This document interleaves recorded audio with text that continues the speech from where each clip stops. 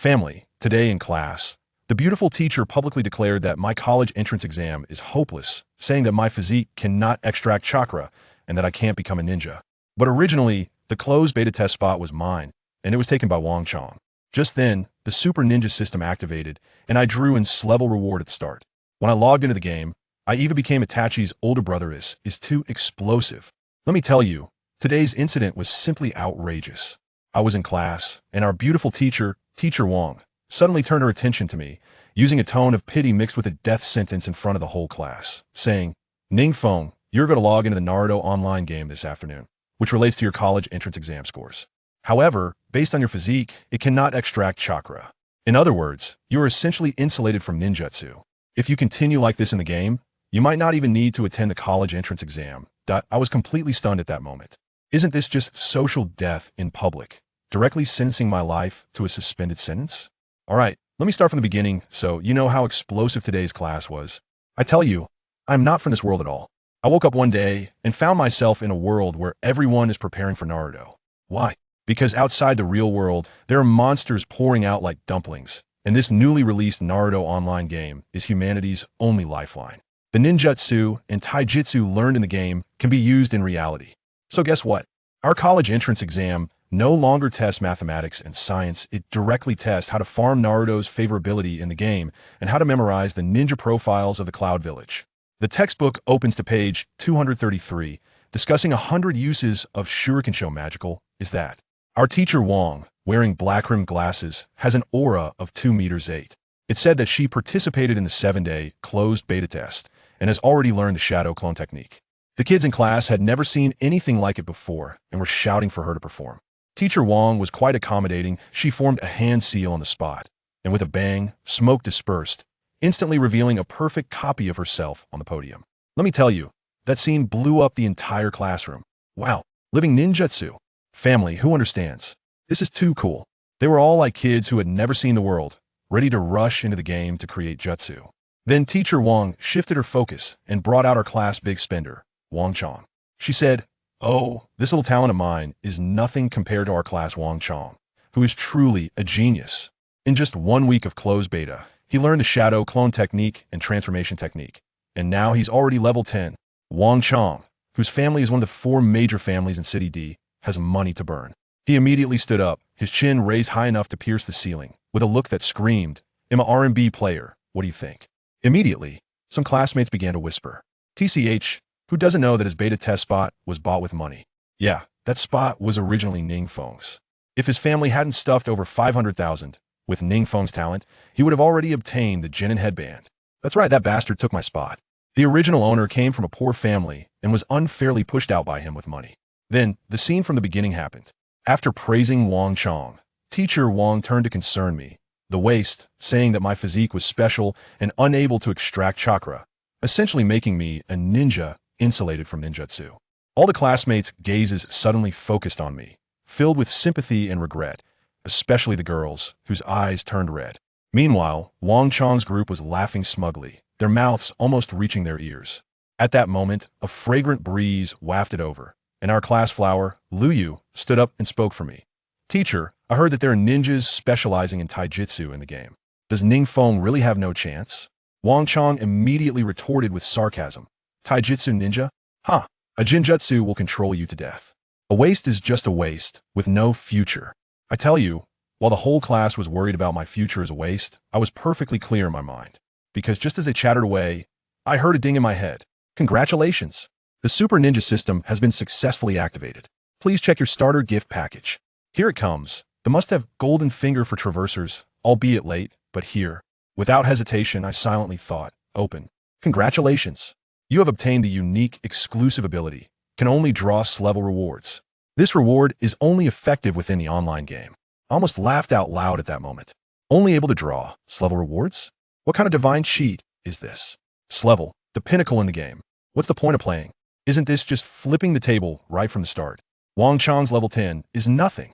The entire world instantly turned into easy mode in my eyes.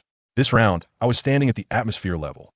After the teacher finished class and left, she dropped a heavy bomb, saying that this year's college entrance exam dungeon is very likely to be the Sand Hidden Raid. Wow, The classroom erupted again, with characters like Orochimaru, the third Hokage, and Jiraiya all making appearances at a hellish difficulty. As I pondered this, Liu leaned over, smelling wonderful. She whispered to me, "NingFeng, don't listen to Wang Chong, you can definitely do it." Saying that, she pulled out 3 explosive tags from her pocket and stuffed them in my hand. These are prepared by my dad. They can help us level up quickly at the start. I have a total of 6, and it'll give you half. I was shocked at that moment. Explosive tags. One of these can be sold in the black market for 100,000 Dragon Kingdom coins, equivalent to 2 years' income for an ordinary family. This girl is really generous. I pushed the explosive tags back, smiling. "Don't worry, I appreciate your kindness. But I can handle this little scene on my own. Come on, with my cheat, I don't need this." Seeing my confident look, which didn't seem forced, Liu Yu finally relaxed. But in the distance, Wang Chong's eyes looked like they could devour me alive. Finally, we reached the afternoon, and the whole school gathered on the playground, preparing to log into Naruto. The principal rambled on for a long time and finally handed out a game login device that looked like a watch. I took a glance. Besides Naruto, there were also options for One Piece, Bleach, and Dragon Ball, but they were all grayed out. The principal also handed out a so-called Naruto strategy guide. I took it and almost vomited my overnight meal. It said, "The strongest in the rain-hidden village. The Akatsuki leader suppresses half of the ninja world. Konoha village is the weakest among the 8 hidden villages. The Sharingan is the weakest bloodline limit. Wow. This strategy is practically a reverse indicator. But that's fine, it's convenient for me to fish in troubled waters." Liu Yu snuggled up to me again, whispering, "NingFeng, I plan to choose the Hyuga clan from Konoha. The strategy says it has a good geographical location. Come with me, and I'll look out for you." I vaguely agreed, since I also plan to go to Konoha. Wang Chong sneered sarcastically beside us. "Choosing a trash village like Konoha? When I go to the sand-hidden village and learn the puppet technique, the first thing he'll do is kill you." NingFeng. I couldn't be bothered to respond to him. The threats of this little brat were like mosquito buzzing. Ding!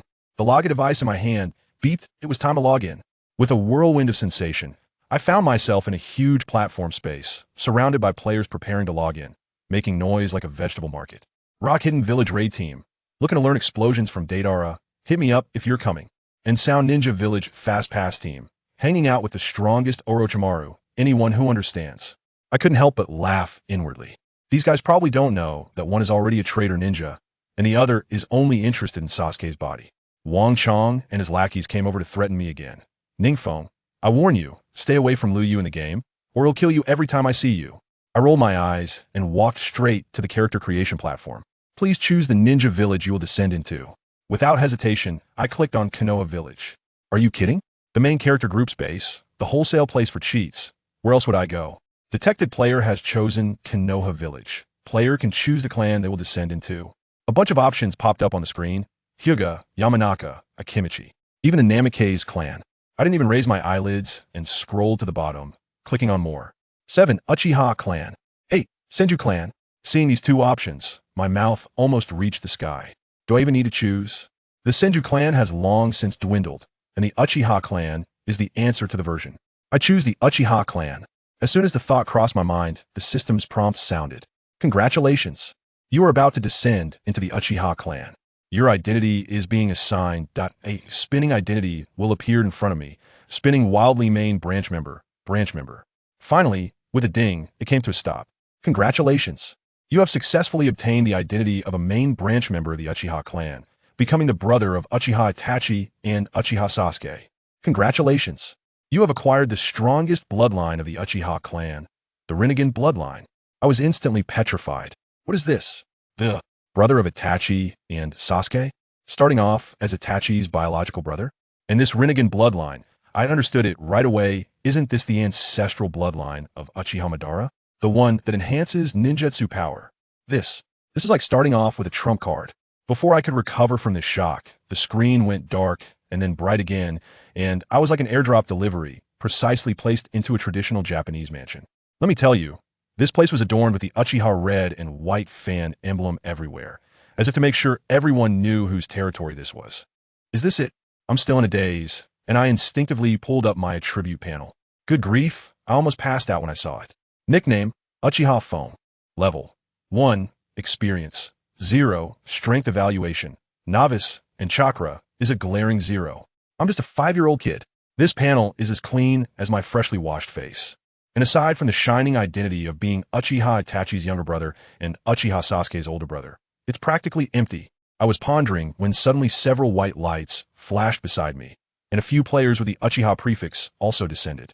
However, I could guess with my little toe that these unfortunate guys must all be from the branch family, while I, as a direct descendant of the main family, enjoy a completely different treatment. Sure enough, as soon as those people stabilized themselves, they started complaining. Damn, the Uchiha clan is really biased, like being outside the fifth ring. Exactly, my classmate chose the Yamanka clan, which is located in the Konoha CBD. If I had known, I wouldn't have chosen this broken clan. I couldn't be bothered with them and directly strode towards the center of the mansion. Come on, I'm here to seek out my talented brother Itachi for a special session. Who has time to waste talking to these extras? As soon as I stepped out, an NPC from the branch family seemed to have eyes like a hawk, jogging over to me and was extremely respectful. Young Master Feng, young Master Yu is waiting for you in the conference room. He has been looking for you everywhere. After saying that, he made a gesture inviting me in, showing great humility. Family members who understands the weight of the main family status. Just stepping into the novice village, and already there's a human navigation and personal service. This experience is simply top-notch. A few players saw this differential treatment and were immediately unhappy, with the leader of the group shouting, "Hey, why is he the only one called, and not us?" Guess what? As soon as the branch family member heard this, his expression instantly turned cold, and he pressed his kunai against that guy's neck, sternly saying, "You are from the branch family. Show some respect to young Master Feng." I glanced at those players who were petrified on the spot, their faces turning green with anger, and felt a sense of satisfaction. I turned and walked straight into the council hall. As soon as I entered, I saw my lifelong cheap dad, Uchiha Fugaku, and my gentle mom, Uchiha Makoto, who was holding a small baby. Standing next to them was the boy whose smile could outshine the sun, Uchiha Itachi. As soon as Itachi saw me, he immediately smiled, and it was radiant. "Kaze, come here. Dad is going to teach you our Uchiha clan's chakra extraction technique today." I must tell you, in that moment, seeing this family so harmonious, I felt a warmth in my heart. In my last life, I was an orphan, and I never expected to experience the warmth of a family in this game. However, I am well aware that these cozy days won't last long. The night of annihilation looms over us like a big knife. No, I must quickly become stronger. I jogged over, and Fuyue handed me a scroll while muttering something about family honor, which made my ears feel like they were about to develop calluses. As soon as I got the scroll, the system prompt sounded with a ding. Main quest, ninjutsu training, activated. Do I even need to ask? I have to accept it. Without a second thought, I clicked yes, and then selected use on the scroll. In the next second, it felt like someone was transferring files into my brain with a USB drive. In an instant, I learned all the information and usage methods for Uchiha chakra extraction technique. When I looked at the properties of this extraction technique, wow, it was more than twice as powerful as the regular version. Congratulations! You have successfully learned Uchiha chakra extraction technique. Your chakra limit has increased to 2,000 points. On my game interface, a blue bar immediately appeared next to the health bar, with chakra 2000 written on it. I glanced at the notes, and it said that 3,000 points of chakra means a lower ninja. I had already filled 2/3 of the progress bar right from the start. It was incredible.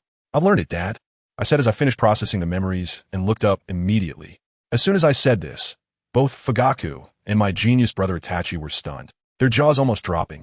Itachi had a look of disbelief on his face. So soon? I took 5 days to learn it back then. Fugaku's eyes lit up even more, and he immediately decided, "Itachi, you don't need to go to the Umbu today. Stay home and teach Peak well." My heart skipped a beat. Has Itachi already joined the Umbu?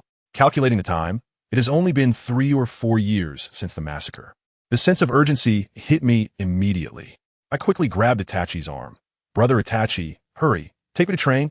Itachi was amused by me and led me to the backyard. As soon as we arrived in the backyard, I couldn't help but laugh. Those unfortunate players from the branch family were busy sweeping the floor and wiping the tables, looking exhausted like grandsons. There was a butler nearby scolding them, saying this was to train their physical fitness. They looked at me with envy, jealousy, and hatred as Itachi personally brought me along. Their expressions were about to overflow. Itachi took me directly to a steaming hot spring and said, "Peek, this is our Uchiha clan's secret medicinal hot spring. Only geniuses can soak in it. Come and experience it." As soon as I heard that, I shrugged off my clothes and jumped in with a splash. Wow, that feeling was like every pore in my body was opened up. and warm currents were rushing into me. The system notification sound in my ear was like firecrackers during the new year, ringing endlessly. Congratulations! Your overall attributes have increased by 2. Your chakra limit has increased by 34 points. Congratulations! Your overall attributes have increased by 2. Your chakra limit has increased by 45 points. I watched as my chakra bar skyrocketed, breaking through 2,200 points in just a few minutes. Suddenly, I felt a massive surge of energy explode within me, causing the entire hot spring to shake 3 times. Congratulations! Your chakra limit has reached the level of a genin. Since you're the first player in the entire server to reach genin chakra, you are awarded a genin chakra gift pack. At the same time, 3 bright red world announcements flooded everyone's screens. World announcement. Congratulations to player Uchiha Fong for becoming the first player in the entire server to reach genin chakra. The entire world channel exploded. A group of people was still struggling with wooden stakes in the novice village, while I had already become a genin. Isn't this a pure dimensional suppression? Itachi, beside me, was stunned and stammered, Fong. You already have the chakra amount of a genin? I ignored him and soaked in the hot spring for a while, the chakra limit rising to 4,200 points before I stopped. Taking advantage of Itachi still being dazed, I quietly opened that big gift package. A large spinning wheel appeared in front of me, and the best rewards on it were bloodline limit, Sharingan, and fire release. Great fireball technique. I silently recited. My S-level cheat explode for me. The pointer spun rapidly, and finally, well, it seems this pointer is quite considerate. It directly stopped between Sharingan and the fire release. Great fireball technique. The system notification sound rang out again. Congratulations.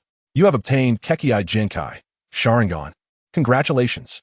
You have also obtained fire release. Great fireball technique. Only children make choices. I want them all. I was so excited that I almost jumped up in the hot spring. Without hesitation, I clicked use. In an instant, I felt like my eyes were filled with 2 bottles of chili peppers, burning painfully. I let out a cry of agony and instinctively covered my eyes. Foam, what happened to you? Itachi was startled and hurried over to support me. When I opened my eyes again from Itachi's shocked pupils, I saw a pair of scarlet eyes with a spinning tomo. Itachi was completely stunned, pointing at my eyes, his voice trembling. You awakened your eyes? Of course. I can't say I got it from opening a gift pack. I can only make up stories. I don't know. I just kept soaking, and then it happened. Although Itachi was puzzled, he was more excited, patting my shoulder and saying a bunch of encouraging words. Then he said he would teach me body techniques tomorrow and disappeared into the umbu. As soon as he left, I stood up. The hand signs for the great fireball technique were crystal clear in my mind, and my hands flew up and down so fast that they left after images. Fire style, great fireball technique. Boom! A fireball larger than a wash basin shot out of my mouth, evaporating half of the hot spring pool's water. This power was much more impressive than when Sasuke used it for the first time in the anime. With this strength, why should I stay at home? I should level up. I quickly got dressed and slipped out of the mansion. As soon as I hit the street, I felt several gazes on me. It was the umbu. It seems the higher-ups in Konoha have already started keeping an eye on the Uchiha clan. I was just thinking when suddenly the street became chaotic. Everyone was screaming, "The fog-hidden spy is here. Run." As soon as I activated my Sharingan, I instantly locked onto a few guys in a crowd with red names. Their levels weren't low, all being bronze bosses in their teens. I was worried I had no place to practice, and here it is right at my doorstep. But before I could even fight the monster, trouble found me first. A few clueless players surrounded me, and the leader, with a name that resembled Hyuga Mountain, had an arrogant look on his face. "Kid, you must be from the Uchiha main family, right? Hand over whatever good stuff you've got, so we can have a look." As he said this, they all closed in. One of his lackeys reached out to push me. As soon as I activated my Sharingan, his movements seemed to slow down 100 times in my eyes. I couldn't be bothered to react. I just threw a punch, and that guy's head displayed a damage of -89. He flew out like a gust of wind, turning into a white light and respawning back in town. Damn! The rest were shocked. The leader, Hinata Yama, immediately took up a Bawa stance, and a group of them rushed at me with kunai. Unfortunately, in my eyes, their slow movements were like a line of people delivering food to me. I won't hold back either. With a quick step back and a swift motion of both hands, fire style, fireball jutsu. I tell you, my casting speed is so fast that it probably creates afterimages in the eyes of those rookies. In the next second, a fireball bigger than their heads shot out of my mouth with a whoosh, instantly raising the temperature of the entire alley. Those guys were left dumbfounded. And I bet the only thought in their minds before they died was, is this really something a level 1 newbie can conjure? Unfortunately, there was no regret medicine for them. The fireball hit them right in the face, dealing over 100 damage and clearing the field in an instant, sending them all back to the city to soak in the hot springs. Wow. The leader, named Hinata Kakan, was pretty fat and dropped a bunch of shurikens, explosive symbols, and gold coins. I quickly went to loot the bag, and the way the NPC shopkeepers looked at me was like I was a monster. The system notification chimed. Congratulations. You picked up 5 shurikens. Congratulations. You picked up 3 explosive symbols. These explosive symbols are amazing. With 300 physical damage, they're simply the ultimate tool for ambushing. The best part is, I killed them at a higher level, and my experience bar shot up dramatically. Just like that, I leveled up to level 3. I felt like I was walking on air. I was sorting through the spoils when I caught a glimpse out of the corner of my eye of a few sneaky guys in the crowd. Their gazes filled with gratitude towards me. I knew exactly what was going on. These bastards were spies from the hidden mist village. Just now, they used me as a smokescreen to draw fire. Now that they see I've handled it, they want to slip away? Dream on. I flashed my body and directly activated my Sharingan, hanging back like a ghost. You wouldn't believe it. This group really knows how to pick a spot. After winding through several turns, they ended up at a rundown house outside the village. Once the leader, named Kakashi Guy, hit the information scroll, I casually emerged from the shadows. Let me tell you, my aura at that moment was off the charts. I said nonchalantly, "Hey, friend from the Mist Village, you've worked hard coming all this way. It's still not too late to kneel and beg for mercy." At first, they thought it was a big shot from Konoha Esumbu, which made them shudder. But when they turned around and saw just a kid like me, their expressions instantly changed from fear to one of condescension, as if to say, "Are you teaching me how to do my job?" That Kakashi guy even mocked me, saying, "Little brat, didn't your elders teach you not to meddle in others' affairs?" As he spoke, he began to hand sign, intending to take me out in an instant. But then, the most shocking scene of his life unfolded. I widened my eyes and bam, a pair of crimson Sharingan lit up the night like 2 searchlights. They immediately broke down. Sharingan, Uchiha. He has Sharingan at such a young age. Now, they finally understood why I was able to find them. Kakashi guy stopped pretending to be cool and quickly started forming signs. Water release, small water dragon. A few of his underlings also charged at me. TCH, is that all? I hadn't even learned the body replacement technique or the shadow clone technique yet, but with my eyes, learning those things would be a piece of cake, right? I was faster than them, forming signs quicker than the 3 of them combined. Fire release, great fireball technique. Another massive fireball was thrown right at their faces. Bang, bang, bang. Those guys were clever. They immediately used the body replacement technique to turn into wood. But who understands? Just with that glance, I heard a ding in my head, and the system notified me. Congratulations, you've learned body replacement technique. Wow, on-site teaching, huh? I immediately put it to use. As they charged at me, I clasped my hands and transformed into a piece of wood faster than they could.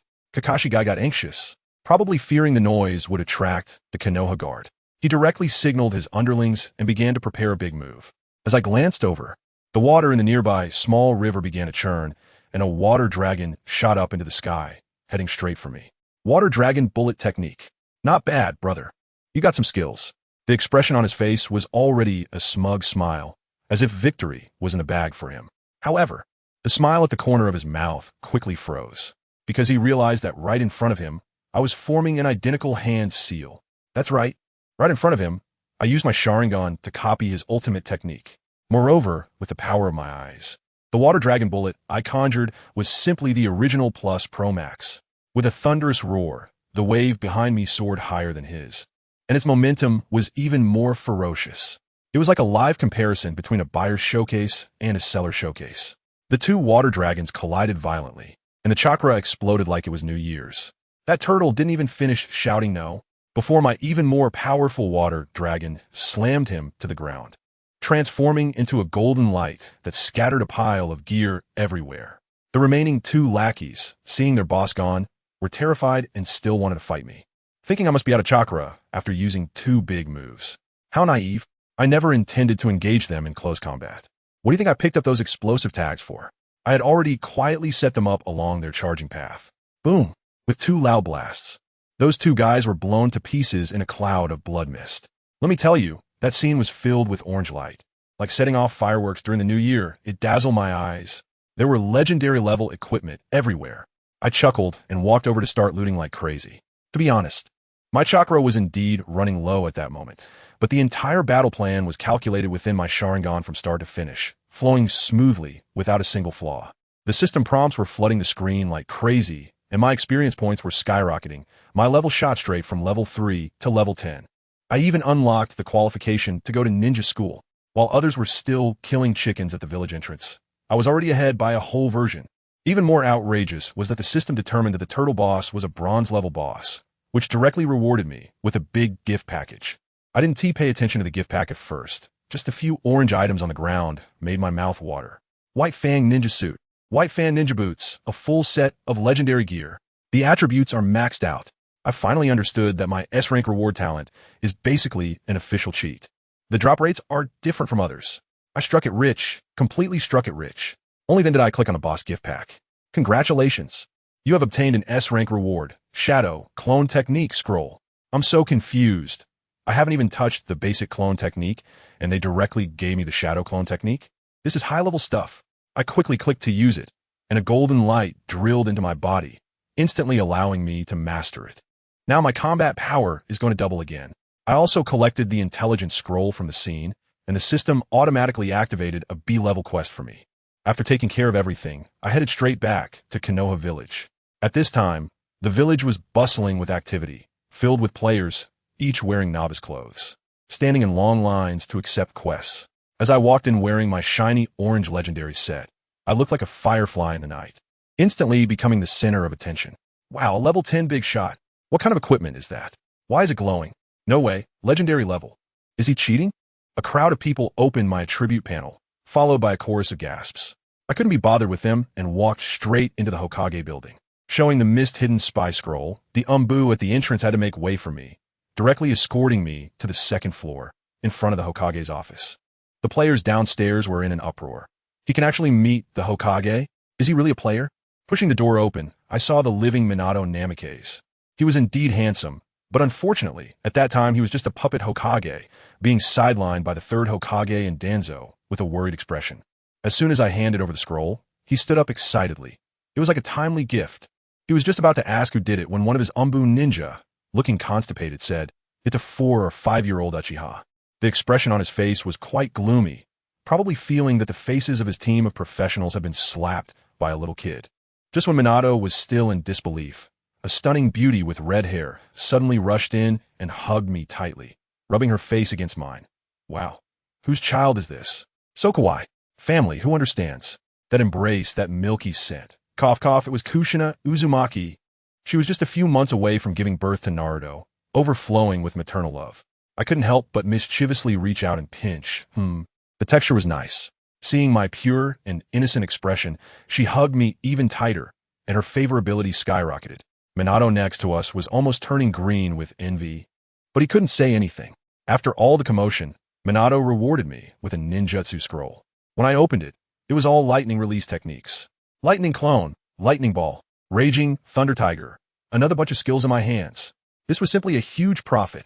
I happily bid farewell to Kushina and left the Hokage building. As soon as I stepped outside, I saw several shadows swiftly heading toward the location where I had previously discovered the spy. Clearly, it was the Umbu dispatched by Minato to eliminate the remaining forces. I looked at my attribute panel, and the ninjutsu section was filled with a dazzling array of options, making me feel great inside. It was getting late, and I was about to head home when suddenly I heard the sounds of a fight coming from a nearby grove. I leaned in for a closer look, and wow, isn't that Kakashi and Might Guy? One is wearing a mask and flaunting his white hair, while the other is in a green jumpsuit, burning with youthful energy. This is an once-in-a-lifetime opportunity. I quickly found a corner to squat down and activated my Sharingan to learn from the scene. I have to say, this Sharingan feels like I've installed some hacking software. Just one glance and I can understand. Congratulations! You've learned the Leaf Hurricane. Congratulations! You've learned the Leaf Whirlwind. It's just like downloading an app. Ding ding ding. I picked up Might Guy's taijutsu pretty quickly. By the time I was done observing, they had finished their fight and noticed me. That sly Kakashi instantly appeared in front of me, kunai pressed directly against my neck. But then, with a flash of white mist, he only stabbed my shadow clone. What incredible reflexes! Might Guy was amazed, realizing I had mastered the shadow clone technique. I silently appeared behind Kakashi and executed a newly learned Leaf Whirlwind. Leaf Whirlwind. Kakashi was even more shocked and quickly raised his hand to block it. Next to him, my guy's eyes were almost popping out. Whoa, you learned my Leaf Whirlwind just by watching for a bit. I quickly gathered my composure and put on an innocent expression. You two big brothers are amazing. I was just passing by to learn a bit. I didn't mean anything else. I'll be on my way now. Kakashi then lowered his guard.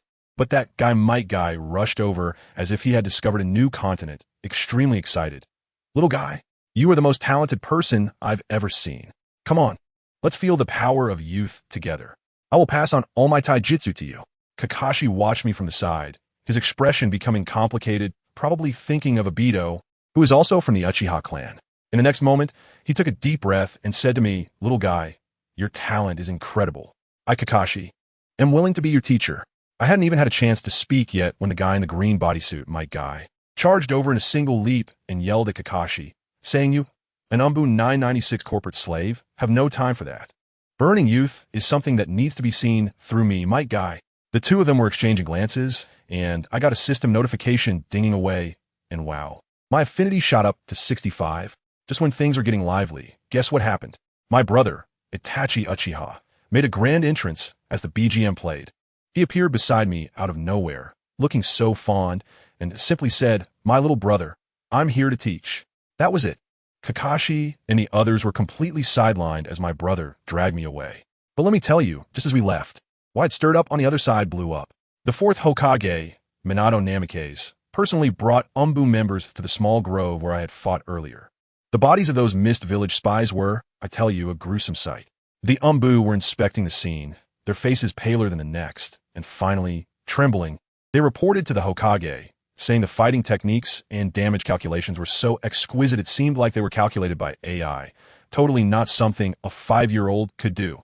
Upon hearing this, Minato crouched down to take a look and was shocked, muttering this, 5 years old? What a joke. Just then, Kakashi also arrived in an instant. Hearing the Hokage speak about this, he was stunned and hurriedly reported everything about how I had replicated the water dragon jutsu right in front of him. Goodness, after hearing that, Minato and the others nearly dropped their jaws to the ground, probably thinking, is the Uchiha clan going to the heavens? One Itachi isn't enough. And now there's someone even more outrageous? Anyway, while they were shocked, my brother Itachi took me home, and halfway there, he diverted me to the Uchiha clan's back garden, where I met another person, Shursui Uchiha. I tell you, this guy is a legendary big shot.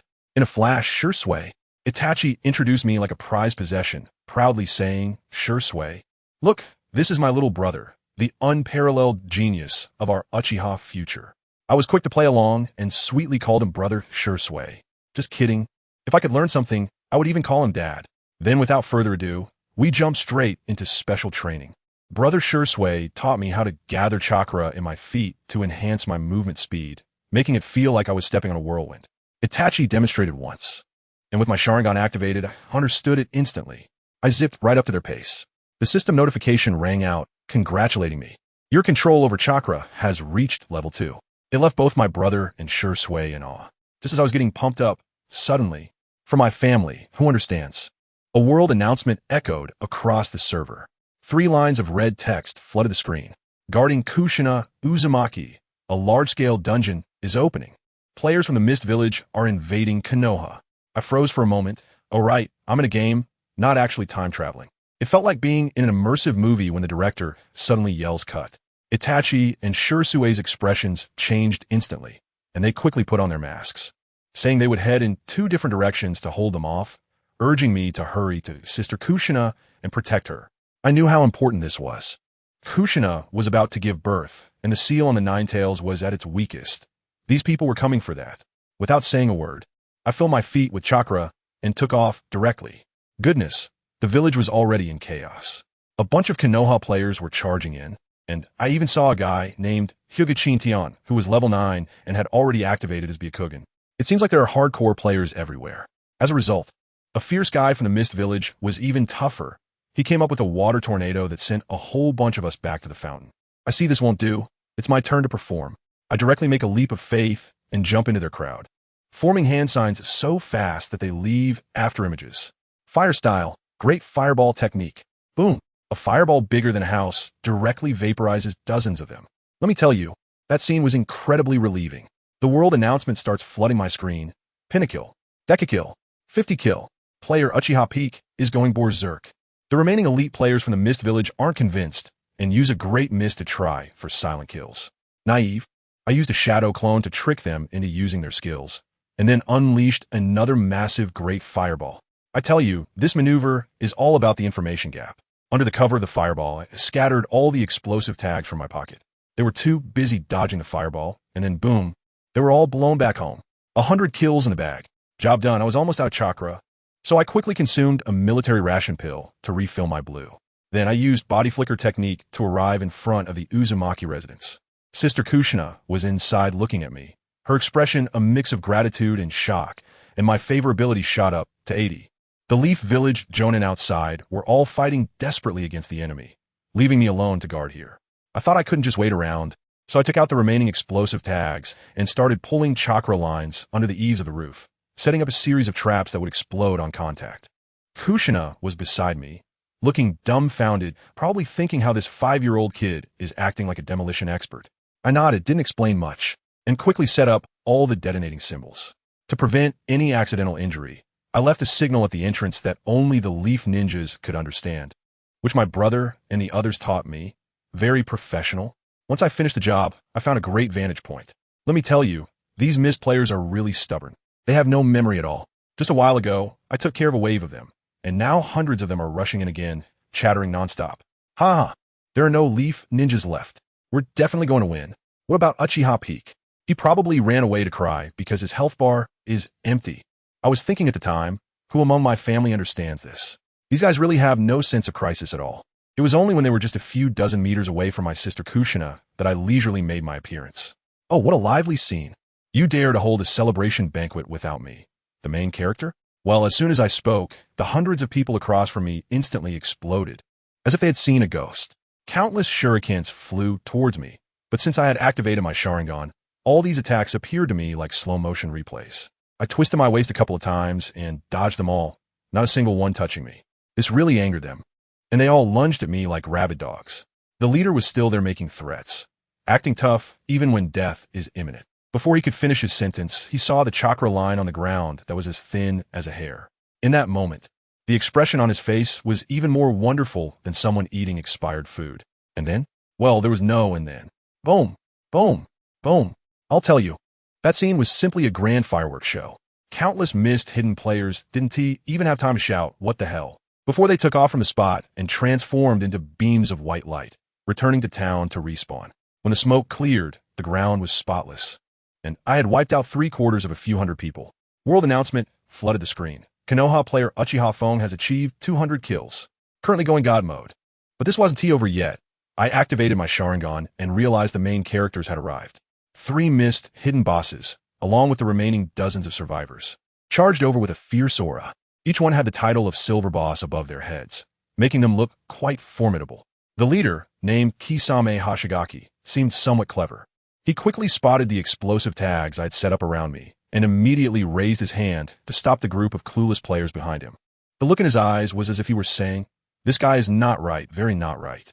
Of course, if I didn't have some skills, would I dare to stand here alone waiting for you hundreds of people? Just as I was pondering how to send these bosses away too, that Kisame Hashigaki quickly formed hand seals with both hands and shouted, "Water release. Water dragon bullet." Wow, 2 water dragons appeared out of thin air, roaring and extinguishing all the explosive tags I had set up. The remaining missed hidden players, upon seeing this, immediately burst into laughter, thinking I was out of cards and just a toothless tiger now. I laughed at that moment. You thought I was on the 1st level, but in fact, I was on the 5th level, just when everyone's attention was focused on those 2 water dragons and me. The version of me, standing in front of them, suddenly turned into a puff of smoke with a bang. That's right, it was a shadow clone, purely an attention-grabbing decoy, meant to draw fire. The real me? I had already used a transformation technique to blend in with their crowd. That boss called Dry Persimmon Sweet Pepper, he was still feeling smug a second ago, and the next second he felt a chill in his lower back. I directly reverted from my teammate's form, and with a kunai, I stabbed him in the back. Maximum damage. At the same time, I threw all the remaining explosive tags, sticking them on the faces of those bosses and remaining soldiers. Transformation technique? Shadow clone. The boss only realized it right before dying, but it was too late. Boom! Another earth-shattering explosion, and the world fell silent in an instant. I teleported to the rooftop, looking down at the cleared battlefield, hiding my achievements and name. The world announcement went crazy, repeating 3 times, 300 kills, achieved, and the dungeon quest declared victory. The entire world channel exploded. Players from the Hidden Mist were furious, cursing that I couldn't play fair, using explosive tags for a sneak attack. The brothers from Konoha fired back with full force. It was incredibly satisfying. I couldn't be bothered with them and went straight back to Sister Kushina's side. The mission completion interface popped up. Guess how many points? 210,000. First place on the dungeon leaderboard. I opened the exchange store, and wow, the items inside are really tempting. Ice release, magnet release, they look really cool. But they're also really expensive, and I can't even count the zeros at the end. I can't afford S-rank ninjutsu. Just when I was about to give up, I found 2 amazing items in the corner of the other category. Ninjutsu upgrade scroll and Kekkei Jinkai upgrade scroll. Wow, isn't this just tailor-made for me? I immediately spent all 180,000 points on it, upgrading Shadow Clone and upgrading Sharingan. Congratulations! Your ninja technique, Shadow Clone, has been upgraded to multiple Shadow Clone technique, Forbidden technique. Congratulations! Your Sharingan has been upgraded to 2 Tomo Sharingan. I tell you, in that moment, I felt like I had transcended. My control over chakras skyrocketed, and the world seemed to have a slow-motion effect. I could clearly see a few ants fighting under a tree 5 kilometers away. On the attribute panel, my ninjutsu power and chakra limit both increased by 20. This is an absolute win.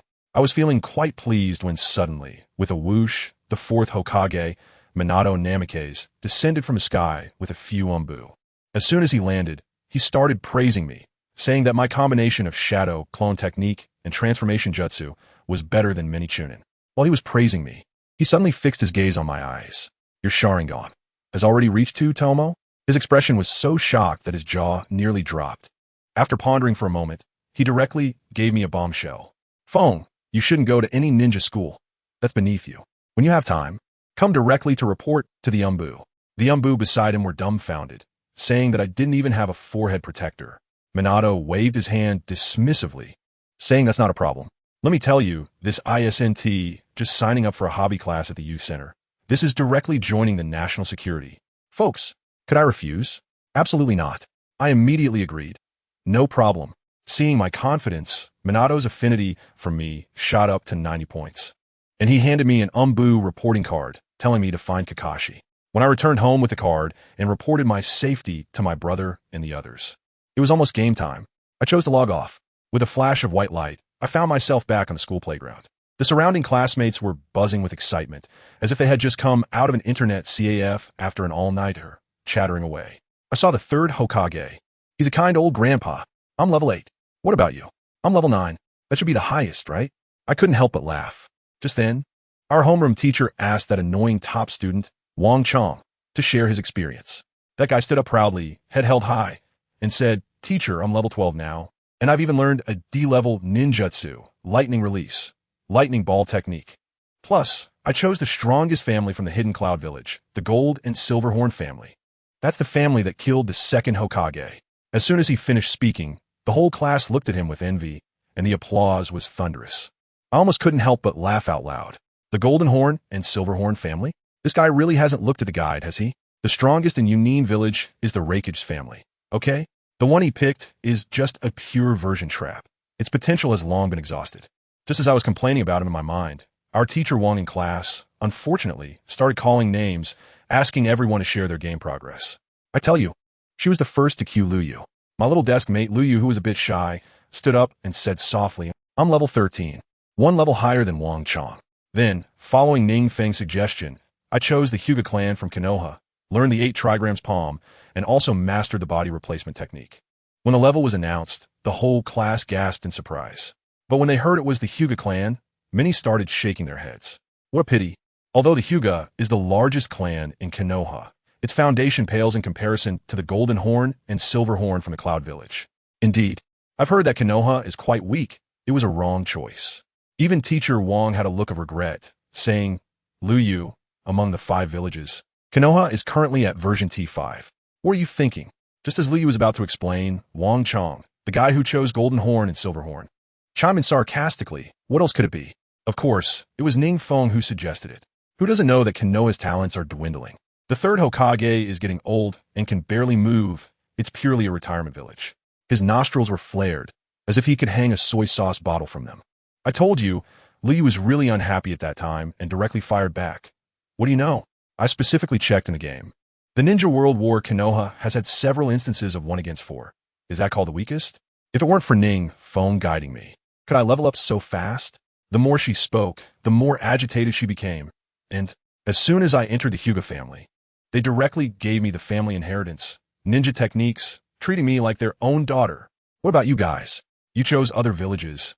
Don't even get me started on ninja techniques. I heard some people are so poor they can't even afford ninja school. They have to grind for their own equipment. Once she said that the impact was too strong. Who understands the family dynamics? Half the class turned green with embarrassment, clearly struck at a sensitive spot. In an instant, everyone's gaze was focused on me, as if they were looking at some hidden master. Wang Chong, seeing that all the limelight was stolen by me, was extremely sour and immediately started to stir trouble again. He just got lucky, right? I remember he chose the Uchiha clan. As soon as he said that, whispers started again in the crowd. All right, the guides we got said the Uchiha was the worst clan. Yeah, there was only one person named Uchiha Feng who was popular for a moment. That clan itself is a pit. Great.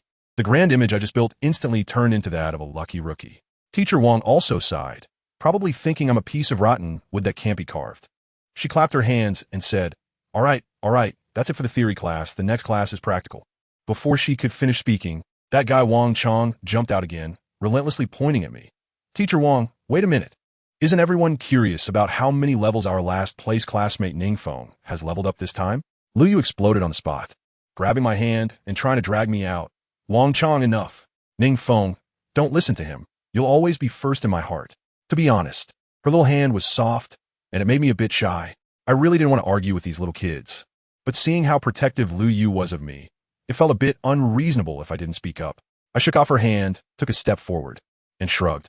All right, since everyone is so curious. Wang Chong and his few lackeys already had smug smiles on their faces, waiting to see the show. I cleared my throat and spoke slowly. Sorry, but I might disappoint you. Before I went offline, my level was 16. All right, I also mastered a few B-level and A-level ninjutsu, but it's not a big deal. I've already been quite conservative in what I said. I can't just tell them that I have several forbidden techniques in my hands and that I'm about to join the Dark Division as a civil servant, right? As a result, with just this humble statement of mine, the entire classroom fell into an instant silence. Level 10, level 16? Hey, A-rank ninjutsu. How is that possible? ISNT, the Uchiha clan, the weakest family. Everyone in the class was dumbfounded, as if they had been struck by lightning. Just think about it. The top student in their class, Wang Chong, only has a D-rank ninjutsu to his name, while I'm starting at A-rank, which is a full 3 levels higher than him. This is simply a dimensional blow. Liu Yu grabbed my hand, her eyes filled with little stars, almost turning into my devoted fan. Wang Chong was the first to react, bursting into laughter. NingFeng, come on, is this how you brag? Have you found your cyber mouthpiece? His few sycophants also chimed in. Yeah, who can't brag? The other students in the class began to waver, their expressions shifting from shock back to skepticism. Even Teacher Wang came over to mediate. Wang Chong, that's enough. NingFeng is just joking, seeing that no one believed me. Liu Yu's face turned red with anxiety. What NingFeng said is definitely the truth. He never brags. I watched this farce and couldn't be bothered to explain, so I turned to leave. Suddenly, Wang Chong threw a shuriken from behind me, aimed straight at the back of my head. It was so fast that even the teacher couldn't react in time. Liu Yu screamed and tried to block it for me. But what happened? Without even turning my head, I extended 2 fingers and effortlessly pinched the shuriken. The classroom was a bit dim, and in that instant, my eyes turned a deep crimson, with 2 Tomo slowly rotating within. Sharingan. It was the 2 Tomo Sharingan. Wow, I had seen this in the strategy guide. It was said that only the geniuses of the Uchiha clan could awaken it. Didn't they say the Uchiha was a trash clan? But these eyes, you don't know anything. The guide also mentioned that an Uchiha without awakened eyes is weak, but once they awaken, they become a different species. Wang Chong was startled by my eyes and shivered, but he still bravely lunged at me. I couldn't even be bothered to lift my eyelids. I just kicked him out with 1 foot. As he struggled to get up, suddenly, The entire teaching building was filled with a piercing alarm sound. Teacher Wong's face turned pale instantly, and he shouted, "Monsters are attacking. Everyone close the windows. Hurry." The whole class went crazy, as if they had been electrocuted, rushing to close the windows and lock the doors, and the entire school was in chaos in an instant. I looked out the window, and good grief. A large group of creatures resembling leopards had suddenly appeared on the playground. They were about the size of adults, with blood-red eyes, frantically scratching at the glass of the teaching building. They were sea-level demon beasts, the Hunyuan mountain cat. A knowledgeable classmate trembled as he spoke, saying that only a high-ranking lower ninja could deal with them. We were doomed.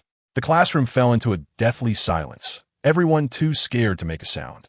Just when it seemed hopeless, that Wang Chong, whom I had kicked away, suddenly came up with a terrible idea. He said, tremblingly, "We need to find someone to go out and draw them away. Whoever in our class has the worst grades has the lowest chance of survival. I think it's most suitable to let the one in last place go." As soon as he said this, everyone looked at him with disdain. But to be honest, some people were already starting to waver. Teacher Wong was about to say she would go herself, but I couldn't take it anymore. Fire release. Great fireball technique. I walked directly to the window, formed a hand seal with both hands, and unleashed a huge fireball outside. With a loud bang, several bobcats that were crashing into the glass were instantly turned to charcoal, their bodies smashing through the glass and falling into our classroom. The one who did this was me. At that moment, the entire principal's office was in chaos. Principal Wong was sweating profusely as he looked at the increasing number of bobcats outside, urgently calling for support from the city shelter with a walkie-talkie. Just as he was about to rush out with a few teachers, holding explosive talismans to fight desperately, suddenly, a teacher pointed outside, his voice trembling. "Principal, look." Principal Wong followed his direction and was instantly frozen. He saw a teenager, which was me, moving my hands so quickly it was almost imperceptible, forming a hand seal, and then conjuring an enormous fireball that instantly cleared a section of the demon beasts. Is this B-grade ninjutsu the Great Fireball? No. The power and range are far beyond B-grade. His ceiling speed. I couldn't even keep up with my eyes. Several teachers were so shocked, their jaws nearly dropped. Then, an even more mind-blowing scene unfolded. I formed hand seals again, and with a series of popping sounds, several identical copies of myself appeared beside me. A multiple shadow clone technique. One teacher exclaimed in disbelief, This is forbidden ninjutsu, isn't it?" Principal Wong was also dumbfounded. He couldn't comprehend when such a monster had emerged from his school. I didn't pay any attention to them and quickly cleaned up the remaining bobcats. To be honest, this was my first time using abilities from a game in real life, and it felt exhilarating, completely in sync with no discount at all. Just as I was checking my results, I found a shiny bead that fell out of a bobcat's corpse. As soon as I picked it up, the bead transformed into a beam of light and merged into my body. I felt my chakra limit increase slightly. "This student," a voice came from behind me, and I instinctively used a substitution technique, instantly appearing behind him with a kunai pressed against his neck. "Wait, don't make a move. I'm Principal Wong." The middle-aged man was so scared that he nearly lost his mind. I finally recognized him and retracted the shuriken. Principal Wong looked at me in shock, then glanced at the corpses of the monstrous beasts scattered on the ground. After a long moment, he finally recognized me. "You are NingFeng? Good kid. Thanks to you this time, I represent the whole school to thank you." At that moment, Lu Yu and the rest of the class rushed out. Seeing that I was unscathed, Lu Yu let out a long sigh of relief. The way the other classmates looked at me had completely changed. It was a gaze mixed with awe, admiration, and a hint of fear. They finally understood that what I had said before was not just bragging. Wow, it turns out NingFeng is the real big shot, and he is so low-key. Looking at Wang Chong again. He had just wanted to send classmates to their doom. How disgusting. At the back of the line, Wang Chong, seeing that the danger had passed, started to act tough again. Oomph. I already knew that NingFeng's strength was impressive. What I said earlier was just a joke, to lighten the mood. Lu Yu mischievously pointed in the distance. "Wow, look, a few bobcats are coming over." Wang Chong, scared, let out a yelp and grabbed a classmate next to him to use as a shield. At this moment, his persona was completely shattered. I couldn't be bothered to deal with him, so I said to Teacher Wong, "Teacher, can we leave school now?" Teacher Wong was still in a daze and instinctively nodded. Just as I was about to leave, Principal Wong grabbed me and said, "NingFeng, with your strength, you must be at least a high-level lower ninja. To thank you, the school has decided to give you some resources. Here, take this. It's a reward for you." He handed me a scroll. I opened it and was stunned. The scroll was filled with complex jutsu formulas, with the words Chidori written beside it. A-ranked ninjutsu, Kakashi's signature technique, Chidori. I was just worried about not having a powerful single target burst skill, and this is like a pillow sent to me when I'm sleepy. Back in my small room assigned at the orphanage, I was just about to rest when there was a loud knock on the door. It was Liu. NingFeng. NingFeng, you have to see this. You're trending. You're on the hot search. This girl was like a little fan, shoving her phone in my face. The screen was playing a video of me using Fireball and Shadow Clone to beat up a lynx, and the bullet comments were flying, all praising me as a true ninja with 666 from the big shots. Look, someone said your moves are similar to the #1 player in the whole server, Uchiha Phone. Liu was even more excited than I was, bouncing on her feet. Seeing her bright eyes warmed my heart. I said, you have a part in this too. Without your encouragement, I might not have had such motivation. As a result, my seriousness made her shy, and her face turned red. She stammered that she had something to do and ran away like a little rabbit. I shook my head with a smile, closed the door, and took out the 1,000-bird scroll.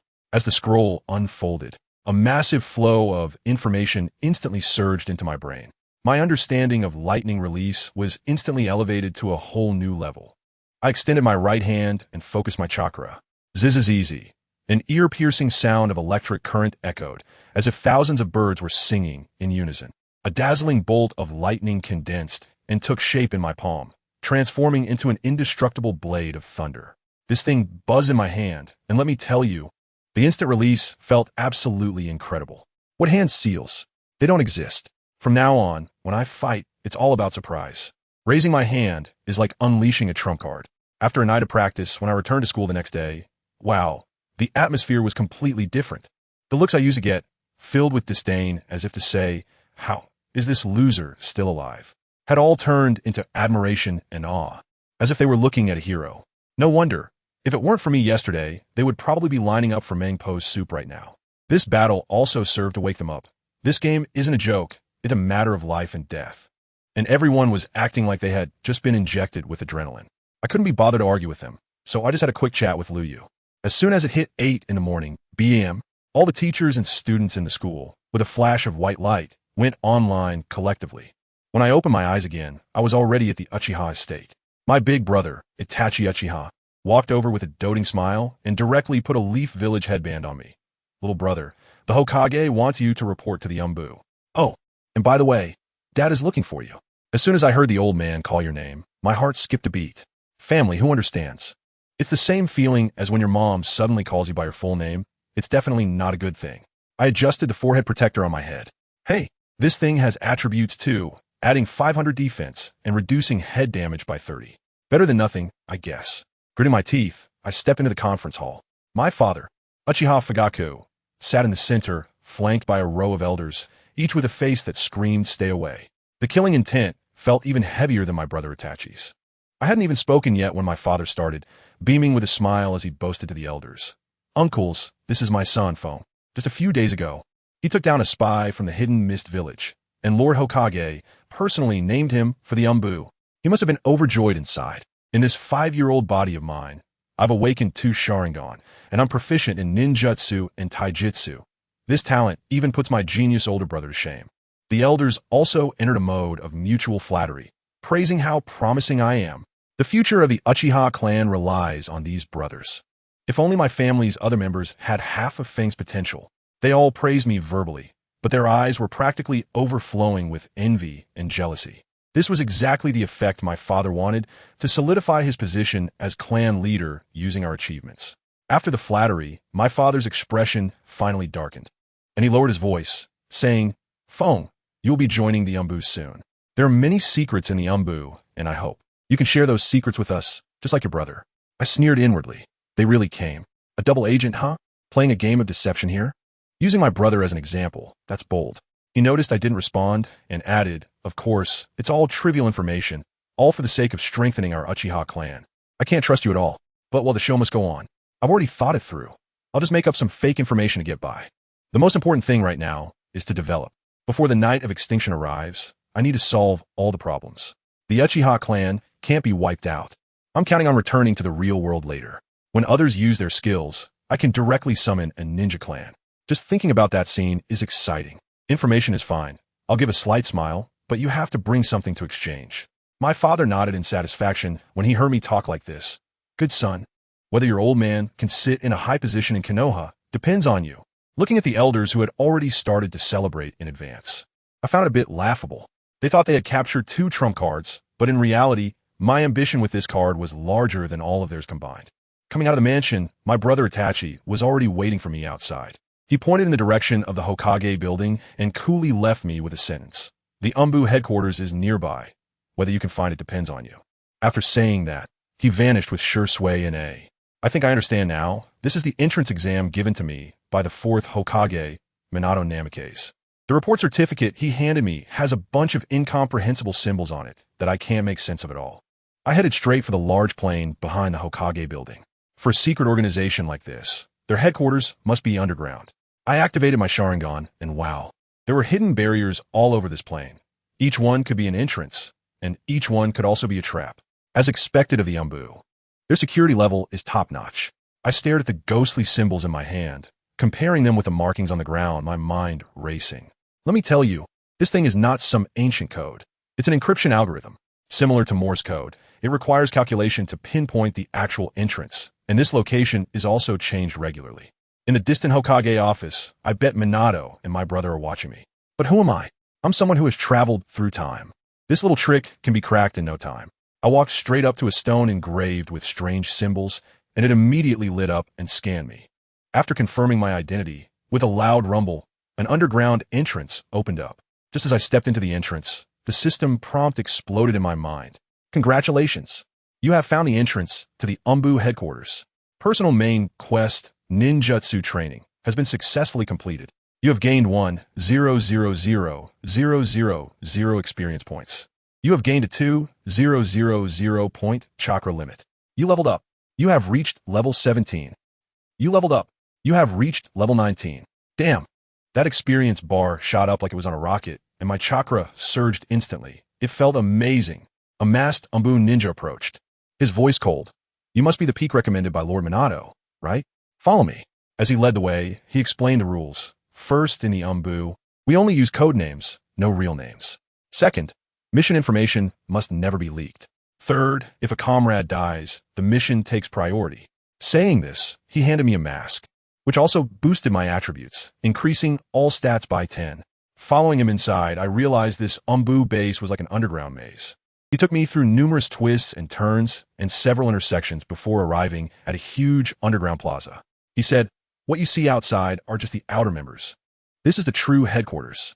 This place was like a super intelligence center, with countless masked ninjas busy at work.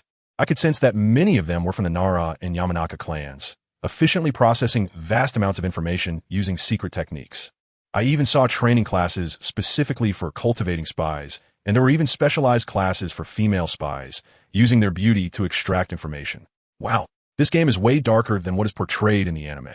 Finally, he brought me to the door of an office and knocked. "Captain." Inside sat a man without a mask, his gaze sharp as a knife, making me feel uneasy. This guy definitely crawled out a mountain of corpses. His strength was at least on the level of a Kage. Above his head, his name displayed, Umbu Commander Sarutobi Shino.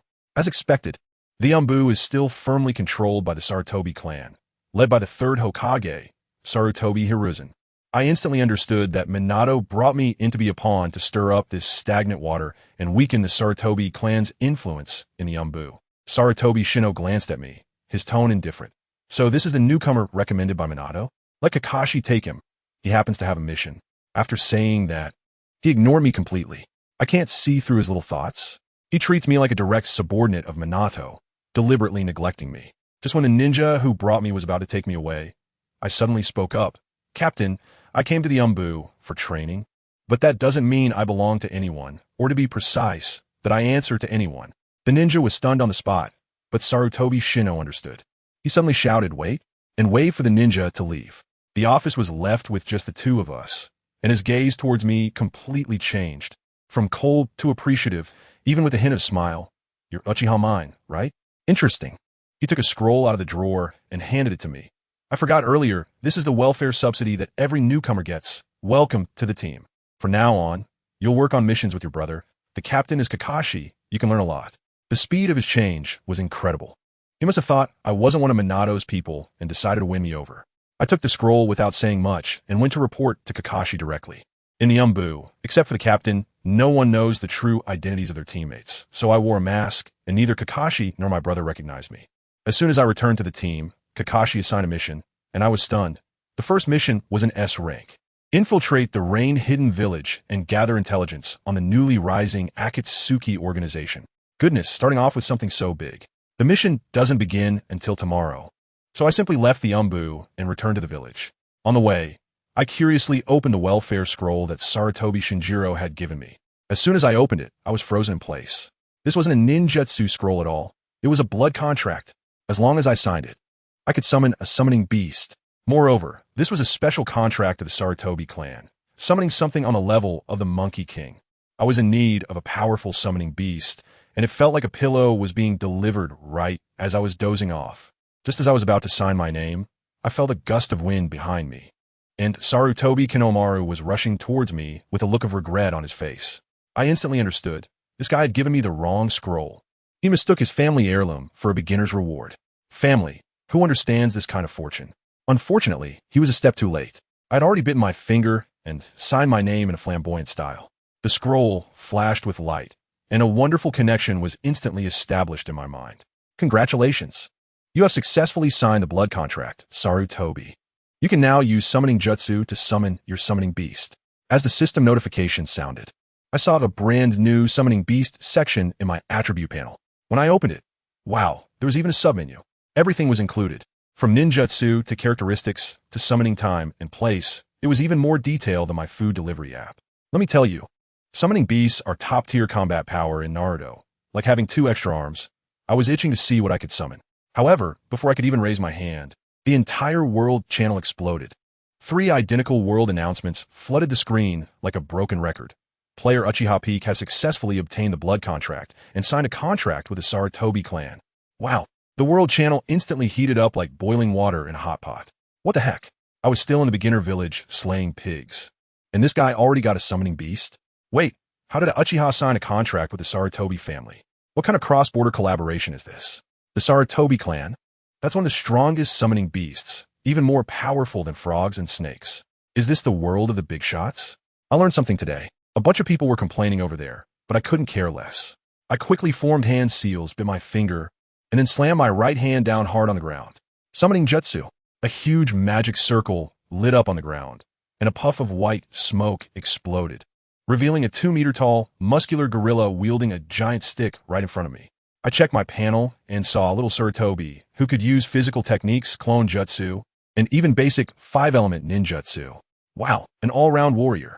The only downside was that I didn't have enough chakra. Otherwise, summoning the 3rd Hokage's Sarutobi King wouldn't be impossible. I took a closer look at the summoning beast upgrade list and gasped in shock. 2,000 chakra is for the little monkey demon, 30,000 for the big monkey demon, and 100,000 for the arm-extending monkey demon. All the way up, 20,000 can summon the Monkey King. 40,000, does anyone understand? 40,000 chakra can directly summon the 4-tailed beast, Sun Wukong, although you have to subdue it first. The prospect is so enticing that I'm drooling. Just when I was feeling good, that guy Sarutobi Shino, an AMBU member, walked over with a pained expression and handed me a vial of medicine. He smiled wryly and said, "Not bad, kid. You can summon the little monkey demon right from the start." This vial of secret medicine was originally prepared for myself. Since you used the scroll, I'll give it to you. I took a look and saw Yamato Clan's secret medicine. Chakra limit 10,000, summon beast level 1, with a small chance of directly 2. I'm so dumbfounded. Isn't this just an official cheat? If I'm lucky, can I directly skip the Great Ape Demon and summon the arms-extending Ape Demon? I quickly thanked him. This guy must be bleeding inside, but there's nothing he can do. After all, I'm the one in charge. I could only take it as a favor. He patted me on the shoulder and left. I immediately slipped away, taking advantage of the fact that no one was around, and sneaked back to the Uchiha mansion. Once I got home, without saying a word, I took the medicine. With a bang, I felt a torrent surge in my body, and every cell was having a party. The system notifications chimed, my chakra limit increased by 10,000, and my contract level also rose by 1 tier. That feeling was amazing. I'm feeling great here, completely unaware, because I've joined the and the upper echelons of Konoha are in an uproar. Especially a guy named Danzo. That old man wrapped in bandages, thinks my joining the Umbu is a signal from the 4th Hokage, Minato Namikaze, to challenge the 3rd Hokage, Hiruzen Sarutobi. This old schemer wants to stoke the flames in between and profit as a bystander. At this moment, in a dark basement, Danzo listens to his subordinates' reports. Oh, Sarutobi Shinjiro has tasked Kakashi and the others to infiltrate the Rain Village. His single eye gleams with calculation, and the team members are Itachi Uchiha and Shingen Uchiha. All trusted aides of Minato Namikaze. Very good. He smirks and coldly says to the several root ninjas behind him, "It's time for you to take action." His logic is simple. Eliminate all of Minato's confidants and frame the 3rd Hokage, so he can reap the benefits and become the 5th Hokage. Dream on. Just as he was about to finish his dream, another subordinate reports. Lord Danzo, the Sarutobi clan gave Shingen Uchiha a blood contract yesterday. Now the old man can't sit still, thinking, the Sarutobi family is investing heavily to win this kid over? Who is this Shingen Uchiha? He immediately changes his orders and commands his subordinates. Annihilate Kakashi's team, but leave Shingen Uchiha alive. Of course, I had no idea that this old schemer was plotting against me. I practiced all night and went to the village entrance to gather the next day, full of energy. But when I arrived, what a surprise. 3 teammates wearing Umbu masks, all with glaring red characters above their heads. Hyuga Rainbow, level 29, Root Reserve member, silver level boss. Akimichi Natsuki, level 27, silver level boss. Orochimaru Kishu, level 26, silver level boss. I felt a sudden jolt in my heart. That old fox Danzo was quick to act, sending someone to impersonate my teammate, trying to take me out on the way out of the village. The fake Kakashi, leading the group, even pretended to exchange signals with me. I opened my mouth and blurted out something nonsensical, and he actually nodded seriously. The signal is correct. Let's go. I couldn't hold it in any longer. Their skill level was just too poor. The 3 of them foolishly led the way in front, completely unaware that my Sharingan behind them was already flashing with a dangerous light. Meanwhile, Itachi and Kakashi had also encountered imposters, but with their strength, they took care of them in no time. However, after the enemies died, they turned into poisonous mist, and their bodies melted away, leaving no clues behind. Itachi immediately realized it was the work of the root and became anxious, worried that I, being a rookie on my first mission, would fall for their tricks. He hurriedly rushed towards me. On my side, I was trailing behind those 3 fake teammates, pretending to be a curious baby, innocently asking, "Captain, what is our mission this time?" The fake captain glanced back at me, probably thinking how could there be a chatterbox in the Umbu? Infiltrate the Rain Village and gather intelligence. Oh, I see. I nodded obediently, but the Crimson Two-Tomo Sharingan gleamed even brighter. Suddenly, taking advantage of his momentary distraction, I flashed forward, and the kunai in my hand drew a cold light as I slashed at the neck of a nearby Root Reserve member. With a thud, that guy didn't even have time to scream before he fell straight down, dropping a pile of equipment. Congratulations. Level up by defeating an enemy of a higher level.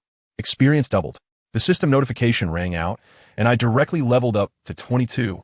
Before the other 2 could react, I pounced on the second one. That guy was quick to react, blocking my attack with his kunai with clang. "You little brat. You actually noticed." The leading fake captain was both shocked and angry, landing with the remaining companion, tearing off the Umbu mask to reveal the root mask underneath. "Lord Danzo originally wanted to spare your life, but it seems you know too much." As he spoke, he threw out a chain wrapped in lightning, while the other pulled out a massive wind shuriken. I let out a cold grunt and charged forward. The chains came crashing down on me like a torrential storm. If it weren't for my Sharingan, I would have been sliced into sashimi. I blocked while looking for an opportunity, when suddenly a shadow clone descended from the sky, accompanied by Chidori, and charged down. The captain thought it was my real body and hurriedly used the chains to defend. At that moment, the clone puffed into smoke, while my true self, wielding the real Chidori, passed right through him from behind. "Congratulations. You have defeated a Nin above your level. Level up to 23. Looking at the crackling lightning in my hand, I truly realized how powerful Chidori really is. Now there was only one left, and that guy didn't back down. He clapped his hands, and several white snakes slithered out from his sleeves to bite at me. Ninja technique, hidden shadow, snake hands. In front of my double Tomo Sharingan. The trajectories of those snakes were crystal clear. I easily dodged and threw a kunai, only for the opponent to puff into smoke as well. It was a shadow clone. Immediately after, 3 identical figures rushed at me from different directions, each holding explosive tags. As I retreated, I quickly formed hand seals with both hands. Fire style. Fireball jutsu. A huge fireball instantly engulfed those shadow clones. Amid the rumbling explosion, I locked onto the real body, hiding in the shadows with the insight of my Sharingan. Another Chidori came crashing down from the sky, and with a squelching sound, the battle was over. I took a deep breath and quickly picked up all the light spots on the ground. Congratulations! You have obtained the Shadow Ninja Armor, Legendary. Congratulations! You have obtained the Shadow Belt, Legendary. Congratulations! You have obtained the Shadow Ninja Boots, Legendary. Family, I just got a whole set of legendary shadow gear. When worn, it can change color based on the environment, increases transparency by 50, and reduces chakra presence by 50. Isn't this just a physical invisibility cloak? What's even better is that I also got a Jinjutsu scroll, Naruto's technique, just like Orochimaru's.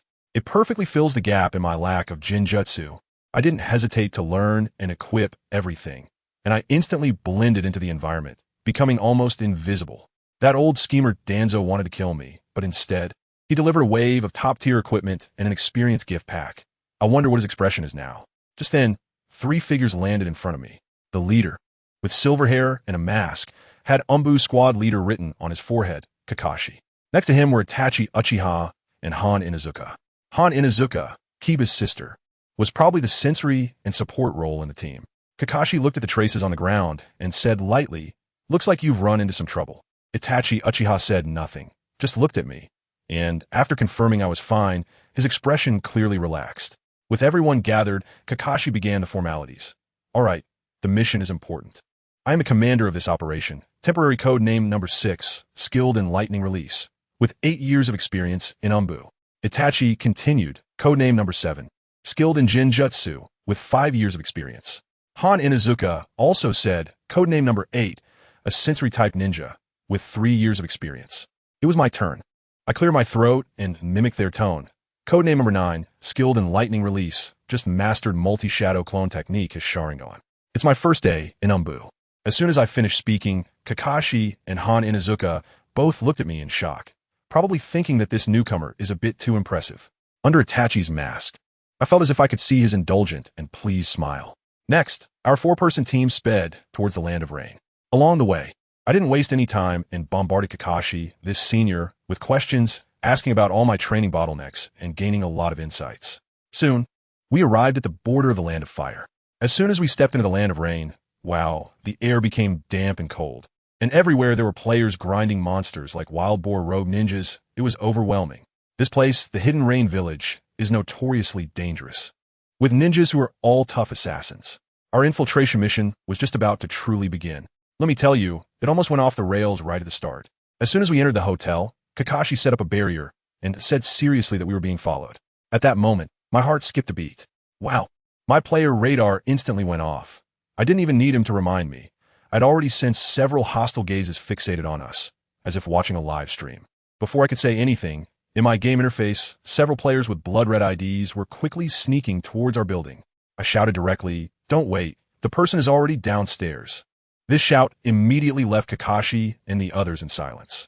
The one responsible for sensing, Inazuka Hana, was stunned on the spot. She quickly formed hand seals to enhance her chakra on her nose, and only then did she realize there really were enemies.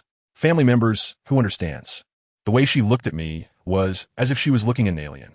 Kakashi and Itachi were also bewildered. Their expressions seemed to say, "When did you sneak into a sensing class?" What can I say? I can't just say that I used a cheat to see their health bars, right? I can only force myself to act cool, clear my throat, and say, "I'm just guessing." Think about it. We were targeted back in Konoha. How could we escape now that we're here? Plus, look outside. It's all those ridiculously fragrant flowers, clearly intended to incapacitate us sensory-type ninjas. Isn't this just the perfect place to make a move? I tell you, after I finished speaking, their gazes towards me became even more unusual. Kakashi and Inazuka Hana's expressions were simply like, "Wow, this newcomer has some skills." Originally, they might have thought I was just a burden tagging along to reap the rewards. But now, their looks shifted from seeing me as a liability to viewing me as an asset. Kakashi, being the captain, was quick to react and immediately issued orders. Number 7, use Jinjutsu to gather intel. Number 8, report coordinates. Number 9. That's me, responsible for fire support. Without hesitation, they swiftly disappeared. Although I hadn't learned the body flicker technique yet, I had just undergone special training with Shursui a few days ago, and I ran like a little motor, barely keeping up with the main group. We had just set up an ambush when Inuzuka Hana began reporting. One at the stairway, arriving in 2 seconds. One on the rooftop, arriving in 3 seconds. There are 3 more outside, preparing to break the window. Kakashi shot me a glance. Take them all down. Don't use signature jutsu. Keep it low-key. In the next second, I flashed forward, appearing directly behind a rain ninja. And with a swift motion, my kunai sent him away. With a sharp sound, I heard a chime next to my ear. Congratulations. You have killed a level 34 rain chunin, earning 40,000 experience. Congratulations. Your teammate has killed a level 37 rain chunin.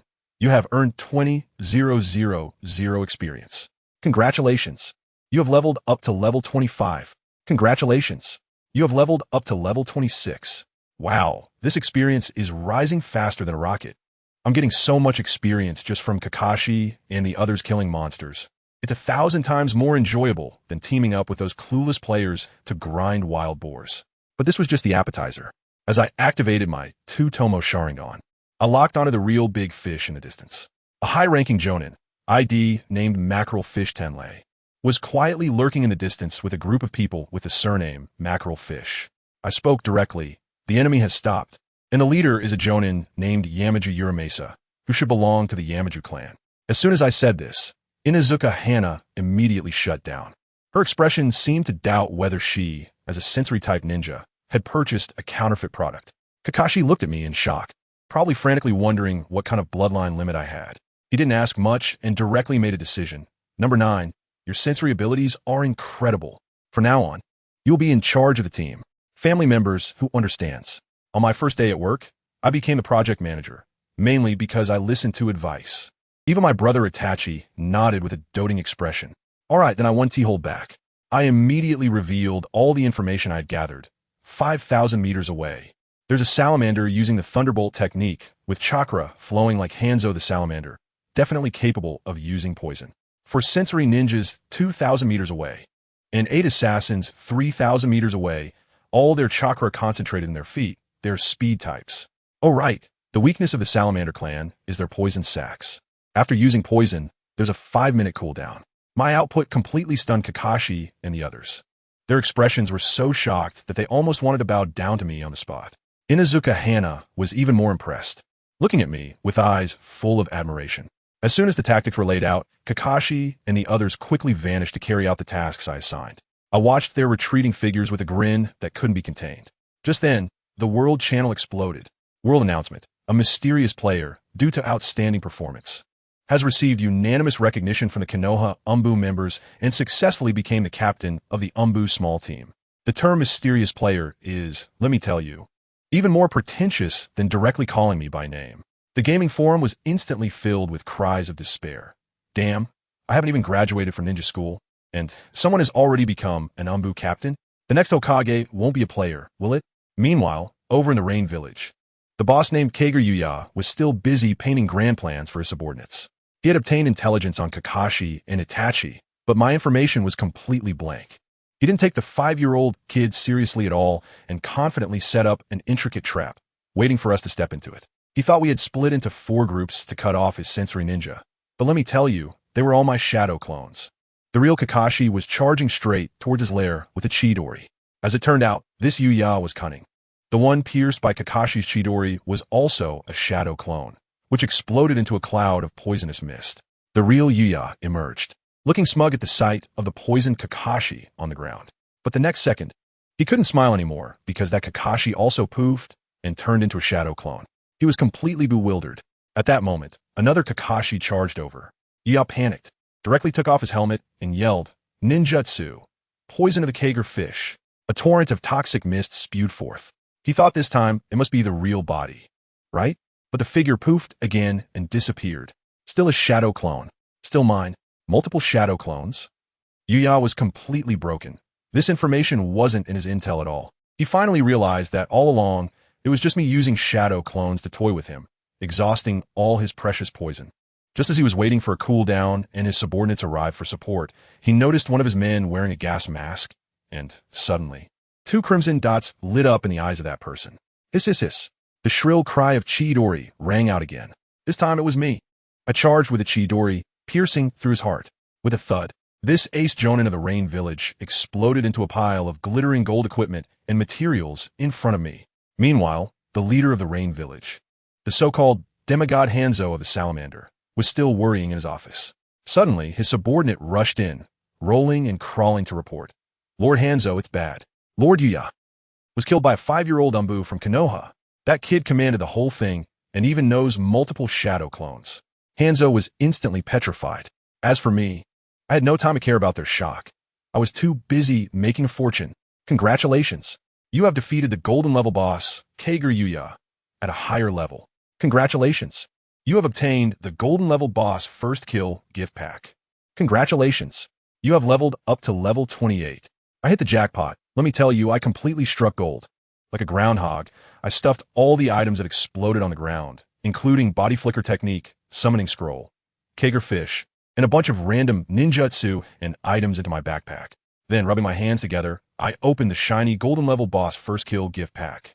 A big spinning wheel popped up, and the two brightest rewards on it were Space Ninjutsu, Flying Thunder God, and Lightning Release, Kirin. I clicked start without hesitation, and the pointer spun rapidly. Sure enough, the system still loved me, and the pointer came to a steady stop on Flying Thunder God. Then, it moved just a little bit forward, perfectly landing between Flying Thunder God and Lightning Release. Kirin, congratulations. You have obtained the Ninjutsu Scroll, Space Ninjutsu, Flying Thunder God. Congratulations. You have obtained the Ninjutsu Scroll, Lightning Release. Kirin. System. Only children make choices. Adults want them all. I learned both scrolls on the spot. In an instant, countless knowledge about space and lightning flooded into my mind, as if I had been born with it. By the time I finished digesting everything and opened my eyes again, only a blink of time had passed for Kakashi and the others. But when I opened my eyes, let me tell you, Kakashi and Itachi looked at me in a completely different way. It was as if they had seen a ghost, and it was also somewhat like seeing an extraordinary master. That awe was evident, and they could hardly hide it, almost kneeling down in front of me. Kakashi is also a smart person without a second thought. He handed over the command to me, saying, "Number 9, you lead the team." I thought to myself, all right, I'm someone of stature now. The remaining Rain Village minions were practically delivering themselves to us, and we easily cleared them out in no time, allowing us to sneak into the Rain Village effortlessly. Let me tell you, this mission went incredibly smoothly. Just when Kakashi and the others were splitting up to gather information, the system dinged, and the mission was complete. I received tens of thousands of experience points, thousands of gold coins, and reputation all at once. Since I had some free time, I changed into local clothes and wandered around in the hidden Rain Village. Guess what happened? While I was strolling, I heard a really beautiful female voice doing some peace promotion. I went over to take a look, and lo and behold, it was Conan. Back then, the Akatsuki was still a pure group of peace enthusiasts. Conan, Nagato, Yahiko, and the others were all idealistic youths who genuinely wanted to generate power through love. But this world doesn't accept that kind of thing. The villagers were dodging them like a plague. What is even more infuriating is a group of players. Yes, those players who descended upon the hidden Rain Village, acting like internet trolls. The one leading them, named I Love Eating Bananas, was jumping around the most, pointing at Conan's nose and saying they were a scam organization. Does anyone understand? This is just typical electronic ibuprofen, specifically designed to cure all kinds of discontent by arguing and boosting the villagers' favorability. I can't hold back my temper. I immediately grabbed the mic. I stood up and revealed all the glorious deeds of the Akatsuki, mentioning how even Hanzo praised them, and how they had reduced the number of battles in the Third Shinobi World War by several years. Let me tell you, after I finished speaking, the way Xiaonan looked at me, her favorability skyrocketed. The villagers around also suddenly realized and turned around to scold those players fiercely. Xiaonan was so touched. She was about to say something to me when suddenly a guy with the Rinnegan rushed over in a panic. It was Nagato. As soon as he arrived, he shouted, "Xiaonan, something's wrong. Our hometown has been robbed. Hanzo has surrounded our base with his men." As soon as I heard it, I thought, wow, the big one is coming. Isn't this just the iconic scene from the original work where Yahiko dies and Nagato turns dark? Conan was extremely anxious, and before leaving, she handed me a paper crane with an address on it, saying I could find them if I needed anything. Could I just let them go like that? I immediately activated stealth and quietly followed them. By the time I arrived, good heavens, the Akatsuki's base was surrounded like a fortress, with elite members from the Rain Village forming layers upon layers. Leading them was none other than Hanzo the Salamander, who was known as the demigod of the ninja world. Just when tensions were high and it seemed ready to explode, let me tell you, the most outrageous thing happened. A server-wide announcement. Ding dong. The second large-scale dungeon mission has begun. The system turned this political conflict into a large-scale faction combat dungeon. Two options popped up in front of me. Join the Hanzo faction or join the Akatsuki faction. No need to think about it. I didn't even blink and directly chose the Akatsuki. Guess what those players did? A huge crowd all rushed over to Hanzo's side, thinking the demigod would win for sure. And they were over there mocking us few scattered players for making the wrong choice. I was overjoyed, a bunch of cannon fodder. This was the moment I had been waiting for. That old man Hanzo's attention was completely focused on Miyasaka and the others, and he didn't even notice me. This little brat mingling in the crowd. The opportunity had come. I instantly used the Flying Thunder God technique and appeared right behind him in a flash. With the Chidori I had prepared in my hand, crackling with electricity, I plunged it directly into his back. I tell you, that speed was so fast that even Itachi's Sharingan almost couldn't keep up. Kakashi stood at a distance, dumbfounded, mumbling, Flying Raijin technique. That's right, it's the Flying Raijin. Hanzo, that old man, never understood until his death how a demigod of the ninja world could be backstabbed so easily. His health bar dropped to 0 in an instant. The surrounding ninjas finally reacted, throwing various ninjutsu and shurikens at me, as if they were free. Too late. I had already thrown out the marked shuriken. With another Flying Raijin, I appeared directly in front of the severely injured Hanzo. Just as he was about to form hand seals to escape, I hit him with a great fireball. The massive fireball engulfed him, and his wretched screams lasted only a few seconds before this so-called demigod of the ninja world turned into a beam of golden light, with equipment, skill books, and materials scattered all around. I used a one-click pickup to gather everything, then slammed it down to the ground. Spirit summoning technique.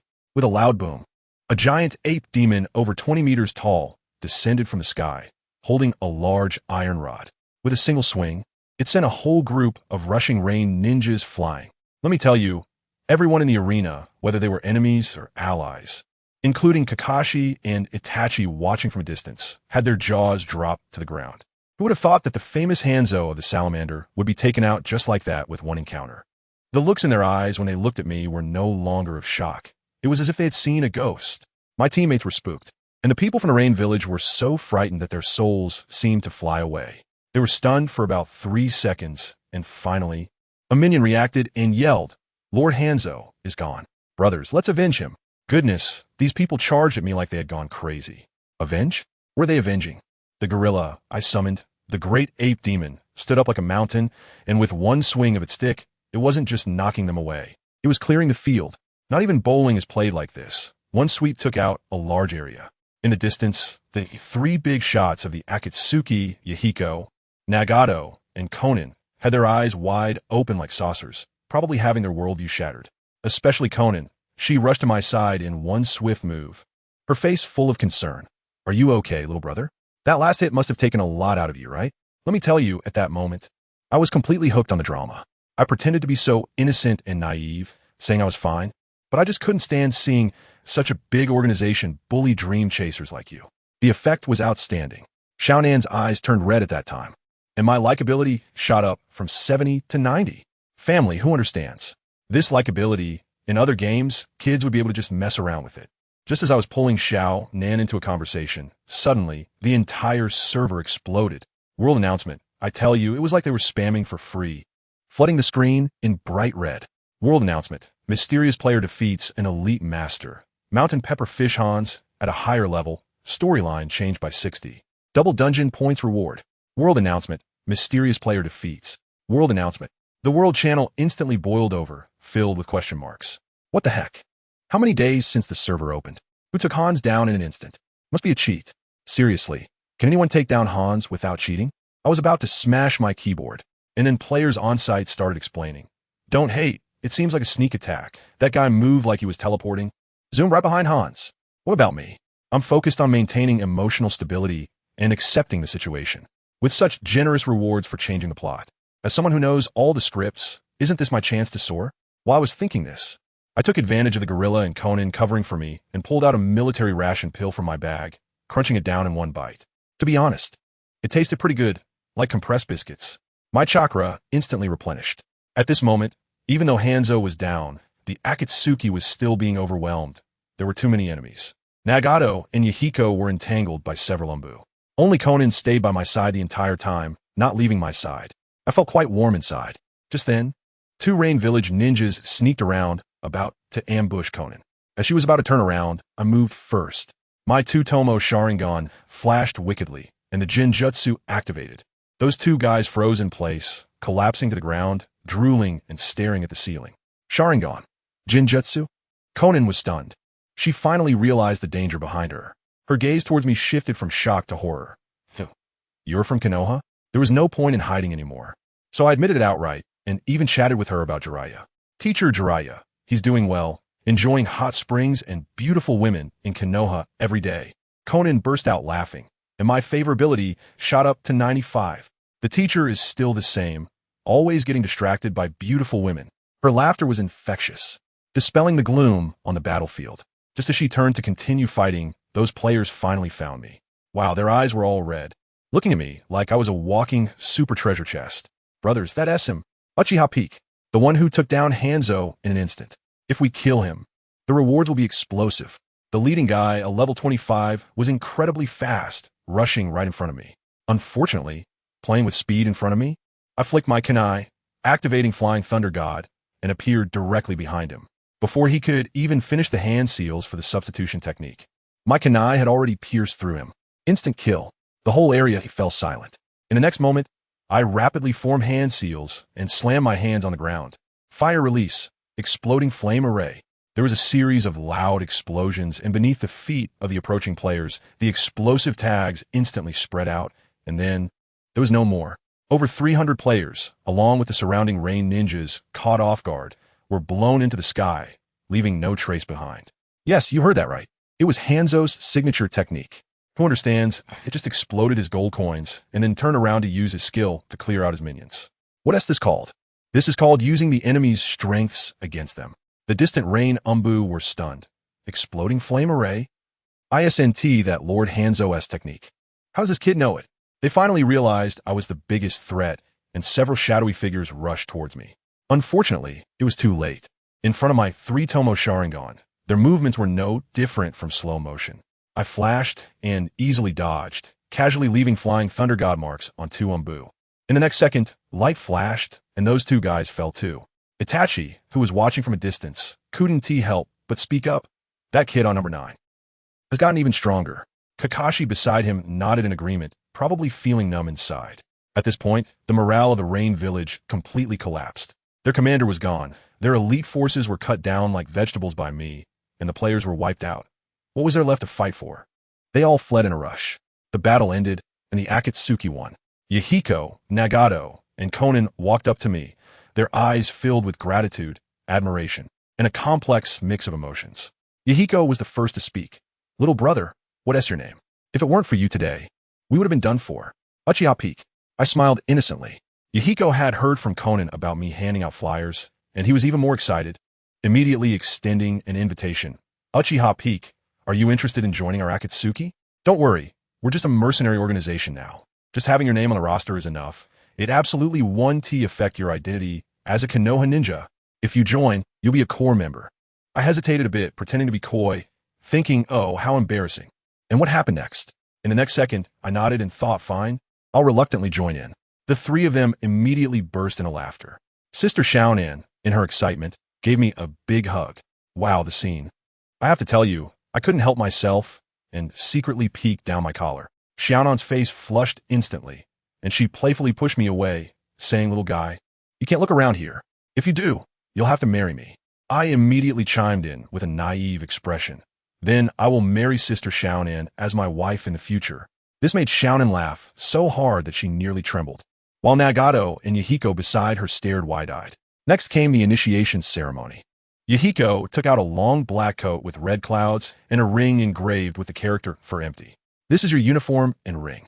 From today on, you are Kong Chun of Akatsuki, with a transcendent status and the power to command other members. Then, with a serious expression. Yahiko took Nagato's hand and said to me, I have always believed that Nagato's Rinnegan is the bridge to guiding the world to peace. Uchiha Peak, I hope you can help him. Even if one day I'm no longer around for the sake of Akatsuki's will, you can take his Rinnegan. Wow, this felt like a solemn entrustment. I nodded solemnly. They didn't know that this nod would directly change the fate of all of them. After finally bidding them farewell, I had the time to open the system.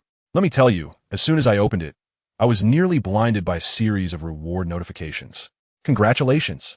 You have completed the large-scale instance Akatsuki, changed the plot, and become a core member, earning a 3-fold points reward. Congratulations! You have defeated Hanzo the Salamander at a higher level, receiving an additional 200,000 instance points. In the final tally, you earned 1,600,000 instance points. 1,600,000. I immediately opened the points shop. There were so many good things like wood release and dust release. I was almost drooling, but unfortunately, they all cost over 10 million. Too expensive. I first wanted to buy 4 bloodline limit upgrade scrolls to go straight to Eternal Manjikyu. But the system notified me that I could only buy 1 per task. Fine, I'll buy 1, and then 2 ninjutsu upgrade scrolls. With 500,000 left. I continued scrolling down, and then my eyes just couldn't look away. Senju Clan Advanced Elixir. Chakra and life recovery speed increased by 300. Akimichi Clan Advanced Elixir. Strength increased by 100, and you can temporarily increase your chakra limit by eating. A Clan Advanced Elixir. Lightning release control, body activation, attack speed, and movement speed, all increased by 100. Each one costs 500,000. That's when I realized why those big clans are so powerful. They've been using drugs since childhood. How are common ninjas supposed to survive against this? Without any hesitation, I bought all 3. Congratulations! You have purchased Senju Clan Advanced Elixir, Akimichi Clan Advanced Elixir, a Clan Advanced Elixir. Awesome! I even started fantasizing about using Butterfly Mode, activated with Lightning Release Chakra Mode, and then using Wood Release. The scene would be so beautiful. In my excitement, I upgraded my Sharingan to 3 Tomo, and Chidori evolved into S-rank Raikiri. By the time I sorted everything out, Kakashi and Itachi had changed clothes and were waiting for me at the hotel. Our group set out to return to Konoha. Did you think the story ended there? No. The big stuff is still to come. Just as we left, 2 heavyweight figures emerged from the corner, Danzo and his good buddy, Orochimaru. It turns out that Danzo was also involved in the ambush on the Akatsuki organization, lying in wait nearby, but I interrupted their plans, causing it all to fall apart. Danzo was furious and ordered more personnel to monitor me, Itachi, and Shursui 24/7. Then Orochimaru, that pervert, started, Lord Danzo, I see more possibilities in Sharingan from Uchiha Peak. My experiment was successful. The Sharingan can be transplanted. Also, there has been a breakthrough in the research of wood release. Danzo's eyes lit up upon hearing this, and he smiled sinisterly. They thought they were the ones pulling the strings, unaware that the mantis stalking the cicada is actually me, a player with a god's perspective. The figures they saw leaving? Sorry, that was just multiple shadow clones. I'm a seasoned actor. We were hiding nearby, listening to their conversation clearly. Itachi's face turned dark, and Kakashi was filled with killing intent. At that moment, my system chimed again. Congratulations! You have changed the original plot, with a change degree of 30. Congratulations! You have received the reward of Yamanaka Clan Advanced Elixir. This reward made my hands feel weak just when I was worried about not having a place to spend it. This came at the right time. While Itachi and Kakashi were seriously analyzing what Danzo was planning, I made a quick escape. Family, let's enjoy ourselves first. I rushed back to our Uchiha mansion and immediately poured the high-level secret medicine of the Senju clan into our hot spring pool. Wow, the scene was like pouring a whole pool of Red Bull, with vitality bubbling up everywhere. As soon as I laid down in it, I felt like I wasn't just taking a bath, but soaking in a fountain of life, with every cell in my body partying like crazy. I finally understood why that guy, Senju Hashirama, could take on the whole world. His recovery ability is just outrageous. I just soaked in it, feeling so comfortable that I almost fell asleep. When I opened my eyes again, let me tell you, I felt like a completely new person. My skin was so tender it felt like I could squeeze water out of it, crystal clear, and I felt like a newborn fresh off the assembly line. To test the effect, I got a little reckless and gently scratched my arm with a kunai. Hey, guess what? Before the wound could even register, it healed itself in a flash. I almost doubted whether I had just experienced an illusion, Moreover, at the moment of healing, I felt a warm current within me, particularly reminiscent of the wood release technique that brings everything back to life. Although it was fleeting, that feeling was incredible. All right, I'm satisfied with this enhancement. I couldn't help but sigh. The speed of chakra recovery was also impressive after using it. I felt like there was a giant power bank behind me, crazily recharging my energy continuously. Then I didn't hesitate and used all the secret medicines from the AI family in the Mountain Clan. The effects were pretty much the same, just an all-around upgrade. Especially the secret medicine from the AI family. After using it, I felt like I could move so fast that I left after images. All my cells felt energized, and my skin even had a thin layer of chakra armor on the surface. Wow, isn't this just the youthful version of Reiki's advanced lightning release chakra mode? And I'm only 5 years old. I enjoyed this all day long. And the next morning, Kakashi sent me a message saying that the boss, the 4th Hokage Minato Namikaze, wanted to see me. I've already been in here twice, and I easily found my way to the headquarters of the dark side. As soon as I pushed open the office door, whoa, it was packed with people. Dozens of eyes instantly focused on me. Their expressions were complex, some envious, some jealous, some shocked, as if they were looking at a monster. Of course, a 5-year-old child standing among a group of black-clad, masked men would confuse anyone. They probably heard some rumors and knew that I was the one stirring the pot in the Hidden Rain village, and their jaws were nearly dropping. If they found out that I also casually dealt with the likes of the Salamander and Hanzo, I bet they would short-circuit right there. All right, everyone else, go carry out your missions. Watergate was sitting behind the desk, glanced at me, and then cleared the room of all the extras. Suddenly, only our small team was left in the office.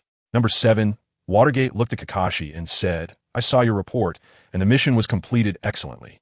But you said that the command in the latter part was handed over to number 9, that is, Uchiha Peak. He pointed at me, clearly a bit incredulous. Yes, Lord Watergate. Kakashi was so excited, like a parent at a commendation meeting, spilling all my glorious deeds in the Hidden Rain village. From how I discovered traps, to how I sensed enemies, and then how I dug up the evidence of Danzo colluding with Orochimaru. Watergate was calm at first, but as he listened, the shock in his eyes burst forth like a flood, completely uncontrollable. Especially since a 5-year-old child managed to strip the old fox Danzo of his pants. He fell into a long silence. I guess he was thinking, I told you to train a bit, and you just broke through the instance? Kakashi was still there, passionately insisting, Lord Watergate, I request you to devote all the village's resources to cultivate number 9. He will definitely become your strongest right-hand man. Surpassing me is just a matter of time. Watergate was silent for a long time, suddenly looked up at me, and asked a question that left me stunned. Number 9, it seems you haven't even attended ninja school, and you don't have a team leader, right? I nodded. I see you can also use the flying Raijin technique. How about I become your teacher? As soon as I said this, Kakashi and Itachi were instantly petrified. Who understands, family? The 4th Hokage, the Yellow Flash, wants to take me as his closed-door disciple. This overwhelming fortune has finally come to me. ISNT, this just the script for the next generation's designated successor?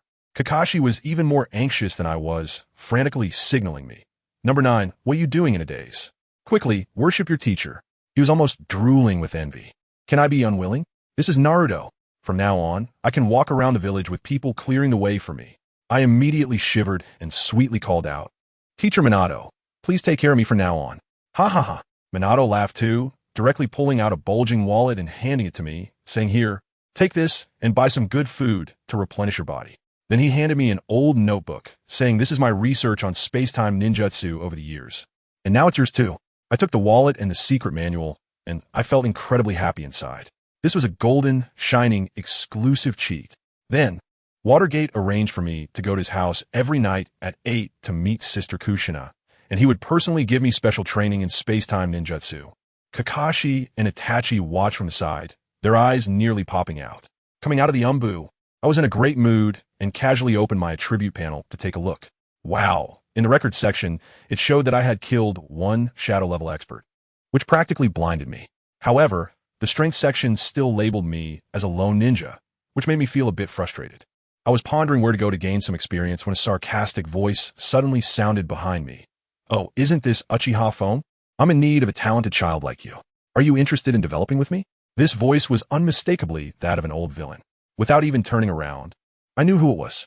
Danzo, what do you want with a 5-year-old? I turned around and looked at him coldly. I saw that this old man had brought a few lackeys from the root organization, subtly surrounding me. Like Minato, I also have a love for talent. Danzo smiled like a venomous snake, wanting to invite you to sit in my root organization. I thought to myself, going to your place? Is it just for a visit, or are you going to drag me into a slice research? I really don't want my 3-tomo Sharingan to become a collection piece on your arm. Sorry, I'm not interested. I refused decisively. Danzo's face darkened immediately, and just as he was about to signal his subordinates, I used Flying Thunder God and disappeared on the spot. Huh? Danzo was dumbfounded. Before he could react, a member of the root collapsed suddenly. Danzo was taken aback and rushed to help, but when he touched him, he realized, good heavens, his subordinate was under a Jinjutsu, and it was a high-level Jinjutsu that he didn't even notice. Be on guard. Danzo's face darkened, and he instantly became tense. As for me, I had already flashed to a rooftop thousands of meters away, looking down at their anxious expressions, my mouth almost stretching to my ears. Playing with me? You're still too immature. Since this old man dared to scheme against me, I have to send you a big gift. I clear my throat, gather my chakra, and shouted in my most innocent and harmless voice, Danzo-sama, I know you've been trying to target the Uchiha clan. I'm only 6 years old, just awakened my Sharingan, and you've already set your sights on me. Woo-woo. With my voice, the effect is outstanding. The villagers of Konoha instantly had their gossip DNA activated, gathering around in droves, forming layers upon layers. The scene was even more lively than watching a play. Danzo's face turned green on the spot. Want to leave? Too late. As soon as I saw the timing was right, I immediately switched to my wrong puppy mode and said loudly below, Oh, Danzo-sama, don't go. Aren't you the one who wants our Uchiha Sharingan the most? Haven't you been speaking ill of us to the higher-ups, forcing us into a corner? We Uchiha have bled and sacrificed for Konoha, and yet you, on the other hand, stab us in the back every day. My outburst left Danzo's face flushed red and then pale, shaking with anger as he pointed at me and managed to choke out 3 words. You nonsense. The villagers around us didn't think so. After hearing what I said, their gazes toward Danzo changed, and they began to stand up for us Uchiha. Nonsense? Then dare to say you didn't team up with Hanzo the Salamander to deal with the Akatsuki? Dare to say you didn't work with Orochimaru to research the Sharingan transplant? I directly splashed dirt all over him. Sooner or later, these things would come to light anyway. You. Danzo was so choked up he couldn't speak, trembling with rage. What about me? I'm just a Uchiha kid who loves the village and can't stand evil forces. As I said this, I even pretended to wipe away a tear. HMPF, if I hadn't run fast just now, you would have gouged out my eyes. With my acting skills, even the Oscars would have to give me a little golden man. The onlookers around me immediately got excited, looking at Danzo with the same expression as they would for a human trafficker. In the distance, Itachi and Shui saw this scene and couldn't help but burst into laughter. You can't insult Lord Danzo. One of his subordinates from the root got anxious, pulled out a kunai, and was about to take action. I immediately shrank back in fear and shouted with all my might, wow, they're hitting me. The higher-ups of Konoha are going to use a knife on a 5-year-old child. My weak, pitiful, and helpless appearance instantly ignited the crowd's protective instincts. A few passionate uncles stepped forward and shielded me. What kind of skill is it to bully a child? Shameless. The member from the root organization was immediately at a loss, unable to advance or retreat. That's enough. Step back. Danzo glared at me fiercely. He understood that I might look small, but I was incredibly difficult to deal with. He quickly put on a friendly smile. Little one, you must have been deceived. How could I possibly do such things? I blinked my innocent big eyes and said, but Danzo, isn't your secret base conducting experiments on a Sharingan? How is that possible? My secret base, Danzo instinctively retorted, but as soon as the words left his mouth, his face turned pale. He had let it slip. Secret base? The crowd immediately erupted. Just as Danzo was at a loss for words, there was a commotion in the distance. My father, Uchiha Fugaku, along with our family security team. No, the Konoha police force appeared on the scene. Danzo, my father said coldly. Someone reported that you were suspected of harming Konoha's interests and have connections with the rogue ninja, Orochimaru. Please come with us. Wow, my father was here to back me up, and he seemed worried about being late.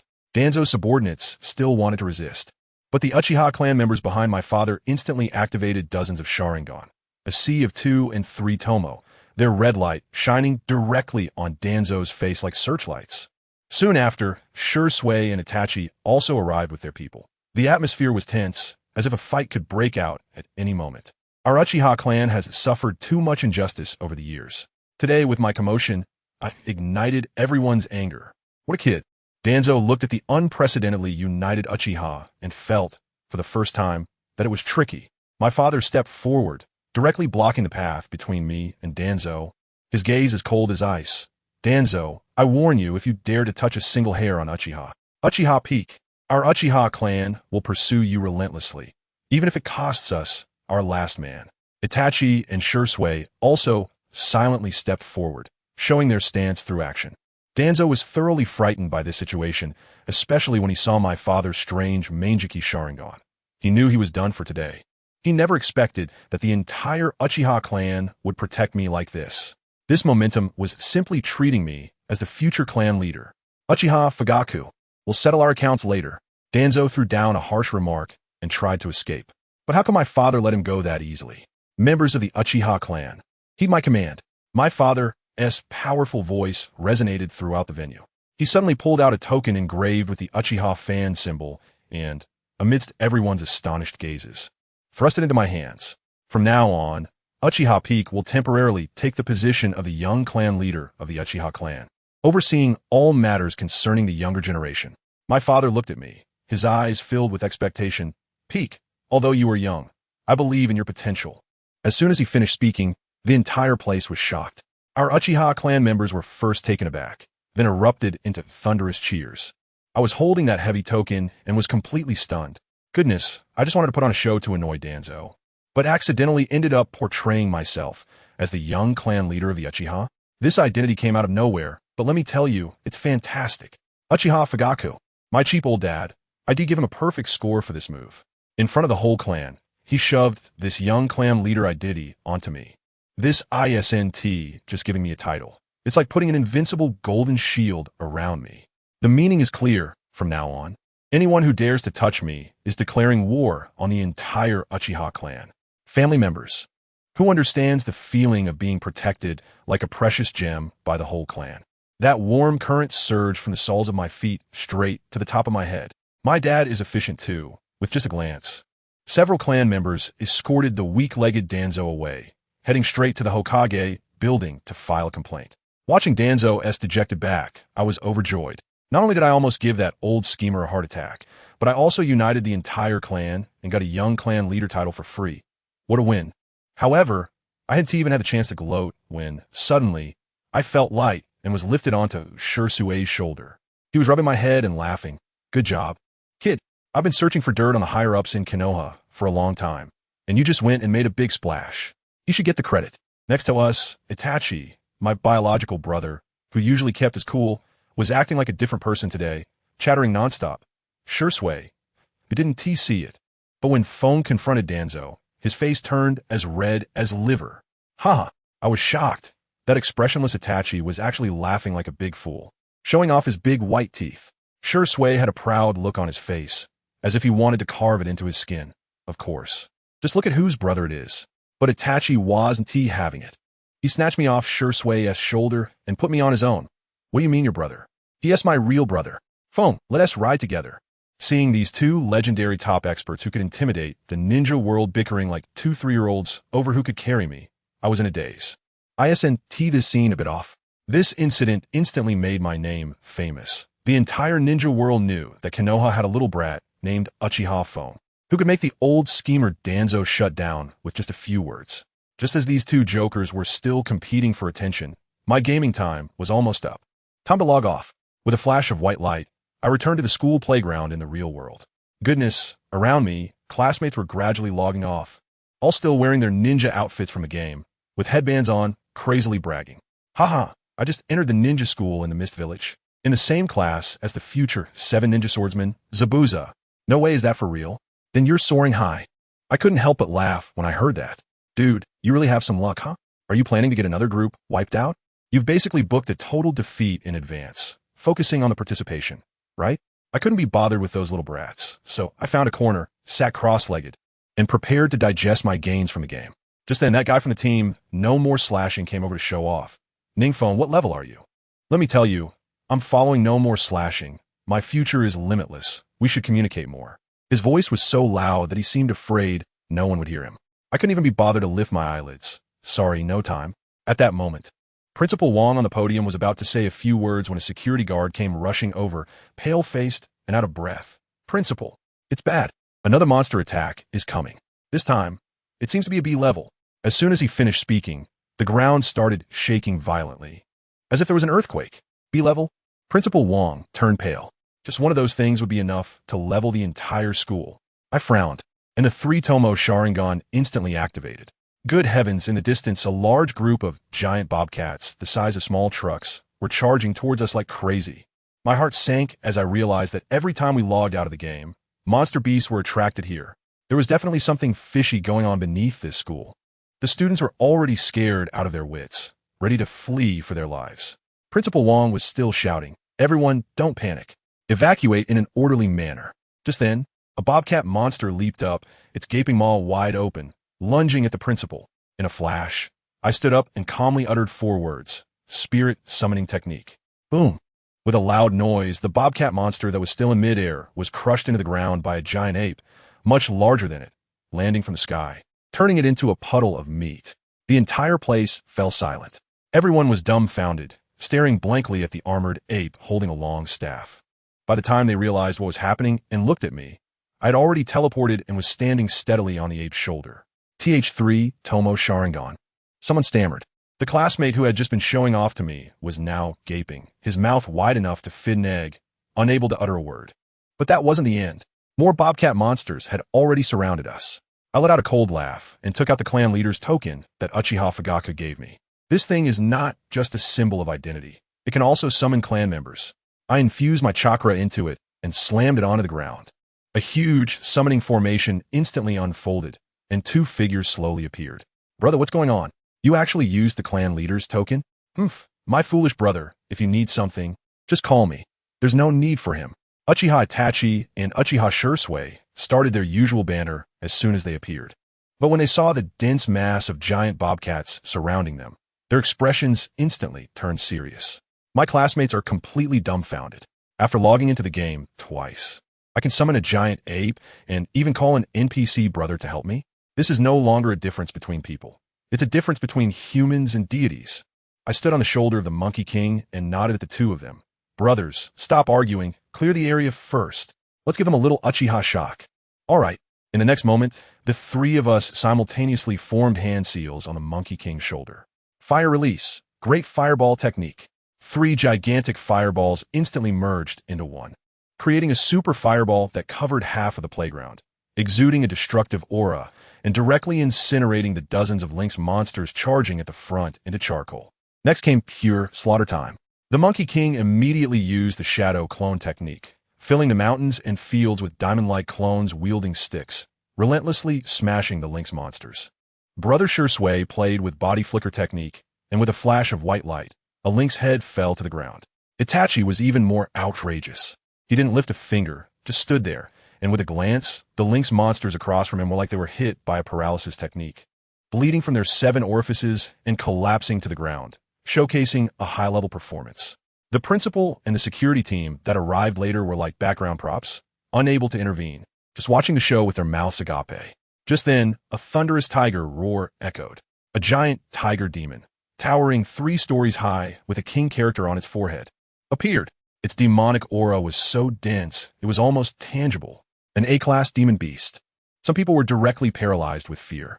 That's a disaster-level demon beast capable of destroying a city.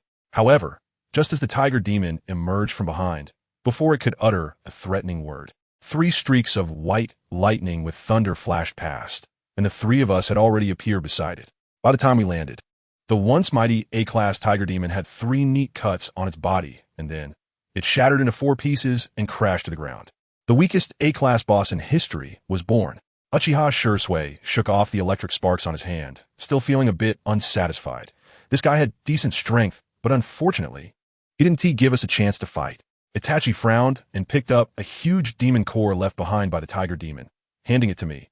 "Hikaru, this thing contains a massive amount of chakra. Keep it well." Chakra? My eyes lit up as I remembered the secret medicine I had previously obtained from the Akimichi clan. Without saying a word, I directly stuffed the basketball-sized demon core into my mouth and swallowed a whole. Damn, that demon core melted instantly, and an explosive force erupted within me. I could only hear my bones cracking all over my body, and my muscles bulged at a visible speed. My height shot up from around 7 meters to 8 meters. Is this the secret technique of the Akimichi clan? Itachi and Shui were both shocked. They turned around and snatched all those small demon cores from the hands of my classmates, stuffing them into my hands. Eat. My foolish little brother. Eat them all. Let me see you transform into a Super Saiyan. I'm also not polite. I welcome all challengers and swallow all the demon cores. By the time I finish eating, I've grown to a height of 9 meters, with well-defined muscles all over my body, exuding explosive strength without appearing bulky. The female classmates in the distance have already started screaming. Itachi pointed to a big tree in the distance. Brother, give it a try, punch it. I took a deep breath and casually threw a punch at the tree as thick as a water bucket. Boom! That wasn't just a tree. The moment my fist made contact, it exploded into a shower of wood chips. The violent punch even snapped several trees behind it in half. All right, it's time to learn our Uchiha Taijutsu, Itachi said, stroking his chin with satisfaction. Learn what taijutsu? You should learn my body flicker technique. With this power combined with body flicker, it's unbeatable. Shui immediately countered. Why learn body flicker when you have flying thunder god? I don't care. Peek is my brother too. Watching these two brotherly fans bicker over who gets to teach me, I couldn't help but think. Who understands the happiness of having two top-tier fighters vying to be your personal trainers? This kind of delightful trouble is simply unbelievable. I shook my head with a smile, having finally managed to persuade these two treasures to go back. With a gentle wave of my hand, I put away the young clan leader's token. This matter was settled. I tell you, the school went into an uproar later, with reports and awards flying everywhere. They sent someone specifically to deliver a bunch of wind magic shurikens and ninjutsu scrolls to me.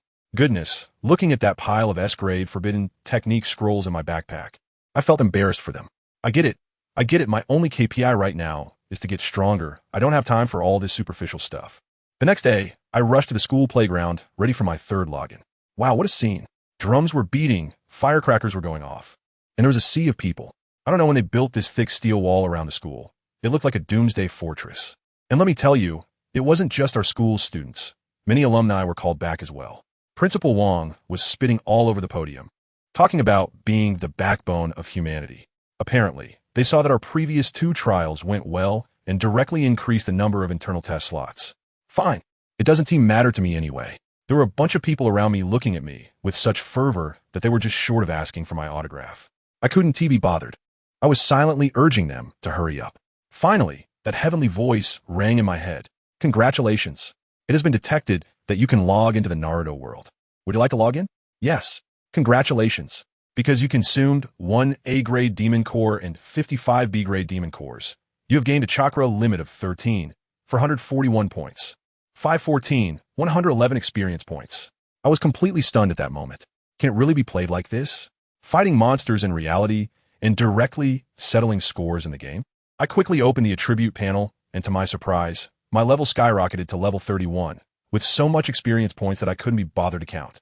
The most crucial part was my chakra, which jumped from over 20,000 to over 40,000 in one go. It doubled.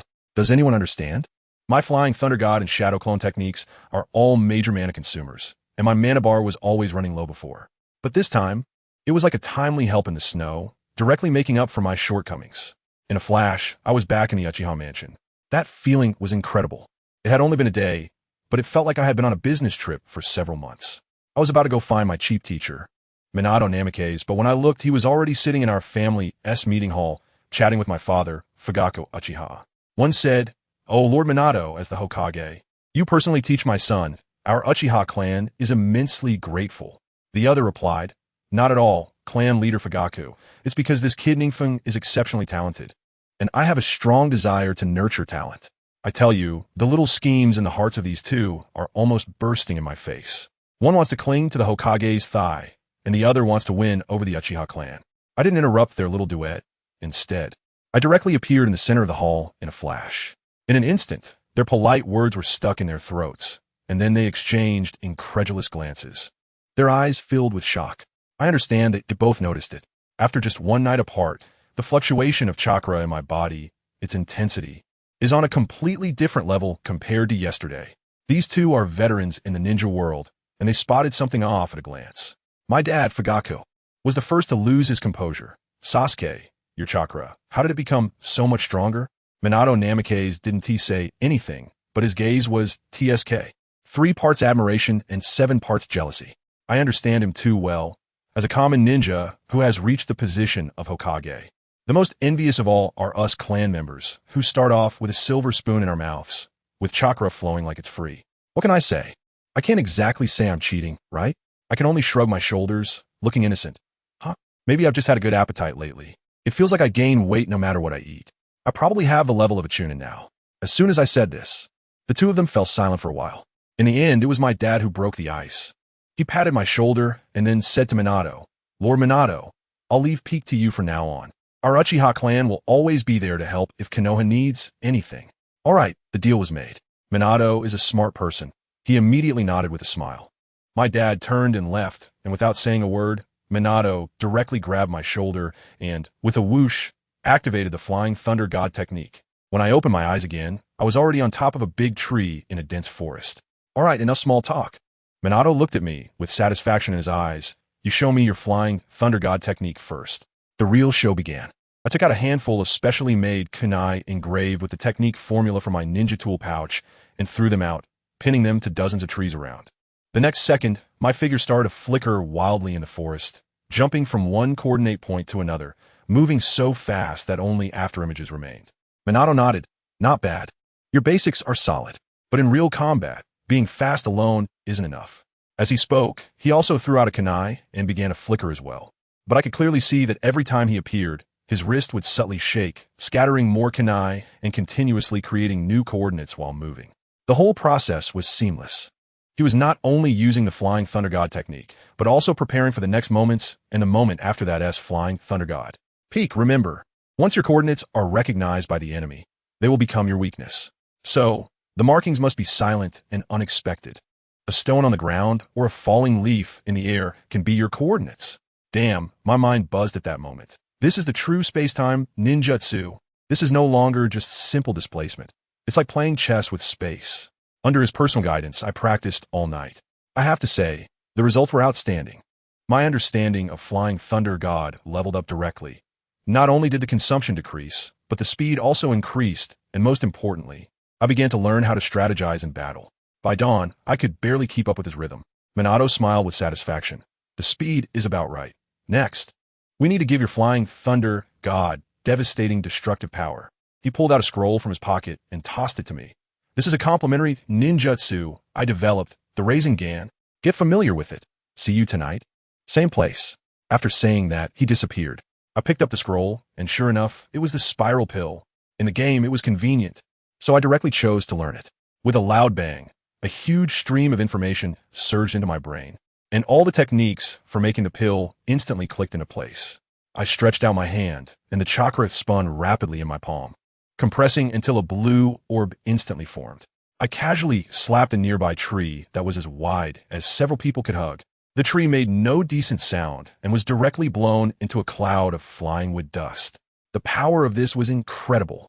I just put away the Rasengan and was about to head back to the village when I caught a glimpse out of the corner of my eye at a few figures rapidly approaching Konoha. I activated my Sharingan, and my pupils instantly contracted. Wow, this is serious. The ID of the leading figure was in bright red, and there was a prefix in front of the name, Mist Hidden 7. Kurichiku Raya, Mist Hidden 7 level 48, Mist Elite J-Nin, Diamond level boss. What the hell? Are the 7 ninja swordsmen of the Mist out?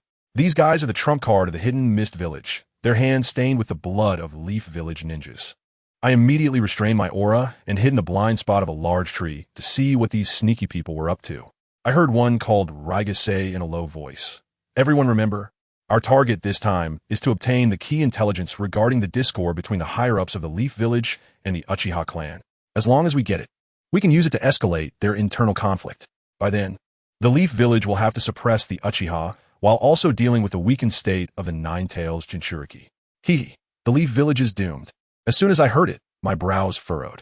Sure enough, the conflict between the Uchiha and the village had other villages stoking the flames behind the scenes. At this moment, a small minion piped up and asked, Lord Ryga, I've heard that Konoha recently has a genius named Uchiha Peaks, who opened the 3 Tomo at the age of 5 or 6, even more monstrous than Itachi. Black Ho Ryga snorted coldly. Lord Mizukage specifically instructed us to gather more intelligence on this Uchiha Peaks.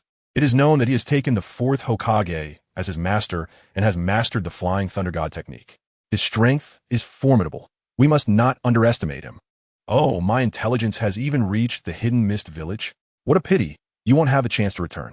I cleared my throat and slowly walked out from behind a tree. Oh, I've heard you want to collect information on me. As soon as I finished speaking, Heichi laughed instead of being surprised. As expected of Konoha's genius, it took our sensory ninja this long to discover you hiding here. You almost ambushed us.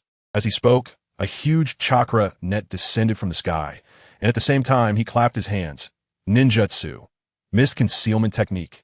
The entire forest was instantly shrouded in thick fog, making it impossible to see one's hand in front of them. They thought I was caught in the net and were about to rush forward, but then they saw me, trapped in the net, with a cold smile on my lips. Heichi's expression changed drastically. He had anticipated my ambush, but I had anticipated his anticipation. The me in the net suddenly transformed into a bubble. The real me had already used Flying Thunder God to appear behind their sensory ninja and slashed his throat. With the sensory ninja dead, Heichi became blind in this thick fog. Next came my slaughter time. White light flickered, and heads fell to the ground. Under Flying Thunder God, these mist ninjas couldn't even touch the hem of my clothes before I harvested them one after another. No. As Heichi watched his subordinates fall one by one, he roared in anger and formed hand seals. Water release. Water dragon bullet technique.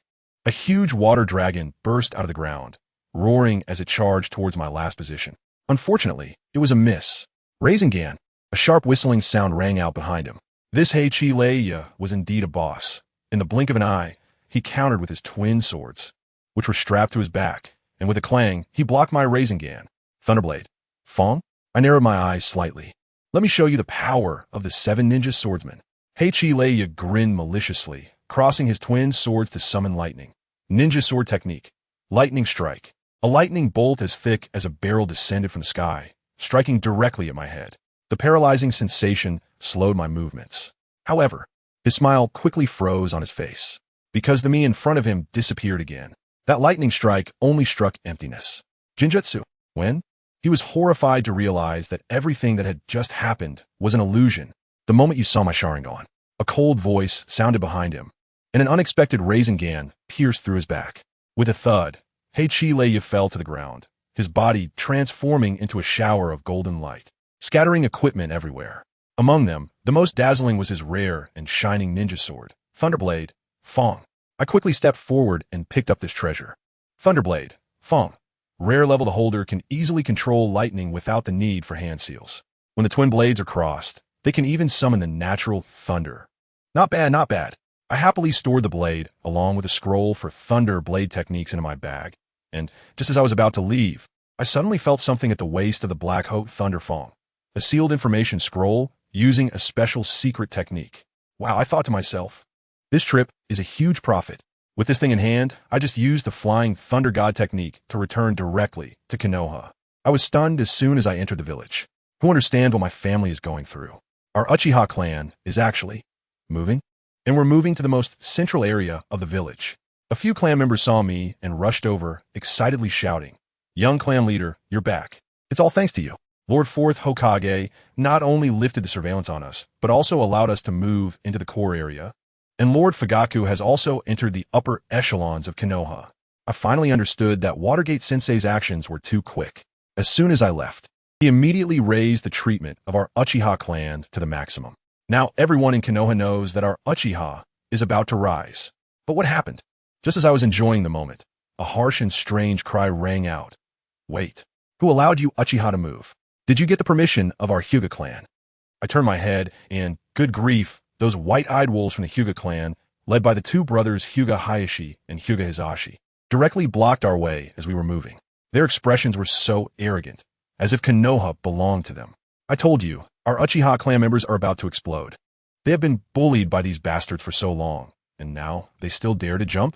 I quickly stepped in front and signaled them to calm down. I looked at Hinata Hizashi, and, at that moment, I had taken the secret medicine from the Akimichi clan, standing at over 8 meters tall with muscles like rocks. I stood in front of him, and my imposing presence directly overwhelmed him. I slowly spoke. When we Uchiha were sacrificing our lives for the village. Where were you, Hyuga? Now, the fourth Hokage is showing us compassion for our contributions and allowing us to move back. Do you have any objections? If you do, you can go talk to the Hokage. The Hinata clan member beside him, Hizashi, still wanted to shout, but my Sharingan with its 3 tomo glared at him. And the killing intent made him take a step back in fear. Hizashi's heart sank as he probably thought about how another fierce character from the Uchiha had appeared. As their momentum weakened, I directly introduced myself. I am Uchiha Kage, the young clan leader. If you have any issues, talk to me. Then I waved my hand, signaling our people to continue moving. That scene was incredibly satisfying. The looks of admiration from my Uchiha clan members were overwhelming, and their strength in moving things increased several times. Hizashi's face turned purple with anger, and he was about to go complain to Sarutobi Hiruzen. But then even more annoying people showed up. The elders from the Yamanaka, Nara, and Akimichi clans all appeared. That Yamanaka Inoichi, Ino's father, sarcastically said, I think we should consult Lord Sarutobi Hiruzen about this matter. Nara Shikaku, Shikamaru's father, chimed in as well. Good heavens! Are the 4 great clans going to hold a council to judge us Uchiha? It was clear they saw us Uchiha rising and were worried about their own interests being threatened, so they joined forces to go against us. Our clan members were immediately enraged, each one activating their Sharingan. The atmosphere was so tense that it felt like a fight was about to break out at any moment. I couldn't help but laugh at the moment. Facing these 4 old guys, I wasn't anxious at all and directly responded, Oh? So according to you, in this Konoha village, it's not the 4th Hokage who calls the shots, but the retired Sarutobi Hiruzen? Then what's the point of having Hokage at all? We might as well let him continue his work. This statement left all 4 of them speechless, unable to utter a single word for a long time. I'm fully fired up, and I'll continue. Besides, if it weren't for our ancestor Uchiha Madara from the Uchiha clan, who put aside hatred and joined forces with the Senju clan to establish the village, would you even have the right to stand and talk now? What? Now that you've been a dog for so long, do you want to ride on your master's head? As soon as I said this, even my father, Fugako Uchiha, along with Itachi and Shursui, had red eyes. All the grievances we have suffered over the years were vented today. The faces of those clan leaders turned red and pale, especially Nara Shikaku, who couldn't find the words to refute me, because what I said was the truth. Without our Uchiha clan's main force back in the day, those who specialized in support were nothing on the battlefield. Just then, my father, Fugako Uchiha, stepped forward, gave me a doting glance, and then looked at the 4 major clans. The light of his Sharingan flashed, and he coldly said, Today, whoever dares to stop us will speak with their fists. Itachi and Shursui also stepped forward, all 3 of them activating their Manjiki Sharingan, projecting an aura that said anyone who comes today will die. Just as the tension escalated, an old cough echoed. Sarutobi Hiruzen, that old fox, finally decided to step in personally. As soon as he appeared, he started to smooth things over, talking about my father's appointment and our relocation, implying that since he hadn't given the nod, Minato's orders were just a piece of waste paper. The Hyuga clan instantly became smug again, as if they had found a backing, and began to mock us wildly. I looked at Sarutobi Hiruzen's cunning back and couldn't help but sneer in my heart. This old man really thinks he can still control everything? Just when everyone thought that the Uchiha clan could only suffer and disband, I calmly spoke up. Wait. All eyes in the room suddenly turned to me. Sarutobi Hiruzen was taken aback for a moment. It had probably been decades since anyone dared to speak to him like that. I stared into his eyes and said word by word. 3 generations, according to the rules, you are just an advisor, providing suggestions to the Hokage. The final decision-making power lies with the Hokage. If this matter were to reach the ears of the daimyo of the Fire Country, and the current Hokage turned out to be a puppet, having to listen to you, an old retired man, can you imagine the daimyo's expression? It would surely be quite spectacular, wouldn't it? I tell you, as soon as I said that, Sarutobi Hiruzen's old face turned green right on the spot.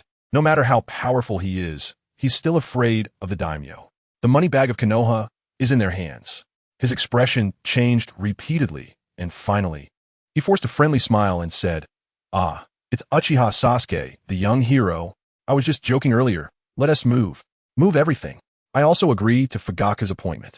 Then he turned around and yelled at Hinata and his group. Don't bother me with this kind of nonsense in the future. Just listen to the 4th Hokage. After saying that, he left in a hurry, looking quite flustered. With this set of combo moves, even the AI would freeze for 3 seconds, unable to comprehend what I'm trying to do. Just like that, I settled the storm. By the time I arrived at the Hokage's office, Master Minato was already there waiting for me. The look in his eyes, let me tell you, was a mix of gratitude and admiration. He knew that what I did today had completely helped him establish the authority of the Hokage. I handed over the intelligence scroll I obtained from Black Hole Leia to him, and casually mentioned that I had taken down a member of the Mist 7 ninja swordsmen. Teacher Watergate didn't seem too surprised, as if it was only natural for me to accomplish that. He looked at the scroll for a long time, but couldn't decipher it. So he handed it over to the Umbu first. Then he looked at me and suddenly said, "Let's go. Tonight I'll teach you the essence of the Rasengan." Just as he finished speaking, I grinned and quickly formed a spinning Rasengan in my palm. Teacher Watergate was instantly petrified, his mouth agape enough to fit an egg. "Why you? You learned it." Let me tell you about his expression. It was simply unbelievable. He developed this technique over 4 years, and even a genius like Kakashi couldn't master it. But me? I graduated in just one night. He was completely stunned, standing there for a long time, saying he honestly didn't know what to teach me anymore. Suddenly, his eyes lit up as if he had thought of something. "Since you can do it too, how about we try to combine our efforts?" Combine? I immediately understood. This was about creating a combo move.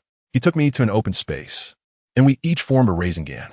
He excitedly said that he always believed 2 Rasengans combined would create an incredibly powerful force.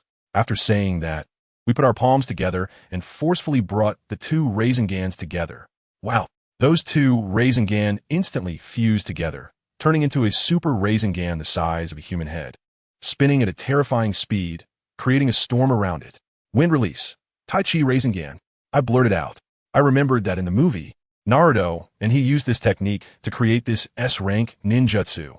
Teacher Minato was also surprised. "Great name. The power is hundreds of times greater than before." He told me to throw this thing out and give it a try. I put all my strength into it and pushed the Tai Chi Rasengan forward. It flew out with a bang, and a large area of forest, along with a small hill, just disappeared. Really, it evaporated in the physical sense, leaving behind a bottomless pit on the ground. We both stared in disbelief. This power is just outrageous. The chakra consumption isn't even that much. Teacher Minato looked at me. His expression completely changed, excitedly patting my shoulder and saying, "Peak, you guy, collaborating with you is simply like 1 + 1 being greater than 100. I even want to call you my brother." That night, we practiced our coordination like we were on adrenaline, our synergy skyrocketing, and the power of the Tai Chi Rasengan grew stronger and stronger, turning the entire training ground into a scene of devastation. We practiced until we were nearly exhausted, collapsed in a pit gasping for air, when a gentle voice suddenly rang out. "Hey, you two, you've been practicing for so long. Are you tired?" It was Sister Kushina. She was pregnant, holding delicious food in one hand and drinks in the other, walking over with a smile. The moment I caught a whiff of that aroma, I nearly drooled. Teacher Minato looked at her with a goofy, affectionate smile, complaining for her not to move around too much while unable to hide his joy. Sister Kushina looked at the mess around us, and wow, she was so proud, hands on her hips with her big belly, almost praising me to the heavens. "I told you, Minato, our Peak is a genius. He will definitely be your best right-hand man in the future." Teacher Minato had a look that said whatever my wife says is right, munching away while nodding vigorously. "I told you, I don't want to stay even for a second. Eating this dog food is giving me a toothache." I took a deep look at Sister Kushina's belly and silently said, "Naruto, you better come out soon." Then I found an excuse to slip away.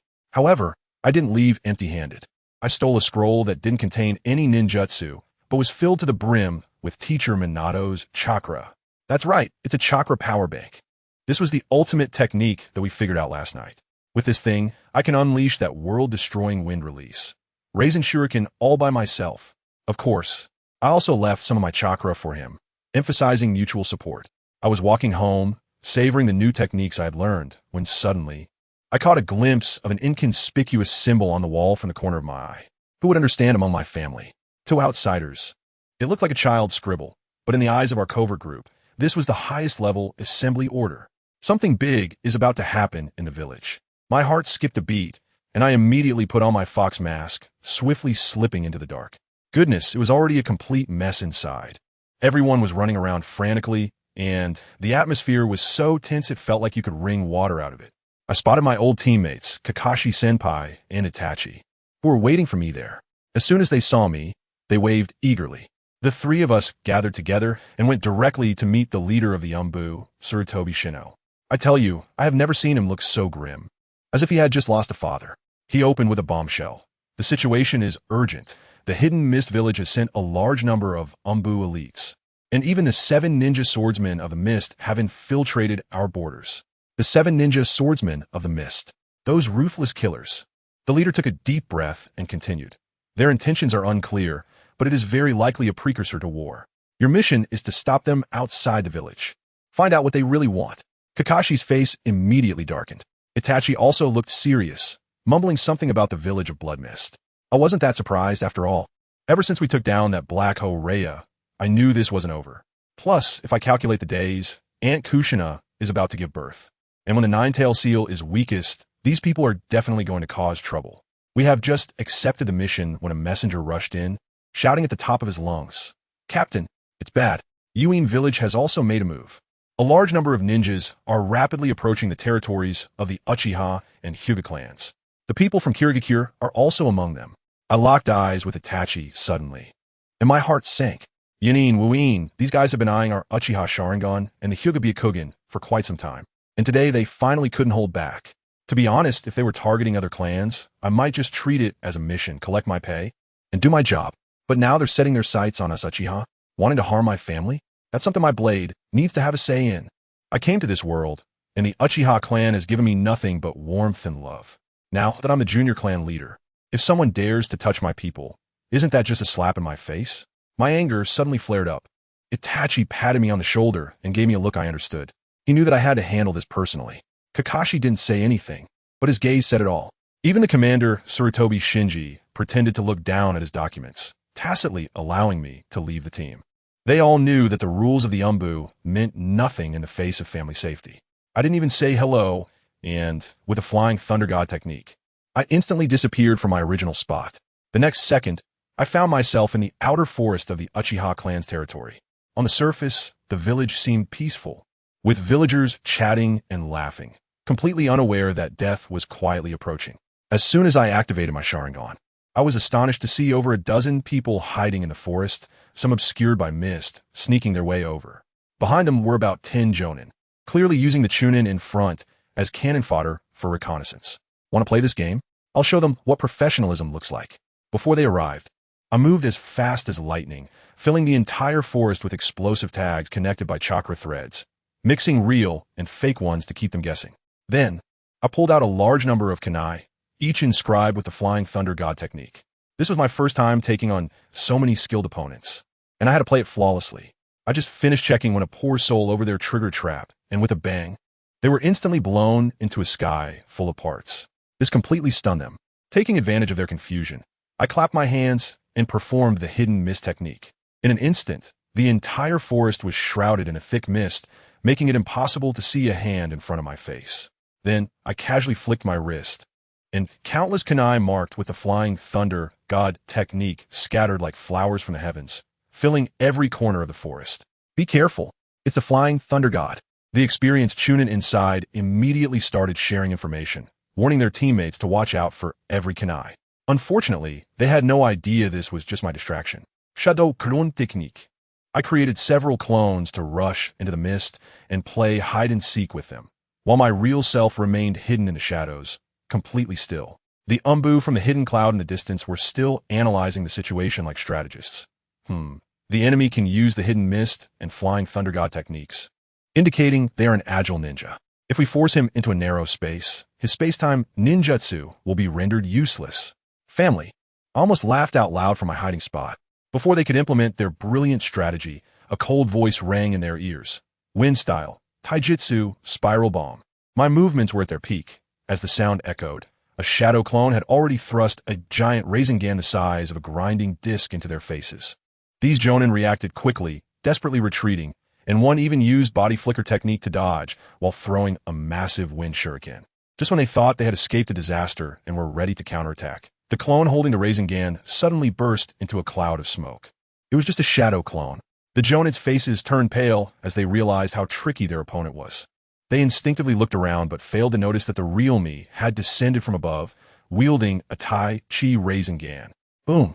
What does it mean when an S-rank ninjutsu crashes into a crowd? It's like a bomb dropping into a pile of tomatoes.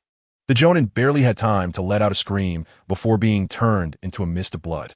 The remaining ones, terrified, desperately hid in the woods. I can feel that they're scared now. They didn't even see my face clearly, and half of the team is gone. It's this uncertainty that is the most terrifying. I quietly used the Flying Thunder God to transfer to a corner and took a breath. The previous attack was powered by the chakra from Teacher Minato's scroll. Although it didn't consume much, I needed to create some psychological pressure on them. I wanted them to wait in fear, highly tense, making it easier to kill. Hiss, hiss, hiss. The sound of the wind arose again, and I formed another Tai Chi Rasengan in my hand. That terrifying cutting sound in the silent forest was like the death knell of the Grim Reaper. In the next moment, I appeared behind 3 Jonin hiding in a blind spot. They would never understand until their death how I found them. Another Rasengan, and the 3 evaporated on the spot. After doing all this, I disappeared again. The remaining Jonin completely collapsed. One couldn't bear the torment and directly started using ninjutsu on the empty forest. Lightning release. Lightning dragon bullet technique. Unfortunately, as soon as he opened his mouth, I used the Flying Thunder God to appear behind him and slashed his throat. Hiss, hiss, hiss. The lightning flickered, and I held the lightning blade Fong of the 7 ninja swordsmen in my hand, the dazzling electric light illuminating the dark forest as if it were daytime. Holding the lightning blade, I appeared in front of the last few Kumobikura Jonin. Why you have the lightning Fong's blade? So it's you, the Konoha expert who killed Black Hode Lightning Fong. But do you think you won like this? The remaining Jonin exchanged glances and simultaneously formed hand seals. Lightning release. Lightning snake technique. Several lightning snakes instantly combined into a giant python the size of a small mountain, opening its huge mouth to pounce on me. They thought that I, holding the blade, was the real body. Wind release. Tai Chi Rasengan. Another cold voice echoed behind them. The massive Rasengan directly blasted the last few Kumogakure Jonin along with their lightning snakes into pieces. The battle ended, and I didn't even have time to collect the spoils, immediately rushing back into the fog I had just emerged from. The Chunin, who had been treated as cannon fodder, were still spinning around like headless flies inside. They could never imagine that their proud Jonin unit had been annihilated by me alone. The following battles became a one-sided massacre. In front of my 3-Tomo Sharingan, these Chunin were like lambs to the slaughter. When the white mist dissipated, there wasn't a single living enemy left on the battlefield. At this point, I opened the system. A series of crisp notification sounds were like heavenly music. Congratulations! You have killed a Kumogakure Jonin and gained 10,000 experience points. You leveled up. You reached level 32. You leveled up. You reached level 34. One battle, and I leveled up 3 times. I could clearly feel explosive power filling my entire body. Closing the notifications, I directly used one-click pickup to collect all the equipment and materials scattered on the ground. Suddenly, a scroll glowing with orange light caught my attention. Bloodline Limit Upgrade Scroll. My heart skipped a beat. Without a second thought, I used it directly. Congratulations. Your 3-Tomo Sharingan is upgrading and will soon become Kaleidoscope Sharingan. An indescribable, terrifying power surged into my eyes, and after that itchy and swollen feeling, I felt as if my eyes could see through the entire world. Congratulations. Your eyes have successfully upgraded to Kaleidoscope Sharingan. I was stunned. The Kaleidoscope Sharingan, the ultimate power of the Uchiha clan. Everyone's abilities are different. Itachi's is Tsukuyomi, Sasuke's is Kagutsuchi, and Obito's is Kamui. So what is mine? As my thoughts stirred, the kunai and shurikens on the ground suddenly flew up by themselves, hovering in the air and moving with my gaze. My ability is to manipulate all objects. Goodness, this is simply a bug. During a fight, with just a glance, the opponent's knife turns against them, and with another glance, thousands of shurikens can turn them into a sieve. But that's not all. I feel like this is just the power of my left eye. My right eye hides an even more terrifying and mysterious power. Taking a deep breath, I attempt to activate the Uchiha clan's trump card, Susanoo. Suddenly, I hear the sound of bones cracking, and a towering golden evil light erupts behind me. A massive golden arm and ribcage instantly appearing, protecting me firmly within. Susanoo. Initial form. I look at the huge energy body enveloping me, completely stunned. This power is simply monstrous. I didn't dare to use it for too long and quickly put it away. The kaleidoscope was too taxing on the eyes. However, with the upgrade scrolls, getting an eternal kaleidoscope in the future isn't just a dream. Just then, a sound of something breaking through the air came, and Itachi arrived with a group of Uchiha and Hyuga clan members. They were all stunned to see the battlefield littered with corpses, as if it had been struck by a meteor. Hyuga Hayashi, the head of the Hyuga clan, spoke with a trembling voice. So many Jonin. Did you kill them all by yourself? Itachi remained silent, staring intently into my eyes. Suddenly, he gasped, Wheel of the Kaleidoscope Sharingan? As soon as he said that, the crowd erupted into chaos. Hyuga Hayashi was so scared that his face turned pale. I can only play dumb. I don't know either. After I killed them, my eyes just changed like this. Awesome, little brother. Itachi was so excited that he started talking more. I'm really proud of you. If the Hidden Cloud Village knew that their surprise attack ended up giving you a kaleidoscope, they would probably be so angry they'd spit blood. Hinata Hizashi was standing aside, his expression like he had eaten something terrible, filled with regret. He was about to come over and apologize to get close to me, but I couldn't be bothered to acknowledge him. I jumped directly to the top of a tree and said, let's leave these corpses to the Hyuga clan to handle. Hizashi was so furious that his mustache stood up. But looking at my kaleidoscope, he didn't dare to say a word, only could vent his anger on his own clansmen. Were you still standing there for? Hurry up and clean up the battlefield. On the way back, Itachi told me that the group of people I had killed were the real main force of the Hidden Cloud and Hidden Mist, and the enemies in other directions were all feints to distract us. They could never have imagined that the Sure Wind move would run right into me. Just then, Shursui and a few clansmen rushed over to join us.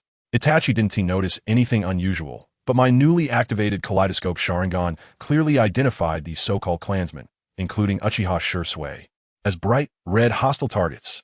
Another transformation technique of the Hidden Cloud's Jonin. Brother Shursui, you guys are so quick. I coldly laughed in my heart, but my face was all smiles as I approached the fake Uchiha Shursui. The moment I got close to him, my kaleidoscope suddenly rotated. In the next moment, a massive golden light shot up into the sky, and the ironclad Susanoo instantly protected both me and Itachi. That gigantic energy arm crushed the fake Shursui like squeezing a tomato, turning him into a mist of blood. Only then did Itachi suddenly realize that an enemy had actually infiltrated right beside him. I'm telling you, this so-called enemy is none other than that top-notch secretary by the side of the fourth Raikage, Mabu E. This guy brought a group of elite from the Cloud Village and snuck up on us with a giant chakra cannon. I've heard of this thing before. It almost shattered the moon in the movie. It's a pure killing machine. These guys are really playing it up. First, they sent a bunch of cannon fodder disguised as our Uchiha people, loaded with explosive tags, rushing in for a suicide attack just to make us lower our guard. They thought I wouldn't suspect that there was a bigger scheme behind this, like a mantis stalking a cicada with a yellow bird waiting behind. Mabui gave the order, fire. Those Cloud Village, Nin poured chakra into the cannon like it was free. As for me, I had just activated Susanoo to protect my brother Itachi, ready for anything. One little clever guy from the Cloud Village sensed something was off and said, Lord Mabu E. Itachi Uchiha just got excited when he saw his brother activate the Mangeki Sharingan. That reaction seems off, right? But Mabu E, brimming with confidence, waved his hand and said, who cares? No matter how smart they are, they won't figure out that we're playing a long con. Fire. I have to tell you about that scene. It was unbelievable. Those people disguised as our clan members rushed over like human bombs, and right after that, the chakra cannon let out a deafening roar. A beam of destructive light directly evaporated the spot where Itachi and I were standing. The entire forest was flattened in an instant, and the shockwave hit the edge of the village, even shaking the Hokage building. When Mabu-E saw this, she thought it was a success. She immediately prepared to use her heaven-sending technique to teleport the cannon back home. A perfect ending. They thought this assassination would be a sure win, eliminating the two trump cards of the Uchiha clan, and they would be carefree in the future. However, just as she was about to make her escape, a faint voice sounded behind her. Susanoo. Mabu-E was dumbfounded. She didn't even have time to react. As a massive purple energy arm reached out from the void and grabbed her tightly, squeezing her face pale. When she looked again, the distant figures of me and Itachi, who had been blown to ashes, suddenly transformed into bubbles. Yes, that's right. It was a multiple shadow clone technique classic trick. Family members who understands. When that group of cloud ninjas rushed over, my Sharingan had already seen everything clearly, and there was a whole nest of them a few kilometers away. When my brother arrived, I immediately exchanged a glance with him. and with the flying thunder god technique, we left, leaving behind 2 shadow clones to play along. Are you kidding me? I activated my Sharingan. Could my brother, who is so protective, just be excited? We had long since slipped to the side to watch the show. How is this possible? Mabu-E was completely stunned, feeling like her CPU was about to overheat. I floated in front of her, my mouth almost stretching to my ears. I just predicted that you predicted my prediction. Itachi beside me didn't say a word, but his eyes were full of admiration for my little brother. He certainly realized those people were using transformation techniques, but he really didn't expect that Yunin would set up such a big trap just to deal with the two of us. However, what puzzled him the most now was probably how I activated my Sharingan. Then I saw his eyes light up. Good grief, he had come up with his own theory. He thought that I activated it because I saw my brother in danger, and out of excitement and stimulation, bam, the Sharingan was awakened. This line of thought really makes me speechless. On the other side, the cloth-wearing leader, seeing that the plan was exposed, directly told his subordinates to stop resisting. We surrender. But the way she looked at me actually contained a hint of admiration, saying that she had never lost in schemes before, and I was the first. Just then, Minato arrived with a large number of Umbu. Upon seeing the chakra cannon that hadn't been moved yet, he instantly understood everything. Minato came over, patted me on the shoulder, praised me fiercely, and then signaled the Umbu to take the people away. Guess what happened next? The cloth-wearing group, who had just raised their hands to surrender a second ago, suddenly hardened their gazes and all attempted to bite their tongues to commit suicide. Truly impressive. As their bodies were information itself, they would rather die than submit. Unfortunately, they were quick, but my brother and I were quicker. With just a glance, I activated my Sharingan, and the cloth-wearing leader was directly knocked out by my Jinjutsu. Itachi also took action at the same time, controlling the remaining Yunin ninjas. The Konoha Umbu finally reacted, hurriedly tying them to crosses that could prevent suicide and handing them over to the interrogation departments of Iki. Once everyone left, only my brother and I were left on the battlefield. The atmosphere suddenly became tense. Itachi looked at me with a kind and moved expression. Peak, thank you. I didn't expect that you would awaken the Manjiki Sharingan to save your brother. At that moment, I was like, what? What is this strong brotherly bond all about? But he didn't give me a chance to explain and continued talking to himself. To thank you if I ever open a kaleidoscope, and in case your eyes go blind, I'll give you my eyes. That way, you'll have the eternal kaleidoscope Sharingan. That's settled then, no backing out. After saying that, he vanished in a flash. I was stunned. Just as I was thinking of pursuing, a hand rested on my shoulder. It was Shui, who I didn't know when he had arrived, smiling as he looked in the direction where Itachi had disappeared. Listen, don't ever take Itachi's eyes. It's my Manjiki that I've been keeping for you. Oh my god, I have 2 brothers who are obsessed with their younger siblings. It's a mix of happiness and suffocation. After finally sending away my brother Jishui, I quickly opened the system. Sure enough, I caught a burlap outfit, and the rewards came. A bunch of kunai and shurikens were skipped over. But the key was that I unlocked the Lightning Release, Lightning Illusion Lightning Pillar, and a special Jonin gift package. I took a deep breath and directly opened the big gift pack. Wow, Susanoo Upgrade Scroll. This thing can directly upgrade my Susanoo from its first form, a skeletal frame, to the second form, which is flesh and can wield weapons. Isn't this better than anything else? Without hesitation, I clicked to use it.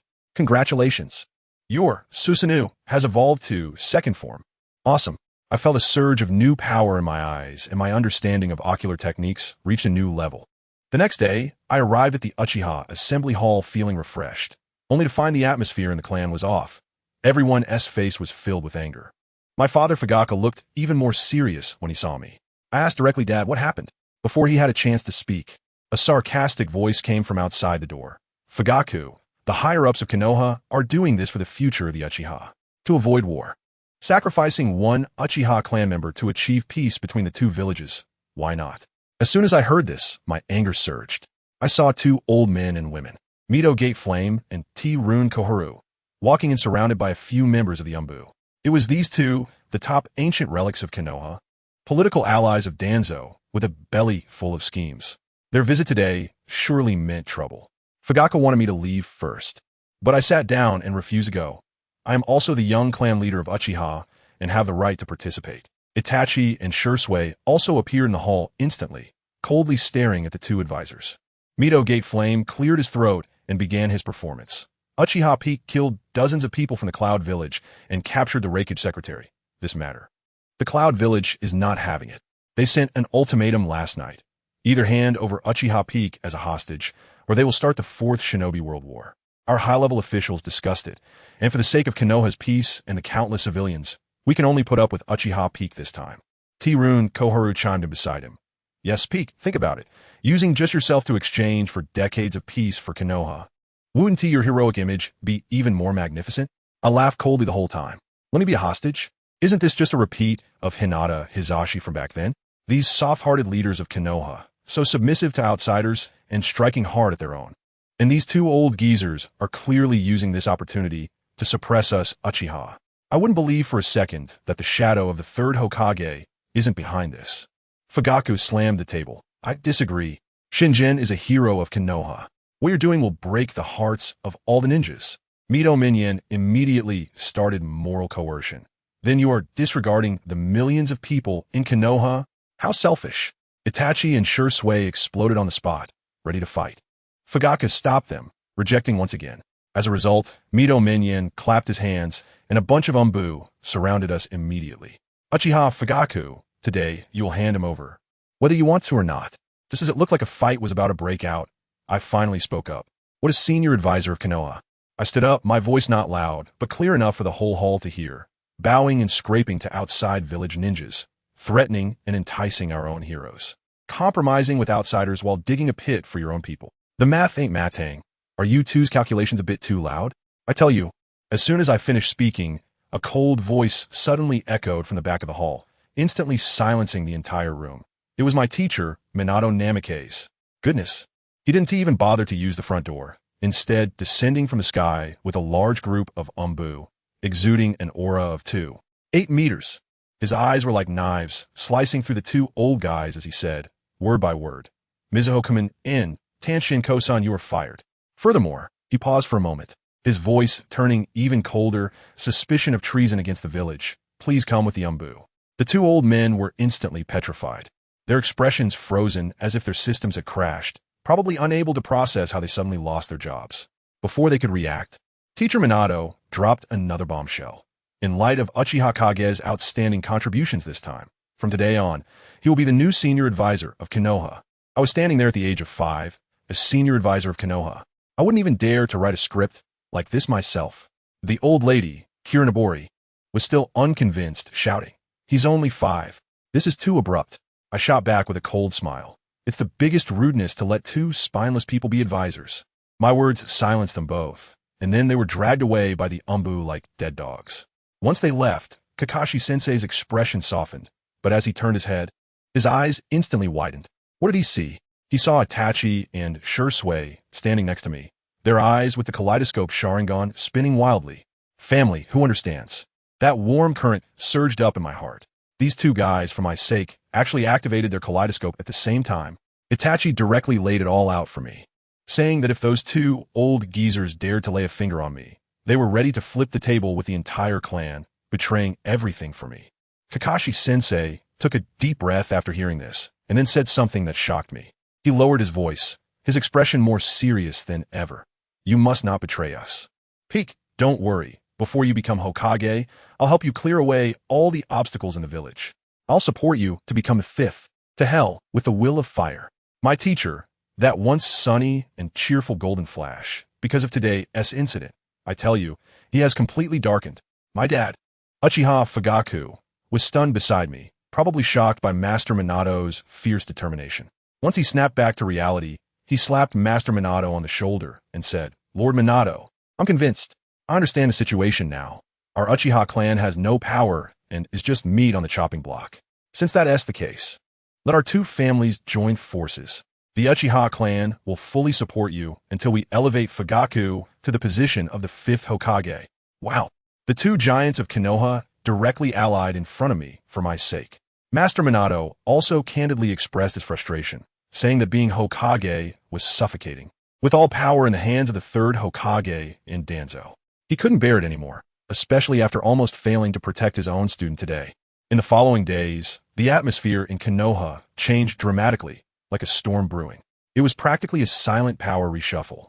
First, those two old advisors suddenly died of heart attacks as soon as they entered prison. Well, you know the reason. Then there was a massive reshuffle in the Umbu. With many Uchiha elites promoted, my dad officially became a senior advisor. Of course, there were dissenters. The Akimichi and Hyuga clans went to protest against the third Hokage. What happened next? Master Minato must have said something to the third Hokage because he left looking defeated. That same night, the heads of the protesting clans were found dead, their families left exposed in the wilderness. Now, Konoha was silent.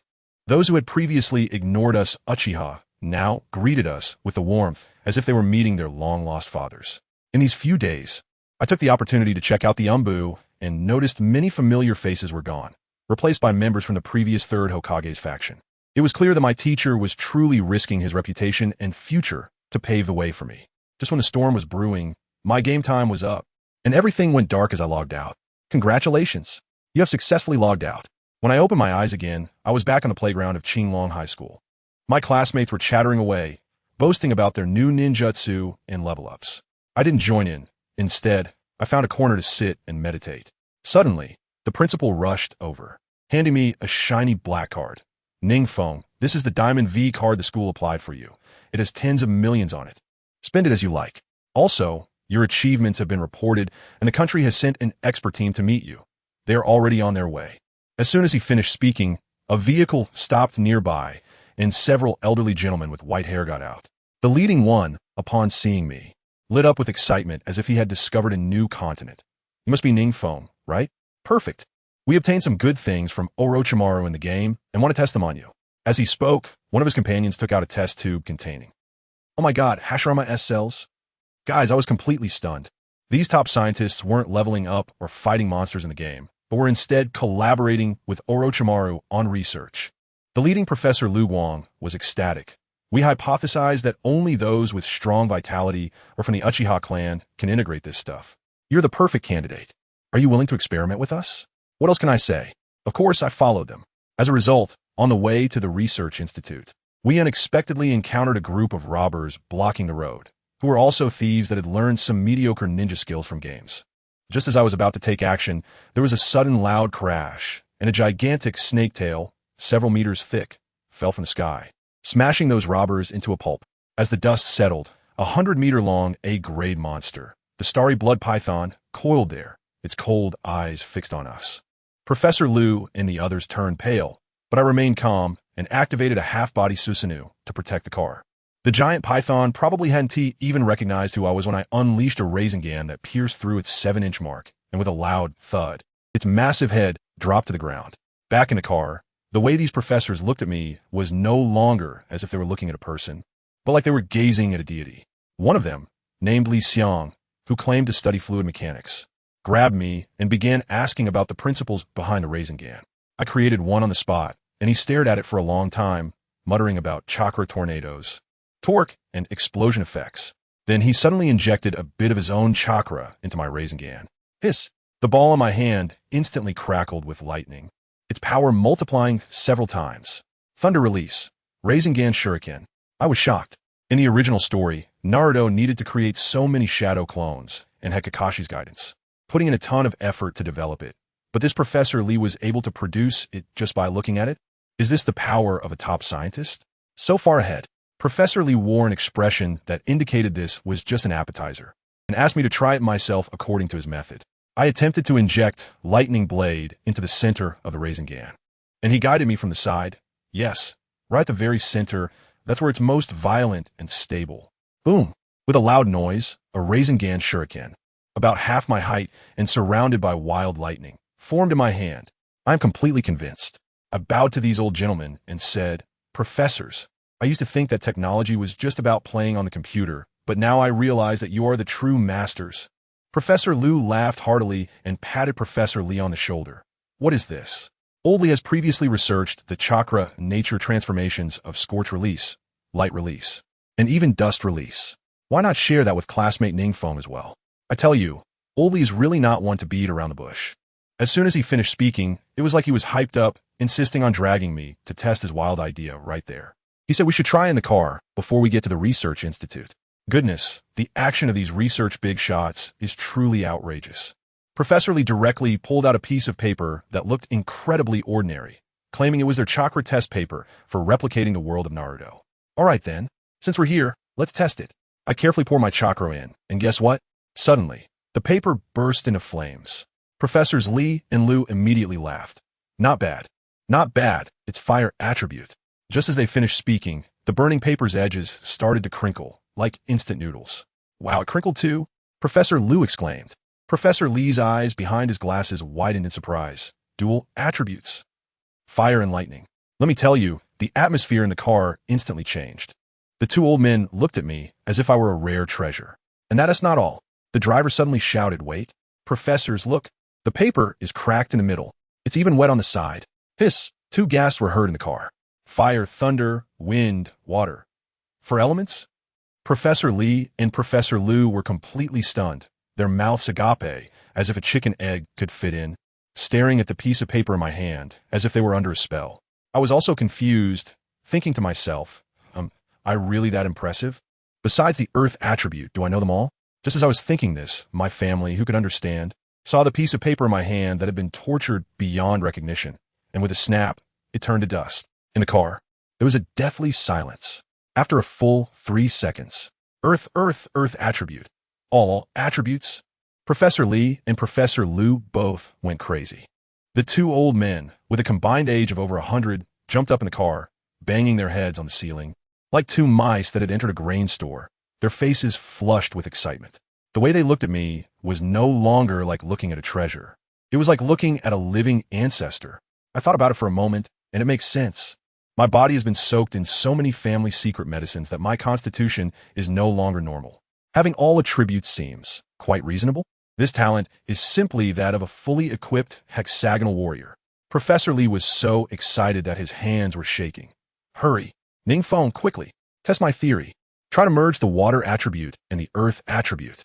Although I haven't practiced it before, I have experience with Thunder Slash, so I could draw parallels. With a thought, a pool of clear water emerged from my left palm, while a layer of rock appeared in my right palm, and then my arms transformed into the shapes of water and rock. Professor Lee shouted like an on-site coach. Yes, that's it. Now insert your water hand into your stone hand. I did as instructed. The moment our hands touched, wow, a mysterious force exploded in my palm. The feeling was like spring arriving, everything coming back to life, and I felt as if I was in a primordial forest, overflowing with vitality. Look, Professor Lee shouted. I looked down, and to my surprise, a green sprout suddenly popped up in the palm of my stone hand. Moreover, this sprout grew like it had been given hormones. And in just a few breaths, it had turned into a small tree about half a person's height. This would release. Professor Lu's eyes were about to pop out. Professor Lee adjusted his glasses, trying to maintain his composure, but his voice was trembling. To be precise, this is a property change of the wood attribute. NingFeng, Huri. Inject it into the Rasengan. Of course I'm curious too. Naruto has played with so many fancy Rasengans, but I've never seen him use with style. I immediately formed a small ball and carefully infused it with this vibrant life filled with chakra. At first, there was no reaction, but the more I infused it, the more the ball hummed and changed from blue to a glowing emerald green. The life force was so rich that it felt like I was holding not just a ninjutsu, but the source of life itself. It doesn't seem very powerful, does it? Professor Lu questioned. Try throwing out. Professor Lee urged me. Just then, the car stopped, and I casually tossed the green ball at a large tree by the roadside. Boom! A dull sound erupted, causing damage similar to that of an ordinary spiral sphere. Just when everyone thought the theory had failed, an unexpected change occurred. The ground that had been enveloped by the ball's aura suddenly began to shake violently, and countless trees and vines burst forth from the earth as if they had gone mad, instantly growing into towering trees and transforming that area into a terrifying forest of strangulation. I tell you, that scene was so shocking. This is not just ninjutsu. It's like carrying a natural disaster with you. I was happily admiring my new move when Professor Lu pulled me away from Professor Lee, looking like a protective hen. Hey, old Lee, that's enough. NingFeng is here to assist with my experiment, not your toy. After saying that, fearing I might be snatched away, he patted his chest and assured me, NingFeng, developing ninjutsu is pointless. That's just a minor path. My cells from Hashirama are the treasures that can bring about a qualitative change in you. Hey, this old man really knows how to paint a picture. As a result, while Professor Lu wasn't paying attention, Old Lee leaned in close to my ear and whispered, NingFeng, it's okay, I'll wait for you at midnight. Wow. At that moment, my hair stood on end. If it weren't for his righteous expression, I would have thought I had encountered some sort of academic pervert. As we were talking, the car slowly came to a stop. We've arrived. NingFeng, welcome to the Summer Country Ninjutsu Research Institute. As soon as I got out of the car, I was stunned. The Research Institute looked ordinary from the outside, but in reality, it was surrounded by hidden guards, with at least thousands of ninjas patrolling, as heavily guarded as a military base. Once I walked inside, I was even more amazed. It was like a scene from a science fiction movie, with an enormous room filled with various high-tech instruments I couldn't understand, countless researchers in white lab coats bustling about, and the large screens displaying analyses of the fourth Hokage's flying thunder god techniques, spatial model, and applications of tailed beast chakra energy conversion. Wow, this was only the third time I logged into the game, and these people's technological advancements were off the charts. They were about to leap directly from the ninjutsu era to the interstellar age. Professor Liu brought me to the center of the venue, cleared his throat, and, like at a press conference, started praising me profusely, calling me an all-attribute genius and a wielder of the Sharingan, elevating me to the status of a savior. Then came the main event. All right, without further ado, bring out the prepared Hashirama cells. A few researchers immediately carried over a special vessel containing the cells, and I could feel the terrifying vitality emanating from it. Professor Liu, with a serious expression, told me that this was very dangerous. Orochimaru and Danzo had tried for a long time without success, and only my physique might be able to handle it. At that moment, a particularly lively girl approached, introduced herself as Zhu Qin, Professor Liu's assistant and a PhD in cell biology, who would accompany me throughout the process and record my bodily data. She brought over a rather impressive-looking machine and said it was to test my overall physique to match the Hashirama cells. Guess what happened next? As soon as the machine powered on and beeped at me, a number 300000 flashed on the screen, and then, boom, it exploded. Yes, it really exploded. Everyone in the Research Institute, including Zhu Qin and Professor Liu, was frozen in shock. The scene was like a comedy. Professor Liu was stunned for a while, and finally gave me a thumbs up. Forget it. With your physique, let's go straight to the Hashirama cells. Zhu Qin cautiously brought over a syringe, drew a little bit of the cells from the vessel, and injected it into my arm. Wow. As soon as the cells entered my body, they boiled instantly, and the pain almost made me cry out. Then the most outrageous thing happened. The spot on my arm where I was injected turned white, and then slowly coalesced into a faceless human face, specifically, the face of the first Hokage, Hashirama Senju. At that moment, all the scientists were stunned, and they all stood up in shock, with Zhu Qin covering her mouth in astonishment. I have a good idea in my heart. It's the same principle as when Ban Yi bit in a Hashirama back in the day. Although it looks frightening, I can clearly feel that my chakra has surged, and even the burden of using the Manjiki Sharingan has decreased significantly. It's a success. Professor Liu was excited and his face was flushed. NingFeng, how do you feel now? Try some ninjutsu. I was taken to an open area. I originally wanted to try fire release, but when I formed the hand signs, a completely unfamiliar set of signs unexpectedly popped into my mind. Without thinking, I instinctively called out the name, would release, would block wall. The moment the words left my mouth, I was stunned myself. Then, centered around me, the ground shook violently, and countless massive wooden structures shot up from the earth, instantly forming a gigantic wooden shield that firmly protected me inside. The entire Research Institute fell silent. Professor Zhu. Everyone looked at me as if they had seen a ghost. The bloodline limit that Orochimaru and the others have been studying for decades was awakened with just a single needling for me. I am feeling this brand new power within me. My kaleidoscope Sharingan suddenly starts to pulse wildly, and a huge sense of crisis washes over me. Without a second thought, I activate Susanoo. A torrent of golden chakra surges into the sky, and a gigantic golden warrior's upper body forms instantly, enveloping me within. Just as Susanoo takes shape, two massive snake tails, thicker than barrels, descend from above and smash down hard. Boom! The snake tails strike heavily against the arm of the golden Susanoo, but are blocked without budging an inch. At this moment, the people from the Research Institute finally react, and several starry blood pythons, each over 100 meters long, have surrounded this place without anyone noticing. It's the starry blood pythons. 4 of them. Thankfully, there's classmate NingFeng.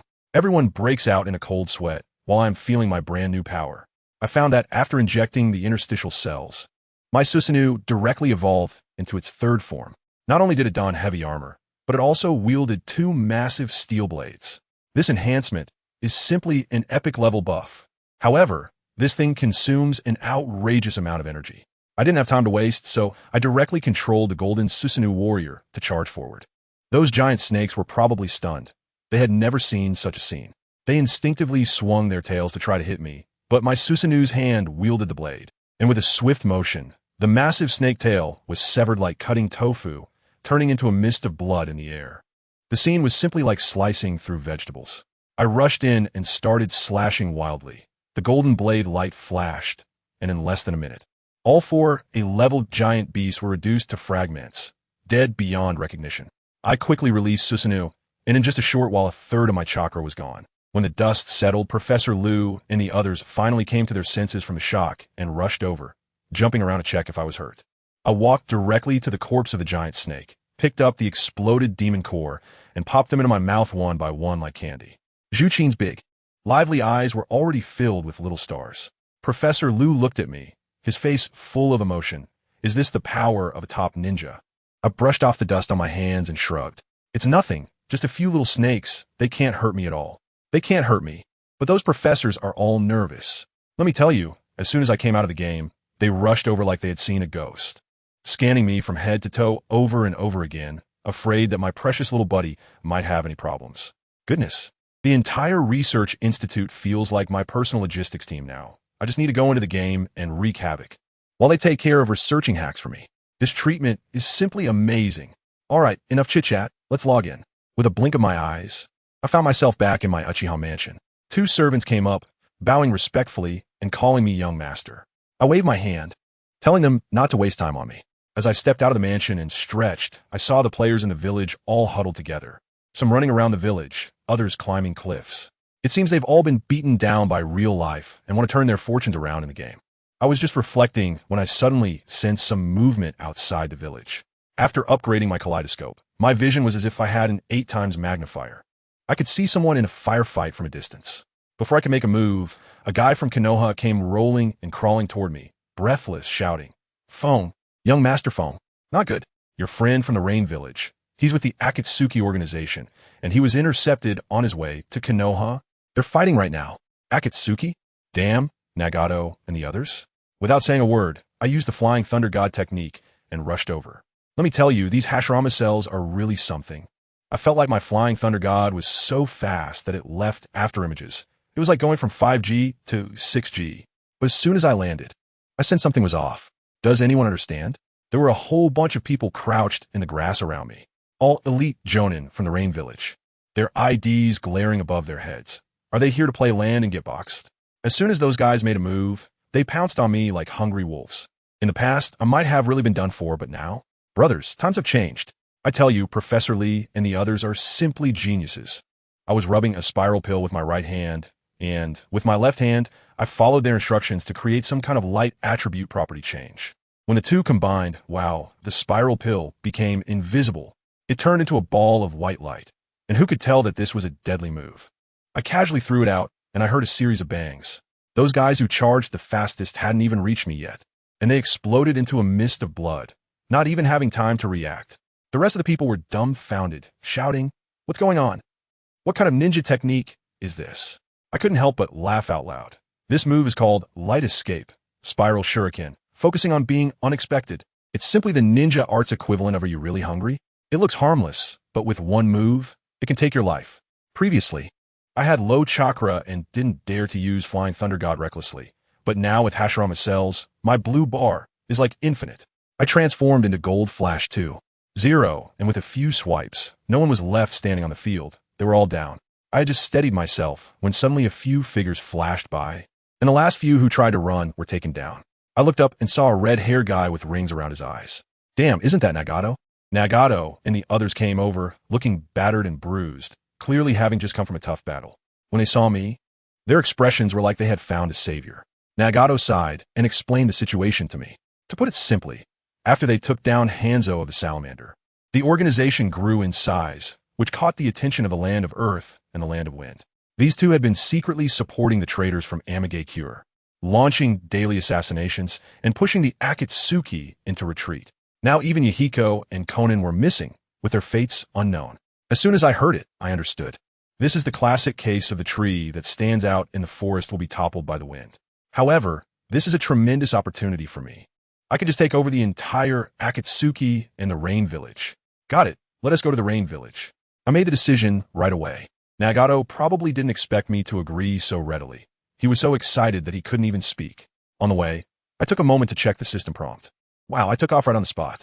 After defeating those upper ninjas, my experience bar skyrocketed, and I leveled up to 39. But that's not the main point. The main point is the boost from the Hashirama cells. Congratulations, you have awakened wood release. Vitality increased by 20. Health regeneration speed increased by 300. Chakra limit increased by 100. Does anyone understand this? This enhancement is so overwhelming that it scares me. And this is just a part of the cells. If I fully transplant them, wouldn't I ascend on the spot? I'm enjoying myself. And when I look up, I've already arrived at the border town between the land of fire and the land of rain. Nagato and the others were about to suggest taking a break when I frowned and interrupted them. Don't rest. The entire town is filled with the upper ninjas from Awagakure, waiting for us to slip into their pockets. As soon as I finished speaking, I threw out a flying thunder god kunai, and when I reappeared, I was already standing in their command center. Goodness, inside there were two leaders, one with an explosive hairstyle and a young guy with a ponytail who looked a bit artistic. I took a closer look and realized it was Deidara, the explosive release user, and the still loyal to the village Deidara. I had already heard everything clearly with my wooden clone outside. They had calculated that Pain would come looking for me, and also guessed that the first wave of ambush wouldn't be able to stop us, and were discussing how to deal with me. Deidara even said something about how art is an explosion and wanted me to die artistically. I thought to myself, it seems like your artistic cells are about to reach their limit. I directly mocked, oh, having great chat, huh? I'm already online, and you guys haven't even noticed? The perceptive ninja turned pale and exclaimed, not good, is invading. Sho and Deidara were also startled and quickly ordered their minions to come up and die. You all go. Go test his strength. That bunch of people started forming seals, creating earth walls and heavenly coverings, trying to trap me. With a sweep of my Sharingan, I immediately saw through it. Half of them were feints, waiting for me to make a move so they could counterattack. The one called Sho was even secretly stuffing explosive tags into the earth wall, try to play dirty. Unfortunately, in the face of absolute speed, everything is just flashy. I directly used Flying Thunder God and instantly appeared right in front of Sho. The Rasengan in my hand was already eager to go. That kid reacted quickly too. A layer of yellow chakra armor burst out from his body. Both high defense and explosive, specifically designed to counter someone like me in close combat. My Rasengan hit him and directly shattered his armor. He immediately detonated the broken armor, producing a huge explosion. He was still sneering, and not much. But when I took a closer look, the one that exploded was my shadow clone. My real body had already slipped away. His expression was instantly frozen in shock. I didn't give them a chance to react at all. With a few flashes of golden light, their so-called Ace Demolition Squad was wiped out in seconds. Sho and Deidara were both pale with shock, exclaiming, this speed. It's more than 10 times faster than the intel. I directly unleashed my ultimate move. Susanoo. A golden Gundam rose from the ground, and with one swing, it came crashing down. Sho and Deidara were thrown away by the shockwave. Sho still wanted to counterattack, but with my second strike, I shattered his turtle shell, and he spat out blood on the spot. Deidara quickly threw explosive tags at my Gundam, blasting for a long time, but my Susanoo didn't even have a scratch. Sho was completely desperate and shouted to Deidara, run. Take back his information. This person is a major threat to the village. Otherwise, no one can deal with.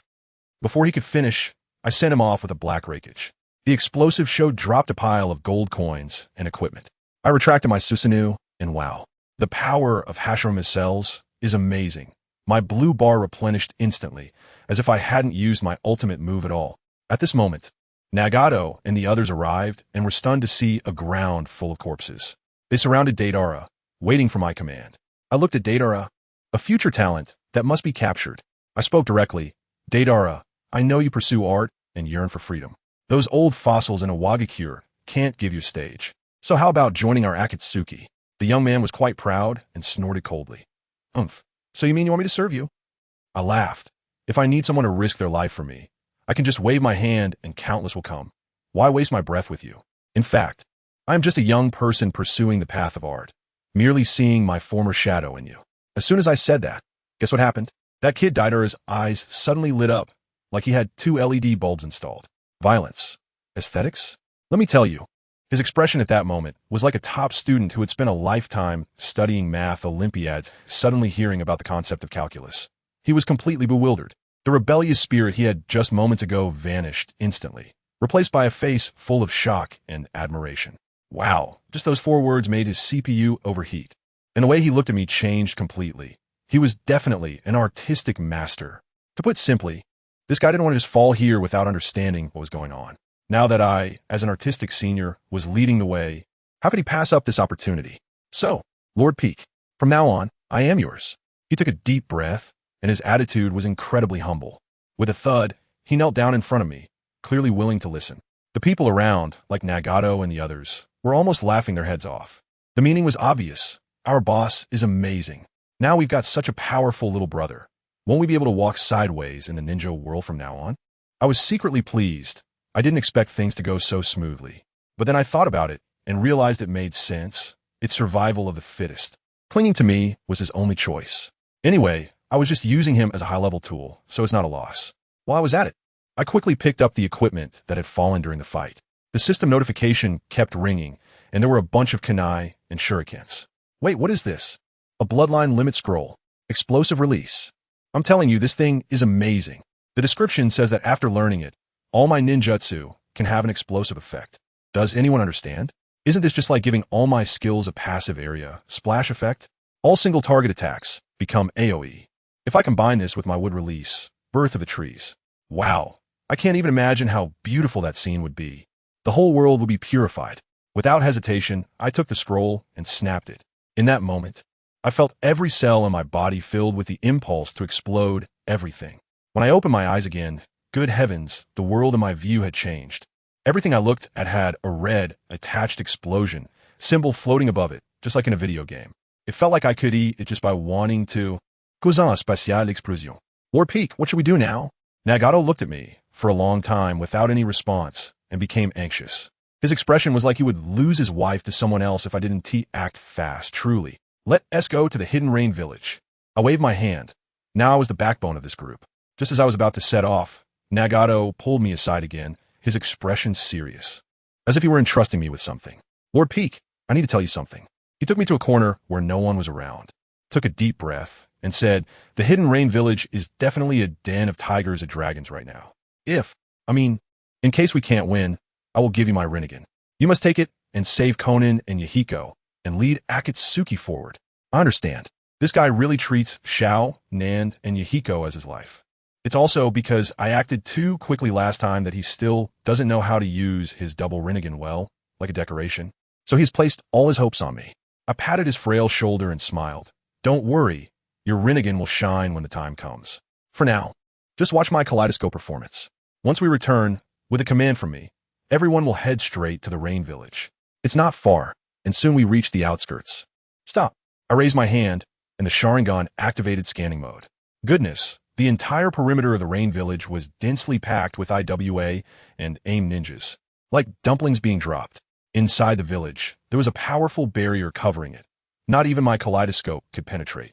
This definitely meant there was a traitor inside, colluding with IWA to steal the village. Seeing this situation, Nagato was ready to start entrusting his legacy again, his gaze resolute. Don't be nervous, I've got everything under control, I said softly. At that moment, I noticed a group swaggering towards the village entrance. Hey, aren't those people from the Cloud Village? The one leading them is none other than the right-hand man of the fourth Reikage, the one who uses wind release, Darui. Looking at the ones coming out to greet them, it's Tsuchikage's guard, known as the shield of the Tsuchikage, Akatsuchi. When these two families come together, it can't be anything good. I smirked. Isn't this the opportunity I've been waiting for? I quietly followed behind the group from Yunin, listening to them complimenting each other in a businesslike manner. Chidu was laughing like a blooming chrysanthemum. Oh, I didn't expect friends from Yunin Village to come all the way here. Darui pretended to respond with feigned sincerity. Not at all. We heard that you from Yunin managed to drive away the Akatsuki and successfully took over the Rain Village. So we specially came to congratulate you. Huh. The congratulations were a pretense. The real reason was to get a share of the pie. Shitu invited them into the village, and I mixed in with them. Just a few steps in, I heard Darui lower his voice and ask. I heard that the Uchiha Peak from Konoha has a good relationship with the Akatsuki. He didn't come to cause trouble, did he? Upon hearing my name, Chita's smile instantly froze for a moment, but quickly returned as he laughed heartily. Uchiha Peak? Just a punk kid. I've already sent our village's strongest demolition squad to intercept him, with Deidara and Shuri there, even if he had 9 lives. He would have to give up right there? Ha ha ha. Hearing this, Darui's eyes lit up. So, that kid has already been taken down by you? His expression was filled with joy, especially since last time in Konoha, I had made them from Yunin suffer quite a bit. Chita shrugged, looking completely nonchalant. That should be the case. Just as he finished speaking, a Yini ninja came rolling over in a panic, his face pale with fright.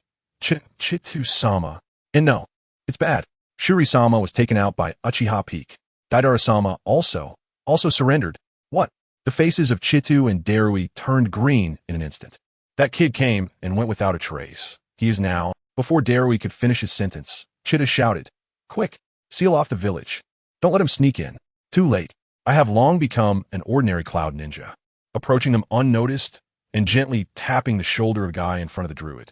The guy didn't even react, and the explosive release chakra I just learned had silently injected into his body, blocking the rain-hidden village. Remembering this now, doesn't it feel a bit late? I let out a cold laugh, and a shadow clone descended from the sky, instantly attracting all the firepower from everyone. While they were crazily attacking my clone, the Yunin ninja, whom I had tampered with, had quietly made his way to the middle of Chitu and Delui. As my thoughts stirred, boom, a deafening explosion erupted. That guy detonated right on the spot, turning into a dazzling mist of blood and fireworks. The massive shockwave instantly shattered dozens of surrounding elite ninjas into pieces. And even the 2 experts, Darui and Chitachi, were blasted away like 2 torn-up sacks, screaming in agony. I must say, the power of this explosive technique is pure aesthetic violence. However, I know these 2 aren't that easy to kill. With a flying thunder god technique, I directly flashed to their landing spot in a secluded corner. They had just gotten back up, covered in cold sweat, and when they looked up, they saw me towering over them, like I was looking at 2 corpses. Uchiha Peak. The 2 exclaimed in unison, nearly scared out of their wits. Wind release, Gale Lock Lotus. Earth release, Stone Barrier Technique. Countless laser-like bolts of lightning erupted from Darui's hands, chasing after me, while Chitachi directly spat out a pile of stones, instantly creating a solid stone fortress in front of them. Their reactions were incredibly fast. They truly are elite bodyguards of the Hokage. I didn't confront them head-on at all. I directly created multiple shadow clones and let them play hide-and-seek with those lasers. As for my main body, I used Flying Thunder God to stick to that stone fortress. My defense can't even be broken through by your Susanoo. The red earth inside the fortress is still being stubborn. Huh? Is that so? I just extended my finger and gently tapped on the stone wall, injecting my explosive release chakra into it. The expression on Akatsuki's face instantly changed, and his voice started to tremble. Ew. How can you use explosive release? You have 2 bloodline limits? It was too late to say anything. Boom! His proud earth shadow shield crumbled before me like paper, directly exploding into a cloud of dust. The shockwave from the explosion left him and Darui dazed, and before they could react, the ambushed Nagato and Deidara had already rushed in, tying them up tightly. Sometimes, capturing alive is more valuable than killing. These 2 would be my first bargaining chips in controlling the Land of Rain. I swaggered into the center of Rain-Hidden Village with these 2 trophies. When the Rock-Hidden Ninjas saw their leader captured, who dared to stop me? They obediently made way. The entire Rain-Hidden Village fell eerily silent. All the villagers and ninjas looked at me with the eyes of someone seeing a deity, watching me return like a king with members of Akatsuki. Suddenly, I don't know who started it, but the whole village erupted into thunderous applause and cheers. It's Lord Uchiha Peak.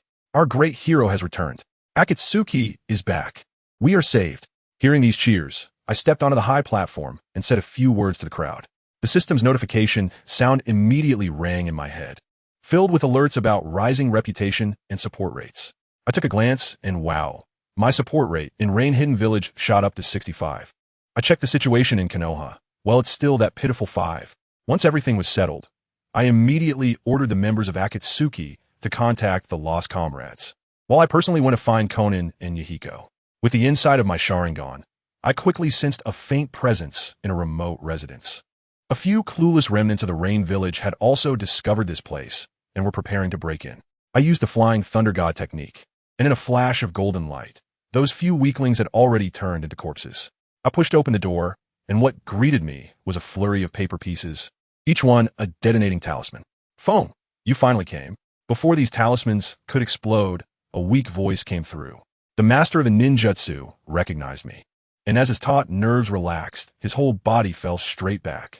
I flashed my figure and caught her steadily in my arms before she fell to the ground.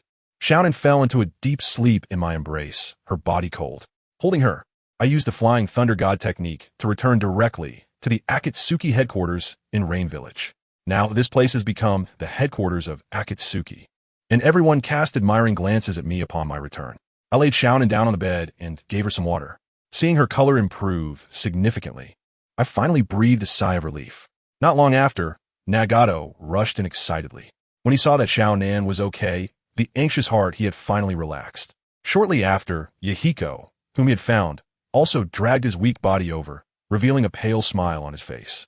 However, before that smile could settle, Yahiko's eyes closed, and he collapsed straight down, completely fainting. I hurriedly had Nagato take him to rest, and now it was just me and the still sleeping Conan left in the room. I have to say, this girl looks quite beautiful when she is asleep. It's a peaceful sight. Just as I was about to leave, she groggily woke up for a moment, struggling to say thank you. Before she could finish, she suddenly fell asleep again. All right, I thought. You three take good care of her. I'll go have a look outside. Goodness, as soon as I stepped out, I almost thought it was a fan meeting. Deidara, Nagato, and the rest of the Akatsuki were all waiting at the door, looking at me with such respect. Nagato led the way with a deep bow, saying, Lord Peak, if it weren't for you this time, our Akatsuki would have been completely wiped out. He paused, exchanged glances with the others, and they all nodded vigorously like chicks pecking at rice. Nagato took a deep breath, his expression full of anticipation. So, we have discussed it, and starting today, we would like to formally invite you, Lord Uchiha Peak, to become the leader of our Akatsuki organization. I haven't even spoken yet, and those people behind me are like a floodgate that has been opened. Yes, Lord Foam, I'm begging you, take us to new heights. That's right. It has been proven that the Akatsuki organization can only shine under your leadership. Let me tell you, family who understands, these people are just one step away from kneeling down for me. Nagato's gaze is simply intense, as if he has found a long-lost father. Actually, I know very well that they initially flattered me for the Uchiha family's background, but now it's different. After these tough battles, they truly respect me as a person. I was thinking to myself, this captain role is coming a bit too quickly. I'm not even ready with my acceptance speech yet. As a result, Xiaonan woke up again at some point, propping herself up against the door frame and coming out with a firm but quiet voice. Lord Foam, don't be in a hurry to refuse. Please agree to us. Our Akatsuki lacks someone as ruthless as you. If we keep doing things ourselves, we will eventually be played to death by those old foxes from Awagakure. This hit the nail on the head. Nagato and the others, being idealists, playing politics and being cunning, really can't handle it. In this war-torn land of Amagakure, both sides are like hungry wolves and without some iron-fisted methods. The end result is being torn apart by others. Nagato quickly chimed in. That's right, Lord Foam. We were just too naive, always thinking of love and peace. And what happened? We almost got wiped out. Strength is the only truth. Seeing them all awaken like this, I helplessly shrugged. All right. It seems I have no choice but to take on this captain role. But I'll lay down some ground rules first. First, officially I'm the boss. But you three have to help me be my right-hand man. Second, I have a lot of things to deal with back in Konoha, so I can't be here all the time. Many times you'll have to hold down the fort yourselves. This is definitely great news for me. With Danzo having roots, and now I have Akatsuki in the future in Konoha, let us see who dares to speak loudly to me. When they heard I agreed, they were so excited that they accepted it without a second thought.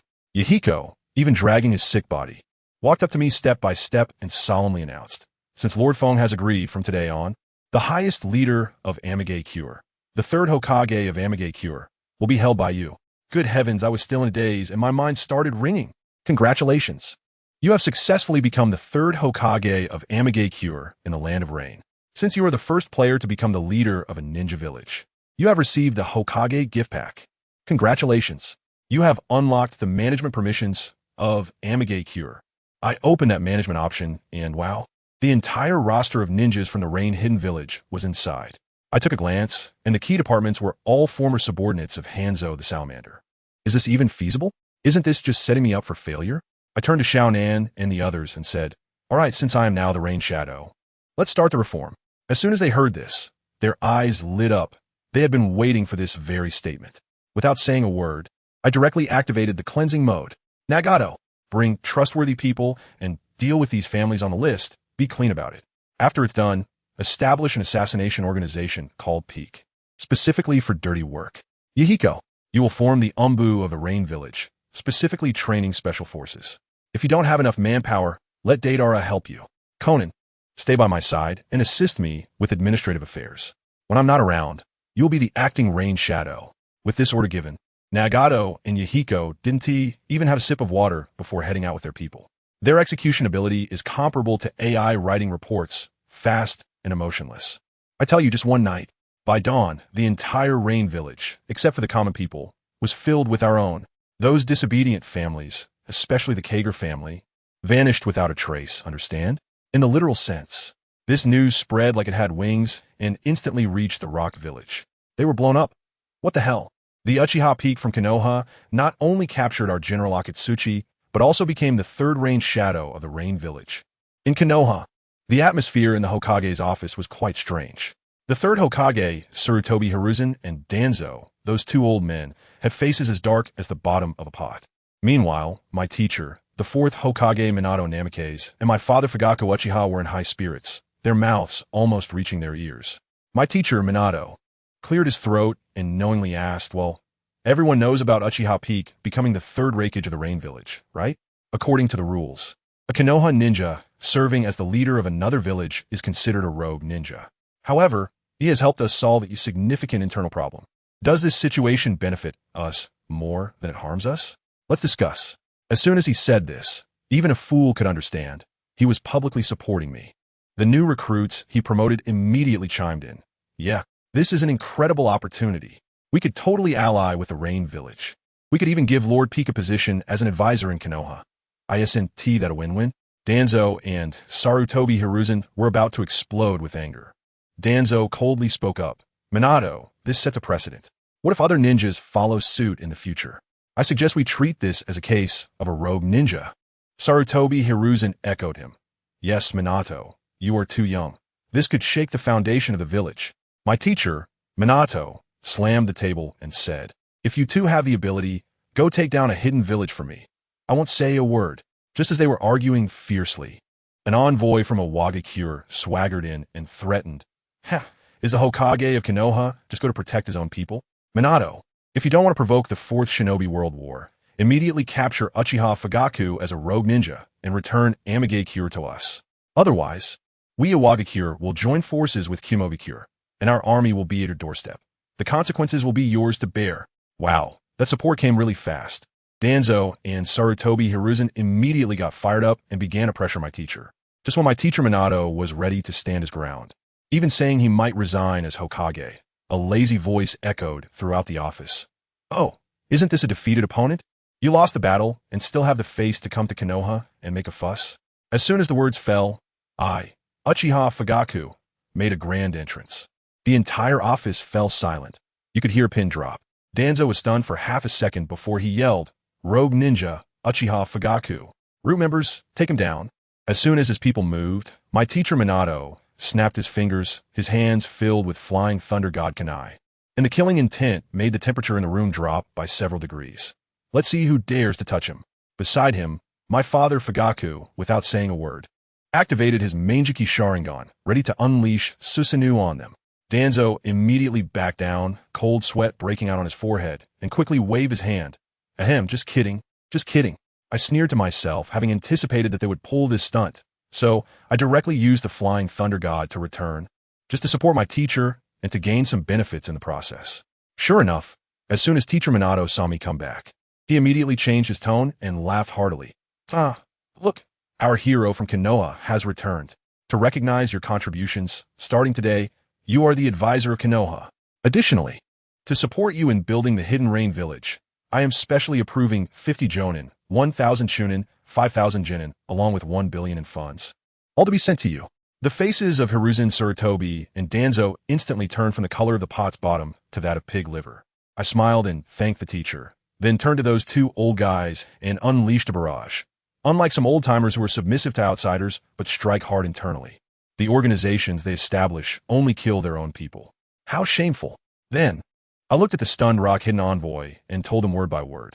Go back and tell Noki and the fourth Reikage that the Konoha that used to swallow its pride and let you bully it no longer exists. The era of Sarutobi, Hiruzen, and Danzo is over.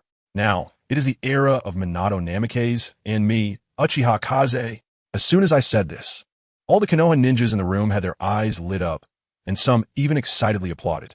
That night, in the office of the third Tsuchikage in the rock-hidden village, the atmosphere was so tense it could squeeze out water. The old face of Noki, the third Tsuchikage, was as wrinkled as a walnut. So, Konoha was not intimidated by our threat, but instead sent more troops and money to Uchiha Kaze. Naka's voice was filled with anger. He had originally planned to use political pressure to reclaim the rain-hidden village without bloodshed, but was instead humiliated by Minato and me working together. The Umbu ninja in front of him looked serious. Yes, and there are rumors that Uchiha Kaze is very likely to be Konoha's designated fifth Hokage, and everything Minato is doing now is paving the way for him. Noki suddenly realized, his brows furrowing even tighter. He understood that my takeover of the rain-hidden village was not a small matter. It was a major move to change the entire ninja world landscape. What should we do? The Umbu ninja asked anxiously. Naka's gaze turned cold. Since soft measures won't work, then let's go hard. Take advantage of his unsteady footing and directly attack to reclaim the rain-hidden village. As soon as he finished speaking, a middle-aged man entered with a burly man wearing a red conical hat. Father, do we need the whole village to deal with a little Uchiha Kaze? Just Han and I are enough. The newcomers were Naka's son, KT, the captain of the rock-hidden elite unit, and the silent figure behind him, the Jinchuriki of the Five Tails Han. When Noki saw these two powerhouses arrive, his eyes lit up. A Jinchuriki is a weapon of war, especially this Han, known as the Steam Ninja, who is a legendary figure in the rock-hidden village. Just as this legend was about to make its appearance, an unexpected event occurred. Outside, a rock-hidden ninja rushed in, rolling and crawling, his voice hoarse from shouting. Lord Noki, it's bad. That Deidara from our demolition squad has gone crazy. He's currently causing terrorist attacks all over the village. Good heavens, the fire started at home first. Naka's brows twisted like a twisty pastry, and just as he was about to say something, suddenly, bam, a figure appeared right in front of Naka's face, as if they had teleported. Oh, greetings to all the seniors. I am the third Rain Shadow, and a high-ranking member of Konoha, Uchiha Kaze, at your service. I tell you, at that moment, time stood still for the entire command center. Ohyuki, Kuratsuchi, and that steam ninja Han. Everyone suddenly jumped back, their expressions like they'd seen a ghost in broad daylight. Who understands this, family? It's like holding a meeting halfway when the enemy CEO parachutes into your conference room. Is the security made of paper? This old man Ohyuki has seen a lot, and after a brief shudder, he steadied himself. You are Uchiha Peak? That's me, our Peak brother said, calm and collected, smiling like a fox. I noticed you seniors were taking so long to come find me in the Rain Village, so I had to come offer my services proactively. He said it lightly, but in reality, this kid flew directly to the Rock Village from Konoha after robbing resources. The purpose was quite simple, to confront them head-on. He calculated it clearly. If they fought earnestly, the Rain Village would definitely suffer losses, and in the end, the Watching Cloud Village would pick up the pieces. So it was better to play something exciting and directly parachute into the enemy's headquarters, using absolute strength to suppress this group of hawkish arrogance. His son Kuratsuchi, known for his bad temper, exploded on the spot.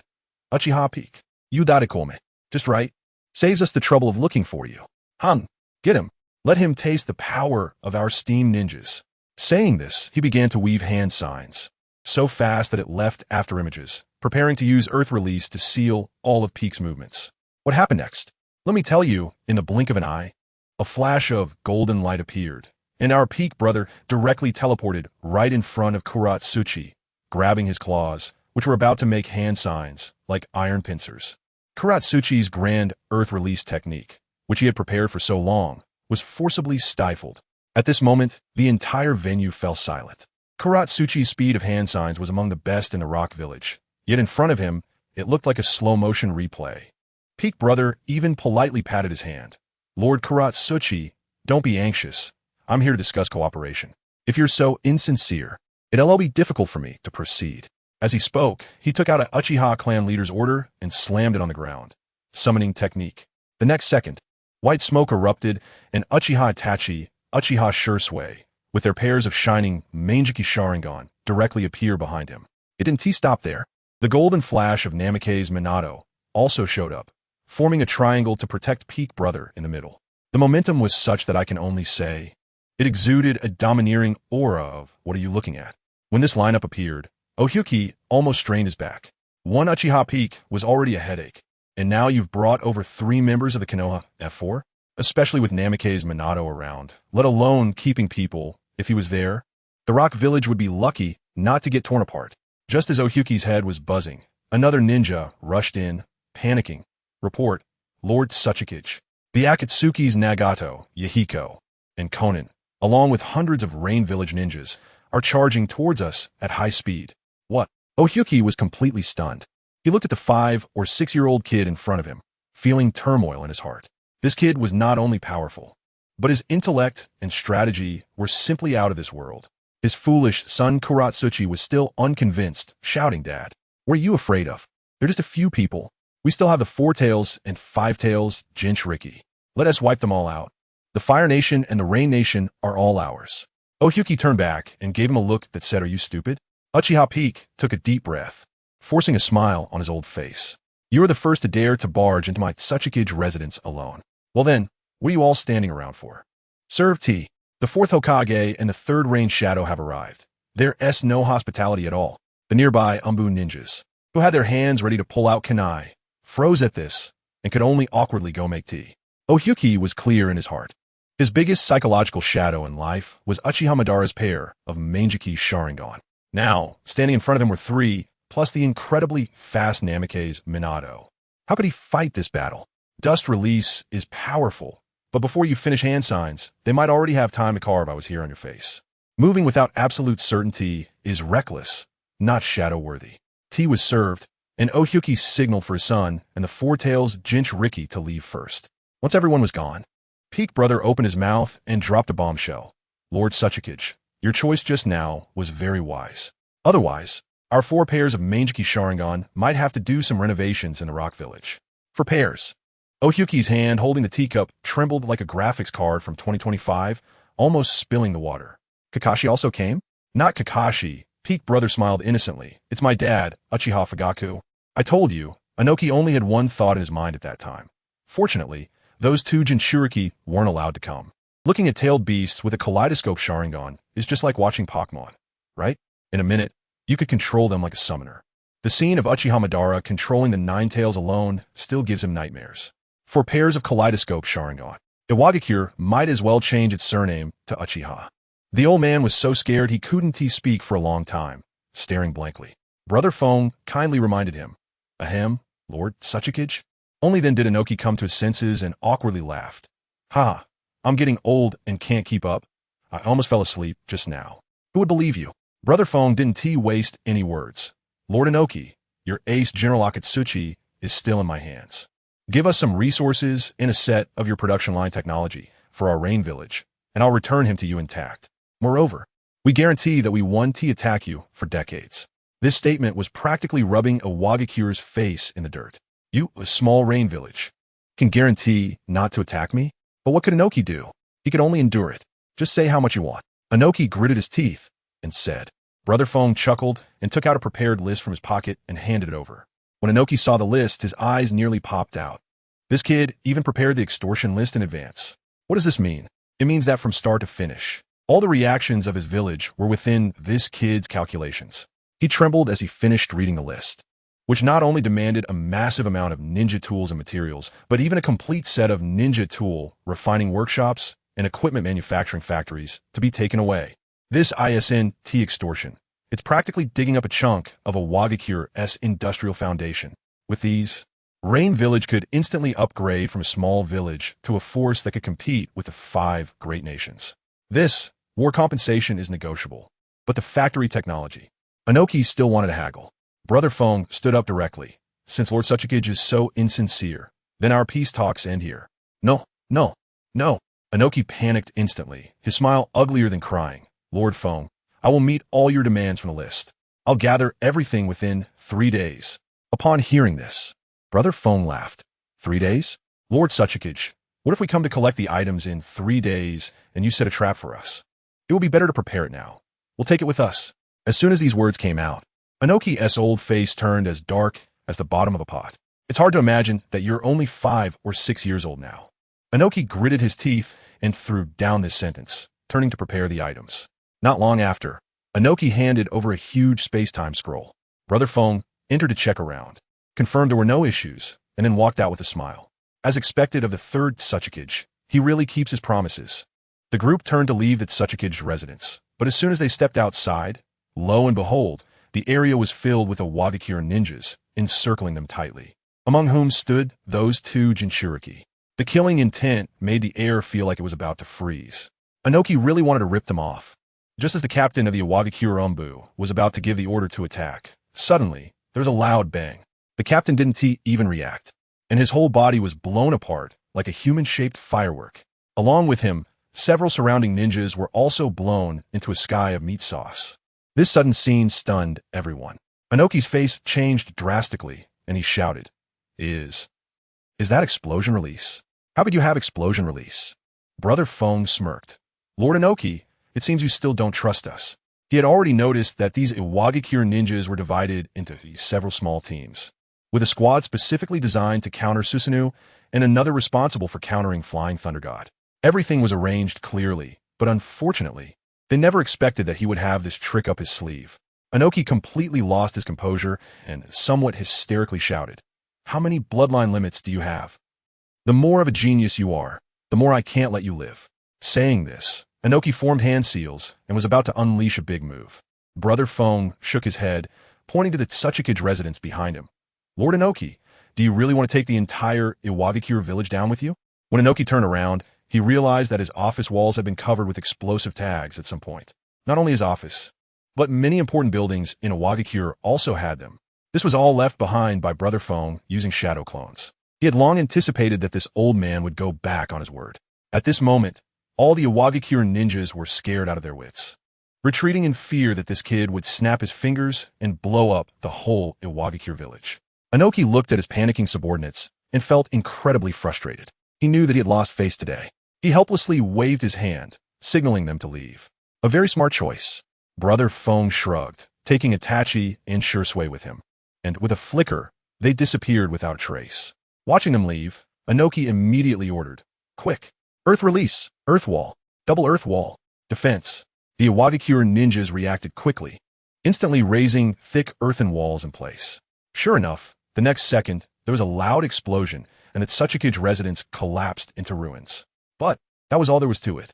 Once the dust settled, they were surprised to find that the other marked places were completely unharmed.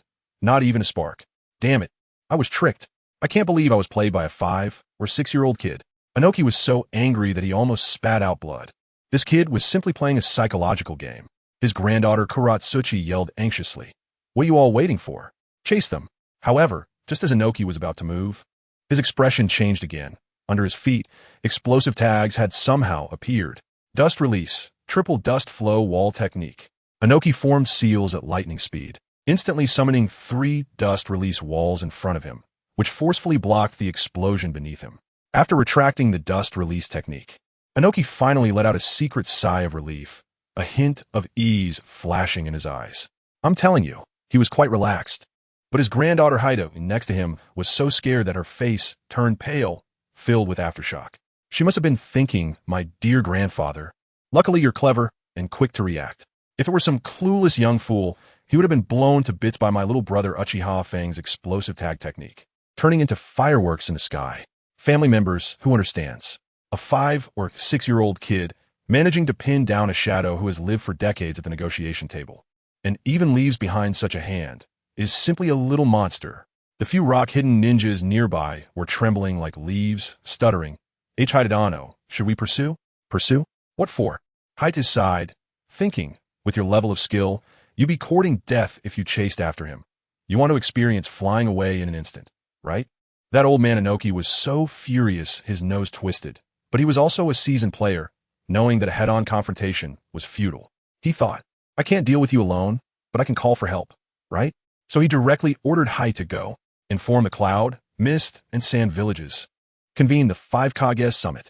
I want to form a team to raid a dungeon. This old guy was still enjoying himself, thinking, no matter how impressive you are, Uchiha Fong, can you take on the 4 of us? He forgot that in the ninja world, there have always been only 5 seats at this mahjong table. Anyone trying to cut in will be flipped off the table by the 5 big bullies. This isn't called bullying the weak with numbers. It's called fighting for the peace of the ninja world in the name of justice. And what about us? Let me tell you, Alphonse didn't take this seriously at all. On the way back to the village, he directly opened the system panel, and the rewards were popping up so fast that my phone was almost smoking. Congratulations! You successfully extorted the 3rd Tsuchikage, Inoki. You have received the Tsuchikage gift pack. Congratulations! You successfully intimidated the Rock Hidden Village. You have received the Rock Hidden Village gift pack. Congratulations! Your bloodline limit, explosion release, has been upgraded to level 2. But that's not all. The world channel exploded with 3 consecutive world announcements, and all players went crazy. What the heck? I'm still doing a beginner's task. And Feng has already started extorting shadow-level big shots? As a Rock Hidden Village player, I watched the whole thing unfold. Our village didn't have anyone daring to breathe loudly. And the Tsuchikage was being pinned down. People are infuriating when compared to one another. Feng God is eternal. Alphonse calmly closed the world channel and first focused on those 2 shiny big gift packs. He opened the Tsuchikage's gift pack first, and with a crisp sound, Duong, congratulations! You have obtained a new bloodline limit, melt release. A surge of scorching power instantly rushed into Ah Feng's body, feeling as if he were soaking in a magma hot spring. Refreshing. This was the signature ability of the 4 Tails Jinchuriki, the ability to melt everything with magma. This would double his combat power. Before I could recover, when the Rock Hidden Village's big gift pack opened, my pupils trembled. Congratulations! You have obtained the Bloodline Elimination Scroll, which can be used to upgrade your bloodline limit. Family members, who understands? Bloodline Elimination. This thing is equivalent to directly giving you an SSR upgrade ticket. It's a product of the fusion of 3 chakra attributes, 1 level above explosion release and melt release. Inoki's dust release is of this caliber. Without hesitation, Alphonse used it directly. Detected existing bloodline limits, explosion release, melt release, would release, Sharingan. Your bloodline limit, melt release, has been randomly upgraded to bloodline elimination, dust release. Holy crap! I exclaimed. This means that the old man Inoki's lifelong hard work has been opened up to our Alphonse just by opening a blind box. What can I argue about this? This can decompose people to the atomic level with dust release. This is truly taking off. Just as I was enjoying this, Nagato shouted from the front. We're here. We had returned to the Rain Hidden Village. Teacher Minato, Itachi, and Shursui also understood the sensitivity of their identities and casually found a reason to withdraw first. Alphonse felt quite touched. He knew that the Nine Tails incident and the Uchiha Massacre night were not far away, and he had to hurry to get stronger to protect these people who were good to him. Just after sending off the teacher, a fragrant breeze blew by, and Conan directly leaned close, her sexy red lips just beside his cheek, tearful, saying she was so worried about him. It made Alphonse feel a bit shy, and he quickly hugged her and comforted her. Don't cry, don't cry. In the distance, Nagato's eyes were also red. I first toasted this wave of dog food. After comforting the beautiful girl, it was time to witness a miracle. Alphonse opened the space-time scroll he extorted from Inoki, and with a clatter, tens of thousands of ninja tools poured out like rain, instantly piling up into a small mountain. But that wasn't the most outrageous part. The most outrageous part was that several complete ninja tool factories and production workshops fell down from thin air with a loud crash. Nagato and Yahiko had their jaws almost drop, their expressions like that of a country dog entering the city for the first time, standing there for a long time without saying a word. With this thing, the Rain Hidden Village could produce weapons on its own. This was truly the capital for rising up. Alphonse had a look of casual indifference and waved his hand. Cough, cough. Put away your naive expressions. Yahiko, the ninja school matter is up to you. We need to quickly cultivate our own talents. Just as our Rain Hidden Village was developing vigorously, the matter of the 5 Kages Summit spread. The Cloud, Sand, and Mist villages all agreed, but Konoha directly cast a dissenting vote.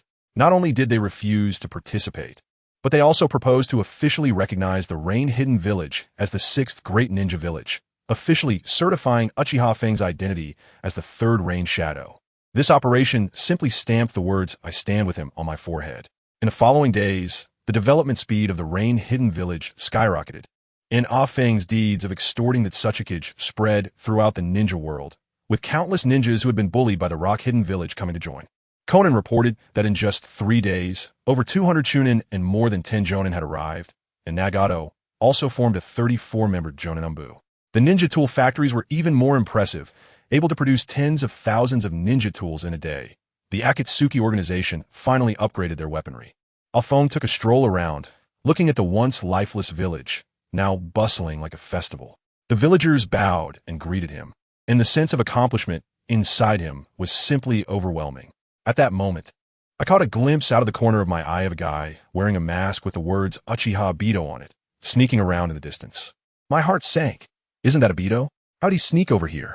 He wasn't polite at all. In the next second, he appeared behind Alphonse without warning, trying to backstab him with a space ninjutsu. What happened? Alphonse simply dodged and stood behind him instead. Obito looked stunned, clearly not expecting his sneak attack to be avoided. Alphonse sneered. He had known this guy would come.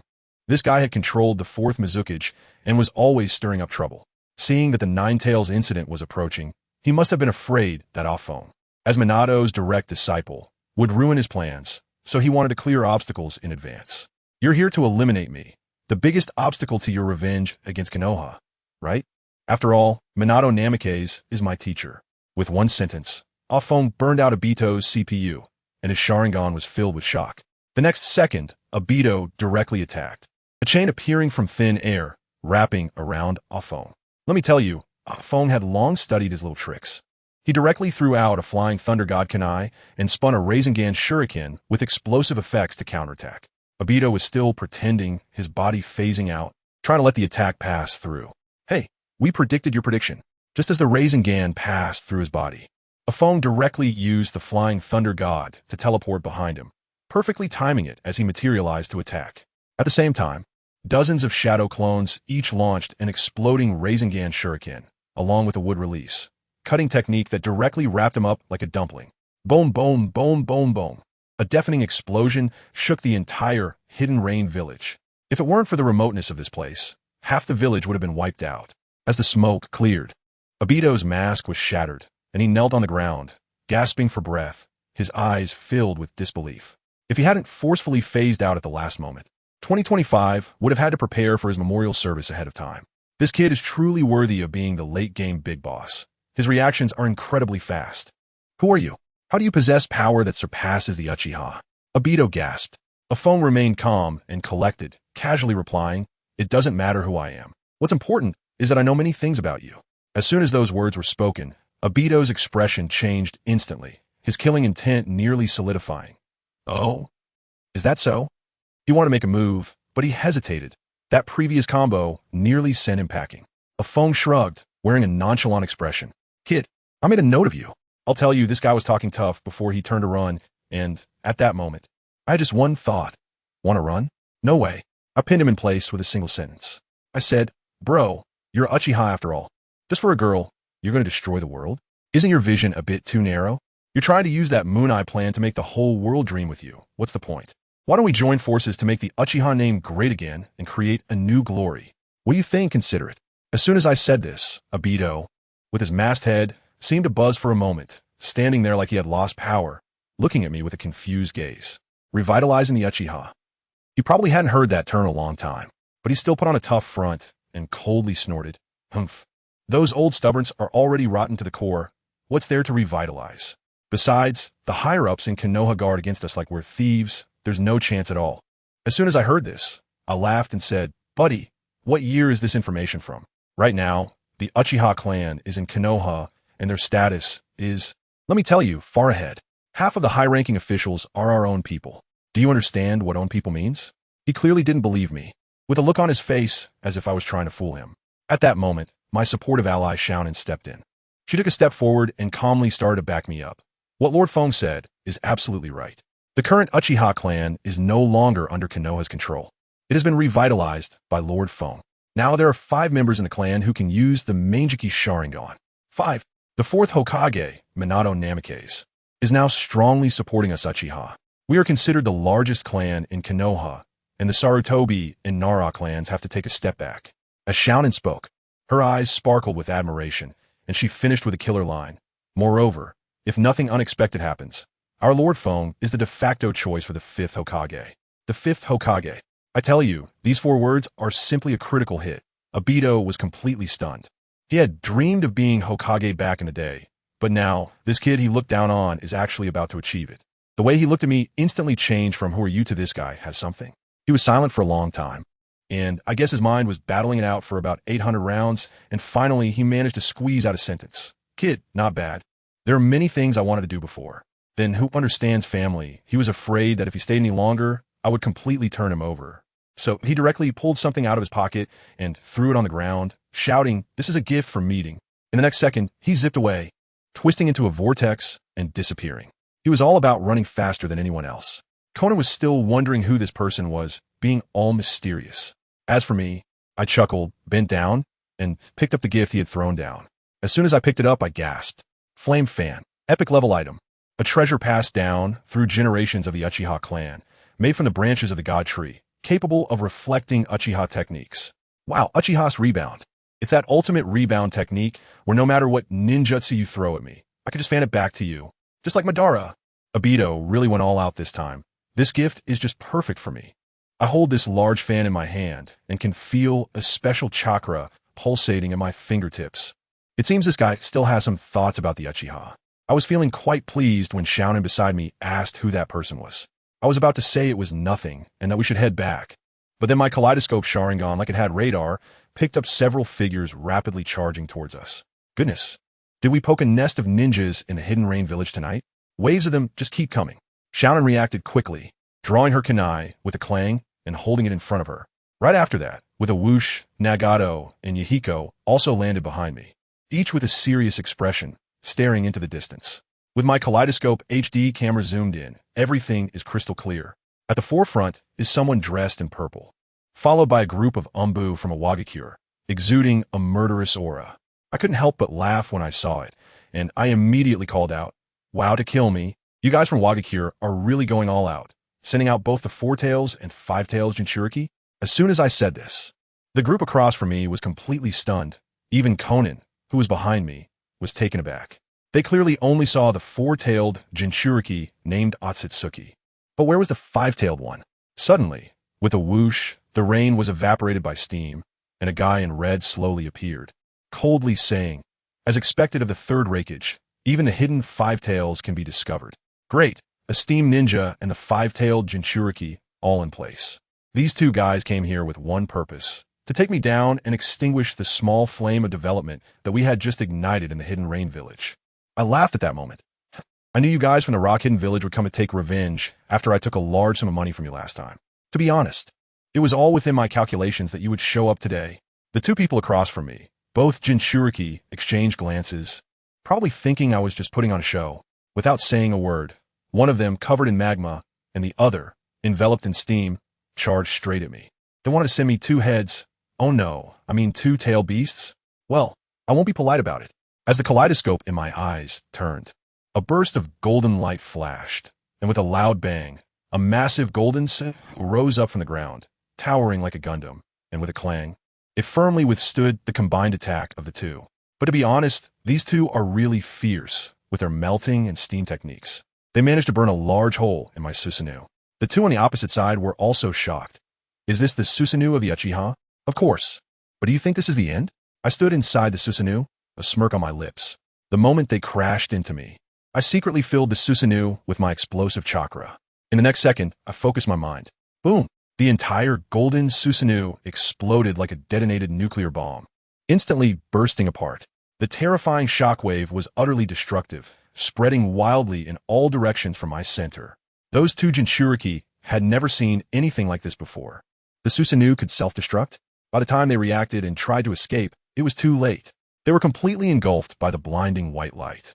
I had long since used the flying thunder god to teleport to the sky, looking down at the spectacular scene below, feeling incredibly comfortable. As the white light dissipated.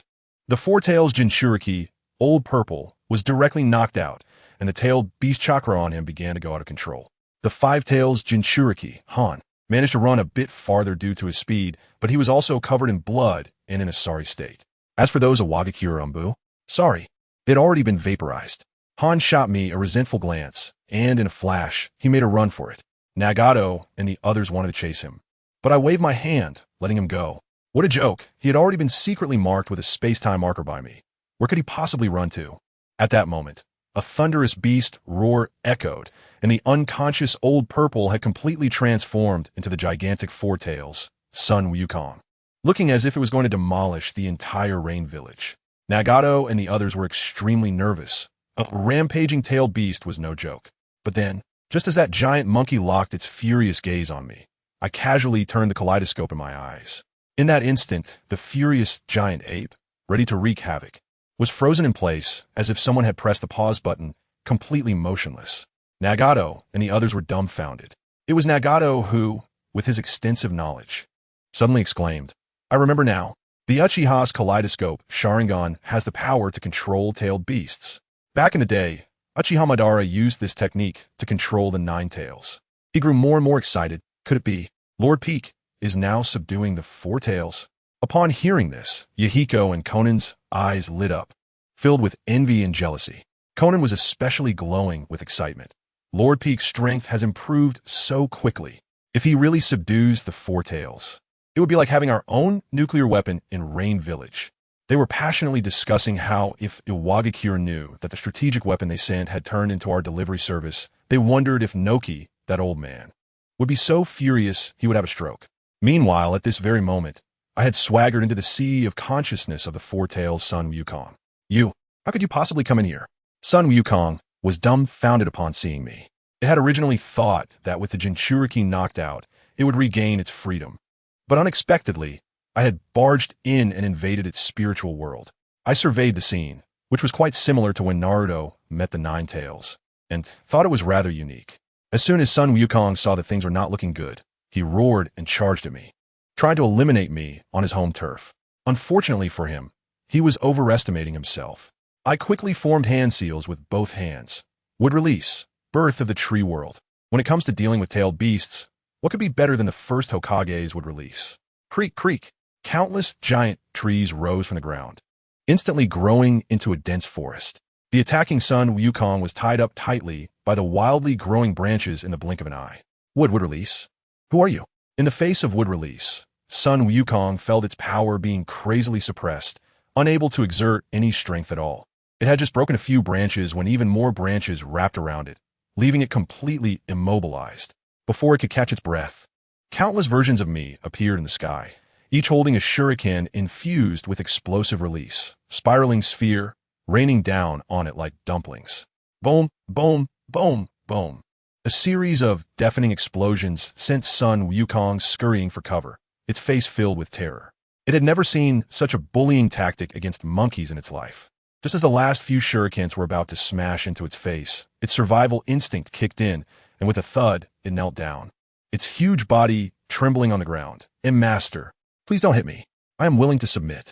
I am willing to be your Jinchuriki. As soon as I heard it, I was taken aback for a moment. Then I burst out laughing. I thought it would take some effort, but I didn't expect it to happen so quickly. Right after that, I heard a notification in my head. Congratulations. The Four Tails Beast Sun Wukong wants to sign a summoning beast contract with you. Do you accept? A summoning beast contract? I was originally considering whether to try being a Four Tails Jinchuriki first, but then I thought my goal is the Nine Tails. If I become the Four Tails, it will be troublesome to switch later. As a result, Sun Wukong, with his keen insight, quickly added, "Master Peak, you are the strongest ninja I've ever seen. I am willing to become your summoning beast and also provide you with tailed beast chakra to help you become a Jinchuriki. You can switch whenever you no longer need me." Oh, this deal sounds good. I can have a ready-to-call fighter, an unlimited power bank, and I can untie it anytime. It's a win-win. Not bad. This monkey is quite perceptive. I nodded in satisfaction.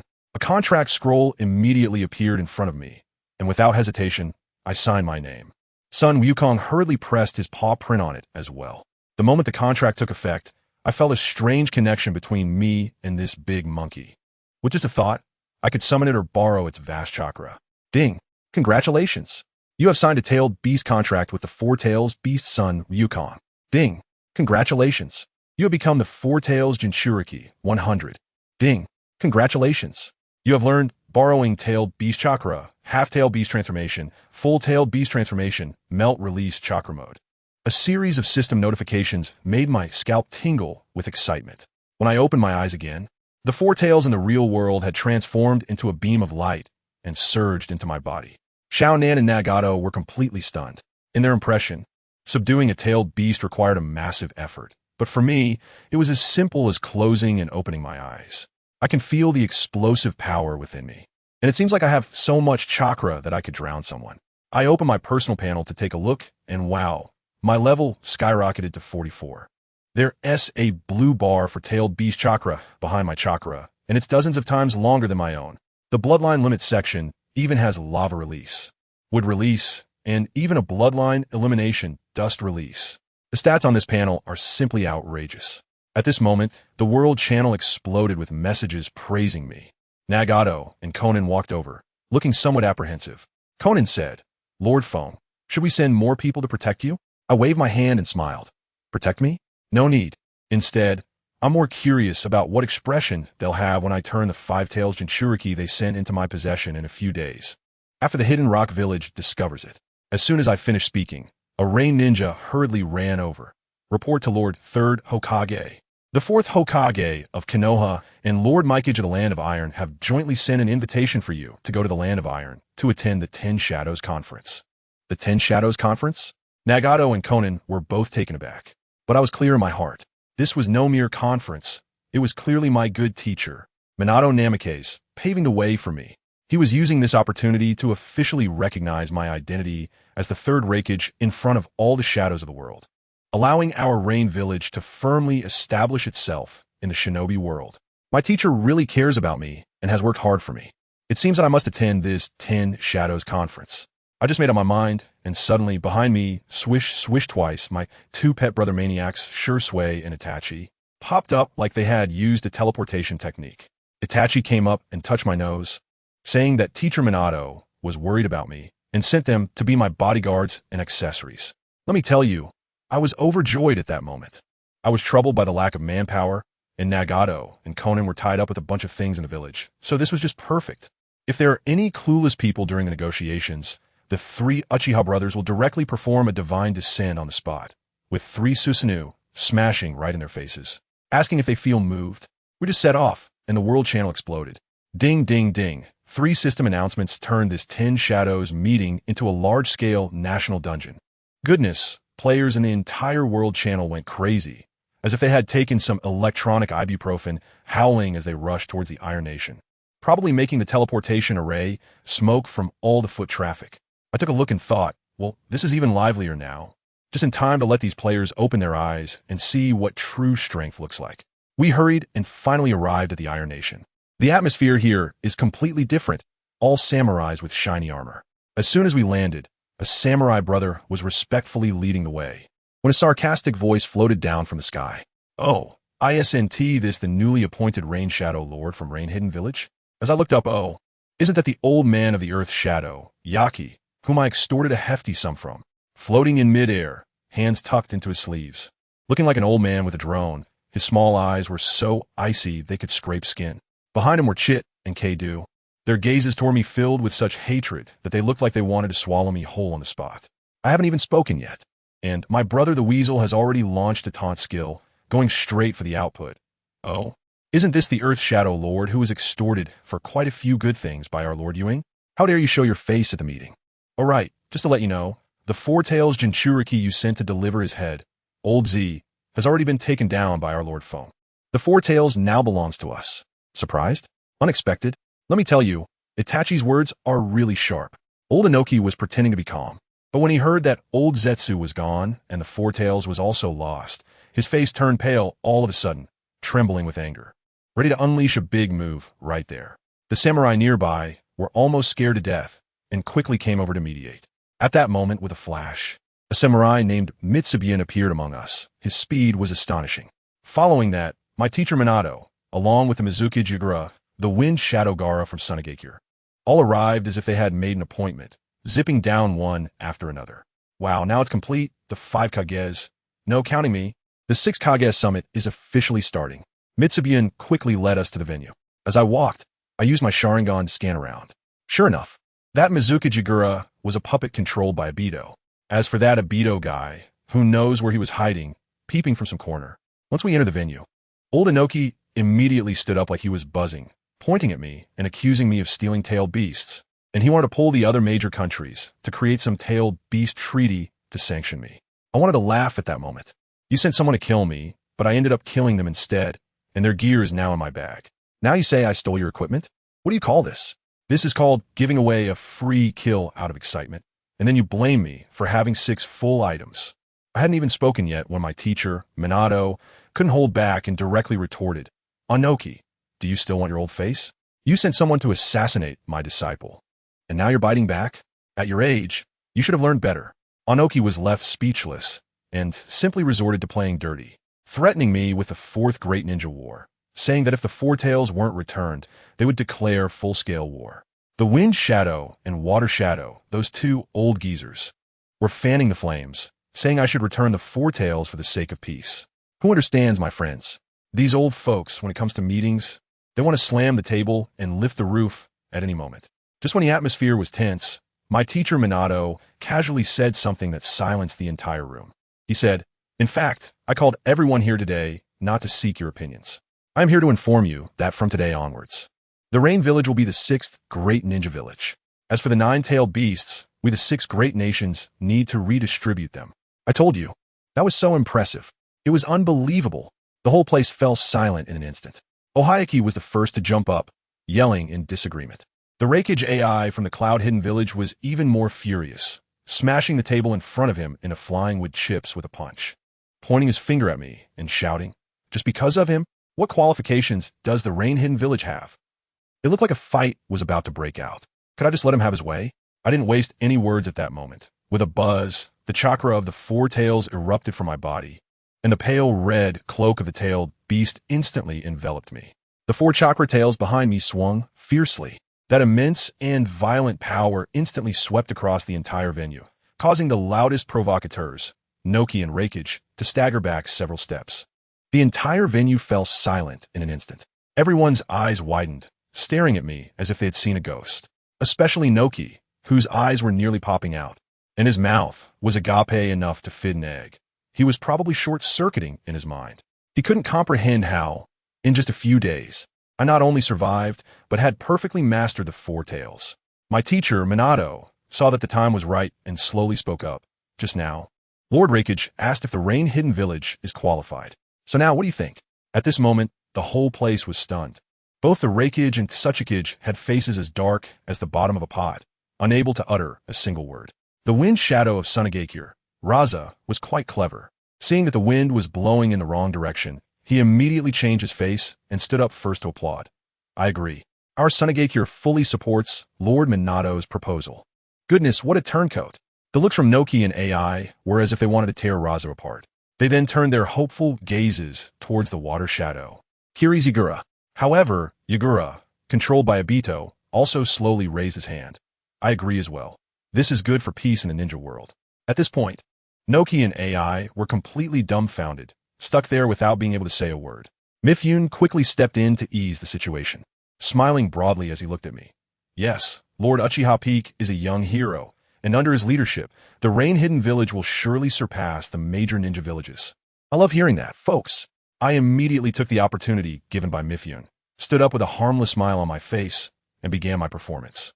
I first humbly greeted the seniors present, saying that I had just taken over the Rain-Hidden Village and was still a newbie, not familiar with the business, and that I would need the guidance of the various shadows in the future. Those old-timers nodded their heads, probably thinking to themselves, hey, this young one seems to be quite savvy. But then, in the next moment, I changed my tone and sincerely looked at the Earth Shadow, Yuki.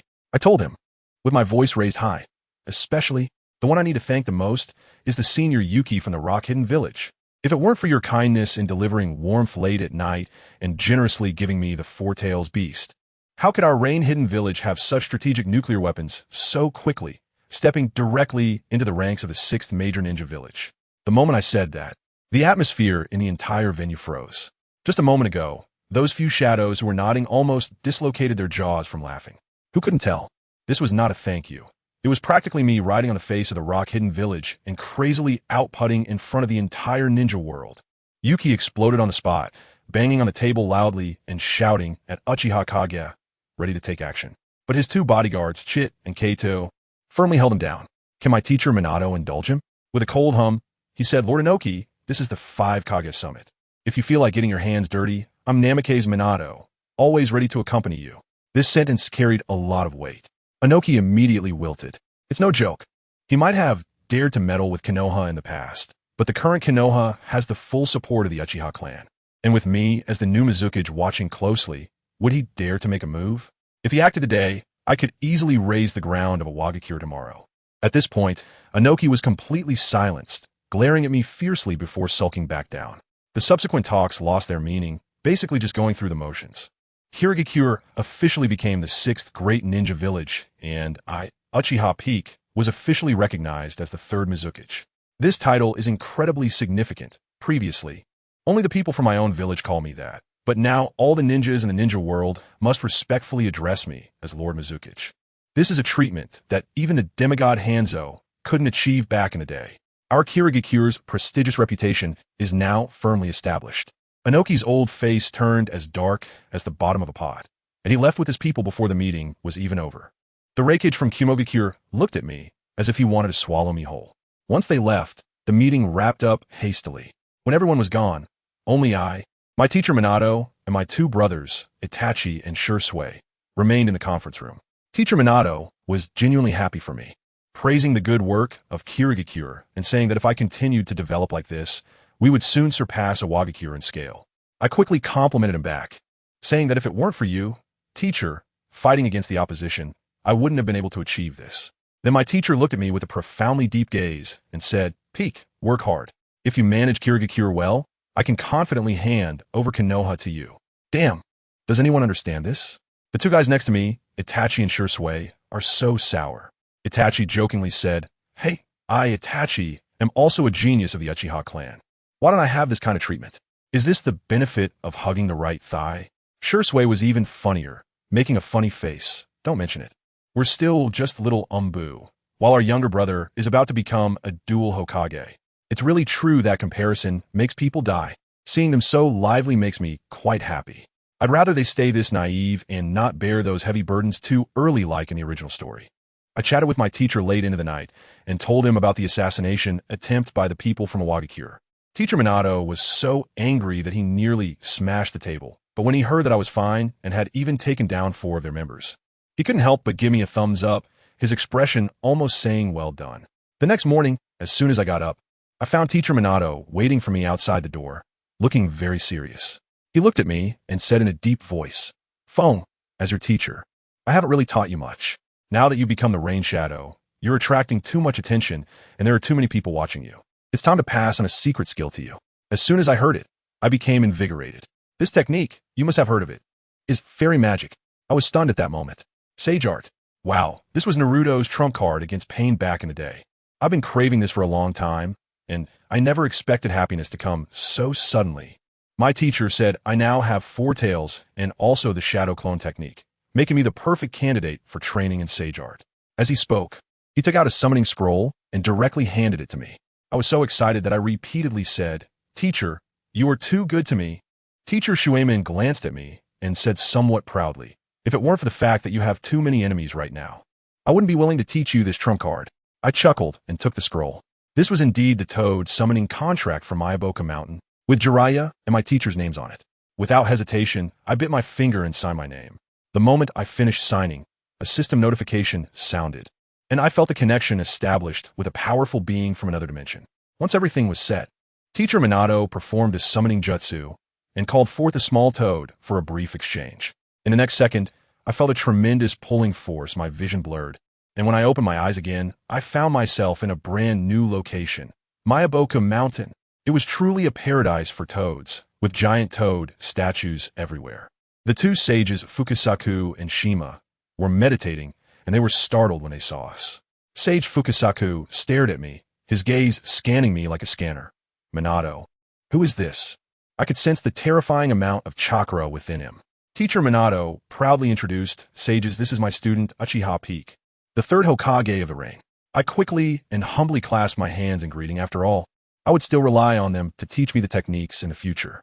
The two immortals, seeing my young age, outstanding strength, and polite demeanor, had their fondness for me rising rapidly. Next, it was time for my journey of cultivating immortal techniques. Just like Naruto in the original story, I started by using toad oil to try to absorb natural energy, while others risked their lives practicing. For me, folks, it was like a massive experience pack giveaway. As soon as I sat down cross-legged, it felt like I was on a roll. Congratulations! You successfully absorbed 2,331 points of natural energy, and you gained 44,711 experience points. Congratulations! You successfully absorbed 3,121 points of natural energy, and you gained 42,312 experience points. You leveled up. You reached level 46. You leveled up. You reached level 47. Wow. This upgrade speed is faster than riding a rocket. After absorbing energy for a while, I feel my whole body filled with power. It's exhilarating. The sage Fukasaku and the others beside me are already dumbfounded, their mouths open wide enough to fit a frog. Minato, your disciple's efficiency in absorbing natural energy is several times that of a genius like Jiraiya. Even compared to the first Hokage, Hashirama Senju from back in the day. He is not at all inferior. Minato-sensei was shocked. What? Such a genius? Sage Jiraiya added, to put it this way, while others can absorb a certain amount in 15 minutes, he can absorb 5 times that. Just as they were in shock, I felt the energy in my body reach a perfect balance point. Suddenly, I opened my eyes and orange eyeshadow appeared on my face. Sage mode achieved. Congratulations! You have successfully entered Sage mode beginner.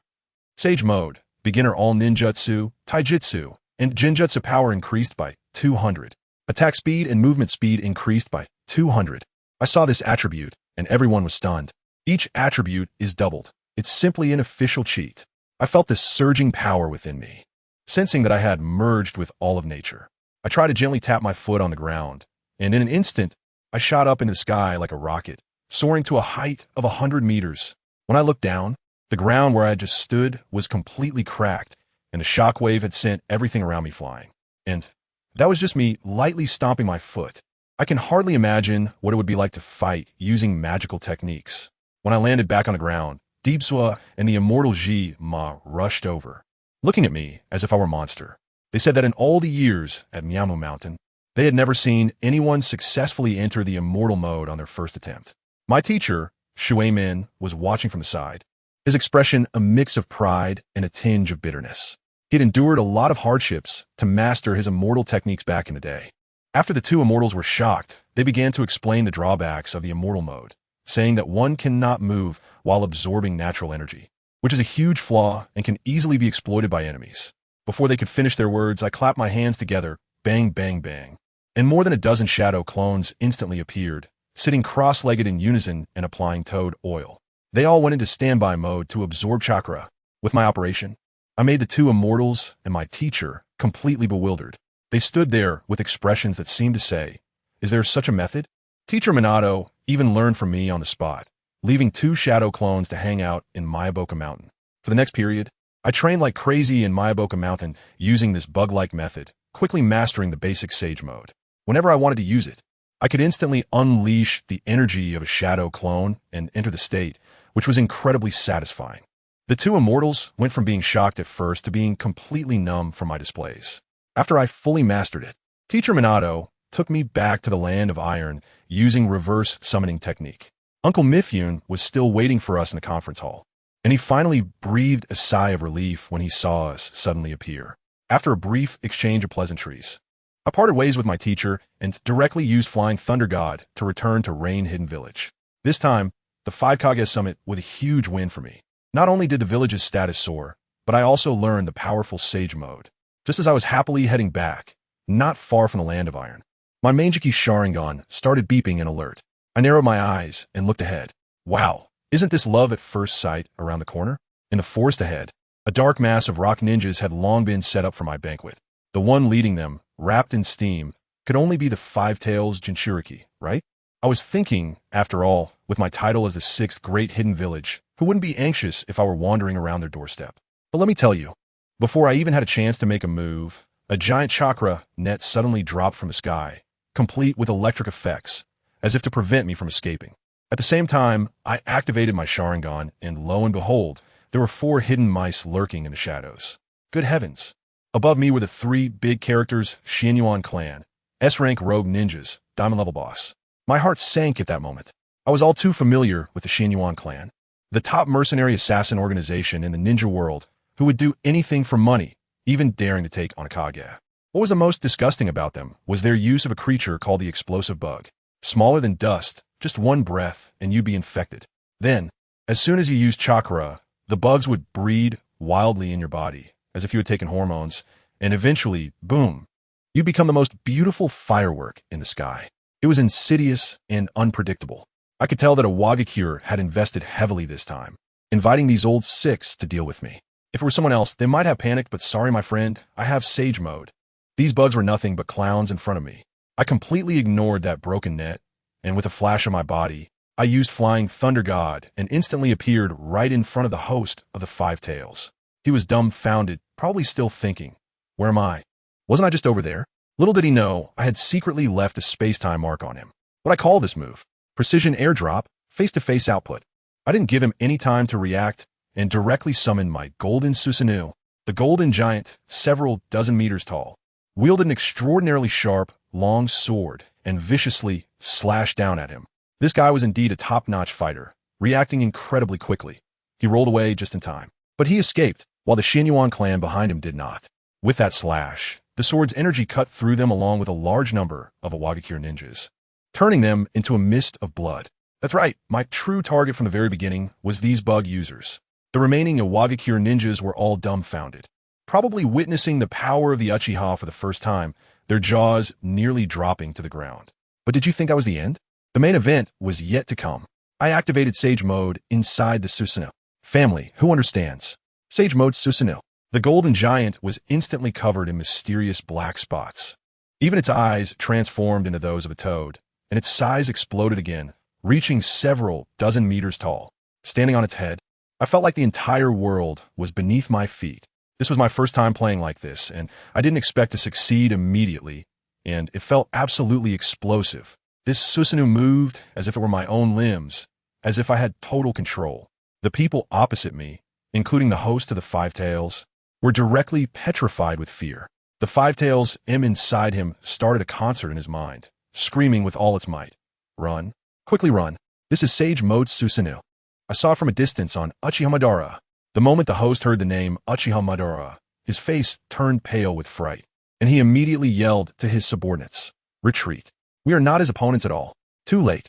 I controlled the Sage Susanoo and elegantly swung my sword. Just one swing. Let me tell you, that scene was akin to Pangu opening the heavens. A sword energy that could destroy the world swept across, and within several kilometers ahead, not a blade of grass could grow. Regardless of whether you were elite Iwagakure or Xianyuan clan, both people and the Five Tails host instantly evaporated on the spot. Not even a scrap was left. When I retracted the Susanoo and landed, all that remained before me was a bottomless, several kilometers long chasm, with golden light all over the ground. One-click pickup, ding ding ding. A pleasant notification sound rang out, and 2 S-rank scrolls appeared. Congratulations. You picked up the Tailed B scroll, Five Tails M. Congratulations. You picked up the Bloodline Limit scroll, Boil Release. Honestly, at this point, acquiring such top-tier items didn't even stir my heart. I even felt a bit like laughing. Perhaps this is the trouble of the strong. I immediately learned Boil Release. A powerful force instantly fused into my body, with the nature transformation of both water and fire chakra maxed out. Then I used the Five-Tail Scroll, and in the sea of consciousness, besides the Four-Tails Sun Wukong, there was now a trembling Five Tails M. It was scared stiff from my earlier sword strike, now behaving like a little kitten, making it incredibly easy to control. Just as I finished putting everything away, Miphian from the Land of Iron arrived with a large group of samurai.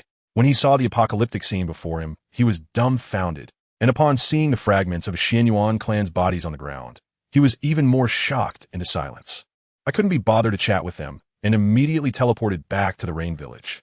As soon as I reached the village entrance, a system notification popped up. Only 5 minutes left for this session. Please log off quickly. All right, logging off. Everything went dark, and I returned to the Research Institute in the real world.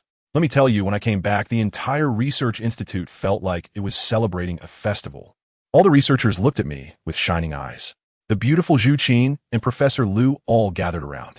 Without saying a word, Professor Liu wanted to check my body, but Professor Xue stopped him, saying to let me report my results first.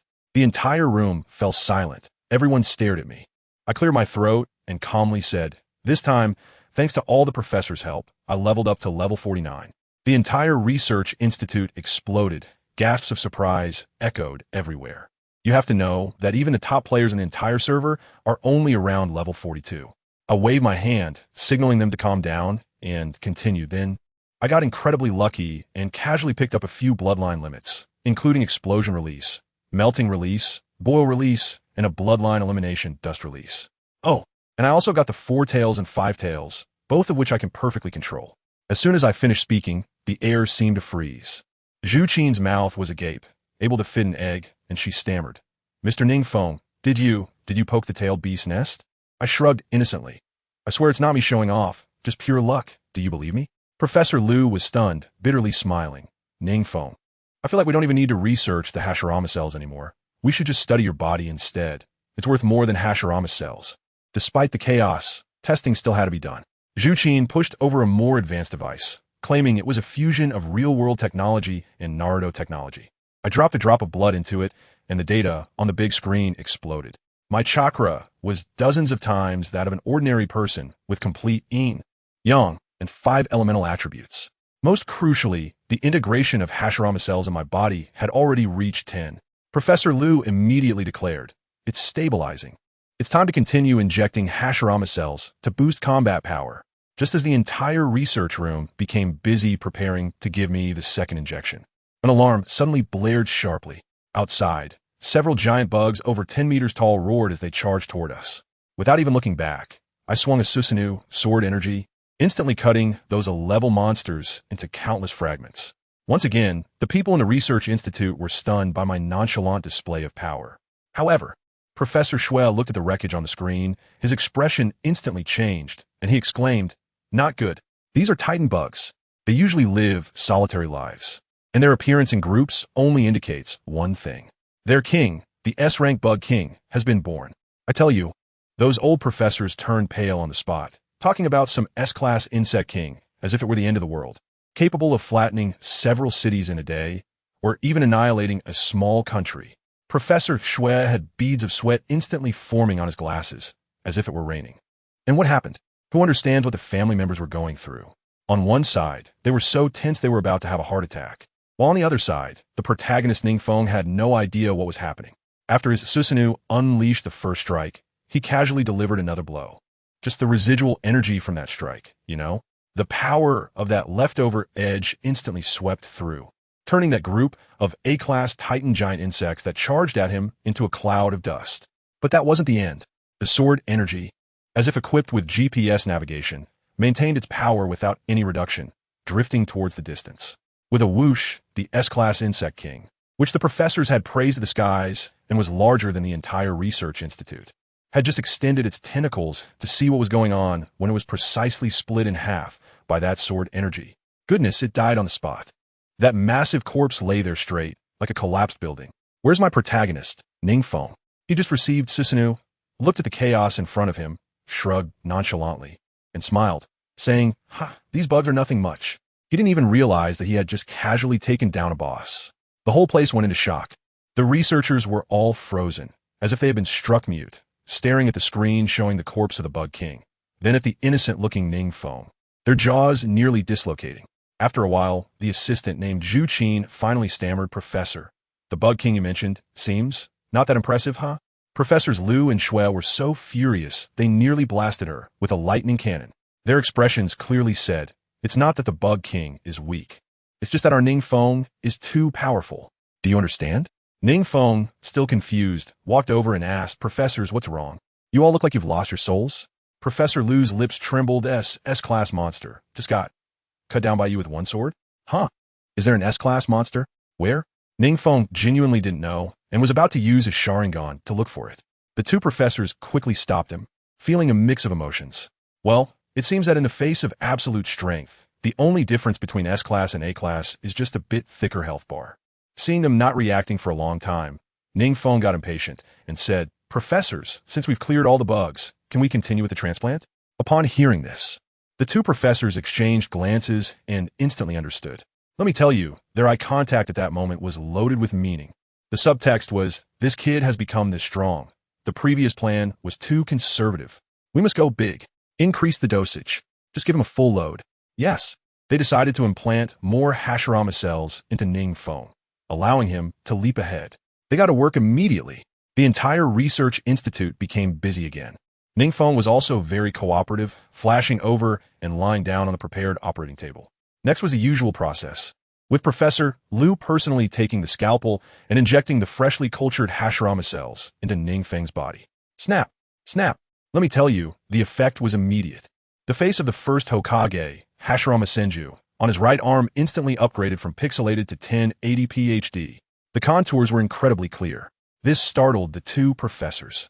Last time they thought it was just a tumor, but this time they saw, wow, it's really a human face. This face is? NingFeng calmly explained to them that this was a buyer's showcase of Hashirama cells, a normal phenomenon. Professor Liu slapped his forehead. Oh, no wonder Orochimaru can always morph other people's faces on his belly. Professor Shui shuddered at the thought of Orochimaru's twisted experiments, getting goosebumps all over. NingFeng thought to himself, what's the big deal about having a face grow on my arm? Compared to the row of faces on Orochimaru's belly, mine is practically fresh and clean. Professor Liu steadied himself and said, all right, as long as it's fine, let us continue. Then he injected the remaining cells all at once. In that instant, NingFeng felt a surge of immense vitality flooding into his limbs like a burst dam. He felt like he was no longer a person, but had become nature itself, completely merging with the universe. This feeling was simply exhilarating. When he opened his eyes again, the transplant was over. Professor Liu looked at him like a perfect artwork, eagerly asking, NingFeng, how do you feel? It feels wonderful, NingFeng honestly replied, as if he had become a dense forest. Hurry, try your wood release. The professors were even more excited than he was. NingFeng nodded, quickly forming hand seals. Wood style, birth of the deep forest. As soon as he finished speaking, let me tell you, the entire research institute began to shake violently, like a 5 or 6 magnitude earthquake. Boom, boom, boom. Countless towering trees grew wildly from the ground at a visible speed, and in the blink of an eye, a massive primordial forest completely surrounded the research institute. Wow, such a strong ninjutsu. Professors Liu and Shui were so shocked they couldn't speak. This directly altered the terrain. This is no ninjutsu. This is simply a construction frenzy. NingFeng felt the connection between this forest and his bloodline, secretly amazed. This was just his normal state. What would happen if he activated Sage Mode? Just as he finished showing off and was about to leave, Professor Shui suddenly rushed over. Mr. NingFeng, I'm glad you haven't left yet. Professor Shui, is there something? NingFeng could tell from his expression that things were not simple.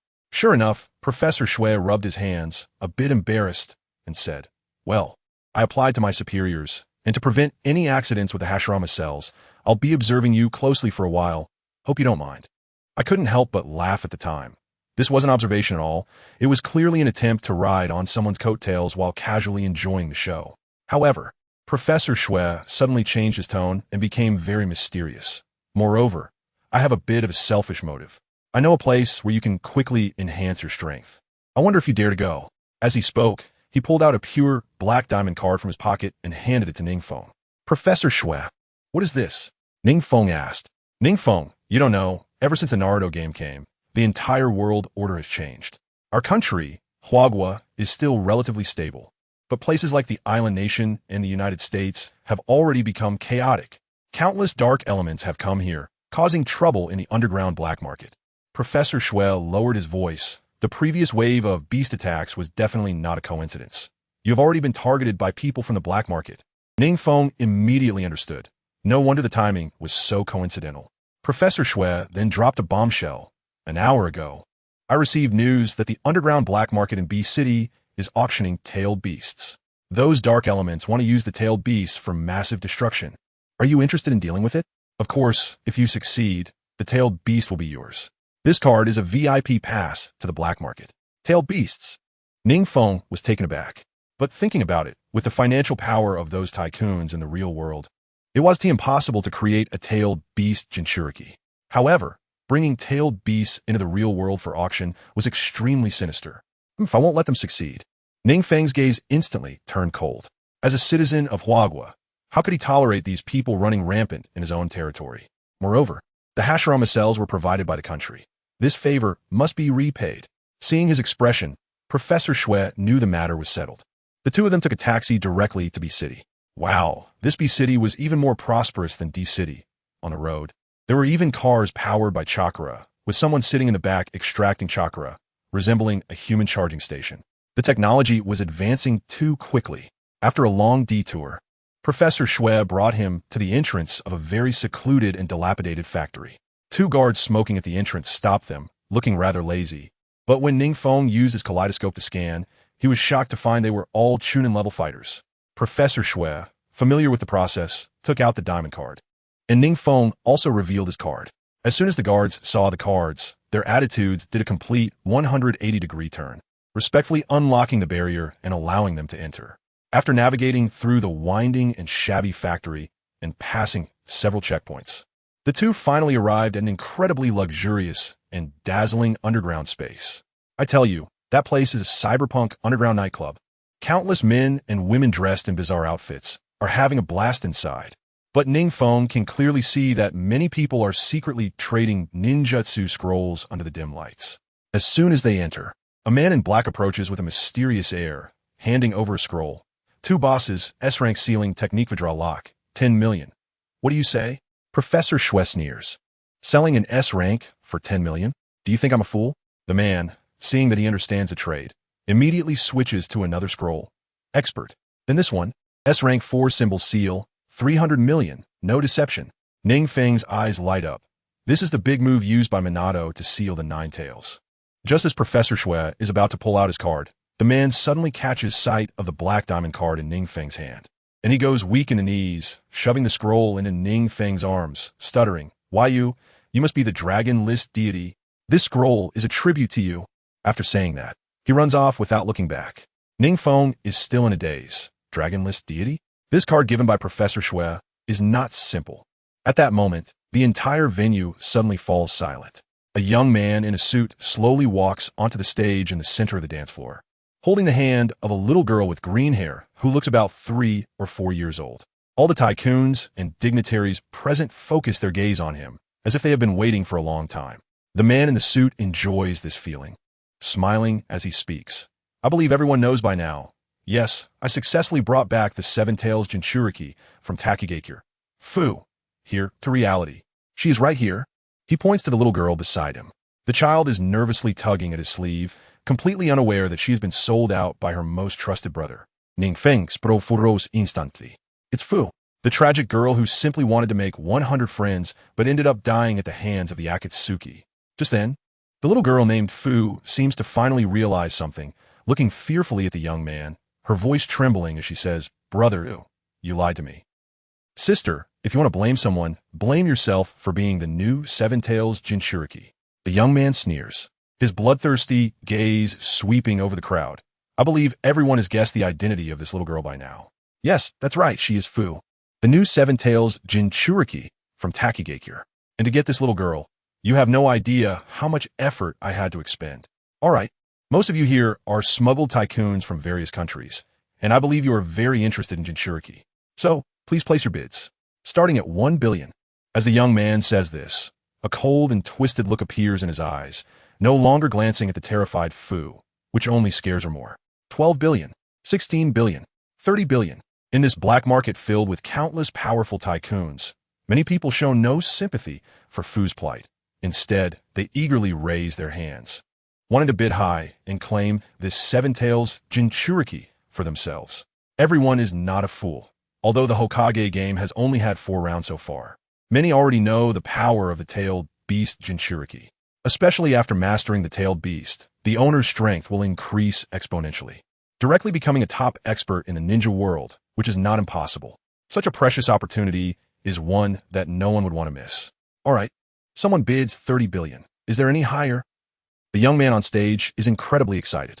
Selling for such a price has already met their expectations. With this terrifying amount of funds, they could do more beneficial things for their development. Of course, compared to a seven-tails Jinchuriki, a price of 30 billion is not high, as not everyone can control a tailed beast, and there are significant risks involved. Click, click. Professor Shui clenches his fists, feeling a pang of heartache as he glances at Fu in the distance. He has long heard that these black market merchants are ruthless and not easy to deal with, but he never expected them to target a 3-year-old child. Even if she is a tailed beast, she is still just 3 years old. Unfortunately, although Professor Shui is angry, he is wary of the strength of the people around him and does not dare to act rashly. Just as Professor Shui hesitates, the price of the seven-tails Jinchuriki Fu has already reached 80 billion, purchased by a tycoon from the United States. Seeing the young man repeatedly calling for 80 billion and no one raising the bid, it seems Fu is about to belong to this American tycoon. A faint voice suddenly rings out, deceiving a 3-year-old little girl and participating in the auction. Can't you have some shame? I bid for the heads of everyone here. The speaker is none other than NingFeng. Long before the young man started the auction, NingFeng had been observing the situation, discovering that all the bidders in this underground black market were actually foreign tycoon experts, especially the young man on stage, who was from an island nation. These people secretly gathered in Hyuga's underground to auction off the seven-tails Jinchuriki, raising suspicions about their motives and intentions. However, what compelled NingFeng to act was still the actions of these black market dealers. To pursue power, they would even sacrifice a 3-year-old girl. This is something many people could not bring themselves to do. As soon as he finished speaking, the originally noisy underground black market fell silent. Almost everyone turned in surprise to look at the newcomer in the underground black market, then revealed disdain and contempt. The next moment, countless people burst into laughter, utterly unconcerned. Suddenly, the air solidified, and the 2 guards at the entrance of the underground black market sprang into action, almost instantly appearing behind NingFeng, their speed astonishing. NingFeng noticed that these 2 guards had mastered the body flicker technique to perfection and had considerable combat experience. With the strength of these 2 guards, they could likely hold their own against a Jonin-level opponent, but unfortunately, they were facing NingFeng. Even before the 2 guards could launch an attack, they had already shot out, crashing through several people-shaped holes, leaving them dead beyond recovery. Following NingFeng's gaze, one could even see clearly outside through the person-shaped holes. Fu! NingFeng didn't bother with nonsense, reaching out to pull the still terrified Fu into his arms, while also yanking Professor Shui over. The next moment, a gigantic golden Susanoo expanded rapidly, instantly breaking through the entire factory, turning it into flying debris. A powerful and terrifying airflow surged outward from NingFeng, spreading violently in all directions. The tremendous shockwave, imbued with unprecedented power, flattened everything around in an instant.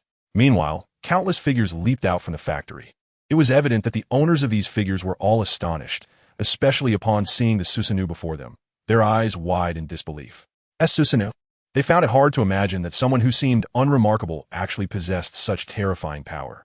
As the owners of those figures prepared to join hands and cast their seals to counter NingFeng's Susanoo, they suddenly saw NingFeng's Susanoo swing a heavy sword. A powerful sword aura instantly expanded to over 1,000 zhong, and all the figures attempting to confront the Susanoo were instantly turned into a sky of flying meat paste. A billowing mist of blood, dead beyond recovery. Even those who barely escaped the factory were crushed to death by NingFeng's Susanoo. These foreign people must be plotting something. Let the black market be destroyed. NingFeng's gaze was cold.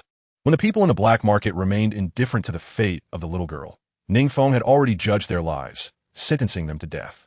When NingFeng landed back on the ground, the seven-tailed Jinchuriki Fu, who had been tightly clutching NingFeng's sleeve, finally felt a sense of safety and burst into tears. Professor Shui, on the other hand, was not shocked. Rather, he felt numb, as NingFeng's shocking displays had been numerous. Chapter 137. Lightning Release, Chakra Mode. Crushing in seconds suddenly, Professor Shui seemed to find something in the ruins and hurriedly ran forward to pick up a strange-looking bag. Inside the bag were confidential documents filled with dense text, vaguely revealing something.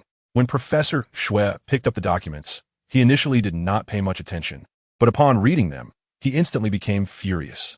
Just as he was about to return to NingFeng and inform him of the situation, a beam of light suddenly appeared. rushing towards Professor Shui, seemingly wanting to take him hostage. Unfortunately, before the owner of the light could get close, NingFeng had already appeared before them without warning, and the Tai Chi Rasengan in his hand was already violently struck down. Boom! Amidst the deafening roar, the enormous Tai Chi Rasengan, carrying terrifying power, instantly shattered the armor of the light's owner into countless flying fragments. At that moment, NingFeng noticed that the owner of the light was actually practicing lightning release chakra mode. However, even with lightning release chakra mode, they could not withstand the Tai Chi Rasengan and could only watch helplessly as they were instantly annihilated, turning into a sky of flying debris, as if they had never existed at all. Boom! With another deafening explosion, the owner of the light disappeared in a flash of light, as if they had never existed. When the owner of the light turned into a mist of blood, Professor Shui finally realized that someone had just tried to take him hostage.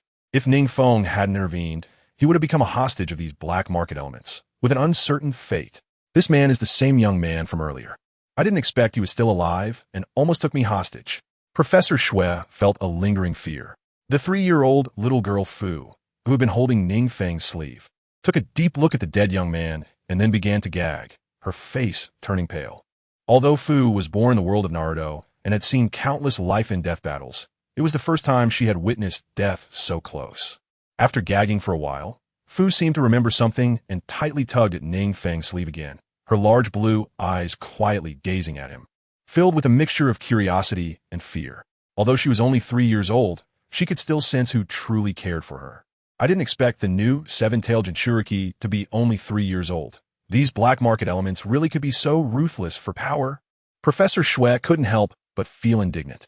If it weren't for them, Fu's life might have been ruined by these people. What won't these people do for power? NingFeng's eyes flickered.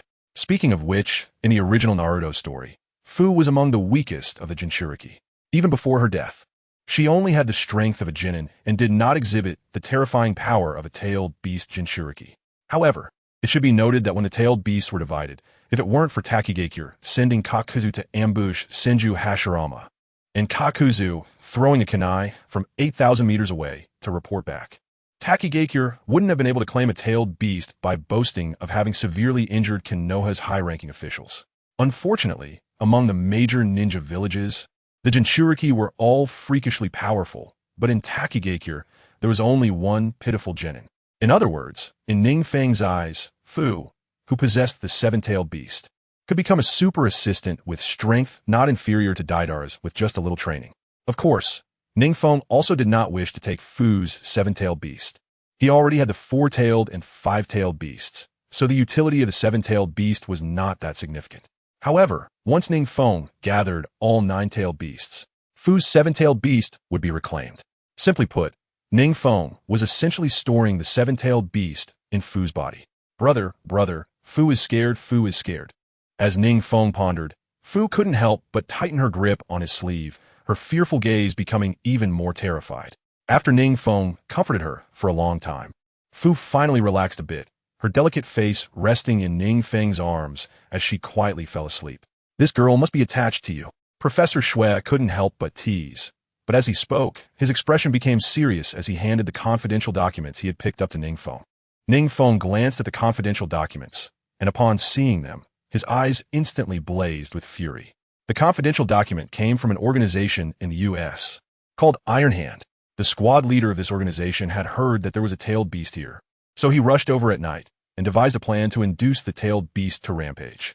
In other words, this organization intended to spend a fortune to purchase Fu's seven-tailed beast and then assassinate Fu on the spot to provoke the seven-tailed beast into rampaging, thus causing chaos throughout the entire city. At that point, the various forces ambushed here would be able to seize control of the entire city and create widespread turmoil. In their plan, it was estimated that at least tens of millions of people in Hyuga would die, but they probably never expected that before they could act. NingFeng had already crushed all their thoughts with a thunderous force and recruited the seven-tailed Jinchuriki as his subordinate. This Iron Hand organization really is a case of losing more than they gain. Professor Shui sneered, then felt a chill run down his spine, thinking that if he hadn't brought NingFeng here, this city would have surely faced a massive catastrophe. Suddenly, NingFeng noticed in the confidential documents that the Iron Hand organization had arranged thousands of people underground in the black market for this operation. Moreover, they had also prepared countless weapons, ninja scrolls, puppet armies, and so on, practically having everything one could ask for. Suddenly realizing something, NingFeng summoned another Tai Chi Rasengan and threw it violently into the area of the underground black market. An astonishing scene unfolded. In a huge pit, countless corpses of Americans emerged, clearly all belonging to the Iron Hand organization. Before they could act, they had been crushed into meat paste by NingFeng Susanoo. Beside the corpses, an area the size of a room was filled with ninja scrolls, weapons, puppets, and other items. Wealth. NingFeng's eyes widened. The people from the Iron Hand organization probably never expected that after traveling thousands of miles to Hyuga with great effort and not having done much destruction yet, they would be directly turned into meat paste by NingFeng Susanoo. As if that wasn't enough, all the countless items they had prepared at great expense had now become NingFeng's private property, comparable to the god of war of Hefei, Sun Shirwang, and the transport captain, Chang Kaishan. Chapter 138, Getting Rich. Susanoo's Spirit Tool. Getting rich. The guys from Iron Hand probably never thought that before they could even make a move, you would take them out, right? Just as NingFeng was lost in thought, Professor Shui excitedly jumped out of the pit and quickly started rummaging through various blade scrolls. In fact, NingFeng didn't pay much attention to these blade scrolls, as he had acquired far more blade equipment and items in the ninja world than he could ever use. However, for Professor Shui and others, these blade scrolls represented a large sum of unexpected wealth, a real windfall. NingFeng, I'll move all these blade tools back to the technology garden later, you want to mine, right? While saying this, Professor Shui was holding a ninjutsu scroll, his face glowing with excitement, with drool almost falling to the ground. After all, the technology garden would be of immense help to him. And since these little blade tools weren't worth much, NingFeng nodded heavily. Anyway, I don't plan to take these with me, since Professor Shui needs them. I'll give them to you. Hearing this, Professor Shui was overjoyed and excited. If he were a little girl, he probably would have hugged NingFeng and given him a big kiss out of excitement. Soon, Professor Shui pulled out a space scroll from his pocket, preparing to take all these items away. Suddenly, among the many blade tools, a sharp long sword caught Professor Shui's attention. He widened his eyes and exclaimed softly in shock, "Oh, this blade tool looks quite extraordinary." NingFeng chuckled, casually glanced at the blade tool in the distance, and was about to look away when he suddenly realized that this long sword seemed to be indeed extraordinary. Swish! In a flash, NingFeng appeared in front of it and gently picked up the long sword, only to notice that at first glance, it looked ordinary, but in reality, it was a legendary sword in the ninja world. It was called the Kusanagi sword, also known as the Ama no Murakumo no Tsurugi. Yes, that's right. It was the legendary artifact used by Orochimaru when he led the Sound Ninja to attack Konoha in the original work. Don't underestimate this Kusanagi sword. In the original work, Orochimaru was able to suppress Naruto Uzumaki, who had already entered the four-tail state, just by using the Kusanagi sword. One can imagine how terrifying the power of the Kusanagi sword is. First the four-symbol seal, then the Kusanagi sword. NingFeng suddenly realized that this American organization called Iron Hand was not as weak as it appeared on the surface. Just the fact that they could obtain so many rare artifacts shows how terrifying these American organizations are. It's a pity that no matter how terrifying they are, what they worked so hard to obtain has already become NingFeng's. Just as NingFeng was pondering this, Professor Shui quickly handed over another ninjutsu scroll. NingFeng, I found another scroll that seems to be a bit different from the others. You should take a look. NingFeng was momentarily stunned. He had already acquired the four-symbol seal and the Kusanagi sword, and now there was another surprise. Thinking this, NingFeng gently opened the offered scroll. Sure enough, this scroll was one that would shock him once unsealed. Even NingFeng couldn't help but be startled. The reason was simple, because this scroll was actually called Spirit Tool. Shikatsumiyak? Yes, that's right, Spirit Tool. Shikatsumiyak. Spirit Tool. Shikatsumiyak. This scroll enhances the power of Susanoo for the user with a Mangeki Sharingan. It seals the ancient Spirit Tool, Shikatsumiyaku, allowing the user to use Shikatsumiyaku when activating Susanoo. The Spirit Tool, Shikatsumiyaku, has unmatched power, and it can impose a strong sealing ability on enemies during an attack, effectively trapping them in illusions, especially effective against snake-type enemies. NingFeng didn't care much about the power of the Spirit Tool, Shikatsumiyaku, until he saw its terrifying attributes. Even he couldn't help but widen his eyes in disbelief. After awakening Susanoo, although he could already enter the fourth state of Susanoo using his ocular techniques, he still didn't have a terrifying weapon like the Shikatsumiyaku, which had always made NingFeng feel regretful. Now that there was a scroll that could grant him the power of Shikatsumiyaku, one can imagine how excited NingFeng was. Without hesitation, NingFeng used the scroll. In just an instant, he felt a powerful force surge into his body, awakening the memories imprinted within him rapidly. Soon after, it seemed as if something had suddenly appeared within his awakened imprint, giving him a whole new understanding and recognition of Susanoo, and his realm reached a new level. This feeling didn't last long. When NingFeng took a deep breath and reopened his eyes, he clearly felt that he had entered an entirely new realm. The Susanoo opened by the ocular technique was no longer as simple as the ordinary Susanoo. Phew! Taking a long breath, NingFeng revealed a broad smile. If it weren't for Professor Shui just now, he would have probably missed out on the Shikatsumiyaku and Kusanagi sword due to his nature. Who would have thought that it would be such a divine artifact as the Shikatsumiyaku? Really, I can't imagine how terrifying your strength is now. Professor Shui smiled wryly, wanted to speak again, but then frowned, sensing several figures seemingly attracted and quickly approaching, likely the city's security guards. Before Professor Shui could react, NingFeng took him and left the place directly. NingFeng didn't want to waste time explaining too much in this regard. Let the security guards deal with the bodies of the Iron Hand organization. Just as NingFeng left, the security guard arrived and were shocked, unable to believe their eyes. Thousands of trained foreign assassins had all died in an instant. This was not something an ordinary person could achieve. After leaving the black market, glancing at the login time, NingFeng casually found a hotel and arranged for Fu and Professor Shui to stay. He didn't have to wait long. By the time the morning light illuminated the entire city the next day, a pleasant and crisp notification sound rang out again. Congratulations! You can now log in. You can log into Naruto World. Would you like to log in? Chapter 139. Logging in again, Night of the Nine Tails? Successfully logging in with considerable skill, NingFeng soon felt a powerful pulling force that drew him in completely. Although it was always the same process of logging in, with the growth of his strength, NingFeng could clearly feel that each login was actually a transfer of space-time. Of course, NingFeng didn't forget to bring along the still innocent and carefree Fu, logging into the Naruto world together. It is worth mentioning that since Fu was originally a character from the Naruto world, the login device did not resist bringing him along. As before, after a dizzying spin, the familiar login interface appeared before NingFeng once again, accompanied by a pleasant and crisp notification sound. When NingFeng opened his eyes again, he found himself back in the Rain-Hidden Village, exactly where he had logged off before. Before he could head to the Rain-Hidden Mansion, a page quickly popped up in front of him. The page read, System Message, Naruto officially enters new era. The new version, Nine Tails Disturbance, chapter is about to begin. Please look forward to it, players. System Message, Naruto officially enters new era. The new version, Nine Tails Disturbance, chapter is about to begin. Please look forward to it, players. System Message, Naruto officially enters new era. The new version, Nine Tails Disturbance, chapter is about to begin. Please look forward to it, players. The 3 consecutive system messages made NingFeng frown slightly, thinking to himself, has the Nine Tails Disturbance that he had been eagerly waiting for finally arrived? It should be noted that in the original Naruto story, the Nine Tails Disturbance was the beginning of everything.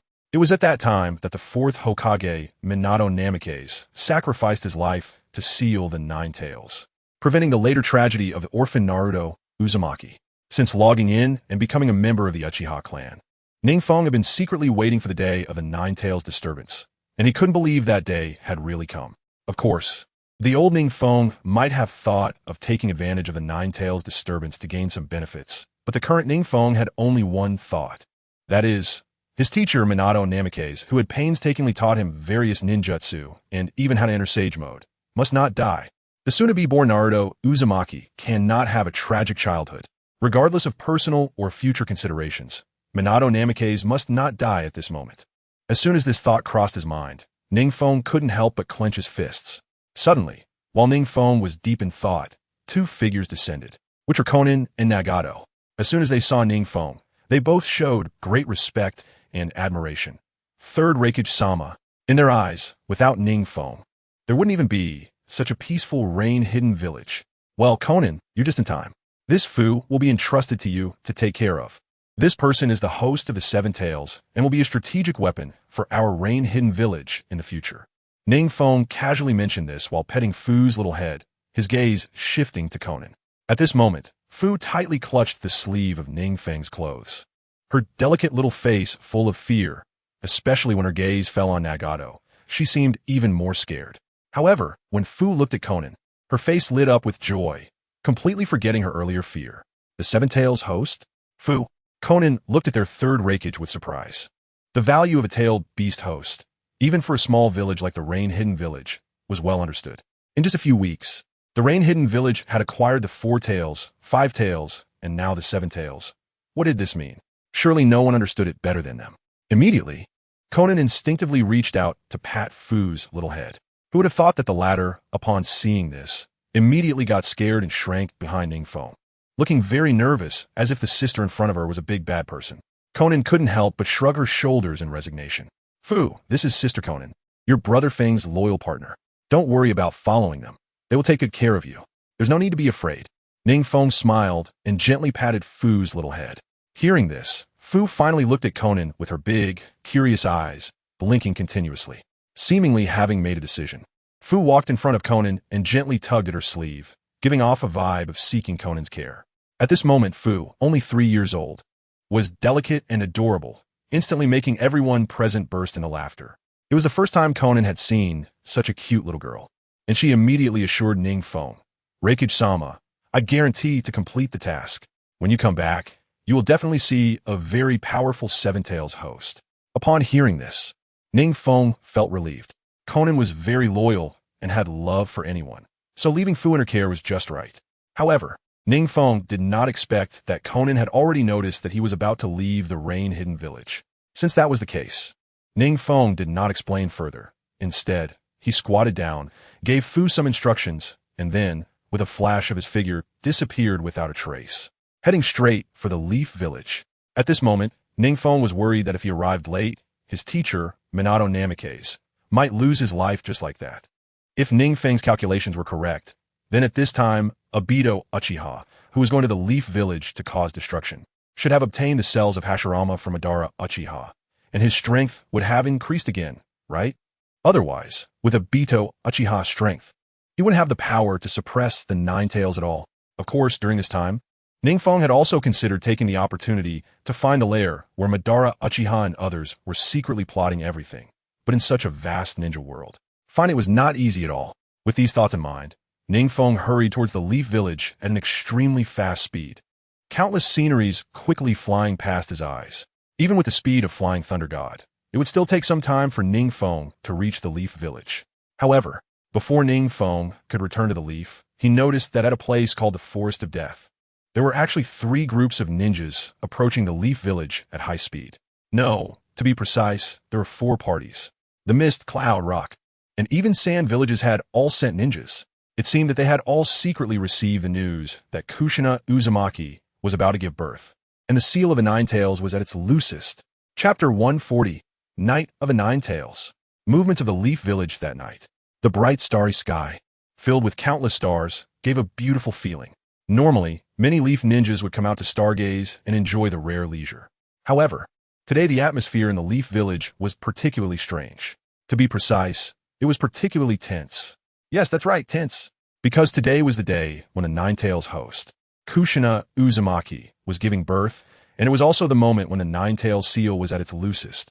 It should be noted that since the birth of the ninja world, many ninja villages have experienced incidents where the tailed beast rampaged during the birth of a host, destroying entire ninja villages. Especially since this tailed beast was the most powerful existence among the tailed beasts, the 9 tails. Of course, the atmosphere in the Leaf Village was not tense solely because of this. More importantly, the Leaf's Umbu had already received news from various channels that various ninja villages were secretly mobilizing. If it were just a small 9 tails, the ninjas of the Leaf Village could still handle it easily. But if there were ninjas from other villages creating chaos in the dark, then everything would be hard to predict. At this moment, at the Hokage's residence. Inside the residence, the 4th Hokage, Minato Namikaze, had just finished handling the documents in his hands when he flashed and headed straight for his home. Just as he was about to reach home, Minato couldn't help but glance at the somewhat strange, starry sky, letting out a deep breath. As the 4th Hokage, Although he had recently won over the Uchiha clan and finally stabilized his position, the former Hokage, the third Hokage, Sarutobi Hiruzen, and the leader of the Root organization, Danzo, had been lurking in the shadows, waiting for an opportunity. He couldn't guarantee that they wouldn't suddenly attack him at this moment. As Bofeng Shuemin pondered, sharp sounds suddenly echoed through the air. A member of the Uchiha clan, with his Sharingan activated, slowly descended. The leader, Uchiha Fugaku, cast a deep glance at Bofeng Shuemin and said, "Lord Shuemin, please rest assured. Tonight, Konoha is under our protection and nothing will happen." As soon as Fugaku finished speaking, two more figures landed beside him, Uchiha Itachi and Uchiha Shursui. The three pairs of gleaming, kaleidoscopic Sharingan vigilantly observed their surroundings, providing Bofeng Shuemin with an unprecedented sense of security. "Thank you all." Shuemin sincerely expressed his gratitude, recognizing that these individuals were there to protect Uzumaki Kushina. In the past, when the Uchiha clan had a bad reputation, he might have been wary of the Sharingan, concerned they could control the Nine Tails and be a threat. However, after everything that had happened, Bofeng Shuemin had completely come to trust the Uchiha clan. "No need to thank us. In fact, this was arranged by that guy Peak. He instructed us beforehand that once Master Kushina goes into labor, we should quickly mobilize the Uchiha clan to protect your family." Uchiha Fugaku quickly replied. Although Fugaku didn't know why, he could vaguely sense that Konoha was not as peaceful tonight. Really? Shuemin was somewhat surprised and felt a warmth in his heart. His student was actually worrying about him, his teacher, and he was even far away in the Rain Village. What more could he ask for than to have someone care for him like this? "Ha ha ha, Lord Shuemin, don't misunderstand. I'm just spoiling that guy Peak. Whatever he says, we do." Uchiha Fugaku said, while giving a knowing glance to the other Uchiha clan members who had come with him. They nodded in agreement and quickly took up positions around Shuemin's room, on alert for any disturbances. It was evident that the Uchiha members who had come this time were mostly the elite of the Uchiha clan, even among the elite. This showed how much Uchiha Fugaku valued Shuemin and his family. After giving Fugaku a grateful look, Shuemin instinctively glanced toward the direction of the Rain Village, wondering if Uchiha Peak would return to protect his master on this day of her delivery. Without wasting much time, Shuemin stepped into his home. Inside, Uzumaki Kushina was lying on the bed in pain, while a female Uchiha clan member was taking care of her. Notably, in the original story, the personnel accompanying Kushina during her labor should have been Sarutobi Hiruzen's wife, Sarutobi Bawako, but under Uchiha Peak's special instructions, she was not arranged to be there. Moreover, if someone were present at that moment, they would be surprised to find that various barriers had already been set up around the Bofeng household, far stronger than in the original story. At that moment, not far from the Bofeng household, a masked figure slowly descended. The mask was grotesque, revealing only one eye, which was a kaleidoscopic Sharingan.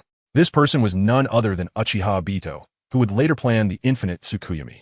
Beside Obito stood Black Zetsu, quietly watching, with a hint of mockery in his eyes. Unexpectedly, the self-proclaimed Uchiha Madara, Obito, had come to Konoha with so many preparations. Black Zetsu smiled lightly. During this plan to disrupt Konoha, Obito had teamed up with various dark forces. Uchiha Obito remained silent, his eyes glinting with coldness. Behind him, the manipulated 4th Mizuki Jigura and the 7 ninja swordsmen of the mist exchanged glances, their eyes also showing a hint of coldness. In truth, Uchiha Obito did not want to bring so many people with him, but since his last encounter with Uchiha Peak, he had grown wary of him. After all, he was targeting the 4th Hokage, Bofeng Shuemin, who was Uchiha Peak's teacher. If he were to run into Uchiha Peak, everything he had done would be in vain. However, it was precisely for this reason that he was mocked by Black Zetsu. "Move!" Uchiha Obito was about to wave his hand to give the command for some to distract Shuemin while others kidnapped Uzumaki Kushina, but soon he was dumbfounded. His astonished eyes fell on the area surrounding Shuemin's room. When did so many Uchiha clan members gather near Shuemin? Black Zetsu frowned. The only reason Uchiha clan members would protect Shuemin like this is because of Uchiha Peak, the young clan leader. Could it be he already guessed you would come? As soon as he finished speaking, Uchiha Obito trembled, and beads of cold sweat appeared on his forehead. The reason for Uchiha Obito's terror was simple. If what Black Zetsu said was true, then everything in front of him could only mean one thing. Uchiha Peak had long predicted that he would come. Obito knew that his plan to come to Konoha was kept completely confidential. It was nearly impossible for anyone to know. Yet, despite this, the area around Shuemin was still filled with Uchiha clan members. What was going on? However, Uchiha Obito quickly shook his head. He was confident that although Uchiha Peak was strong, he could not possibly predict that he would appear now to destroy Konoha. Moreover, even if Uchiha Peak was powerful, he would still not be a match for him and the 7 ninja swordsmen of the mist working together. Thinking this, Uchiha Obito felt much more at ease, a sinister gleam flashing through his kaleidoscopic Sharingan. In the next moment, Uchiha Obito waved his hand at Hyuga and the 7 ninja swordsmen of the mist, signaling them to act. However, just as they were about to move, a cold voice rang out. "You dare to touch my master?" Though the voice was soft and not loud, it created a huge stir the moment it fell, startling almost everyone present. Even Black and White Zetsu, known for their keen senses, had not detected Ning Peak's presence, and Ning Peak had appeared before everyone without any warning. Yes, that's right. At this critical moment, Ning Peak had quietly arrived behind Uchiha Obito using his powerful Flying Thunder God technique. At this moment, Uchiha Obito likely had not realized that he had already been marked with Ning Peak's space-time seal. Upon hearing this, Uchiha Obito and the others quickly turned around. Their eyes filled with shock as they looked at Ning Peak, their expressions utterly stunned. Especially Uchiha Obito, who tightly frowned, thinking that whoever he was afraid of had shown up. What terrible luck he had. Uchiha Peak, what are you doing here? The third Mizukage has come to Konoha. You can't possibly have good intentions. After a brief moment of astonishment, Uchiha Obito calmed down and spoke blandly. Try to shift the blame onto Ning Peak to divert attention. I want to ask with my master about to give birth. What are you Uchiha Madara and the elite of the mist doing here? Ning Peak was not fooled by Uchiha Obito's ploy and directly asked coldly. We are just here to protect your master's wife, and we have no other intentions. Uchiha Obito lied without a hint of shame or breathlessness. While speaking, Obito's Manjiki Sharingan had already sensed that many Konoha ninjas had noticed the situation here and were rushing over, which made him quite anxious. At the same time, in Minato's room, under the escort of several Uchiha clan members, Kushina Uzumaki, who was about to give birth, and others were heading straight for the forest of Konoha, and Uchiha Fugaku and others quickly followed suit. Seeing this, NingFeng's eyes flickered. He knew this was to prevent the Nine-Tails from going berserk, so he hurriedly left Konoha to avoid causing great destruction to the village. However, in the original story, Obito and others took advantage of this situation, directly killing those protecting Kushina and seizing the Nine-Tails. This is bad. Seeing this, Obito realized that there was no time to waste. In an instant, his Manjiki Sharingan flashed, and he disappeared without a trace. Hyuga and the others charged towards NingFeng, attempting to block him. Unfortunately, Obito's plan was about to fail completely. With a burst of light, when he reappeared, he was already over a kilometer away from Uchiha Fugaku and the others. Just as Obito sneered, thinking that Hyuga and the others had engaged NingFeng, allowing him to finally release the Nine-Tails, a faint voice echoed again. Want to escape? Too naive, don't you think? As soon as the words fell, NingFeng appeared before Obito without any warning. It was only at this moment that Obito was surprised to notice that he had unknowingly been marked by NingFeng's space-time technique. No matter how he used space-time to escape, dodge, hide, or infiltrate, NingFeng could find him immediately, as if he were a ghost, haunting him endlessly. Clang! Clang! Obito took a deep breath. A chain had grown from his long sleeve without him noticing, and several already prepared explosive tags were well hidden in his sleeve. Clearly, Obito knew that if he did not quickly eliminate Uchiha Feng in front of him, their goal would be impossible to achieve. NingFeng also did not waste words. His pair of sinister Manjiki Sharingan quietly fixed on Obito, as if seeing through everything. If NingFeng were to check the world announcement at this moment, he would be surprised to find that with Obito's invasion of Konoha, a large-scale dungeon task had been triggered once again. World announcement. The new version, Nine-Tails Turmoil, chapter has been opened. Players are requested to head to the teleportation stones in various ninja villages and quickly teleport to Konoha Village, 232, to participate in the battle. Konoha players must try to protect the baby Uzumaki Naruto from falling into enemy hands and defend Konoha from destruction. Other ninja village players will assist the large B0 SS Uchiha Madara in completing the Konoha destruction plan. You can also choose to protect Konoha. Everyone's performance in the dungeon will be converted into dungeon points, which will be exchanged for countless excellent rewards. World announcement. The new version, Nine-Tails Turmoil, chapter has been opened. Please players head to the teleportation stones in various ninja villages. World announcement. The new version, Ninetales Turmoil, chapter has been opened. Please players head to the teleportation stones in various ninja villages. Suddenly, the continuous release of world announcements caused the previously calm world channel to explode. Awesome! Finally, the dungeon task has been activated again. Our task is actually to assist the large B0 SS Uchiha Madara. So exciting! I heard that this time the great god Uchiha Fong will also go. I wonder if he will choose to protect Konoha or attack Konoha. Who cares? This time we must earn as many dungeon points as possible. Chapter 142 Uchiha Fong vs Uchiha Obito. With the continuous release of 3 world announcements, players across the entire world were in an uproar. If someone were by the teleportation stones in various ninja villages at this moment, they would be surprised to see a massive crowd of players surging towards Konoha village like a tide. It should be noted that this large-scale dungeon task was several weeks apart from the last one. Seeing Uchiha Fong shining in the large-scale dungeon tasks and rapidly increasing his strength, the hearts of these players were all itching with excitement. Moreover, with each Hokage's login, more and more players were surprised to find that the ninjutsu learned in the Naruto world could actually feed back into reality, enhancing their real-world strength. It was still the only weapon and means to combat real-world monsters. Therefore, more and more players instantly realized that this online game might be their golden opportunity to turn their lives around and rise from rags to riches. The entire country could undergo tremendous changes due to the arrival of the Naruto world. It is easy to imagine how important large-scale dungeon tasks were for these players and how terrifyingly they could enhance their strength. In the past, many players did not understand the stakes and were unaware that this online game could actually have real-world feedback. But now, more and more players understood just how important this online game was. After several weeks, many players had seized some opportunities. Some even learned the lightning-released chakra mode from the 4th Raikage, achieving astonishing running speeds. At the same time, many players successfully trained in the Cloud Village's swordsmanship, becoming Nin of the Cloud Village. In short, many players were shining brightly, though overshadowed by the greatest brilliance of Uchiha Fong. And at the moment, countless players were taking action outside Konoha Village. To complete the infinite Tsukumi plan and destroy Konoha, Uchiha Obito quietly wielded the chain in his hand, a cold eye peeking out from under his mask, exuding a sinister light as he gazed at NingFeng in the distance. On the other side, NingFeng sat quietly on the ground, his pair of Manjiki Sharingan flashing with a sinister glow, patiently waiting for Obito's rapid onslaught.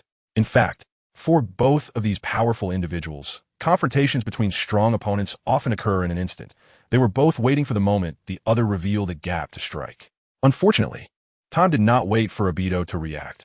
A flash of light appeared, and 3 kunai marked with space-time seals swiftly flew past Obito without warning. 3. Obito frowned slightly. His keen Manjiki Sharingan silently registered the trajectory of the kunai with space-time seals, preparing to chase after NingFeng the moment he made a move, thus locking in the battle. In Obito's view, with NingFeng's current combat power, he would not have time to use Susanoo under his lightning-fast attack. Just as Obito was pondering, one of the kunai marked with space-time seals suddenly revealed Uchiha Feng's figure in a gigantic explosive, Rasengan Shuriken, carrying terrifying power, howled towards Obito. Humph. Obito scoffed, thinking that such a move was completely ineffective against him. As he saw the Rasengan Shuriken coming, he instantly entered a state of nothingness. Uchiha Peak's explosive wind release. Spiraling sphere whistled past Uchiha Obito, who easily dodged it. Just then, behind Uchiha Peak, at the moment Uchiha Obito turned to look, one of his Sharingan instantly transformed his intangible self into a solid state, and a massive chain shot towards Uchiha Peak. 5-1. Just as Uchiha Obito thought that Uchiha Peak was nothing special, Uchiha Peak suddenly burst into countless flying bubbles. It was at this moment that Uchiha Obito was alarmed, realizing that the rapid assault earlier had been from Uchiha Peak's shadow clone. He immediately felt a bit tricked and wanted to revert his solidification. However, in the blink of an eye, a gigantic blade of light fell from the sky, heading straight for Uchiha Obito. The blade of light was enormous, exaggeratedly so, at least the size of a 100-meter-tall building, crashing down towards Uchiha Obito. Fortunately, Uchiha Obito reacted quickly and successfully entered an intangible state. Otherwise, that blade of light would have undoubtedly claimed his life. When Uchiha Obito's gaze turned to the source of the blade, even though he had mentally prepared himself, he still jumped in shock, unable to suppress an expletive. Holy SHT. Yes, that's right. Uchiha Obito, who usually spoke elegantly and never cursed, was now cursing in anger. The reason for his outburst was simple. At the end of the blade's light stood a gigantic golden samurai, about 50 to 60 meters tall, adorned with black patterns representing Sage Mode, making the samurai appear extremely formidable. It was NingFeng's Susanoo. Furthermore, unlike the Susanoo previously displayed by NingFeng, this golden samurai held a crimson magic sword in its right hand, pulsating with the terrifying aura of a spiritual weapon. Even from a distance, Uchiha Obito could clearly sense the suffocating, sealing aura emanating from it. It was as if he had been sealed in an instant. Sage Mode, Susanoo. Spiritual weapon, Takano Ken. Upon realizing the equipment of Uchiha Peak's Susanoo, Uchiha Obito broke into a cold sweat. Suddenly, he felt as if all his previous suffering had been in vain. After last seeing Uchiha Peak, Uchiha Obito had diligently trained and had received a significant amount of Hashirama cells from Uchiha Madara to boost his strength. Uchiha Obito had thought that now he could destroy Konoha and that Uchiha Peak would be no match for him. But unexpectedly, Chapter 143, the 7 ninja swordsmen of the mist Uchiha Obito versus Uchiha Peak. At this moment, when Uchiha Obito felt a bit desperate, he suddenly heard a series of rustling sounds. The 4th Mizukage, Hyuga, had already arrived with the 7 ninja swordsmen of the mist. As soon as they landed, they saw Uchiha Peak's enormous golden Susanoo, and their brows furrowed tightly. Even from a distance, they could clearly feel the terrifying pressure emanating from Uchiha Peak. Lord Uchiha Madara, what should we do now? The 4th Mizukage, Hyuga, took a deep breath and asked. He had some experience with Uchiha Madara's strength, but seeing this guy being at a disadvantage against Uchiha Peak was indeed beyond his expectations. If I don't believe this. Uchiha Obito thought to himself that he was fortunate to have brought the 4th Mizukage and others. Otherwise, he wouldn't even have the strength to fight Uchiha Peak. Thinking this, Uchiha Obito was about to continue commanding the 4th Mizukage Hyuga to lead the 7 ninja swordsmen to attack when suddenly, a blade of light that seemed to split the sky came crashing down. As the blade of light descended, Uchiha Obito could only feel an overwhelmingly powerful pressure, as if you're being locked down and sealed. He could only watch helplessly as the blade of light fell, carrying an unprecedented terrifying power. In an instant, as the Jinchuriki, the 4th Mizukage Hyuga, found himself in a dire situation, he immediately entered his tailed beast transformation state, and a tailed beast bomb was instantly expelled, heading straight for the Susanoo. Unfortunately, while the tailed beast bomb was formidable, it merely slowed down the speed of the Susanoo's blade of light, which was shattered into countless fragments in an instant. The next moment, under the horrified gazes of the 4th Mizukage Hyuga and the 7 ninja swordsmen, the blade of light obliterated them into mere fragments, as if they had never existed. The continuous 3 world announcements flooded the entire world channel. World announcement: player Uchiha Peak has successfully killed the invading 4th Mizukage Hyuga and wiped out the entire 7 ninja swordsmen of the mist, completing the super god massacre of the B0SS team. He will receive a reward of Sage Mode. Please congratulate him. World announcement: player Uchiha Peak has successfully killed the invading 4th Mizukage Hyuga and wiped out the entire 7 ninja swordsmen of the mist.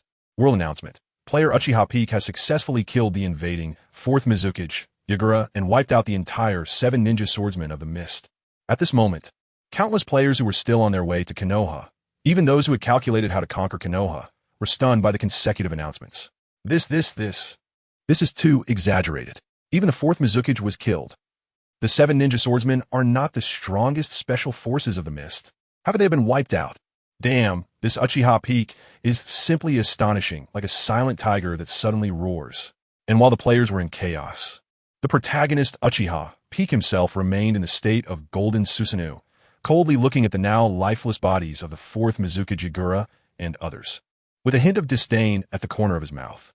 Uchiha Obito was still in shock, staring incredulously at the scene, taking a long time to retract his gaze from the 4th Mizukage Hyuga.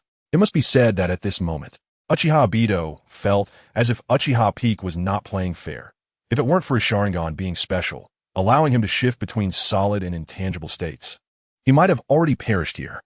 Thinking of all the energy he had spent plotting to destroy Konoha, now being coldly thwarted by Uchiha Peak, he felt a deep sense of unwillingness. Glancing at the distant Kushina, who was about to give birth, Uchiha Obito's heart was even more anxious. Just then, accompanied by a series of sharp sounds, Uchiha Itachi and Uchiha Shursui landed beside NingFeng, appearing as NingFeng's left and right arms. Kushina-sensei is about to give birth, Uchiha Itachi said calmly, his cold Manjiki Sharingan fixed on Uchiha Obito in the distance. Before Uchiha Obito and the others arrived, Uchiha Itachi had been somewhat worried that his brother, Uchiha Sasuke's concerns were a bit excessive. However, what Uchiha Itachi did not expect was that, indeed, the experts from the Hidden Mist Village took advantage of the time when the Nine-Tails Jinchuriki, Kushina Uzumaki, was about to give birth to come and destroy Konoha. This made Uchiha Itachi, who loved the peace of Konoha village, hate the planner in front of him even more, while also admiring his brother's strategy and intelligence in this regard. Only leaders like his brother, Uchiha Sasuke, who possess vision and perspective, can lead Konoha to victory. Just as my brother predicted, someone wants to attack Konoha and has their sights set on the Nine-Tails. Uchiha Shursui snorted coldly, his gaze flickering with coldness. Damn it. Uchiha Obito looked at the 3 pairs of Manjiki Sharingan and immediately realized that today was going to be difficult for him. Swish, swish, swish. A few sharp sounds followed, and both Minato Namikaze and Fugaku Uchiha landed, directly surrounding Uchiha Obito. Another pair of Manjiki Sharingan. Uchiha Obito instinctively took a few steps back, the alertness in his Manjiki Sharingan reaching its peak. NingFeng smiled coldly. In the original work, Uchiha Obito took advantage of the chaos to directly abduct the Nine-Tails, causing untold destruction to Konoha. In the end, he forced Minato to use the Dead Demon Consuming Seal to seal the Nine-Tails, thus ensuring the safety of the area. However, the Uchiha Obito executing this plan to destroy Konoha probably never expected that there would come a day when he would be surrounded by the strong of Konoha. Thankfully, I was prepared. After all, Uchiha Obito, even at this moment, had thought of a way to deal with Uchiha Sasuke. Unfortunately, before he could execute it, the Uchiha clan member guarding the Nine-Tails barrier in the distance was taken out by NingFeng with a Tai Chi Rasengan, completely cutting off all of Uchiha Obito's schemes. Chapter 144. The Exploding Uchiha Obito. Obito's Conspiracy. The next moment, with the death of that Uchiha clan member, there was a poof sound, and then that Uchiha clan member actually transformed into an unknown elite ninja from the Hidden Mist. Seeing the scene, not only were the Uchiha clan members who were still maintaining the Nine-Tails seal shocked, but even Minato Namikaze and the others were wide-eyed in disbelief at everything before them. Who would have thought that before destroying Konoha, Uchiha Obito had already planted insiders in Konoha village? If it weren't for NingFeng's timely discovery, this trip of Uchiha Obito to destroy Konoha would have ended in failure, even if they managed to block Uchiha Obito's steps. No, it can't be. Far away, Uchiha Obito's face turned ashen.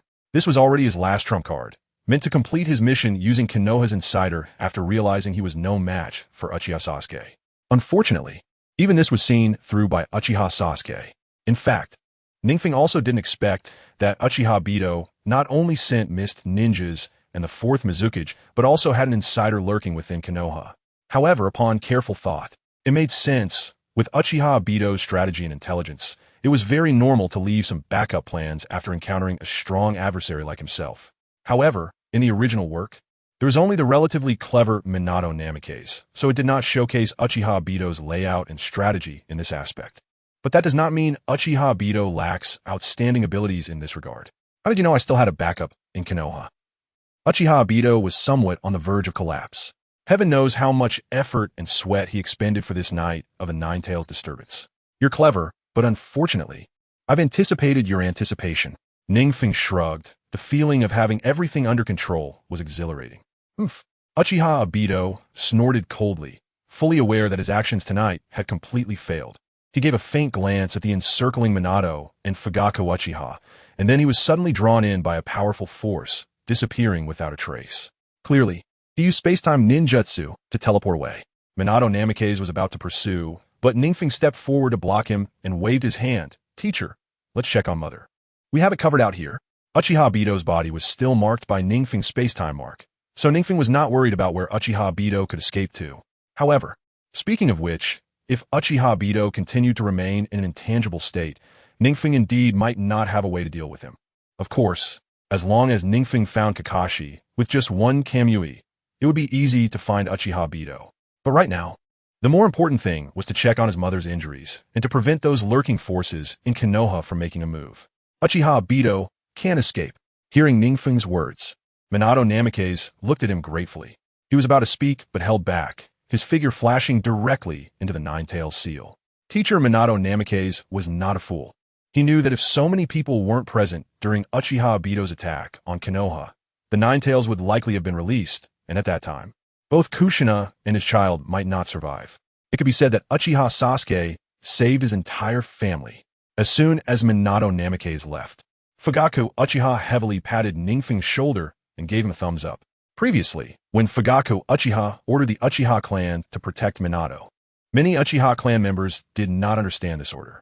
Fugaku Uchiha only sent people out of trust in Uchiha Sasuke. But what Fugaku Uchiha did not expect was that during this defense of Konoha, the Uchiha clan became the biggest contributors. Although the fourth Hokage, Minato Namikaze, did not say it on the surface, it was a done deal that the Uchiha clan's status in Konoha village would rise to a higher level. Thinking that as the head of the Uchiha clan, he had not even matched Uchiha Sasuke's political acumen in this regard, Fugaku Uchiha felt a flush of embarrassment. Beside him, Uchiha Itachi and Uchiha Shursui looked at NingFeng with increasingly changed expressions. If NingFeng could read the hearts of those present at this moment, he would surely be surprised to find that unconsciously, Fugaku Uchiha had already regarded him as the next leader of the Uchiha clan. Someone who could lead the Uchiha clan to greater victories. Sasuke, why don't you just give up on being the third Raikage and come back to be the leader of the Uchiha clan? Suddenly, Fugaku Uchiha fell silent for a moment before proposing, Sasuke, everything you have done for the Uchiha clan in Konoha village is enough for you to sit on the Uchiha clan's throne. I also believe that under your leadership, the Uchiha clan will surely shine with even greater brilliance. As soon as he finished speaking, Uchiha Itachi and Uchiha Shursui hurriedly echoed, Yes, Sasuke, why don't you give up on being the third Raikage? Although this position is also very good and can train you, it is still just a small ninja village. Sasuke, although we are your older brothers, neither in strength nor strategy can we match you. Why don't you consider it? Clearly, Uchiha Itachi and Uchiha Shursui were also very hopeful that Uchiha Sasuke could become the leader of the Uchiha clan, a true clan leader. Unfortunately, NingFeng's ambitions do not lie here. Fugikage, you could just focus on being your clan leader. Upon hearing this, Uchiha Fugaku felt a bit regretful inside, but he admired Feng even more because of it. Regret is regret. The Uchiha clan lacks a leader who can lead everyone. Admiration, however, is admiration. Such a great ambition as Uchiha Feng's is exactly what he envisions for Uchiha Feng. Just as a group of Uchiha clansmen were in high spirits, NingFeng suddenly noticed that at this moment, countless players from other ninja villages had already rushed into Konoha village, engaging in battles with the Konoha players. Some of the local powerful families in Konoha also rushed to join the fight. Suddenly, a series of sharp whistling sounds were heard as several root ninjas surrounded NingFeng and the others. The leader of the root organization, Shimura Danzo, had a cold glint in his eyes. Members of the root organization, keep a close watch on these Uchiha clansmen. Their Manjiki Sharingan can control the Nine-Tails. If a riot occurs, it would be disastrous for the entire Konoha. Seeing Danzo finally reveal himself, NingFeng's lips curled into a slight smile. This Danzo clearly wanted to seize the opportunity to regain power. Chapter 145, Danzo appears. The conspirator of Konoha, in fact. NingFeng had long suspected that Danzo might suddenly take action at this moment, placing a label on him and then taking him away with a mighty force. At that time, even if his root team took down Uchiha Feng himself, the fourth Hokage Minato Namikaze would have some objections, but in the end, he would be powerless against Danzo. Ultimately, the Uchiha clan would be labeled as rebels by Danzo and completely expelled from Konoha. In the original story, Danzo used schemes multiple times to force the Uchiha clan to rebel. Previously, the Uchiha clan had been very trusting of Konoha, but they were simply outplayed by these conspirators. Now that Danzo had suddenly appeared, how could NingFeng not know what Danzo was planning? Sure enough, as soon as Danzo finished speaking, several members of the root organization surrounded NingFeng and the others, their eyes flashing with a strong killing intent. Danzo, what are you trying to do? Our Uchiha clan has always been loyal. How could we possibly harbor thoughts of controlling the Nine-Tails? Uchiha Fugaku frowned and immediately argued with Danzo. As the leader of the Uchiha clan, Fugaku would not allow anyone to smear his reputation. Whether or not there are thoughts of controlling the Nine-Tails is still unknown. Could Danzo give Fugaku any chance to explain? He coldly smiled and said, disarm them. Seemingly worried that Uchiha Fong might rebel, Danzo added, Uchiha Fong, Uchiha Fugaku, both of you are high-ranking members of Konoha. You should know that if the Nine Tails causes any trouble, none of us can afford that. So you should obediently put down your weapons and come with us. Upon hearing this, Uchiha Fugaku's Manjiki Sharingan widened, and he was about to take action. Meanwhile, NingFeng frowned slightly, thinking that Danzo had calculated this well. He immediately placed the blame on them, demanding they disarm. Once they complied, what awaited them would not be understanding, but Danzo's dark schemes. At that point, Danzo could directly annihilate the entire Uchiha clan, and even Minato Namikaze and others would have nothing to say. Truly a master of internal strife. Feeling a sense of admiration, Uchiha Fong slowly approached Danzo. Respected Danzo, you should understand the importance of the Nine Tails to Konoha village. Your actions are quite normal. Hearing this, just as Danzo and the others thought Uchiha Fong and the others were about to surrender, Uchiha Fong quickly added, however, who can determine that after we just killed these mist ninjas, your intentions are genuinely for the sake of Konoha? What if you also want to control the Nine Tails? As he spoke of controlling the Nine Tails, Uchiha Feng's icy gaze fell upon Danzo, and his powerful aura even caused Danzo to take several steps back, his eyes filled with deep apprehension. The last time Danzo clashed with Uchiha Fong, he remembered his strength far surpassed that of Uchiha Fong. But now, Danzo clearly felt that in many aspects, he was no match for the person before him. How much time had passed? Oh, if I wanted to control the Nine Tails, I would need the ability. Who doesn't know that in this Konoha village, aside from wood release, only the Sharingan can control the Nine Tails? Danzo sneered, just as he was about to say something. NingFeng's hand unexpectedly produced a sharp blade, instantly transforming the bandages wrapping around Danzo into a flurry of powdered scraps. The originally enigmatic Danzo suddenly revealed a stark white, with a Sharingan on one of his arms. Yes, that's right, a Sharingan on one of his arms. As the hidden secret was exposed, everyone present was stunned in place. Even NingFeng, who had been prepared in his heart, couldn't help but be momentarily taken aback. As a fan of Hokage, NingFeng had calculated that according to the current plot, Danzo should have had contact with Orochimaru and possessed Hashirama's cells. However, NingFeng did not expect that Danzo's arm would have so many Sharingan. After thinking about it, NingFeng realized, in the original story, Danzo had enough Sharingan on both arms, and it was normal for him to have collected some Sharingan before the Uchiha clan's extermination night. This was also a perfect opportunity to completely smear Danzo with dark accusations, leaving him speechless. Danzo, how do you explain this arm full of Sharingan? Also, if I'm not mistaken, this should be Hashirama's cells, right? NingFeng quickly spoke up, his powerful aura even causing the root members present to change their expressions. Unable to believe what they were witnessing. Who could believe it? The esteemed high-ranking member of Konoha, the leader of the root organization, Danzo, although he was involved in many dirty and dark deeds behind the scenes, at least had a somewhat positive public image. After all, everything was for Konoha. Yet, such a figure was secretly collecting the Sharingan of his own clansmen and Hashirama's cells. This. Danzo, what is the meaning of these Sharingan? Uchiha Fugaku was also shocked. He understood the implications of the Sharingan all too well, while Uchiha Itachi and Uchiha Shursui also briefly stunned before their eyes filled with a murderous intent. At this moment, Uchiha Shursui could hardly imagine that one of his own Manjiki Sharingan had almost become Danzo's. Why, how did you know? Danzo was also stunned, stepping back several paces in fear. Even a fool would know that if this matter were to be exposed, he could forget about surviving in Konoha, let alone the position of Hokage. Danzo, please explain. NingFeng was too lazy to directly kill Danzo. Rather than giving him a quick death, it was better to let him slowly die in mental torment. With so many Sharingan, are you planning to disarm us and then control the Nine Tails? To smear dirt on our Uchiha clan to achieve your ulterior motives? Moreover, you are now suspected of secretly assassinating members of the Uchiha clan. Please come with us. NingFeng said as he glanced at Uchiha Fugaku, who nodded heavily. In an instant, 3 massive Susanoo rose into the air. Chapter 146, Root Annihilation? Fugaku, Uchiha Itachi, and Uchiha Shursui, are you all trying to rebel against me? After a brief moment of shock, Danzo regained his composure. As long as NingFeng and the others couldn't obtain evidence, these people wouldn't dare to do anything to him. He was confident that Fugaku and the others wouldn't dare to act. Moreover, This time he brought the elite forces of the root organization, which might not necessarily be weaker than Fugaku and the others.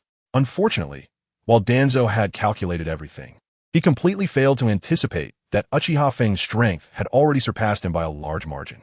Just as Danzo was about to sneer, thinking that Fugaku and the others wouldn't dare to act against him, an incredibly powerful aura suddenly erupted from Uchiha Feng, spreading violently outward. Danzo and the others didn't even have time to react before they were overwhelmed by this immense pressure, their eyes filled with fear. In the next moment, a gigantic golden Susanoo, over 50 meters tall, appeared before Danzo and the others, much larger than those of Uchiha Itachi and Uchiha Shursui. Under NingFeng's golden Susanoo, Danzo and the others looked as small as ants. "Aren't you going to act?" Danzo's face changed drastically. He didn't expect NingFeng to be so ruthless, actually intending to kill to silence them. At this moment, amidst the chaos in Konoha, no one was paying attention here. And even if NingFeng and the others wiped them out, there would be no way to stop them. Therefore, in the instant he gave the command, Danzo quickly formed seals with his hands. Wind release, vacuum wave. Accompanied by his incantation, a powerful and terrifying wind with immense penetrating power swept toward NingFeng's golden Susanoo.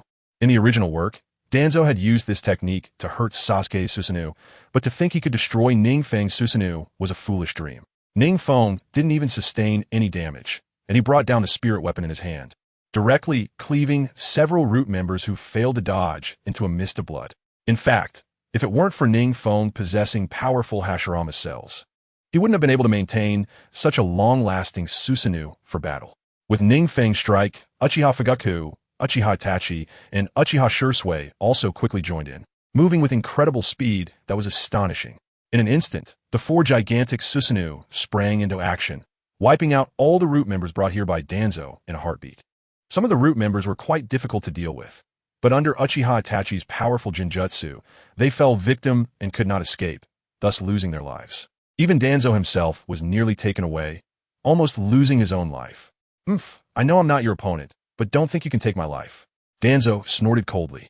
With one of his arms having a Sharingan, he wasn't too worried about his life. In fact, this was his only reliance in his dominance over Konoha. After saying this, Danzo's figure flashed, and he directly appeared before NingFeng's Susanoo, pulling out his kunai and stabbing fiercely. NingFeng was speechless. In the original work, it was one thing for you, Danzo, to use kunai against Susanoo, but damn it, I have Susanoo, and you're still using kunai to attack? It seems that getting old has made you lose your mind, thinking that kunai could solve everything. With a cold snort, the Tenseigan sword suddenly activated, carrying terrifying sealing power, and stabbed fiercely toward the incoming Shimura Danzo. Before Danzo could react, he was completely sealed by the Tenseigan sword, falling into a Jinjutsu and into a deep sleep. Throughout the process, Danzo never had the opportunity to use the Izanagi technique of the Sharingan, and was thus sealed by NingFeng. In fact, if NingFeng didn't have a sealing spirit weapon like the Tenseigan sword, it would have taken a considerable amount of time to deal with Danzo. Unfortunately, with one arm having a Sharingan, Danzo had no chance to perform any techniques in front of him. No, it's impossible. How could I not use the Izanagi of the Sharingan? Danzo let out one last furious roar before falling asleep. By the time NingFeng dealt with Danzo, Uchiha Itachi, Uchiha Shursui, and the others had also dispatched the remaining root members. In fact, with NingFeng's strength, annihilating the entire root organization wouldn't have been a problem. But that would have been too much of a waste of time. Who would have thought that the legendary tyrant Danzo would die like this? Uchiha Fugaku felt a bit emotional, while secretly shocked, pondering how many unknown schemes Danzo had plotted behind the scenes, especially that shocking Sharingan. Uchiha Itachi remained silent, but Uchiha Shursui, who had been quiet all along, spoke softly. Since our Uchiha clan and the Senju clan founded Konoha, the fear and wariness of the villagers towards the Uchiha clan has never diminished. After Sarutobi Hiruzen became Hokage, this wariness and fear only increased. This was secretly fueled by Shimura Danzo, using the public opinion of Konoha to eliminate our Uchiha clan. I had previously wondered why he targeted the Uchiha clan so relentlessly. Now I have the answer. The more he spoke, the more chills Uchiha Shursui felt. Uchiha Fugaku and the others didn't speak, but they all understood very clearly that if Danzo had succeeded, their Sharingan would likely have been taken by him, becoming mere decorations on his arm. Thinking of this, a sense of relief flashed through several of their hearts. "Feng, you have once again saved our Uchiha clan. Uchiha Fugaku sincerely thanked him. Uchiha Itachi and Uchiha Shursui also quickly nodded, their gazes toward NingFeng filled with gratitude. Although they didn't know how NingFeng saw through Danzo's conspiracy, they were very clear that if Danzo were still in Konoha, their Uchiha clan would never have a peaceful day again. No, to be precise, you have once again saved Konoha. Whoosh! A sharp whistling sound came, and the fourth Hokage, Minato Namikaze, returned with a flying thunder god technique, a smile on his face. In his arms, he was holding a peacefully sleeping baby, who would later become the main character of the original work, Naruto Uzumaki. Chapter 147, Minato Namikaze's Gratitude. Reward for killing Danzo. At this moment, Minato Namikaze looked at the baby in his arms with deep emotion. Even a fool could clearly understand that the delivery of Kushina Uzumaki this time was fraught with danger. First of all, regardless of the mysterious masked expert, just the ninjas from the hidden mist village were not something ordinary people could handle. Although he, Minato Namikaze, was the fourth Hokage and possessed great combat power, he would be hard-pressed to deal with them. In simple terms, if Uchiha Fong hadn't been there, Konoha village would have already faced a catastrophe at this moment. It was precisely for this reason that Minato Namikaze expressed his gratitude so sincerely to NingFeng. Teacher, you're being too polite. NingFeng shrugged. Not to mention how good Minato is to himself, he has even taught him the sage mode. Just his actions in the original work are enough to earn immense admiration. Uchiha Fugaku, Uchiha Itachi, and others beside him said nothing, merely casting a reassuring glance at NingFeng, their eyes reflecting a sense of pride that Uchiha Fong has grown up and is capable of standing on his own. In fact, at this moment, the feelings of Uchiha Itachi and Uchiha Shursui were particularly complex. The reason for this complexity was simple. As their younger brother, NingFeng's strength and insight had far surpassed that of his older brothers, making them feel somewhat overshadowed. However, upon reflection, they realized that it was precisely because they had such a powerful younger brother that they could focus on improving their own strengths and training harder. Feng, your performance this time has truly exceeded everyone's expectations. Uchiha Itachi instinctively praised, and Uchiha Shursui beside him nodded heavily in agreement. You are the hero of Konoha. Teacher Minato's gratitude towards you actually represents the entire village. Minato hurriedly thanked him again. At this moment, he was no longer just a father, but the leader of Konoha, representing the entire village. As long as I can help teacher, even a fraction, I am already content. NingFeng said modestly, which was genuinely how he felt. Just as they were speaking, a series of swishing sounds came, and the Uchiha clansmen guarding Kushina Uzumaki transformed into beams of light, disappearing without a trace. When they reappeared, they had returned to Uchiha Fugaku's side along with a somewhat weakened Kushina and Uchiha Mikoto, who was carefully looking after her. It was evident that Uchiha Mikoto's gaze had been fixed on Kushina throughout, and whenever Kushina showed any signs of distress, Mikoto would act immediately. It is worth mentioning that Uchiha Mikoto was specifically arranged by Uchiha Fugaku to be by Kushina's side at NingFeng's suggestion. Although Uchiha Mikoto, as NingFeng's honorary mother, did not possess the Manjiki Sharingan like Uchiha Fugaku and the others, she did have the three-tomo Sharingan, which was sufficient to handle some unexpected situations. In fact, to ensure that this Night of the Nine Tails would go smoothly, who knows how much effort and sweat NingFeng had invested before and after? Feng, I truly thank you this time, Kushina said, somewhat weak, but still supporting herself to express her gratitude to NingFeng. Yes, Kushina. If it weren't for Uchiha Feng this time, both you and I would have likely perished here. Minato quickly agreed. NingFeng shrugged, about to be modest, when 3 world announcements suddenly exploded across the entire world channel. World announcement. Player Uchiha Feng has successfully thwarted Uchiha Madara's Nine Tails plan and crushed Danzo's conspiracy, completely altering the storyline of the original Naruto with a change degree of 70. He will receive a substantial amount of instance points. Let's congratulate him. World announcement. Player Uchiha Feng has successfully thwarted Uchiha Madara's Nine Tails plan and crushed Danzo's conspiracy. World announcement. Player Uchiha Feng has successfully thwarted Uchiha Madara's Nine Tails plan and crushed Danzo's conspiracy. The once quiet world channel was suddenly stirred into a frenzy by these 3 announcements, especially when players saw that fierce characters like Uchiha Madara and Danzo were no match for Uchiha Feng. Countless players were left speechless in shock. What the hell is going on? Danzo is dead? It seems the battle happened in the outskirts of Konoha, but I really don't know the details of what happened. This Uchiha Feng is simply too powerful. Even Danzo couldn't handle him. I can't imagine what level of strength he has reached at this moment.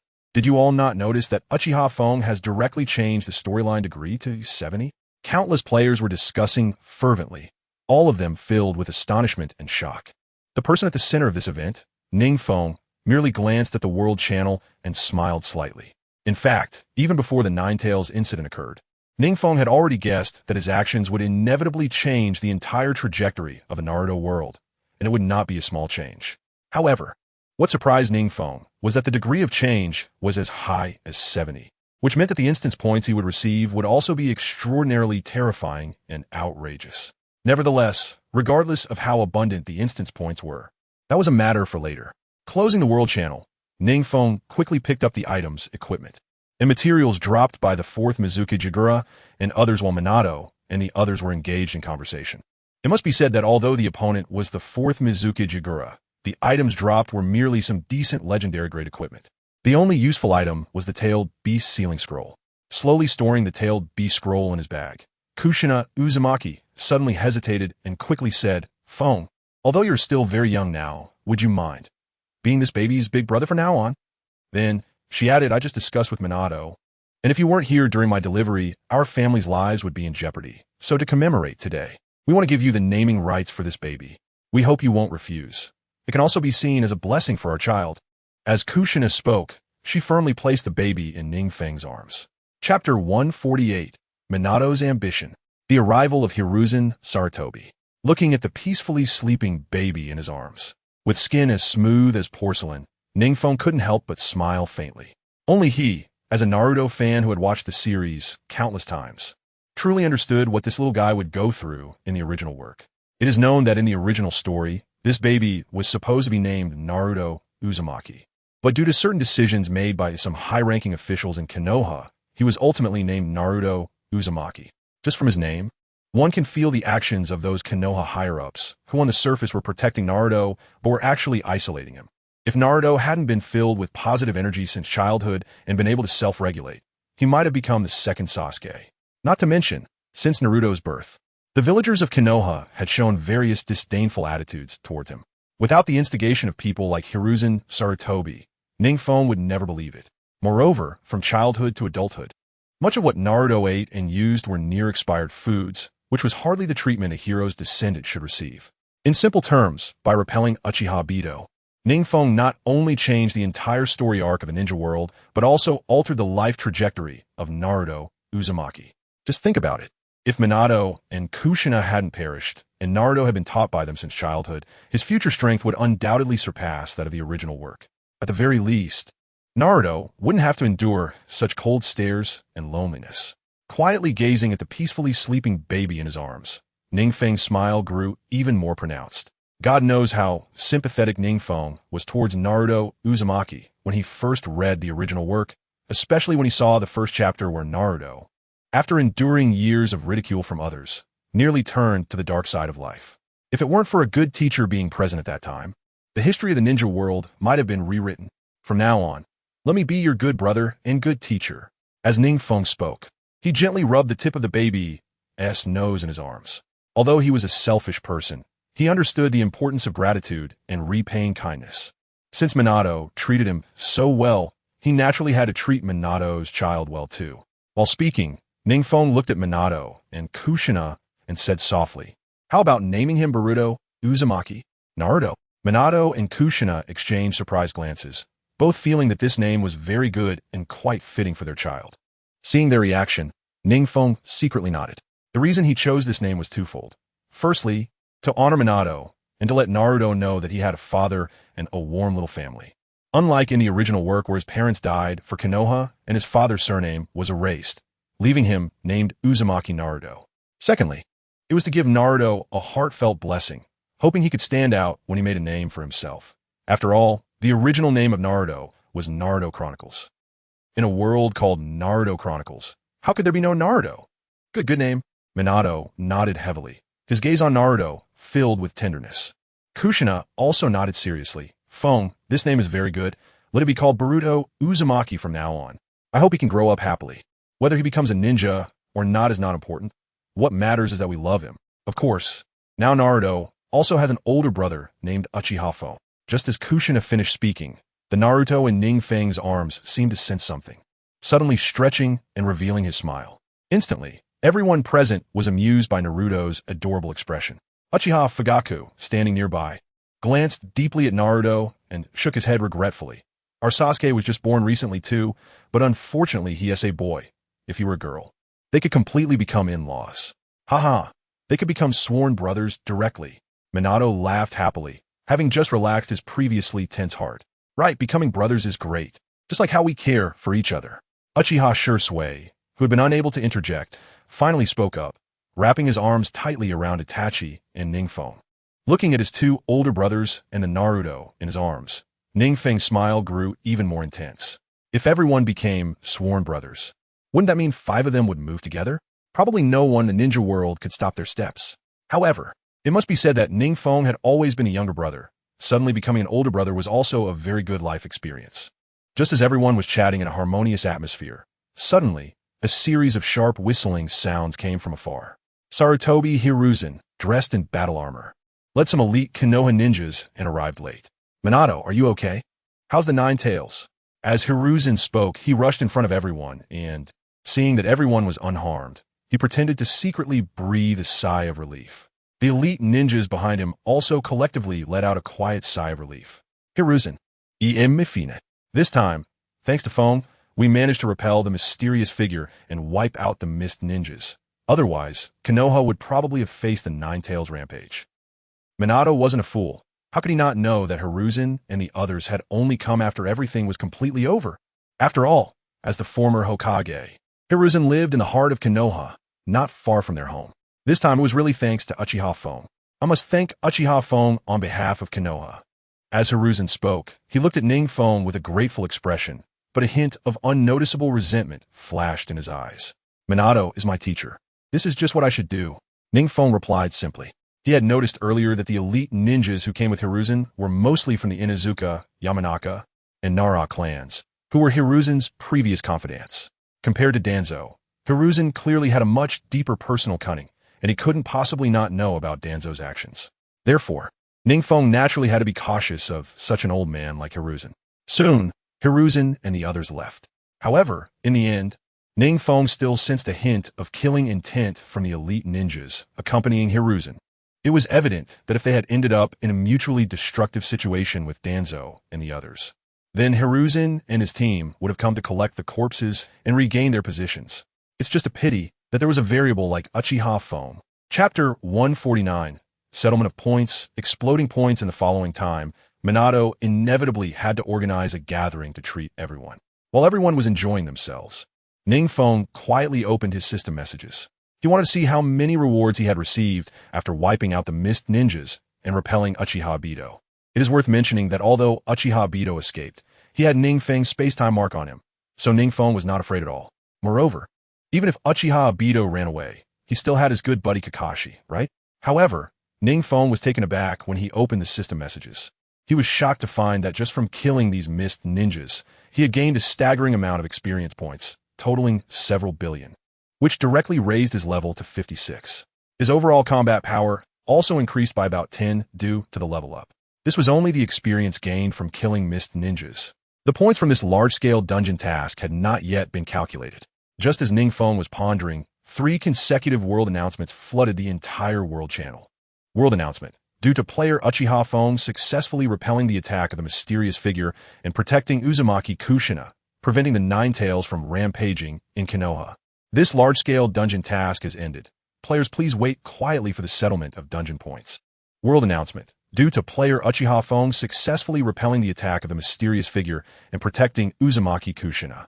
World announcement. Due to player Uchiha Feng successfully repelling the attack of the mysterious figure and protecting Uzumaki Kushina. At this moment, whether in the core area of Konoha or on the outskirts, countless players were fighting for the rich dungeon points. The 3 consecutive announcements stunned those players, especially those who were still on their way. They were all so furious they felt like spitting blood. Damn, this large-scale dungeon task ended way too quickly. We weren't even prepared, and it was over. Yes, it's too terrifying. This large instance mission ended too quickly. It's Uchiha Bito again. Sigh. It seems there's no hope for instance points this time. Countless players were discussing earnestly, each one angrier and more frustrated than the last.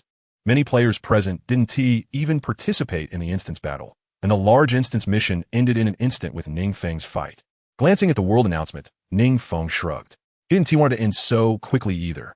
It was just that his strength was so overwhelming that the battle concluded in no time. It's worth mentioning that although NingFeng and Uchiha Bito exchanged several rounds of combat, in reality, it only took a few blinks of an eye.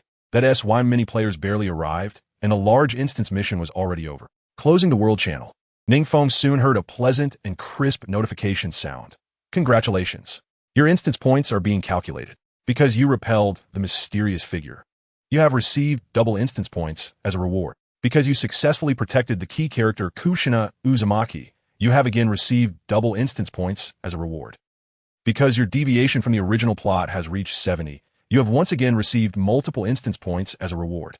Instance points are being calculated. Amidst the pleasant and crisp voice, NingFeng saw the instance points number rapidly jumping.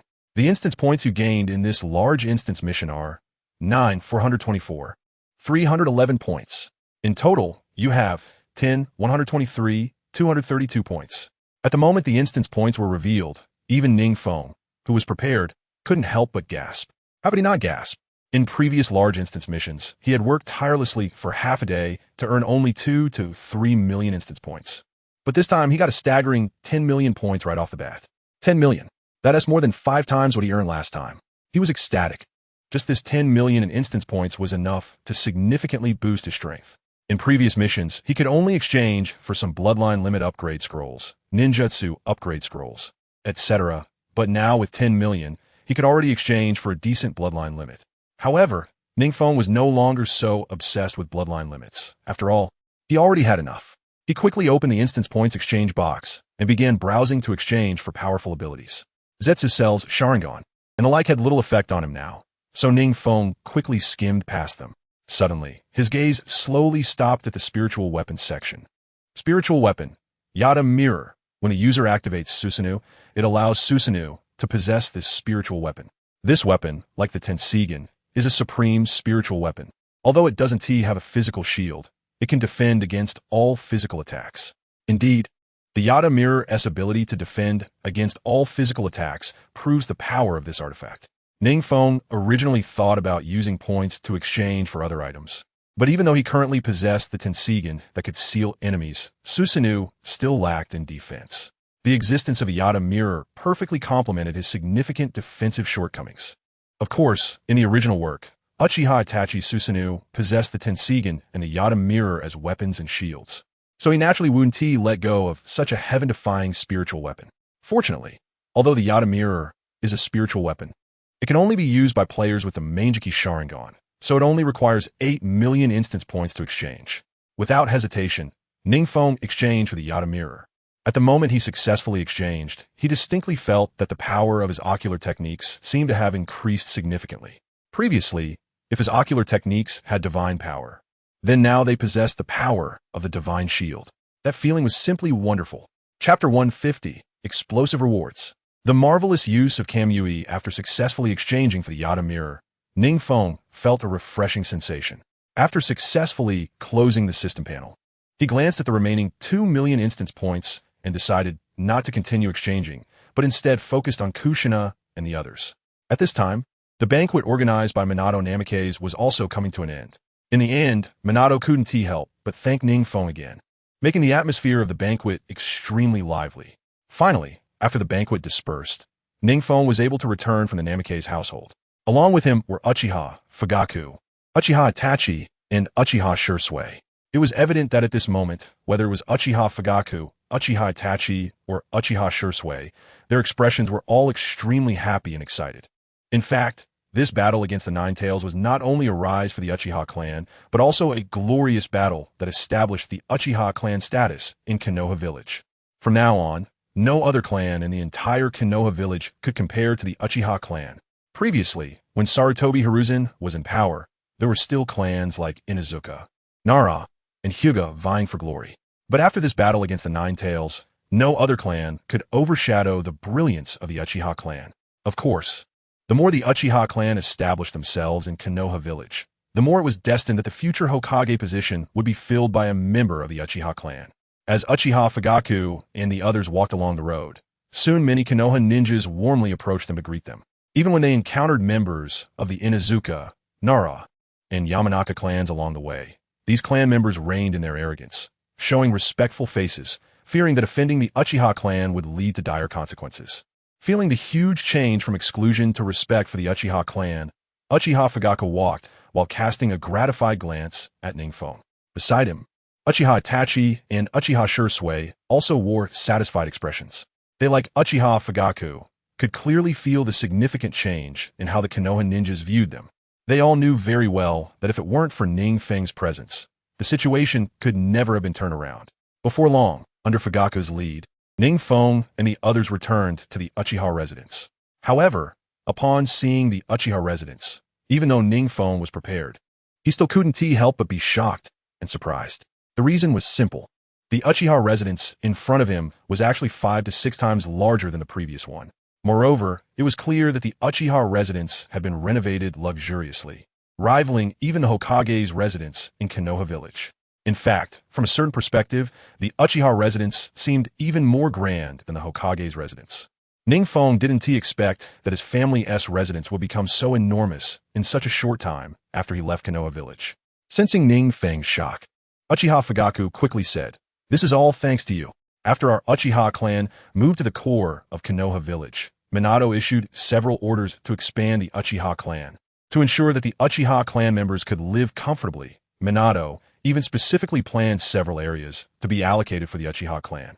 Hearing this, NingFeng felt warmth in his heart, thinking that not only was his teacher good to him, but he was also quite favorable to his family. Although there were personal reasons behind this, it indicated a lot of things. While speaking, Uchiha Fugaku was about to take NingFeng to visit the newly built Uchiha residence. However, seeing that it was still early, NingFeng quickly found an excuse and left the Uchiha residence, heading straight to the Hitaki residence. Although the Nine-Tails disturbance had been resolved, Uchiha Bito, who he had driven away, would surely find a way to come back.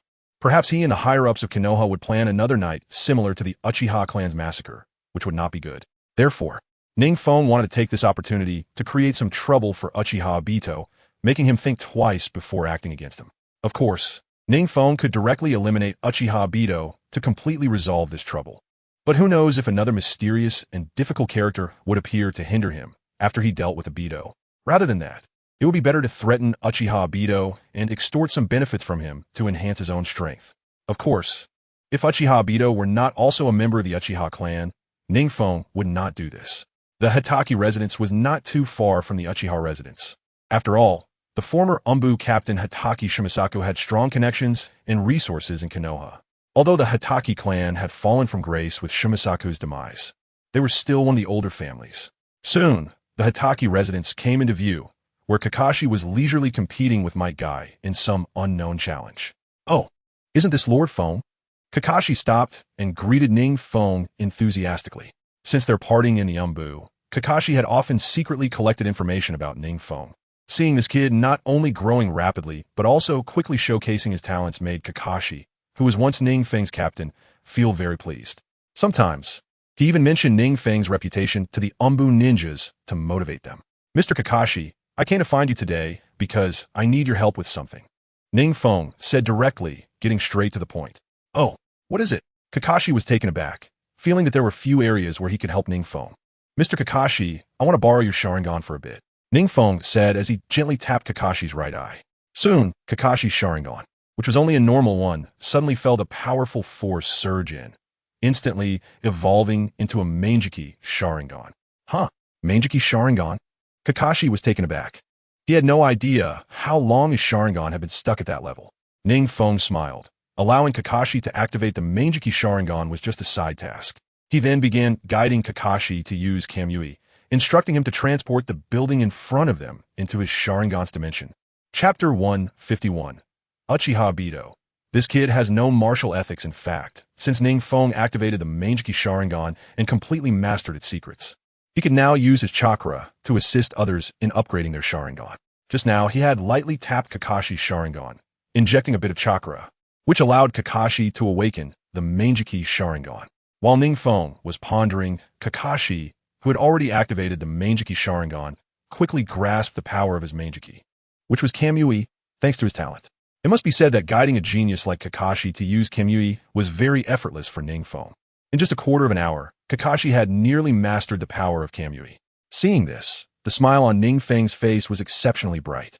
Perhaps only someone like NingFeng, who was a fan of Hokage, truly understood Uchiha Obito's huge flaw. At this moment, Uchiha Obito, who was completely unaware that he had gotten himself into trouble, was holding his chest, gasping for breath.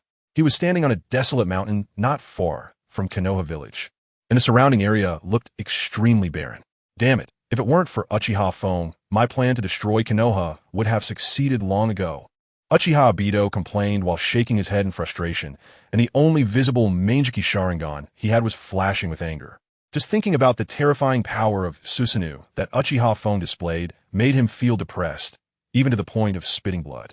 He originally thought that with his strength, Uchiha Fong would be no match for him, but reality dealt him a heavy blow.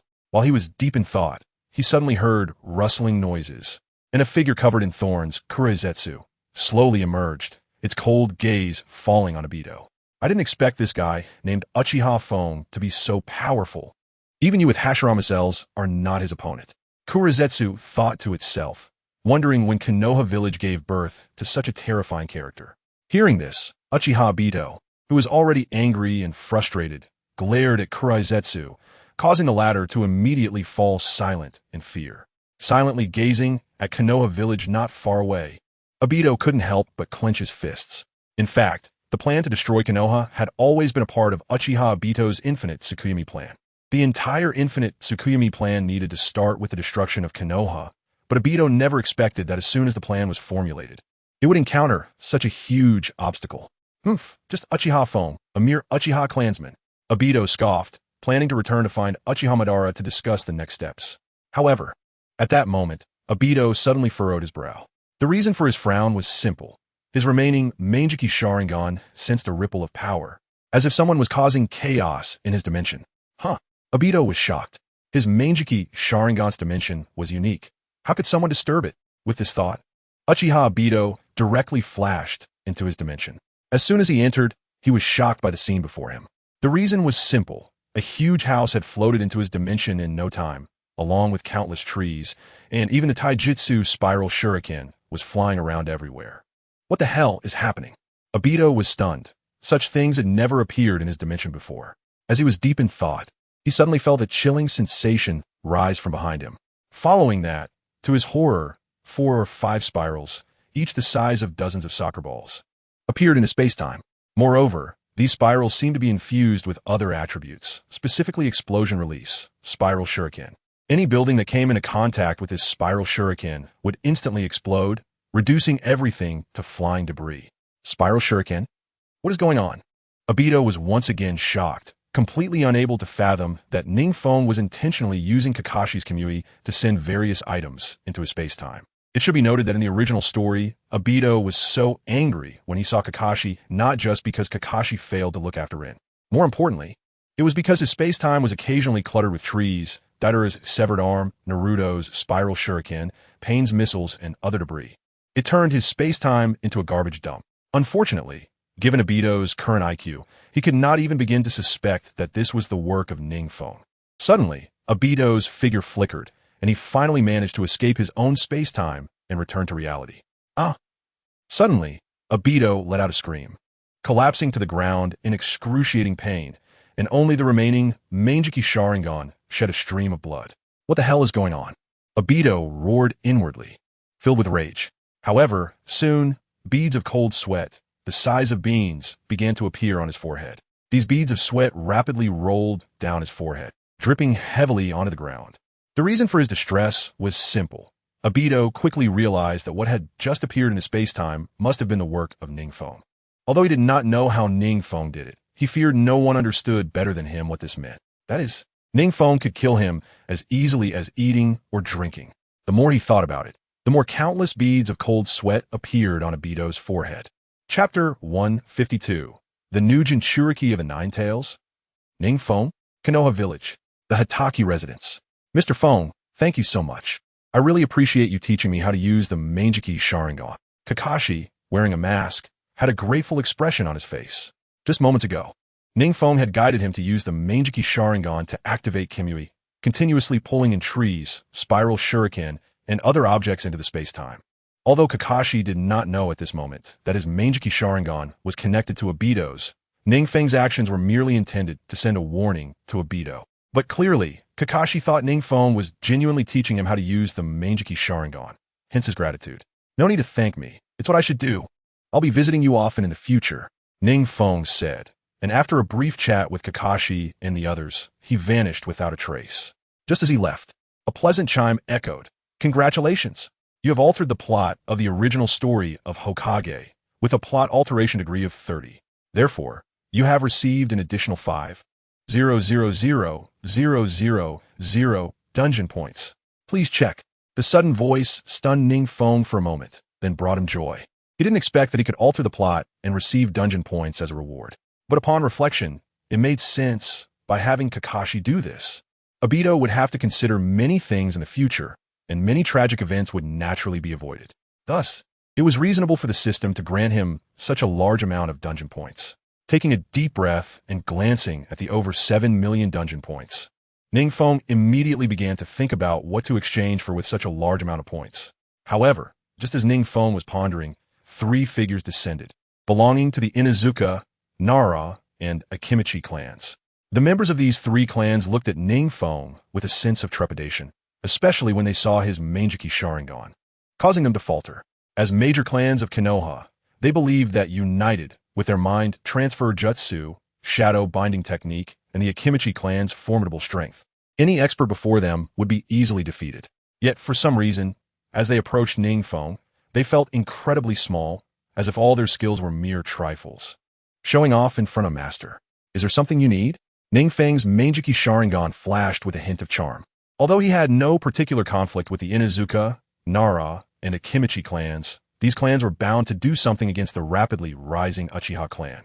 In the original story, even though it was not shown much in Konoha, the Senju clan, which established Konoha, quickly fell, and it was hard to guarantee that the Inuzuka, Nara, and Akimichi clans did not play a role in that.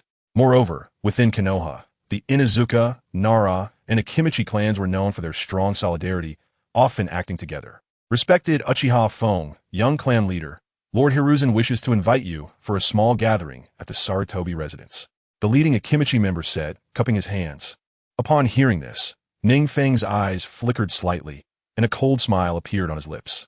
In fact, he had long suspected that after the Night of the Nine Tails, Hiruzen would definitely seek him out. What surprised NingFeng was how quickly Hiruzen acted. The Sarutobi residence, huh? NingFeng nodded slightly, signaling the members of the Inuzuka, Nara, and Akimichi clans to lead the way. Although he suspected that this invitation from Hiruzen might be a trap, he believed that with Hiruzen's strength, he would not be able to keep him, NingFeng, restrained. Of course, compared to Danzo, while Hiruzen was more cunning, he at least would not be excessively unscrupulous. In the original story, Danzo even poisoned the air to seize Uchiha Shirsue's eye, demonstrating just how ruthless he was. Soon, the Inuzuka Nara and Akimichi clans began to lead the way. It is worth mentioning that the Sarutobi clan's residence is located in the core area of Konoha village, so it is not far from the Uchiha clan. From a distance, NingFeng could see the Sarutobi residence, which was very simply repaired and did not have the luxury of the Uchiha clan. Instead, it appeared rather dilapidated. Indeed, Hiruzen. NingFeng frowned slightly. It was clear that Hiruzen was skilled at winning people's hearts, deliberately making his residence appear worn down. No wonder he could gain the favor of Hashirama and Tobirama. As NingFeng pondered this within the residence, the third Hokage Hiruzen Sarutobi seemed to sense something and quickly said, "Is that you, young clan leader Feng? Please come in quickly." As soon as he finished speaking, the members of the Inuzuka, Nara, and Akimichi clans gestured for NingFeng to enter. NingFeng did not stand on ceremony and directly walked into the Sarutobi residence. At this moment, in the hall of the residence, Hiruzen had already prepared steaming sushi and green tea, quietly smiling as he watched NingFeng. Soon, NingFeng took a seat, and the members of the Inuzuka, Nara, and Akimichi clans also took their seats under Hiruzen's invitation. The atmosphere in the entire hall appeared quite lively. However, NingFeng was still able to sense a hint of coldness amidst the lively atmosphere. Lord Sarutobi, if you have something to say, just get to the point. There were many matters concerning the Uchiha clan and the Hidden Rain Village on his side. NingFeng wanted to see what Sarutobi Hiruzen had in mind by inviting him. Sure enough, upon hearing NingFeng's words, Sarutobi Hiruzen, who had been contemplating, paused for a moment before slowly speaking. Young Uchiha, you are indeed still so impatient. Today, I invited you here for a simple reason. I hope you can agree to do something for Konoha. Oh, NingFeng was taken aback. He believed that during this Nine-Tails night, the young Uchiha must have sensed that many ninja villages were eyeing Konoha covetously. Although Uzumaki Kushina was Minato's wife and sealed the Nine-Tails within her, she could not freely control the Nine-Tails and become the true Jinchuriki. Therefore, I wanted to propose to Minato that you become the new Jinchuriki of the Nine-Tails. Chapter 153. Sarutobi Hiruzen's Conspiracy. Sarutobi Hiruzen's Scheme. Sarutobi Hiruzen spoke slowly, and his words seemed genuinely concerned for Konoha. However, upon hearing this, NingFeng clearly sensed that while Sarutobi wanted him to become the Nine-Tails Jinchuriki, in reality, Sarutobi was trying to use the power of the Nine-Tails to eliminate him. It is known that controlling the power of a tailed beast is extremely difficult, and one misstep can lead to a backlash, especially the Nine-Tails, which is the most powerful among the tailed beasts and the hardest to master. The reason Uzumaki Kushina could serve as the Jinchuriki was that she possessed the sealing power of the Uzumaki clan, but NingFeng did not have such strong sealing techniques. Furthermore, even if NingFeng successfully became the Nine-Tails Jinchuriki, he would still owe a favor to Sarutobi Hiruzen. For Sarutobi, this was simply a win-win situation. Moreover, after this Nine-Tails night, Minato would inevitably come to him, wanting him to become the Nine-Tails Jinchuriki. To put it another way, Minato, as the fourth Hokage of Konoha, is the one truly in charge of the village. When did it become Sarutobi's place to speak? Hiruzen is actually vying for his own say in Konoha. Unexpectedly, Senior Hiruzen is so kind, wanting me to become the new Nine-Tails Jinchuriki. However, I might need to consult with Teacher Minato about this matter. After all, he is the Hokage of Konoha. NingFeng slowly spoke, clearly rejecting Sarutobi Hiruzen, while emphasizing his own identity and status. For an old fox like Hiruzen, NingFeng dared not get too close. What if one day he ended up being played to death? In the original work, Sarutobi Hiruzen was clearly aware that the Uchiha clan would be exterminated, yet he still allowed Danzo and others to act. Just based on this point, NingFeng had no good feelings towards Sarutobi Hiruzen. Sure enough, upon hearing this, Sarutobi Hiruzen became somewhat angry, a hint of barely perceptible coldness flashing in his eyes, but was quickly suppressed. Hiruzen could endure, but the members of the Inuzuka, Nara, and Akamichi clans could not hold back. Suddenly, with a loud bang, a member of the Akamichi clan stood up. Uchiha Feng, Lord Hiruzen is inviting you over because he values you. Don't refuse his kindness. Before this Akamichi clan member could finish, NingFeng's pair of Manjikyu Sharingan emitted a sinister glow, causing that Akamichi member to collapse to the ground with a thud. The other two clans members, who were about to jump up, also fell to the ground one after another. Soon, the entire conference hall was left with only Sarutobi Hiruzen and NingFeng. At this moment, Sarutobi Hiruzen looked at NingFeng with a gaze full of shock, mixed with a hint of fear. How could he not be afraid? The members of the Inuzuka, Nara, and Akamichi clans present were elite, yet they were all instantly caught in NingFeng's illusion. Feng, I'm only thinking of Konoha, hoping you won't refuse my goodwill, Sarutobi Hiruzen said, revealing a kindly smile. He appeared truly harmless. Just as NingFeng was pondering this, a sharp voice suddenly came, and countless figures of the Sarutobi clan descended outside the courtyard. Among them was Sarutobi Shinosuke, the Umbu captain who had met NingFeng a few times, his cold eyes fixed on NingFeng. At the same time, the other Sarutobi clan members instinctively reached for their kunai, clearly ready to kill NingFeng at any moment. Senior Hiruzen, is this how you treat your guests? NingFeng's eyes flickered slightly. Feng, if you cooperate, it would be fine. You can become the Nine-Tails Jinchuriki. But if you do not cooperate, then the Four Tails, Five Tails, and other tail beasts will have to be reserved for me, Sarutobi Hiruzen said, revealing heavy armor that looked just like the battle armor from the original work. Of course, I am doing this for the sake of Konoha. For the sake of Konoha. NingFeng smirket.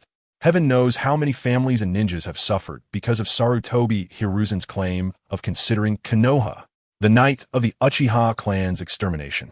He did not intervene, yet he still shouted that it was for Konoha's sake? Clearly, there were other solutions to the extermination night, but Sarutobi Hiruzen just watched idly, completely disregarding Uchiha Obito and Uchiha Itachi. On the surface, he claimed it was for Konoha, but in reality, it was all business.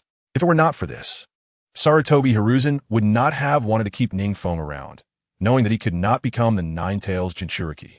What a good for the sake of Konoha. NingFeng suddenly raised his voice. If you truly consider Konoha, why didn't you add more personnel beside Uzumaki Kushina? If you truly consider Konoha, how could that mysterious figure easily infiltrate Konoha?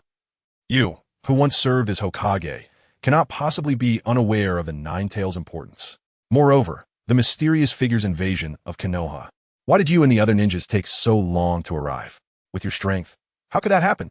NingFeng's continuous questions initially allowed Sarutobi Hiruzen to respond easily, but as the subsequent words surged forth, Sarutobi Hiruzen found himself momentarily stunned, unable to answer NingFeng. Oh, old man. Sarutobi Hiruzen was left speechless for a long time, only able to utter these two words. The Sarutobi clan members frowned, waiting for Hiruzen's command, while those from the Inazuka, Nara, and Akamichi clans were also preparing. A group of people was waiting for Hiruzen's order to make a move. At this moment, a sharp whistling sound suddenly came, and Minato appeared beside NingFeng. At the same time, the elite Umbu surrounded everyone present. Senior Hiruzen, Uchiha Feng is one of the upper echelons of Konoha village. What is your intention in surrounding him with so many elites? Minato's eyes, unbeknownst to Win, were already red, filled with intense anger. At this moment, Minato felt regretting that he had not anticipated that Hiruzen would come to trouble Uchiha Feng. Fortunately, he arrived in time, preventing a disaster. Kakashi, Uchiha Obito, and Rin's tragedy, he doesn't want to see it play out again. This time, Minato is really angry. Chapter 155, Teacher, Minato. Yes, Minato is angry. With this in mind, the newly appointed 4th Hokage, Namake's Minato, has already unknowingly produced a kunai in his hand. At first glance, Minato holding a kunai seems to lack combat power, but this stance has shocked the onlookers, including Sarutobi, Inazuka, Nara, and others, causing cold sweat to pour down. Even the 3rd Hokage, Sarutobi Hiruzen, is now sweating slightly on his forehead. Cough, cough, cough. Minato, is there a misunderstanding here? I invited Uchiha Peak today to actually make him the Jinchuriki of the Nine-Tails for the sake of Konoha. He continued, moreover, compared to your wife, Kushina Uzumaki, it is clear that Uchiha Peak is more suitable to become the Nine-Tails Jinchuriki. Sarutobi Hiruzen hurriedly explained, appearing worried about escalating the misunderstanding. However, as soon as Hiruzen finished speaking, a hint of disdain appeared at the corner of Minato's mouth. How could he not see through Hiruzen's trick, wanting to use the Nine-Tails to win over Uchiha Peak at this opportunity? Moreover, it is very dangerous for Peak to want to become the Nine-Tails Jinchuriki. No one can guarantee that Hiruzen won't pull any tricks in the process. Furthermore, why should the Nine-Tails be given to Uchiha Peak without his consent? It's not that he does not wish for Uchiha Peak to become the Nine-Tails Jinchuriki, but that Hiruzen's ploy of borrowing flowers to offer to Buddha is too clever. Senior Hiruzen, you don't need to explain anymore. I heard what you said to Uchiha Peak just now. If Uchiha Peak doesn't want to become the Nine-Tails Jinchuriki, then the 4 Tails and 5 Tails must stay. That was your exact wording, right? Minato took a deep breath. He actually didn't want to pick a fight with Hiruzen. After all, Hiruzen was the previous Hokage. In some respects, Minato had also received his favors. Minato, although Peak is your student, for the sake of Konoha, he must either become the Nine-Tails Jinchuriki, never to leave Konoha, or we keep the 4 Tails and 5 Tails to strengthen our Konoha's combat power. If that's the case, the balance among the 5 great nations will be broken, and Konoha's influence may not be limited to this place. Sarutobi Hiruzen tried to persuade. Minato and the elite Umbu present frowned upon hearing this. At first glance, it seems that Sarutobi Hiruzen is doing everything for Konoha's future, appearing very noble and righteous. But in reality, this is a guise to suppress Uchiha Peak, weaken him, and further diminish the power of the Uchiha clan. Just based on the countless times Uchiha Peak has helped Konoha, Konoha should not act this way. Minato, as the 4th Hokage, you should prioritize Konoha's interests. Uchiha Peak is now your student, and his abilities are beginning to flourish. He is about to become a double-edged sword. If used well, Konoha can become stronger. But if mishandled, Sarutobi Hiruzen continued to speak about Konoha's interests. To be honest, sometimes NingFeng could understand Sarutobi Hiruzen's actions. Everything was for the sake of Konoha. However, many of the methods were too foolish and too rigid, as many things do not have only one solution. Minato frowned again. He suddenly realized that the former Hokage, Sarutobi Hiruzen, in front of him was no longer the teacher he once thought he was. But Uchiha Peak has saved Konoha multiple times, yet we treat him this way. What will those ninjas think when they hear this? I once thought that Konoha was different from other ninja villages because there are emotions and bonds between ninjas, so we trust each other and can hand our backs over to one another. But how can the former Hokage Hiruzen's actions make people feel safe handing their backs over to each other?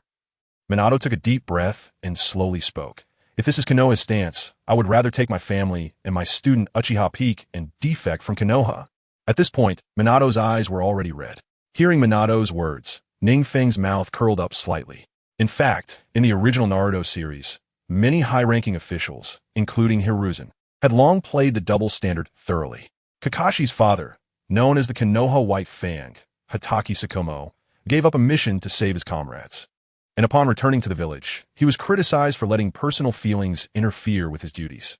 In the end, Hatake Sakomo ended up lonely and committed suicide, which undoubtedly had the encouragement of Konoha's higher-ups behind it.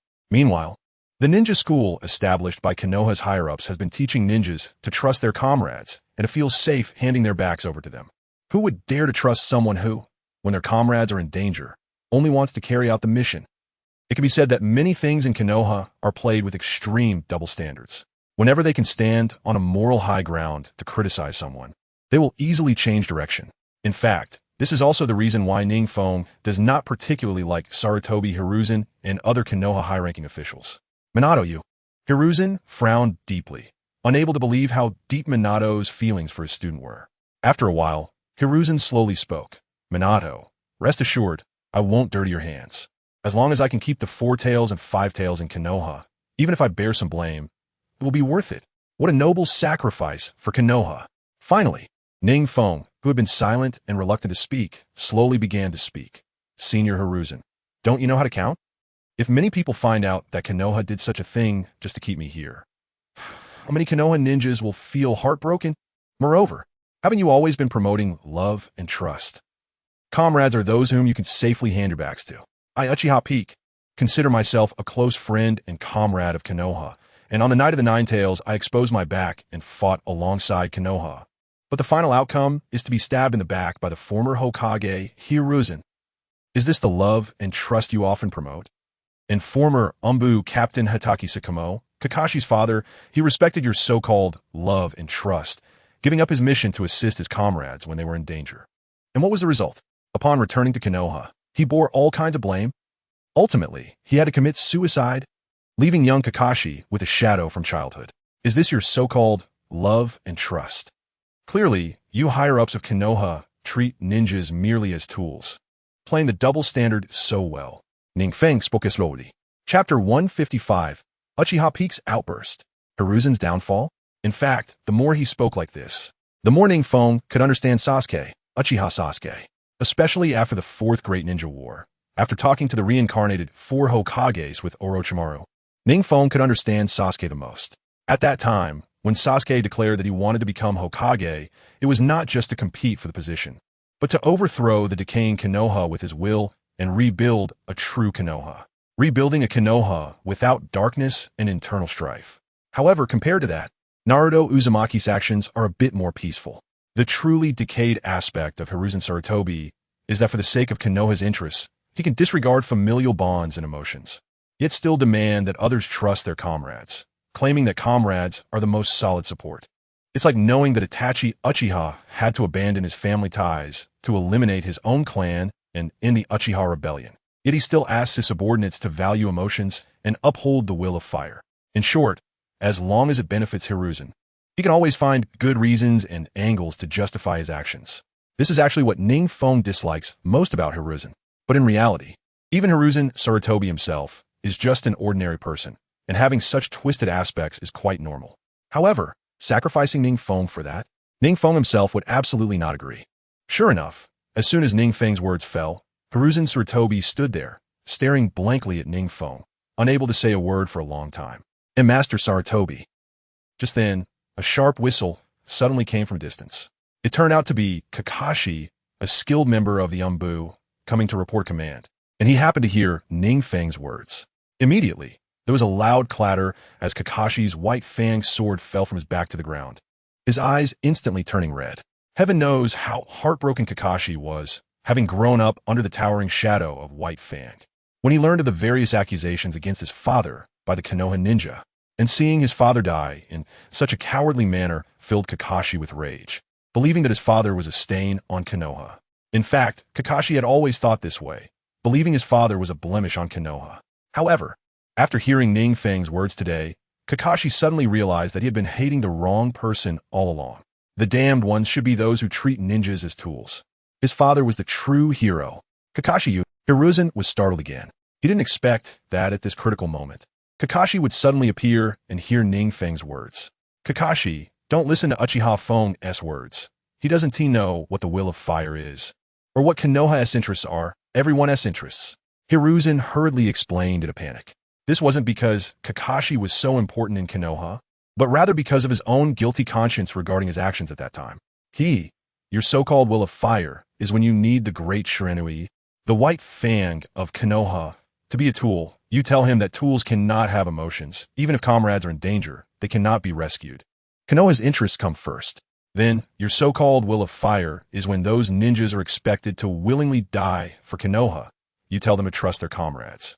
That comrades are the source of all their strength. Konoha's interests come first. Uchiha Fong slowly spoke again, this time more straightforwardly. Hearing this, Kakashi's already wide eyes widened even more. The surrounding members of the Inuzuka, and the Kimichi clans who had followed Hiruzen for a long time were also touched by NingFeng's words, standing there dumbfounded, unable to say a word for a long time. They had all once been inspired by Hiruzen's charisma and decided to give everything. But today, Uchiha Fang's words made them feel as if they had been played, especially Kakashi, whose eyes fell into an unprecedented stupor. He had always thought that his father was a lifelong stain on him. However, after hearing NingFeng's words, Kakashi suddenly realized that his father was not a disgrace, but a true hero. Only those who can extend a helping hand when their comrades need it are true ninjas. This is the true power of bonds. Master Hiruzen, Master Minato, today, I, Kakashi, resign from my position as Umbu squad leader. From now on, I will follow Uchiha Fong and serve as his bodyguard for the third Reikage. I wonder if the third Reikage would be willing to accept me? Suddenly, after thinking of something, Kakashi hurriedly walked in front of Hiruzen and deliberately spoke loudly before returning to NingFeng's side, asking with his eyes. Even NingFeng couldn't believe that his words would yield such unexpected results. At that moment, NingFeng nodded heavily. Minato, standing aside, glanced deeply at NingFeng, took a deep breath as if making a decision, and also walked up to Hiruzen, slowly speaking. Master Hiruzen, back then, you stood against the majority and did not choose your disciple Orochimaru, but instead chose me, a commoner, to become the fourth Hokage. I am grateful for your cultivation, and I have always been working hard to spread the will of fire, making Konoha more peaceful so that everyone can enjoy the happiness of peace. But I have suddenly realized that no matter how hard I work, there will always be corrupt places in Konoha, always places where light cannot reach. The third rain shadow, where my student Uchiha Fong is, may be a place where darkness no longer exists. Therefore, Master Hiruzen, please convey to the daimyo. I will also serve as Uchiha Fang's bodyguard and go to the Rain Village. Minato spoke slowly. As soon as he finished speaking, everyone was shocked, especially NingFeng and Kakashi, who were stunned, not expecting that Minato would be willing to give up the position of fourth Hokage. Heaven knows how many people covet the position of fourth Hokage, and today Minato was willing to give it up for NingFeng. Since Master Minato has said this, then how about we Umbu ninjas of Konoha also go to follow Master Fong and re-establish the Rain Umbu in the Rain Village? Suddenly, several Umbu ninjas spoke up. Chapter 156, The Furious Hiruzen Sarutobi. Leaving Konoha? Suddenly, the atmosphere in the Sarutobi residence became somewhat strange. Hiruzen Sarutobi stared wide-eyed in shock, looking incredulously at Kakashi and the elite members of the Umbu, completely unable to believe that these people had recognized NingFeng. Don't listen to Uchiha Fong's instigation. I am doing this for the sake of Konoha Hiruzen took a deep breath, stubbornly insisting, "There is nothing wrong with what I'm doing, nor do I need anyone to judge me." Hiruzen Sarutobi, taking a deep breath, stubbornly declared, "Minato, since you no longer want to be the fourth Hokage, then you and your Umbu ninjas should leave Konoha within 3 days. As for Uchiha Fong, he can either become the Jinchuriki of the Nine Tails and remain in Konoha for life, or leave the Five Tails and Four Tails." As a former Hokage, Hiruzen Sarutobi's words had never changed, and he would not allow anyone to change them. Moreover, even if he softened now, it would be impossible, as that would mean losing his dignity, which he truly could not tolerate. Senior Hiruzen. Seeing that Hiruzen Sarutobi was still so stubborn, Minato and the elite Umbu fell into despair again. Even Kakashi, who had always regarded Hiruzen as a great mentor, now had no last shred of hope. Can it be resolved? They had originally had some expectations for this old man, who had served Konoha village for many years. But until now, this old man. "We're leaving. Let us see who dares to keep Uchiha Fong here." Bluffing Shuemin snorted coldly, his icy gaze sweeping across the crowd. And he couldn't help but grip the kunai in his hand a little tighter. The surrounding members of the Inuzuka clan, seeing this, dared not act rashly. Soon, Shuemin's large hand gently landed on NingFeng's shoulder. "Feng, take us to your rain-hidden village. From now on, we're sticking with you. Don't think we're too much of a burden when it comes to food." As he spoke, Shuemin revealed a sunny smile, resembling a cheerful young man, shedding the heavy burden of the fourth Hokage. For some reason, at this moment, Shuemin felt very relaxed. After all, not being the fourth Hokage allowed him to protect those he wanted to protect more freely. Of course, Shuemin probably never imagined that he would one day become a rogue ninja. Strangely enough, your teacher Shuemin actually began to look forward to the day he would become a rogue ninja. Shuemin suddenly chuckled. "I also understand why Orochimaru Senpai defected from Konoha." Just as Shuemin and the others were about to leave, NingFeng, realizing something, gently tugged at teacher Shuemin. Teacher, I'm afraid you still can't become a rogue ninja for now." As soon as he finished speaking, Kakashi and the elite Umbu members were instantly stunned. And even Shuemin was shocked, frowning tightly. "Feng, you don't need to worry about us. You've already done a lot for Konoha. There's no need to leave the Four Tails and Five Tails here." Shuemin thought NingFeng was going to do something foolish for their sake. Meanwhile, Sarutobi Hiruzen suddenly burst into laughter. "That's right, Uchiha Fong, your choice is correct. As long as you're willing to stay in Konoha or leave the Four Tails and Five Tails. Your teacher Shuemin and Kakashi Senpai won't have to become rogue ninjas with your strength or the strength of your tail beasts. Dominating the entire ninja world will be within reach." Just as Hiruzen thought NingFeng had come to terms with it, and leisurely took a puff from his pipe, he saw NingFeng shrug and suddenly smile while shaking his head. "Hiruzen Senpai, I'm afraid your thoughts are a bit off. Teacher Shuemin, Kakashi Senpai, and the others don't need to leave Konoha to become rogue ninjas." NingFeng emphasized each word. "Oh," Sarutobi Hiruzen suddenly laughed. "It should be you leaving Konoha. It should be you becoming a rogue ninja, not us. Moreover, we control the Hokage's mansion. Over half of the high-ranking positions in Konoha are ours. Teacher Shuemin is the fourth Hokage. Why should we leave Konoha? Konoha is decaying, but the decay is due to your presence, not ours." NingFeng spoke calmly, and his few words directly made Shuemin and Kakashi realize the situation. Yeah, why should they be the ones to leave Konoha and not Sarutobi Hiruzen? The ones truly in control of Konoha now were them, not that old man Sarutobi Hiruzen. Due to their respect for authority, for a moment, they fell into a misunderstanding. It was NingFeng's words that brought them back to reality. "You guys?" Sarutobi Hiruzen was left speechless, his pipe shaking violently in his hand, and he stumbled back several steps, retreating to a point where he could retreat no further. Yes, NingFeng's words also reminded Hiruzen that Konoha was no longer the same as when Bluffing Shuemin had just risen to power as Hokage. At this moment, Bluffing Shuemin's faction had already taken shape, with the Uchiha clan's support internally and rain-hidden villages backing externally. In terms of the high-ranking positions in Konoha, Uchiha Fugaku, Uchiha Fong, and Bluffing Shuemin had formed a triangular alliance, leaving only him and Danzo. In short, his control over Konoha had already dropped to its lowest point. It was no longer the time when he could command the weather.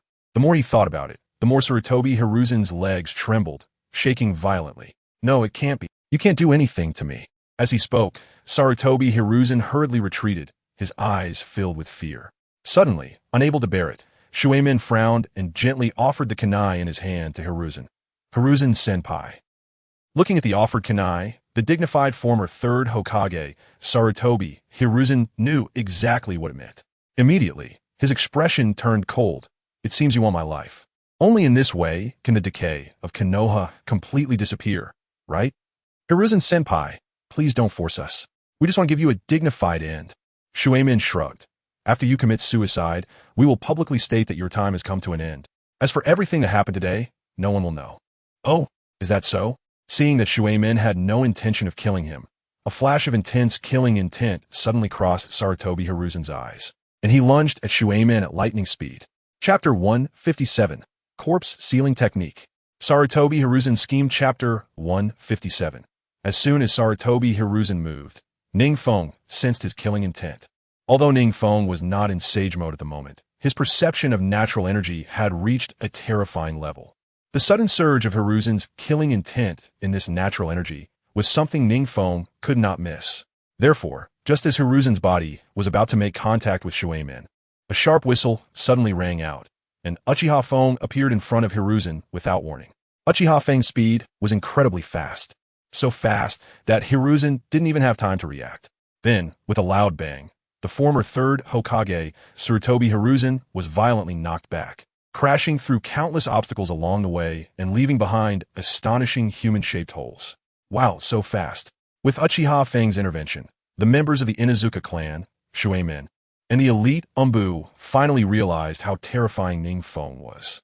Especially Shuemin, who had stood beside NingFeng multiple times and felt his power during battles, could clearly sense that after the Battle of the Nine Tails, NingFeng's strength had significantly increased. As for the members of the Inuzuka clan who were seeing NingFeng in action for the first time, they were all chilled to the bone, their eyes filled with intense fear. The reason for their fear was simple. It was only at that moment that they genuinely felt Uchiha Feng's true power. Before this, although they knew Uchiha Feng was strong, they thought he was only slightly powerful and not much different from the major Hokages. But obviously, everything before them proved how naive their thoughts were. Just as they were pondering this, another loud bang echoed, and NingFeng had already grabbed Sarutobi Hiruzen by the neck, lifting him up like a chicken. Throughout the entire fight, the so-called master of ninjutsu, Sarutobi Hiruzen, had shown no resistance whatsoever in front of NingFeng. Wow, so strong. I didn't expect that in such a short time, Feng, you have gained such power. No wonder Shuemin and the others were able to safely get through the Nine Tails incident. Sarutobi Hiruzen spoke with difficulty, clearly feeling as if his throat was being squeezed by the hand of death. NingFeng frowned slightly and looked deeply at Sarutobi Hiruzen. He could sense that Hiruzen himself was not using his full strength. To be precise, he had been hiding his power all along. Just as he was pondering this, Sarutobi Hiruzen suddenly seemed to catch something, lifting his head sharply. A massive force broke free from NingFeng's grasp, and with a loud clap, he combined his hands, the dead demon consuming seal. In that instant, behind Hiruzen appeared an enormous and terrifying Shinigami. This Shinigami had a fierce face and held a razor-sharp demon blade, wearing a cold smile as it gazed at Uchiha Feng in front of Hiruzen. At that moment, Uchiha Feng could never have imagined that Hiruzen would use such a technique at the moment of his death. It should be known that this dead demon consuming seal is one of the most ultimate jutsu in the original work.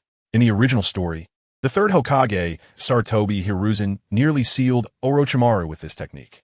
Of course, had it not been for Uchiha Feng's intervention, the fourth Hokage, Minato Namikaze, would also have likely faced the prospect of sealing the rampaging Nine Tails with the power of the dead demon consuming seal. In simple terms, Sarutobi Hiruzen's use of the dead demon consuming seal meant he was determined to perish alongside NingFeng. Ha ha ha! Uchiha Feng, you will remain here in Konoha, your tail beasts. The 5 tails and 4 tails will become part of Konoha. Minato, forgive Hiruzen for doing this. Everything is for Konoha, for the benefit of Konoha. Sarutobi Hiruzen laughed maniacally. Under the dead demon consuming seal, no one could escape disaster. In fact, when training this ninjutsu, Hiruzen never expected that one day he would have to use such a method. Hiruzen's senpai, Minato, and Kakashi were shocked, unable to believe that Hiruzen would resort to such a move, and they rushed forward, wanting to stop everything from happening. Unfortunately, how could a technique as ultimate as the dead demon consuming seal be thwarted by mere human power? Just as the Shinigami behind Hiruzen was about to draw its blade and extract NingFeng's soul, NingFeng suddenly transformed into a spray of water, as if he had never existed. Shadow clone? Hiruzen was taken aback. Minato and Kakashi, while surprised, secretly breathed a sigh of relief. However, as they thought about it more, they became increasingly horrified. Could it be that the one they had been talking to all along was just NingFeng's shadow clone? And Sarutobi Hiruzen suddenly realized a problem. All along, had only Uchiha Feng's shadow clones entered the Sarutobi residence? Uchiha Feng had anticipated the dangers from the very beginning. As if responding to Hiruzen's speculation, NingFeng slowly descended from the sky, glanced at the bewildered Sarutobi Hiruzen, and then flashed a smile at Minato. You scared me. I told you. Minato and Kakashi were overjoyed, unable to contain their relief, as a previously tense heart was finally set at ease. No. The mastermind, Sarutobi Hiruzen, could only smile helplessly, watching as the Shinigami greedily gazed at him. And then he and NingFeng's shadow clone were both drawn into the Shinigami's belly. A long wail of regret echoed throughout Konoha. With Sarutobi Hiruzen's departure, the Sarutobi clan and the Inuzuka, Nara, and Akimichi clans all knelt in a panic, fearing retribution. Lord Minato, Lord Feng, we know nothing at all. Yes, Lord Minato, Lord Feng, we don't know anything. Lord Minato, Lord Feng, please spare us. The clans of Inuzuka, Nara, and Akimichi spoke in a flurry, fearing that one misstep could lead to their demise. Everyone get up, Minato said without speaking further, just casting a glance at NingFeng, who shrugged and waved his hand helplessly. Chapter 158. The coup in Konoha. The decay of Konoha will no longer exist. Seeing that NingFeng did not hold a grudge against them, the Inuzuka, Nara, and Akimichi clans finally breathed a sigh of relief and stood up at ease. Everyone wasn't foolish. They knew that with Sarutobi Hiruzen's failure, their biggest support would vanish completely. Their current attitude towards NingFeng would directly determine their future situation. In fact, as long as NingFeng was willing, their entire clans could be wiped out without anyone daring to investigate afterward. In short, they would have to live under NingFeng's command from now on. Although it seemed that Minato was still the fourth Hokage of Konoha, the actual power of the entire village had already fallen into NingFeng's hands. One could tell, just from Minato's attitude towards NingFeng earlier, that he was almost destined to be the fifth Hokage of Konoha. However, it was a matter of whether NingFeng wanted to step into the limelight. The more they thought about it, the more regretful the clan members became, lamenting how they had believed Hiruzen's words and banded together to besiege Uchiha Feng. This was no different from courting death. At this moment, I clearly understand what you're all thinking, but rest assured, my heart is not so narrow that I cannot accommodate you. Seemingly seeing through the thoughts of the Inuzuka, Nara, and Akimichi clans, NingFeng suddenly spoke slowly. In fact, he couldn't be bothered with the three clans. After all, they were only trying to ensure a better continuation for their families. Sure enough, upon hearing NingFeng's words, the clan members finally relaxed their last bit of tension and felt relieved. Minato, not wanting any more complications, quickly said, Feng, how do you want to handle Hiruzen's senpai? Although I'm the fourth Hokage, this banquet was ultimately for you. While speaking, Minato looked deeply at NingFeng. When NingFeng used the shadow clone technique earlier, Minato had finally eased his worried heart. But then he thought carefully and became tense again, for the reason was simple. Just how meticulous and terrifying was Uchiha Feng's mindset, that he could even perceive Hiruzen's ill intentions behind the invitation to dine. This was not something a 5- or 6-year-old could possess. Sensei Minato, although Sarutobi Hiruzen has targeted me at every turn, he has made contributions to Konoha, so let him leave with dignity. When other Konoha ninjas ask, just say that Hiruzen's senpai passed away peacefully. NingFeng Sruket. In the original story, Hiruzen was considered a legendary figure, but it was a pity that he never fought against him. With Hiruzen's means, he could leave with dignity. Not to mention that this would also facilitate his future rule over Konoha. Minato nodded slightly, then signaled to Kakashi and the others, who all nodded in agreement and hurried to prepare. As for the Inuzuka, Nara, and Akimichi clans, after explaining to Minato and NingFeng that they wanted to send Hiruzen off for the last time, they also actively began their preparations. While everyone was busy, Minato signaled NingFeng to come to a quiet place to talk. Just by looking at Minato's eyes, NingFeng knew what his teacher was planning. Soon, the two used the Flying Thunder God technique to arrive at a secluded forest, a place where no one could reach. Looking at the little guy in front of him, who was growing taller and stronger day by day. Minato Namikaze got straight to the point. "Feng, do you blame your teacher Minato for coming late?" As he spoke, Minato's eyes turned red, glistening with tears. Seeing his teacher show such genuine emotions, NingFeng felt a warm current flow through his heart. "Teacher, how could I blame you for coming late?" In fact, when he saw Minato appear, using his towering figure to shield him, NingFeng felt very warm inside. He could sense that teacher Minato truly cared for him and was not just using him.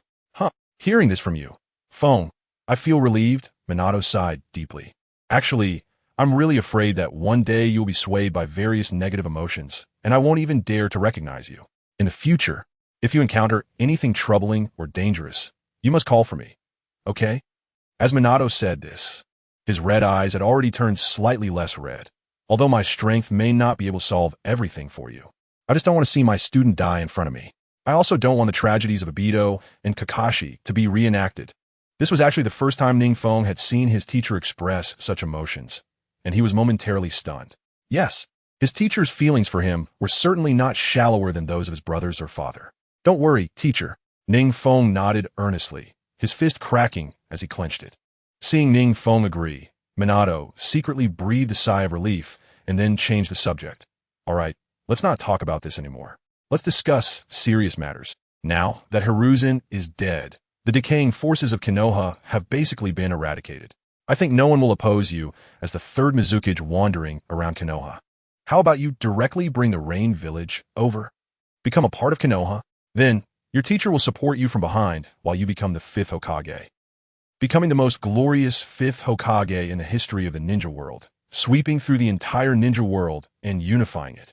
What do you think?" As Minato spoke, his eyes burned with passion. In fact, the Hokage of Konoha never truly desired peace. They always thought about unifying the entire ninja world. The previous distribution of tailed beasts was merely a way to recuperate and gather strength. Long before Minato became Hokage, he had already envisioned unifying the ninja world and sweeping through many great nations, but he had never accomplished it. Now, with the emergence of Uchiha Feng, he saw a new hope for unification. "But teacher Minato, compared to performing on stage, I prefer to manipulate everything behind the scenes, to be a behind-the-scenes boss. What do you think?" NingFeng didn't want to fall for Minato's plan. Dealing with the affairs of Hokage was quite tiring. It would be much more enjoyable to become the 5th Hokage once Minato had completed everything. After all, Minato was his teacher. Chapter 159, A Teacher Who Indulges His Student. Minato, hearing NingFeng's words, which clearly indicated he wanted to take advantage of him, Minato Namikaze, as a teacher, not only didn't he get angry, but instead looked at NingFeng with a doting expression. Then, he gently placed his hand on NingFeng's shoulder. "Considering the efforts you made to help me on the Night of the Nine Tails, I'll allow you to do this. When I clear the path for you and the flowers of victory are about to bloom, it will be your time to become the 5th Hokage." As Minato said this, he took a deep breath. In fact, he had already realized this when he became Hokage, the understanding that those who plant trees for future generations to enjoy.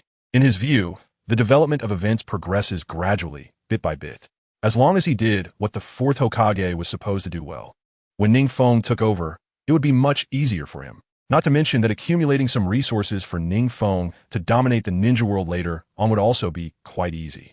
Hearing Minato's words, NingFeng didn't continue to speak, but nodded heavily. "Teacher Minato, don't worry. Even if you don't complete the unification of the ninja world, I, Uchiha Feng, will take on your burden and accomplish it." Saying this, Uchiha Feng and Minato high-fived each other with a crisp sound. Then the two of them, this teacher and student pair, burst into laughter. After their conversation, the two figures flashed and returned to the Sarutobi residence. At this moment, the body of Hiruzen had already been quietly placed at the entrance of the Sarutobi residence, with the surrounding members of the Sarutobi clan all in tears. Even the members of the Inazuka, Nara, and Akimichi clans in the distance were also shedding tears.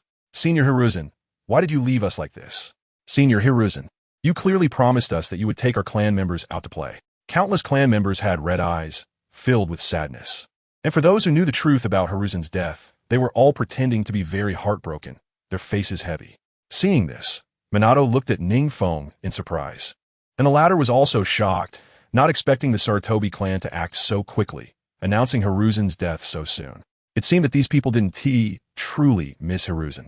Pretending to be very heavy-hearted, Minato took NingFeng to mourn in front of Hiruzen's body for a moment before slowly leaving with him, perhaps for eternity. The people of Konoha would only know that Senior Hiruzen died of old age, not from NingFeng's actions. Before long, Minato brought NingFeng to his home. At this time, Kushina had already recovered significantly under Mikoto Uchiha's care, bouncing around as if nothing had happened. Upon seeing NingFeng, Kushina was overjoyed, eagerly shaking the sleeping baby in her arms to show NingFeng, wanting to acknowledge him as her brother. Somehow, the sleeping baby seemed to sense NingFeng's voice and immediately broke into a bright smile, his little mouth slightly open, looking very cute. The baby even seemed to sense something, stretching out his little hands as if wanting to be held by NingFeng. Minato's actions immediately caused everyone present to burst into laughter, especially Minato, who was extremely happy. NingFeng, look at Naruto like this. He really wants to acknowledge you as his brother. Ha ha ha. NingFeng was also greatly amused by little Naruto's appearance, laughing uncontrollably. After finally shaking off little Naruto's clinginess, Minato took the lead and spoke. Kushina, I believe you saw what happened on the night of the Nine Tails. As the host of the Nine Tails, you are always on the brink of losing control, putting the village in danger, especially now that you have just become a mother.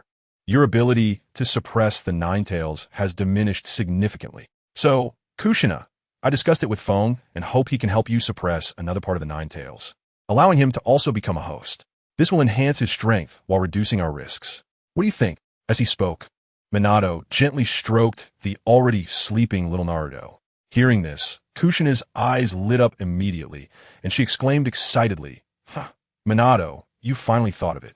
Actually, I've been thinking about how to repay Uchiha Fugaku's kindness since the night of the Nine Tails. But at that time, I was worried that after Uchiha Fugaku became the Nine Tails Jinchuriki, he would also be bound to Konoha like me, so I didn't bring it up. But now that you mentioned it, I naturally won't oppose it.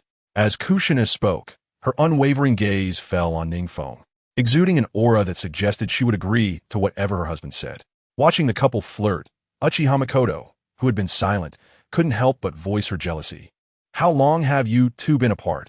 And you're already flirting again. Our Uchiha Fugaku is still young. If he stays with you too, he might learn bad habits.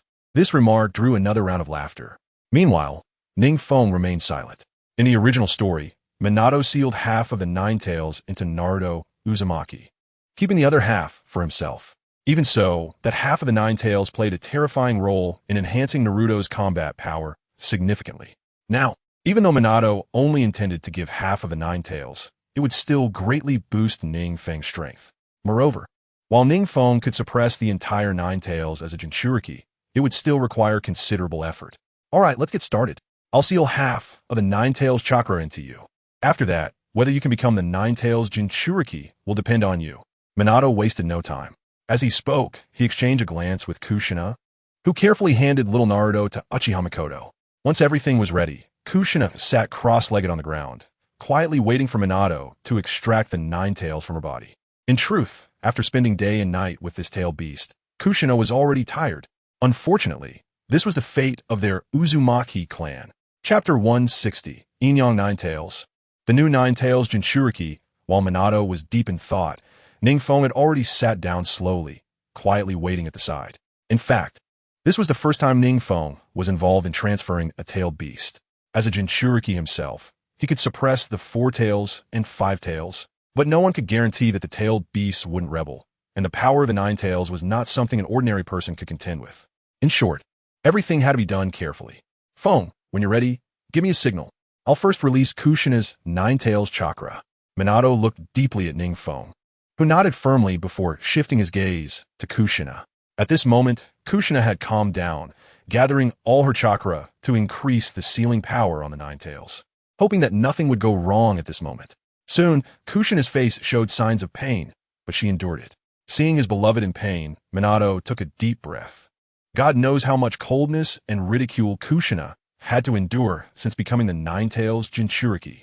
How much danger and fear she had to face. Even when he, as her husband, became the fourth Hokage, people still avoided Kushina. Minato knew too, well, how much Kushina had contributed to Konoha. There was a time when Minato, who doted on Kushina, had thought about not letting her become the Nine Tails Jinchuriki, but Kushina endured it all to help him secure his position as the fourth Hokage. It was usually the friends and family of the Kage who became Jinchuriki to facilitate control and strengthen the Kage's rule. In fact, Minato would rather not have Kushina's Nine-Tails power to solidify his own position. Now, finally, someone was there to share the burden of the Nine-Tails pain, which made Minato very happy. Moreover, with the power of the Nine-Tails chakra, NingFeng's strength would undoubtedly increase significantly in the future. Thinking this, Minato gently placed his hands on Kushina's shoulders. In just a moment, using his powerful chakra, he forced his way into Kushina's sea of consciousness.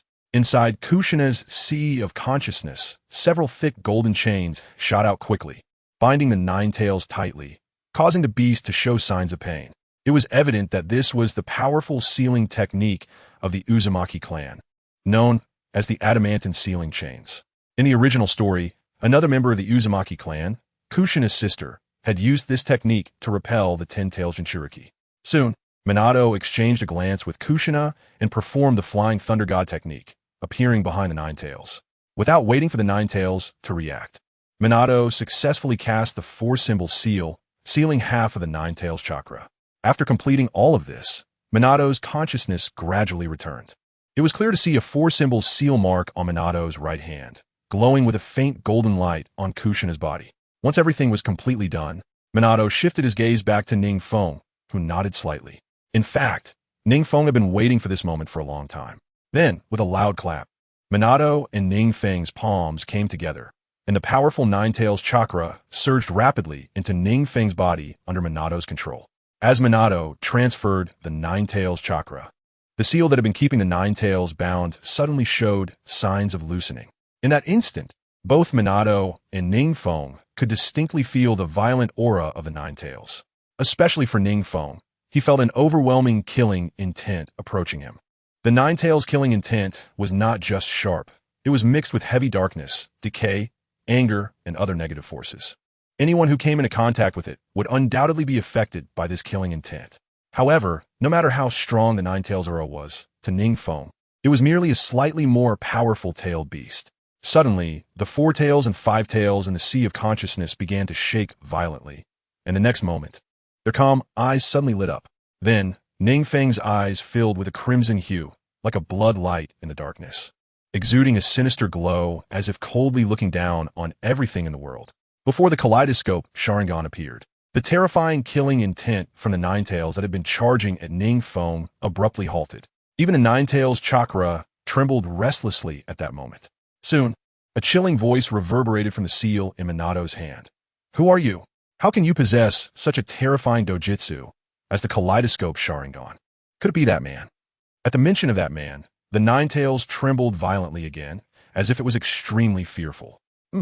Can I have such a powerful dojutsu as the kaleidoscope Sharingan?"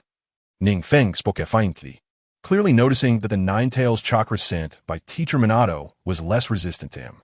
It was evident that even the tailed beasts like the Nine-Tails adhere to the law of the strong.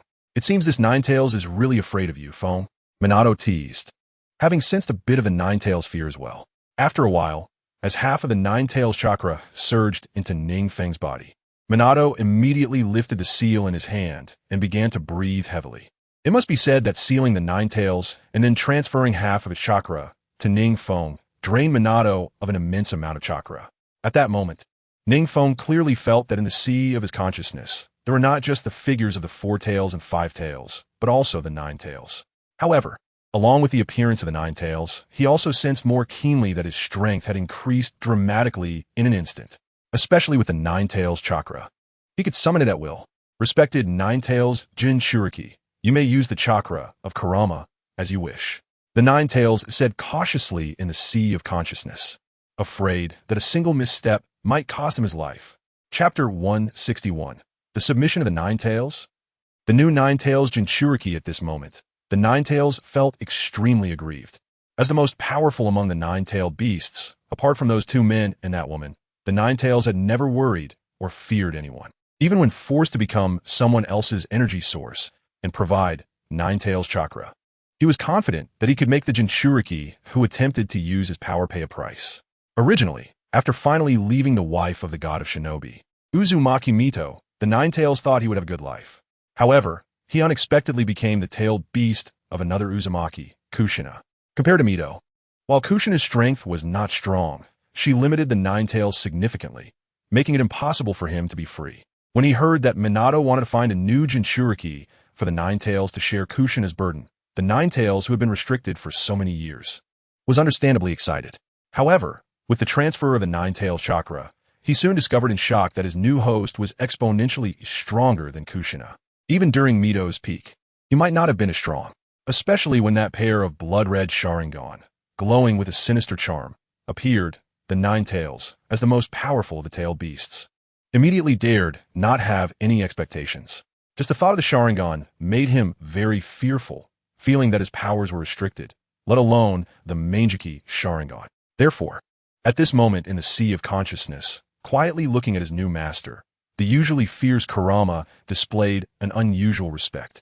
It was evident that there was a hint of flattery in Kurama's eyes, a complete contrast to when he was inside Kushina. My master, please rest assured from now on, you may freely use the power of Ninetales chakra, Kurama said respectfully, his body trembling slightly. Alongside Kurama, the Five Tails and Four Tails also showed similar respect, all wearing flattering expressions. Seeing how quickly the Ninetales had submitted, NingFeng raised his eyebrows slightly, shrugging helplessly. In fact, he had already prepared for battle when the Ninetales moved over, even thinking about how to subdue the Ninetales with the Mangeki Sharingan.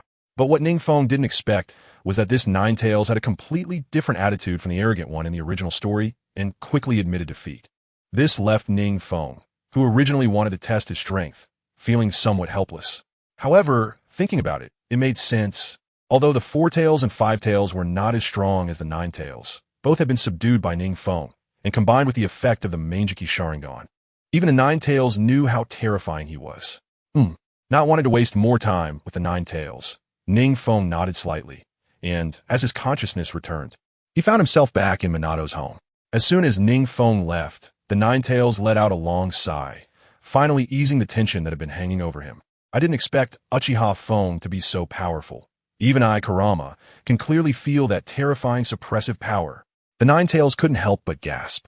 The Five Tails and Four Tails beside him nodded in agreement. Their new master could summon Susanoo at a moment's notice. NingFeng, who was too lazy to pay attention to the tailed beast comments, slowly stood up. The next moment, the blood-red Ninetales chakra instantly surrounded NingFeng, and Three Tails appeared behind him. Clearly, this was the tailed beast cloak after transformation. Not bad. Under the protection of the tailed beast cloak, NingFeng felt that his strength had significantly increased again. Moreover, the combat power boost provided by the tailed beast cloak was completely different from that of entering Sage mode. The two complemented each other. So fast, he can transform into a tailed beast so quickly. Kushina exclaimed in shock, knowing how much time she had spent controlling the Ninetales. Yet, NingFeng had just obtained the Ninetales and could enter tailed beast transformation right away. This talent was truly enviable. Even Minato was taken aback. Feng, you've mastered the Ninetales chakra so quickly. Seeing his teacher so concerned, NingFeng hurriedly replied, I can feel that I have only grasped a portion of the Ninetales chakra. To master more, I need further training and to bond with the Ninetales. This feeling was not a lie. Although the Ninetales had agreed to provide him with chakra, it was still the first time NingFeng was using it, and achieving this was already quite impressive. This speed is already good. Minato was overjoyed. The stronger his student became, the happier he was as a teacher. Just as NingFeng was about to say something, suddenly, he noticed the entire world channel exploding once again because of him. World announcement. Player Uchiha Feng has successfully obtained half of the Ninetales chakra, becoming the new Ninetales Jinchuriki. Let's all congratulate him. World announcement. Player Uchiha Feng has successfully obtained half of the Ninetales chakra. World announcement. Player Uchiha Feng has successfully obtained half of the Ninetales chakra.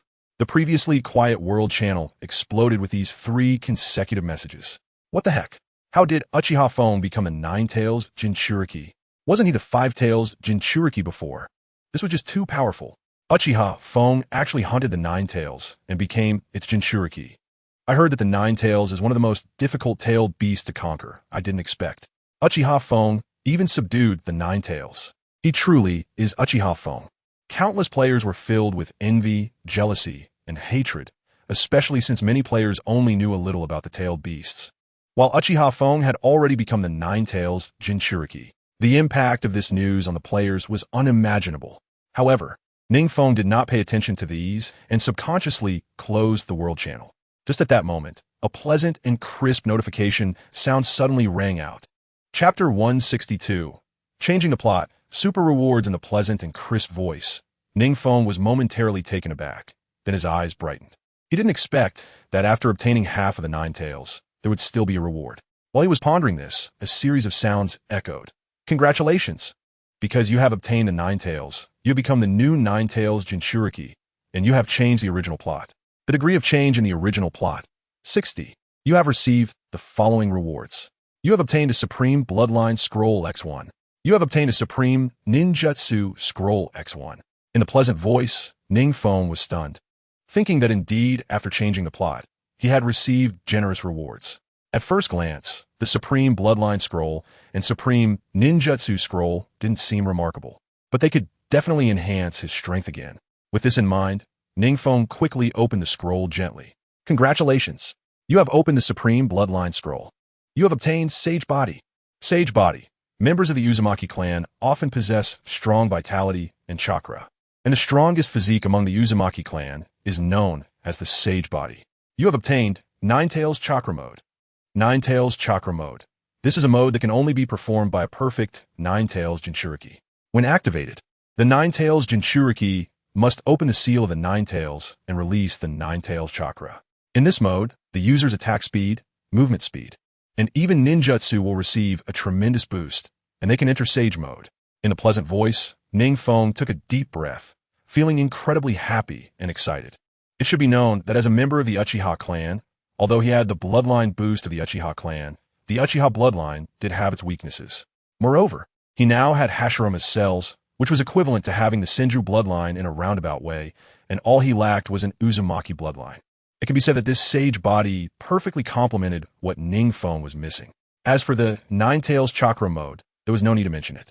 NingFeng was originally considering finding a time to practice with a 9 Tails to learn this 9 Tails Chakra Mode, but unexpectedly, just when he was dozing off, someone brought him the 9 Tails Chakra Mode Ninjutsu Scroll.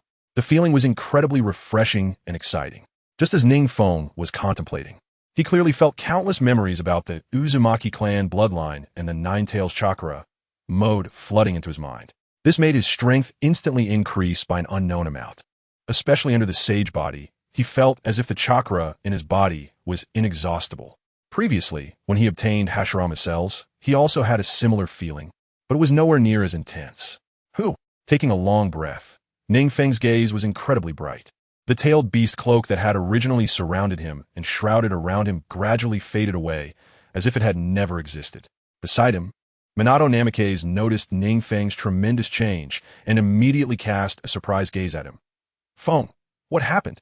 At this moment, Minato was genuinely worried that if he was not careful, NingFeng would be seriously injured by the rampaging 9 Tails. After all, not just anyone could subdue the 9 Tails. He was always prepared to seal the rampaging 9 Tails at any moment. It's okay. I feel like I've perfectly merged with the 9 Tails. I've become a perfect Jinchuriki. NingFeng shrugged. This simple statement once again stirred up a huge wave in Minato and Kushina's hearts, especially Minato himself, who was so shocked that he couldn't say half a word. Perfect Jinchuriki. Who knows how much effort it takes to become a perfect Jinchuriki? Even the 8 Tails Jinchuriki spent several years trying to become a perfect Jinchuriki. However, NingFeng became a perfect Jinchuriki in such a short time. This is impossible, right? Minato was about to inquire, but shook his head, then suddenly realized that with NingFeng's extraordinary talent, it was not impossible for him to become a perfect Jinchuriki in less than a quarter of an hour. Feng, you're truly a genius. Kushina at this moment didn't know what to say and could only helplessly praise him. She suddenly felt like she was the most incompetent 9 Tails Jinchuriki. Minato beside her looked deeply at his wife, Kushina. You know Feng's talent. Upon hearing this, Kushina shrugged, realizing that she had to acknowledge the gap between herself and NingFeng. Once NingFeng completely adapted to the 9 Tails, Minato reopened the conversation. Feng, this time I only gave you half of the 9 Tails because I was afraid the 9 Tails would suddenly go berserk and cause some special situation. But now it seems we worried too much. However, you just obtained half of the 9 Tails, so you will also need some time to adapt to the 9 Tails existence. As your teacher, I will now patiently wait for you to return to the Rain Village and complete the first step of the grand plan for Konoha. When Minato said this, his eyes suddenly filled with intense ambition. God knows how long he had waited for this day. NingFeng silently noted. And with a flash of his figure, he disappeared without a trace. In fact, compared to Minato, NingFeng was even more impatient. He had long wanted to witness a brand new Konoha. NingFeng's speed was incredibly fast, especially after obtaining the Uzumaki physique. He clearly felt that his travel speed after using the Flying Thunder God technique had increased significantly, several times faster. Within just a few breaths, NingFeng had directly flown out of Konoha Village and arrived at the Chunin exam site. His speed was astonishing. However, just as NingFeng was about to continue on his way back to the Rain Village, suddenly, several figures blocked his path. Among them, one figure was extremely large, and their eyes looked very eerie. You must be Uchiha Feng. In the black market, your bounty has reached 200 billion. Blame it on your head being too valuable. I, Kakuzu, have set my eyes on you, the large figure said, while revealing a greedy look. Kakuzu, is this guy really worth that much? As Kakuzu's words fell, the ninjas who had come with him from the black market all spoke up. Kakuzu. NingFeng's eyes flickered slightly. Previously, the Wagakure had sent out 2 Jinchuriki to deal with him. Goodness, now, just a little Kakuzu is enough to handle him. Chapter 163. Kakuzu. The appearance of the Island Nation Guild in the original plot, although Kakuzu was also a member of the Akatsuki organization and quite greedy in reality. His strength lay in the fact that he had survived several life-threatening situations, similar to Haiden, who was also a member of the Akatsuki organization. With this in mind, NingFeng smiled disdainfully. To be honest, he couldn't be bothered to deal with small fry like Kakuzu.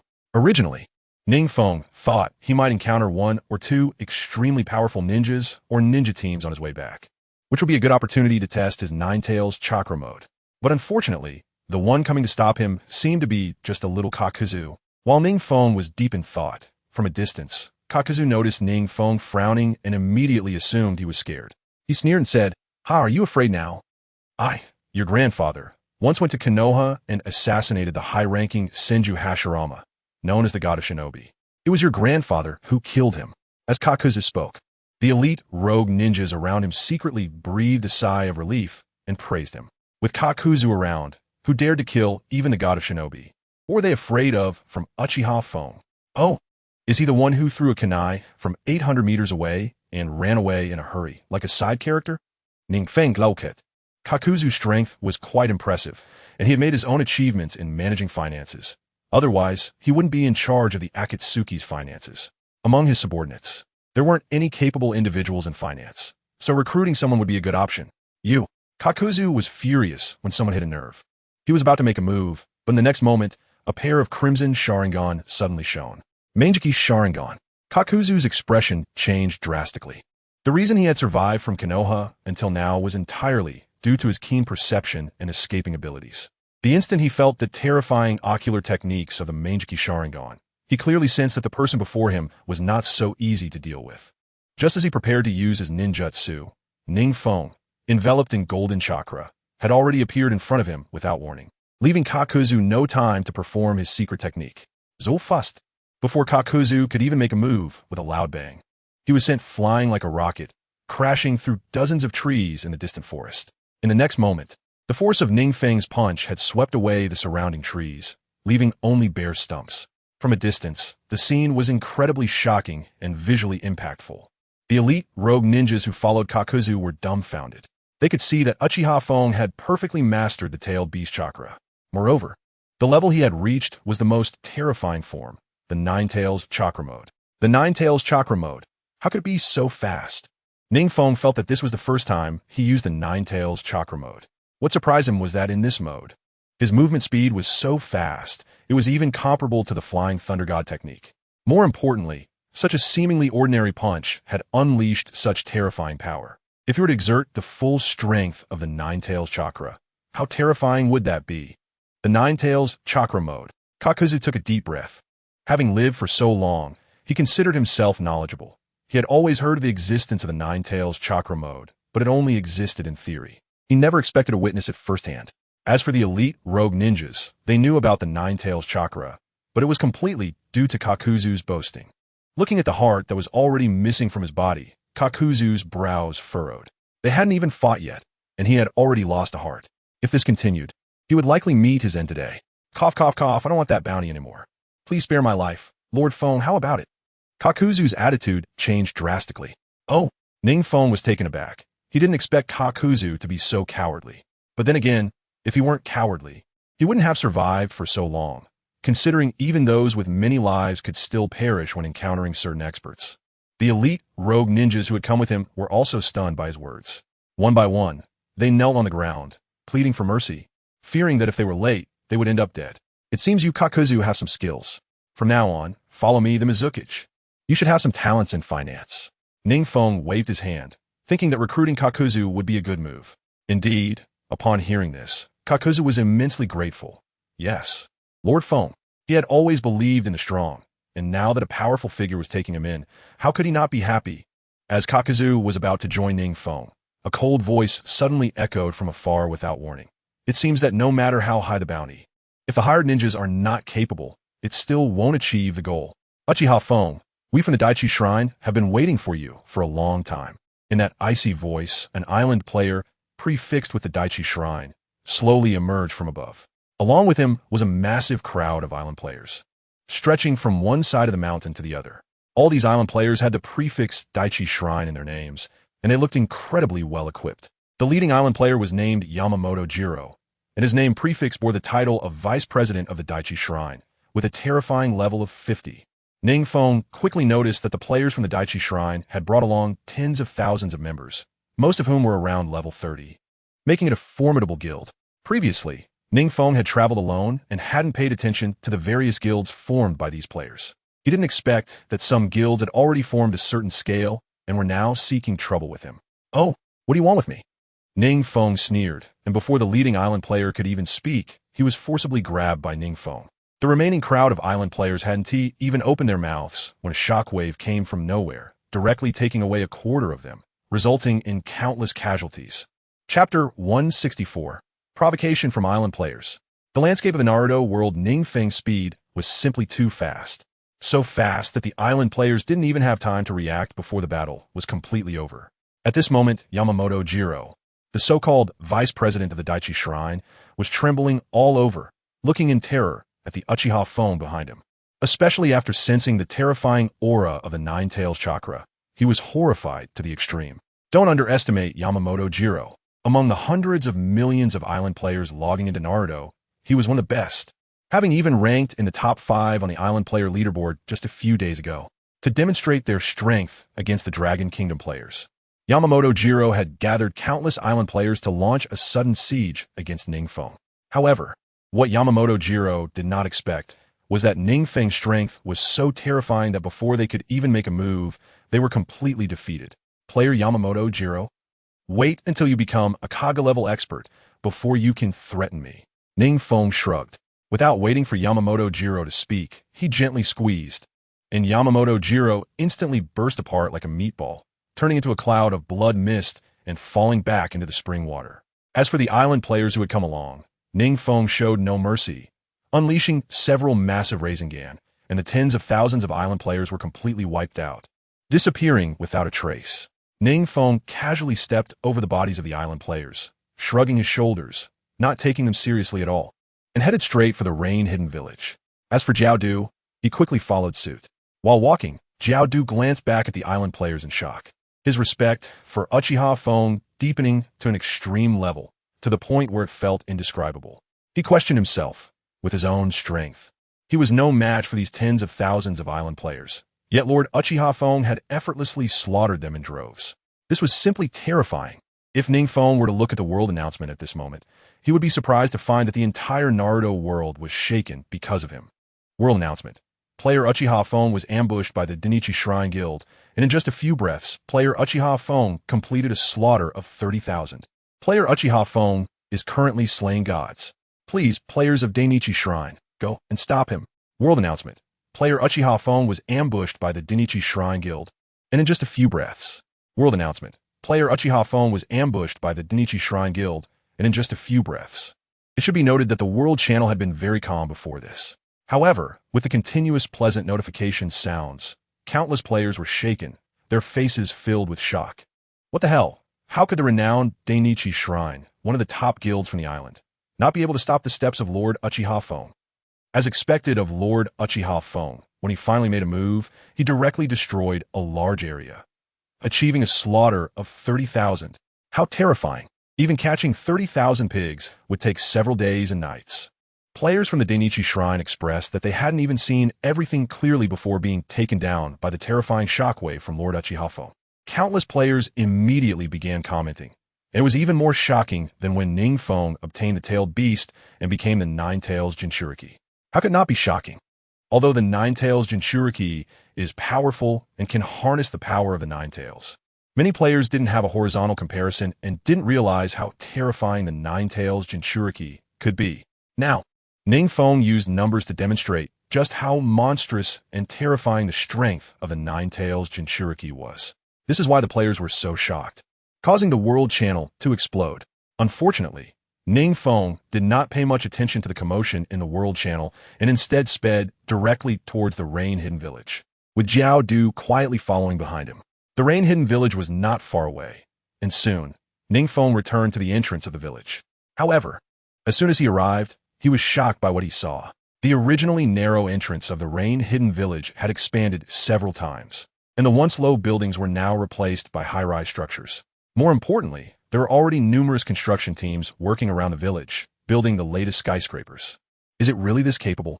NingFeng was taken aback. When did the relatively poor Rain Hidden Village become so luxurious? Its grand appearance could even be compared to the 5 great shinobi villages.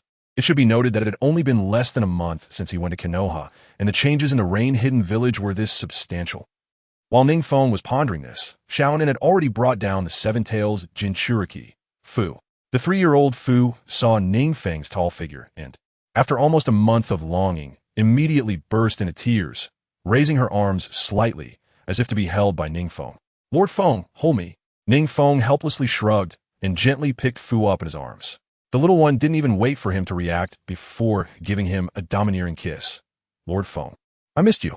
Being a girl, when she mentioned missing him, her cheeks flushed a deep red, making her look very cute. Plus, Fu already had an incredibly distinctive doll-like face, and when she became shy, it made her even more endearing, tugging at the heartstrings. "Ha ha ha, little one. I miss you so much too," NingFeng said as he hoisted Fu onto his shoulder, his gaze falling on Xiaonan. "How has the Rain Hidden Village developed while I was gone this month? Has any other ninja village come looking for trouble?" Just as Xiaonan was about to respond, Fu made a funny face, and Xiaonan couldn't help but chuckle. "Lord Feng, after rushing back so exhausted, you're still thinking about work?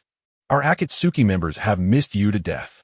Upon hearing this, NingFeng smiled awkwardly, holding Fu in his arms, and then, amidst Fu's and Xiaonan's exclamations, he stepped into the Rain Hidden Village with the 2 young girls, one a year younger than the other. Chapter 165. The Huge Changes in Rain Hidden Village. Xiaonan and others' efforts don't be fooled by Uchiha Feng's appearance, which seems to be only 5 or 6 years old. In reality, due to various bloodline enhancements, his functions are no different from those of 17 or 18-year-old. As for Fu, although she is a cute little girl, Uchiha Feng isn't at the point of developing any inappropriate thoughts. But it's hard to say the same for Xiaonan, especially with her tender, fair skin, which ignites a fire in Uchiha Feng's heart. At this moment, Uchiha Feng gently held Xiaonan in his arms, and with her head down and face slightly lowered, she quietly remained silent, making her even more charming. From Uchiha Feng's perspective, he could even see the tips of Xiaonan's ears slightly flushed, her modest and shy demeanor giving him the feeling of first love under the moonlight. Yes, first love. As he held Xiaonan, NingFeng's hand would occasionally unintentionally brush against Xiaonan's sensitive spots, sending electric-like sensations through both of them. In his previous life, NingFeng had never been in a relationship, and this was Xiaonan's first time. Naturally, her feelings were the deepest. Lord Feng, do you think Xiaonan is pretty?" Suddenly, in the infinite silence, Xiaonan gently tucked a strand of hair behind her ear and mustered the courage to ask. As she spoke, her pure and flawless gaze fell on NingFeng. At this moment, Xiaonan, already shy and reserved, was gathering her courage to look at him, making her eyes brim with the feelings of first love. From Xiaonan's eyes, NingFeng could even read a hint of restlessness, a bit of anxiety, a touch of fear, and a glimmer of anticipation. In fact, Having grown up amidst war, Xiaonan had always believed that her life would be spent fighting for the revolutionary cause in the ninja world. As for personal feelings, she thought a little girl like her didn't need to understand.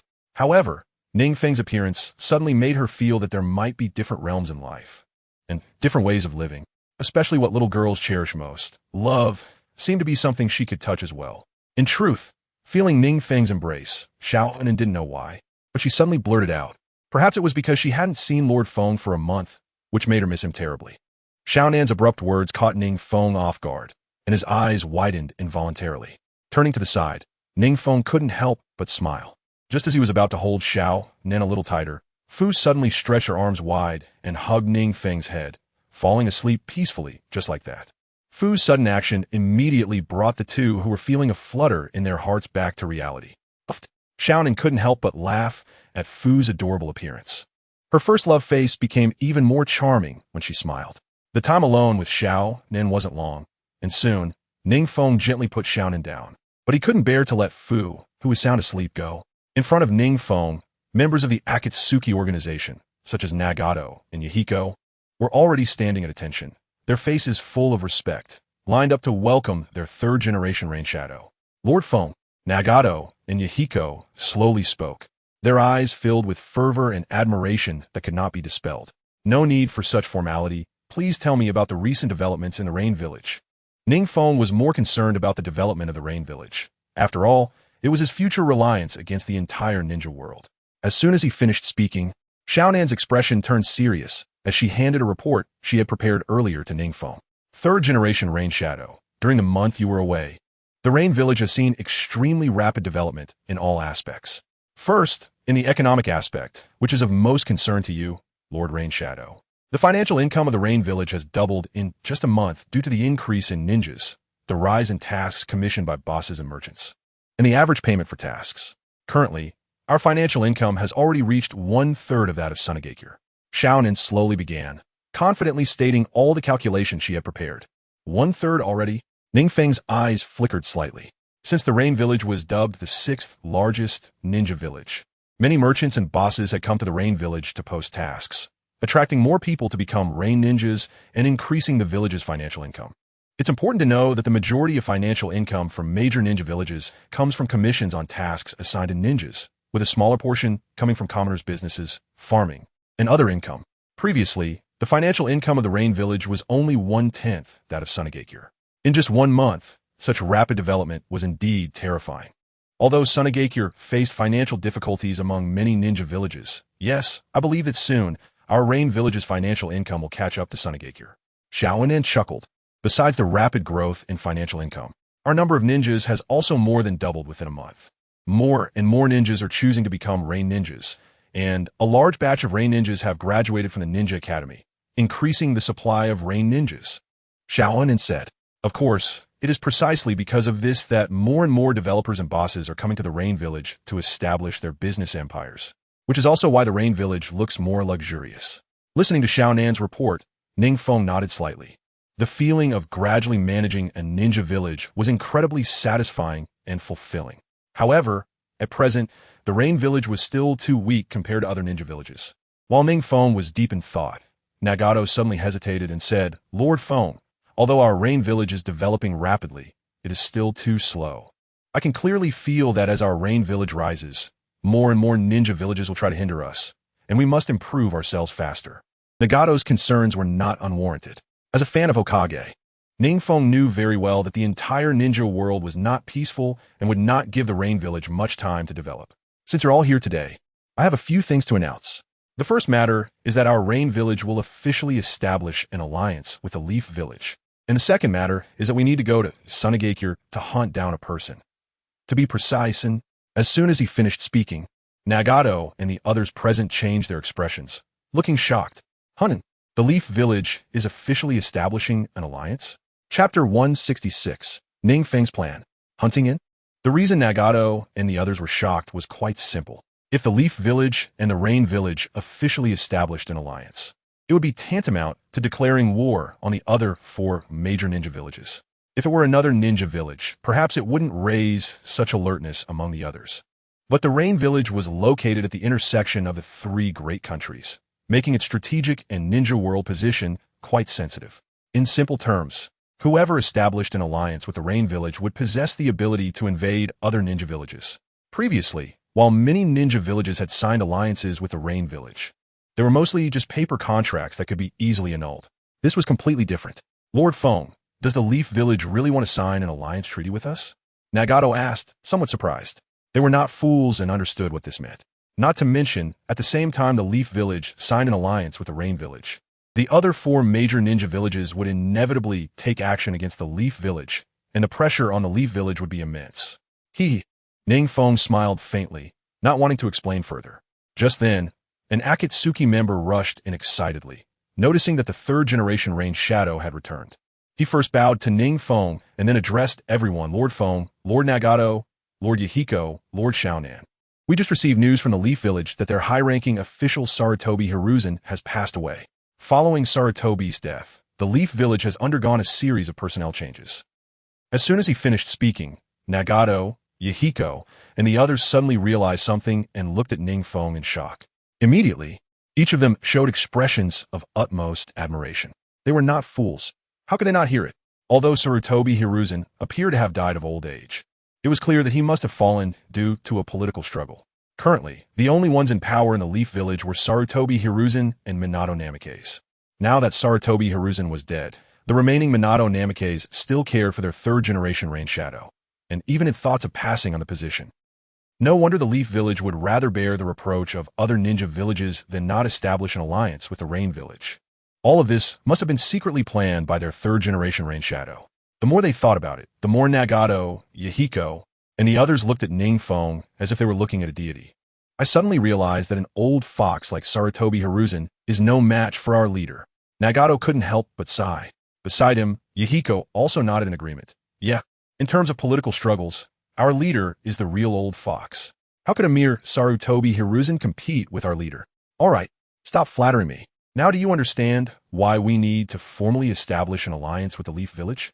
NingFeng shrugged, and Nagato, Yahiko, and the others immediately showed expressions like little brothers, all nodding vigorously. Soon, NingFeng assigned details for formally establishing an alliance with the Leaf Village to Nagato, Yahiko, and the others, such as the signing of the treaty between the two. After discussing these matters, NingFeng and Nagato quickly moved on to the next topic, which was hunting the 4th Kazekage, Raza. Nagato and the others naturally did not know why NingFeng wanted to hunt Raza, especially considering that Sunagakure was currently undergoing a coup in the Land of Wind, and the military budget of the once formidable military base had been significantly reduced. Over the years, countless Sunagakure ninjas have found themselves unemployed and had to become rogue ninjas. Moreover, the Land of Wind was already a barren place with limited resources, and many Sunagakure ninjas had no choice but to pursue a career as ninjas. Thus, it could be said that internal friction was constant in the Land of Wind, with occasional small-scale rebellions. Under such circumstances, Sunagakure posed minimal threat to Amagakure. Therefore, the idea of hunting Raza was somewhat puzzling to Nagato and the others. NingFeng smiled slightly, not providing much explanation, and simply assigned the task, ordering Amagakure's intelligence department to quickly gather all information regarding Raza, while he himself planned to take action personally. In fact, NingFeng's intention to hunt Raza was not only to intimidate the major ninja villages and showcase Amagakure's terrifying strength, but he also wanted to test the true power of the Nine Tails chakra. Of course, the reason for targeting Raza specifically rather than someone else was not because NingFeng was seeking an easy target. Rather, Raza's personal value was simply too great. Although Amagakure was developing well, it lacked stable income and funding to grow even faster. Raza possessed the unique ability to create gold through his sand techniques, and capturing him would undoubtedly boost Amagakure's financial revenue significantly. Furthermore, Sunagakure, already short on funds, would struggle to survive without Raza's ability to generate income, likely leading to its collapse. If the other village leaders knew that NingFeng was hunting Raza to increase income, they would undoubtedly be furious. In fact, had NingFeng not encountered Orochimaru, he would have definitely sought to acquire some Edo Tensei techniques from him. While the army created by Edo Tensei was not particularly valuable for combat, if it could be turned into a perpetual motion machine, the energy it provided would be enough to elevate Amagakure to the forefront of the ninja villages in a short time. Unfortunately, Orochimaru and Kabuto had mastered the Edo Tensei technique, but had not fully unleashed its true power. Let us gather intelligence. Lord Feng, when will you set out? Nagato took a deep breath. Since the first Great Ninja War, Amigakure had always been attacked by other ninja villages. Although during the Second Great Ninja War, the second Hokage of Amigakure and Hanzo the Salamander declared war on the three great countries. In reality, Amigakure had always been in a passive position, having never taken the initiative to strike back. This time, when the third Mizukage Uchiha, Feng, suddenly proposed to hunt the Kazekage, their hearts were filled with excitement. Amigakure had never been so emboldened as it was now. NingFeng remained silent, quietly standing at the highest point of Amigakure, overlooking the world, reminiscent of Pain's descent upon Konoha to obliterate it entirely. Chapter 167, Journey to Sunagakure. NingFeng's dominance emerges at this moment. In the barren land of the ninja world, Sunagakure sat quietly in the desert, resembling a patch of greenery amidst the sand. In the very center of Sunagakure, the fourth Kazekage Raza was quietly discussing important matters with the higher-ups of Sunagakure. Chiyo, so you're saying that Uchiha Feng not only helped Konoha fend off a strong enemy, but also successfully took down Haiden. Now, Konoha is about to be truly controlled by Namikaze Minato. Suddenly, a faint voice rang out as the fourth Kazekage Raza slowly spoke, inquiring about the recent significant events in Konoha from the high-ranking members of the intelligence department not far away. Yes, Lord Kazekage, but to be precise, currently, the real controller of Konoha is not the fourth Hokage Namikaze Minato, and he has long intended to pass on the Hokage position to Uchiha Feng. So, to be exact, the one who might be controlling Konoha from behind is likely Uchiha Feng, and even if he isn't now, he will surely be in the future. A high-ranking member of the intelligence department, a ninja from Sunagakure, hesitated for a moment before slowly speaking. As soon as he finished speaking, the other high-ranking members of Sunagakure, who had thought Uchiha Feng was merely a bystander, exchanged shocked glances, realizing the astonishment reflected in each other's eyes. Especially Raza, who furrowed his brow. Isn't Uchiha Feng the third Mizukage of Amigakure? How has he become the actual controller of Konoha? Just as a high-ranking member of the intelligence department was about to hand over the prepared information to Raza and the other high-ranking officials present, a ninja from the intelligence department suddenly rushed in a fluster. Gentlemen, I've just received news from the spy embedded in Amigakure that Uchiha Feng has returned to Amigakure, and reportedly, Uchiha Feng's next plan is to hunt down Lord Kazekage. Upon hearing this, the ninja instinctively glanced at the fourth Kazekage Raza. What? Hunting me? Raza's brows immediately knitted together. Sunagakure had always done well in intelligence work, especially after the Ten Shadows Conference, when Raza had increased the number of spies sent to Amigakure to gain a better understanding of their situation. In the past, Raza had looked down on Amigakure, let alone sending subordinates to act as spies. What Raza did not expect was that Uchiha Feng, whose wings had not yet fully grown, would so eagerly come to trouble him, the Kazekage. Ha ha ha ha. Although that kid Uchiha Feng has decent strength, hunting a proper Kazekage is nothing but a pipe dream.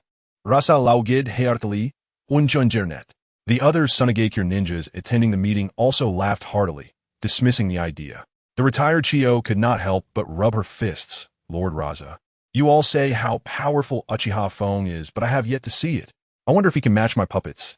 Chiyo, perhaps you even need to take action, not to mention, our military installations in Sunagakure alone would be enough to give Uchiha Feng a run for his money. Several high-ranking members of Sunagakure also dismissed the idea. Since the founding of the ninja village, although Sunagakure had been relatively weaker, they had never suffered a significant defeat. There had been shadow-level experts who attempted to assassinate Sunagakure's high-ranking members, but they had all returned empty-handed. All right, it's just a small interlude. Let us continue the meeting, Raza said, his expression indifferent. Compared to Uchiha Feng, what troubled Raza more was the imminent danger posed by the one-tailed Shikaku. At this moment, Sunagakure was on the brink of losing its previous Jinchuriki, and if a good candidate for the next Jinchuriki was not found, Sunagakure would lose a very powerful weapon. Lord Kazekage, we propose to choose Gaara as the new Jinchuriki for the one-tail. Suddenly, a high-ranking member of Sunagakure spoke up. As soon as the words fell, Rasa Frowned, Gaara, but that's his son. Just as Raza was pondering this, a faint voice suddenly echoed.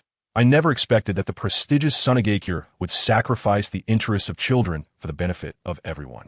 Poor Gaara, at such a young age, has to bear a fate he shouldn't have to turn him into a monster that everyone fears. The powerful voice was filled with strength. It spoke softly, yet made all the high-ranking officials of Sunagakure present blush with anger. Immediately, countless high-ranking officials instinctively turned to the source of the voice, their expressions changing drastically. The reason for their reaction was simple. The person appearing before them was none other than NingFeng. After obtaining the exact information about Sunagakure, NingFeng had set off quickly and unexpectedly stumbled upon the scene where everyone was discussing the next Jinchuriki. In fact, NingFeng felt that sealing tailed beasts like Shikaku and Kurama inside children and making them bear everything was extremely selfish, especially for a child like Gaara, who was only a few years old when he became a Jinchuriki. Clearly, the high-ranking officials of Sunagakure had better options and choices, yet they still chose children who had no way to choose. What else could this be but selfishness? Who are you? The fourth Kazekage Raza frowned, realizing that a faint golden sand had already risen in the air. At the same time, the high-ranking officials of Sunagakure all stood up in unison, their eyes cold, ready to take action at any moment. It was clear to see that there was also a hint of shock in their icy gazes, clearly surprised. How did NingFeng appear here, bypassing all their precautions? It should be noted that the defenses of Sunagakure were quite tight. Ordinary people simply could not sneak in unnoticed. Orochimaru. Suddenly, a high-ranking official of Sunagakure exclaimed. Chapter 168. The ninjas of Sunagakure were dumbfounded. With the words of this Sunagakure high-ranking official, the other high-ranking officials were startled, their faces filled with horror. Especially Raza, Chiyo, and others who were just discussing Uchiha Feng were even more so, their expressions full of shock.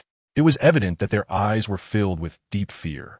And the fourth Kazekage Raza was also in a state ready to act at any moment. Do we need an outsider like you to command our high-ranking officials in Sunagakure? A high-ranking official of Sunagakure suddenly sneered, his mouth curling into a cold smile. Unlike others, he believed that Uchiha Feng coming to Sunagakure was akin to seeking death. The future of Sunagakure might become the jurisdiction of Uchiha Feng, and just for that reason, it must be managed well. What? Is there a problem? NingFeng spoke lightly, uttering arrogant words that others temporarily could not refute, causing the expressions of the high-ranking officials present to slightly change and then darken. None of them were fools. How could they not understand the meaning behind NingFeng's words? Fortunately, all present were dignified individuals. Although angry, they managed to suppress the flames within. The fourth Kazekage Raza spoke lightly. Lord Uchiha Feng has traveled all this way. It must be for something. I wonder why Lord Uchiha Feng has come here. If we in Sunagakure have inadvertently offended you, I hope Lord Uchiha Feng will not take it to heart. While speaking, the fourth Kazekage Raza slightly bowed. Although he represented the face of all of Sunagakure, the fourth Kazekage did not want to anger Uchiha Feng or Konoha, as that would be counterproductive. Chiyo coldly snorted, unable to tolerate Raza's attitude, and prepared to activate her chakra threads to take action. As an active super puppet master, Chiyo's combat experience was extremely rich. Dealing with a mere Uchiha clansman should be no problem at all. However, before Chiyo could fully control her puppets, NingFeng, who had already arrived in front of the puppet master without knowing when, made a slight movement, and Chiyo was sent flying violently, crashing through several human-sized holes before finally stopping. So fast, the fourth Kazekage Raza's expression changed slightly, and the high-ranking officials of Sunagakure also underwent a huge change in expression. One of the high-ranking officials even fearfully approached NingFeng, crying and begging for mercy. However, NingFeng did not fall for this high-ranking official's trick. Instead, he swung his fist and directly pulverized the kneeling official into a cloud of dust. It was clear that the begging figure was merely a shadow clone. If NingFeng had been careless, he could have been deceived by this high-ranking official from Sunagakure, giving his teammates a chance to strike. It was indeed very vicious. Just as NingFeng was pondering this, he suddenly heard a loud bang. The ceiling of the Kazekage's mansion had completely shattered, and countless ninjas from Sunagakure quickly formed hand seals. Wind release, wind breakthrough. Ultimately, the more people there are, the greater the power. As hundreds of ninjas unleashed the wind release technique together, their terrifying destructive power surged toward NingFeng like a tidal wave. We already knew you, Uchiha Feng, would come to Sunagakure. We specifically ambushed you here. The fourth Kazekage was calmly standing on a sand mound, coldly looking down below, speaking faintly. Don't underestimate the intelligence department of Sunagakure. In fact, as soon as NingFeng set off, the intelligence department of Sunagakure had received news of his impending arrival and had formulated a series of strategies specifically for him. However, just as the fourth Kazekage Raza coldly smiled, believing that NingFeng had fallen into his trap, he saw that the NingFeng struck down by the combined wind breakthrough of hundreds of people exploded into bubbles. Sorry, I had already anticipated that you would ambush me here. I specifically surrounded you. A cold voice echoed, and NingFeng appeared suddenly behind the ninjas of Sunagakure, without any warning. In fact, he had long predicted that the intelligence department of Sunagakure would take action, so all he had been using was a shadow clone. As his words fell, the fourth Kazekage Raza's expression changed slightly, not expecting that the imposing figure that had come to announce itself was actually a shadow clone of Uchiha Feng. This kid, has he calculated to this extent? In reality, with NingFeng's current strength, even if he charged into Sunagakure, it would be no problem. However, compared to being reckless, NingFeng preferred to use a bit of strategy and have the opponent surrender directly. After all, the battle of wits and courage is a bit more interesting. Ha ha ha. Surrounding me? Just you alone? The fourth Kazekage Raza chuckled. At this moment, Chiyo and various elites of Sunagakure also arrived in time, gathering together in a dark mass. However, just after Raza finished speaking, he was left dumbfounded. With NingFeng's hand seals, the previously empty sky, which had only NingFeng, was suddenly filled with countless flying figures of NingFeng. No, to be precise, it was Susanoo. Yes, Susanoo. Originally, NingFeng's strength could only use one Susanoo. However, after obtaining the chakra of the Nine Tails, NingFeng suddenly discovered that his Susanoo could actually perform multiple shadow clones. Even more terrifying was that each Susanoo held the 8-span mirror and the 10-handed sword, creating a visually stunning impact from a distance. Oh my, so many Susanoos. Is this going to destroy our Sunagakure? Susanoo can actually perform multiple shadow clones. The ninjas of Sunagakure were all dumbfounded at that moment. Especially the fourth Kazekage and Chiyo. They felt an urge to run away and didn't want to fight. Now I have you surrounded. NingFeng deliberately pretended to confirm. Despite having so many Susanoos, he could also feel that the consumption of these Susanoos was enormous, far beyond what ordinary people could bear. Chapter 169. The horror of multiple shadow clone technique, and Susanoo no. How could Susanoo have shadow clones? This must be an illusion. Just after NingFeng displayed his powers, many high-ranking officials of Sunagakure were surprised, and one of them suddenly thought of something and exclaimed. Hearing this, those high-ranking officials who initially thought they were facing a tough opponent secretly breathed a sigh of relief. Even Rasha and others slowly calmed their racing hearts. Yes, they had interacted with the Uchiha clan many times, but how had they never seen so many Susanoos from an Uchiha? This must be an illusion. Thinking of this, the high-ranking officials of Sunagakure quickly used genjutsu release techniques, hoping to break free from the illusion. After all, the Uchiha clan was indeed terrifying and powerful when it came to illusions. Unfortunately, no matter how Rasha and the others tried to break the illusion, they were never successful. After a long while, the high-ranking officials of Sunagakure finally realized one crucial issue. The sheer number of Susanoos was real. They were all successfully summoned by NingFeng. How? Are you ready to welcome your death? NingFeng stood quietly within one of the Susanoos, coldly looking down at the panicked ninjas of Sunagakure, a cold smile curling at the corners of his mouth. He could understand, after all, what he was doing was far beyond reality. It was only now that Rasha and others truly understood the terrifying perversion they were facing. However, as the fourth Kazekage and the ruler of Sunagakure, he knew he could not show any sign of retreat at this moment. With this thought, Rasha furrowed his brows, and the sand gold behind him rushed in at high speed, surrounding him for protection.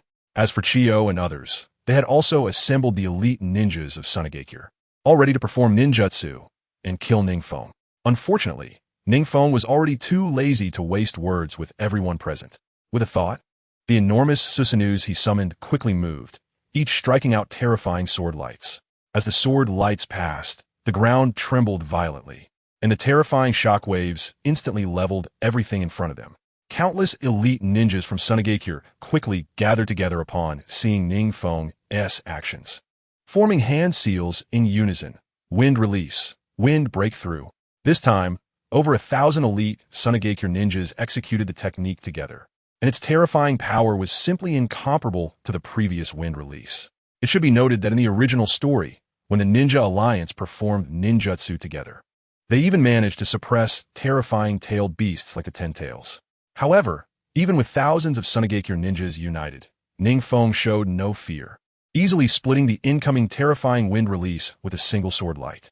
Moreover, the power of the sword light remained undiminished, instantly flattening several houses in Sunagakure as if they had never existed. Other Susanus also knocked back the Sunagakure ninjas they encountered. Suddenly, the rolling sand gold moved to entangle NingFeng's Susanu, attempting to inflict terrifying damage on him.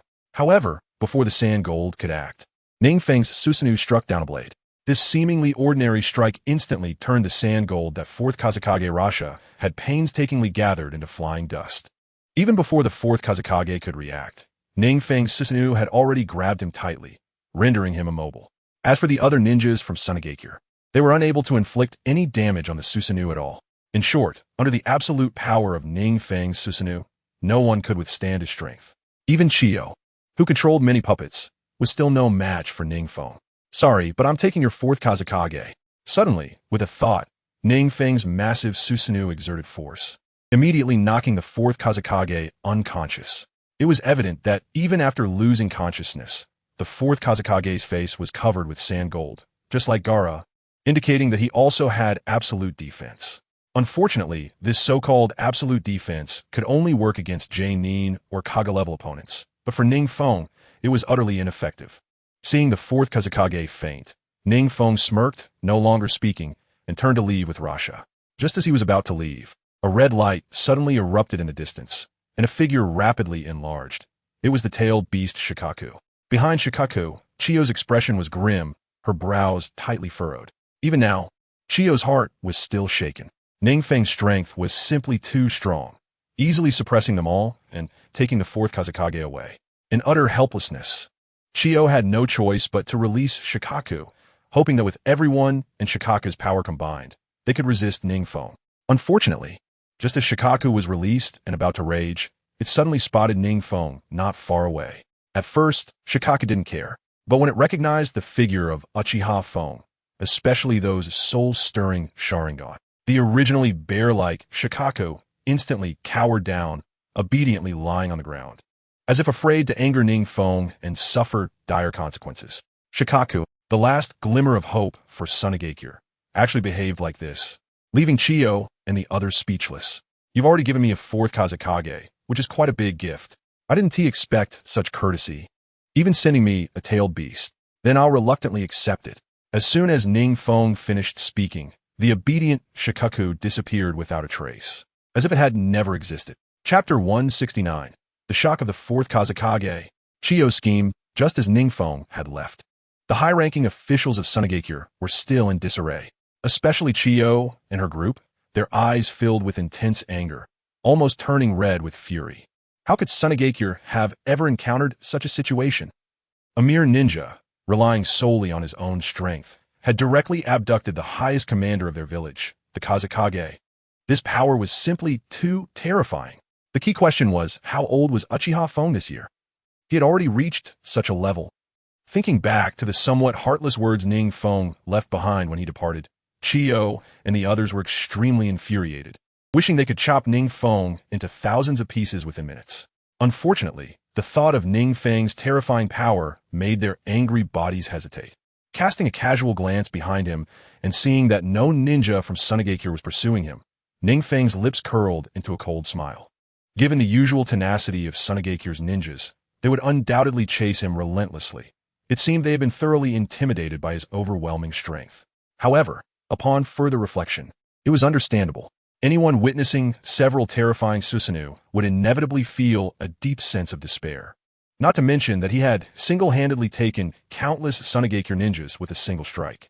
His actions and the terrifying impact he displayed were something the ninjas of Sunagakure had never experienced before, and it was entirely normal for them to feel hopeless.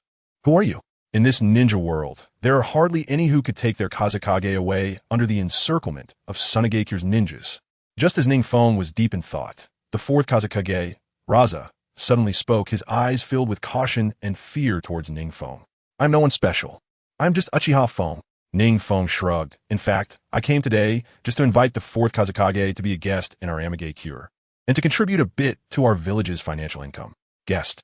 Raza frowned, just about to stand up when NingFeng grabbed him with one hand, rendering him unable to move.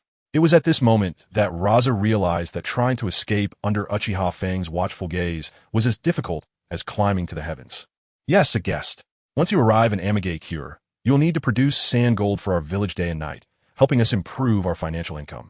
Of course, you can choose not to do so, but I fear that your son Agakure and your son Gara will find it difficult to remain safe," NingFeng said flatly. His purpose in capturing Raza was to enhance Amage cure's financial income. If Raza did not cooperate, then his trip would have been in vain, hence the need for a threat. Of course, this was not due to NingFeng's ruthlessness, but rather to secure a future for Amage cure and himself. He had to consider every possible means. "You." Raza's face was filled with anger, wanting to erupt, but upon recalling NingFeng's prowess, he forcibly held it back. While NingFeng was contemplating this, he suddenly furrowed his brow. The reason for his frown was simple. There were still some elite ninjas from Sunagakure stealthily following him, maintaining their distance. Clearly not having completely given up on the idea of retrieving the Kazekage, the leader was none other than Chiyo. However, what puzzled NingFeng was that although Chiyo had led the pursuit, the killing intent on her was not intense, indicating she was clearly plotting something else. Just as NingFeng was considering whether to eliminate these pursuing elite ninjas, Chiyo suddenly waved her hand, issuing an attack order. The elite ninjas from Sunagakure immediately rushed forward, wanting to reclaim their Kazekage. However, before they could make a move, sharp kunai suddenly appeared from behind, taking the lives of these elite ninjas. And the one who acted was Chiyo. After doing all this, Chiyo turned to leave, preparing to return to Sunagakure. Along the way, she stabbed herself several times with kunai to make it look like she had been seriously injured. Upon witnessing this scene, NingFeng finally understood. It turned out that Chiyo intended to use the incident of the Kazekage being abducted to gain political capital for herself, aiming to become the fifth Kazekage. In the original story, Chiyo had always been a righteous character, but NingFeng never expected her to be so scheming, comparable to Sarutobi Hiruzen. However, upon reflection, it made sense. Throughout multiple ninja world wars, Chiyo had been able to compete evenly with Hiruzen and others, so her depth of character was evident. However, this was just fine. If Chiyo were to be supported as the new Kazekage, it would be much easier for NingFeng to obtain what he wanted from Sunagakure in the future. Thinking along these lines, a glimmer of sinister light flashed in NingFeng's kaleidoscope Sharingan. Just as the fourth Kazekage was about to resist, he fainted directly. Then, NingFeng stored the fourth Kazekage into a space scroll and instantly appeared in front of Chiyo.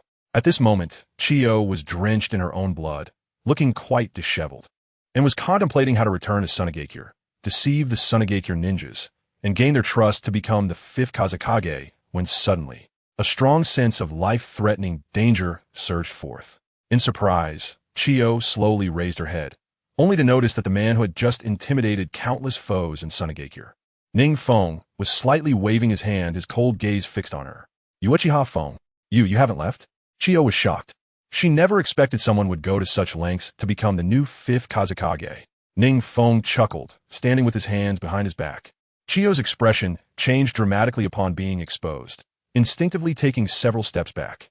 Then, as if she thought of something, since Uchiha Feng knew, he must have a need for her. "Uchiha Feng, please feel free to give your orders. As long as it helps me become the new fifth Kazekage, I can meet any condition you have." Chiyo was quite straightforward, quickly proposing to collaborate with NingFeng after a brief moment of astonishment. Indeed, her depth and wisdom were top-notch, comparable to Sarutobi Hiruzen. Chapter 170. The true behind-the-scenes boss of Sunagakure chatting with Chiyo was very pleasant. In order to ascend to the position of fifth Kazekage, she tried every means to please NingFeng. In the end, NingFeng casually handed her a token of his, and she happily made her way back to Sunagakure. Watching Chiyo leave with a satisfied expression, NingFeng's smile grew even more pronounced. In fact, NingFeng did not expect everything to go so smoothly. This time, by taking the fourth Kazekage, not only had he secured Amage Cure's financial income, but he also gained the one-tail Shikaku, another tail beast. If that were all, It would be fine, but what made NingFeng even happier was that Chiyo was willing to sell everything and collaborate with him for the position of 5th Kazekage. With Chiyo's cooperation, Sunagakure could practically be said to be following NingFeng's lead. As for the token he gave to Chiyo, it was merely a piece of trash, allowing her to explain herself to the higher-ups of Sunagakure. In summary, NingFeng's gains this time can be considered a threefold achievement, and he flew straight away. Summoning the 4th Kazekage, who was still trapped in a Jinjutsu, NingFeng headed directly to the Rain Village. On the way, Xiaonan, Nagato, and others, who had been waiting there, looked anxious. Although they knew that their Lord Feng had almost no opponents in the Sand Village, they still worried about his safety.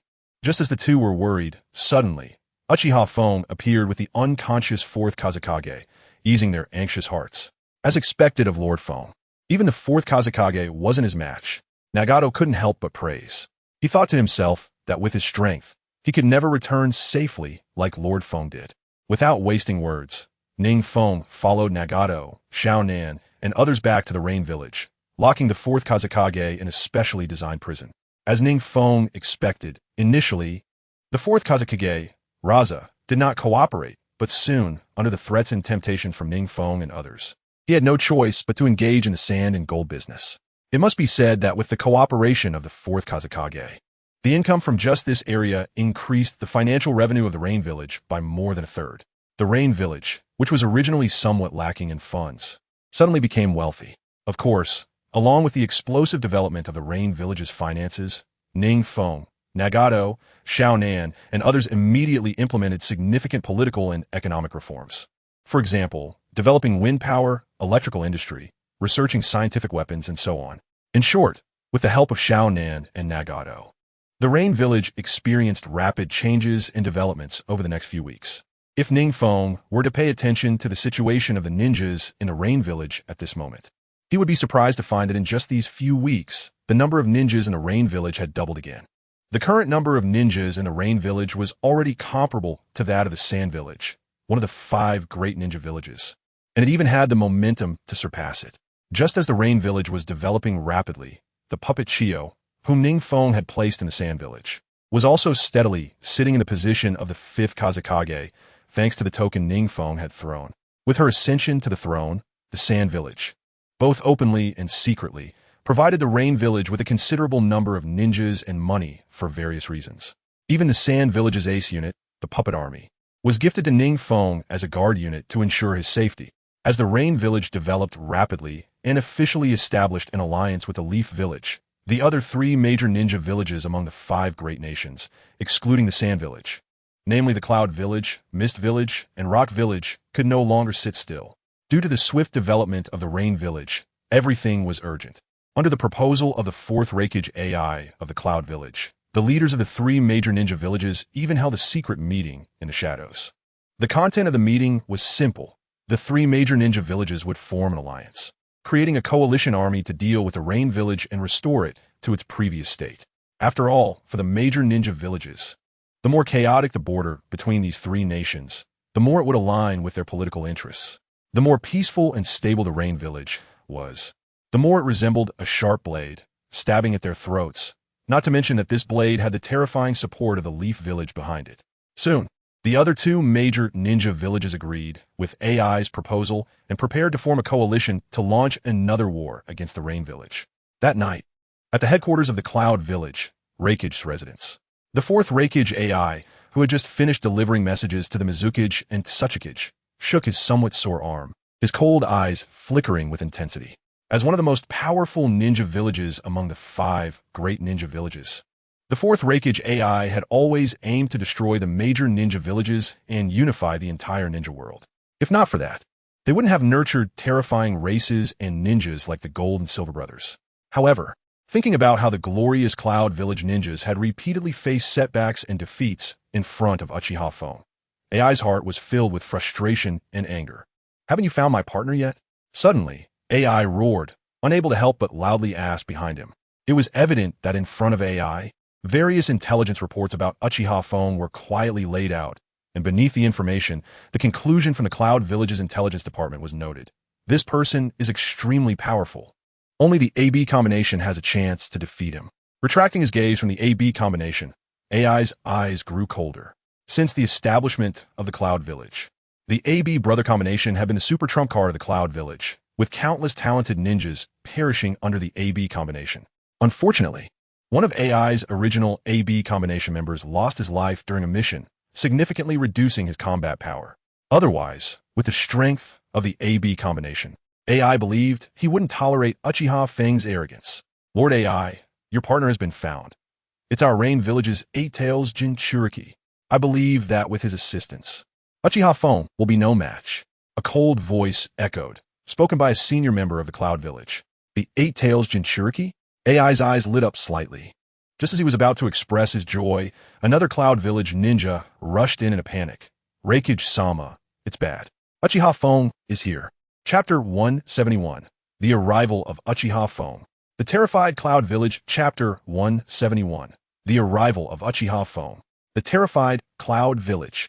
As soon as the reporting ninja finished speaking, the fourth Reikage AI, who was already wary of Uchiha Feng's strength, immediately stood up, his eyes filled with surprise. What? So fast? Where is he now? As if anticipating something, the fourth Reikage AI disregarded everything else. With a loud bang, he punched through the wall in front of him, and then activated his lightning release chakra mode, rushing toward the location of the Eight Tails Jinchuriki. As a former Reikage, he understood all too well the importance of a Jinchuriki to a hidden village. If the Jinchuriki were captured by Uchiha Feng, the combat power of the Cloud Village would be greatly weakened. Just as he was contemplating, an astonishing scene left the fourth Reikage AI dumbfounded. He saw the massive Eight Tails beast, which had transformed into a mythical creature, lying limply on the ground, its face filled with terror, while a young boy stood quietly atop the Eight Tails. This boy was none other than the third range shadow, Uchiha Feng. Looking at the shocked third Reikage AI not far away, Uchiha Feng's smile widened significantly. In fact, long before the rapid development of the Rain Village, he had already suspected that fourth Reikage AI and others would not let him off, thus gathering various ninja villages to deal with him. Rather than waiting for others to unite against him, it was better to take the initiative, striking them one by one, creating an image that would shock the other ninja villages, allowing the Rain Village to develop completely. Of course, NingFeng also knew that relying solely on his own strength, even if he destroyed the entire Cloud Village, the other ninja villages would take advantage of his weakened state to eliminate him. Therefore, NingFeng's purpose in coming this time was primarily to intimidate. When his strength truly reached the level to contend with the four great ninja villages, he would spare no effort to destroy all ninja villages in an instant, thereby achieving complete unification. As NingFeng pondered, sure enough, with the appearance of the fourth Reikage, a sharp sound of swishing came, followed by several elite members of the Cloud Village rapidly descending and surrounding NingFeng. Compared to Sunagakure, which had limited manpower and weaker ninja strength, with its only ace being the puppet master troops, this time, Cloud Village's ace troops were quite numerous. There were elite taijutsu troops using the Eight Sword style as their main combat ability, as well as the royal forces of Qin and Jin, and even not far away, there were specialized lightning release teams and flying squads. Behind these dark-clad elite cloud ninjas, there were even hundreds of cannon-like artillery pieces quietly positioned, locking onto NingFeng's figure. These artillery pieces were none other than the chakra cannons used by Cloud Village to bombard the moon in later years. Don't underestimate these chakra cannons. When the chakra within reaches a terrifying level, theoretically, they could destroy anything, even the earth itself. Truly, Cloud Village is formidable. NingFeng smirked slightly. In the original work, although there was no detailed description of Cloud Village's overall strength among the 5 great ninja villages, based on its performance in the 4th Great Ninja War, Cloud Village is undoubtedly one of the top super ninja villages, with strength comparable to Konoha, not to mention the various secret techniques and ninjutsu they possess. Compared to the impoverished Sunagakure, Cloud Village is clearly much harder to deal with. I wonder why Lord 3rd Hokage Uchiha Feng has come to Cloud Village today. The 4th Reikage took a deep breath, suppressing his inner anger, and calmly inquired. If it were usual with his fiery temper, he would have already ordered all elite ninjas to move together and annihilate NingFeng. However, the 4th Reikage was also very clear in his heart that once he provoked Uchiha Feng, whether his ninja village could retain half of its combat power would still be a question. After all, the example of Sunagakure was still fresh in their minds. This lord merely heard that Lord 4th Reikage of Cloud Village is contacting Mist Village and Stone Village, preparing to form an alliance to strike against our Rain Village. So I came to Cloud Village to see if such a thing is really happening. NingFeng spoke indifferently, his tone utterly flat, devoid of any emotion. However, it was precisely this indifferent tone that instantly stirred up a storm in the heart of Fourth Raikage and created immense waves in the hearts of all elite Cloud ninjas. How could there not be waves? NingFeng's words clearly indicated that he had come to question them and intimidate them, even carrying a hint of threat. It is worth noting that in the minds of many Cloud Village ninjas, their Cloud Village is one of the top existences among the 5 great ninja villages. A very honorable existence. Yet, in such an honorable place, an unexpected ninja appeared before all the Cloud ninjas, even before the Raikage, threatening them. This made many Cloud ninjas feel an overwhelming sense of defeat. Even Fourth Raikage, himself felt an immense sense of defeat, as if he had failed in life. So, Lord Uchiha Feng, are you here to question us? Once again suppressed the anger in his heart, forcing himself not to explode. No, I'm just here to confirm whether this matter is true. By the way, your 8-tails beast doesn't seem to be that resilient. I subdued it quite easily. NingFeng Sruket. He wasn't really that arrogant by nature. He only spoke this way to intimidate a strong enemy. Indeed, upon hearing NingFeng's words, he became even more cautious. He suppressed his inner fury. Lord Third Hokage, surely you must have misunderstood. How could we possibly form an alliance to strike against you? However, as soon as he finished speaking, NingFeng casually waved his hand, and several bloodied elite Cloud ninjas collapsed to the ground, wailing. Seeing these elite ninjas, A's expression changed dramatically. These elite ninjas were the ones he had sent to contact Mist Village and Stone Village, and they had been so easily captured by Uchiha Feng. Has the intelligence department of Rain Village become this powerful? Even their intelligence has been intercepted? Chapter 172. Intimidation. An unprecedented shock. It is worth noting that these elite Cloud ninjas were precisely those he had dispatched to communicate with other ninja villages. With these elite ninjas present, NingFeng must have already learned about Cloud Village's plan to form an alliance with other ninja villages. If Uchiha Feng were to stir up trouble in Cloud Village over this matter, it would undoubtedly result in significant losses for Cloud Village. They might fall into a state of disarray like Sunagakure, which had just become a leader among the 5 great ninja villages. The more he thought about this, the angrier and more conflicted he became. Anger arose from the fact that the dignified Cloud Village was being suppressed by a mere third Hokage, unable to breathe.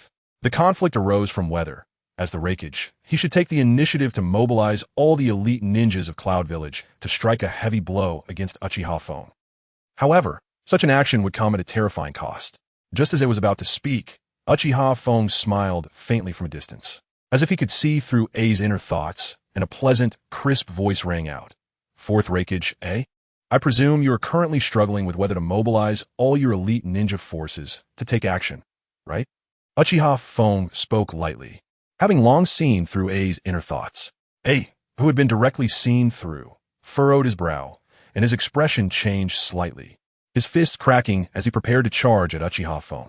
However, before A could muster the courage to attack, Uchiha Feng's calm voice resounded once more. Lord Fourth Raikage, there is no need to rush into action. You might want to take a look at the situation around your Cloud Village before making a decision. Upon hearing this, A's gaze turned cold, and he looked around. As a result, he realized that the moment he looked, his expression became increasingly icy and terrifying. The reason for his demeanor was quite simple. They was horrified to discover that, unbeknownst to them, a trace of explosive chakra had already been infused around them. Although it was not a sensory-type ninja, he could still feel this explosive chakra from his many encounters with explosive release ninjas. Sensor team, wave his hand. The next moment, the specialized sensory elite ninjas of Cloud Village quickly descended and appeared beside A, presenting him with expressions that were complex and filled with concern. One of the sensory elite ninjas even lowered his voice to respond. We don't know how Lord Uchiha Feng managed to do this, but just the explosive chakra surrounding Cloud Village is enough to destroy most of Cloud Village. Most of Cloud Village. A frown slightly, and in an instant, his heart sank. In the distance, NingFeng chuckled. In fact, if it weren't for the gathering situation of Yunin Village, which mostly consisted of towering mountains, given the gathering situation of Konoha Village, just these explosive chakra alone would be enough to destroy the entire Konoha Village, with power comparable to the Shinra Tensei of Pain in later generations. Of course, these explosive chakras were merely a superficial layer. he hadn't mixed in all of them. Otherwise, with such a large Yunin village, he would have to expend an amount of chakra equivalent to several-tailed beasts. After all, his purpose was merely to intimidate, not to destroy the entire Yunin village. A destroyed Yunin village would have lost its purpose. When it came time for unification, a hefty sum would be needed for reconstruction, which would be a loss. While NingFeng was pondering this, AI, at that moment, sensing everything, no longer dared to act rashly. His heart was shocked, not only by the fact that Uchiha Feng had prepared so much, but also by the fear that such a person would be an everlasting threat if left in the ninja world. No wonder the third Reiki's actions were so well prepared.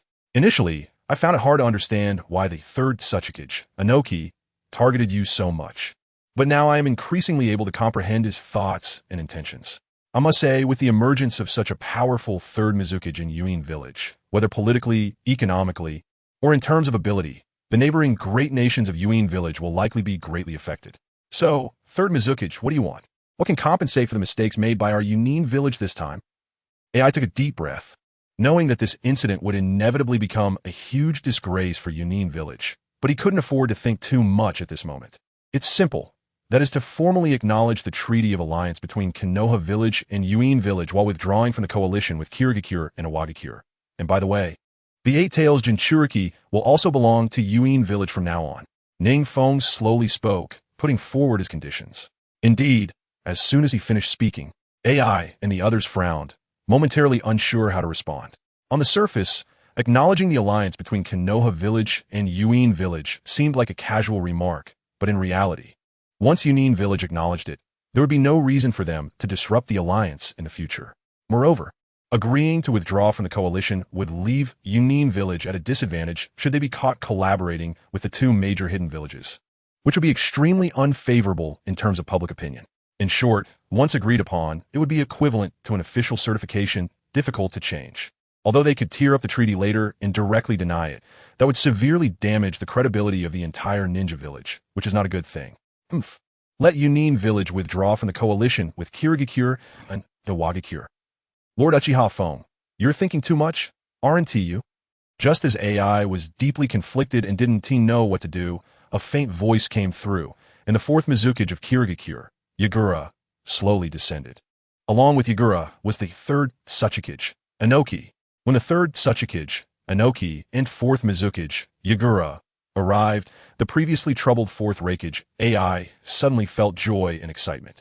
Ha ha ha ha ha. Uchiha Feng, didn't he expect this, did you? Who would have thought that at this critical moment, Inoki and Yagura would actually show up here? AI laughed wildly, feeling thrilled and happy. Although he alone was no match for Uchiha Feng, with the third Tsuchikage Inoki and fourth Mizukage Yagura here, he was no longer at a disadvantage against NingFeng. More importantly, with these two present, they could capture NingFeng on the spot and completely divide Yuin village. Without Uchiha Feng in control, Yuin village would be the safest existence in the ninja world. The more AI thought about it, the more excited he became, feeling that Inoki and Yagura had come at just the right time. Meanwhile, as AI was thinking this, Inoki and Yagura had already slowly approached the elite ninjas of Yunin village. Because everyone's attention was focused on Uchiha Feng, no one noticed anything unusual, and they allowed Inoki and Yagura to approach without worry. To many elite ninjas of Yunin, Inoki and Yagura were companions fighting alongside them at this moment. However, soon, a sensory-type elite ninja from Yunin sensed something was off and quickly shouted, "Get away from Tsuchikage and Mizukage. Their bodies are filled with explosive chakra. Explosive chakra. Explosive chakra." As soon as the words fell, countless elite ninjas from Yunin changed their expressions drastically and hurriedly scattered, their eyes filled with terror and shock. In their astonished gazes, they saw the figures of Tsuchikage, Inoki, and Yagura becoming larger and more distorted, as if they could explode at any moment. Moreover, this explosion would be one capable of destroying the entire Yunin village. In the distance, AI clenched his fists tightly, his eyes filled with a fierce, murderous intent, and he activated his lightning release chakra mode. However, even so, as the fourth Reikage, AI did not dare to act rashly, fearing that a careless move might provoke the boy in the sky. Who would have thought that the ones bringing hope to their elite Yunin ninjas, Yagura and Inoki, had long been transformed by NingFeng using a transformation technique and had explosive chakra infused within them. It was unimaginable what kind of terrifying power would be unleashed if these explosive chakras detonated. Looking at the terrified elite ninjas below, NingFeng shrugged. In fact, Inoki and Hyuga, infused with explosive chakra, were all transformed by NingFeng's shadow clone, intended to provide him with an extra layer of insurance. If the explosive chakra arranged around could not explode, then these Tsuchikage and Mizukage infused with explosive chakra would also explode fiercely, turning everything to ashes. After experiencing this meticulously designed plan by NingFeng, AI thoroughly understood that Uchiha Feng had made incredibly sufficient preparations for this visit. He could not harbor any delusions. Of course, if he did have any delusions, he would have already been turned into minced meat along with the other elite ninjas from Yunin in that brief moment. So terrifying, AI's hands were trembling at this moment, frightened by Uchiha Feng's series of actions. If someone were here to see the dignified fourth Raikage AI displaying such a fearful expression, such a frightened demeanor, they would surely be astonished, finding it hard to associate it with the once proud fourth Raikage AI. All right, whatever you say goes. All the demands AI, accept them. At this moment, AI had completely surrendered. As he spoke, his voice trembled violently. As soon as he finished speaking, those who were previously furious and ready to pounce on NingFeng among the elite ninjas of Yunin also obediently quieted down. Some even secretly breathed a sigh of relief, wiping the beads of sweat from their foreheads. There was no other option. One careless move, and they would meet the king of hell. Seeing AI completely surrender, NingFeng smirked slightly and casually tossed out 2 already prepared documents, which flew in front of AI. The dignified fourth Raikage AI, surprisingly, did not even carefully read the contents of the documents before hastily signing his name, after which he fell silent and no longer spoke. In fact, it was the first time that AI signed such a yielding treaty, and it was incredibly humiliating. However, no matter how humiliating it was, he could only hold it in. That's right. I also took the 8 Tails Jinchuriki with me. NingFeng chuckled and nodded in satisfaction, then stopped talking and dragged the already unconscious Nyogue back towards the rain village, truly returning with a full load. In fact, NingFeng didn't expect this time to go so smoothly, as it not only intimidated the Cloud Village, but also prevented them from forming an alliance with other ninja villages. However, more than anything, what NingFeng gained the most was the 8 Tails and Nyogue. It should be noted that among the many-tailed beasts, aside from the terrifying and massive chakra of the 9 tails, the chakra of the 8 tails Nyogue is also very formidable, incomparable to ordinary tailed beasts. Right now, he already possessed 4-tailed beasts. The 4 tails, 5 tails, 8 tails, and 9 tails within him, and the chakra energy these tailed beasts provided was unimaginable. Although the 8 tails is not as powerful as the 9 tails, it could still enhance his combat power once again. At this moment, NingFeng even wanted to try the feeling of merging all tailed beast chakra into one. It would be incredibly wonderful and terrifying. At the entrance of the rain village, Nagato, Conan, and others were still quietly waiting. However, from a distance, NingFeng could see a familiar figure among a ghostly shadow. This person was none other than Orochimaru. However, compared to his surprise at seeing Orochimaru, it was clear that Orochimaru himself was even more astonished, especially when he gazed at the magnificent rain village, leaving him completely stunned. It should be known that when the legendary Sannin made their name throughout the ninja world, the rain village was still a dilapidated small village, without even a proper ninja hall. Yet now, the luxury and grandeur of the rain village actually surpassed that of the sand village, one of the 5 great ninja villages. What does this mean? No one knew better than Orochimaru himself. Chapter 174. Orochimaru's Arrival. Orochimaru's ambition, in fact. While Orochimaru was quietly waiting at the entrance of the rain village for Uchiha Feng's arrival, at this moment, on the outskirts of the cloud village, several figures could be seen standing quietly. Among them, one figure tightly held a sharp kunai, at the end of which was quietly engraved a space-time mark. This person was none other than the 4th Hokage of Konoha, Minato Namikaze. Behind Minato, Uchiha Itachi and Uchiha Shisui were also extremely quiet, silently retracting their sharp weapons. In fact, they had long guessed that with Uchiha Feng's personality, he would surely take the initiative to act before anyone from the Cloud Village could move, giving them a big surprise. However, thinking about Uchiha Feng risking himself alone, potentially facing the encirclement of the elite ninjas from the Cloud Village, Minato and the others hurried to the outskirts to keep an eye on the Cloud Village's movements. if Uchiha Feng accidentally fell into the trap of the Cloud Village. They would not hesitate to activate Susanoo to save Uchiha Feng's life. Of course, although Minato and the others were worried about Uchiha Feng's safety, they also knew that Uchiha Feng's strength was certainly not ordinary, and the Cloud Village was definitely not a match for him. Nevertheless, they still rushed over. I told you. Feng is fine. It's all Shirsue's fault for worrying too much. Uchiha Itachi suddenly spoke slowly. The heart that had been hanging in his throat finally eased. Oomph. You were the one who dragged me over here. And why do you keep pulling my clothes, Minato-sensei?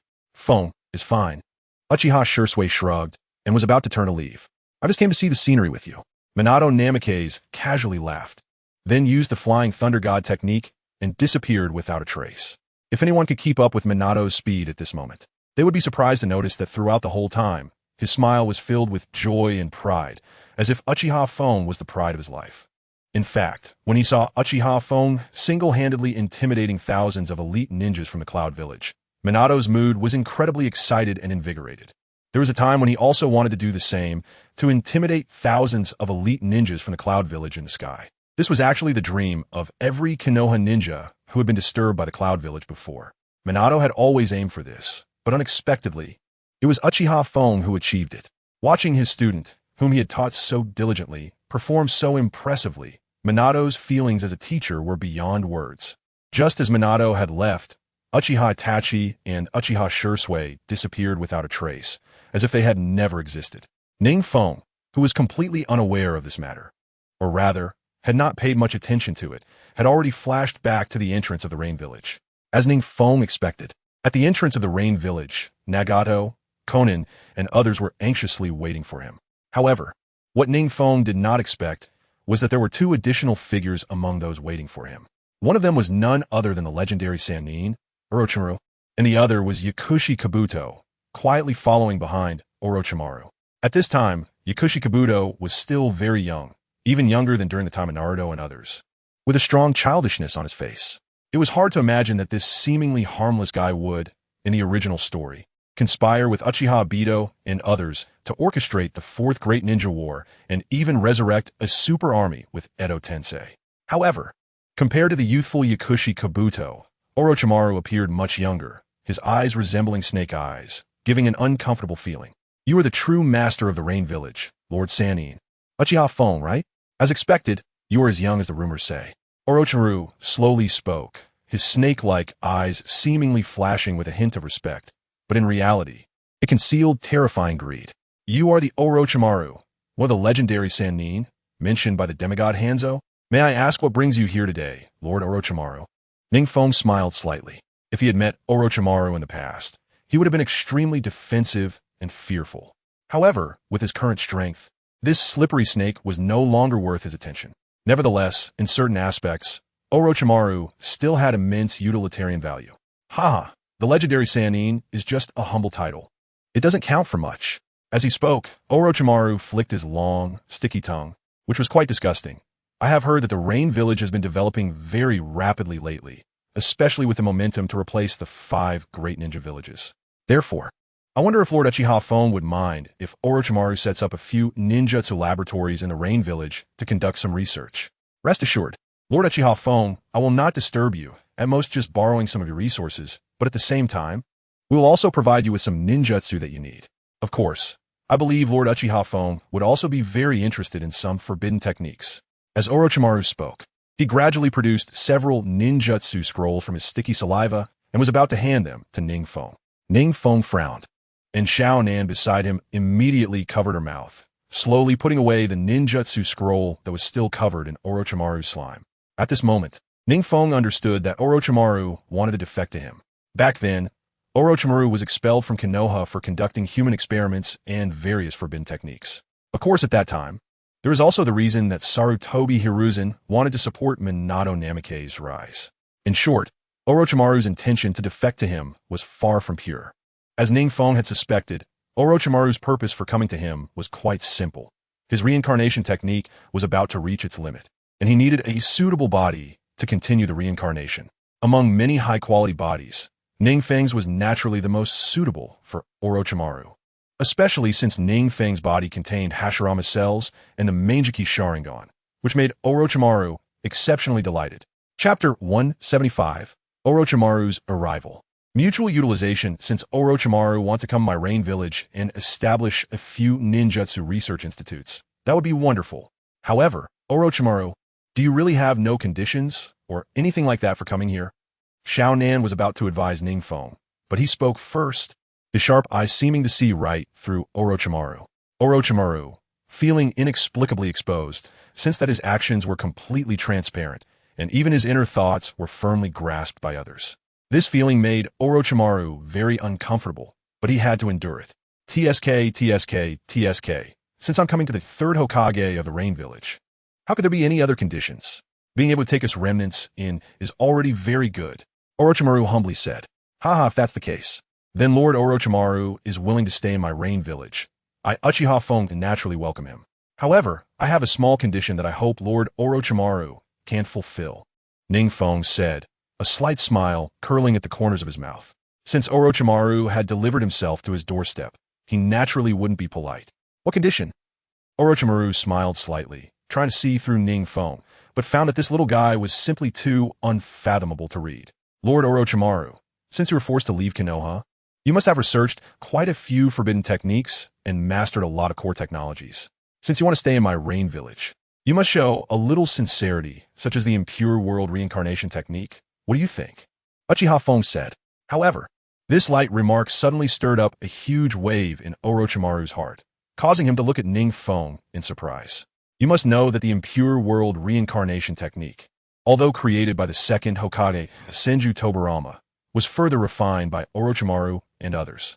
However, Orochimaru had always kept the impure world reincarnation a secret, fearing that others would find out. But what Orochimaru didn't expect was that something he had kept secret would be known by Uchiha Feng. Moreover, it seemed that Uchiha Feng knew about this without expending much effort, as if he had casually investigated and learned everything. At once, Orochimaru's gaze towards Uchiha Feng changed, becoming somewhat different. The previously worshipful yet disdainful attitude had turned serious. Cough, cough, cough. Lord Uchiha Feng is joking. How could I, Orochimaru, be involved with the impure world reincarnation technique? Orochimaru hurriedly covered up. It must be said that he hated being seen through. Especially this feeling was particularly uncomfortable. Lord Orochimaru, there's no need to pretend with me. I actually know not only that you are researching the impure world reincarnation technique, but also that you are studying the immortality technique. NingFeng Sruket, his tone still as calm as before. However, this calm and colorless tone once again stirred up a huge wave in Orochimaru's heart. This time, the wave was even more terrifying and shocking than the last. At this moment, Orochimaru's view of Uchiha Feng was no longer just serious. It was fear. Why, how did you know? Orochimaru suddenly dared not play tricks in front of Uchiha Feng anymore. He had never thought that the intelligence department of Rain Village could be so terrifying, even researching his forbidden techniques so thoroughly. What this meant, no one understood better than Orochimaru himself. If NingFeng did not possess information about him, Orochimaru would still have the courage to steal NingFeng's body and launch a surprise attack. But now, Orochimaru did not dare, as fear filled his heart. Seeing that Orochimaru was silent for a long time, NingFeng smiled faintly, thinking that even someone as seasoned as Sarutobi Hiruzen was being toyed with by him. Let alone Orochimaru. Konan and Nagato had remained silent throughout. However, although they did not speak, how could two such clever individuals not see that the ambitious Orochimaru was thoroughly defeated in front of their third Hokage? It was likely that even in Konoha, Orochimaru had never suffered such a setback, right? Suddenly, both of them felt a desire to laugh. Meanwhile, Kabuto, who was following Orochimaru, cast a deep glance at Uchiha Feng. As Orochimaru's little follower, Kabuto had never been satisfied with his identity and always wanted to achieve his own great ambitions. Initially, he was attracted to Orochimaru's mysterious aura and powerful strength. But seeing Orochimaru fail, he suddenly felt an inexplicable desire to follow Uchiha Feng and emulate him. Lord Orochimaru. Suddenly, Kabuto gently patted Orochimaru's shoulder, waking him up, and he revealed the previous smile. He did not expect that Uchiha Feng had already grasped so much information about him. It seemed that not sharing these forbidden techniques was somewhat unreasonable. But please rest assured, Lord Uchiha Feng, as long as Orochimaru settles in Rain Village, he will definitely share all his core forbidden techniques with you. Orochimaru hurriedly assured. If before this, Orochimaru was just trying to fool Uchiha Fong. Then this statement was the true reflection of his inner thoughts. In other words, did Orochimaru dare to play tricks in front of Lord Uchiha Fong? That's right. NingFeng nodded slightly. In fact, his Rain Village was also lacking a research institute like Orochimaru that specialized in various forbidden techniques. In the original work, various ninja villages like Konoha and Kumogakure were constantly emerging, all crazily conducting ninjutsu research. His Rain Village, as a small ninja village, had never had this. But now with Orochimaru's addition, it had completely filled this gap. As for Orochimaru conducting human experiments, that was fine. After all, using the corpses of ninjas from other ninja villages for experiments was perfectly okay, as long as it did not affect the ninjas of Rain Village. Chapter 176. The Arrival of Orochimaru. The 6th Rain Village emerges at this moment. Rain Village. With the strong addition of Orochimaru, the originally technology-deficient Rain Village received a significant boost in this area. Subsequently, NingFeng had Nagato select several locations to serve as laboratories for Orochimaru and intentionally leak the news of Orochimaru's joining Rain Village. Other major nations were already worried about the rapidly developing Rain Village, and they were shocked to learn that even one of the legendary Sannin, Orochimaru, had actively joined. This was like adding wings to a tiger. People like Raikage, it could only sigh helplessly after hearing the news, not daring to take any action, at least not at this stage. In the following days, Rain Village, with Orochimaru's joining, saw rapid improvements every day. One day, Uchiha Fong specially summoned Konan and Nagato. Nagato, I have a task for you. Go dig up the graves of those powerful individuals. Uchiha Fong presented Nagato with a challenging task upon seeing him. Hearing that he had to dig graves, Nagato was taken aback and confused. Even Konan looked puzzled. Rain Village was developing rapidly, so why dig up graves? Was it for some treasure? In fact, NingFeng had his own plans. Orochimaru was very sensible. Within just a few days of joining Rain Village, he voluntarily submitted the techniques of immortality and Edo Tensei. The immortality technique could allow a person to live forever, which was indeed impressive, but also had drawbacks. However, that could be set aside for now, and later improvement could be sought. On the other hand, the Edo Tensei technique was extraordinarily valuable, but the most troublesome aspect of it was that it required collecting valuable human specimens to use. This undoubtedly meant digging up graves. NingFeng naturally wooed Tigo himself, but Nagato under him could complete this task. NingFeng quickly explained the Edo Tensei technique to Nagato, who nodded repeatedly, finally realizing what was at stake. It should be noted that after the Third Great Ninja War, many famous powerhouses had fallen, but their bodies were still relatively easy to find. In the future, to conquer the world, the Edo Tensei technique would be immensely useful. After understanding the situation, Nagato set off that day with Konan and others. NingFeng also provided them with a list of some powerful individuals who had died recently or some time ago, such as the first Kazekage, the first Mizukage, and some talented individuals from the Uchiha clan during the founding of Konoha, like Uchiha Izuna. Finding the graves of these individuals would be much easier than when Kabuto was searching for them. Moreover, compared to the original timeline, they were at least 10 to 20 years ahead, and these powerful individuals had not been dead long. Of course, NingFeng emphasized that if they found the grave of Uchiha Madara, they must notify him immediately. Days passed unknowingly. In the Rain Shadow Mansion, NingFeng sat upright in the Rain Shadow chair, quietly reviewing the overall population of Rain Village. Suddenly, a figure flashed by, and Uchiha Itachi appeared not far away. Brother Itachi? NingFeng sensed Uchiha Itachi's presence immediately and was very pleased by his arrival. He expected that, after just a few days, Itachi's strength had again increased. Uchiha Itachi was surprised by NingFeng's terrifying growth and strength, and he couldn't help but feel a bit shocked. However, he quickly regained his composure and said, Lord Fourth Hokage has agreed to let me join Rain Village to prevent a series of unforeseen events. Lord Fourth Hokage is worried that your current village is growing too quickly and that you may not have enough manpower to assist you. So he sent me here. NingFeng felt warm inside upon hearing this. It was indeed true. As Rain Village grew stronger, the number of matters to handle also increased. Nagato, Konan, and Yahiko all had their own roles now. Rain Village, indeed, needed to assimilate more personnel. Trustworthy individuals like Uchiha Itachi were naturally the best choice. However, that said, the current total number of ninjas in Rain Village had already surpassed 70,000, surpassing Sunagakure, and had truly become the 6th great ninja village in a real sense. Nevertheless, NingFeng had another plan, to annex some nearby small villages and incorporate them into his territory.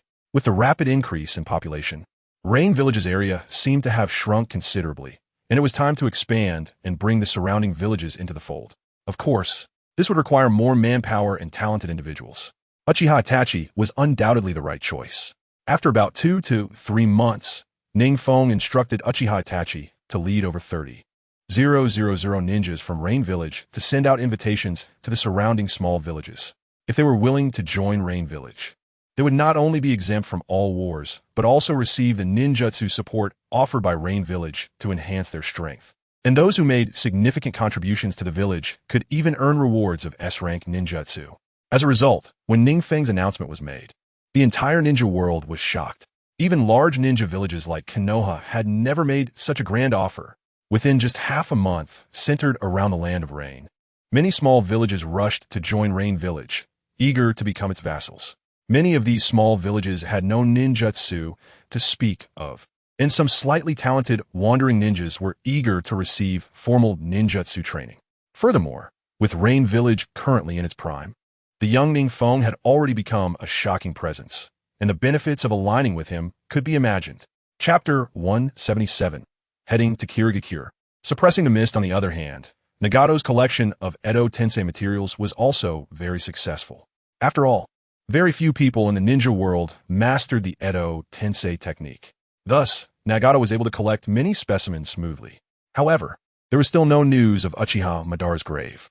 It was likely that Uchiha Madara had specifically instructed Kagaya to hide his grave before he died.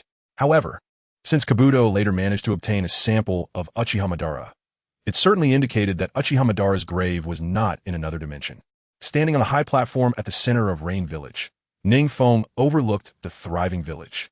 Unexpectedly, after he announced the expansion news, around 20,000 ninjas from the surrounding villages had joined Rain Village. Although these ninjas were not very strong and their loyalty was still to be tested, seeing the number of ninjas in his ranks exceed 80,000 made NingFeng feel incredibly proud. A strong village would attract more ninjas to join. With more ninjas, the village would grow even stronger. This was a positive cycle. At the same time, the area of Rain Village had also expanded significantly.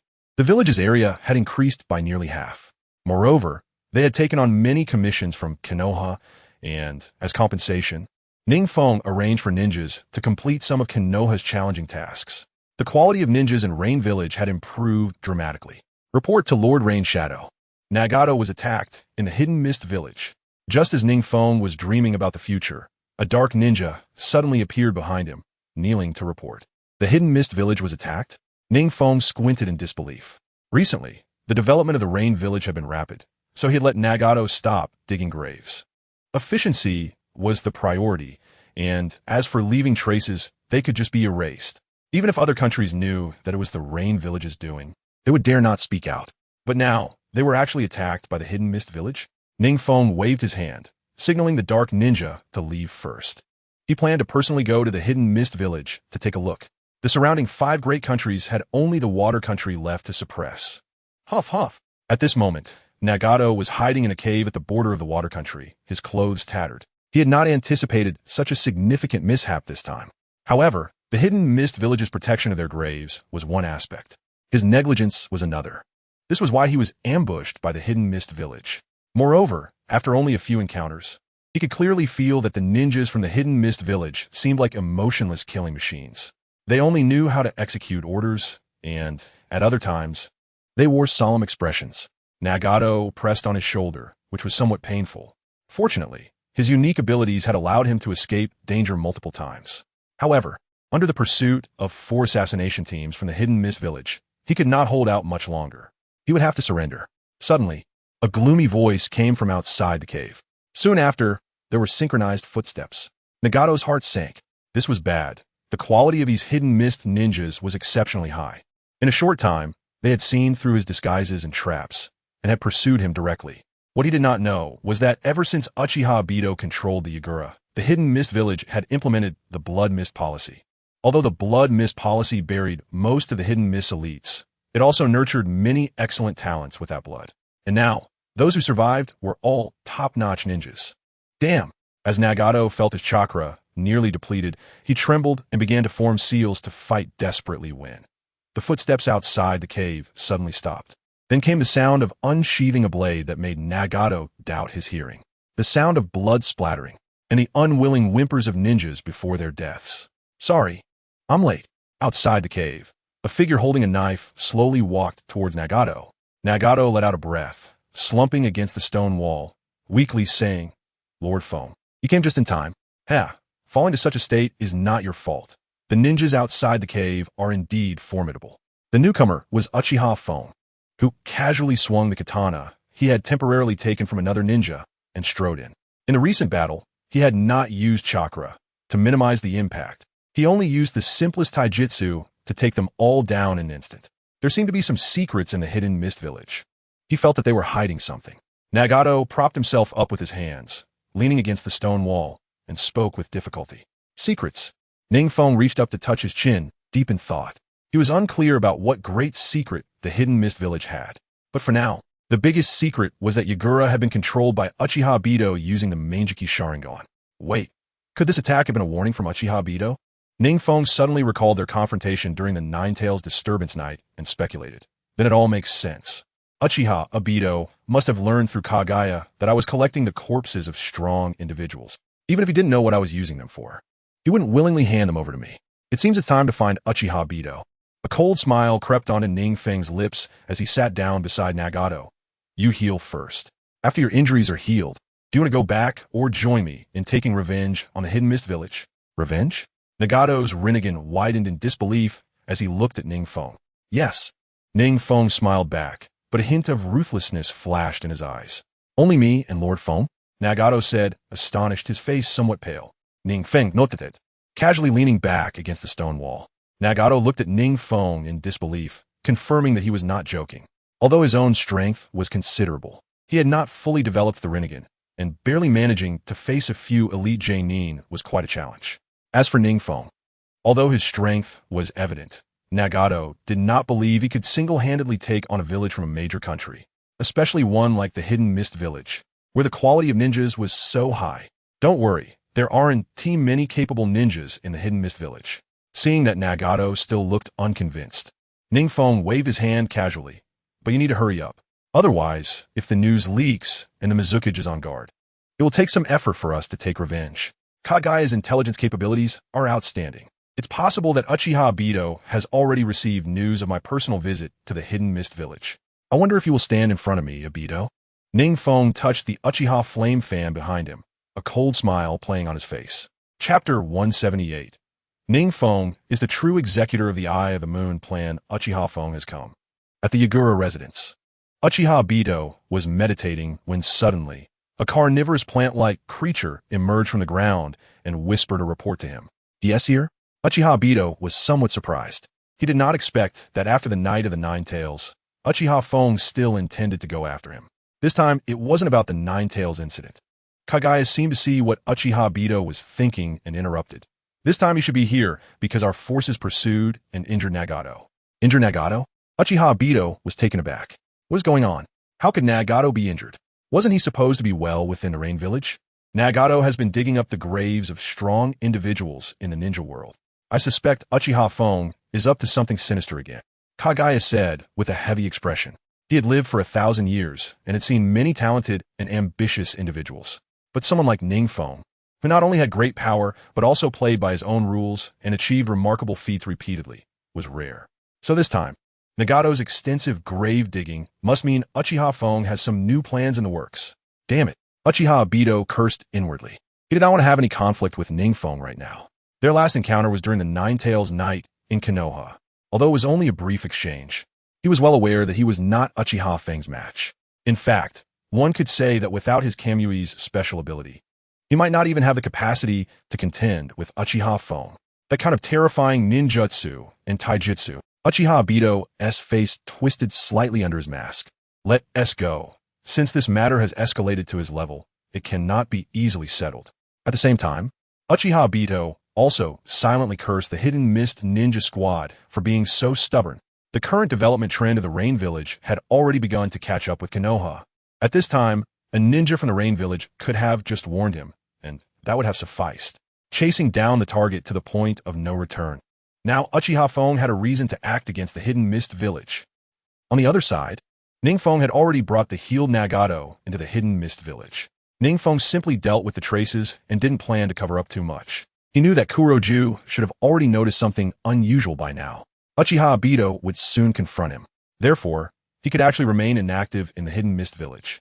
However, is it in NingFeng's character to remain silent after being attacked? This time, NingFeng infiltrated the Hidden Mist Village with Nagato, specifically for the village's special ninja tools, the 7 peculiar ninja swords. How's the reconnaissance going? To avoid drawing attention, NingFeng and Nagato chose to reside in a dilapidated wooden house on the outskirts of the village. This wooden house looked like it had been abandoned for a long time. It seemed the previous owner had long been buried in a foreign land. The spies infiltrating the Hidden Mist Village were not very high-ranking, but could be confirmed that the Mizukage ordered the elite ninjas above Jounin rank to abandon their tasks and return to the village recently. Nagato frowned, a hint of cold malice flashing in his purple Rinnegan. It seemed they had discovered that several teams of ninjas were missing. The worst possibility was that the Mizukage had already learned of Lord Feng's arrival. Otherwise, they wouldn't have mobilized so many people back to the village so ostentatiously. Nagato was well aware of his master's deterrent power. Speaking of which, among the 5 great nations, the other nations besides the Land of Water were either allied or had been intimidated. The Mizukage must also be wary due to Lord Feng's previous actions.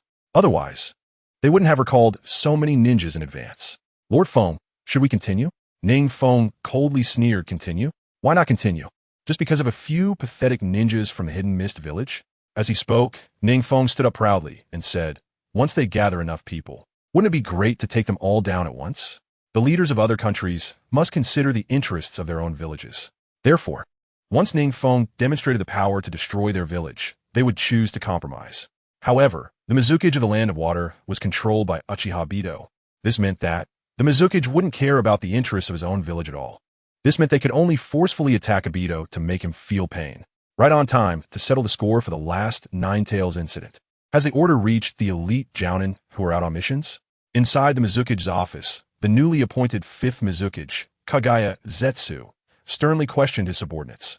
Ever since the Nine-Tails Night incident, when the 7 ninja swordsmen and Yagura were turned to ashes by NingFeng, Uchiha Obito had taken back the ninja swords and later found ninjas to replace the original 7 ninja swordsmen in the Hidden Mist Village. Report to the Mizukage. Most of the elite Jounin are on their way back, and a few have already returned to the village and are ready to serve your orders. However, this time, because of the sudden abandonment of missions, the village has lost a considerable amount of mission funds. That's a small matter. Kagaya Zetsu impatiently interrupted the report. Obito, who controlled Zetsu, definitely knew how much funding would be lost from this action. But right now, the situation was very urgent. Uchiha Feng's arrival in the Hidden Mist Village could not be good news. Days had passed, and there was still no sign of movement. This made him increasingly anxious. What about the 7 ninja swordsmen? Suddenly thinking of something, Yagura hurriedly asked. The 7 ninja swordsmen have all returned to the village. That's good. Yagura nodded slightly. Uchiha Obito was well aware of the power the 7 ninja swordsmen could exert. This would increase their chances against Uchiha Feng. However, he also knew very well that merely these forces were still not enough.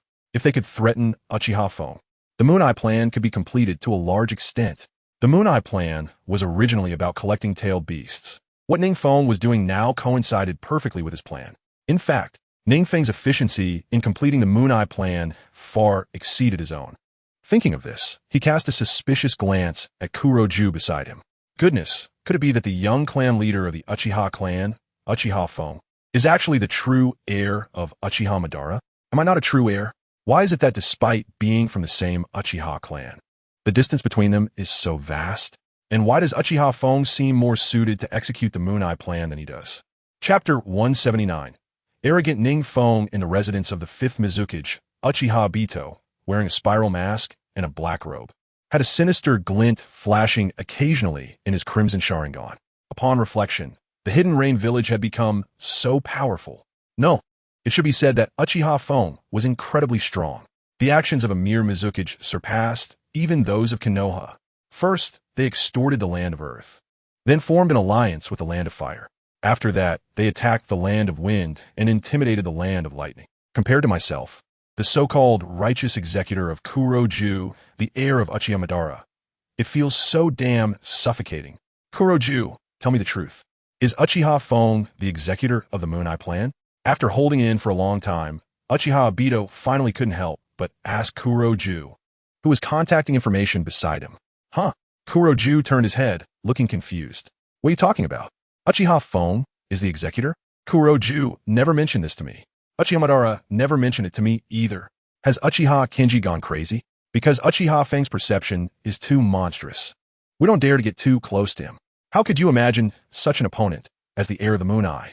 Seeing Kuroju's expression, Obito cursed inwardly. This Kuroju is always so clueless.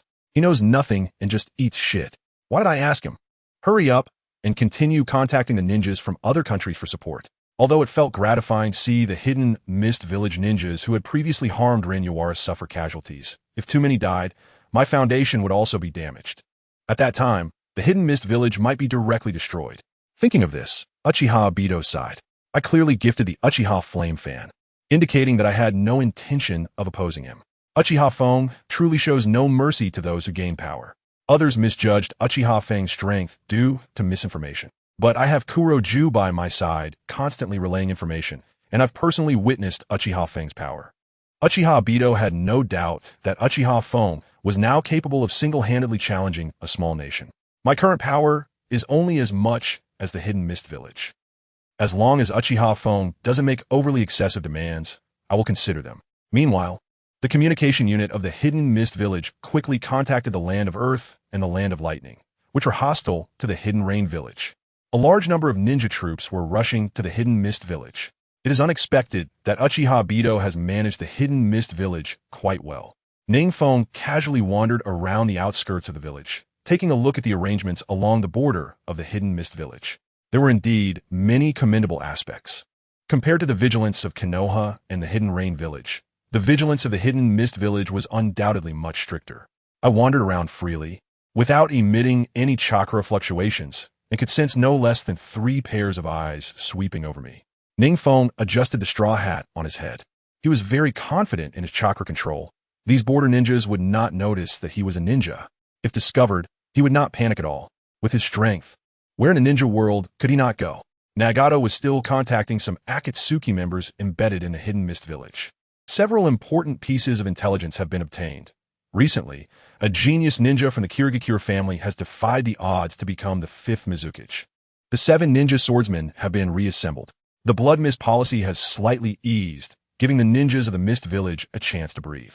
It seems that during the last Nine-Tails incident, NingFeng's series of operations severely injured Uchiha Obito. This time, he wanted to be given the opportunity to reclaim the swords. NingFeng let out a cold laugh as he arrived in the Mist Village, primarily aiming to obtain the 3 Tails Isabu. The previous progress in merging tailed beast chakra has been quite smooth. NingFeng speculated that perhaps these tailed beasts all originated from the same source, the 10 Tails. Therefore, the rejection reaction during their fusion is very weak. At the current pace, it should be successful in a few months. If he can add the 3 Tails Isabu now, his strength will undoubtedly rise to a new level. Recently, there have been quite a few faces from other countries in the Mist Village. NingFeng caught sight of a ninja dressed in Lightning Village attire hurriedly entering the Mist Village, feeling a bit puzzled. Could it be that the Mist Village has some major actions recently? What didn't he expect was that this time, to deal with him, Uchiha Obito has paid a high price, even going so far as to use part of Uchiha Madara's legacy as a bargaining chip. This led to an agreement with the Earth Country and the Lightning Country, allowing them to send ninjas to encircle NingFeng. NingFeng had no idea how much shock he had brought to Obito during the last Nine-Tails incident, which solidified Obito's determination to keep him around. However, the guy named Aoidri is a bit troublesome. Remembering the information he received from Nagato, NingFeng rubbed his nose and thought to himself. There had been no clues about Aoidri in the Mist Village before. It was as if he appeared out of nowhere, becoming the Mizukage against the odds without any high-level support. And in terms of strength, he has reached the peak of all past Mizukage. According to the intelligence, the 5th Mizukage can now communicate with the 3 Tails Isabu, becoming the perfect Jinchuriki. In the water-dominated environment of the Land of Water, the power he can exert has greatly increased. Whoosh, whoosh, just as he was about to return and ask Nagato for some new information. Several ninjas wearing the Umbu masks of the Mist Village blocked his way. Have I been discovered? Uchiha Obito is well prepared and ready to confront me? NingFeng looked at the Umbu blocking his path with a surprised expression. Lord, 3rd Mizukage, the 5th Mizukage requests your presence at the mansion. NingFeng rubbed his forehead in annoyance. He knew this was a trap. With a casual wave, a flame erupted from the ground. The scorching flames engulfed all the Umbu from the Mist Village before they could react. Damn it. Obito, hidden in the shadows, looked on with an increasingly dark expression beneath his mask. Just because we disagreed, you win and kill my men? No. Uchiha Feng didn't say a word and just directly attacked those Umbu. He was still thinking about negotiating before engaging in combat. Uchiha Feng is showing no mercy at all. It seems that the face-off is unavoidable. Beside him, Kagaya's half-body merged into the earth, revealing his upper half as he whispered. Is it just a matter of hunting down a single Rain Village ninja? Why are they so disrespectful? Obito's expression was very grim beneath his mask. How long until those ninjas arrive? Soon. They have already gathered at the Mizukage's mansion. Then I'll go out and stall for a while. As he spoke, spatial fluctuations appeared in Obito's eyes. Chapter 180. The shocked Uchiha Obito, huh? NingFeng's perception was very keen now, and he immediately sensed something unusual around him. A series of spiral patterns appeared in the open space not far in front of him, and then a familiar figure slowly emerged from the spatial fluctuations. Spiral Shuriken. When meeting an old acquaintance, NingFeng had no habit of reminiscing. Moreover, this time he came to give the Mist Village a shock. So there was no need for negotiations. Negotiations would come after he defeated the Mist Village. Uchiha Obito could be considered a battle-hardened ninja. However, when had any ninja ever thrown out their big moves without a word when he used Kamui? Cursing inwardly, Uchiha Obito quickly activated Kamui to transfer the Spiral Shuriken to the Kamui dimension. This time he truly realized that NingFeng was completely reckless. Uchiha Feng. Obito's voice was already laced with anger as he shouted, his face twisted beneath the mask. So quick to react, NingFeng activated his Sharingan. Knowing that Obito usually appeared in physical form when using Kamui, he would gradually use intangibility only when the fight began. Because of this intel, NingFeng was able to eliminate him with ninjutsu the moment Obito appeared. Don't underestimate Obito now. He has absorbed a lot of Hashirama cells. A single S-rank wind release forbidden technique, Spiral Shuriken, would still bring him to his knees. With that thought, horizontal patterns suddenly appeared in NingFeng's pupils, and then a nearly tangible golden chakra erupted around him. In an instant, he entered the Nine-Tails chakra mode to deal with Uchiha Obito. He wouldn't waste time in his normal state. He would directly transform into Nine-Tails chakra mode and bombard him relentlessly. The duration of continuous use of Kamui was 5 minutes. In Nine-Tails chakra mode, both his chakra and ninjutsu power were significantly enhanced. Time to go all out. Wind release, Spiral Shuriken. Wood release, Cutting Technique. Dust release, Aerial Severance. Fire release, Exploding Flame Array. After splitting into 3 shadow clones, NingFeng immediately began bombarding Uchiha Obito. Various ninjutsu erupted endlessly. Obito felt a chill in his heart. Damn, every one of these ninjutsu would hurt him. He quickly used Kamui to retreat into the other dimension. He didn't believe his physical body could withstand NingFeng's relentless barrage. Meanwhile, Kagaya watched in shock from the shadows. Even Uchiha Madara had never mastered such a diverse and powerful set of ninjutsu, right?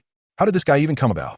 Looking at these ninjutsu, their S-wood release and wind release, and even dust release. Is this kid merging all 5 elemental natures?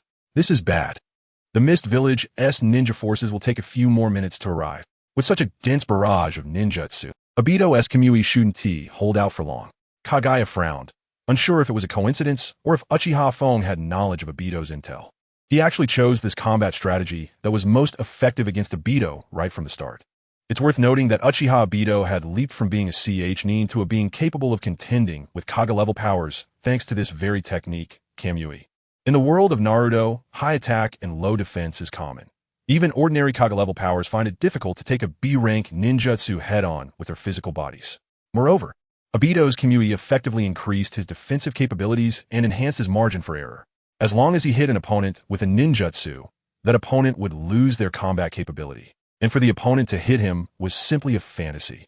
After years of battle, Obito's combat awareness has become increasingly terrifying. When Uchiha Madara chose Obito back then, It was because he recognized his talent. Now, Obito could be considered a formidable warrior even without Kamui.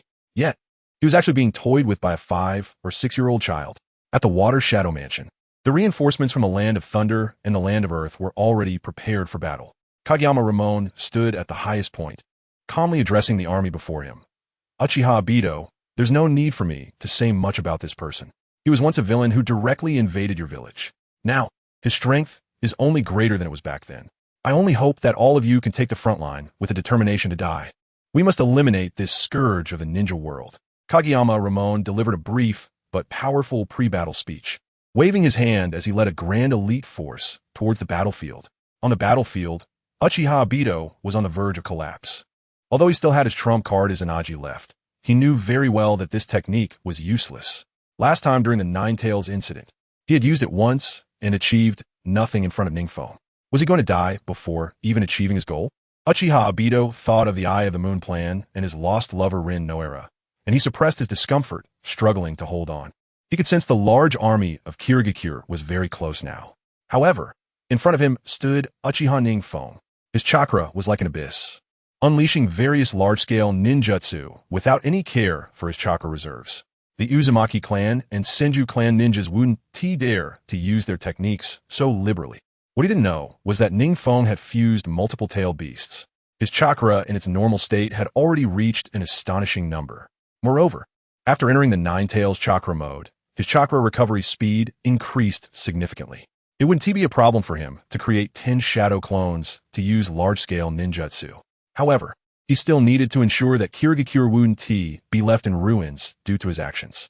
After all, once the ninja world was unified, he would have to rebuild these destroyed villages. Damn it, Uchiha NingFeng, I was negotiating with you. As time passed, panic finally appeared in the Crimson Sharingan of Obito. The duration of Kamui was running out. He had just used Izanagi once and still failed. If this continued, he would really be killed by NingFeng. Oh, NingFeng chuckled mockingly, slowing the hand signs for his shadow clones. Negotiating? After all, it was your people who intruded into Kirigakure to dig up graves. My people didn't cause any harm to Nagato. How about we both take a step back on this matter?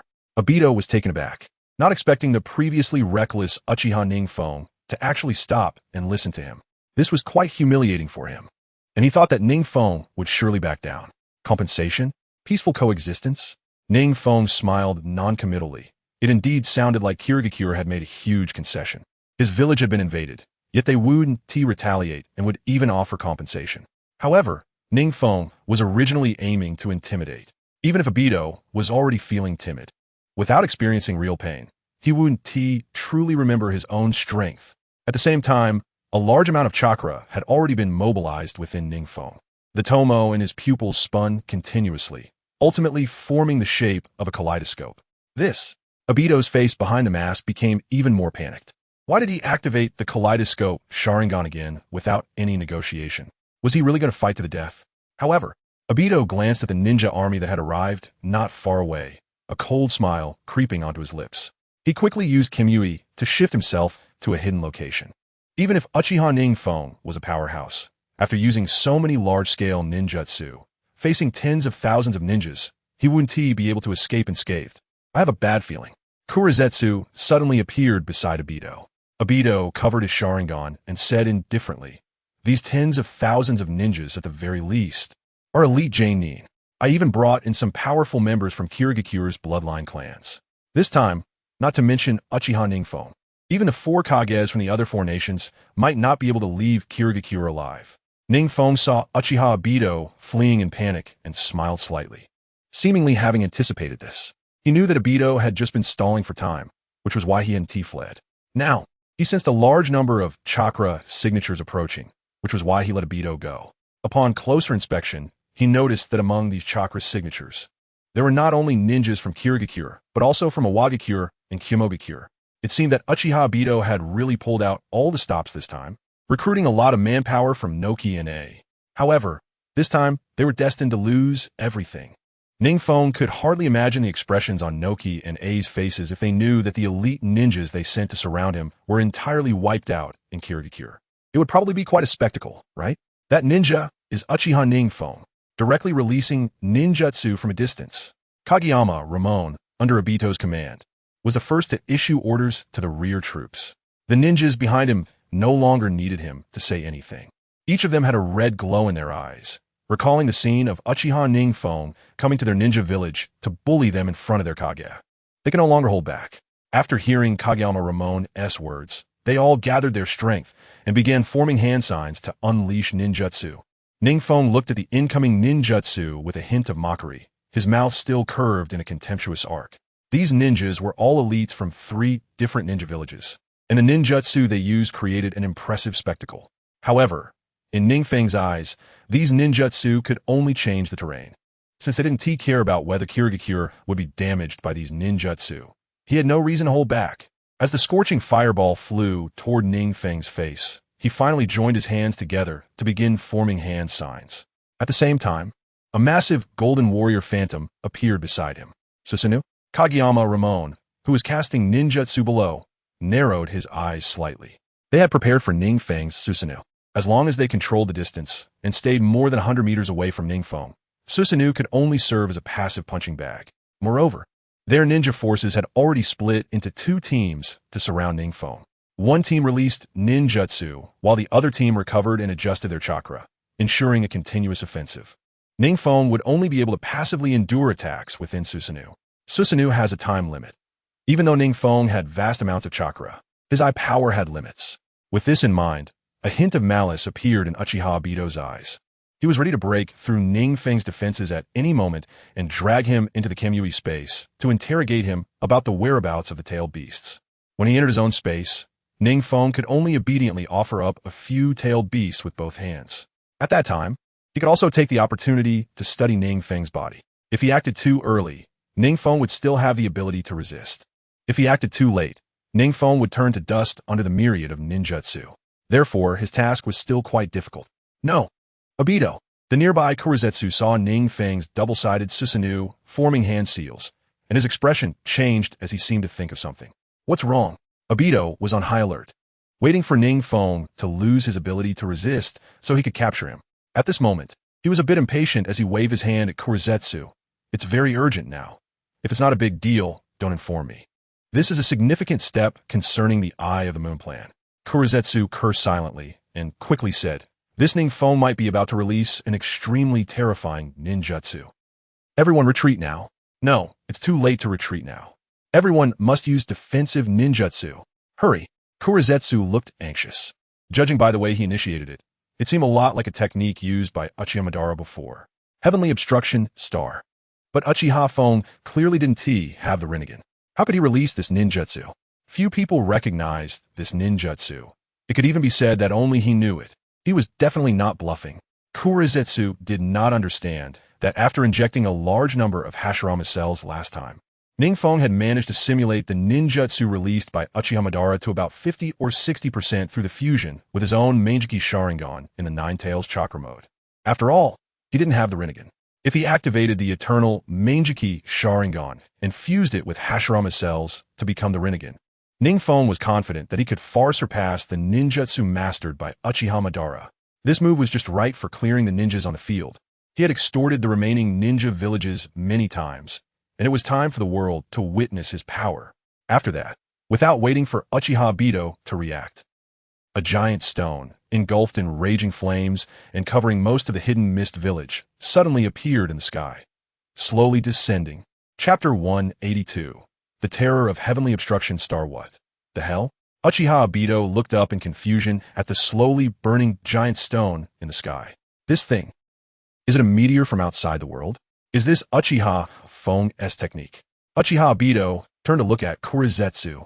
Kurizetsu's eyes were also filled with seriousness. He didn't have time to say a word to Obito before using the insect jutsu to burrow into the ground. No matter if this technique could reach the level of Uchiha Madara, this meteorite falling down would likely flatten the entire hidden mist village. Kurizetsu had no confidence in being able to withstand this move. Uchiha Obito cursed under his breath. He had no idea what this technique was, but the possibility of dispelling illusions with a ninjutsu that even Kurizetsu feared.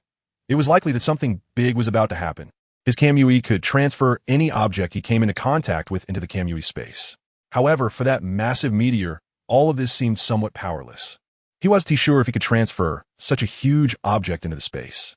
If such a gigantic meteor fell, it would likely flatten the entire land of water. He never expected that Uchiha Fong would actually use such a wide-ranging technique. Was he trying to die together? Obito looked at the meteor that obscured the sky, recalling what Kurizetsu had just said about instructing all ninjas to use defensive ninjutsu. He quickly manipulated Kaigetsu to shout at those ninjas. Everyone, release defensive ninjutsu. All the ninjas stared blankly at the meteor suddenly appearing in the sky, their faces filled with fear. Is this really a ninjutsu that ninjas can release? How could it possibly create a meteor comparable to the land of water? Everyone looked at the double-sided Susanoo in the center, their eyes filled with terror. Run. If they don't run, they will all die here. It was unclear who first shouted the word to escape, and the entire unit fell into chaos. Only the ninjas from the hidden mist village listened to Kaigetsu's words, quickly forming hand seals to prepare their defensive ninjutsu. At this moment, the drawbacks of the hastily formed allied forces became apparent. If they were together with the other ninjas to relentlessly pursue NingFeng and release ninjutsu, they would naturally be more than willing. But under the threat of death, each of them was in a panic. Even the most basic command from the leader was thrown aside. Run, run. NingFeng saw the chaotic ninjas from the Cloud Village, a cruel smile curling at the corner of his mouth. Earlier, he had already used a secret method to notify Nagato to leave. By now, he should be far from here. His small heavenly obstruction star looked large, but its destructive power only covered an area the size of the hidden mist village. It could also affect half of the ninja world, but that would only produce some minor earthquakes. Once he activated the Rinnegan, he wouldn't dare to use the heavenly obstruction star anymore. At that time, the power of the technique would be too great. Even a Susanoo might not be able to withstand such strong destruction. As one earthen wall after another rose, the meteor slowly descended. Kaigetsu looked at the scattered allied forces and couldn't help but curse. In fact, their thousands of elite jonin could use defensive ninjutsu to minimize damage under the heavenly obstruction star. However, the rock ninjas, who were best at defensive ninjutsu, were simply running away in chaos. Only the Mist Village ninjas, who excelled in assassination, were releasing defensive ninjutsu. Such a level of defense could not withstand that giant meteor in the sky at all. This is bad. Uchiha Obito suppressed the discomfort from chakra depletion, and strong spatial fluctuations continuously emanated from his Sharingan. He wasn't prepared to continue clashing with Uchiha Fong under this giant meteor. The subsequent destructive power of such a meteorite falling was not something he could handle. Quickly moving to a farther position was the wisest choice. As Uchiha Obito moved, the meteor above everyone's heads also slowly descended. All the ninjas seemed to sense the approaching breath of death. How could this possibly be a ninjutsu that a human could use? This kind of power is divine. NingFeng looked with satisfaction at the ninjas below who were fleeing in panic, slightly tilting his head to gaze at the meteor. The shockwave from the meteor's downward impact had already slightly disturbed the surrounding trees of the hidden mist village, and some weak trees had even been uprooted by the swirling winds. The terrifying momentum swept across the entire battlefield, and even the leading Kaigetsu could no longer maintain his composure, a hint of panic flashing in his eyes. At the brink of death, he also felt fear. The three tails within him roared, wanting to break free from the seal and escape alone. Kaigetsu had long since become the Jinchuriki of the three tails under Uchiha Obito's control. Now he could coexist peacefully with the three tails. But at this moment, Obito had no time to control the three tails within him. At this moment, the three tails finally broke free from the Jinjutsu of the Manjiki Sharingan and saw the giant meteor blocking the sky. The three tails knew its own strength. Even the land of water, a battlefield so suitable for its abilities, it couldn't withstand such a meteor. It seemed that it would fall into a deep sleep again.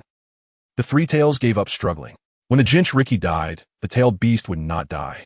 Instead, it would soon revive at a random location. So it didn't care whether it could survive this heavenly obstruction star. The meteor slowly descended, finally crashing down towards the hidden mist village where NingFeng was located. Hidden Leaf Village Hokage Office. Hokage-sama, this is the recent intelligence from the third Mizukage. Minato Namikaze, wearing the Hokage hat, sat at his desk listening to the report from the Umbu ninja, just about to reach out for the intelligence document in his hand. Boom, boom, boom. The ground suddenly began to shake violently. This tremor was not just in the Hokage office. The entire Hidden Leaf Village started to shake to varying degrees. Every villager hurriedly got up to move their valuables, panicking as they tried to escape. An earthquake? Or an enemy attack? Minato furrowed his brow, a hint of suspicion flashing in his light blue eyes. The Umbu ninja in front of him quickly drew his ninja sword, adjusting his stance to a defensive position. Soon, the tremor subsided. Minato let out a heavy breath and said, "Find out what just caused that earthquake." That sensation seemed to come from far away. The Umbu ninja sheathed his sword and knelt on the ground, speaking in a low voice. Minato nodded and slowly walked to the window to look out at the Hidden Leaf Village. His eyes flickered, lost in thought. Chapter 183. The painful Hidden Mist Village. Meanwhile, the source of the earthquake, Hidden Mist Village. At this moment, the battlefield was filled with corpses. The ground was desolate, faintly flickering with weak flames. The terrain had been drastically altered by a large meteorite. Everywhere were shattered chunks of the meteorite, and the ground was pockmarked far more than before. In the center of the meteorite impact was a deep pit that stretched for dozens of kilometers. At the very center of the pit stood a barely noticeable figure. Beneath him, a standing stone pillar. It appeared that only a few inches of land beneath his feet remained intact. The stone pillar continued to extend down to the bottom of the deep pit. Zuki Mangetsu's forehead was bleeding. His left arm had long since disappeared, and he was constantly oozing blood. He had just used the Zuki clan's water transformation technique, turning into liquid to evade the most violent impact of the meteorite. Unfortunately, the impact lasted too long. He still suffered from a portion of the meteorite strike. In the end, a considerable amount of Three Tails chakra emerged within him. Even so, this ninjutsu had nearly killed him, a shadow-level powerhouse. And the culprit of this meteorite, NingFeng, stood atop the stone pillar in the center of the pit, his expression not very good. He had also underestimated the power of this meteorite. If he hadn't entered Sage mode at the last moment, stacking it with Nine Tails chakra mode, which enhanced the defense of Susanoo, he would have likely been killed by the meteorite himself. No wonder Uchiha only dared to use this ninjutsu in a state of Edo Tensei. The power of this ninjutsu was difficult for even the caster to control. However, the effect was obvious. NingFeng glanced at the remaining ninjas still standing. Besides himself, there were only a dozen left. Moreover, the remaining ninjas looked like they were on their last legs. As for the others, they had long since turned to ashes in the meteorite's impact. This is the power of the Heavenly Impediment Meteor. If not for the consideration that this ninjutsu could also affect the caster and the harsh conditions for its use, NingFeng would have wanted to summon a few ninjas through Edo Tensei, teach them this forbidden technique, and let them use it freely. Which ninja village would dare to resist him when he could just drop a Heavenly Impediment Meteor? But that was just a thought. The only ones capable of unleashing the Heavenly Impediment Meteor were him and Uchiha Madara. Obito should have run far away. NingFeng shook his head, pulling out Uchiha's flame fan and his ninja sword from behind him. He charged at the dozen or so ninjas who had lost all ability to resist. Is this Lord Feng's ninjutsu? Far away at the border of the Land of Water, Nagato witnessed the entire process of the meteorite impact, still feeling a bit shaken. His lord could actually perform such a near-divine ninjutsu. His admiration for NingFeng couldn't help but grow stronger. The recent tremor had also reached him. He secretly rejoiced that his legs were still fairly fast. If he had still been on the side of the Land of Water, he would have probably been crushed in a meat paste by now. He needed to hurry back to the village and bring reinforcements to support Lord Feng. Nagato took a deep breath and continued to hurry along. He had learned that there were over 10,000 ninjas sent to encircle Uchiha Feng. Among them were elite ninjas from the Cloud and Rock villages. Although few could survive under Lord Feng's ninjutsu, Nagato still couldn't rest easy about NingFeng's safety and prepare to go back for reinforcements. Third Mizuki-sama, are you really going to wipe us out? Zuki Mangetsu propped himself up, smiling bitterly. Do you believe me if I say I was being controlled? Although he had been under the control of Uchiha Obito for some time, the related memories surfaced after the control was lifted. He felt a sense of awe toward this youngest shadow-level powerhouse in front of him. A single person could actually take on thousands of elite ninjas. World announcement. Player Uchiha Feng has successfully invaded Hidden Mist Village, annihilating the joint elite forces of over 10,000 from the Cloud, Rock, and Mist villages, and has received a title reward. World announcement. Player Uchiha Feng has successfully invaded Hidden Mist Village. World announcement. Player Uchiha Feng has successfully invaded Hidden Mist Village. While all the players were marveling at how realistic the earthquakes were in this game, several announcements popped up, leaving them stunned. He entered Hidden Mist Village? He directly took on over 10,000 elite troops? This is even more fierce than the third Reikage. Wait, Could the recent earthquake have been caused by the great Uchiha phone? It couldn't be such a coincidence, could it? As all the players speculated, NingFeng, with a smile on his lips, raised the ninja sword in his hand. Ashizuki Kuno Ninja. If you can persuade the entire H-Zuki clan to join my rain village, I can consider sparing you. The entire H-Zuki clan? H-Zuki Mangetsu's eyes widened slightly. This was tantamount to leading his family to defect from the village. Under this meteorite strike, the clan would definitely suffer damage. Now, they had to rely on the ninja who caused them harm. What a humiliation! But the three tails within him was already uncontrollable. H-Zuki Mangetsu knew that if the three tails burst forth, he would also meet his end. In that case, the three tails would battle Uchiha phone, and the entire Hidden Mist village would only suffer even greater casualties. He gritted his teeth and lowered his head in humiliation, saying, "I promise, my lord. I will persuade the people in my clan to join Rain Village shortly." As for Hidden Mist Village, although there was a protective formation, it had been severely damaged by the meteorite's impact.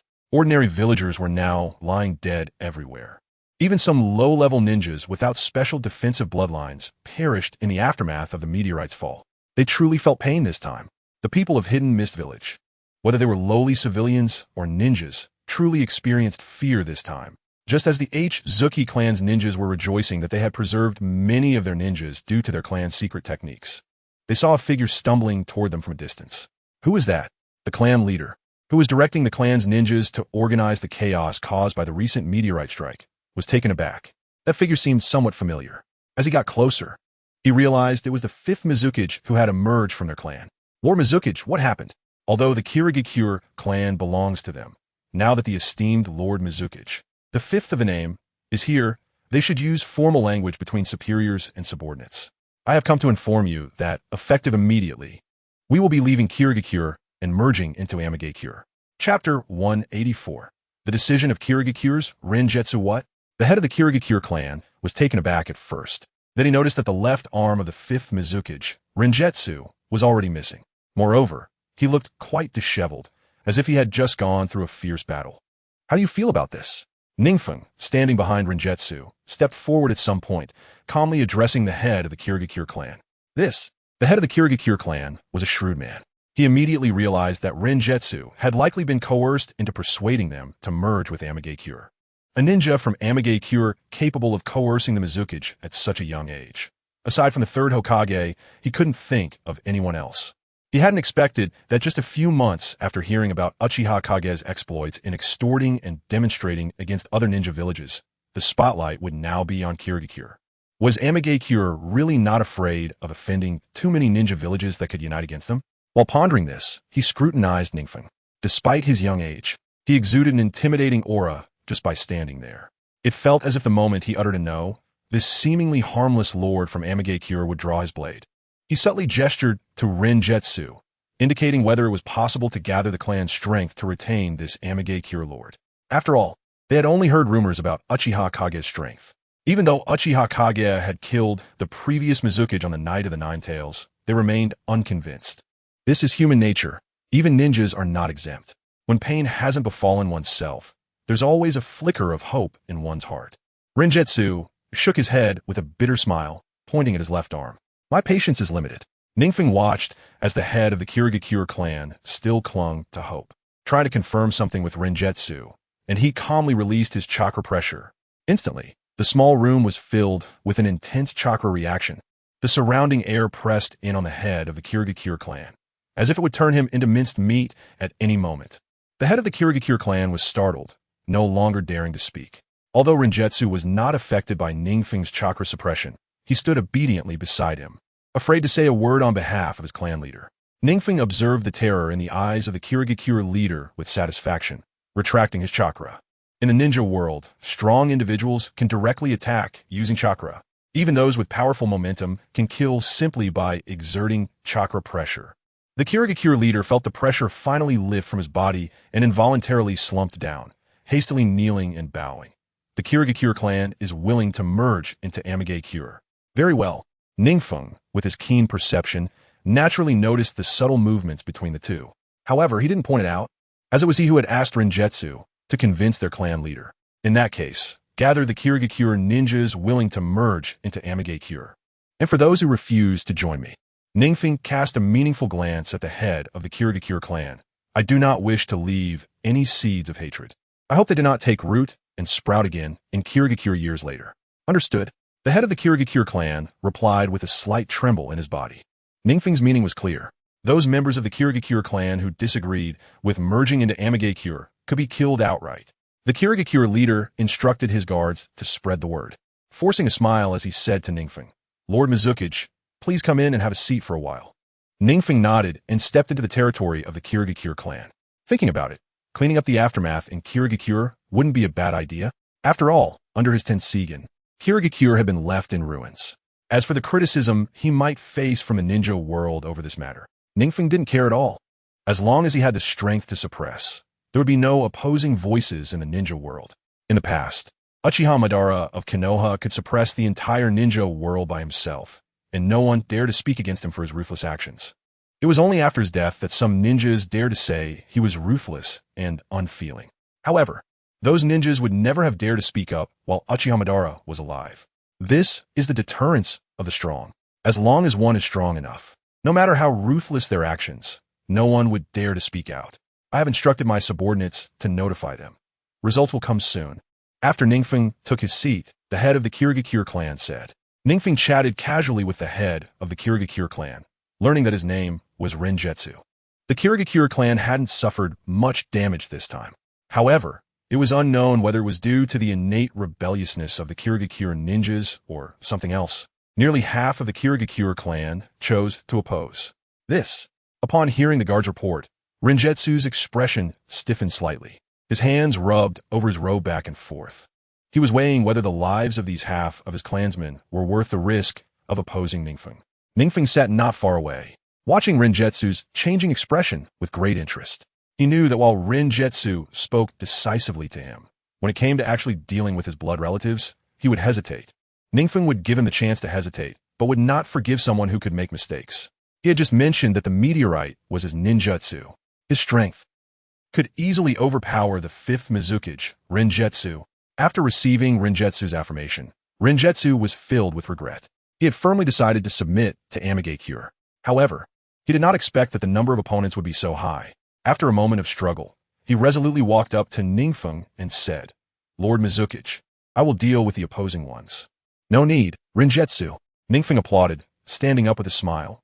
Many years from now, you will surely feel gratified by today's wise decision, Renjetsu. Your clansmen will also admire your wise choice. As for those outside, NingFeng shifted his tone when mentioning the opponents. The voices within a family cannot exceed two. This is a good opportunity to filter out those who differ from the clan leader. Wouldn't you agree? Renjetsu felt a chill down his back under NingFeng's penetrating gaze and quickly agreed. I will handle them right away. Please, Lord Mizuki's, join me.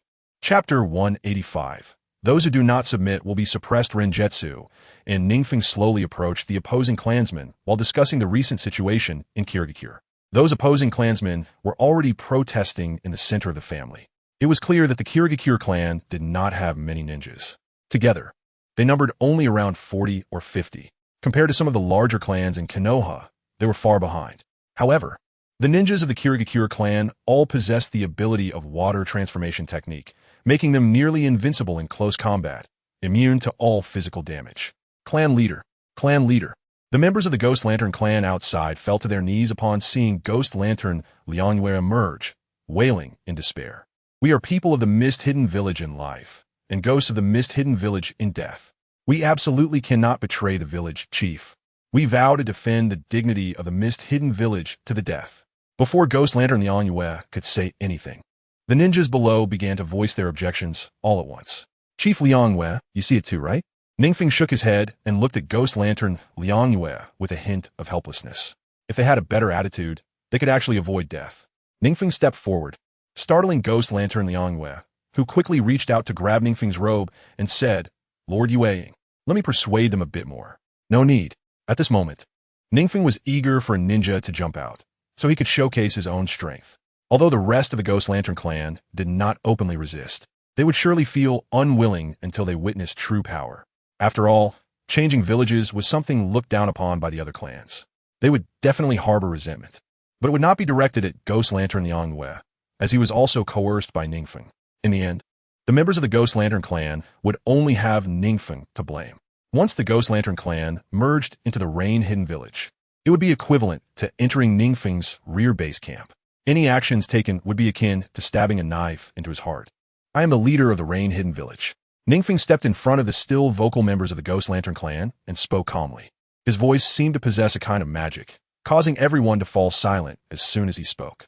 The Ghost Lantern clan was considered a prominent family in the Mist-Hidden Village. Their intelligence was also quite circulated. They naturally understood the weight of the identity of the leader of the Rain Hidden Village. However, soon a clan member reacted. We are ninjas of the Mist-Hidden Village. Why are we being forced to join the Rain Hidden Village? Does having great strength mean you can act without restraint? Exactly. You are using force to bully us. Every Ghost Lantern clan member's face turned red as they loudly questioned. NingFeng, seeing this, remained calm and smiled as he spoke.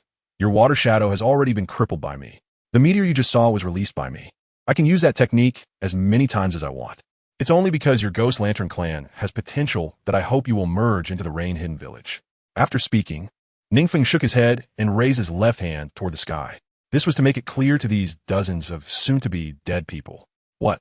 The meteor was really released by him? The water shadow? Crippled by him? The Ghost Lantern clan members below still had not realized that NingFeng intended to kill them and were discussing among themselves.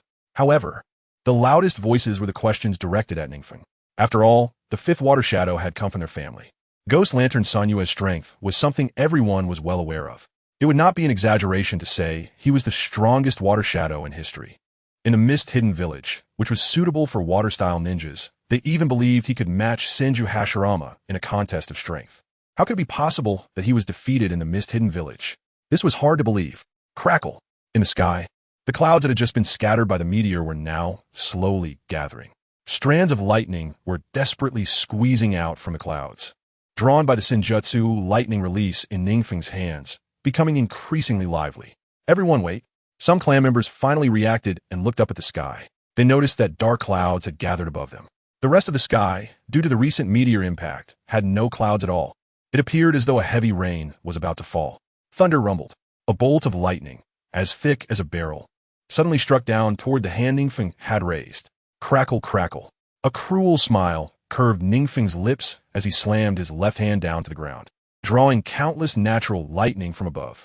In the sky, a terrifying beast's head composed of lightning appeared before everyone. Roar!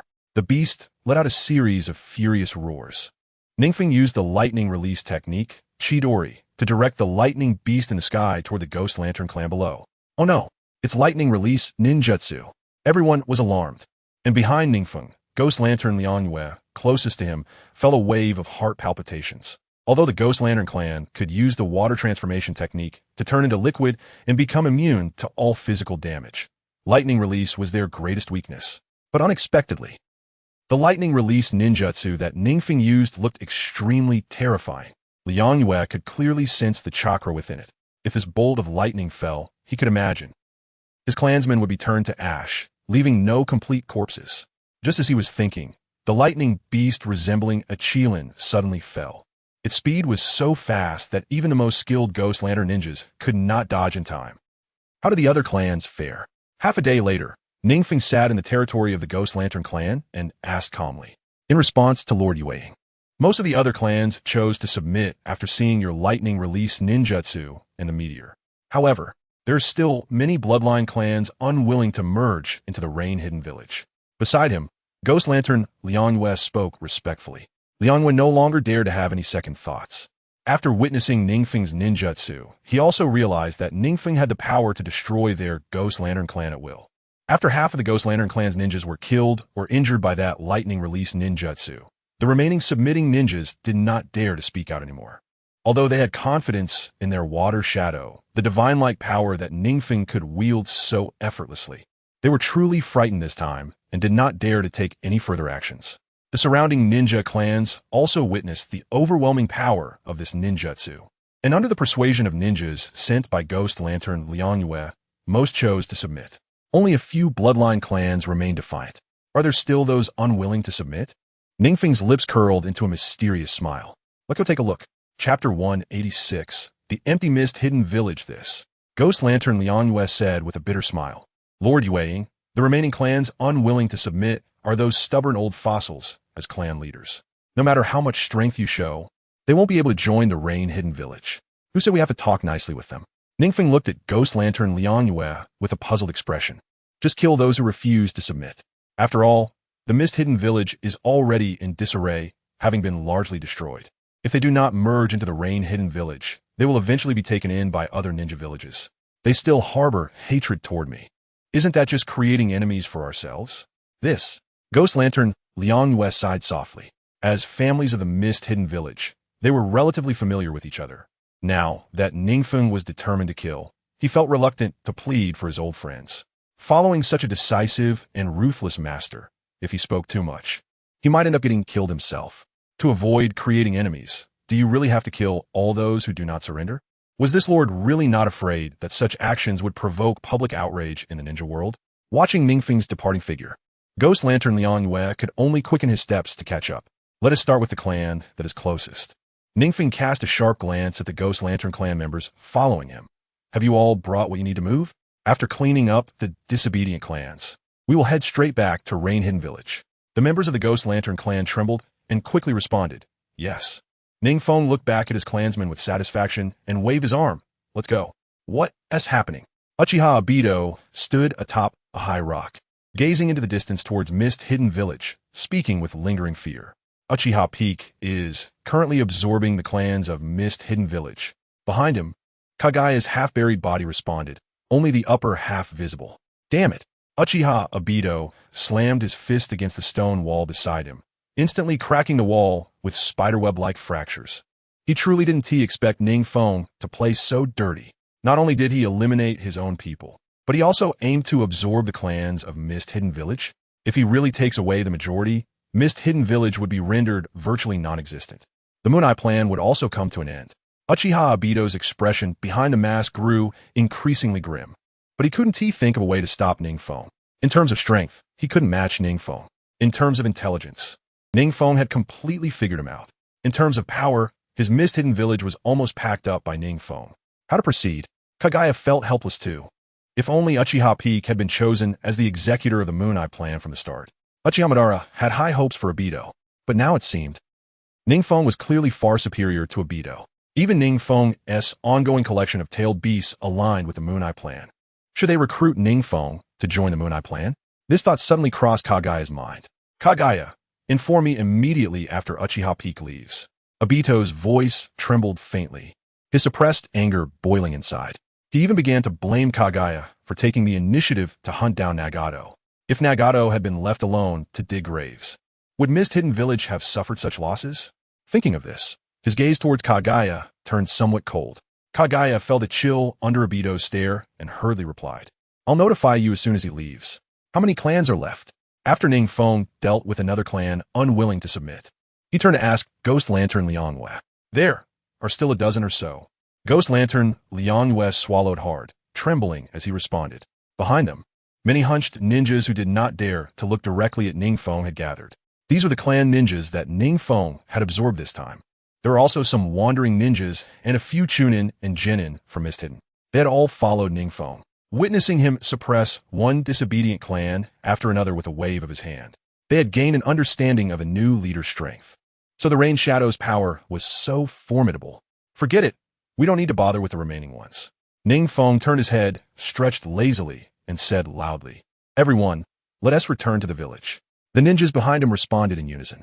He had been in Mist Hidden Village for almost a day, using his large-scale ninjutsu to swiftly push back the disobedient clans. This was how he selected the few clans willing to submit. If it dragged on until night, NingFeng feared that other ninja villages would hear the news and come to Mist Hidden Village, and by then he would truly be surrounded on all sides. If he continued to deal with the remaining dozen clans, he might not make it back to Rain Hidden Village before those ninja villages reacted. It was easy to imagine that his current actions would raise the vigilance of the other ninja villages against Rain Hidden Village to a whole new level. The foundation of a village lies in the strength and inheritance of its clan ninjas. As long as a village's clan ninjas are preserved, there is a chance for resurgence. NingFeng's actions now undoubtedly uprooted Mist Hidden Village's opportunity for revival. If Obito were to return later to face a half-destroyed Mist Hidden Village, he would be at a loss. Hence, The land of water could almost be removed from the 5 great nations of the ninja world. A large group set off from Mist Hidden Village, embarking on a road to Rain Hidden Village. What? Mist Hidden Village has already engaged in battle with Lord Peak? Inside Rain Hidden Village, Conan looked shocked at the disheveled Nagato, gasping in surprise. Nagato looked tired, covered in the dust of travel. To convey the information, he had rushed back from Mist Hidden Village without stopping. He didn't dare to slack off for even a moment. Now that the information was delivered, he felt he could no longer hold himself up and collapsed. This. Conan looked panicked, while Uchiha Itachi, beside her, had a stern expression as he gathered the Umbu to prepare for a rescue mission for Uchiha Peak. Time was of the essence, and he couldn't afford to comfort Conan first.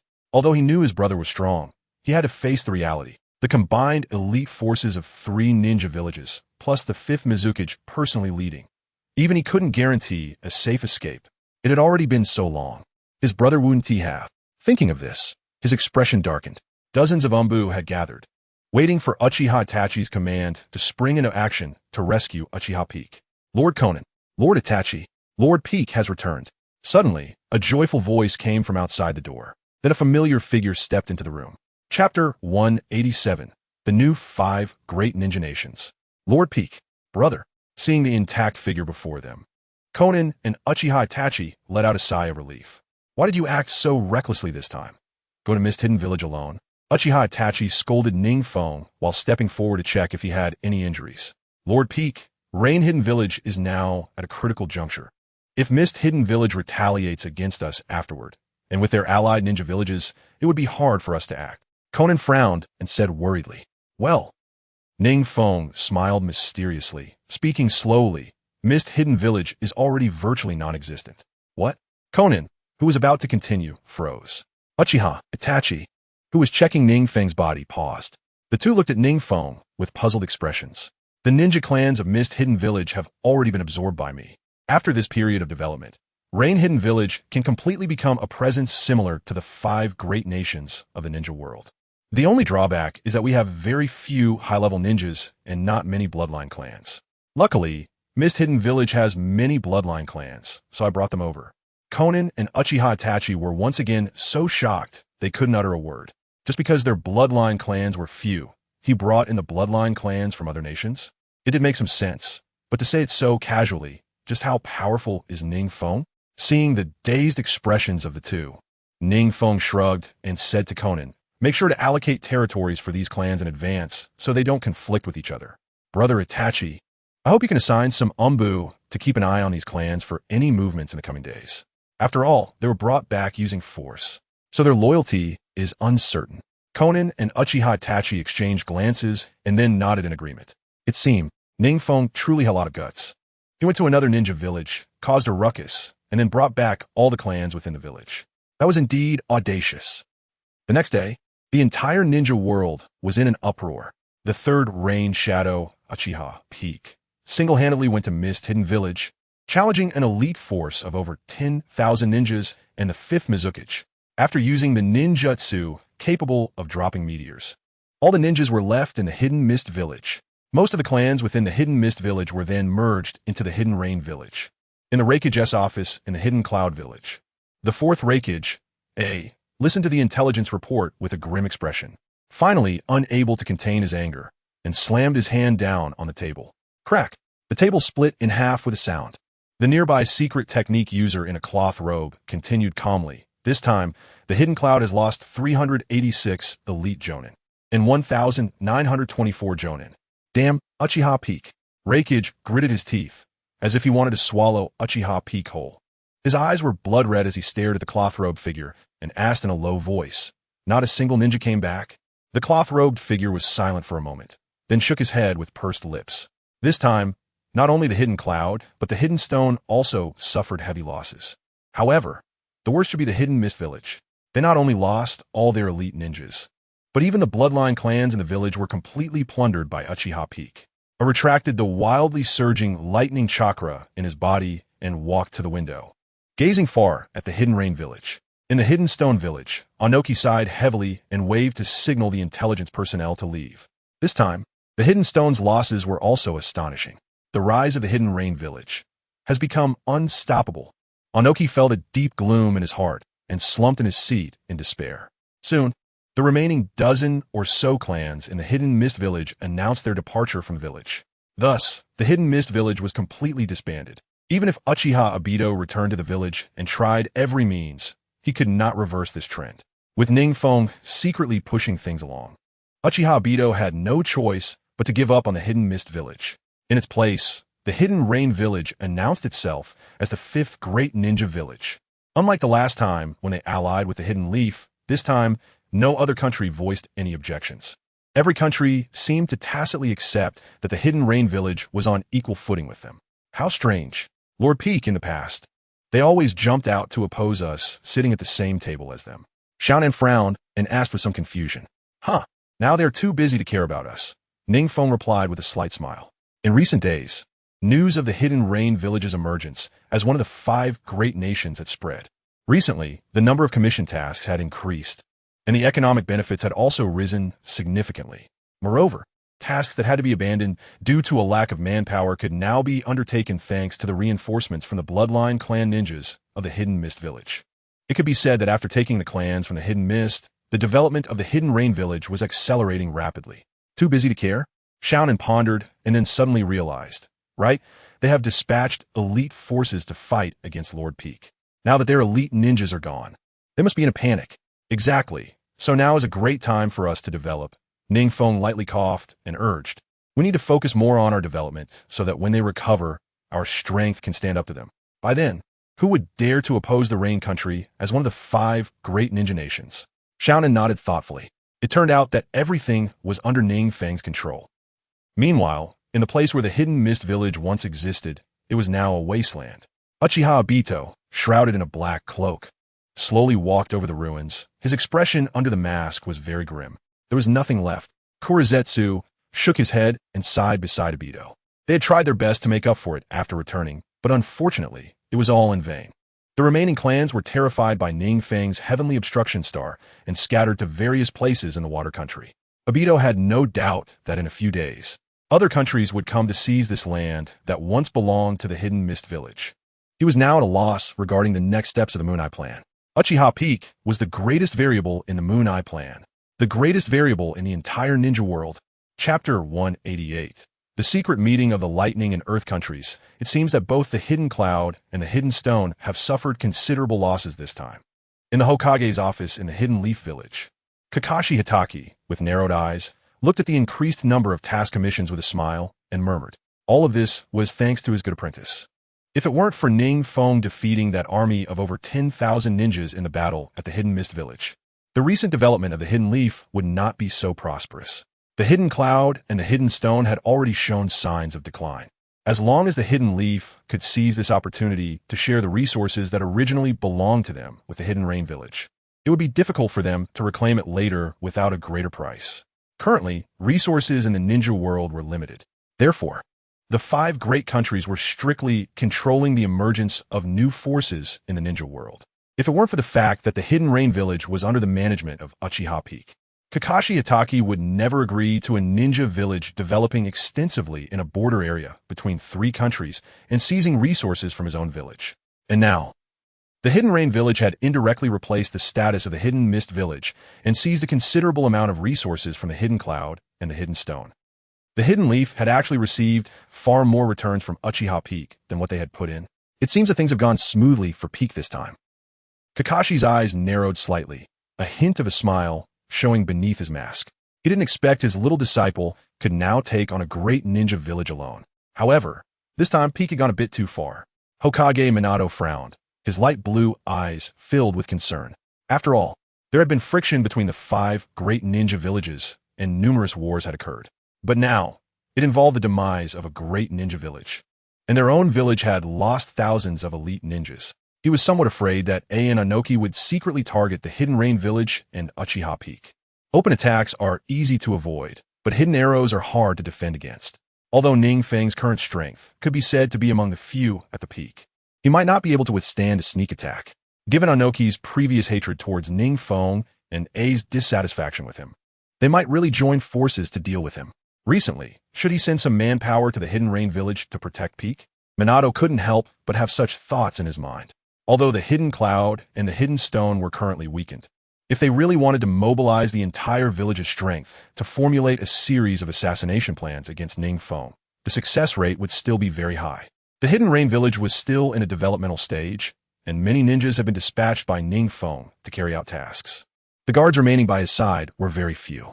Even Uchiha Itachi often mentioned wanting to request Minato to send some personnel to the Hidden Rain Village as NingFeng's bodyguards.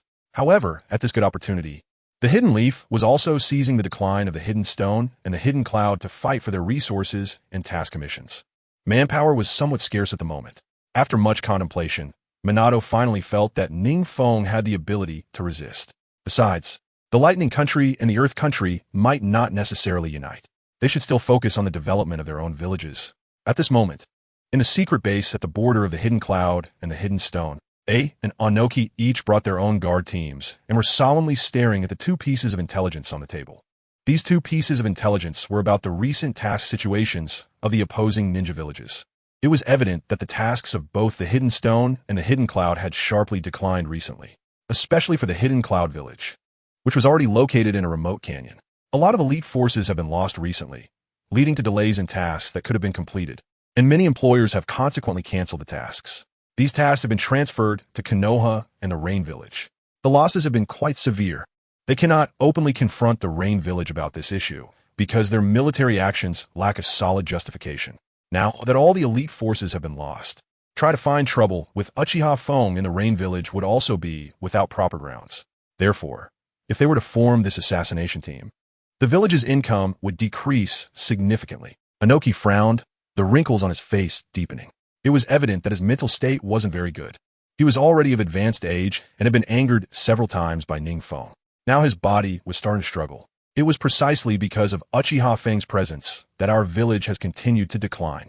Reikage AI couldn't suppress his anger any longer and slammed the table, cursing at the intelligence reports. The guard beside Anoki quickly drew their kunai, looking at the lightning chakra swirling around AI with vigilance. Seeing this, AI took a deep breath. I lost my composure, but if we don't take action now, while the Rain Village is expanding and Konoha is anxious to seize resources from us, we will suffer even more losses later. Anoki's eyes flickered with dangerous light upon hearing AI's words. Indeed, ever since Uchiha Feng became the third Rain Shadow, he has caused significant economic losses for Wagakure. Not to mention various secret techniques. The village has to pay hundreds of millions of Ryo to the Rain Village every year. These are tangible losses, and there are even more hidden losses that have accumulated over time, slowly bringing Wagakure to its knees. Anoki was not a fool. He had seen all of this long ago. However, being of advanced age, he didn't want to get involved in the murky waters of the ninja world any longer. Even the last time he dispatched ninja, he sent the fewest possible, merely to vent his grievances from NingFeng's previous extortion. He had hoped for a peaceful resolution, thinking that defeating NingFeng and sending him back to the Rain Village would suffice. Unexpectedly, all the ninja he sent out were wiped out. This left him feeling somewhat embarrassed.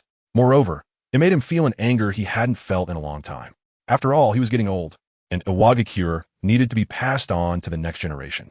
However, after this incident, he felt that the next Suchikage would struggle to match his strength and experience. If the issue with NingFeng were to be handed over to the next Suchikage, it would surely remain unresolved. Therefore, it would be most beneficial for Wagakure's future development to eliminate its greatest threat while he was still in power. AI, usually quick-tempered, was now waiting for Anoki's answer unusually calmly. He knew that Anoki had been the longest-serving Kage and had a more sensitive nose for these matters than he did. However, the reason for his hesitation seemed to be that he felt it wasn't worth it to go to war with the Rain Village. So he wanted to develop peacefully with them. But now, NingFeng had killed the ninja they sent out. Undoubtedly, he was shitting on their heads. As one of the 5 great nations in the ninja world, the land of lightning and the land of earth had not suffered such humiliation in a long time. Chapter 189. NingFeng's Confidence. Assassination of the two countries at this moment. NingFeng was still unaware that the land of earth and the land of lightning had secretly plotted his assassination. He was still researching the forbidden techniques he had recently acquired from Orochimaru. It must be said that with sufficient experimental materials, Orochimaru's research progress was exceptionally fast.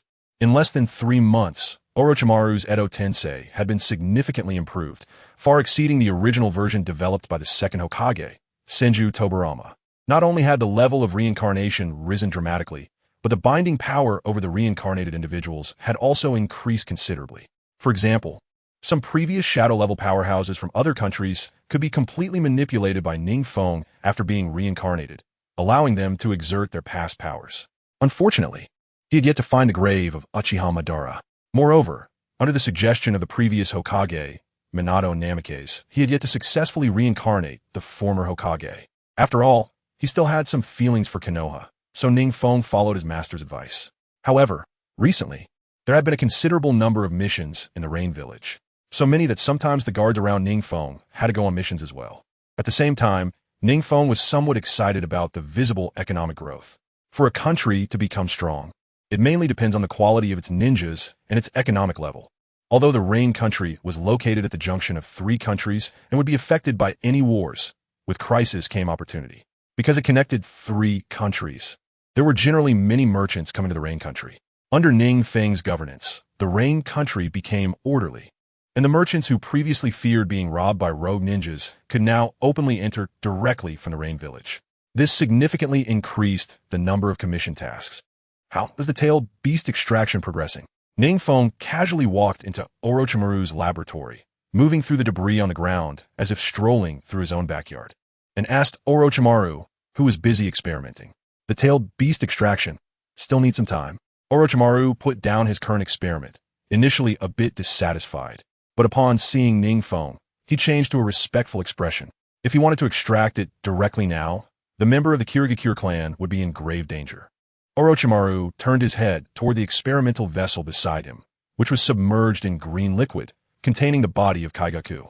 Strangely, Kaigaku was naked, his lower body already waterized, and only his upper body remained solid within the vessel. Even though he had mastered the technique of waterization and wouldn't suffer physical harm, a peculiar shine flickered in Orochimaru's snake-like eyes.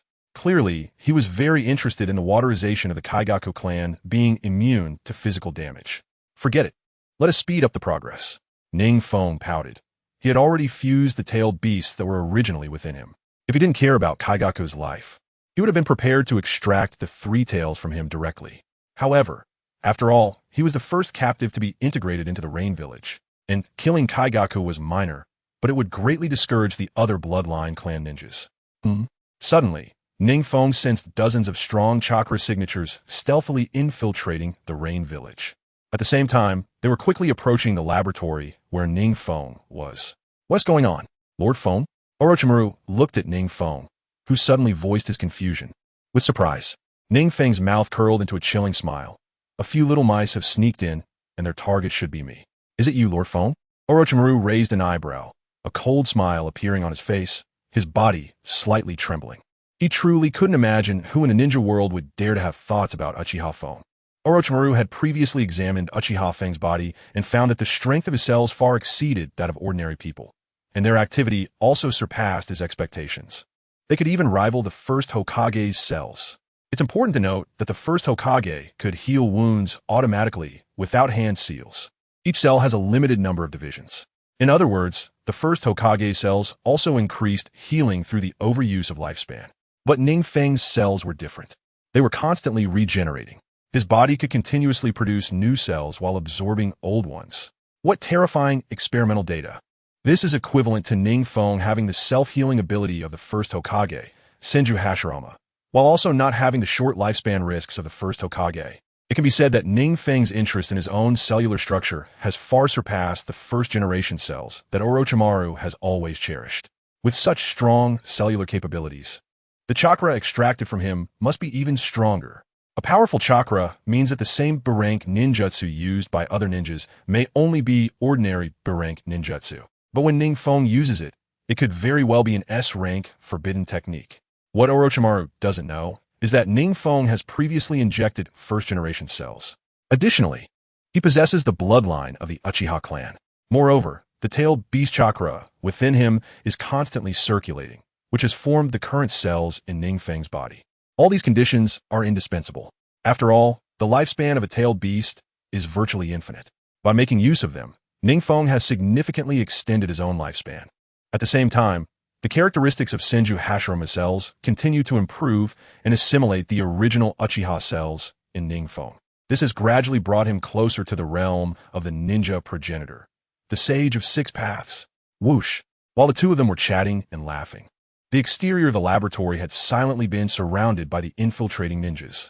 Lord Feng, it seems that entering the village recently is not too strict, Orochimaru said meaningfully. Recently, due to the decline of the land of lightning and the land of earth, the merchants traveling in the land of rain have inadvertently increased. Therefore, the control over the passing merchant teams and ninjas has naturally decreased significantly. The Hidden Mist Village has already been destroyed. The Hidden Cloud Village and the Hidden Stone Village are now primarily focused on self-preservation, and they want to easily venture out. The Hidden Leaf Village and the Hidden Rain Village still maintain a friendly relationship. The Hidden Sand Village has already been bullied to the point of helplessness by NingFeng. Thus, NingFeng boldly relocated most of the guarding ninjas around the Land of Rain to carry out missions. Haha, these guys are no small mice. NingFeng sensed the chakra intensity of the ninjas outside and shrugged.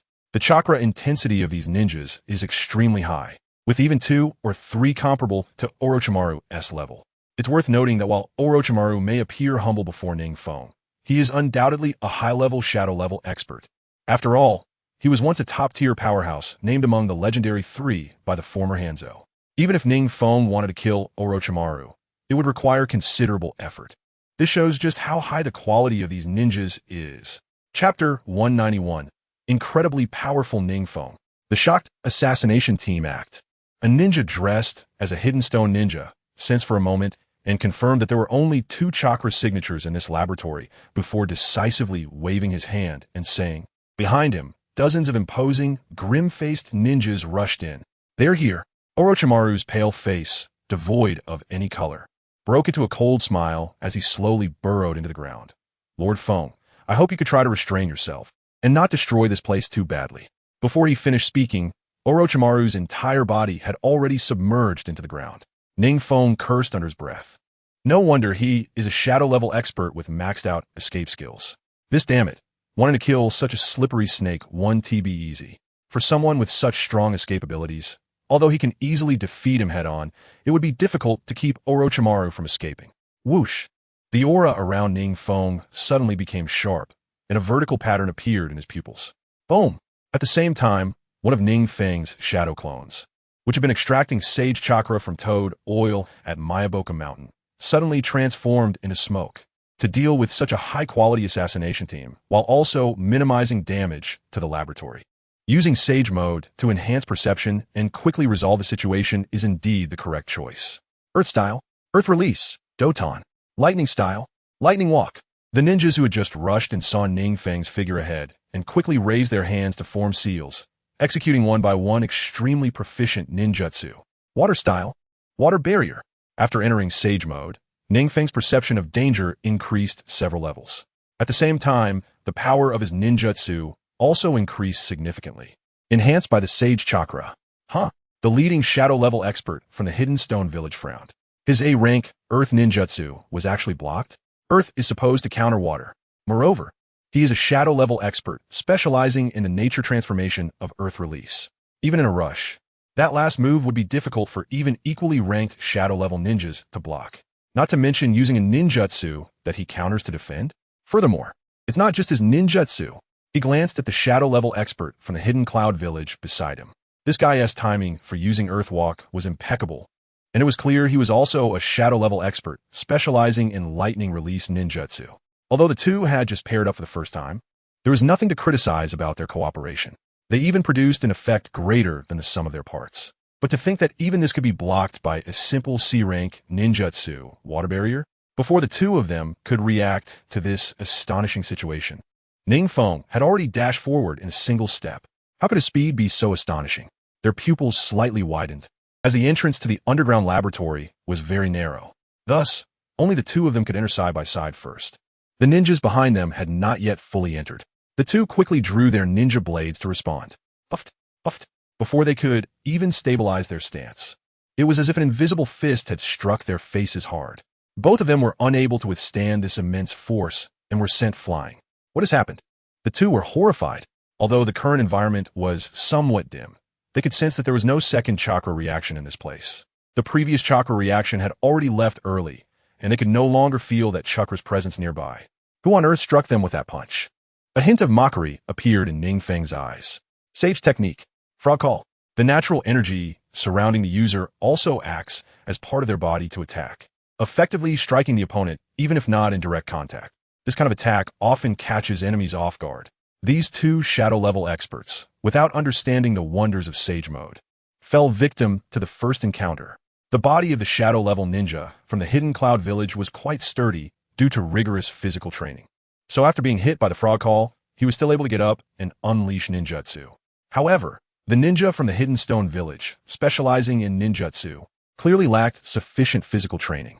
After one punch, he spat out blood and fell into the dust, unsure of his fate. Lightning style. False darkness. The only remaining Hidden Cloud ninja dared not hide his strength any longer and directly unleashed his strongest lightning ninjutsu. His comrades behind him would arrive soon.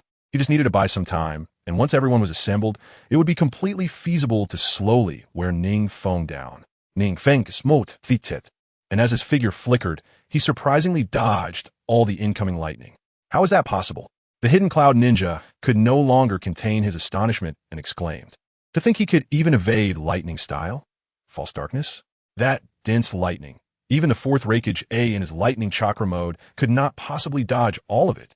This not only required astonishing speed, but also a remarkable perception to capture all the trajectories of a lightning. The attack power of lightning style. False darkness is extremely strong. He was confident that even the Reikage under lightning chakra would not come out unscathed from his attack.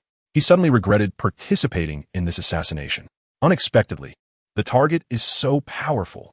Before he could utter a word, NingFeng drew his ninja blade and, like lightning, delivered a swift cut across the neck of the Kumogakure ninja, with a sound like tearing thin paper. NingFeng's ordinary ninja blade sliced through the body of this seasoned Kumogakure expert.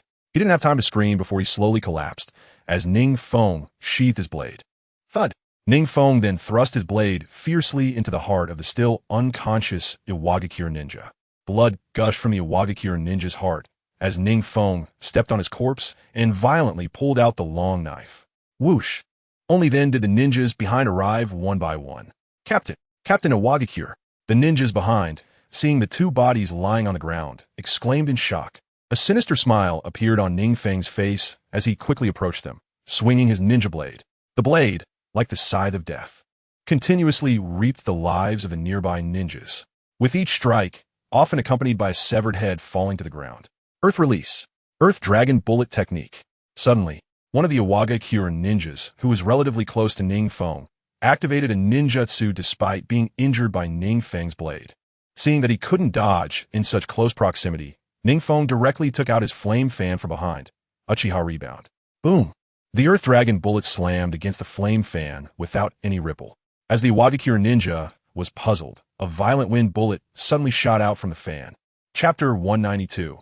NingFeng's Body Mutation. The arrival of Obito, it seems I can only pause the offensive against Uchiha Peak for now. AI thought of the recent series of failed missions, which had cost Yuin Village several elite ninjas, and he slumped helplessly in his seat. The current ninja world was turbulent, and Yuin Village harbored sinister ambitions. From Uchiha Peak's series of actions, it was clear that his goal was far beyond merely ranking among the 5 great nations of the ninja world. He wanted to monopolize the ninja world and claim kingship. Now that Kirigakure had been attacked, Iwagakure, Kumogakure, and Sunagakure were only weakened to some extent. But AI had no doubt that if one day they truly provoked Yuin Village, NingFeng would mercilessly crush them. The land of Kirigakure was still in ruins, but the grave of the previous Mizukage had not yet been found. Nagato reported with a slightly grim expression. Since NingFeng destroyed Kirigakure, many families that were once part of Kirigakure had fallen apart, leaving a large area of land vacant. To this day, no one dared to occupy the original vacant land of Kirigakure for development. Taking this opportunity, NingFeng hurriedly sent Nagato to continue excavating the graves of powerful ninjas in Kirigakure. However, to Nagato's surprise, Kirigakure, which should have had the most bloodline families and high-level ninjas, yielded very few graves. In half a month, the number of graves that could be excavated was negligible. Moreover, this was without any other parties intervening. Nagato had excavated the territory of Kirigakure entirely, yet still achieved little. It must be that Kagaya's guy has sensed it. NingFeng shook his head, chuckling lightly. It's fine, we could just give up on Kirigakure. Anyway, what we've already found is enough. During this time, you've worked hard. Nagato, hearing that NingFeng was not blaming him and instead comforting him, quickly bowed his head and said, Thank you, Lord Peak. All right, you can go back now. Compared to the graves of the strong, NingFeng was now more curious about another matter. This matter was what Orochimaru was researching. Lord Peak, just in time. The results of my experiments have come out. Orochimaru walked over from the shadows, his tall figure swaying under the light of the oil lamps above. He handed over the experimental report in his hand. This is... NingFeng took the report with some surprise and looked at Orochimaru. I implanted your cells into the living bodies of different ninjas. Orochimaru spoke slowly, his voice filled with a hint of fervor and agitation. Most ninjas mutated because they could not withstand the strength of your cells.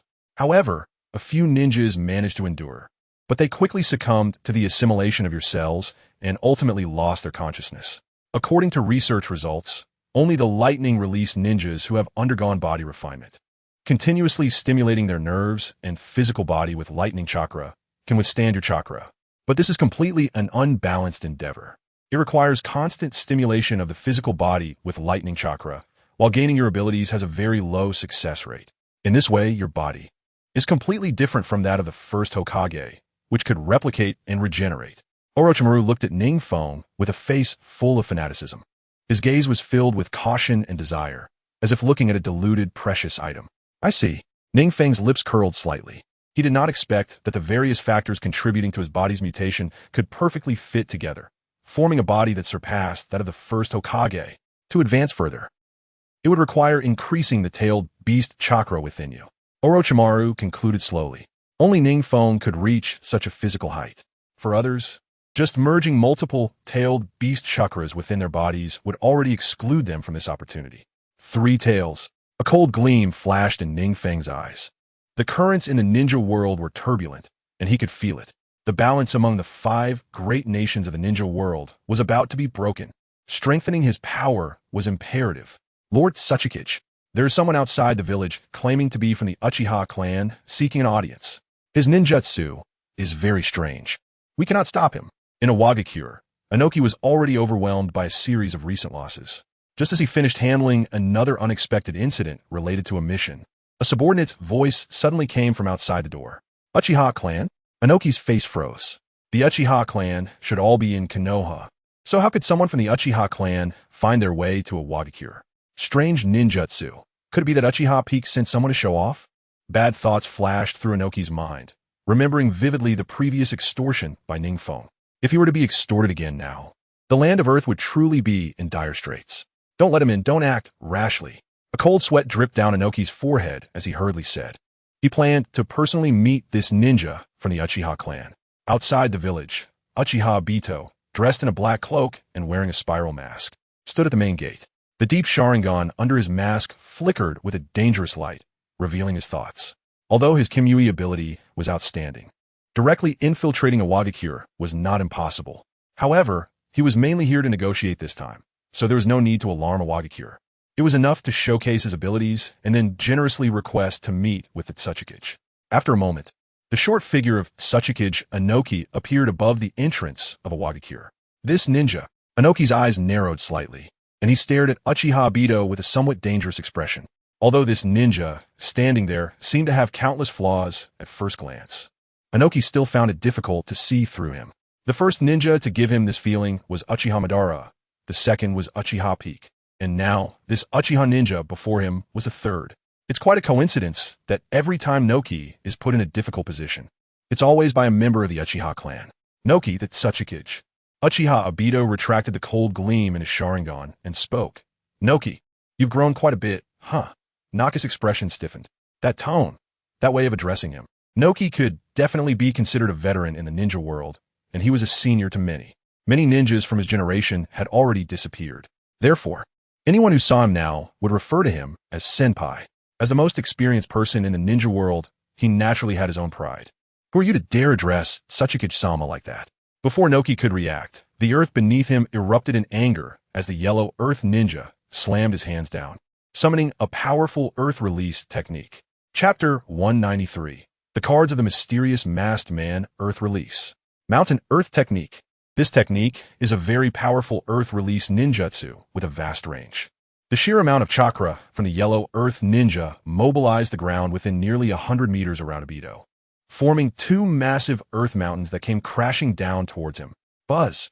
The Sharingan beneath the spiral mask emitted spatial fluctuations. Soon, the mysterious masked man emerged unscathed. This guy, Noki felt a sinking sensation in his heart as he saw that he was completely unaffected. Could it really be that ninja? I am Uchiha Madara. Obito raised his head, and the deep gaze of the Sharingan beneath the spiral mask made anyone who looked at him feel fear. Uchiha Madara. Naka's body suddenly shivered uncontrollably. He had lived through the period when Uchiha Madara dominated the ninja world. Back then, the first Hokage of Konoha and Uchiha Madara could single-handedly challenge the entire ninja world. And Uchiha Madara had left a greater psychological shadow on him at that time. The Uchiha clan had attacked Iwagakure multiple times after negotiations, leaving a deep scar in young Naka's heart. How could you possibly still be alive? Naka's face was filled with disbelief. The ninja world had long spread the word that Uchiha Madara had died after his battle with the first Hokage. Now a ninja with Sharingan appeared and claimed to be Uchiha Madara? Noki certainly wouldn't believe it. Just a little trick. Obito shrugged and said mysteriously. He knew that as long as he demonstrated sufficient strength and space ninjutsu, Noki would recognize his identity. After all, Iwagakure had become internally weak after several attacks on NingFeng, so they would grasp any helping hand that extended towards them. Revealing the identity of Uchiha Madara was undoubtedly a way to gain more leverage in cooperation. Little trick?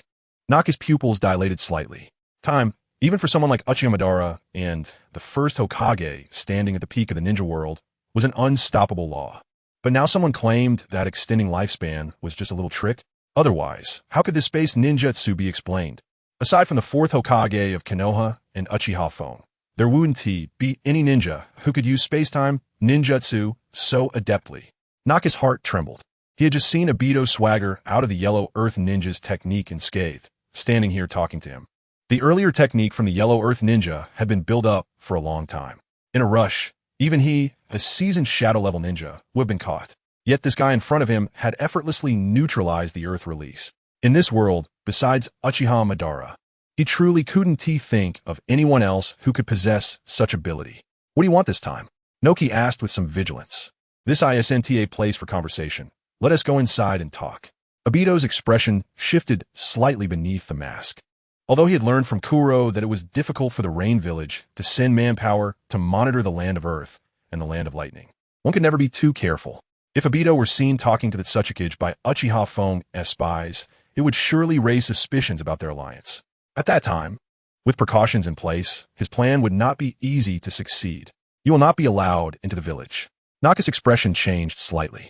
Even if Uchiha Madara could extend his lifespan to the present, he could determine that Madara's strength was likely diminished. Otherwise, he wouldn't have come here. Based on Noki's understanding of Uchiha Madara, he would likely come out himself if there was something urgent.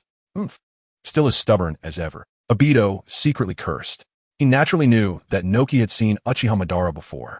Those who understood Uchiha Madara would always be on guard against him. Noki, I have come today regarding Uchiha Fong. My junior has overstepped his bounds. He has already infringed upon my interests. After analyzing the intelligence from Kuro, Obito understood the general situation in Iwagakure, so he spoke bluntly. After all, Noki was also eager to get Iwagakure back on track, while wanting to eliminate a strong competitor for his junior. Thus, he had a deep resentment towards Uchiha Fong. Uchiha Fong? Noki's heart sank. Only then did he take Uchiha Fong seriously. Counting it up, Uchiha Feng's achievements were indeed comparable to his ancestor Uchiha Madara. In fact, Uchiha Feng's achievements were even slightly more dazzling. Uchiha Madara at Uchiha Feng's age. No, even after becoming famous, Uchiha Madara would never claim he had the strength to take on thousands of ninjas. So, does this mean that Uchiha Feng's current threat has surpassed that of Uchiha Madara back then? A cold sweat trickled down Noki's back. He immediately ordered his subordinates to open the gate and let the mysterious masked man enter. Although Iwagakure was already showing signs of decline, if they couldn't even keep a diminished Uchiha Madara at bay, it would be a shame for them to be one of the 5 great nations in the ninja world. I hope that no one else knows about today's events. A threatening light flickered in Obito's Sharingan as he said coldly, Although you claim to be Uchiha Madara, Whether it's true remains to be verified. Although Noki was already certain that the masked man in front of him was most likely Uchiha Madara, he still stubbornly replied, "This matter is not important. What matters is that we have a common enemy now." Obito raised his hand, clad in a black glove, and pointed at Noki, saying, "You can't deal with him." "Noki, to be honest, I can't either. My battle with Hashirama cost me a lot of combat power. Even if I faced Uchiha phone one-on-one now, I wouldn't be his match." Obito acknowledged the gap between himself and Uchiha Madara directly. "You all leave." Noki's expression grew increasingly grim as he waved his hand, signaling his guards to retreat. Sachikage-sama, the burly yellow earth ninja, stepped forward, glaring angrily at Obito. "This person doesn't look like a good guy. I know what I'm doing, leave." Noki's gaze turned cold as he said, icily. He had an inkling of what Uchiha Madara wanted to do. Undoubtedly, he wanted to join forces or use him to eliminate Uchiha phone. Because Uchiha Madara first mentioned that his strength had declined significantly, Anoki felt much more confident when facing the masked man. He straightened his back and said, "Go on." Chapter 194. Does Uchiha Madara want to provoke the Fourth Great Ninja War? Uchiha Obito noticed that Anoki's guards had retreated, leaving Anoki alone, and the Sharingan in the mask was flashing continuously. Now that Anoki was alone, if he could control Anoki with Jinjutsu, or pull him into a space-time dimension, wouldn't he be in control of a Wagakure? However, this thought was fleeting. After all, even if he controlled a Wagakure now, it wouldn't be as useful as forming an alliance with Anoki. Controlling a Wagakure would bring many subsequent troubles. In the current ninja world, Uchiha Obito had offended too many people. He had even completed most of the Eye of the Moon plan on behalf of himself. Now he just needed to safely reap the rewards. There was no need to take a Wagakure and hide for development, because Rain Village was still in a developmental stage. Although Uchiha Obito's individual combat power was very high, in a group battle, he would have to consider the ninjas of his own village, meaning he wouldn't unleash large-scale, indiscriminate ninjutsu. Uchiha Obito rested his chin on his left hand and spoke. Previously, during discussions with Kagaya about intelligence, Uchiha Obito had noticed this flaw in NingFeng. However, if he knew that NingFeng's body was not inferior to the first Hokage and perhaps even surpassed it, he wouldn't be so confident that NingFeng had no advantage in group battles. Therefore, as long as he provoked a group battle, NingFeng's advantages would vanish. Anoki suddenly clapped his hands in realization. Right? How did he not think of this? Uchiha Obito's threat to a Wagakure and Kyumogakure was always based on powerful large-scale ninjutsu. His arrival in the village was like a ticking time bomb. Since he came alone, if he died, it would be just that. But if he unleashed large-scale ninjutsu, their entire ninja village could turn to ashes. Therefore, when Uchiha Obito came to their village, no matter what excessive demands he made, they would agree. It was said that Uchiha Obito had left behind tens of thousands of elite ninjas in Kirigakure with just one large-scale ninjutsu. If there were his own people on the battlefield, wouldn't the large-scale ninjutsu that Anoki feared be unable to be unleashed? At that time, Uchiha Obito might just be a Kage level. No, he might not even qualify as a Kage level ninja. It's important to know that many Kage level ninjas, known for their ninjutsu in the ninja world, become merely elite jonin without their ninjutsu. Just like Orochimaru, although he is a long-established Kage level master, his spiritual power is very weak, and he finds it hard to resist Jinjutsu, even from elite jonin specialized in Jinjutsu. Every ninja's energy is limited. Even the god of shinobi, the first Hokage, has weaknesses in Jinjutsu. So, since Uchiha Obito's ninjutsu is so strong, he must not excel in other areas. Anoki suddenly found a way to deal with NingFeng. However, he still wasn't prepared to take action against NingFeng right now, because a Wagakure still needed some time to develop. The last operation had already cost them a considerable amount of core strength. So now, even if he had a way to target Uchiha Obito, he would be powerless. It seems you have come to the same conclusion, Anoki. Uchiha Obito raised his tone slightly, looking at Anoki, who seemed to be lost in thought, and said bluntly, "Now that you know the method to counter, I wonder if you're interested in joining forces with my faction and Reikage AI to provoke a war against Uchiha Obito?" War? Anoki was in the midst of thinking about how to get the ninjas from Uchiha Obito's village to participate in the battle when he was interrupted by the masked man's words. Yes, war is indeed a good method. Moreover, although our elite ninjas have decreased significantly, we still have a large number of Chunin and Genin. At least compared to a newly established village like Rain Village, we are much stronger. If we can rally Sunagakure, the three villages combined should easily deal with Konoha and the recently developed Rain Village, right? Anoki's breathing became heavier. Although he didn't know that Sunagakure was now merely following Rain Village's lead, it didn't affect his vision for the future. In his impression, Uchiha Obito was merely someone who happened to hit a stroke of luck and learned a few large ninjutsu. As long as his large-scale ninjutsu was disabled, his true strength wouldn't be that great. The solution to the problem that had troubled him for a long time was so simple. Anoki, it seems you also want to provoke war. Uchiha Obito keenly noticed that Anoki's eyes were no longer as dim as before, and he easily guessed that Anoki had indeed listened to his earlier words. Could it be that you actually want to instigate the fourth Great Ninja War? Anoki looked at Uchiha Obito in panic. Obito ignored him, waved his arm, and a pre-prepared agreement suddenly appeared on the table. Anoki's small figure flashed over the table and took the agreement. The content on it was simple, just a joint declaration to provoke war against Rain Village. There were even spaces for signatures. 2 spots were already signed. They were Uchiha Madara and Reikage AI. Could it be the fourth Reikage agreed as well? Anoki was quite surprised in his heart, rubbing his beard thoughtfully. It did fit that guy's impulsive character. However, although the content of this agreement was simple, it also revealed the ambitions of this mysterious masked man. The old man raised his head and asked, although Kumogakure, like a Wagakure, has suffered greatly at the hands of Uchiha Obito, but do you have the ninjas capable of going to war? Anoki's question directly exposed his greatest doubt. At the same time, his gaze toward Uchiha Obito gradually became dangerous. Anoki suspected that this agreement was fake, and Reikage AI's signature was also forged. Although Reikage appeared to him as a somewhat reckless guy, he was not foolish enough to sign a war agreement with Uchiha Madara, who had no forces at all. Matters related to war must be approached with utmost caution. After all, the cost of war often entails decades of rise and fall for a village, and in severe cases, it could cost an entire village. You can rest assured about that. I came this time with a test subject.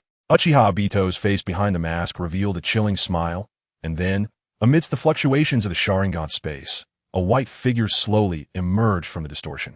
This is Anoki. Unable to focus on Uchiha Obito's space-time ninjutsu, quickly looked at this creature he had never seen before. It was a pale, naked male. However, he felt no chakra response. This is cultivated from Senju Hashirama's cells with vibrant life force, and has the ability to absorb the opponent's chakra and replicate their appearance. Uchiha Obito's cold voice interrupted Anoki's observation. And I have 50,000 of such products. Chapter 195. The Fourth Great Ninja War is about to erupt. 50,000? Anoki fell into deep thought again. Just now he had confirmed what Uchiha Obito said. This magical thing can indeed mimic its own strength and appearance. If something like this is war, the destruction caused by infiltrating the enemy's rear camp would be immeasurable. Not to mention 50,000, even with just 20,000. Anoki would feel a chill down his spine. Although the copied abilities are still somewhat inferior to the original, this thing can be mass-produced. Judging by Uchiha Obito's tone, if it dies, it dies. At worst, we can just create more. That means 50,000 can absorb chakra, imitate abilities and appearances, and are fearless top spies. I have one condition. After the war, you must give us a Wagakure 30,000 of these things. Anoki said, extending 3 fingers towards Uchiha Obito. This condition, Uchiha Obito raised an eyebrow beneath his mask. It seems Anoki is quite covetous of this thing.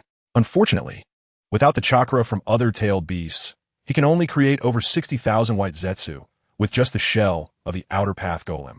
But let's not even mention whether there will be 30,000 white Zetsu left after the war. Even if there are 30,000 left, he wouldn't hand over such a good strategic weapon to Anoki. This thing will only listen to its creator, Uchiha Obito said ominously. This statement is indeed true. White Zetsu only listens to him. Oh, Anoki's seasoned experience tells him that things are not that simple. Could there really be top spies that only listen to their creator and are unafraid of death? However, Anoki wisely signed his name first. Regardless of whether this thing really listens to its creator, right now, Iwagakure cannot afford the slightest loss. If he angers the masked man in front of him, and he uses 50,000 white Zetsu against Iwagakure, it would be unbearable.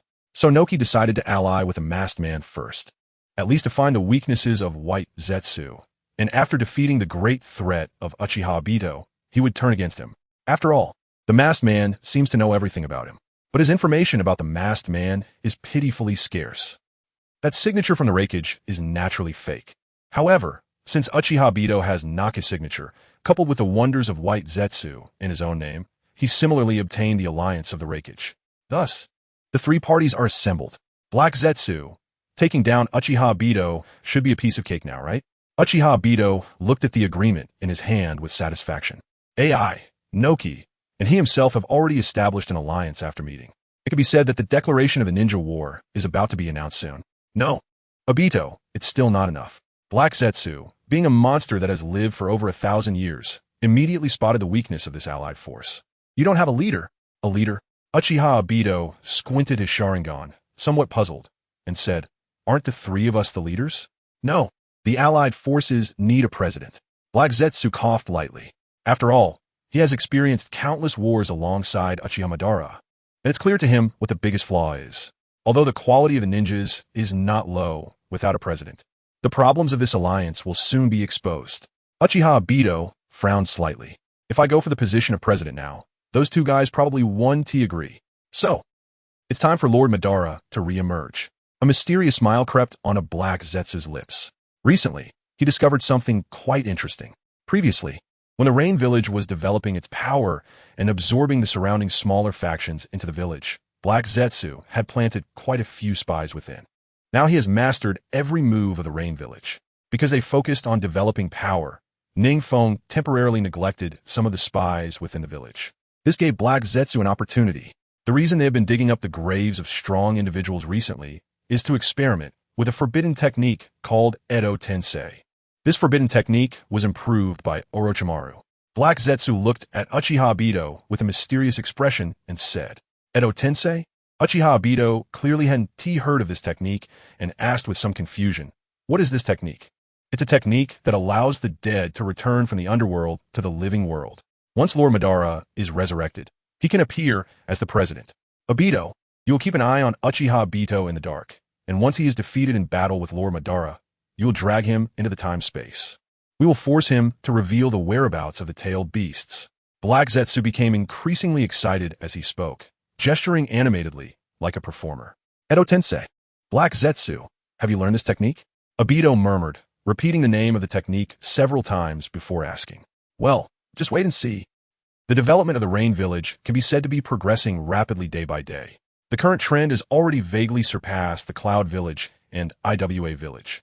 Now the Rain Village not only has the support of Konoha and Suna, but also many merchants from IWA and Kyumo have come to the Rain Village seeking opportunities. This made NingFeng overjoyed. Lord Feng, the sword of the Thunder God from the Land of Iron, has been completed. While NingFeng was immersed in his chakra meditation and training, he was suddenly awakened by the voice of a guard from outside. In recent days, NingFeng has been continuously conducting experiments with Orochimaru in the basement, exploring the secrets of his own body. Although his strength hasn't improved much compared to before, his control over his own body has become significantly stronger. This means he has invested even more funds into the experiments, making Orochimaru unusually happy. However, recently, because Orochimaru and NingFeng have been focused on their experiments, Kabuto has undoubtedly been left to conduct his own experiments. This is because NingFeng only allows Orochimaru to know the data of his body. If there are too many people, his secrets will be exposed. The sword of the Thunder God is ready. NingFeng raised the corners of his mouth and smiled slightly. Ever since his last visit to the Mist Village, he had the idea of forging a katana that belonged to him. After returning to the village, he spent a considerable amount of money to obtain the materials and talked his way into borrowing the sword of the Thunder God, the second Hokage's sword, from his master, Minato Namikaze, for modification and reforging. Now, it has finally been completed. With a sharp weapon in hand, his close combat ability would be raised several levels. Chapter 196, The Reforged Sword of the Thunder God. Mitsuba's Iaedo / the Sword of the Thunder God is the sword of the second Hokage, Senju Tobirama. It is one of the sharpest ninja tools, possessing endless lightning power. When combined with the Flying Thunder God technique, it is like adding wings to a tiger. Coincidentally, NingFeng's Flying Thunder God technique has recently made a breakthrough, and combined with the Sword of the Thunder God, it will undoubtedly become even more powerful. By the way, Obito also has the Flying Thunder God mark on him. NingFeng recalled that he had left the Flying Thunder God mark on Obito during the Nine-Tails night. That was a trump card he prepared when he was ready to deliver a fatal blow. With the Flying Thunder God mark, he can teleport to Obito's side at any time. Combined with the Sword of the Thunder God, He is confident that he can directly take Obito's life in an instant. However, the speed of the Flying Thunder God still needs to be faster. NingFeng knows full well that although the Flying Thunder God is a rare space-time ninjutsu, it is still relatively slow compared to the later space-time ninjutsu that appeared. Don't be fooled by how masterfully Minato Namikaze wields the Flying Thunder God technique. That depends on his high understanding, which allowed him to improve the technique to better suit his own reflexes. It can be said that every ninja who masters the Flying Thunder God technique has their own unique reflexes. Only by adapting the Flying Thunder God to the speed of their own reflexes can they fully unleash its power. Let's go. First get the Sword of the Thunder God. NingFeng couldn't hide his excitement.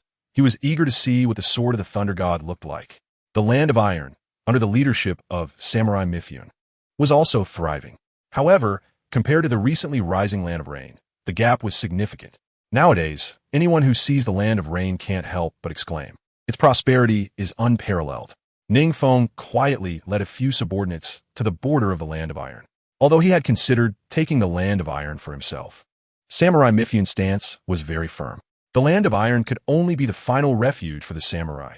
If one wanted to create ninja tools, they could come to the Land of Iron or send apprentices to learn its techniques. However, the Land of Iron must never belong to any ninja village or be used by any ninja village. Although NingFeng felt regret, he couldn't help but admire Mifune's wisdom. The strength of the Land of Iron was not particularly formidable. In fact, it was not much stronger than the former Land of Rain. But now, it could stand up to the other 5 great nations, which was undoubtedly due to Mifune's brilliant leadership.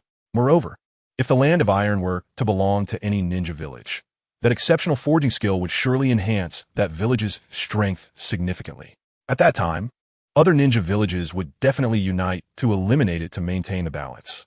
Then the Land of Iron would be reduced to ashes along with the ninja village it belonged to. After entering the border of the Land of Iron, NingFeng led his men directly to the center of the Land of Iron. This time, they were forging the legendary sword of the second Hokage, which could be considered a divine artifact. Naturally, NingFeng entrusted it to the most esteemed blacksmith in the Land of Iron, Mifune. In the Land of Iron, at the daimyo's residence, Mifune had just discussed recent developments in the Land of Iron with the daimyo when a figure suddenly appeared on the eaves. Mifune paused the conversation and looked up with a hint of a smile at the figure on the eaves. Did Lord Raikage come to the Land of Iron right after the news was sent? The figure leaped down from the eaves. It's a pity that I didn't prepare the seal here. Otherwise, I would have come to get the sword at the first moment. Mifune gestured for the daimyo to step back. The daimyo nodded. He was also curious about the duel between Mifune, the strongest in the Land of Iron, and the legendary Raikage known as the strongest in history. Mifune had just mentioned that his swordsmanship had hit a bottleneck. This time, in exchange for crafting ninja tools for the Raikage, he proposed a reward of sparring with him. Mifune's experience was also quite fascinating. He had previously fought against Hanzo of the Salamander from the Land of Rain. However, the outcome was of course his defeat. At that time, Hanzo of the Salamander was revered as a demigod in the ninja world.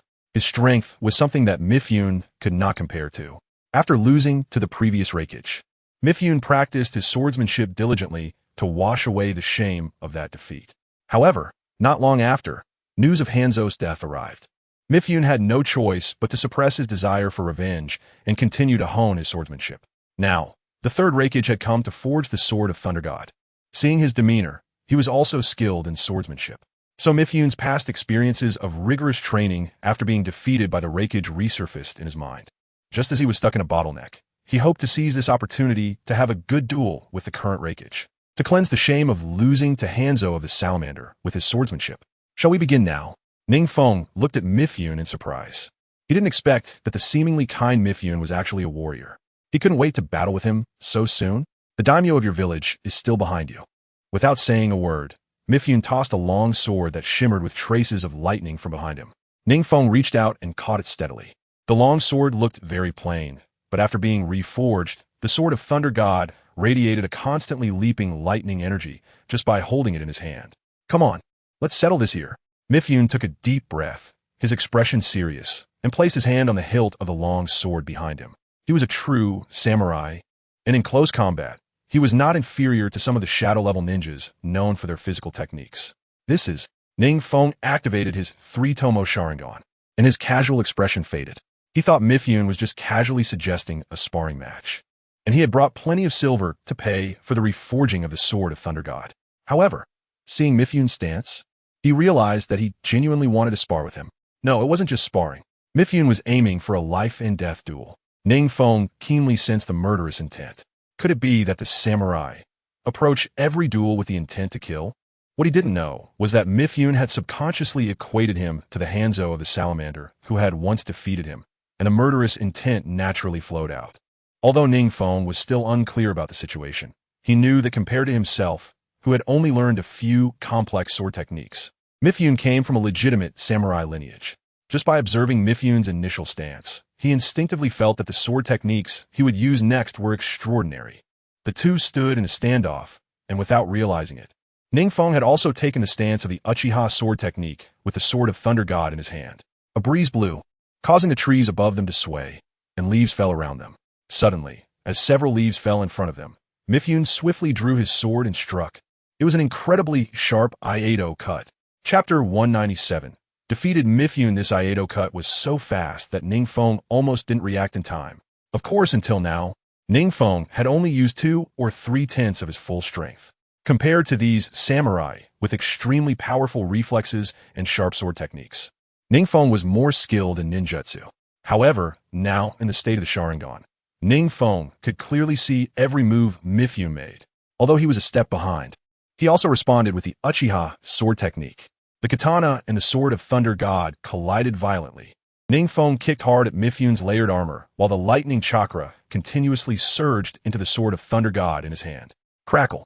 The lightning flashing along the sword's blade intensified, and the occasional discharge of electricity was enough to cause a thrill of fear. Mifyun maintained a calm demeanor and firmly withstood this kick, bringing his sword down with great force. NingFeng quickly withdrew his sword to defend.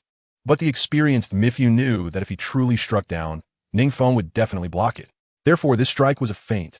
After NingFeng withdrew his sword to defend, Mifyun quickly changed from a slow sword motion to a rapid strike aimed at NingFeng's face. This move was the very Iato cut that NingFeng was all too familiar with, using an extremely fast katana to quickly pierce the enemy. Under the razor-sharp and swift blade, there was no time to form seals before being cut in half. Fortunately, NingFeng had long since activated his 3-Tomo Sharingan. Although his insight was still inferior to the Mangeki Sharingan, the enhancement to his perceptive ability was significant. NingFeng saw this strike, but his body almost couldn't react in time. Whoosh! The blade almost grazed NingFeng's face as it sliced down. The ground cracked under the force of Mifyun's katana, along with several strands of NingFeng's hair. NingFeng could also perform the Iato cut. His speed could match Mifyun's. However, the flash used by NingFeng is often blocked by the enemy, unable to unleash its true power. After this encounter, NingFeng understood clearly. The flash must first feign a strike. After that, breaking through the enemy's defense and exploiting a gap with a flash is often the most deadly. After the sharp blade once again grazed NingFeng's left shoulder, he pulled out his knife and fiercely thrust it toward the gap in Sanchuan's left rib. At the same time, he quietly finished forming a single-handed seal with his left hand. Lightning blade, Chidori blade. Since Sanchuan's blade speed in close combat was already this fast, NingFeng changed his strategy and directly confronted Sanchuan head-on. He appeared to be exchanging injury for life, intimidating Sanchuan. Sanchuan did not expect NingFeng's swordsmanship to be so relentless, advancing without retreat. In the hands of a master, this fearless sword technique, although lacking in form, was the most effective in demonstrating its power. A drop of cold sweat trickled down Sanchuan's forehead. Neither the lightning blade in his left hand nor the Raijin sword imbued with massive lightning chakra in his right could withstand it. He lightly stepped back to evade this fatal blow. After missing, NingFeng looked at Sanchuan in surprise. It was hard to imagine that, under the stimulation of lightning chakra, NingFeng's speed had surpassed that of the Reikage. It wouldn't be an exaggeration to say he was the fastest in the ninja world, yet now, he was evaded by a warrior without chakra? Lord Yuing, this is the ancestral instant step of the warrior clan. Sanchuan noticed NingFeng's confusion and smiled as he stroked his beard while sheathing his katana. Although ninjas are currently numerous, the warriors who have been overshadowed also possess their own strengths. That instant step, from a ninja's perspective, can sometimes be even more useful than a ninja's body flicker technique. In actual combat, it can even be more effective than Flying Thunder God. And this is merely a very ordinary technique passed down in the warrior clan. How interesting. To have practiced the instant step to such a level, Sanchuan must have put in a lot of hard work. NingFeng nodded slightly, showing respect for the warrior. Although he could already be considered at the peak of the ninja world, he still had only a rudimentary understanding of warriors. Now, through his battle with Sanchuan, he was gradually unveiling the veil of the warrior. He never expected that warriors could have such magical skills. It must also be due to Sanchuan's diligent training. Otherwise, if every warrior's instant step was so stunning, ninjas wouldn't have so quickly replaced warriors. You're flattering me. Sanchuan took a deep breath. Receiving praise from Yu Ying was the highest honor for him. Then let us continue. Lord Yu Ying, please strike first. Sanchuan shrugged. After their recent exchange, he had discovered NingFeng's weaknesses. Although NingFeng's sword techniques were very sharp, he did not use them at the right moments. And his techniques were quite singular. Really? Then I won't hold back. Sanchuan nodded proudly, now feeling a bit more self-satisfied that he could suppress the renowned NingFeng in physical techniques. However, the next moment, his expression turned somewhat comical. NingFeng slowly sheathed the Raijin sword, placing his hand on the hilt, just like how he had executed the Iaedo strike earlier. How is that possible? Sanchuan looked at NingFeng in disbelief. After the recent battle, NingFeng had adapted to Sanchuan's combat rhythm and learned many techniques from this top swordsmanship master. Iaedo. NingFeng calmed the distractions in his mind, channeling chakra to the tip of his blade and fiercely executed an Iaedo strike. Sanchuan, caught off guard, drew his sword to counter, but in such a rushed moment. How could he match the fully charged Raijin sword? A flash of white light as fast as lightning passed, and the two stood back to back, still in the stance of having just drawn their swords. Sanchuan stood tall with the stance of the flash. NingFeng stood with the Iaedo draw he had just copied using his Sharingan.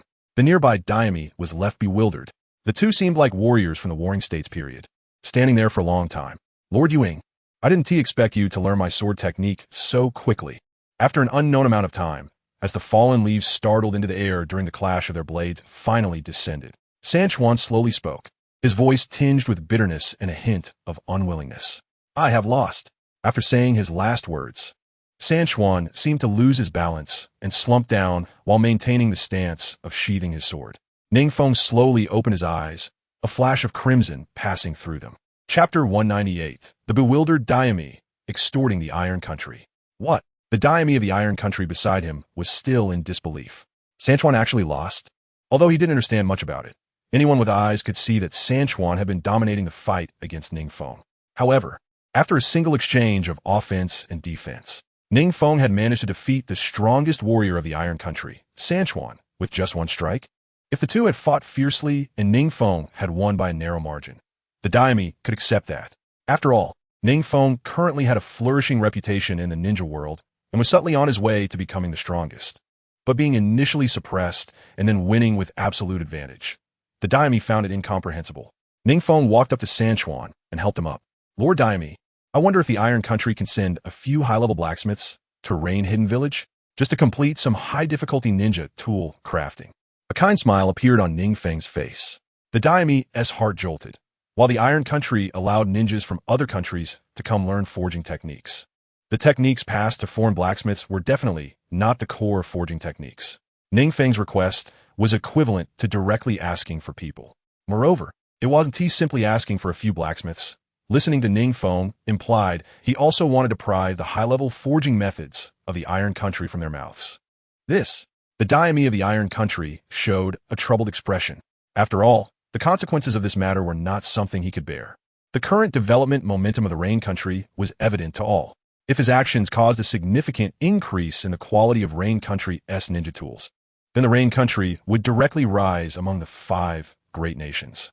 Once he sent blacksmiths to the Rain Country, other countries might see the Rain Country surpassing them and could easily vent their grievances on the Iron Country. Lord Yu Ying, after all, the Iron Country is a neutral nation. This isn't quite in line with the rules. The Daime forced a smile, wiping the cold sweat from his forehead. NingFeng's aura grew increasingly oppressive, the ground beneath him subtly trembling. After all, Lord Sanchuan and I had made an agreement. If I won, he would send a few high-level blacksmiths to the Rain Country. NingFeng said with a forced smile, the Raijin sword behind him slightly trembling, as if it would draw on the Daime if it didn't hear the answer he wanted. The face of the Daime of the Iron Country grew even paler. He had come out with Sanchuan today without any other guards. In his mind, Sanchuan was a loyal and powerful warrior. With Sanchuan around, he felt secure. However, he never expected that NingFeng could knock Sanchuan out in just a few moves. It's difficult to rely on oneself. Of course, this matter belongs to a private transaction between me and Lord Sanbua, and I certainly won't let a third person know. NingFeng shrugged and pointed to the still unconscious Sanbua on his shoulder. All right, I won't let a fourth person know now.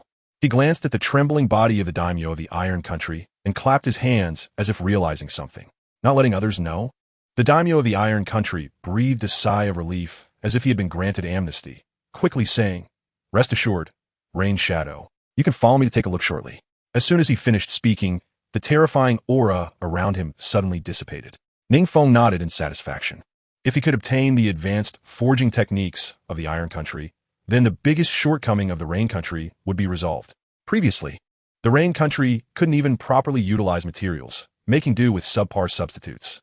It was only after NingFeng became the third Rain Shadow that he procured a large amount of quality materials from Konoha. Some iron ores were valuable, yet hard to market, and only the wealthy Konoha could satisfy NingFeng's appetite all at once. However, the persistent issue plaguing the Rain Country was still the lack of technology. Nowadays, NingFeng never expected to encounter so many pleasant surprises upon arriving in the Iron Country. First, he replicated Sanbua's Iaedo technique, and then he received so many unexpected benefits. The daimyo of the Iron Country settled Sanbua, and then led NingFeng to find the blacksmiths of the Iron Country. Did he make this agreement with Sanbua? Of course not. Sanbua only wanted to use this exchange to wash away the shame of his defeat against Hanzo the Salamander and break through the bottleneck in his swordsmanship. But he didn't expect to be knocked unconscious by NingFeng in a single blow. As a result, the daimyo, without any guards nearby, had no choice but to follow NingFeng's orders and obediently select blacksmiths for him. Normally, if a shadow-level ninja wanted the blacksmiths of the Iron Country, they would have to contend with the daimyo's guards upon arriving. Yet Sanbua, when entangled with them, would easily defeat them. Sanbua's strength was beyond what an ordinary shadow-level ninja could reach.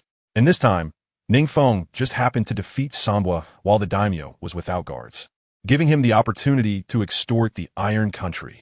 He became the first person to extort a neutral country. What? You want us to go to the Rain Country? The selected high-level blacksmiths looked displeased. Having long enjoyed being sought after by ninjas for crafting ninja tools, how could they simply obey the daimyo's orders to go to the Rain Country? They weren't even accommodating to the daimyo now, directly questioning if they were unhappy. Not to mention whether the conditions in the Rain Country could compare to those in the Iron Country. Simply leaving their homeland like this was unacceptable to them. These few are already mine, right? NingFeng shrugged and looked at the daimyo beside him. They are yours, Lord Rain Shadow. The daimyo replied with a somewhat fearful expression. After receiving confirmation, NingFeng's lips curled into a sinister smile. Then, he directly unleashed a terrifying aura upon the few blacksmiths. Thud! Thud! The leading blacksmith who had been shouting fell to his knees. He looked at NingFeng with an expression of disbelief. They hadn't expected that this ninja before them would dare to make a move against them. Was he prepared to kill them if they didn't submit? NingFeng continuously increased the output of his chakra. If you cannot be of use to me, then you can all stay here. After all, you no longer belong to the Iron Country. Upon seeing NingFeng's undisguised killing intent, they truly felt fear and obediently followed him. These few are renowned blacksmiths of the Iron Country and must not be neglected. At the ninja tool forging facility in the Rain Country, NingFeng instructed the person in charge at the entrance while accompanied by several dressed in Iron Country attire. Yes. The person in charge of the ninja tool forging facility nodded in agreement, also shocked that NingFeng could trick the blacksmiths of the Iron Country. It is known that people from the Iron Country have a notoriously bad temper. The idea of directly coming to a foreign forging facility was unheard of. Only someone as powerful as their leader could bring in blacksmiths from the Iron Country. All of you should learn the techniques properly from the masters. Don't just watch the masters forge ninja tools. NingFeng scolded with a smile towards his blacksmiths. Although these Iron Country blacksmiths had already stayed in the Rain Country, if the blacksmiths of his own country didn't put in the effort to learn forging techniques, then it would be very difficult to quickly mass-produce advanced ninja tools. Chapter 199. The Turbulent Ninja World. The Fourth Great Ninja War. Is it all gathered? In the dim cave, Uchiha Obito sat leisurely in his seat, casually crossing his feet on the table as he spoke. Before him were the gloomy-faced Noki and the visibly angry A. Half a month had passed since the three formed an alliance. They had also adjusted their ninja troops and stabilized the development within their countries. At least it was not as tumultuous as before. This was also Kuro's idea. Besides stabilizing internal affairs first, Kuro, having experienced many wars, naturally understood that without stabilizing the internal situation, the subsequent wars would be extremely difficult. All settled, Noki and A spoke simultaneously. They had also tested the mysterious masked man multiple times. However, due to Obito's clever Kamui ability, they had not succeeded in their probes. As a result, the two still had no assessment of Obito's strength. Having formed an alliance, they were still completely unaware of their allies' abilities. The two were currently quite wary of him. However, since it was a coalition, we would also need a commander. Commander? Noki chuckled lightly. Do you want to take the position? A also cast a suspicious glance at Uchiha Obito, who was dressed in a black robe and immersed in shadows. The face beneath Obito's mask showed a slight change. Let's speak with strength later. Whoever is strong can become the commander. A and Noki exchanged glances and nodded in agreement. Report to Lord Rain Shadow. Iwagakure and Kumogakure have recently had frequent friction with our borders. It's escalated to the point of mutual attacks. Just as NingFeng finished another task report from a client, a subordinate reported from outside. What happened? Why have Kumogakure and Iwagakure become active again recently? NingFeng Sikit. Could it be that these two villages are joining forces against the Rain Village? But the Rain Village has allied with Konoha. If they want to unite against the Rain Village, they not only have to face NingFeng's wrath, but also the pressure from Konoha. NingFeng didn't think that the Rain Village and Konoha would be unable to handle Iwagakure and Kumogakure. Moreover, the Sunagakure was also under NingFeng's command now.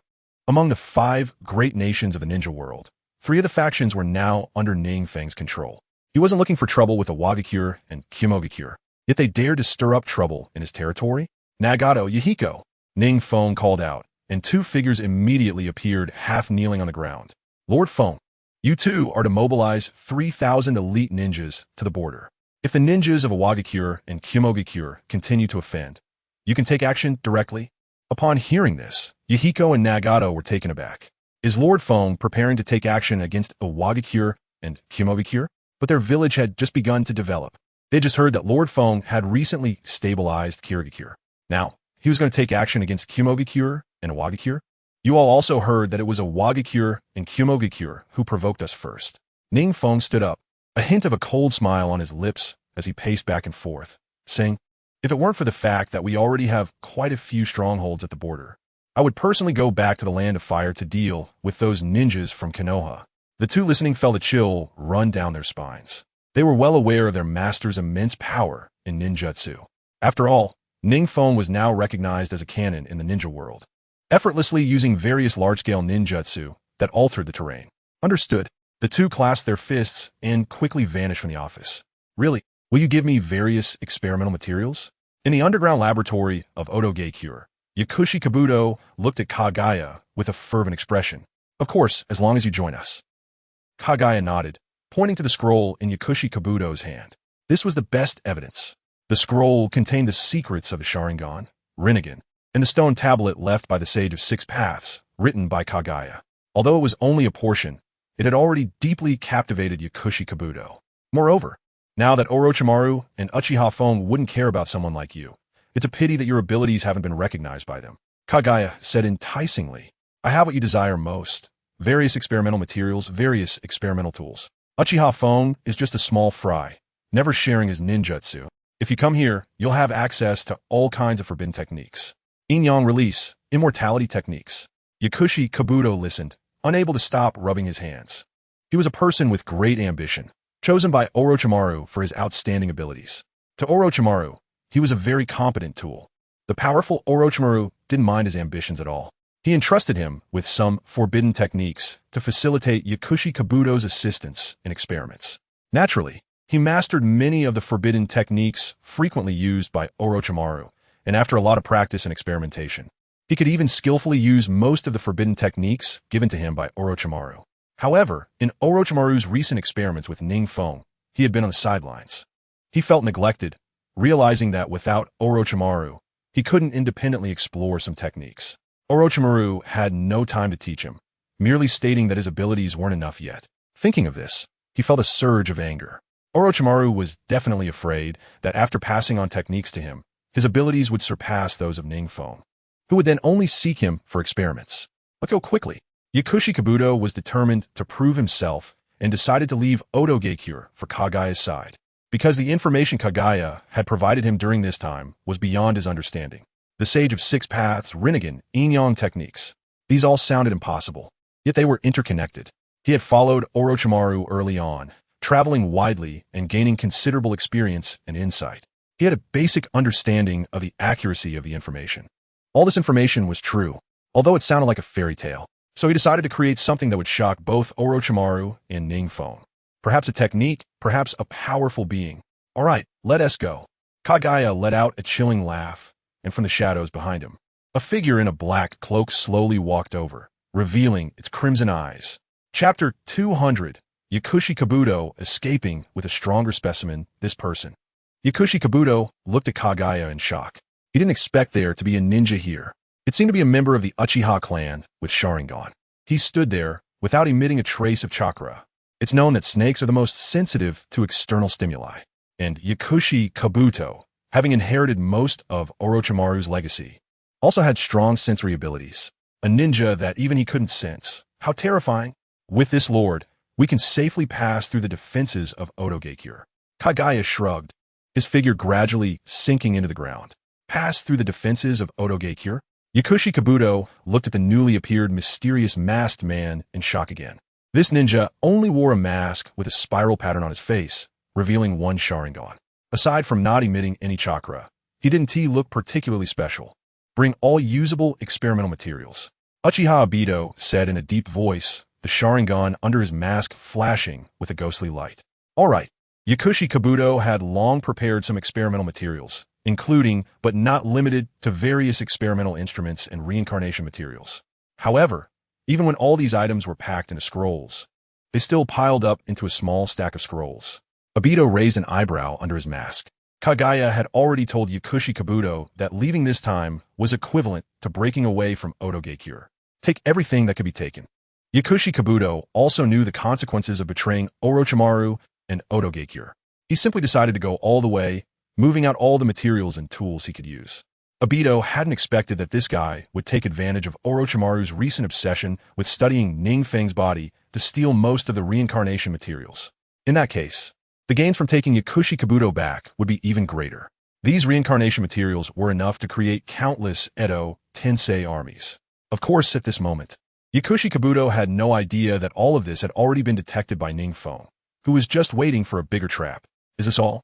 Yakushi Kabuto nodded, staring intently at Obito. He wanted to see how Obito would manage to break through the defenses of Oto Geikure with so many items. Then let us go. Obito extended his hand, signaling Yakushi Kabuto to come along.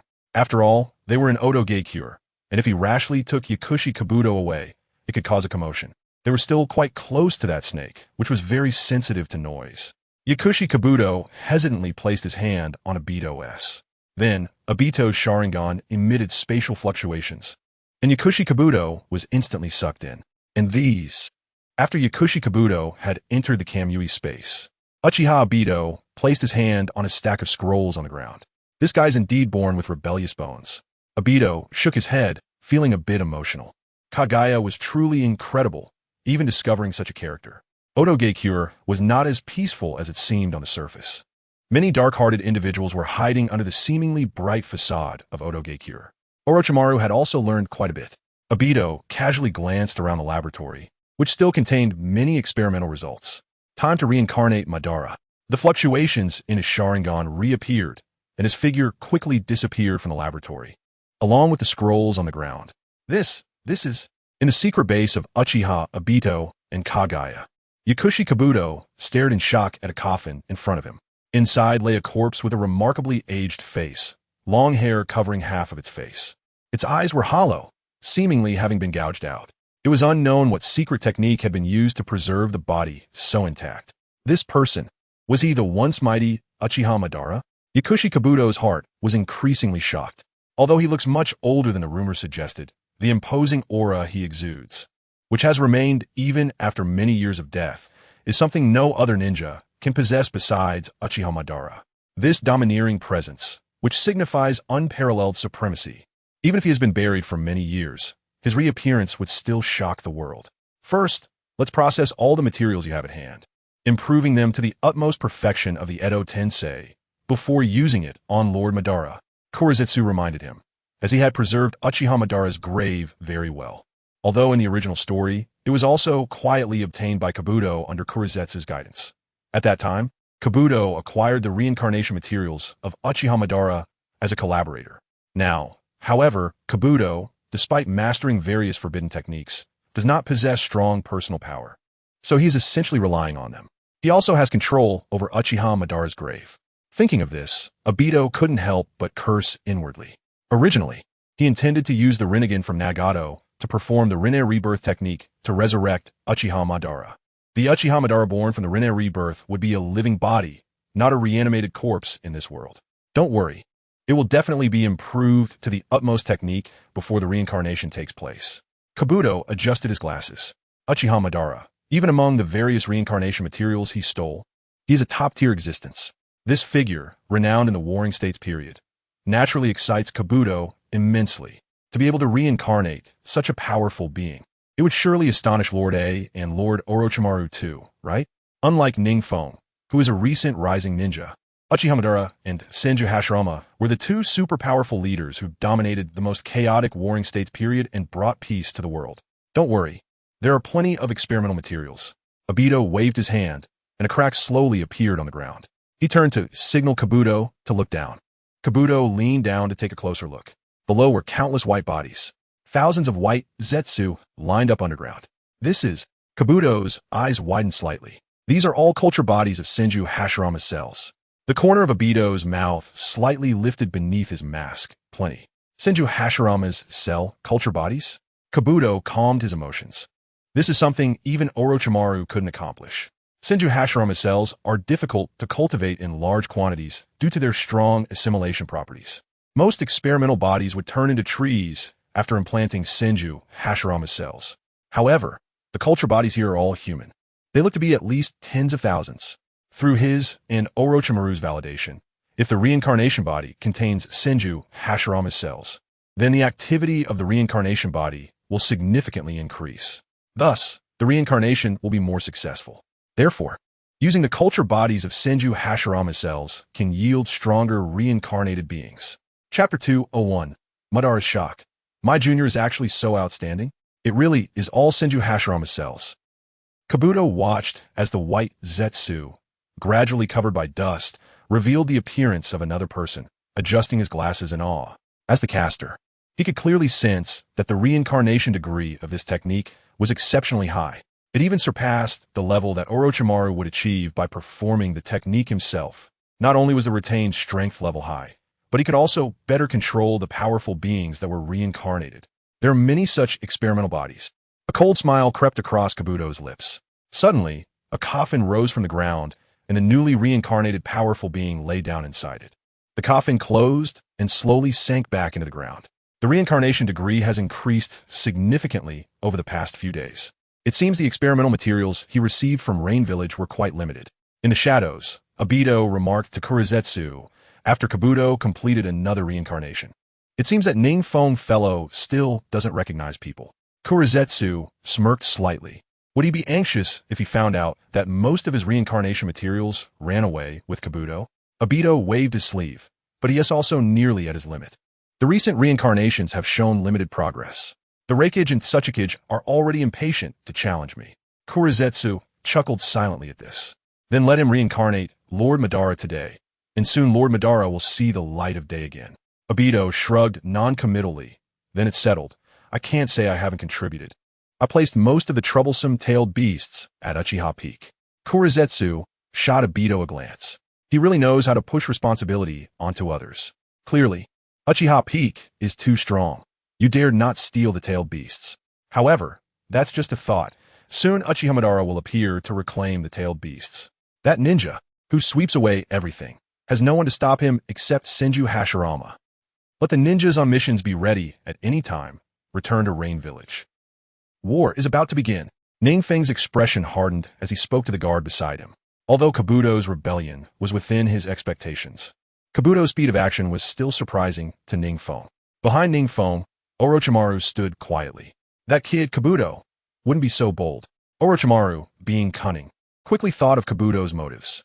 However, he shook his head and said to NingFeng, he knows Kabuto well, although he has ambition. He would never betray the village or himself. Orochimaru, you still haven't seen through that guy Kabuto. NingFeng shrugged. In the original story, Orochimaru emerged from the cursed seal and saw Kabuto, who had his genes infused, with a face full of regret and silence.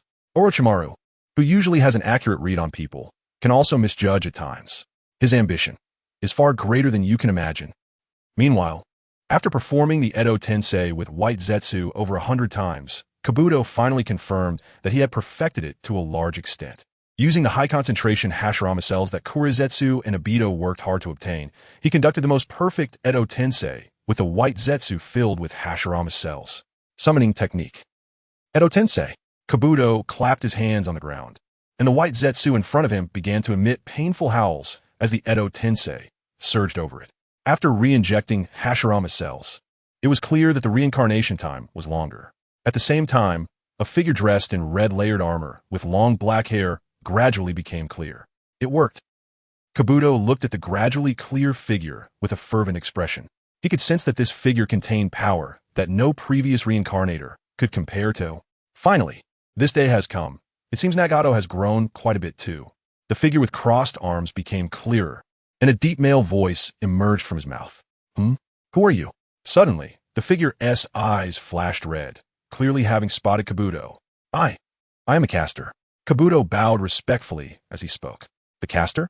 The figure reincarnated from Edo Tensei was taken aback and was about to say something. Kurizetsu and Uchiha Obito appeared before him. Lord Madara, what is going on here? The reincarnated ninja was none other than Uchiha Madara. Moreover, he did not appear as an old man, but rather in the prime of his youth. Kurizetsu stepped forward and simply recounted the events. He spoke quite reasonably, without deliberately downplaying Obito's contributions during this time. The more he spoke, the worse Uchiha Madara's expression became. After hearing that Uchiha Peak had used the technique Tian Ai Jinxing, he couldn't help but feel astonished. Where did he learn it from? No. How dare he? Uchiha Madara also knew this ninjutsu. The advantages of Tian Ai Jinxing are many, with a wide range and great destructive power. However, the only drawback is that it is easy to affect the user. Even Uchiha Madara would not dare to say he could use this ninjutsu at will during his lifetime. One mistake could easily turn oneself into ash along with the falling meteor. Chapter 202. Allied Forces Commander Uchiha Madara. I have seen that scene. It must have reduced quite a bit of power. Obito said, his Sharingan under the mask constantly shimmering with light. He had already developed a shadow of Uchiha Peak, but he also knew from Kurizetsu's description that the distance between this technique and what Uchiha Madara himself could use was still considerable. I roughly understand the situation. Uchiha Madara nodded, feeling that things were still under control. The biggest variable was still his descendant, Uchiha Peak. As long as they could seize the tailed beast from his hands, the plan would basically succeed. This time's failure isn't your fault. He had also learned about Uchiha Peak strength from Kurizetsu, and he seemed to be quite a character. It is likely that such a person was also in existence similar to me and Hashirama during the Warring States period. Hearing this, Kurizetsu and Obito couldn't help but feel a shock in their hearts. Uchiha Madara's evaluation of Uchiha Peak was surprisingly high. It reached the same height as him and Senju Hashirama. However, this reincarnation is still quite good. A cold smile appeared at the corner of Uchiha Madara's mouth. He felt the surging Senju Hashirama cells within him. Back then, he had only transplanted a small amount of Senju Hashirama cells and had already awakened the Rinnegan. Now that he had obtained so many Senju Hashirama cells, the White Zetsu was primarily a cultivation of Senju Hashirama cells. Kurizetsu and Obito also injected high concentrations of Hashirama cells into their bodies, making them more adept at various wood-release techniques. Yakushi Kabuto, right? You're quite good. Upon hearing the legendary ninja's praise, Yakushi Kabuto quickly nodded, saying, as long as you think this time will succeed. All right, prepare to launch the Ninja World War. Uchiha Madara stretched his muscles and bones, reminiscing, and then his figure flashed to the door. Yes, the three followed closely behind. Will he come or not? The three had agreed to meet at the border of the three countries, and Inoki looked at the still vacant seat with an impatient expression. I said long ago that guy is just a fame seeker. Uchiha Madara is dead beyond dead. AI snorted disdainfully, having long determined that Uchiha Madara was truly dead. The mysterious masked man appearing now was merely acting under Uchiha Madara's name. Inoki and a new Reikage. While the two were whispering, a familiar, strong voice suddenly came from outside the door. Inoki's face suddenly turned extremely anxious. AI looked at Inoki with some confusion. That voice, it really is Uchiha Madara. Cold sweat dripped down Inoki's forehead. After several decades, he never imagined he would hear this voice again. Then a familiar, burly figure stepped in. Looks like you've grown quite a bit, kid. The visitor was none other than Uchiha Madara after being reincarnated with Edo Tensei. He was still wearing the layered armor from the Warring States period, with several cracks typical of Edo Tensei on his face, to avoid limiting Uchiha Madara's strength, and also lacking the courage. Yakushi Kabuto retained all of Uchiha Madara's consciousness. Haven't you lost much of your strength? As Uchiha Madara entered, the spacious room suddenly felt much smaller. Even Inoki, who had seen many storms, took a few steps back, looking at Uchiha Madara with a wary expression. Madara casually glanced at AI and strode to his seat. My strength. Is it something you can guess? Hearing this, Inoki's heart shook, that familiar sense of oppression. This person is undoubtedly Uchiha Madara, and his strength does not seem to have declined much. The position of the Allied Forces commander. Do you still want to contend for it? Madara said indifferently, lightly brushing the dust off his armor. Inoki shook his head repeatedly. What are you joking about? If it's really Uchiha Madara, even if he had 100 times the courage, he wouldn't dare to act. AI, seeing Inoki's reaction, also withdrew his previous contemptuous gaze and became much more vigilant. You're the new Reikage. You might not have heard of my name. Madara turned his gaze to the Reikage, his face full of disdain, saying, if you want to fight, I will accompany you. Stop with the empty posturing. AI wanted to observe a bit more to decide whether to contend. Hearing Uchiha Madara's provocative words, as if he had him all figured out, he could no longer contain the anger in his heart and instantly entered the lightning release chakra mode. Oh, lightning release chakra mode? It seems to have improved quite a bit from your ancestor. Uchiha Madara rarely nodded, generously praising. This level is not unworthy of being a village leader. Let us fight. His tone remained as calm and undisturbed as ever. Lightning strike level 1000 ants. Reikage AI could no longer bear Uchiha Madara's provocation. The lightning release chakra enveloping him suddenly surged, transforming into a bolt of lightning that fiercely charged towards Uchiha Madara at the table, the hand blade in his hand. The lightning release chakra it was already enormous. This level of chakra could make even a Kaga-level ninja retreat. Uchiha Madara smiled coldly. After all, he was still inexperienced in actual combat. He could react with his battle-hardened body without even using his Sharingan, until the Reikage's fingertip was about to poke his face. He leisurely tilted his head and placed his hand on the Reikage's waist. Such speed, while fast, had too large a movement range. It could easily be countered. Uchiha Madara then executed a simple kick, sending the Reikage flying backward. Cough! AI landed, looking at Uchiha Madara in disbelief. His sudden attack was so effortlessly resolved. Whoosh! Suddenly, Uchiha Madara vanished from his spot, appearing in front of him in an instant. Puff! AI looked in disbelief as Uchiha Madara's fist seemed to have predicted his next dodging position, directly hitting him in the abdomen as he was retreating. A powerful force surged, and he couldn't help but spit out a mouthful of bright red blood. Inoki, would you like to join in the fun? Seeing AI unable to straighten his waist in a short time, Uchiha Madara waved his hand at Inoki. No need. Inoki wiped the cold sweat from his forehead, forcing a smile. Madara then turned his head back to AI. Do you want to continue? AI spat angrily. No need. You can take this commander position. Uchiha Madara shook his head and turned back to sit in his place. Then, tomorrow, let us declare war on the Rain Village. Chapter 203. Fourth Ninja World War. What didn't he expect? Minato looked at the cracks, just cut into his robe, with some surprise, smiling slightly. This flying thunder god slash has already been mastered by you. In front of him, a light blue lightning flashed by. NingFeng's voice slowly came. After all, with the guidance of the master, it's naturally much faster to master it. Wave Wind Minato smiled as he touched his golden hair. You brat, I haven't taught you anything now. You've mastered the flying thunder god technique in such a short time. You're a genius in space-time ninjutsu too. NingFeng's figure slowly appeared, shrugging nonchalantly. What genius? It's all thanks to the master's good teaching. What brings you here to see the master today? Wave Wind Minato stepped forward and ruffled NingFeng's hair with a hearty laugh. Ever since he became the Rain Shadow, NingFeng has been busier day by day. Now, he is even harder to find. The last time he met NingFeng was several months ago. Ha ha. It's not that I miss the master and Konoha. NingFeng sheathed his sword and said with a smile while looking at Wave Wind Minato. Little brat. Just be honest. Wave Wind Minato jokingly scolded, increasing the force with which he ruffled NingFeng's hair. All right.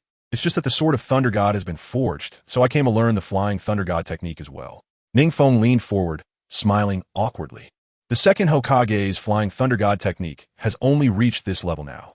After discussing with Master Minato, he gradually improved the Flying Thunder God technique to suit his own ninjutsu. Hokage-sama, enemies are invading the border. Just as Wave Wind Minato wanted to continue discussing space-time ninjutsu with NingFeng, a subordinate's report suddenly came from outside. Enemies? Wave Wind Minato frowned. Come in. A ninja dressed as an Umbu entered the courtyard and glanced at NingFeng. It is common knowledge that NingFeng is the Hokage's disciple. Therefore, he no longer avoided the matter and half-knelt to report directly. The border of the Land of Fire has been attacked. The invading enemies appear to be ninjas from the Cloud Village and Rock Village. Cloud Village and Rock Village? Wave Wind Minato's frown deepened. NingFeng also looked at this Umbu with some surprise. After all, Cloud Village and Rock Village had suffered heavy losses in the last operation. How dare they offend Konoha again? Don't they know that Konoha and Rain Village are on the same side? NingFeng was curious. Even if Onoki and A were allied, they should know the gap in strength between Rock Village and Cloud Village compared to Konoha and Rain Village. Looking at their formation, it seems they're serious this time. This Umbu spoke with a very heavy tone, as if Cloud Village and Rock Village would attack any moment. Serious? NingFeng couldn't help but sneer. With those two guys, Onoki and A, what courage do they have to be serious? Wave Wind Minato frowned slightly. He had experienced the shinobi wars and naturally understood the meaning of being serious. However, just as NingFeng said, Rock Village and Cloud Village, not to mention having already been defeated, even Onoki lacks the courage. Where do they get the confidence to challenge Konoha? Report to Hokage-sama. The border front. We received a declaration of war. Suddenly, another Umbu burst in, holding a letter in hand and looking flustered. A declaration of war? NingFeng was taken aback, and Wave Wind Minato also looked at the newly arrived Umbu in disbelief. A declaration of war? Onoki and A actually have such courage? The two opened the declaration of war letter. After a long time, they exchanged serious glances. It seems the peace in the ninja world is about to be broken. The next day, Orochimaru stood atop the stone wall of Rock Village, gazing far into the distance at Konoha and Rain Village. Behind him, Onoki and A were already solemnly preparing for action. Although they felt some doubt about the cracks on Madara's face and the anomaly in his eyes, they had no choice but to submit under Madara's immense power. The shinobi war is about to break out. How are things on the Rain Village and Konoha side? Orochimaru said in a calm tone. Looking at the distant land, a strange light flashed in his Sharingan. Although there were no movements yet, a response to the declaration of war should be forthcoming. Onoki stepped forward and said, "The world is unpredictable. Who would have thought that they were once enemies decades ago? Now, they must join forces to face a common threat. I would also like to see what kind of heroes have emerged in today's ninja world. I wonder how the current Hokage compares to Hashirama." Meanwhile, in Rain Village, NingFeng. Due to receiving an advance order, Rain Village quickly assembled. Now, most of the ninjas stood solemnly in the center of Rain Village.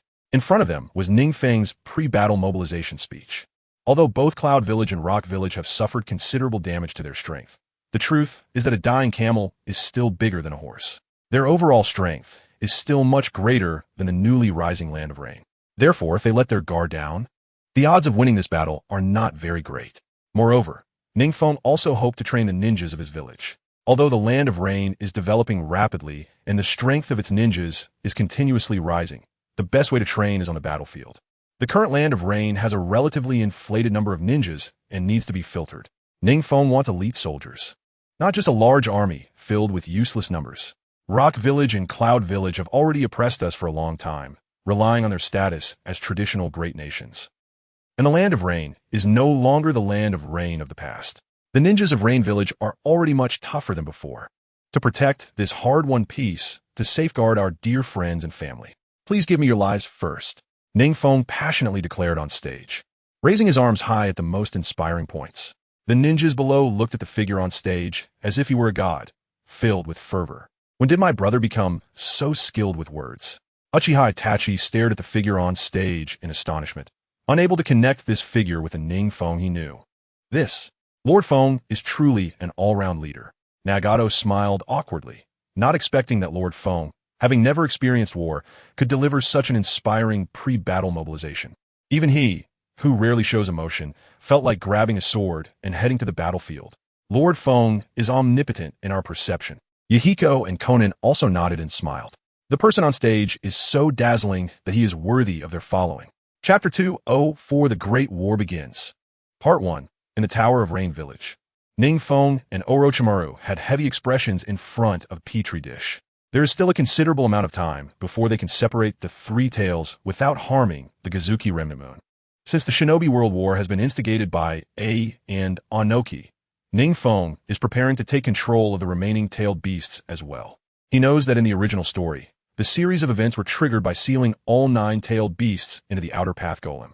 Lord Feng, it seems that to separate them without harming the Jinchuriki's life will take at least 2 months. After a long silence, Orochimaru spoke softly. His snake-like eyes constantly flickered with a ghostly light as he examined the semi-liquid form of Gazuki Remnant Moon in the Petri dish. The act of separating tailed beasts from the Jinchuriki without harming their lives is itself quite unfathomable. Orochimaru's current capability proves that he has not been idle during this time. As long as Orochimaru can extract the 3 tails, then NingFeng can also extract the 7 tails stored in Fu without harming her life. At that time, NingFeng will be able to fuse 2 tailed beasts at once. The Rain Village also has the 1-tail Shikaku imprisoned, and he can fuse with it at any time.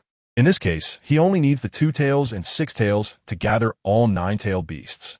The 2 tails is still in the Cloud Village, and when the Raikage heads to the battlefield, he can directly raid their village to seize it. The 6 tails is sealed in the bubble body in the Mist Village. Although NingFeng used the Heavenly Obstruction Star technique in the Mist Village, the host of the 6 tails would definitely not be easily killed by it. He is probably hiding somewhere. How many powerful figures capable of Edo Tensei are there? NingFeng rubbed his forehead. There was no need to rush the matter of the 3 tails for now. Currently, although the ninjas under NingFeng who can lead the team are outstanding, their numbers are simply too few. Without Edo Tensei, he would have to lead the charge himself. The 3rd Raikage, the 2nd Mizukage, and about 20 or so Blood Mist ninjas. Orochimaru shrugged, indicating that he was also powerless. If there are too few specimens, they cannot be summoned. If Orochimaru hadn't been interested in keeping these specimens around, Kabuto would have surely taken them as well. NingFeng Frobnet. Kabuto's actions had a significant impact on him. Originally, he wanted to use the Cloud Village and Rock Village to train the ninjas of the Rain Village. Yes, it was meant to hone the ninjas of the Rain Village. They had been living in peace for too long, and judging by the recent mission completion rates, the ninjas of the Rain Village have regressed significantly compared to before. Even though the population base has increased since NingFeng's arrival, the mission completion rate reflects a decline in the ninjas' overall level. Moreover, it is difficult for NingFeng to directly identify and dismiss or eliminate the ninjas who are just filling numbers and wasting time. Taking advantage of this war, he planned to filter out those ninjas who were of no help to the development of the Rain Village. Not going to the battlefield? Fine. They can give up their ninja identities and go home to retire. Died on the battlefield? Their families will receive satisfactory compensation, and they will be regarded as ninjas who made significant contributions to the development of the Rain Village. So, this time, NingFeng planned not to go to the battlefield until the most critical moment. The task of leading the troops naturally fell to the powerful figures summoned by Orochimaru's Edo Tensei. Chapter 205. The Great War Begins. Part 2. This is enough. They shouldn't erase their consciousness. NingFeng sighed, a cold glint flashing in his eyes. What will the ninjas from the Rock and Cloud villages think when they see their old generals? Lord Feng really is a master of killing and striking at the heart. Orochimaru extended his tongue to lick his lips. NingFeng's actions undoubtedly made the opponents hesitant to act. The powerful figures summoned through Edo Tensei are under his control, and he doesn't recognize any ninjas from the Cloud or Rock villages. While they are hesitant to act, Orochimaru is very willing to slaughter them one by one. Something feels off. NingFeng slowly walked to the edge of the tall tower, gazing over the entire Rain Village. He felt that this war was not like the last time when the 3 parties united against him. This time, it seems the Cloud and Rock villages are willing to exert their entire village's strength to fight him to the end. Madara's first batch of troops has already arrived at the battlefield of the Rain Village. The second unit of the Cloud Village has reached the second battlefield of Konoha. The first unit of the Rock Village has arrived at the battlefield of the Rain Village. Orochimaru stood on a stone pillar, slightly squinting as he listened to the reports from below. The various forces have already begun the first round of combat. However, it seems that Konoha and the Rain Village have responded quite well. Unexpectedly, Konoha now is no longer the Konoha that relied solely on Hashirama. Moments later, Uchiha Madara chuckled and shook his head as he said to Inoki, who is the current Hokage. It is the fourth Hokage, Minato Namikaze. Inoki's face darkened as he spoke. Standing next to Uchiha Madara, he always recalls the time when he was suppressed by Uchiha Madara alongside the second Tsuchikage. It feels very unpleasant. Minato, what kind of surname is that? Uchiha Madara obviously had not heard of that name or the family, slightly taken aback as he looked at the Raikage. Their family is not well known, but Minato Namikaze is an exception. Shrugged. He had fought Minato before. Back then, they were still just Jonin. But now they have both become village leaders, and he is unsure of what Minato's strength is at this point. He seemed like a good guy. I really look forward to battling with him. Uchiha Madara chuckled. He had already stood at the peak of the ninja world in his lifetime. Now reborn and infused with high concentrations of Hashirama cells, his strength is even greater. Naturally, he looks at the current leaders of the 5 great ninja countries with the perspective of viewing them as juniors. Even though they have reached the pinnacle of their respective countries, in Uchiha Madara's eyes, they are still no different from children playing around. Truly, Madara is impressive. In the shadows, Uchiha Obito recalled his teacher, Minato Namikaze, with a bit of admiration. Even standing on the opposite side, Minato is still a ninja with outstanding personal charm, quick-witted and strong. But in Obito's heart, Uchiha Madara is an even more powerful existence, almost revered like a god. Kurizetsu suddenly emerged from the ground. The defenses of Konoha and the Rain Village are quite good. It won't be easy to break through. Uchiha Obito let out a disdainful cold snort beneath his mask. Besides NingFeng in the Rain Village and Minato Namikaze in Konoha, who else can they put forward? They can't even breach the defenses? Konoha also has many elite Jonin leading the charge to resist our army of White Zetsu. Chapter 206. The Edo Tensei users heading to the battlefield. Konoha also has many elite Jonin leading the charge to resist our army of White Zetsu. Kurizetsu said flatly. He had observed many valuable pieces of information on the battlefield through his own characteristics. Elite Jonin from Konoha? Uchiha Obito scoffed, somewhat disdainfully asking. For example, who? The first to mention is Kakashi Hatake, who has now gained extraordinary strength after guidance from Minato Namikaze and Uchiha Fong. Kurizetsu quickly mentioned the name that Uchiha Obito was most unwilling to hear. That guy. Obito's eyes slightly trembled, as if he recalled something unpleasant. Back then, he entrusted Rin's safety to that most trusted guy, and that most trusted person ended up killing his most beloved one. As a result, Obito now harbors a significant bias against Kakashi. He instructed Kabuto to send some ninjas to target Kakashi Hatake. Obito took a deep breath. He knew that Kakashi, with the Sharingan, had already made a name for himself in the ninja world as the copy ninja. His mastery of ninjutsu is countless. A ninja like Kakashi Hatake, who has no weaknesses, is actually very difficult to target. Although his strength is only that of an elite Jonin, when encountering ordinary Kaga-level ninjas, Kakashi can still hold his own for a couple of exchanges.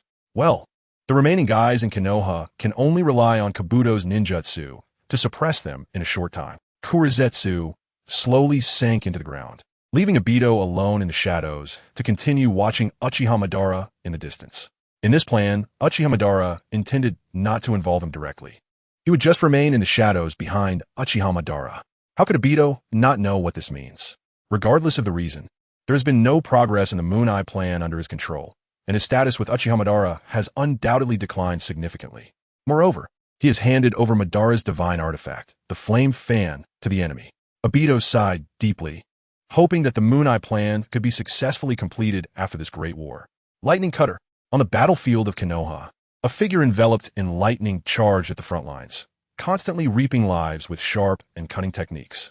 Captain Kakashi. The offensive from the east has intensified. Suddenly, a loud shout from the center of the battlefield halted this figure, who resembled a god of death. As the lightning dissipated, a ninja wearing a mask and the Konoha Jounin vest gradually came into view. Is there something wrong on Lord Jiku's side? Kakashi frowned slightly. his left eye's Sharingan emitting waves of captivating light. Thanks to NingFeng's significant improvements to the lightning cutter, he was able to maintain the offensive for a longer time despite having little chakra. This led to the previous scene. It seems that a few immortal ninjas have appeared on Lord Jiku's side. Immortal ninjas? Kakashi's dead fish eyes widened slightly, clearly hearing this description for the first time. You all hold the line. I'll go take a look. Kakashi's expression hardened, and he immediately dashed towards the eastern battlefield. Immortal enemies. He was a ninja who had experienced the ninja wars, yet he had never heard of any ninja being immortal. This time, not only were the attacking ninjas a group of white figures, but their vitality was also extremely tenacious. Could it be some secret weapon newly developed by Wagikure and Kimogikure? Kakashi thought of the scene on the battlefield with White Zetsu, feeling a slight chill in his heart. Such entities, which are fearless and possess strong vitality, could indeed pile up and overwhelm the ninjas of Konoha. If something extraordinary appeared on Lord Jiku's side, this defensive battle for Konoha would be very difficult. Just as he was anxiously trying to reach that battlefield to investigate, suddenly, a strong chakra fluctuation emerged from below. Kakashi hurriedly halted his advance, and, at the same time, the ground in front of him was violently pierced by a large sword. The crimson light emitted by his left eye's Sharingan intensified as he fixed his gaze on the figure that had just emerged from the ground, which had nearly taken his life. This person was one of the 7 ninja swordsmen of the mist led by the masked man during the Kyuubi invasion. The executioner's blade, Momochi Zabuza, having turned to ash under NingFeng's blade, Kakashi did not understand much about his information. However, unlike the white Zetsu seen throughout the battlefield, Kakashi could clearly feel that this wielder of the executioner's blade was filled with a deathly aura. This guy should be skilled in taijutsu. Since he is an enemy, there is nothing to say. We should just fight. Seasoned in battle, Kakashi was prepared for this, pulling out shuriken from his ninja tool pouch and charging forward without hesitation. The shuriken flashed with dazzling lightning, looking incredibly sharp. This shuriken was infused with Kakashi's lightning chakra, and even a taijutsu ninja with a trained defense would not fare well against this attack. Unexpectedly, the ninja in front of him did not dodge or evade. His dark, hollow eye sockets showed no emotion. He merely mechanically raised the executioner's blade and swung it down with a howl. Kakashi frowned slightly. Such sword techniques he could easily dodge. However, in order to reach the eastern battlefield more quickly, he decided to trade injury for life. This shuriken would definitely pierce the chest of this ninja before him, although he didn't understand why this ninja remained expressionless and did not evade. Kakashi thrust the shuriken fiercely into Zabuza's chest. At the same time, Zabuza's greatsword was also coming in from the left. Kakashi concentrated his chakra into his left arm, attempting to use his steel arm guard to block this strike. The force of Zabuza's greatsword was tremendous. Even though Kakashi had predicted the direction of the executioner's blade with his Sharingan and found the weakest spot to defend, he was still sent flying. After landing, Kakashi squinted at Zabuza through his Sharingan. To his surprise, the shuriken in his right hand had pierced through Zabuza's defenses without any hindrance, directly passing through his body. Although his lightning chakra was incredibly sharp, this situation was definitely abnormal. Kakashi's pupils contracted sharply as he saw that no blood flowed from Zabuza's wound. Instead, something resembling paper appeared at the damaged area, continuously flowing into the wound and slowly repairing Zabuza's injuries. Kakashi's expression changed beneath his mask. Could this be the immortal beings that appeared on Lord Jiku's battlefield? Chapter 207. Kakashi's fierce battle with Zabuza. It seemed so. Kakashi's gaze gradually turned cold. Although the information was unclear, he remained calm and began to analyze. First, this guy was not afraid of getting hurt at all. From his observation, in just 2 breaths of time, the wound caused by shuriken had completely healed. Even the clothing was restored to its original state. If it were merely physical recovery, one could assume he had a terrifying recovery ability comparable to one of the legendary 3 Tsunade. However, the fact that even the clothing could be repaired, this incredible phenomenon indicated that the ninja before him was definitely not normal. Moreover, this emotionless way of wielding the sword, Kakashi could conclude that he surely had lost his combat consciousness. Although he had never fought Zabuza, the 7 ninja swordsmen of the mist were not to be underestimated. If it weren't for NingFeng's overwhelming strength, the 7 ninja swordsmen would have been enough to make Konoha's ninjas drink from a pot in one night. Therefore, the ninja before him was being manipulated. If he had this ability before, he couldn't have been reduced to nothing under NingFeng's Susanoo. So, he was not a living person now. Even the ability to be immortal was something he gained after dying. In the brief moment of their exchange, Kakashi had deduced most of the information. Just as he was about to continue his analysis, Zabuza swung the greatsword fiercely at him. Kakashi raised his shuriken to block. Zabuza's strength was immense. Even Kakashi's palms felt a bit numb. Continuing to stalemate like this was not a solution. He needed to think of a way to resolve this quickly. Kakashi's face paled slightly. At this distance, he couldn't gain an advantage against Zabuza. Just Zabuza's taijutsu left him no time to use ninjutsu. His strong suit was still in using ninjutsu. Whoosh! Just as the two were locked in combat, a sound of breaking air suddenly rang out. A familiar figure appeared between the two, with a large amount of chakra swirling around in his hands. Before Kakashi could react, this figure slammed his hand fiercely onto Zabuza's chest. Since his appearance, Zabuza had not spoken a word, his expression remaining emotionless. But he suddenly let out a shrill scream as pieces of paper-like material fell from his face where the wound was. Kakashi stared in astonishment at the sudden and peculiar change in Zabuza. A sealing technique's pattern gradually spread from his chest to his limbs. To deal with someone like this who had been reincarnated from the dirt, sealing techniques were necessary.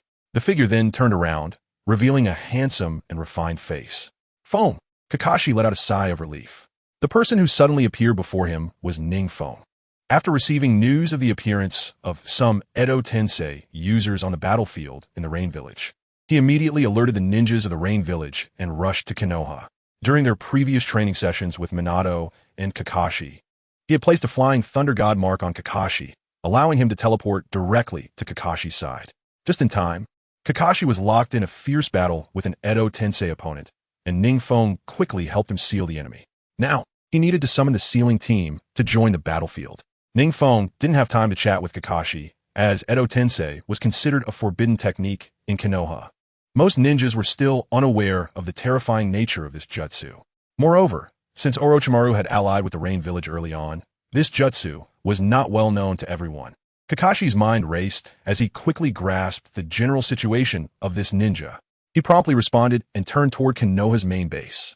As for why he didn't rush to the eastern battlefield, with NingFeng around, did he still need to continue causing trouble? At this moment, Minato was sitting in his office, looking serious as he reviewed several reports in front of him. The information contained within was all about today's encounters with White Zetsu and Edo Tensei users. Many of these details were supplemented by Kakashi. Minato felt quite reassured about his disciple.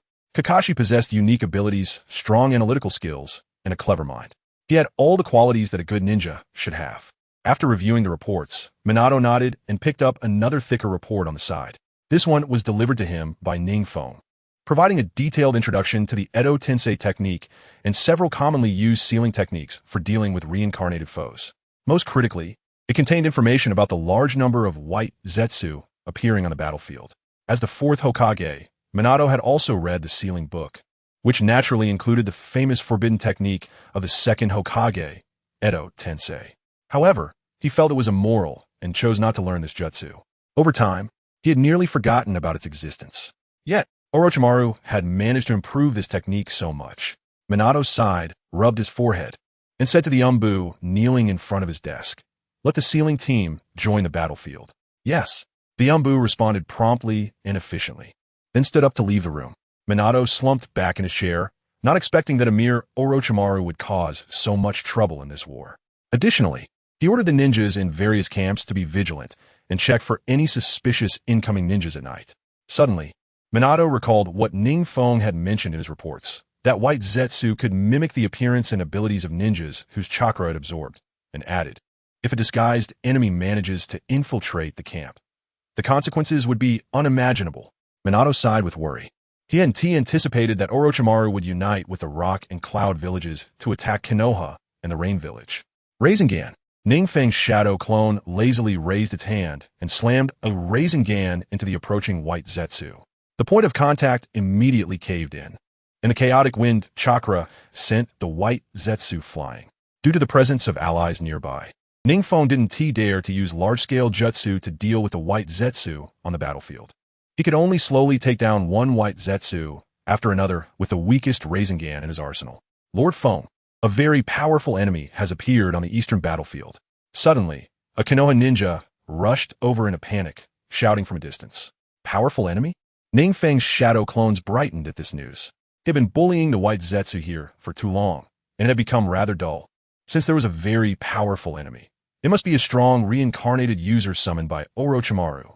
NingFeng immediately left a few shadow clones behind and sent 3 of them to follow the reporting ninja. Chapter 208. Do you even understand what explosive release is? On the eastern battlefield, a ninja with hair resembling a hedgehog was rampaging and causing explosions. He continuously threw punches at the surrounding ninjas, and each punch would erupt violently upon impact. Explosive release? NingFeng watched with great interest.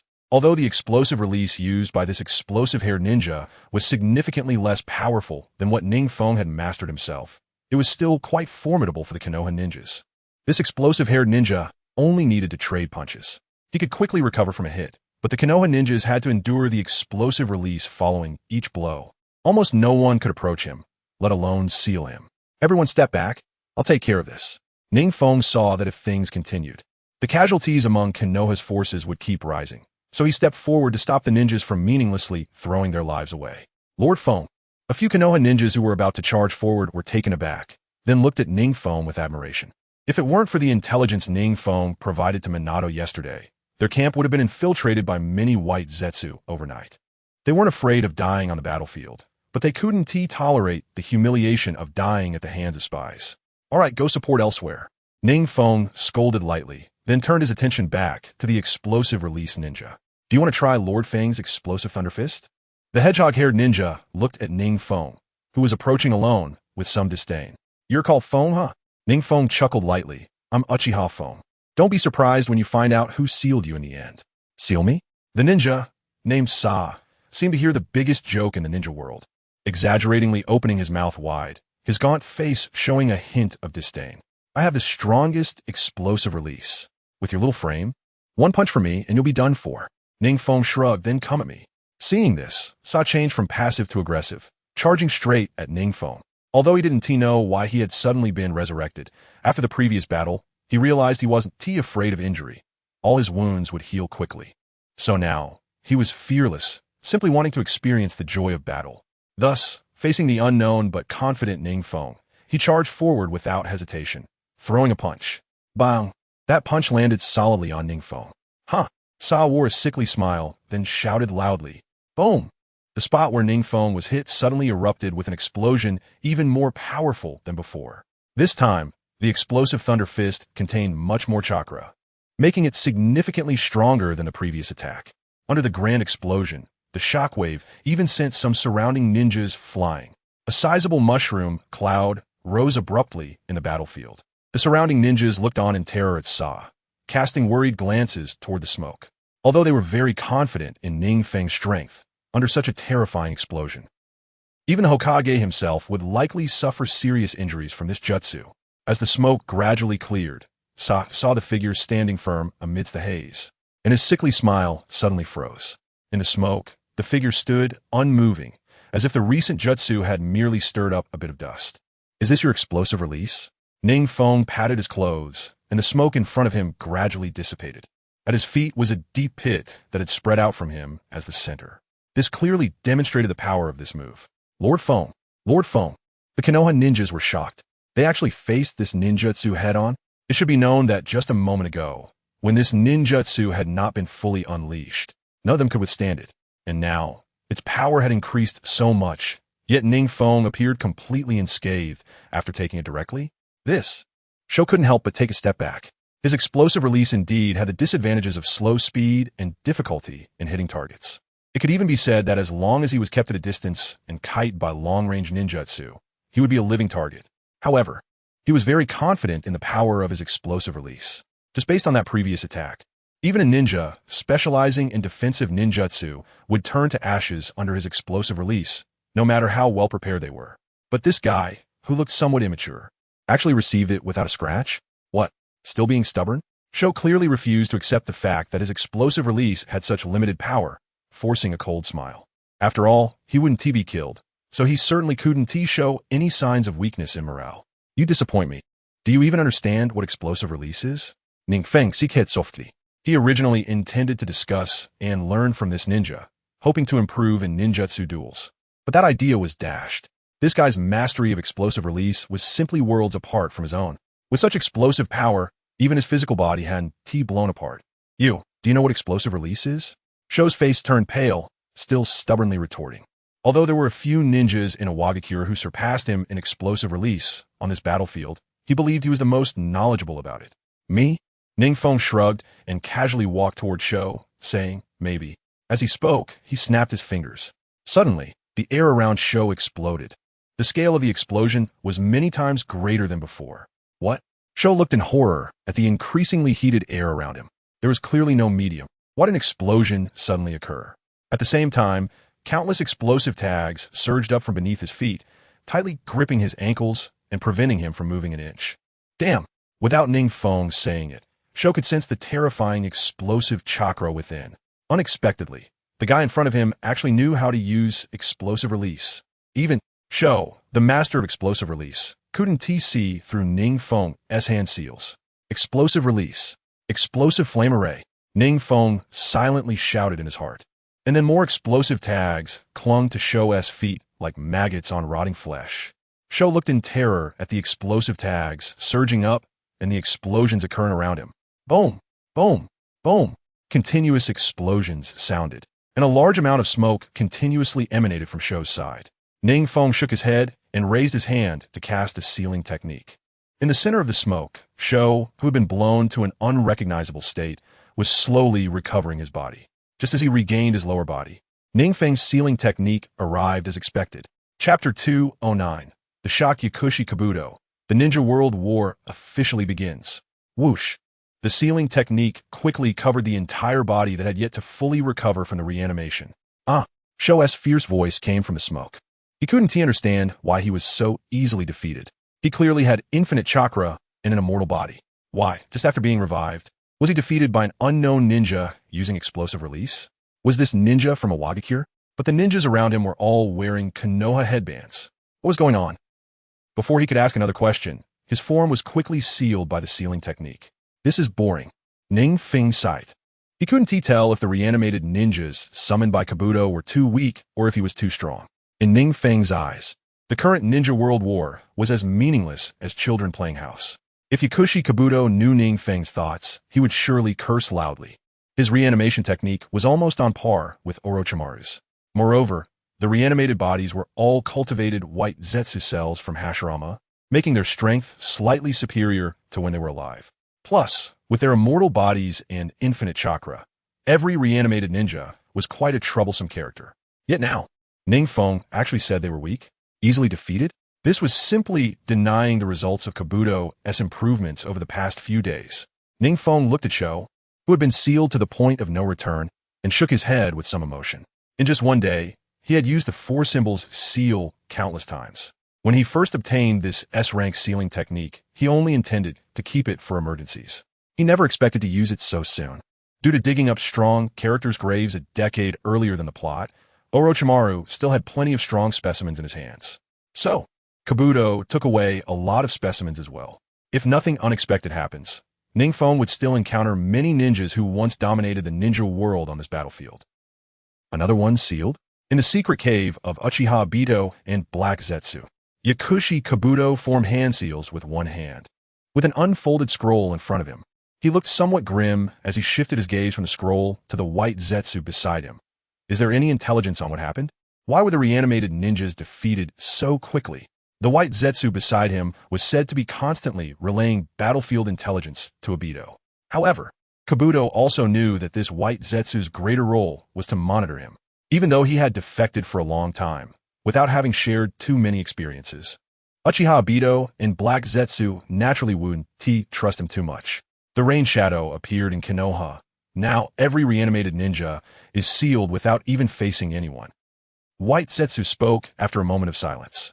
The usual playful expression was gone, and his voice carried a bit more weight. He didn't expect this rain shadow to be so terrifying. Although his intelligence had consistently shown that this descendant of Uchiha was very powerful, now witnessing NingFeng sealing reanimated ninjas effortlessly, he truly realized NingFeng's strength was likely far beyond his comprehension. Rain Shadow? A sinking feeling filled Kabuto's heart. The first time he met Lord Orochimaru in Rain Shadow, his faith had wavered.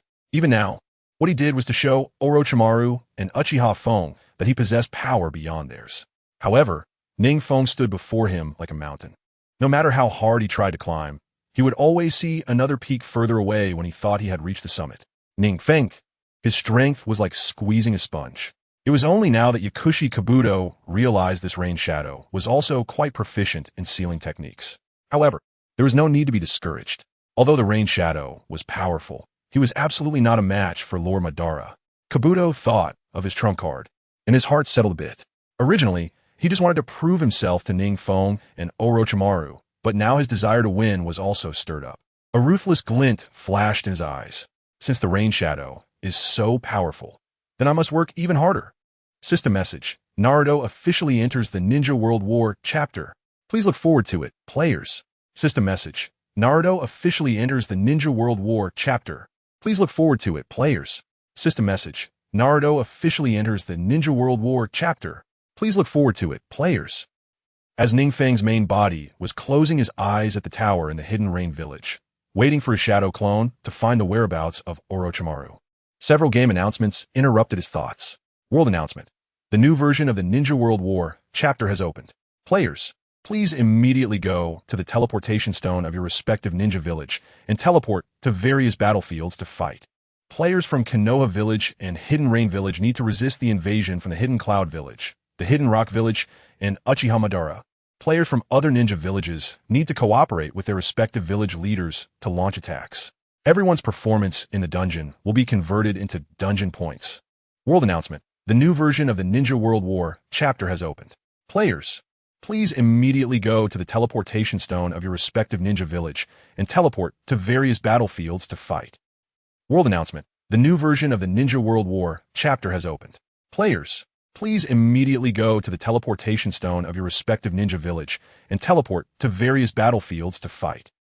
Players in the World Channel had not yet recovered from the previous world announcement when the next world announcement dropped like a bomb into the water. Ninja World War? How long has it been since the Nine Tails Disturbance chapter ended? The Ninja World War chapter has already begun? Great. This time, a large-scale dungeon task has been activated again. I'm from the Hidden Cloud Village, and this time I'm still assisting the big boss Uchiha Madara. Don't mention it. The last time during the Nine Tails Disturbance dungeon, I was in the same camp as Uchiha Madara, and as a result, I was cut down by a golden giant conjured by Uchiha Peak with one blow. Haha. One hit for 9,999? Uchiha Peak's current strength is truly unfathomable. The players from the Hidden Rain Village are really lucky. Yeah, last time I did nothing with Uchiha Peak and earned hundreds of thousands of dungeon points just by lying there. So nice. Uchiha Peak, please let me cling to your leg. Now, I'll quickly exchange my points from the Hidden Rock Village and switch to the Hidden Rain Village. NingFeng looked speechlessly at the players in the World Channel, who were shamelessly trying to switch villages to earn points as war approached. Chapter 2:11. Withdraw the ninjas from the Hidden Rain Village? Evacuate all? Are you sure this was said by Lord Peak? In the camp at the border of the Hidden Rain Village, Yahiko looked incredulously at the Umbu who came to deliver the message. Did you not convey it correctly? Isn't this equivalent to abandoning those hired ninjas? Nagato also looked puzzled. As the backbone of the Hidden Rain Village, the two of them were naturally arranged by NingFeng to lead the vanguard. They were responsible for confronting the ninjas from the Hidden Cloud Village on the battlefield of the Hidden Rain Village. In terms of numbers, they were not at an advantage. Over the past few days, the two of them had been exhausted from defense, and sometimes they even had to go into battle themselves. The more than 10,000 hired ninjas who had just arrived yesterday, although they did not put in effort, greatly alleviated their pressure, at least in terms of morale. It gave this team a significant boost. With more people, their coalition had much more confidence. This is Lord Peak's original words. The Umbu took a deep breath. Lord Peak specifically sent him overnight to convey this to the two commanders. This shows how serious this matter is. Nagato. It seems that those guys are going to be recalled today. Yahiko looked at the Umbu's expression, which didn't seem to be lying side, and looked at Nagato with a face full of confusion. Lord Rain Shadow has not been following the usual rules more than once or twice. With the addition of those hired ninjas, he was confident that he could stabilize the situation within 3 days. I'm not sure of Lord Peak's intentions either. Nagato shook his head, indicating that he was also unclear about NingFeng's thoughts. It's strange to withdraw the troops at this time. This is pushing those hired ninjas into the fire pit. Yahiko paced back and forth, increasingly suspicious. The thoughts in his head began to wander. If they simply abandoned the hired ninjas, what benefit would it bring to the Hidden Rain Village? None, and it would also tarnish the reputation of the Hidden Rain Village. Then what change would abandoning the hired ninjas bring to the battlefield situation? It would increase the pressure on the Hidden Rain Village in the future. The only benefit might be that the hired ninjas consumed some of the enemy's troops, and then there would be no need to pay the hiring fees. It's completely not worth it. Yahiko continued to pace, while Nagato narrowed his Rinnegan and stared outside. The two of them fell silent for a moment before signaling the Umbu to leave first. Then they arranged for their subordinates to convey NingFeng's orders. Although there were many doubts about Lord Peak's command, they still prepared to pass it on swiftly. They would carry out NingFeng's various strange commands unwaveringly, because they believed that Lord NingFeng's commands were always correct. I didn't expect that Uchiha Peak didn't set a limit on hired ninjas. Truly worthy of being a great god. So wealthy. He can't be cheating, can he? Nonsense. Can you cheat in this game? The noisy players arrived on the battlefield. Although they were not particularly strong and had not experienced much war, they learned how to slack off in previous dungeons. So very few of them died. In yesterday's dungeon battlefield, they were just messing around. However, they did not see Uchiha Peak. This was something they felt a bit regretful about. The Hidden Rain Village now seemed to have a faint sense of defeat, and the players were quite optimistic about it. Today, they arrived early on the battlefield. Some players analyzed that the system's evaluation is based not only on whether they are on the winning side, but also on the completion rate of the dungeon, the degree of plot change, and the time spent in the dungeon. Therefore, players who want to earn points mostly want to slack off from start to finish. Why are the ninjas from the Hidden Rain Village so late today? I don't know. Anyway, the system shows that the dungeon has opened, so we can just get in and hide. The players whispered as they saw the Hidden Rain Village ninjas who had not yet arrived, although neither side's ninjas had arrived. Once the system prompted that it had started, they could start earning points once they entered the battlefield. That's just right. Let us set up a few explosive tags first, then find a place to hide, and occasionally cast a few long-range ninjutsu. A player who had earned many points by slacking off in dungeons spoke up to direct everyone. As someone who had gained quite a bit of system points, he naturally knew how to maximize his points. Brother Wei is right. Everyone be quick about it. Many players behind him quickly began to act upon hearing this. It should be known that this Brother Wei is also a not-so-small jonin in Naruto. He has also formed a team that is not too small. Although it cannot compare to the previous attack on NingFeng's Xianyuan group, it is still a small organization that players admire in Naruto. Now, the players in his organization quickly called everyone to follow the commands. If Uchiha Peak is an unattainable great god, then this Brother Wei is a well-known minor god. Look, who is that?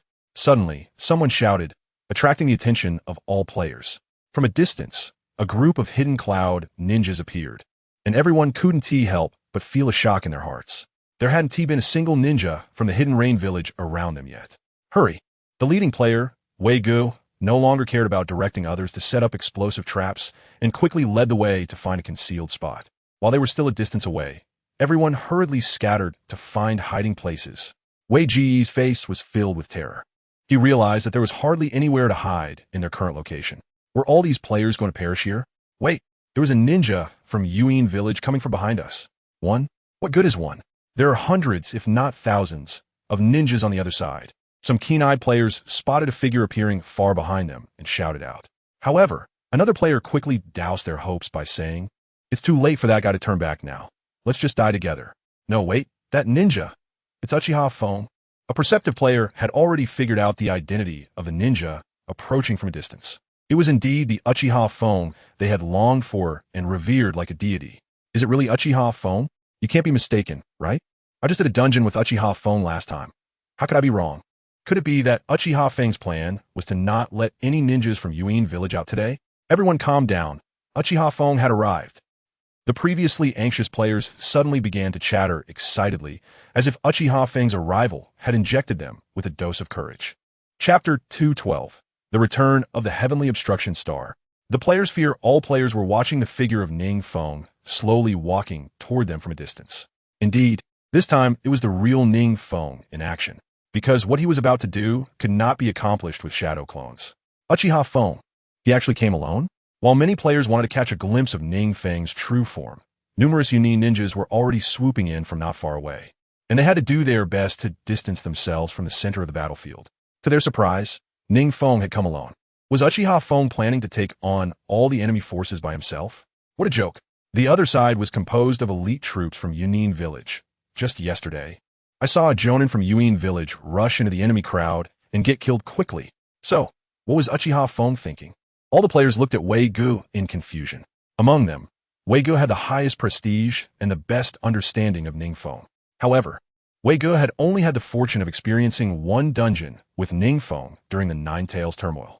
He wasn't very clear about what NingFeng intended to do. NingFeng had indeed once faced thousands alone, using a massive ninjutsu to flatten an entire ninja village back in Kirigakure. Could it be? Wei Gu had a guess in his heart, and a hint of panic appeared on his face. Considering that no ninjas had appeared from Yuin Village today, he had a bad feeling. Everyone, quickly evacuate the dungeon. Wei Gu shouted urgently at the tens of thousands of players behind him. However, beside NingFeng in the distance, a golden samurai phantom with dual hand seals had already materialized. In a vast battlefield, Wei Ji's voice felt so short and powerless. All players gazed in awe at the Susanoo, as if witnessing a miracle. They sighed that this was indeed the work of Uchiha Feng. Ninjas capable of using Susanoo were all legendary figures in the ninja world.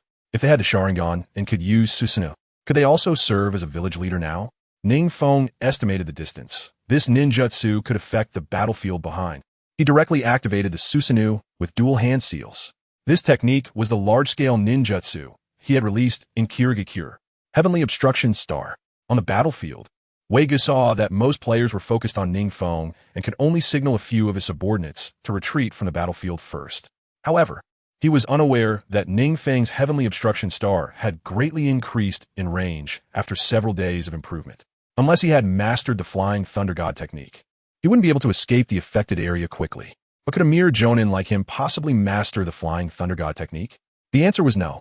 In just a few moments, all players were mesmerized, staring at the meteors that were breaking through the clouds and striving to emerge from the sky above them.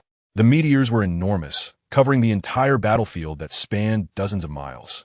The surface of the meteors glimmered with sparks, and the heat generated from the collision and friction with the clouds made their faces feel a bit hot. Could it be Uchiha Feng's ninjutsu?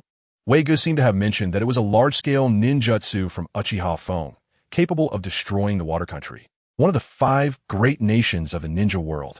Was it really that powerful? NingFeng was somewhat surprised to see that the crowd had not dispersed. Under the gaze of his kaleidoscope Sharingan, he could sense that the players were clustered together. They couldn't possibly think I was here to save them, could they? NingFeng thought to himself, somewhat astonished. He had come this time to warn those players who were slacking off not to come to Yuin Village to farm points. NingFeng was wealthy, but he was also a person who rewarded and punished clearly. He had investigated the ninjas who fought yesterday, and found that they were all slackers without exception. The very few players who had fought had already been integrated into the elite team, and today they had retreated to Yuin Village with Nagato and Yahiko to rest for a day.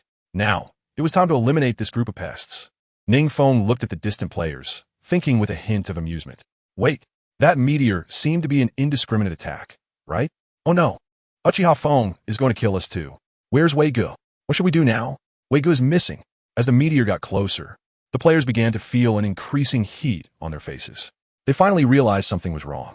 Quick-witted individuals hurriedly searched for Wei Gu to ask for a solution, only to find that he had already disappeared. Uchiha Feng, you actually want to kill us? How ruthless. We came to help you, and you want to kill us for our equipment? Huh. Suddenly, many condemnatory comments about NingFeng appeared on the World Channel. However, NingFeng ignored them and continued to manipulate the descending meteor. Everyone look, what is that? Meanwhile, the Yunin ninjas in the distance were puzzled as to why only the slackers who had been avoiding danger yesterday had come from Yuin Village today, when suddenly someone felt an unusual heat in the air and looked up to see the meteor. This is Uchiha Feng's ninjutsu. Suddenly, a well-informed ninja from Yunin Village recognized the ninjutsu. Could it be that Uchiha Feng has come? Let's capture him. Now is not the time to discuss that. We have already entered the range of this technique. Everyone needs to think about how to get out. Just as everyone was rolling up their sleeves, preparing to find NingFeng and escort him back to Yunin Village, a voice interrupted their thoughts. This is a technique that could flatten Kirigakure. Everyone seemed to have been doused with cold water and calmed down. Right, this ninjutsu has destroyed villages before. With their strength, They simply couldn't resist such a powerful ninjutsu. If things went wrong, everyone could perish here. Lord Raikage said that if we encounter Uchiha Fong using this technique again, everyone must gather together and use defensive ninjutsu. Suddenly, one leading ninja recalled AI's instructions before they set off and stepped forward to say, "Everyone, don't panic. Use your most proficient defensive ninjutsu." Everyone gathered around me. His reputation seemed quite high, and as soon as he finished speaking, people began to move.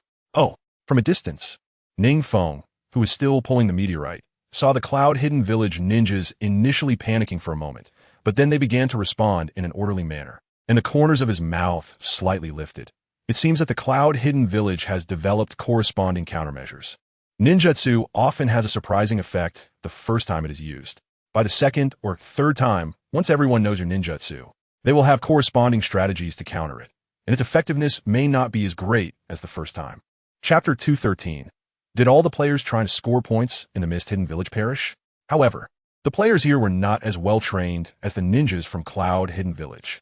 Without their backbone, Wei-Gu, all the players were thrown into chaos. Some stared blankly at the meteorite, some hurriedly used their life-saving ninjutsu, and others were already trying to contact Uchiha Fong on the World Channel to make him stop his ninjutsu. At this moment, the unorganized crowd and the well-trained ninjas could be distinguished.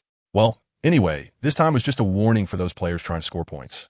NingFeng saw the cloud-hidden ninjas' countermeasures and knew that the casualties they would suffer this time might not be as many as last time in the Mist-Hidden Village.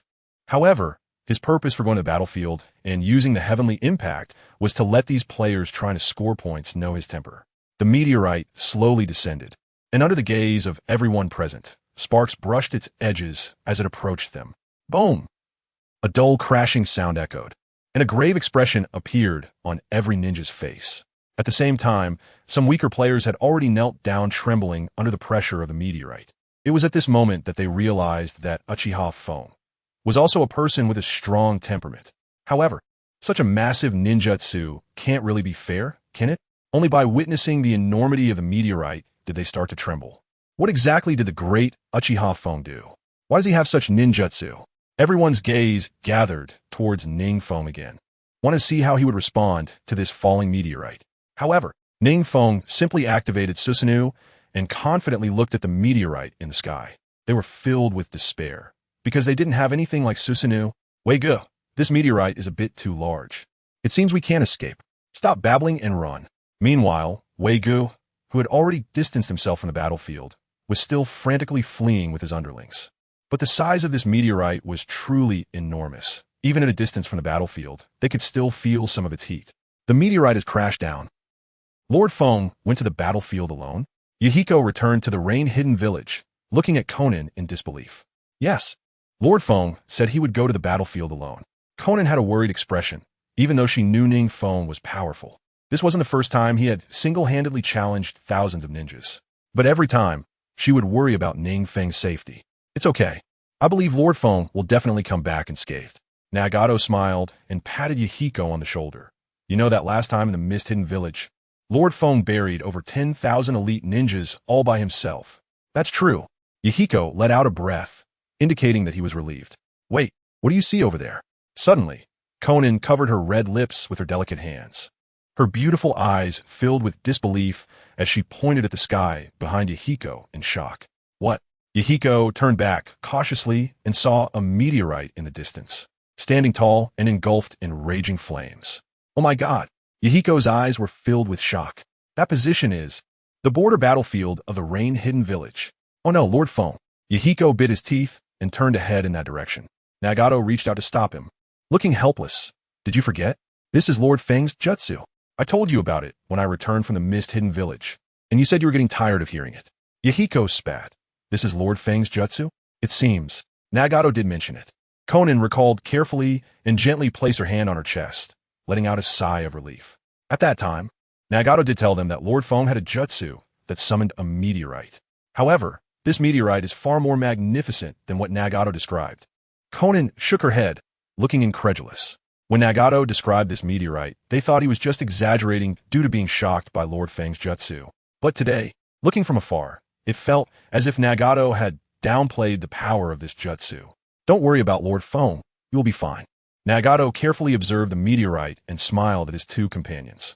Last time in the mist-hidden village, he also saw a meteorite with a similar grand momentum. He was quite worried whether NingFeng could escape from the meteorite. As a result, NingFeng returned safely from the mist-hidden village with many bloodline families. Since he wasn't harmed last time, he surely wouldn't be this time either.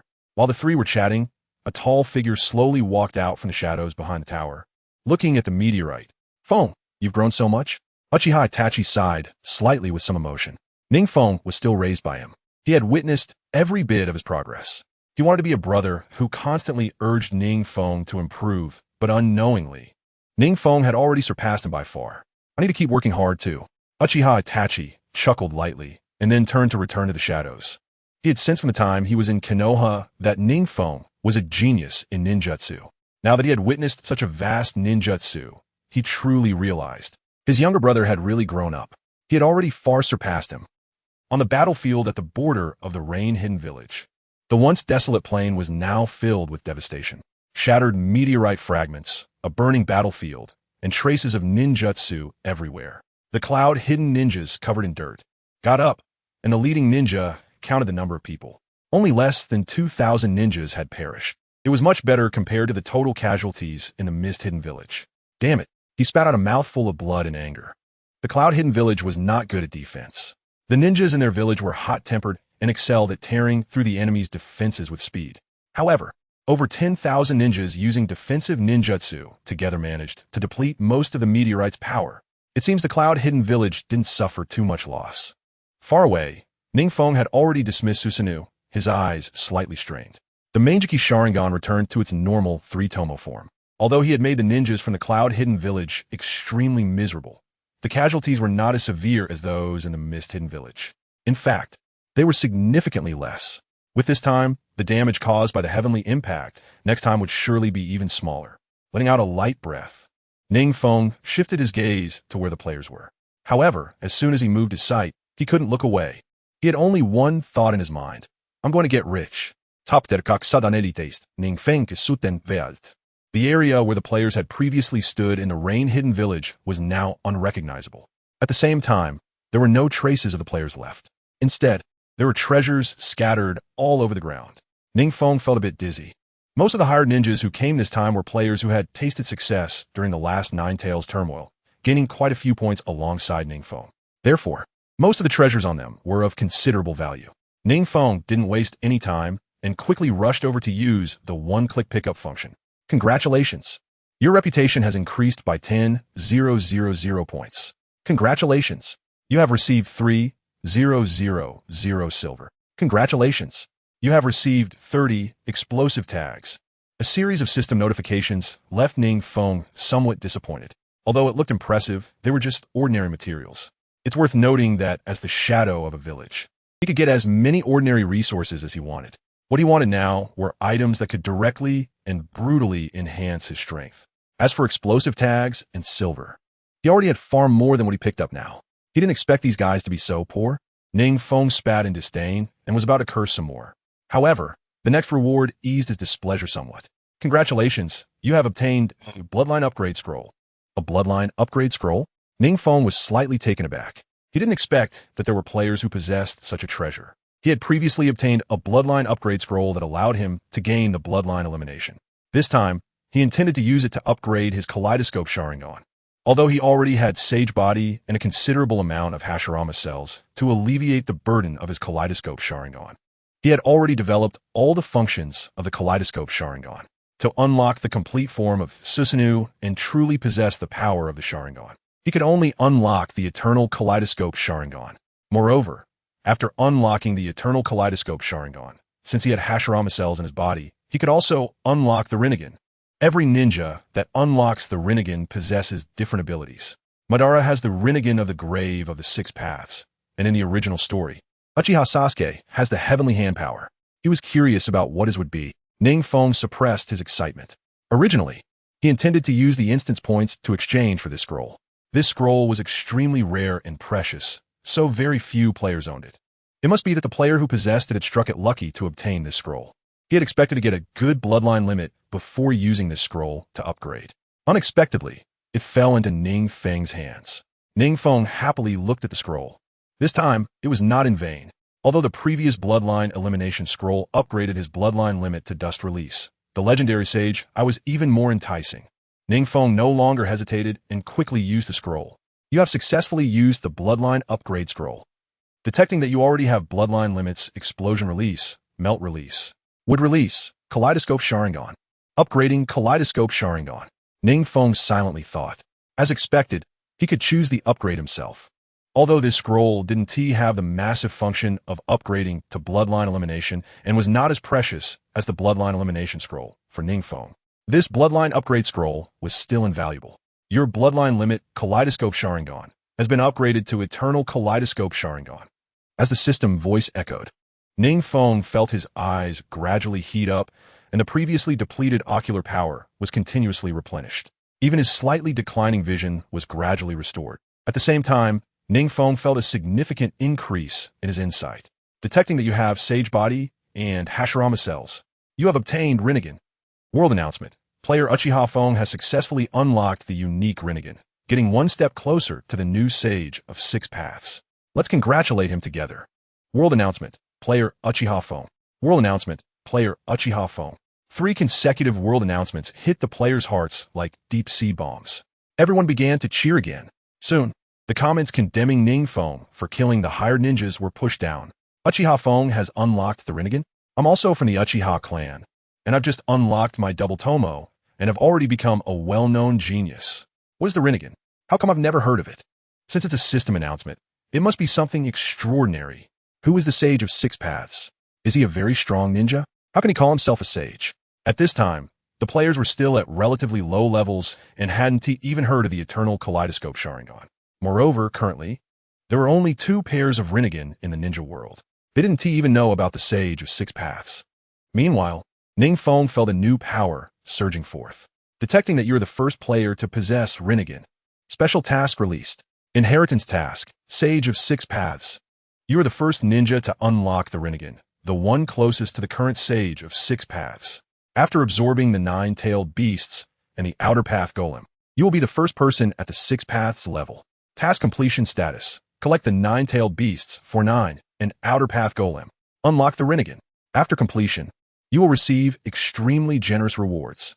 NingFeng was somewhat dazed as he chose to accept, becoming the Sage of Six Paths. This was indeed his goal. The Sage of Six Paths was undoubtedly the strongest in this ninja world. As long as he sealed the 10 tails within him to become the 10 tails Jinchuriki while unlocking the Rinnegan and mastering the Yin-Yang release, he would be the second Sage of Six Paths. NingFeng was overjoyed. He didn't expect to have such a pleasant surprise, unlocking the Rinnegan. That guy was the Rain Shadow. After a long time, the cloud-hidden ninja, coming back to his senses, saw NingFeng not far away and quickly exclaimed to remind his companions. NingFeng frowned slightly. He didn't expect that after the meteorite, those ninjas still hadn't left. Were they really not afraid of him using it a second time?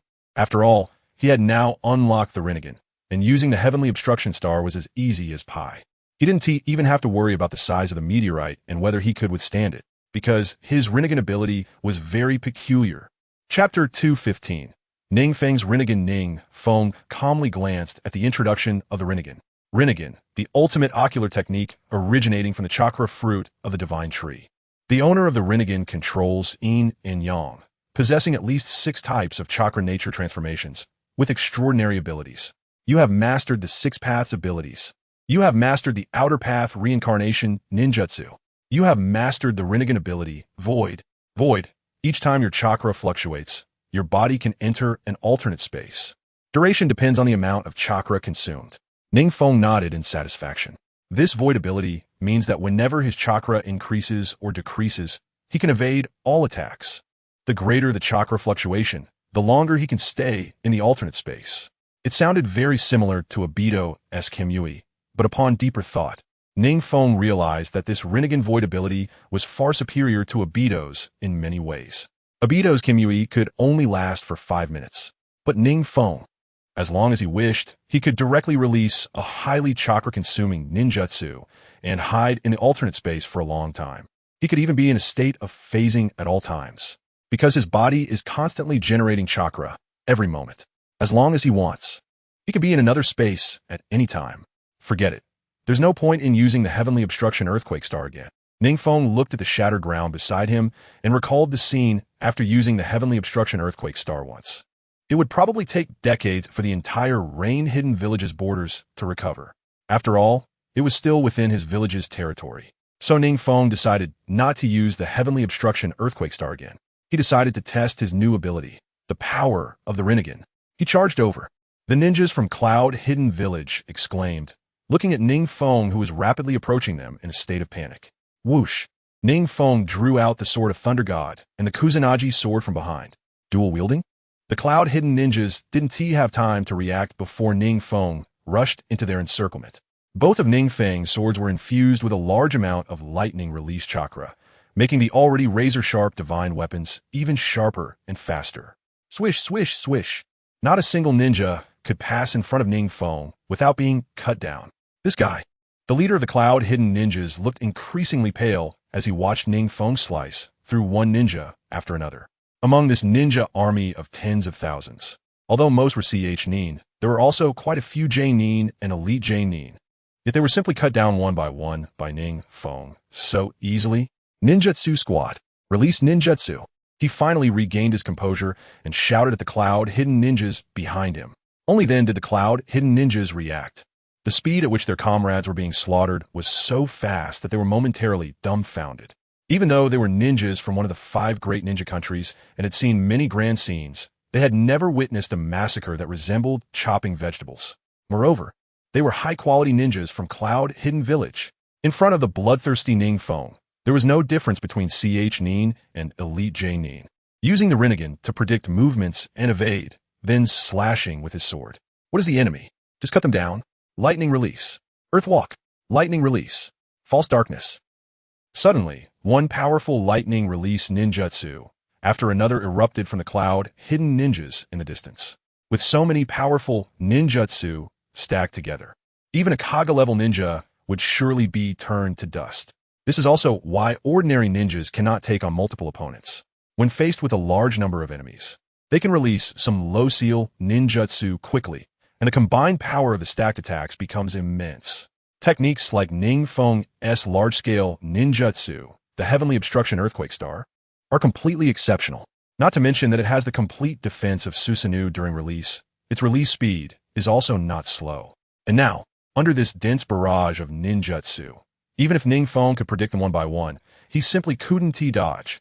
The commander of the Cloud Hidden Ninjas finally breathed a sigh of relief when he saw NingFeng standing still. Thousands of ninjas releasing highly destructive lightning release ninjutsu. Even Susanoo would struggle, right? It's just a pity for the Cloud Hidden Ninjas who were close to NingFeng. They would surely be affected by such powerful lightning release ninjutsu.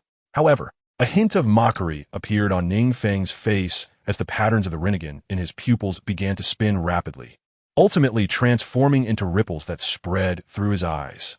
At the same time, a protective shield formed around him. What is that? The Cloud Hidden Commander frowned, his instincts telling him that this protective shield was not simple. However, this protective shield did not have the overwhelming pressure of Susanoo and was not very thick. It looked merely like a thin membrane. Can it withstand so many powerful lightning release ninjutsu?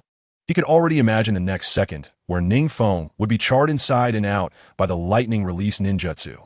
But in the next second, his expression froze. He saw streams of interlaced electric currents continuously surging into the protective shield.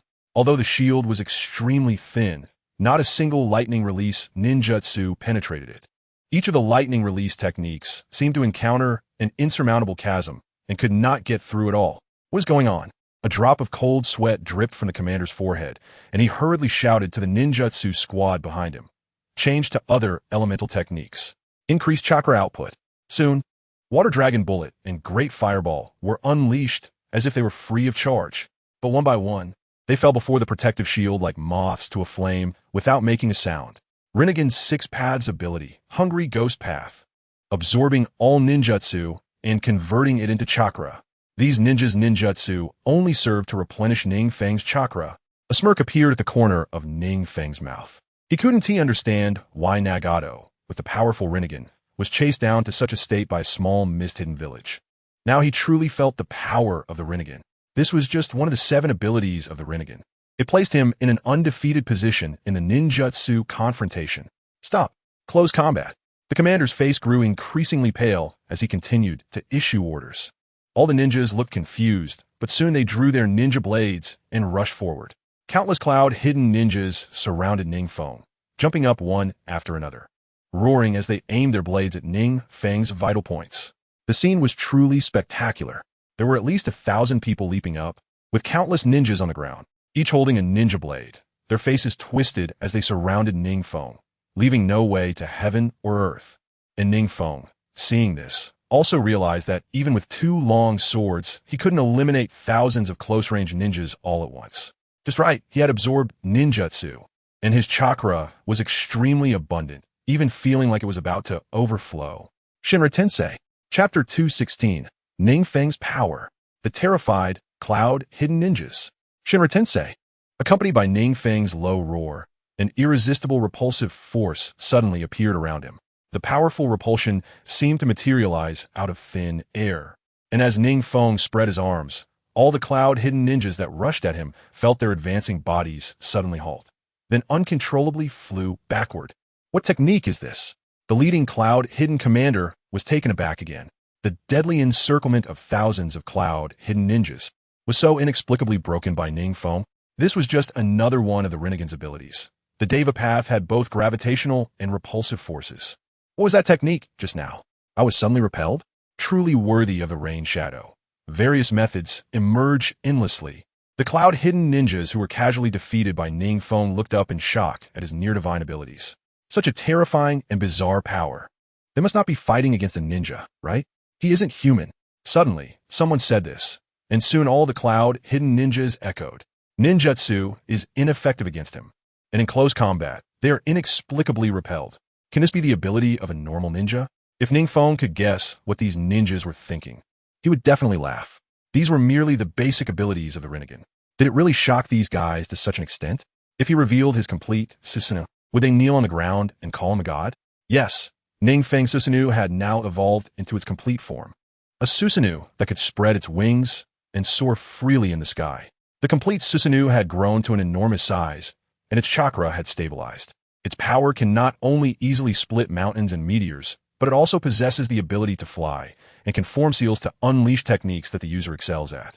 Previously, NingFeng was unable to evolve into the complete Susanoo due to the limitations of his ocular power. Now, his ocular power is sufficient to activate the complete Susanoo. As long as he wishes, he can effortlessly sever this world with a mere gesture. All of Kimonin will turn to ash in the blink of an eye. However, this is the border of NingFeng's rain village. If he truly uses the complete Susanoo to reshape the mountains and rivers, the environment here will be destroyed.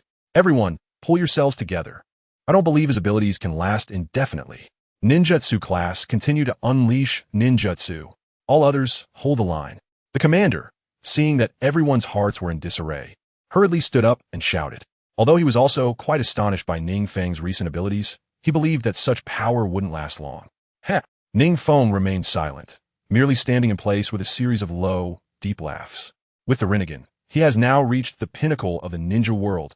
He possesses the powers of both Senju and Uchiha. His various abilities have already made him the strongest in the ninja realm. As for the Rinnegan's abilities, they can be unleashed at will with just a thought. Rumble. Waves of ninjutsu continuously flew toward him as NingFeng crossed his arms. Quietly watching the ninjutsu whiz past his ears, the incoming ninjutsu was naturally absorbed by his hungry ghost path. Fire release. Great fire destruction. NingFeng slowly formed seals, his body suddenly leaning back. Then he spewed forth a gigantic sea of fire that could engulf nearly 100 people. It was an enhancement of his signature fire release, strengthened by the Bamba bloodline. The commander was also stunned in place. Such an exaggerated sea of fire? What does it mean to engulf nearly 100 people? It completely enveloped all of them. And this was just a ninjutsu unleashed by NingFeng alone. He had heard that the third Hokage of Konoha was very skilled in the 5 nature transformations, known as the ninja arts professor. But he wouldn't unleash such an outrageous sea of fire, would he? The sea of fire enveloped them, and the scorching flames rushed at them, obviously leaving them little time to react. Everyone unleashed defensive ninjutsu, preferably water release. The commander instinctively wanted to retreat, but thinking of the thousands of ninjas behind him. He couldn't afford to break formation and said in a panic. However, they were ninjas from the land of lightning. They excelled in physical techniques, and those who were good at ninjutsu were mostly adept in lightning release. Now, their commander wanted to deploy water release, ninjutsu, and defensive techniques. It's important to note that lightning release is known for its speed and destructive power.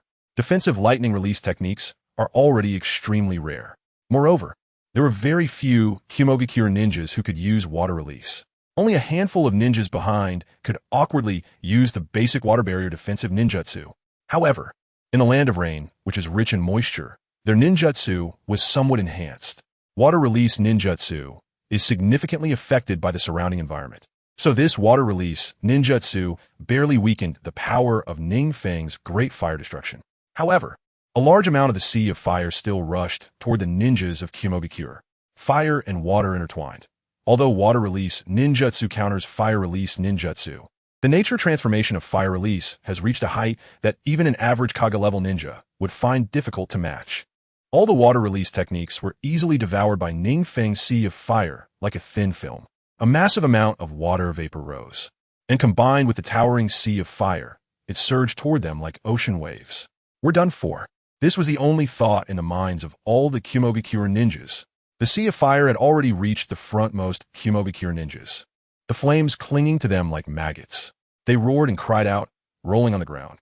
But the merciless sea of fire quickly engulfed them, then swiftly sought out the Kumogakure ninjas behind. All this happened in the blink of an eye. There was simply no time for everyone to react. This rain shadow is even terrifying with fire release. Someone trembled and said, "Of course, this is a ninja from the Uchiha clan. The Uchiha clan is skilled at playing with fire." Someone beside him cursed angrily, then attempted to use his life-saving ninjutsu. However, the spread of the sea of fire was too rapid. It had just been far away, and in the blink of an eye, it had already rushed over. Everyone scatter. This sea of fire won't last long. The commander could no longer maintain a calm expression, swaying as he spoke. As long as everyone. He was still trying to give orders when a white light cut through the mist and sea of fire, leaving a streak of crimson on his neck. "Sir, sir!" The ninjas close to the commander were so frightened by this scene that they nearly lost their minds. That white light was NingFeng's flying thunder god slash, taking advantage of the smoke and fire to rush in directly. Chapter 217. Uchiha Madara's shock. Has someone else awakened a Rinnegan? Shoo! NingFeng raised a finger to his lips, a slight smirk appearing at the corner of his mouth. As he shifted and moved, several Kumogakure ninjas around him didn't even have time to utter a complete sentence before being consecutively slain. The rain shadow is coming. A ninja saw his comrade being killed in the blink of an eye by NingFeng and fled in a panic. At this moment, they forgot about any mission or war. The only thought in their minds was run. The faster, the better.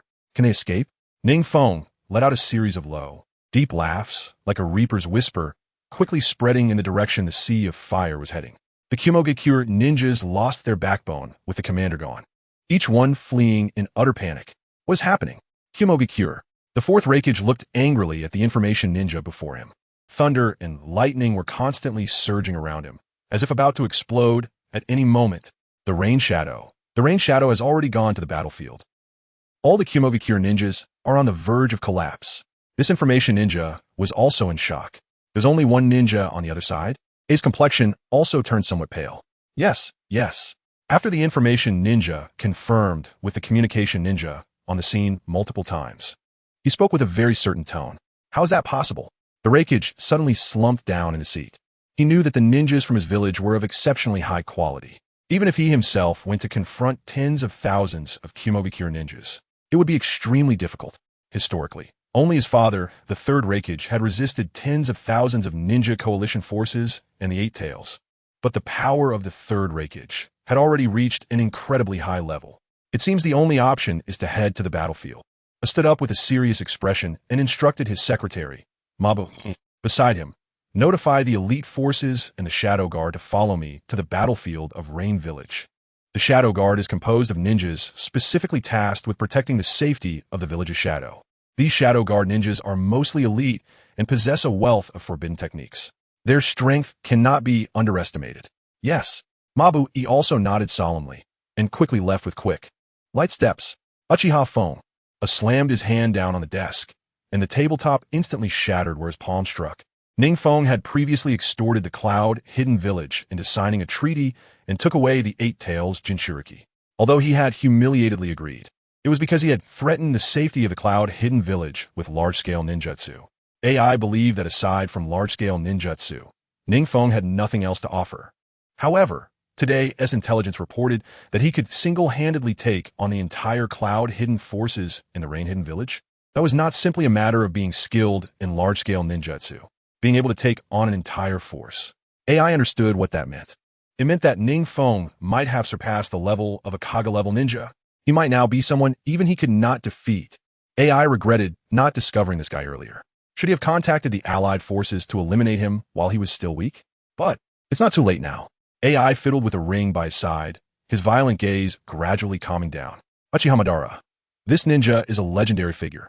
He could defeat himself, who is infused with lightning release chakra, without even needing to do anything. He could definitely take care of Uchiha Feng. With that thought, AI quickly contacted Uchiha Madara and Inoki while rushing towards the assembly point of the Shadow Guard and elite troops. Uchiha Feng has personally arrived on the battlefield. In the dim cave, Uchiha Madara was meditating with his eyes closed. The medicine master Kabuto respectfully reported the intelligence that AI had just sent him. It was extremely rare for a caster to show such respect for their own results. My junior is indeed interesting. Uchiha Madara showed no signs of panic or anxiety on his face. Only a hint of nostalgia as he said, "Time flies, and even juniors can stand on their own now." Although AI exaggerated NingFeng's strength, Uchiha Madara, who was once a ninja of Konoha, did not think that the ninjas of the Cloud Hidden Village were anything special. Ever since Senju Hashirama died, he regarded everyone as mere chickens and dogs. Even Uchiha Feng was only worth a few more glances because he was his junior. By the way, Uchiha Feng has quite a few tailed beasts in his possession, right? Uchiha Madara originally didn't want to get involved in this matter, as it was merely the issue of the Cloud Hidden Village. Even with NingFeng's potential to become the strongest in the ninja world, it didn't evoke his desire to intervene. However, he remembered that NingFeng had sealed quite a few tailed beasts. Yes, he had sealed many tailed beasts within himself. Kabuto adjusted his glasses, beads of cold sweat trickling down his forehead. Just standing beside Uchiha Madara made him feel an invisible pressure. Is this the pinnacle of the ninja world, once compared to the god of ninjas? A sense of yearning arose in Kabuto's heart. He didn't want to hide behind the scenes manipulating the dead. He wanted to confront top-tier ninjas like NingFeng on the battlefield openly. But he had no bloodline limit, no family support. As an ordinary mortal, how could he reach NingFeng's height? Sealing many tailed beasts? He clearly doesn't have the outer path Geto Mazo. How could he seal multiple tailed beasts simultaneously? Uchiha Madara tilted his head in confusion. This junior has quite a few secrets hidden within him. Lord Madara, Uchiha Feng's strength is still very strong. In the shadows, Black Zetsu's face gradually became clear. Very strong? Uchiha Madara frowned slightly. Black Zetsu was a manifestation of his will. Now it even said that junior was strong? He must have awakened the Rinnegan. Black Zetsu said heavily. This was intelligence from his dark scout, White Zetsu, on the battlefield of the Rain Hidden Village. Rinnegan? This is getting more interesting. A hint of excitement finally rose in Uchiha Madara's eyes. He did not expect that besides himself, there would be a second ninja who awakened the sage's eye. By the way, that Nagato kid is still in the Rain Hidden Village, right? Uchiha Madara suddenly asked, retracting the hint of battle lust in his eyes. Yes. Black Zetsu nodded, simultaneously directing his gaze toward Kabuto. Lord Madara, I suggest we send some strong ninjas to let the Cloud Hidden Village know our sincerity, since he has awakened the Rinnegan. Let us send out those two guys. A slight hint of importance towards his junior flashed in Uchiha Madara's eyes as he spoke to Kabuto. Yes, Kabuto naturally knew who Madara was referring to and smiled mysteriously as he formed hand seals, manipulating two coffins to rise from the ground. Chapter 218. The brutal fourth wreckage on the battlefield of the Rain Hidden Village. It was now a scene of wreckage. There were not only traces of scorching fire, but also traces of meteorite impacts, and even many marks from blades and sword energies. NingFeng's face was cold as he decapitated another Cloud Hidden ninja and sensed an incredibly astonishing chakra reaction rapidly approaching. At the same time, behind this chakra's owner, there were countless other chakra reactions. Although they could not compare to this most prominent chakra reaction, they were still strong enough to dominate any place. Another old friend? NingFeng licked the blood that splattered to the corner of his mouth and murmured. He was very familiar with this chakra reaction. It was none other than the fourth Reikage AI, with whom he had fought countless times both behind the scenes and openly. The ninjas around him were presumably the elite troops of the Cloud Hidden Village. Still fighting? NingFeng frowned slightly and retracted his Rinnegan. He had already achieved his objectives this time, instilling fear in the players while killing off most of the Cloud Hidden ninjas. He looked around. The ninjas of the Cloud Hidden Village alone piled up to a small mountain high. At the same time, the rewards he gained were astonishing, as the experience from these many ninjas had raised him to level 75. According to his calculations, even the fourth Reikage AI's various abilities were probably only around level 70. Although he was only 5 levels higher than Reikage, once they reached the level of a village leader, even a single level of difference could mean a significant disparity in strength, and this 5-level gap was enough for NingFeng to take on 3 fourth Reikages. Moreover, what made NingFeng most powerful was not his stats, but his various bloodline limits and the emerging forbidden techniques. Continuing to fight. If I single-handedly wipe out the Cloud Hidden Village, what's the point of training those guys? NingFeng sighed softly. He knew that even after the Ninja World War ended, members of the Otsutsuki clan would come to the ninja world. If he were not in the ninja world at that time, and if there were no ninjas in the ninja world who could contend with those Otsutsuki ninjas, everything he had painstakingly built would be destroyed. Therefore, he had been intentionally training the ninjas of his village, hoping they could stand on their own even when he left the village. That was the greatest significance of this ninja war for NingFeng. However, if he resolved all the enemies himself, what would be the point of training? He could just exchange a few moves and then teleport back using Flying Thunder God. NingFeng's hands itched again. The Rinnegan's abilities were too useful. After using it once, he found it hard to part with.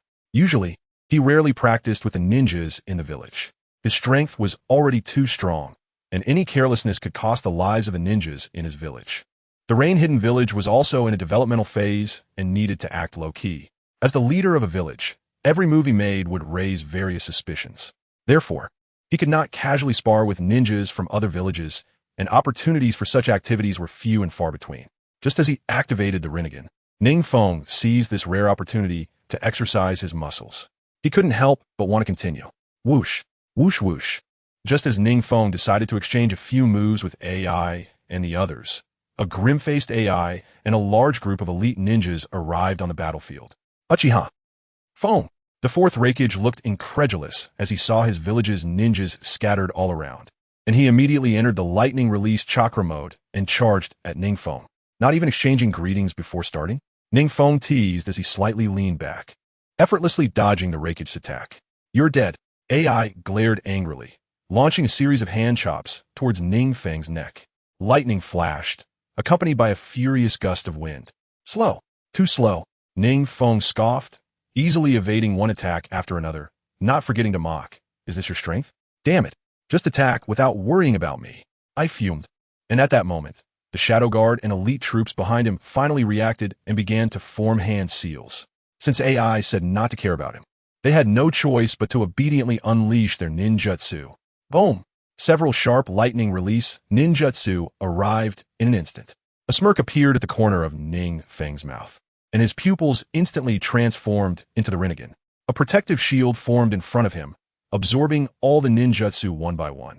This, AI looked horrified. Can NingFeng really ignore ninjutsu? The Shadow Guard ninjas under him were all experts in ninjutsu, and the lightning release ninjutsu they used was something he had to be cautious of. But why did it have no effect on NingFeng? When he first heard that ninjutsu had no effect on NingFeng, AI didn't believe it. He angrily cursed his own village's ninjas for being scared out of their wits by Uchiha Feng. How could there be a ninja who isn't afraid of ninjutsu? As a result, he actually saw such a ninja. This is unbelievable. AI took a shocked step back, his momentum faltering. NingFeng seized the opportunity and delivered a powerful side kick directly to AI's chest. Thud! The Reikage's expression froze, and the kick severed his thoughts. At the same time, his body uncontrollably flew backward. The Shadow Guard ninjas behind him widened their eyes in disbelief at this scene. Just now, the Reikage AI was in lightning release chakra mode. In lightning release chakra mode, not only had his speed increased significantly, but his defense was also astonishing. Yet, the strongest of Kumogakure in lightning release chakra mode was actually kicked away by Rain Shadow with a casual sidekick. It seems this generation's Reikage isn't that impressive. Just as they were about to rush forward to catch the Reikage AI, suddenly, a voice that sounded very arrogant and cynical came from behind them. Yes, brother, compared to the second Reikage, this guy hasn't improved at all. Everyone turned around in anger, only to see a ninja with golden hair and another with silver hair. Both had 3 very prominent whisker marks on their left and right cheeks, and were dressed in somewhat outdated Kumogakure ninja attire. The golden-haired ninja held a massive fan, with a rope wrapped around his arm. The silver-haired ninja held a square broadsword and a gourd. The two stood out starkly from the battlefield. You, who are you? Suddenly, some of the older ninjas from Kumogakure exclaimed in surprise, recognizing the identities of these 2 strange ninjas. Their expressions turned serious and with high vigilance. They slowly uttered a few words. The brothers Kin and Jin. Chapter 219. Solo against the 4th Reikage and the brothers Kin and Jin. Oh, there are actually people who can recognize our identities. The golden-haired ninja, Kin, said with a grin as he looked at his brother Jin. It seems the ninja world hasn't forgotten us for long. Jin shrugged. It seems that the strange ninja on the battlefield is our enemy this time. The 2 brothers were once swallowed by the Nine Tails, but instead, they devoured some of the Nine Tails' flesh, thus acquiring its chakra. They had previously ambushed the 2nd Reikage and the 2nd Hokage during an alliance ceremony, and not only could they wield the Sage of 6 Paths treasures, but they also possessed part of the Nine Tails' power. They were indeed very troublesome opponents. They were the ninjas who had once fought to the death against the 2nd Hokage and the 2nd Reikage. However, what is the situation now? Kin tugged at the golden rope beside him, looking impatiently at the Kumogakure ninjas. After being informed by the older ninjas, the Kumogakure ninjas understood that this great figure was not someone to be trifled with. They quickly shook their heads, claiming ignorance. It seems we have been resurrected, and I have a vague notion to deal with that Uchiha guy. Jin licked his lips, excitement written all over his face as he looked at NingFeng standing on the battlefield. It seems so. Kin also wore an impatient expression. You see, the brothers Kin and Jin were once famous ninjas in the ninja world, successfully ambushing 2 shadow-level experts, one of whom was even the brother of the god of ninjas, was enough to make their names known throughout the ninja world. Yet, just a few years after their death, the ninjas of Kumogakure had forgotten their existence. However, the one who resurrected us didn't impose any control. Jin clenched his fists, eager to try. For ninjas of their level, if they died and were resurrected but had to face many restrictions, he would rather not be resurrected than lose the right to move freely. You, the 4th Reikage AI, who had just landed, looked at the brothers Kin and Jin with some confusion, his expression somewhat grim. As the 4th Reikage, he naturally knew about the brothers Kin and Jin, who had stealthily killed the 2nd Reikage. He had no good feelings towards these 2. Oh, they must be the descendants of that guy. Kin shrugged, ignoring AI's predatory gaze. Junior, what kind of look is that? Jin was somewhat concerned and shot back with an angry glare. He was a ninja from the 2nd Reikage era, and by the time he became famous, the current 4th Reikage might not have even been born yet. Calling the 4th Reikage a junior was not out of place. You bastard, I shouted angrily. He hadn't received a notification from Uchiha Madara, but he guessed that the long-dead brothers Kin and Jin were likely the result of Madara's ninjutsu effects. Since many of the resurrected ninjas were old acquaintances from Iwagakure and Kumogakure, Madara had presumably arranged the impure world reincarnation technique beforehand. However, even with his psychological preparation, when encountering the brothers Kin and Jin, who had once caused great trauma to Kumogakure, AI couldn't suppress his anger. First deal with Uchiha phone. Suddenly, Jin's body trembled, and his expression turned wooden as he spoke. This is... The Reikage AI paused for a moment, stopping his momentum as he was about to charge at Jin. Kin also looked bewildered at his brother. I am the caster. This technique is merely bringing the dead back for use. Why bother getting angry with the dead? The words of Kabuto Yakushi flowed through Jin's mouth and slowly reached Reikage AI's ears. AI thought for a moment, reining in his momentum with a cold snort. Kabuto also lifted the restrictions on Jin. Under the impure world reincarnation state, he could control these ninjas. However, the brothers Jin and Jiao used different abilities and combat styles, which are very unfamiliar to a ninja like Yakushi Kabuto, who has been away for decades. Moreover, he is not familiar with the Sage of 6 Paths ninja tools, making it impossible for him to fully utilize their maximum potential. Therefore, he did not erase the consciousness of Jin and Jiao. But just now, it was also because of Reikage's excessively irritable temperament that Silverhorn was subtly losing control of Yakushi Kabuto.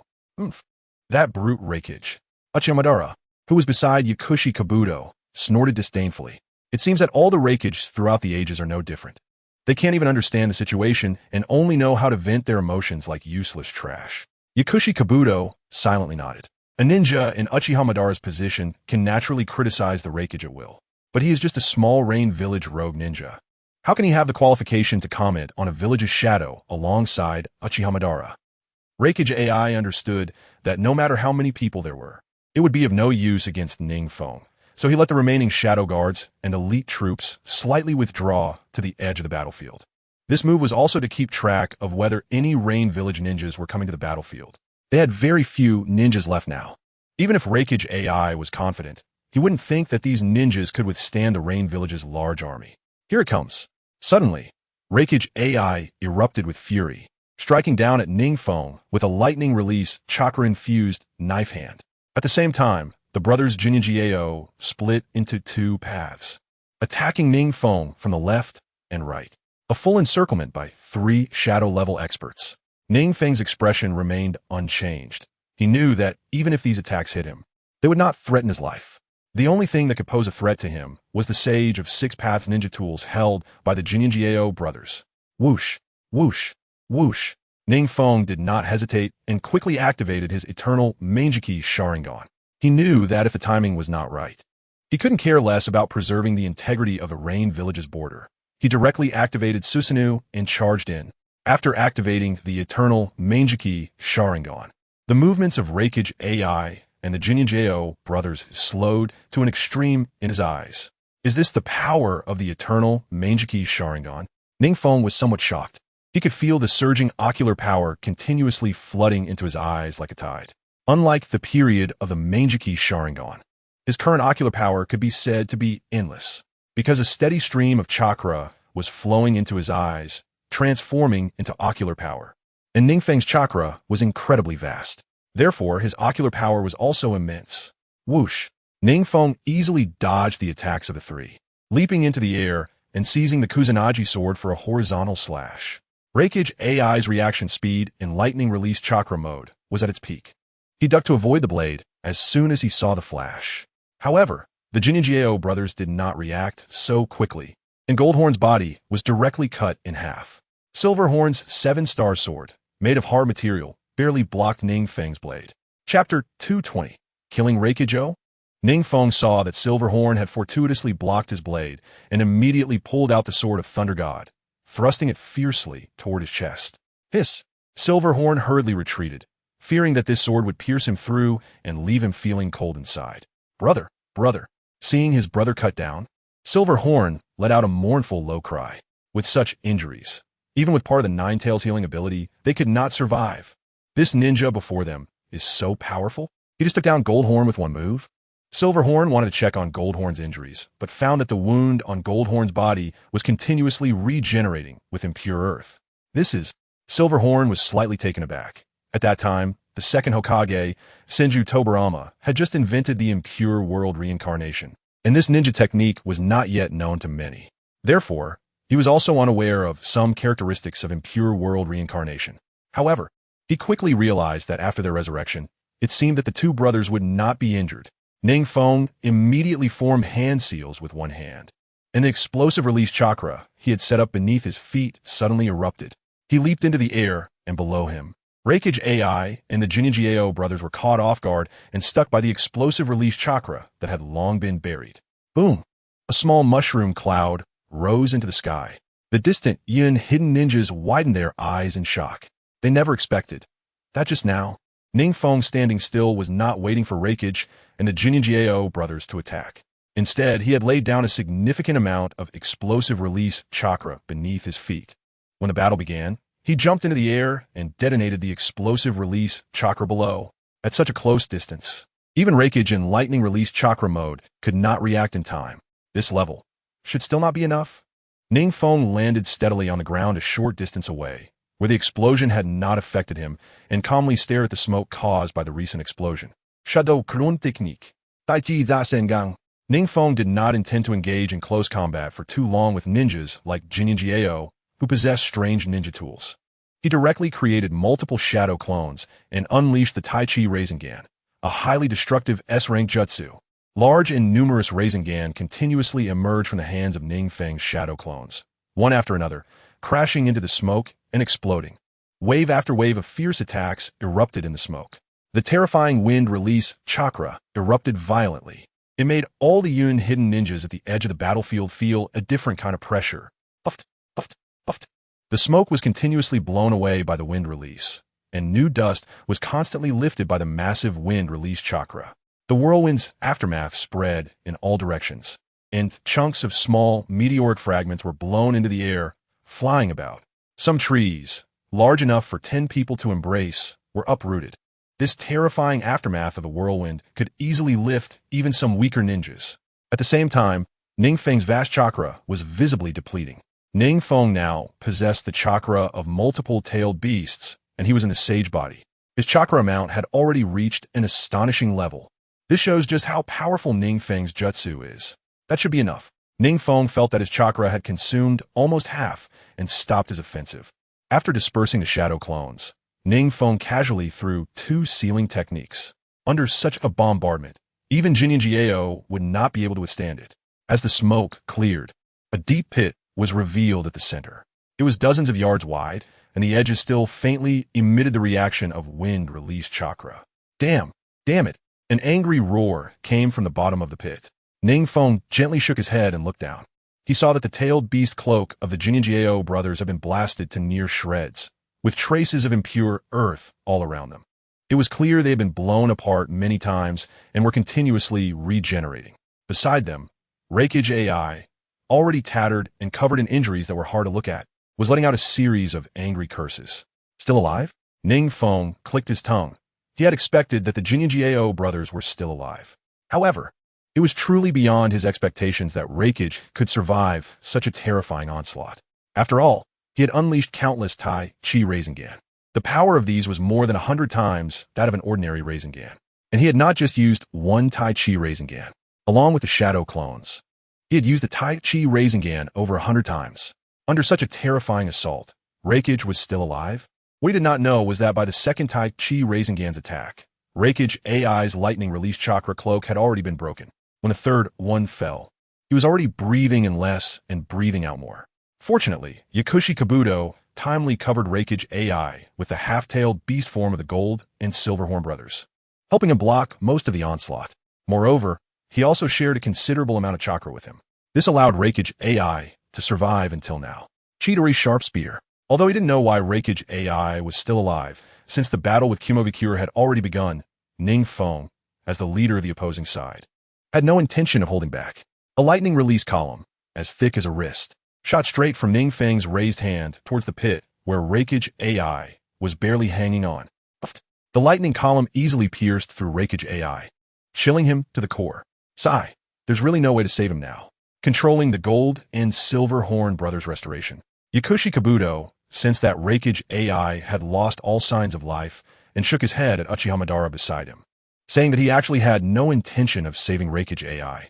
It was all because Uchiha Madara insisted on sparing his life, as he was part of the Allied forces leadership. If he died, the subsequent Kumovikure would be in chaos. Hence, Yakushi Kabuto tried his best to protect Raikage from NingFeng's attacks. However, what he didn't know was that NingFeng was not even going all out. He was merely fighting using the least destructive method in the Rain Village environment. But even this was enough for Yakushi Kabuto's 2 strong cards to lie on the ground like dead dogs waiting to be restored. It turned out that the previous 4-symbol seal was blocked by Raikage AI. NingFeng dissipated the Chidori sharp spear, and Raikage AI's body, no longer supported by the lightning column, flipped over, revealing 2 sealing techniques on his chest. These 3 had calculated well. Since Gold and Silverhorn were afraid of sealing techniques, Raikage AI would help block them. When Raikage AI could not withstand NingFeng's bombardment of Rasengans, the injured and restorative Gold and Silverhorn brothers would step in to block. Unfortunately, it was still useless. NingFeng sighed and threw 2 sealing techniques over. The 2 sealing techniques immediately crawled onto the 2 piles of impure earth that were still in the process of restoration like ants.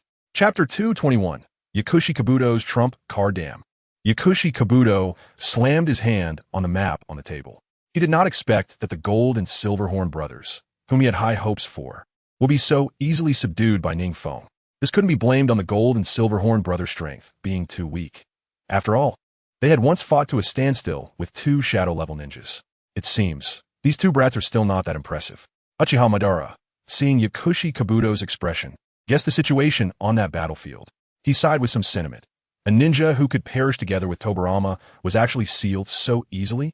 Lord Madara, at that time, the second Hokage, was already of advanced age, so it's not surprising that the Gold and Silver Horn brothers, who possessed the power of the Nine Tails, fought to the death.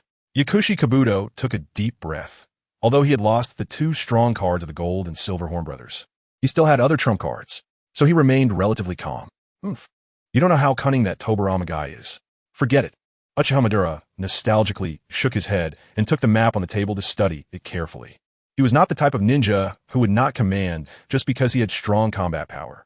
On the contrary, having emerged from the Warring States period, he was not only very keen on the scent of war, but also an excellent strategist in controlling the battlefield. The attack on Rain Village couldn't be captured anymore. Yakushi Kabuto saw Uchiha Madara taking the map and quickly spoke up. He had already dispatched quite a few reanimated troops, thinking they would achieve great success. Unfortunately, NingFeng was so familiar with this technique that he suffered heavy losses on the battlefield on the first day. In contrast, in Konoha, where the ninja's overall quality was higher, his impure world reincarnation army performed much better. One reason was that Konoha received intelligence later. The other reason was that Konoha did not have a ninja as proficient in sealing techniques as NingFeng. Even general sealing technique experts were not very strong in other aspects.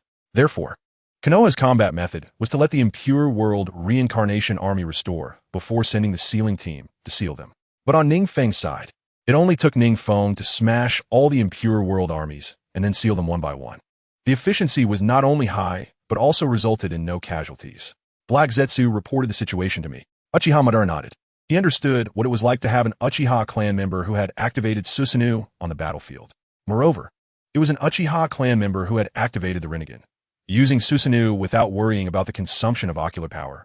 Let's set aside the situation in Rain Village for now and focus on conquering Konoha first. Uchiha Madara's Mangeki Sharingan emitted a faint glow. In the end, we can force them together and annihilate them. Those few trump cards, let's reveal them on the Konoha battlefield for now. Uchiha Madara revealed a sinister smile. I really want to see the expressions of those ninjas.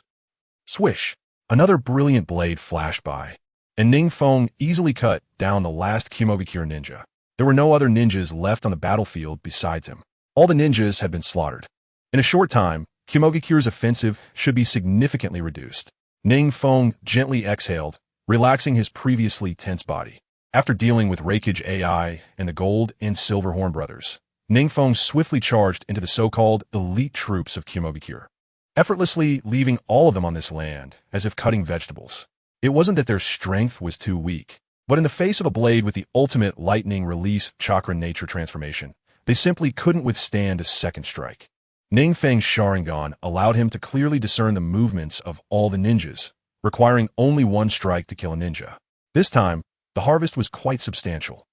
Satisfied, NingFeng looked at the countless items in his backpack before leaving with satisfaction. The ninjas he had killed were all elite among elites, hailing from the Shadow Guard of Kimogakure, so the items they dropped were mostly consistent. NingFeng no longer valued these items. However, they would certainly be very useful in strengthening the core power of Rain Village. It seems the battlefield on Lord Feng's side has calmed down. A sensing ninja in the Rain Village tower spoke after NingFeng's Taijutsu Rasengan stopped. Calm down? Nagato looked nervously at the sky over there. The clouds had been stirred into a mess, looking very intense. Yes, besides Lord Feng, all other chakra reactions have disappeared. The sensing ninja nodded. He could sense that there was only one enormous chakra reaction on the battlefield that amazed him. He had only felt this intensity of chakra from NingFeng. Besides NingFeng, no other ninja could have such a terrifying chakra reaction.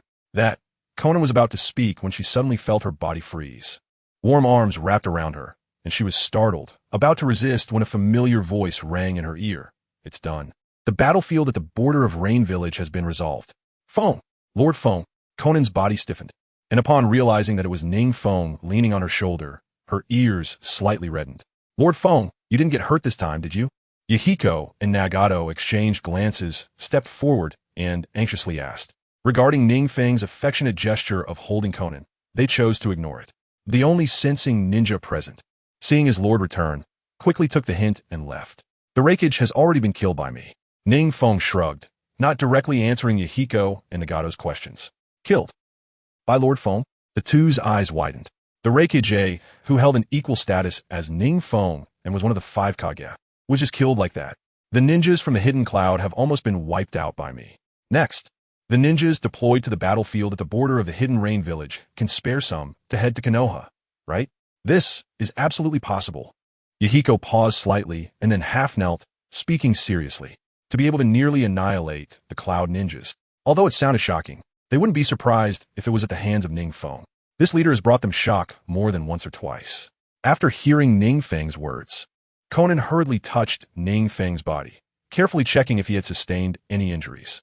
NingFeng smiled brightly and gently pressed down on Conan's restless hand. Don't worry. This time, I have an unexpected gain. As he spoke, the 3 tomo in his pupils spun continuously, quickly transforming into the pattern of the eternal Mangeki Sharingan. This is Chapter 222. The second Hokage on the Konoha battlefield. Everyone looked in surprise at the change in NingFeng's eyes.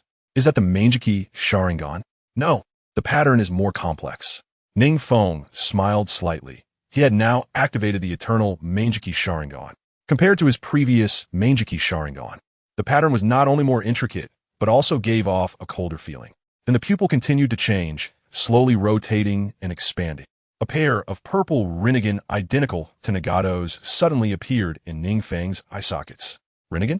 Yahiko and Conan looked at NingFeng's eyes in surprise, then turned to compare them with Nagato's eyes. No need to look any further. This is the Rinnegan. Nagato swallowed hard. He already possessed the Rinnegan, so he was very clear that the oppressive feeling from NingFeng's eyes was exactly the same as his own. What's going on? How can Lord Feng have the Rinnegan too? The 3 were once again stunned into silence. After all, the Rinnegan is the legendary sage's eye, and it is clearly something that can only exist uniquely in the world. Now that NingFeng's eyes have turned into the Rinnegan, they couldn't wrap their heads around it for a moment. It seems that the final evolution of the Sharingan is indeed the Rinnegan. Just as the few of them were stunned and didn't know what to say, a hoarse and cold voice slowly came from the shadow outside the door. Who? Yahiko and Nagato turned around back to back, yelling angrily at the doorway. It seems that this time Lord Feng has obtained something extraordinary. The owner of the voice gradually approached, and the footsteps became clearer. A figure with long black hair and a pale complexion slowly walked in through the door. Orochimaru, it seems you had some speculations earlier? NingFeng looked at Orochimaru. Although in the original story, Kabuto mentioned that he and Orochimaru had speculated and researched the Sharingan. That was already many years later, after the Fourth Shinobi World War caused by NingFeng's butterfly effect. But Orochimaru had already been researching the Sharingan more than a decade ago. Heh, Lord Feng still doesn't know much about my research. Through your blood sample, I collected a lot of data. Orochimaru shrugged. This guess of his only came after obtaining NingFeng's blood sample and the cell data of Senju Hashirama, and then comparing it with the information he got from the Uchiha clan. It must be the cells of Senju Hashirama and the bloodline of the Uchiha clan. Orochimaru's lips curled into a sinister smile, a flush appearing on his pale face as he said, "This is the power of the Sage of Six Paths, right? With a body comparable to Senju Hashirama and eyes that can evolve into the Rinnegan." No, Orochimaru, your guess is correct but incomplete. NingFeng raised his hand to interrupt Orochimaru's brilliant conclusion, retracting the Rinnegan and addressing Conan and the others. Next, you all go arrange for ninjas to head to Konoha for support. Remember, send out the elite. Only CH Nin and Jinin are needed on the battlefield of the Hidden Rain village. Yes. The 3 responded and hurried off to deploy. Orochimaru saw NingFeng send the 3 away, thinking that NingFeng was going to tell him the long-desired information about the Sage of Six Paths. However, NingFeng merely cast him a cold glance and said, Orochimaru, if you extract the tailed beasts, I'll tell you the truth about the Sage of Six Paths. If, as you said, there are the cells of Hashirama and the bloodline of the Uchiha clan, then wouldn't all Uchiha members injected with Hashirama cells become the Sage of Six Paths? Orochimaru was taken aback. According to his own analysis and speculation, it did seem that way. Oh no, on the battlefield of Konoha, Kakashi Hitachi's Nin uniform was already showing many damages. In his hand, he firmly gripped a large cleaver. It was indeed the decapitating sword of Zabuza Momochi. At this moment, he looked solemnly at the edge of the battlefield, where a coffin was slowly rising from the ground. A terrifying and oppressive aura instantly froze him, who was activating his Sharingan to observe the surroundings. What now? Kakashi felt the little chakra left in his body and felt a bit apprehensive. His chakra was already limited, having experienced several battles, and he was now utterly exhausted. If another powerful figure like Zabuza Momochi were to appear at this critical moment, he definitely wouldn't be able to hold on. Kakashi was not yet at the peak of his ninja period, and his chakra was already in short supply, coupled with the burden of the Sharingan. He now had to be very cautious, even when using the improved Raikiri. The opposing forces also saw the very conspicuous Kakashi Hitaki in the battlefield and wanted to kill him for good loot. This led to Kakashi currently being in a very poor state. Thud! The coffin lid at the edge of the battlefield slowly opened. A figure dressed in blue layered armor from the Warring States period gradually became clear in the sunlight. His face was resolute and courageous, wearing the forehead protector of Konoha. Kakashi widened his Sharingan, staring intently at the figure appearing outside the battlefield. This figure was familiar to all Konoha ninjas. The second Hokage, Senju Tobirama. Meanwhile, far away from the battlefield, Senju Tobirama had just seen the light of day again and curiously clenched his hand, only to be directly controlled by Kabuto. A ninja like the second Hokage shouldn't be expected to actively attack Konoha's ninjas. His chakra amount was incredibly terrifying. To shine brightly in the era of Uchiha Madara and Senju Hashirama, he was already an extraordinary ninja. Therefore, Kabuto, at the moment of his reincarnation, increased the control strength due to the large amount of Hashirama's cells contained within the reincarnated body. Even if the strength of the second Hokage at the moment of resurrection had slightly decreased, he would absolutely obey Kabuto's manipulation. Tobirama, I wonder how you feel seeing the ninjas slaughtering your village? Uchiha Madara chuckled softly. He knew that the brothers Senju Hashirama and Tobirama placed the highest importance on their village. To have personally slaughtered the ninjas of their village, this was a very cruel matter for these two brothers. Water release. Water Dragon Bite Burst. Meanwhile, on the battlefield, Senju Tobirama had already blankly formed hand seals, launching his most powerful and wide-ranging water release ninjutsu. In front of him, on the battlefield spanning hundreds of meters, a whirlpool of water was continuously expanding. As the water vortex continuously surged upward, the sharp water flow sliced through the wood leaf ninjas and white zetsu above like a blade. This terrifying might drew the attention of all the wood leaf ninjas. The second Hokage? The second Hokage's most adept water release jutsu. Chapter 223. The arrival of Namake's Minato. The rising water flow passed through the bodies of the wood leaf ninjas, mingling with countless amounts of blood, gradually taking the form of a water dragon. Is this really the second Hokage? Kakashi was greatly shocked. This is the battlefield at the border of the wood leaf. It's not a place with abundant water sources like the rain-hidden village. Yet in such a place, Senju Tobirama could unleash such astounding water release. Is this the strength of the second Hokage? Kakashi formed hand seals with both hands, drawing closer to Senju Tobirama. The second Hokage must not be allowed to continue.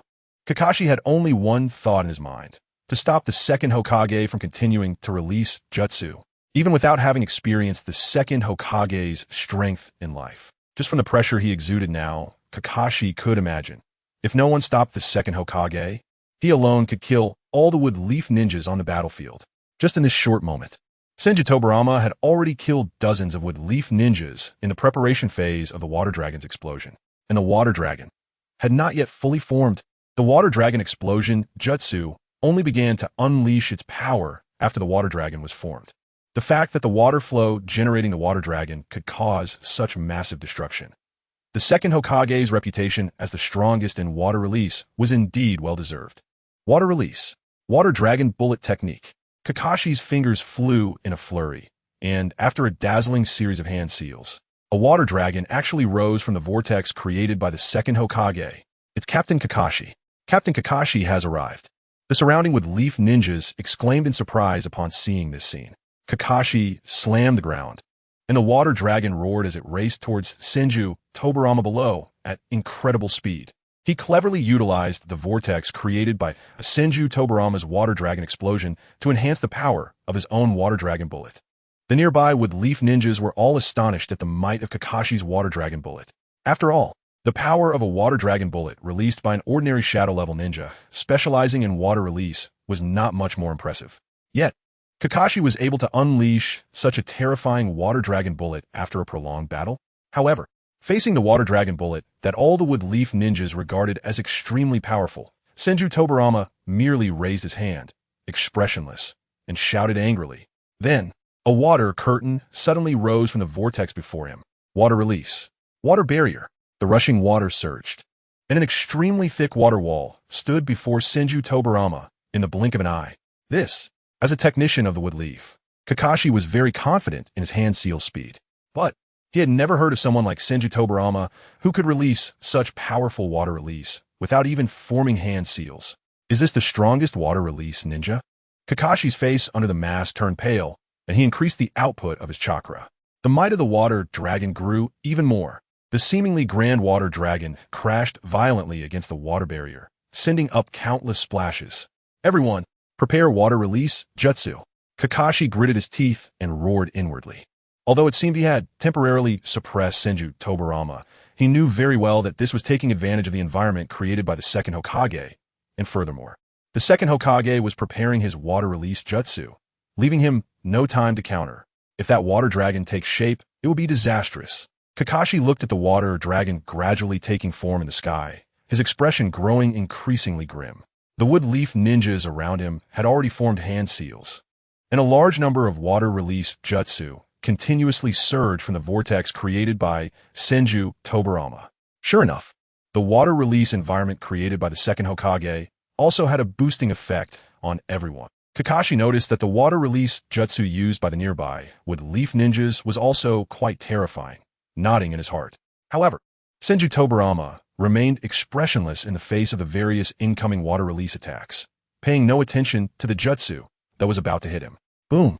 Countless water release jutsu poured down onto Senju Tobarama's water barrier. Is it over? Kakashi's Sharingan spun wildly, his eyes full of vigilance. Suddenly, the water dragon that had been suspended in the sky slowly turned, its head pointing down at the wood leaf ninjas below. This is bad. Kakashi felt a chill in his heart. If this water dragon charged down, the destructive power it could unleash was unimaginable. He quickly formed hand seals and slapped the ground. Earth release. Earth flow wall. Although earth release jutsu restrained water release jutsu, Kakashi did not believe that his mere few meter high earth flow wall could withstand this colossal water dragon. Everyone, quickly use earth release jutsu to defend. Kakashi turned and spoke, his eyes filled with urgency. If this water dragon crashes down, at least 1/5 of the wood leaf ninjas on the battlefield would be lost. Boom! The water dragon roared, its fierce head seemingly letting out a howl. It charged towards him. Even from this distance, Kakashi could still feel the tremendous force contained within. If it crashes down, he feared he would be shattered. Earth release. Earth flow wall. The ninjas behind him quickly formed hand seals to release their jutsu upon seeing this. Some ninjas with fast hand seal speeds had already raised one earth flow wall after another, just as Kakashi finished speaking. But trying to counter the overwhelming water dragon was still like an insect trying to shake a tree. This is bad. The chakra in my body is running low. Kakashi despairingly closed his eyes. The water dragon howled towards him. Droplets of water fell ahead of the water dragon. Cold and damp seawater made Kakashi feel slightly suffocated. Whoosh! Suddenly, a flash of yellow light zipped past. At the same time, the water dragon that had been descending from the sky vanished. What is this? Kakashi looked down at his feet, where a familiar kunai was embedded in the ground. The engraved words were those he was very familiar with. The sword of shinobi love. Whoosh! The yellow flash suddenly flickered in front of Kakashi. A figure dressed in a god robe, crouching with their back to Kakashi, appeared. Sorry, I'm late. Are you alright? Kakashi? The figure turned around, revealing a handsome and elegant profile, with a slightly confident smile at the corner of his mouth. Leave the rest to me. You've worked hard. Yes, sensei. Kakashi nodded heavily. The person before him was none other than Namikaze Minato. Everyone disperse. Namikaze Minato observed the situation and immediately called out. All the ninjas, still immersed in the shock of the Hokage's arrival, hurriedly scattered upon hearing the command. The second Hokage. Namikaze Minato looked complexly at the ethereal figure revealed after the mist dispersed, reaching into his pocket to pull out several Flying Thunder God kunai. His best skill, the Flying Thunder God technique, was also created by the second Hokage. This means that the second Hokage's spatial mastery is also very high. For Namikaze Minato, This battle would be extremely challenging. Chapter 224. The Second Hokage Versus. The fourth Hokage has arrived. Everyone quickly disperse. The Wood Leaf ninjas shouted, urging their companions to quickly distance themselves from the positions of the two Hokages. Battles between shadow-level ninjas often have residual effects that can affect other ninjas. Whoosh, whoosh, whoosh. The second Hokage threw all the kunai from the Flying Thunder God technique, which landed next to him and Senju Tobirama. The second Hokage seems to have lost consciousness. Minato Namikaze looked at the gradually clearer figure of Senju Tobirama with a blank expression, feeling a sinking sensation in his heart.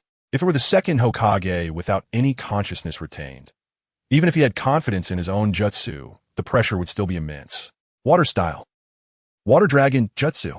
Senju Tobirama clasped his hands together, and a massive water dragon suddenly lunged towards Minato.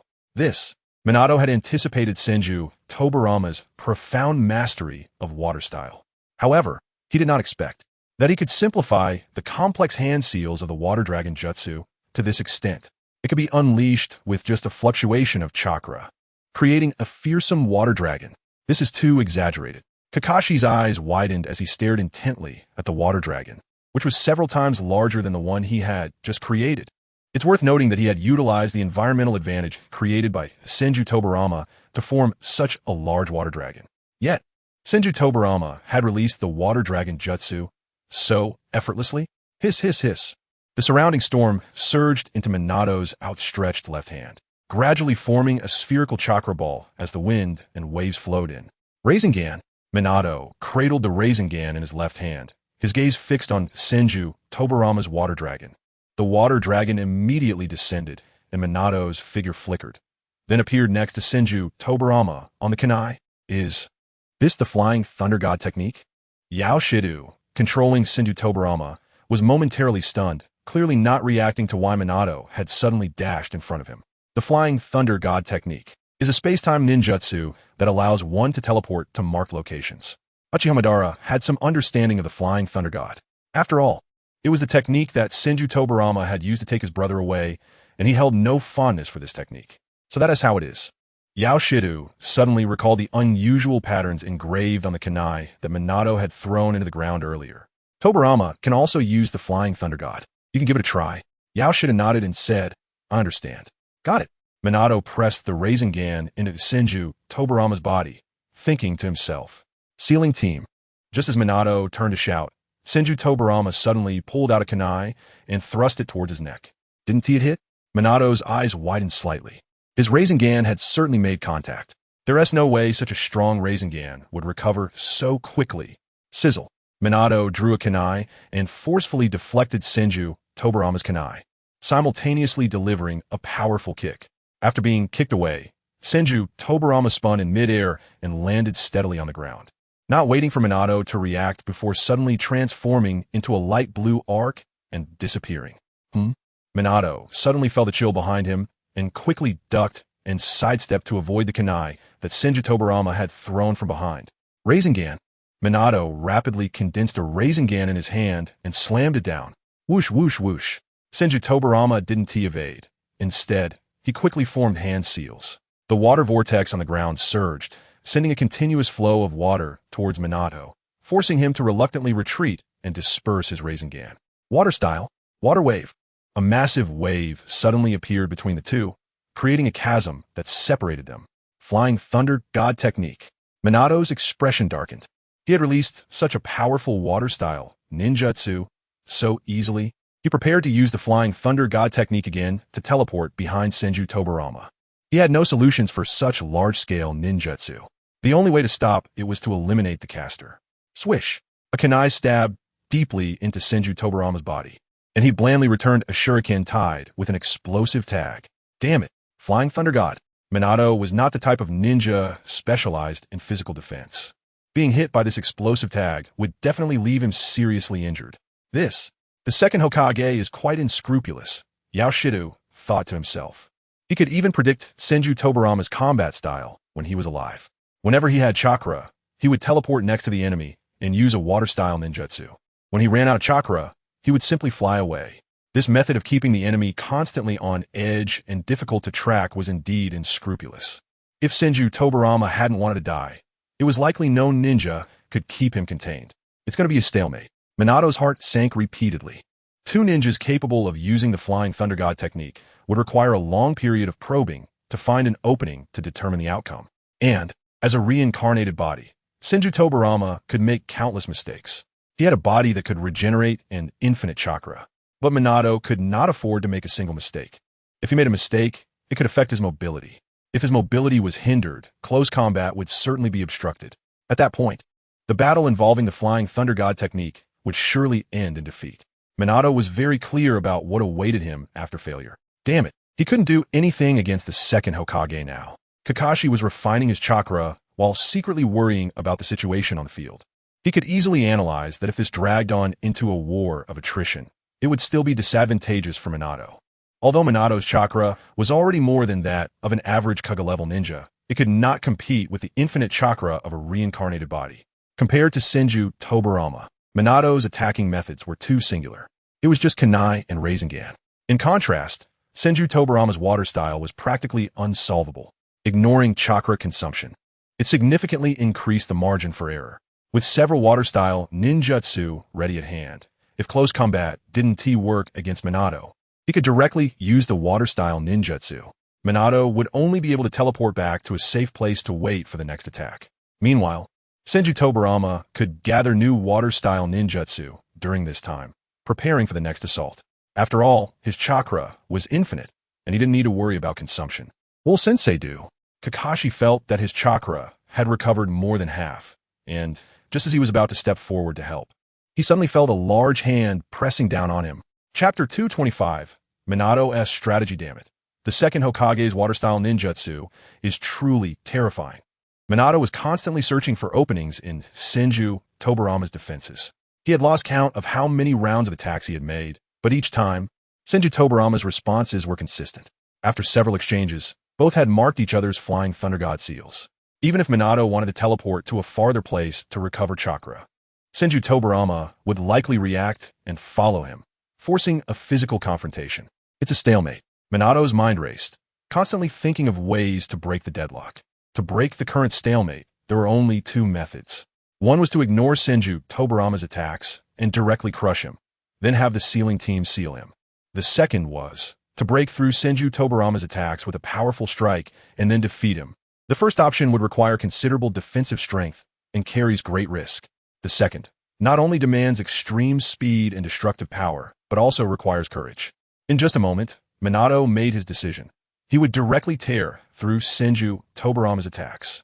He has more ways to attack, but he can't enhance his defense. Whoosh! Suddenly, a substantial amount of yellow chakra surged around Minato Namikaze, an overwhelming aura continually spreading from him. Ninetales chakra mode, activate. At the same time, a shadow clone training sage chakra far away in Mayaboka Mountain suddenly dissipated. Meanwhile, under Minato's golden form, an additional natural aura emerged. Sage mode, activate. Sage art. Super Great Ball Rasengan. Suddenly, a Rasengan coalesced in his hand. The Rasengan continuously expanded, drawing in the surrounding storm. Flying Thunder God technique, alternating with wind style. Before Hashirama Senju could react, a yellow figure suddenly lunged from behind and held him tightly. At the same time, Minato in his golden form suddenly appeared, raising his hand to press down the Super Great Ball Rasengan. Damn it! Kabuto Yakushi didn't have time to think about what this golden form of Minato was. Seeing the terrifying chakra within Minato's Great Ball Rasengan, his face turned pale as he manipulated Hashirama Senju to direct all his water release jutsu towards Minato holding the Rasengan. Bang! Minato, holding the Rasengan, saw the water release techniques piercing into his body like blades, but instead of panicking, he smiled at Hashirama. Bang! The figure holding the Rasengan exploded. Hashirama was shocked. What happened? Is this a shadow clone? Is the one behind the clone the real body? Kabuto quickly reacted, trying to break free from the restraints behind him. He hurriedly took out several explosive tags.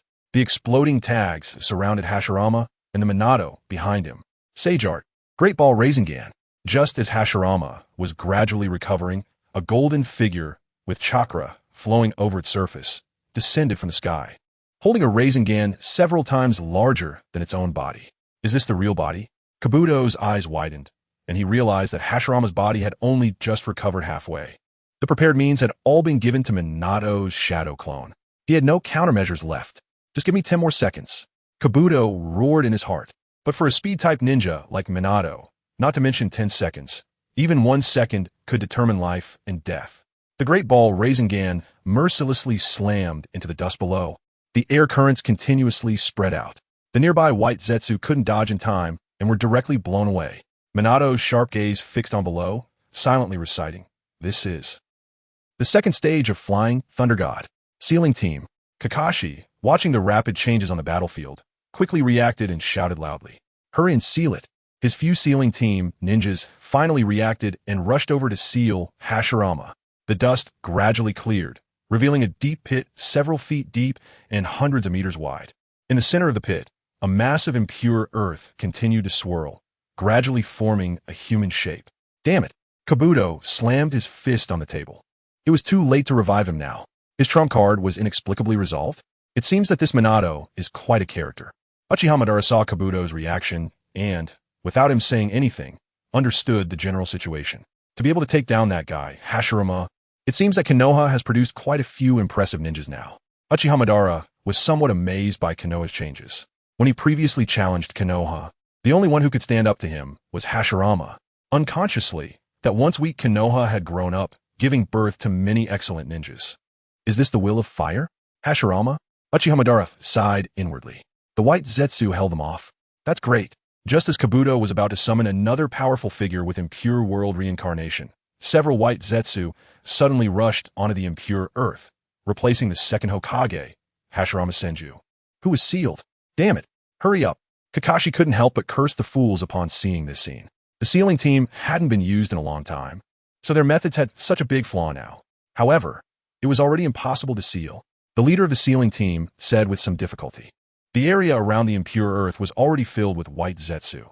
They couldn't seal Hashirama, who emerged from the impure earth, through the white Zetsu. Really? Kakashi couldn't help but curse. Is this the state of Konoha's sealing team? They can't even seal a stationary impure earth without making so many mistakes? Just as he was about to say something else, a coffin suddenly rose beside the impure earth. The coffin lid suddenly opened, and a ninja wrapped in bandages slowly pushed himself up from the coffin. This is another ninja of impure world reincarnation? Kakashi squinted his eyes. He felt a tremendous threat from this bandaged ninja. This reaction, another shadow-level powerhouse. Now, I wonder how the Hokage will handle this next. Kabuto adjusted his glasses, feeling somewhat smug as he thought. Here is. The bandaged ninja slowly opened his pitch-black eyes, staring blankly at the Konoha ninjas in front of him. Have I revived again? Kabuto transmitted information, helping him understand the current situation. He had not erased the consciousness of Mu. Dust Release, such a difficult jutsu, Kabuto could not control him to use it. Without Dust Release, the second Tsuchikage is not so threatening anymore. Chapter 226, NingFeng arrives. This guy is the second Tsuchikage. Through NingFeng's intelligence, Minato had learned about the powerful specimens they had taken. And the ninja wrapped in bandages, such a unique ninja, Minato had taken a special look at him several times. Not just because of his peculiar appearance, but more because of his abilities. He could split completely without being detected by other ninjas. And the rest also the bloodline limit. Dust Release. These special abilities made Minato pay special attention to this ninja. This is not a simple character. Minato dispersed his golden form. His expression somewhat grim. Facing one alone, he could rely on strategy and the surprise of Ninetales chakra mode to find an opportunity to defeat him. But now he was facing not only two, but also many Konoha ninjas around, trying to defeat both without involving them. Even Minato felt an immense pressure. They are all masters of large-scale ninjutsu. Minato slightly stepped back, his sharp gaze fixed on the now-recovered Hashirama. He had left a flying thunder god mark on Hashirama. He was confident that, without Hashirama preparing water-release jutsu near him, he could subdue him with one strike. With this in mind, he continuously infused wind-release chakra into his hand. A Rasengan quietly took shape. Flying Thunder God second stage. Rasengan. Minato's figure flickered above Hashirama. In his hand, a Rasengan was ready to unleash. Earth Release. Earth Style Wall. Seeing this scene, Mu calmly formed hand seals and clapped his hands, causing a wall of earth to rise up to surround the two of them. Boom! The Rasengan slammed hard into the stone wall. The second-generation Tsuchikiage truly lives up to their reputation. The sturdiness of this Earth-style wall is quite impressive. Kabuto secretly nodded. Although overshadowed by the brilliance of Uchiha Madara and Senju Hashirama during that era, he was undeniably powerful among shadow-level ninjas. Such a solid Earth-style wall? Minato Namake's expression grew increasingly grim as he saw his Rasengan fail to break through the defense. Another ninja skilled in Earth release has arrived. It's already quite challenging for him to face two opponents alone. Dust release. Original world separation technique. The Earth wall shattered, and at the same time, the dust release ninjutsu, which is said to be capable of atomizing everything, arrived. Flying Thunder God technique. Minato quickly retreated as a strike failed to land. This dust release ninjutsu. He had never seen anyone survive it unscathed. Is he really going to be this passive now? Minato panted slightly as he landed on the ground far away, not daring to show any signs of exhaustion. He originally planned to use the Ninetales chakra mode for a decisive moment, relying on his Sage mode to gradually find the weaknesses of the two. But it seemed he had underestimated the situation. After all, as the brother of the god of ninja, the second Hokage possessed many water release forbidden techniques. He could handle one easily, but facing two equally powerful opponents was not so simple. Minato-sensei. Suddenly, a flash of lightning appeared behind him. At the same time, a familiar voice reached his ears. Foam! Minato exclaimed in surprise as he turned to see Uchiha Foam, who had just arrived. Sorry, sensei. There were still many messes to deal with in the Rain Village, which took more time than expected. NingFeng, holding dual blades, scratched his head awkwardly and continued. I just finished up and rushed over. No worries, Foam. With you here, things will be much easier. Minato smiled brightly, pointing to the two ninjas whose Earth-style wall had already cracked and collapsed, slowly revealing their figures. These two are the second Hokage and the second Tsuchikiage. The second Hokage? NingFeng was taken aback. He had previously suggested the idea of reincarnating the second Hokage and the first Hokage, but Minato had rejected it. Minato awkwardly smiled, thinking that if he had let NingFeng take the specimens of the first and second Hokage back, there wouldn't have been so many issues. Wait.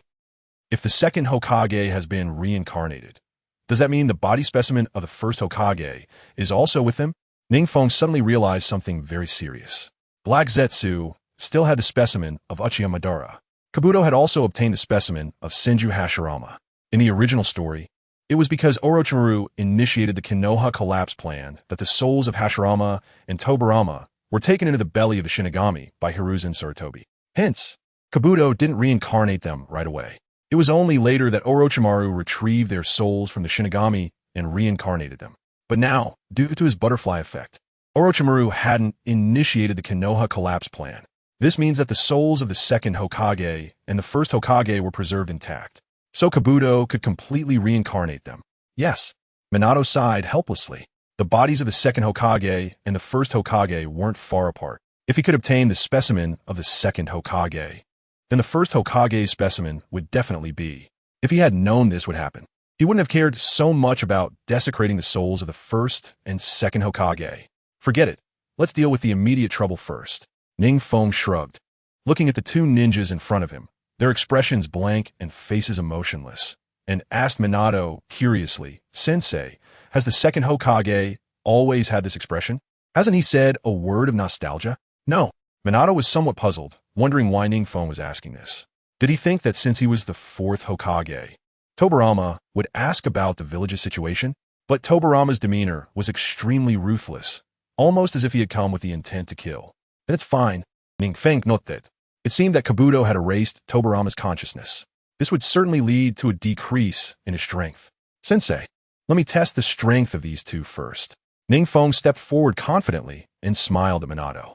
These two have walked quite far on the path of shadow-level strength. The second Hokage might even surpass that level.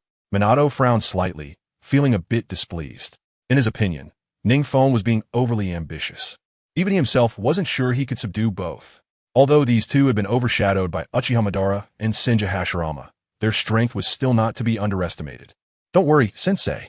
NingFeng smiled as he inserted a kunai into the ground and strode in front of Minato.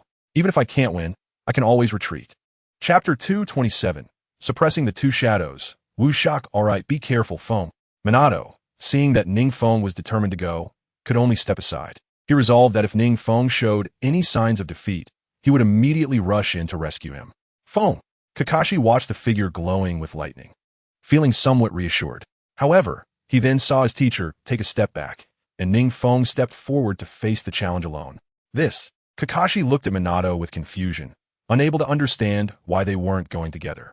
Minato noticed Kakashi's gaze and shook his head, signaling him to keep watching. NingFeng's mastery of the Flying Thunder God technique was comparable to his own. Even if he couldn't win, he could definitely escape. Minato consoled himself not to worry too much about NingFeng's safety, but the next scene made his expression change to one of disbelief. Whoosh! NingFeng transformed into a bolt of lightning, completely ignoring the incoming water release and dust release techniques. And before the two ninjas could react, he sliced them apart. One by one, the dual blades infused with lightning release chakra were incredibly sharp. Even though the earth release defenses had been set up, they were cut through as easily as tofu. This is bad. Kabuto's expression turned dangerous as he directly addressed Uchiha Madara. Uchiha Feng has arrived on the battlefield. I can't deal with him. Uchiha Madara opened his eyes, slightly surprised, and said, he arrived at the Konoha battlefield so quickly? He must have used the Flying Thunder God technique. Kabuto shrugged helplessly. He had no way to deal with NingFeng, who had already activated his Rinnegan. The second Hokage's water release ninjutsu and NingFeng's dust release ninjutsu were rendered ineffective. In close combat, he couldn't compete with NingFeng, who had activated lightning release armor and pushed the nature transformation of lightning release chakra to its limits. It could be said that being sealed was only a matter of time. I'll head to the battlefield and play with him. Uchiha Madara felt a spark of excitement in his heart, a rare eagerness to engage, as a former Konoha Azura emerging from the Warring States period. I still have a trump card that I haven't used. After realizing he still had a trump card, Yakushi Kabuto tentatively asked. He didn't know why, but seeing NingFeng, who could kill gods on the battlefield, he suddenly felt hesitant to let Uchiha Madara go. He was afraid that this greatest trump card would also be defeated by NingFeng. After these battles, Yakushi Kabuto grew increasingly fearful of NingFeng. He even found it hard to fathom just how strong NingFeng's abilities were.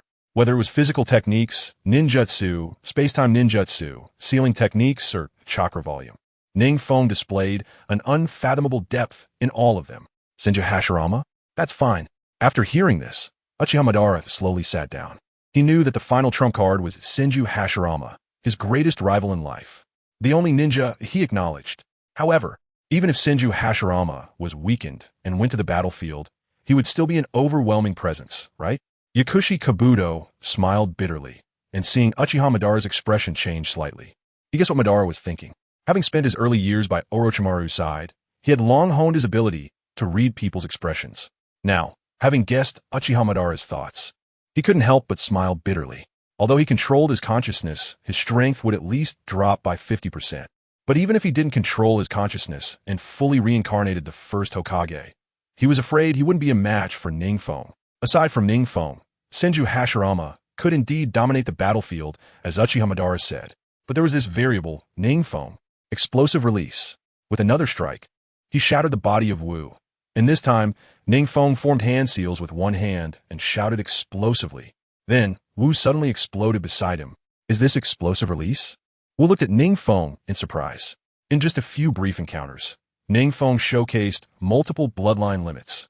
He even suspected that NingFeng had mastered dust release. A bloodline limit.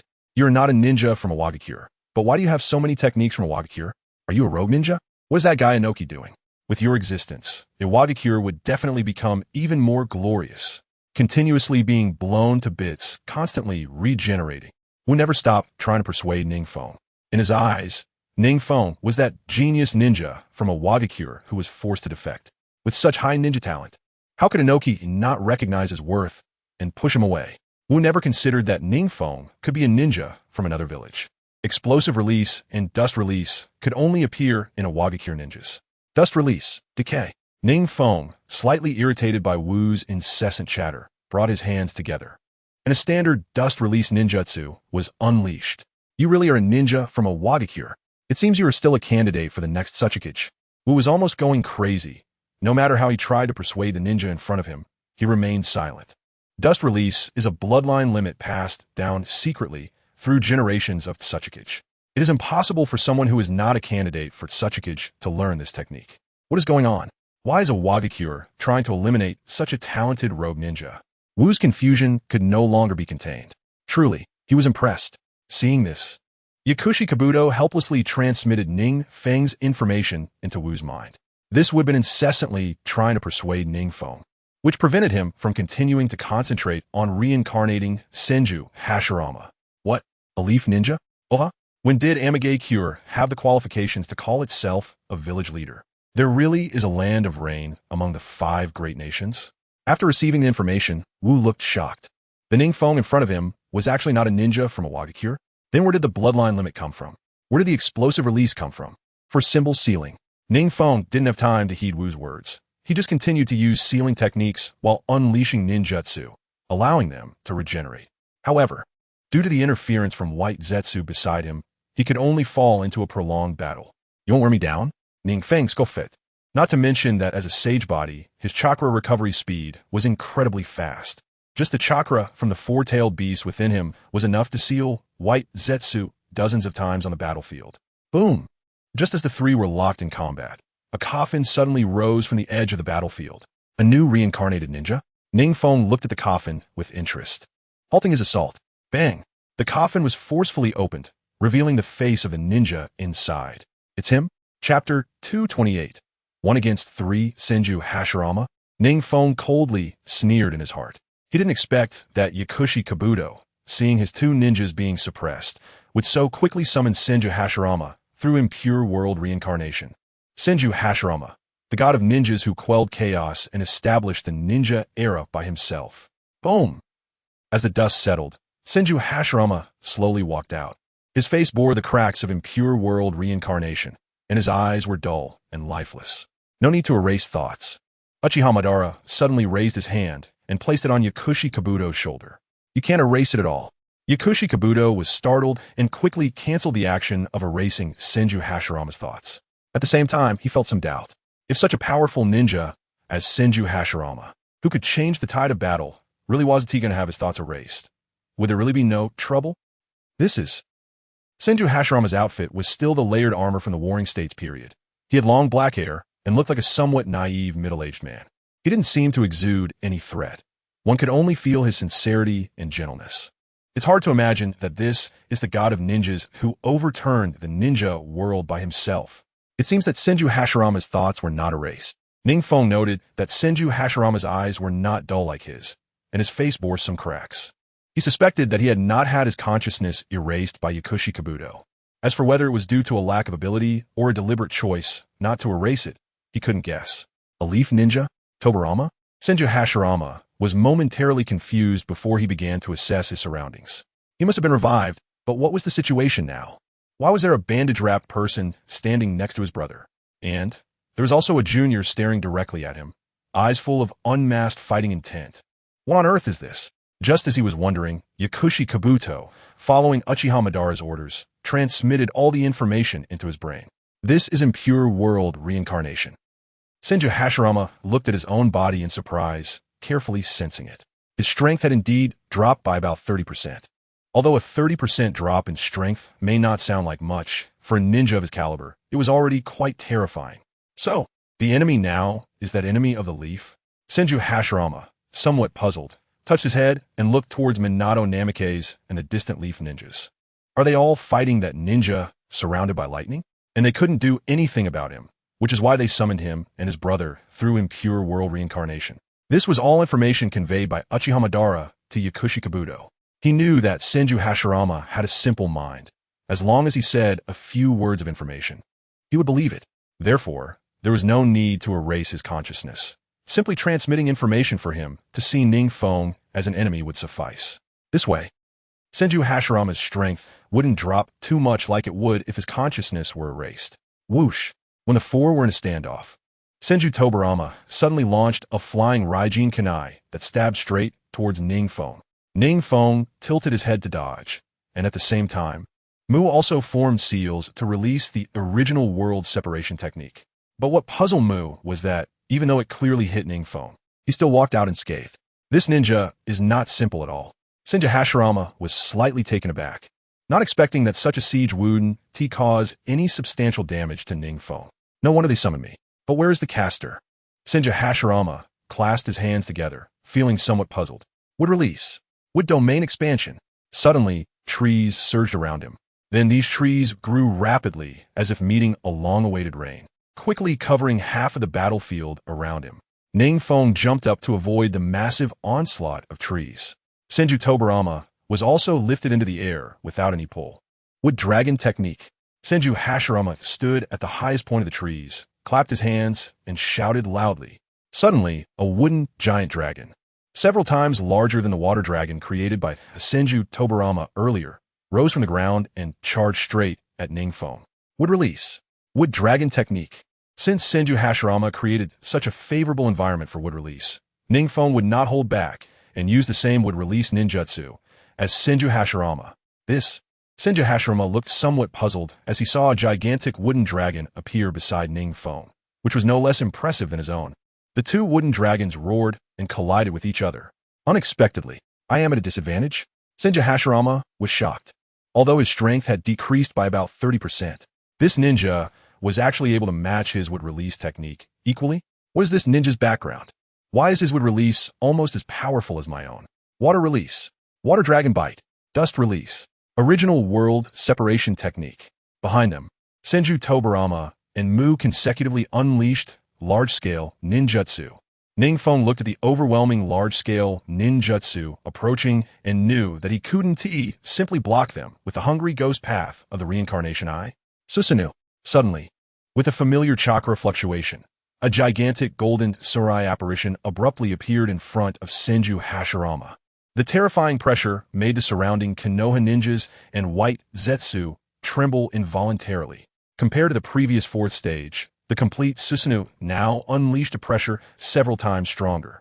The tall and complete Susanoo finally took shape, and a large amount of chakra finally materialized. A golden giant samurai, hundreds of meters tall, stood majestically with several sheathed long swords in its hands. Susanoo? It's actually a member of the Uchiha clan? Senju Hashirama was somewhat shocked by NingFeng's abilities. How many trump cards does this guy have? He has already mastered the legendary wood release, and Susanoo? I never expected. That Feng has already grown to this extent.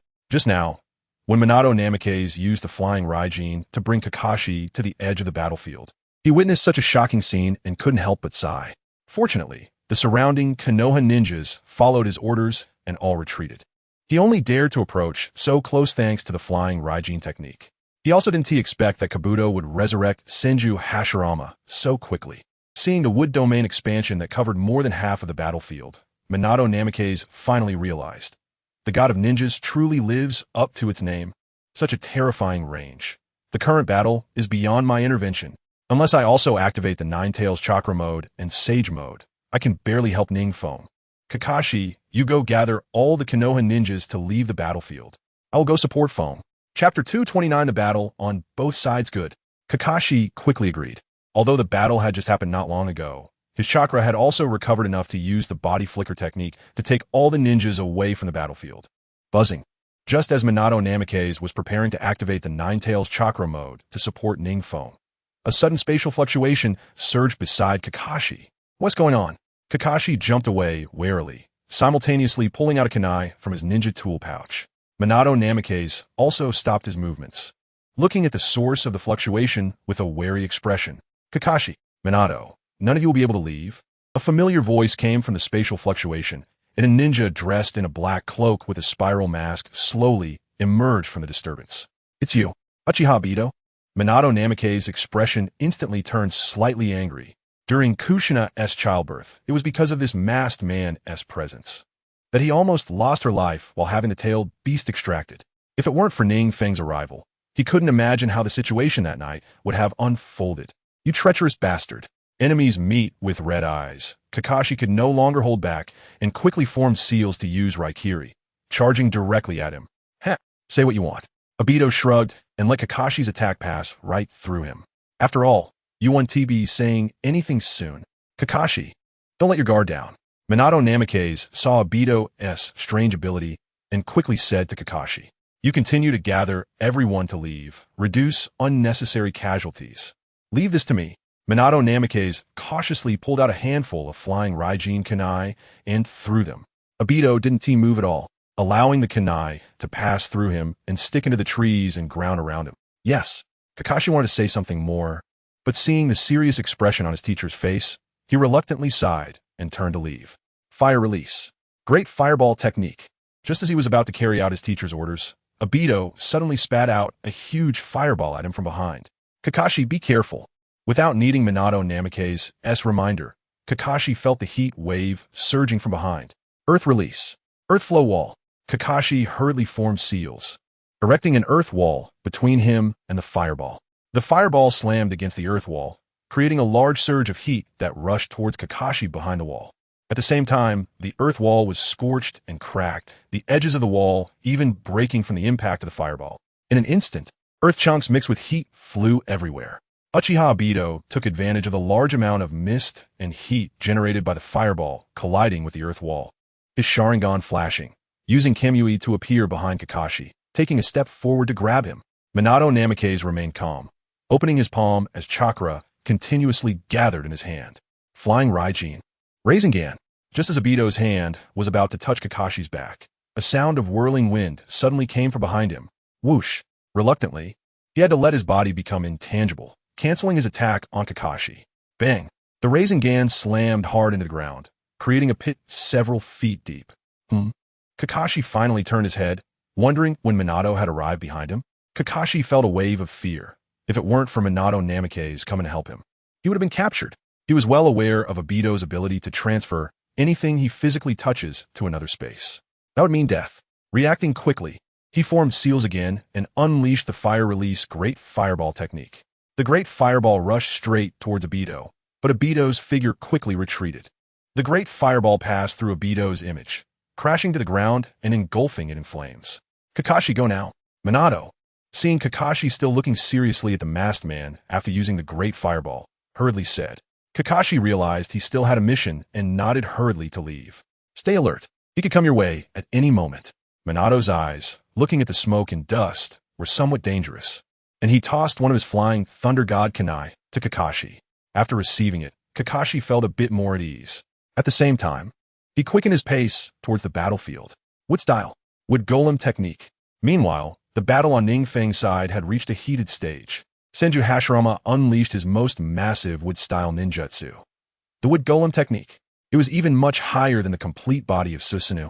At the same time, Mu summoned a rock giant. However, compared to the complete body of Susanoo and the wood golem, it was somewhat lacking. Senju Tobirama was also continuously increasing the water vortex beneath NingFeng's complete Susanoo, preparing to unleash a giant ninjutsu that could only be released after the Edo Tensei. Compared to NingFeng and Senju Hashirama, the level of ninjas like Senju Tobirama was still quite lacking. The rock giant was only half the size of the complete Susanoo, and the impact it caused was nothing to the complete Susanoo. What a terrifying junior. Senju Hashirama manipulated the wood golem to continuously attack NingFeng, increasingly feeling the terror of NingFeng. He knew that NingFeng's complete Susanoo was already more terrifying than Uchiha Madara in his lifetime. Even if he regained his full power, he feared he could only match NingFeng. After all, he had once fought evenly with Uchiha Madara, who controlled the Nine Tails. However, under NingFeng's complete Susanoo, he felt a sense of powerlessness. Yakushi Kabuto was also very shocked by NingFeng. At the level of legendary ninjas like Senju Hashirama and Uchiha Madara, they had no weaknesses and their strengths were fully demonstrated.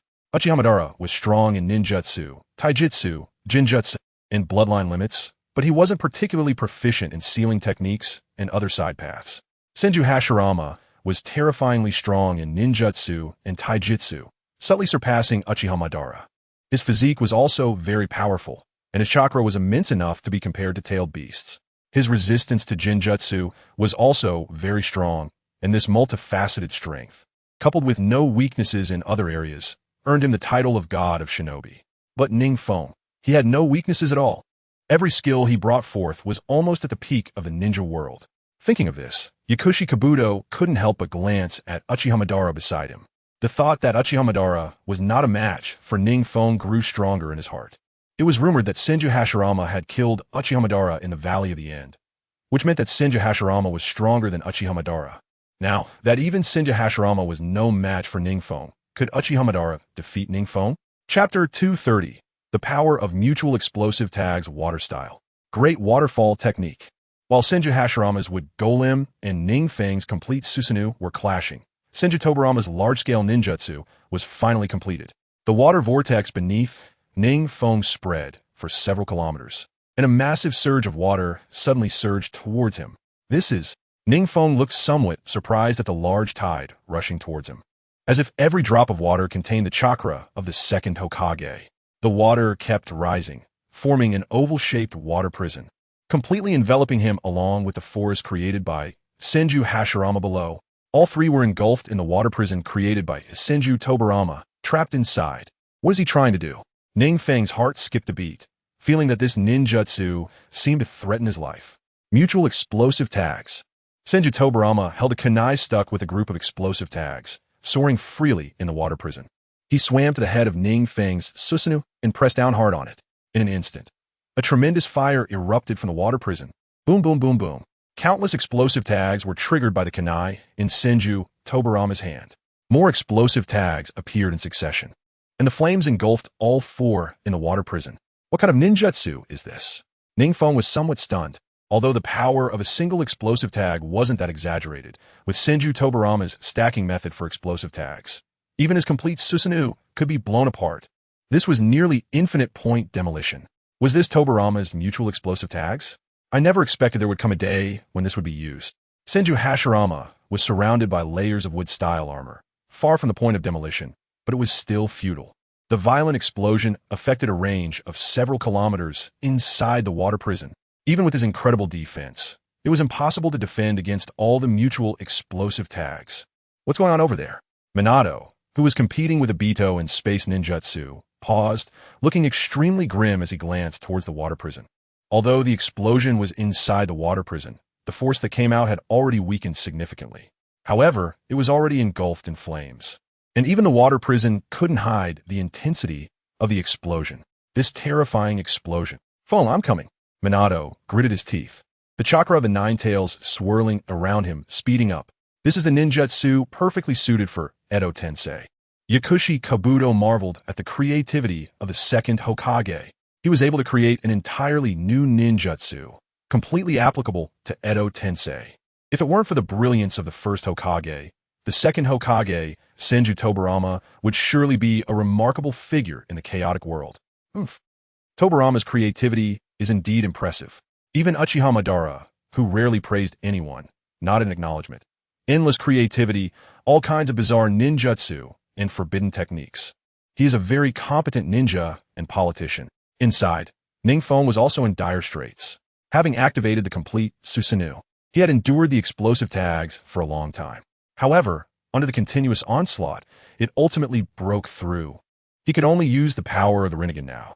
NingFeng's eternal Mangeki Sharingan pattern spun continuously before finally settling into the purple Rinnegan. At the same time, his ability was activated. Void.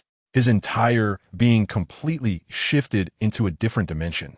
Meanwhile, the other three Edo Tensei were gradually being restored in the water prison amidst the continuous explosions. Senju Tobarama, truly a genius ninja. Seeing this, NingFeng couldn't help but exclaim. After using the great waterfall technique to form the water prison, he then used the highly lethal mutual explosive tags as the final killing move. I have to say, many of the second Hokage's ideas are incredibly imaginative. If he had encountered an ordinary ninja, this move would be enough to kill them. But against NingFeng, who activated the Rinnegan and had the ability of Void, a mere A-rank forbidden technique was somewhat lacking. Bang, bang, bang. The flames were still soaring into the sky, even surpassing the limits of the water prison. Countless explosive tags continued to burn and explode.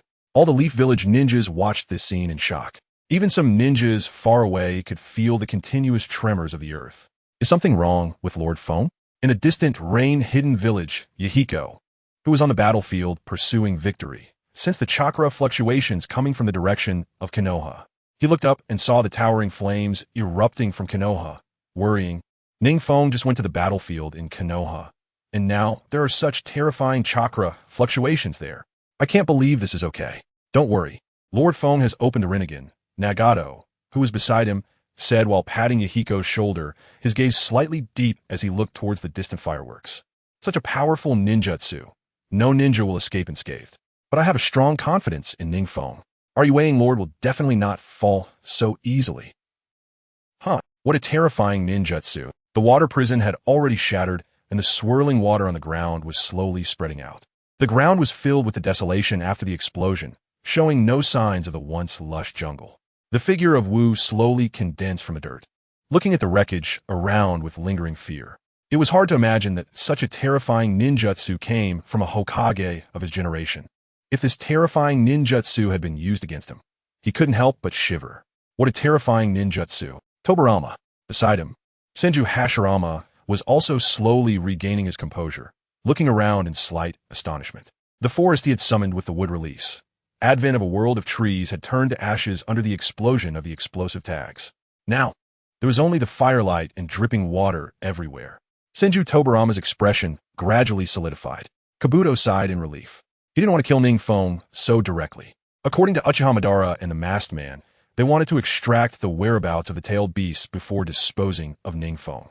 However, the situation just now left no room for Kabuto to think further. He hurriedly had Senju Tobirama unleash the most destructive ninjutsu to crush NingFeng in one blow. The power of this technique was evident, obliterating the land for miles around into dust. It was clear how terrifying the explosion was for NingFeng, who was hundreds of meters above the ground.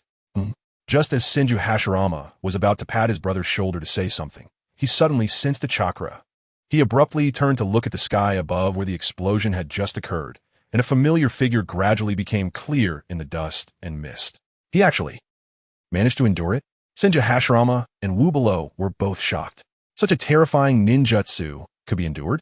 Chapter 231, True Thousand Hands. How is that possible? Kabuto was also filled with shock and confusion. He had personally experienced the power of the recent ninjutsu through Senju Tobirama's body. The terrifying explosive power. The mutual explosive tags ninjutsu was different from other ninjutsu. It didn't require much chakra at all. It only needed to use the first explosive tag to continuously summon the remaining explosive tags for targeted detonations. So the power didn't differ much. This terrifying power was something even Senju Hashirama couldn't withstand. But NingFeng actually survived? Kabuto's cheeks grew hotter. How could he kill the Yueying now? He had proven that he had completely offended both the Yueying and Lord Orochimaru.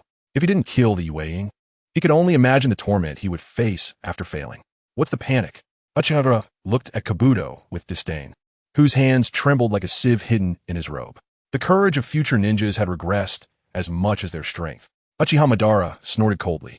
Although Senju Tobirama's mutual explosive tags sounded very terrifying, how could someone of his level like Uchiha Madara easily be hit by flying explosive tags? Without the first explosive tag, the subsequent power couldn't be exerted. That Uchiha Feng seemed to have just mediocre combat experience. However, that junior, although he didn't dodge, could withstand this ninjutsu. It seemed he did have some means. This guy is really terrifying. He could actually endure such ninjutsu. Wu shook his head. In his heart, the ninja before him had already risen to the level of strong figures like Uchiha Madara and Senju Hashirama. He was not someone he could contend with. Although it was humiliating, compared to Senju Hashirama and Uchiha Madara, his strength was still far too lacking. This was truly dangerous. In the sky, NingFeng was also sweating coldly as he looked at Senju Tobirama. If his reaction had been even a moment slower, if he hadn't activated the Rinnegan and used the ability of the void at the moment the Susanoo was blown apart, he would have surely perished under such a terrifying barrage of explosive tags, right? Flying Thunder God Slash. Suddenly, Senju Tobirama transformed into a blue wave and disappeared. The NingFeng felt a chill behind him, followed by the sound of something slicing through the air. Is this it? Without even looking, NingFeng casually drew his sword to block the unexpected thrust from Senju Tobirama. Sage Art. Meanwhile below, Senju Hashirama put his hands together and instantly entered Sage mode. Since he knew that NingFeng's strength had surpassed his own, he also prepared to stop playing around. Instead, he adopted the attitude he would have towards his lifelong rival, Uchiha Madara. He unleashed his strongest attack. NingFeng was about to say something to Senju Tobirama and Kabuto when he felt the violent fluctuations of chakra below. This fluctuation was several times stronger than that of ordinary tailed beasts, even compared to the chakra fluctuations of typical Kage-level ninjas. This reaction was completely the difference between a bright moon and a firefly. Sage art would release. True Thousand Hands. Suddenly, several giant Buddha statues with countless arms rose up from beneath Senju Hashirama's feet. The statues were so large that they lifted Senju Hashirama to heights much greater than the nearly 100 meters above the ground where NingFeng floated. The statues were already astonishing, and there were thousands of arms behind the statues. Each arm was even taller than the Nine-Tails body, with the arms extending outward looking even more exaggerated. Like a peacock spreading its feathers, the giant arms of the Buddha statues were arrayed behind it. And Senju Hashirama stood atop the head of the Buddha statue, like a sesame seed on the head of an elephant. His cheeks were adorned with mysterious patterns extending from his eyelids to his ears. This is NingFeng's eyes widened slightly. Senju Hashirama's strongest ninjutsu, also his strongest killing move. In an instant, he entered Sage mode and summoned a Buddha statue dozens of times larger than the Nine-Tails. The statue had thousands of arms behind it, ready to strike and destroy the enemy. Each strike would carry extremely terrifying power. Senju Hashirama had once used this move in the Valley of the End to break Uchiha Madara's Susanoo. His complete Susanoo had just suffered damage and was still being repaired with the help of his ocular power. He might not be able to withstand so many heavy attacks. The Rinnegan. The void had just been used to block the mutual explosive tags and had already entered the dimensional space for quite some time. If he continued to enter, his body would likely collapse. Yes, his void is not invincible. Although he could enter the dimensional space at any time, and there was no time limit, entering the dimensional space would continuously have spatial turbulence tearing at his body. Given his physical strength, he could enter the dimensional space for a considerable time. But if he stayed too long and reached his limit, he would need to rest for a long time before he could continue entering. If he forced himself to enter, it was highly likely that parts of his body would be left in the dimensional space. Moreover, the duration of the mutual explosive tags was extremely long. It had already brought NingFeng to his physical limit.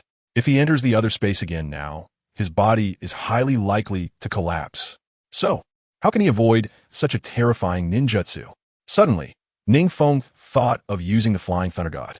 His body has reached its peak. And although he doesn't know if he can withstand the spatial fluctuations of the Flying Thunder God, he can at least try to escape. Flying Thunder God. NingFeng attempted to use the Flying Thunder God technique, but his body showed no response at all. What is going on? NingFeng was greatly alarmed. This shouldn't be the case.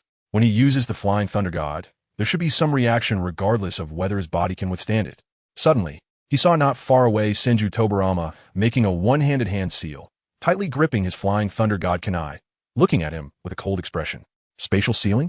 NingFeng gritted his teeth. This is an advanced usage method of the Flying Thunder God technique. Within a certain space, as long as he uses this advanced technique of the Flying Thunder God, all ninjas' Flying Thunder God series, space-time ninjutsu in that space will lose their effectiveness. The only solution is that the user's mastery of the Flying Thunder God is deeper than that of the ninja using the spatial seal. However, Senju Tobarama is the founder of the Flying Thunder God. Although the speeds of Namikaze's Minato and NingFeng's Flying Thunder God may be comparable to that of Senju Tobarama, or even slightly superior in terms of understanding and mastery of the Flying Thunder God, the creator Senju Tobarama is undoubtedly the strongest. Sage art. Wood style. True hundreds of hands. Transformation into Buddha. With Senju Hashirama's loud shout, the enormous Buddha's arms behind him suddenly all turned toward NingFeng's direction. Damn! NingFeng watched as the true hundreds of hands gradually descended, and a sharp light flashed across his face. Perhaps no one would have thought of this. Chapter 232 NingFeng is dead. Below, Wu looked at the giant Buddha with eyes almost akin to a god. This terrifying Buddha is even comparable to the size of a Wagakure. If this attack falls on a Wagakure, Wu dared not imagine the scene that would follow. The overwhelming momentum is more exaggerated than any ninjutsu he has ever seen in his life. Is this the god of ninjas? Only ninjas who master such ninjutsu can be called the god of ninjas, right? Without any preparation time, this giant Buddha can be summoned at will. Senju Hashirama combined his hands and directly summoned this giant Buddha, and NingFeng, who was locked down by numerous giant arms, now had a rare look of fear on his face. An attack like this, even if his physique is stronger than Senju Hashirama's, this terrifying attack would have to repeat thousands of times. He would probably be smashed to pieces, right? Truly deserving of being the god of ninjas. On the other side, the one controlling Senju Tobarama, Yakushi Kabuto, looked at the colossal Buddha he had never seen before, falling into immense shock.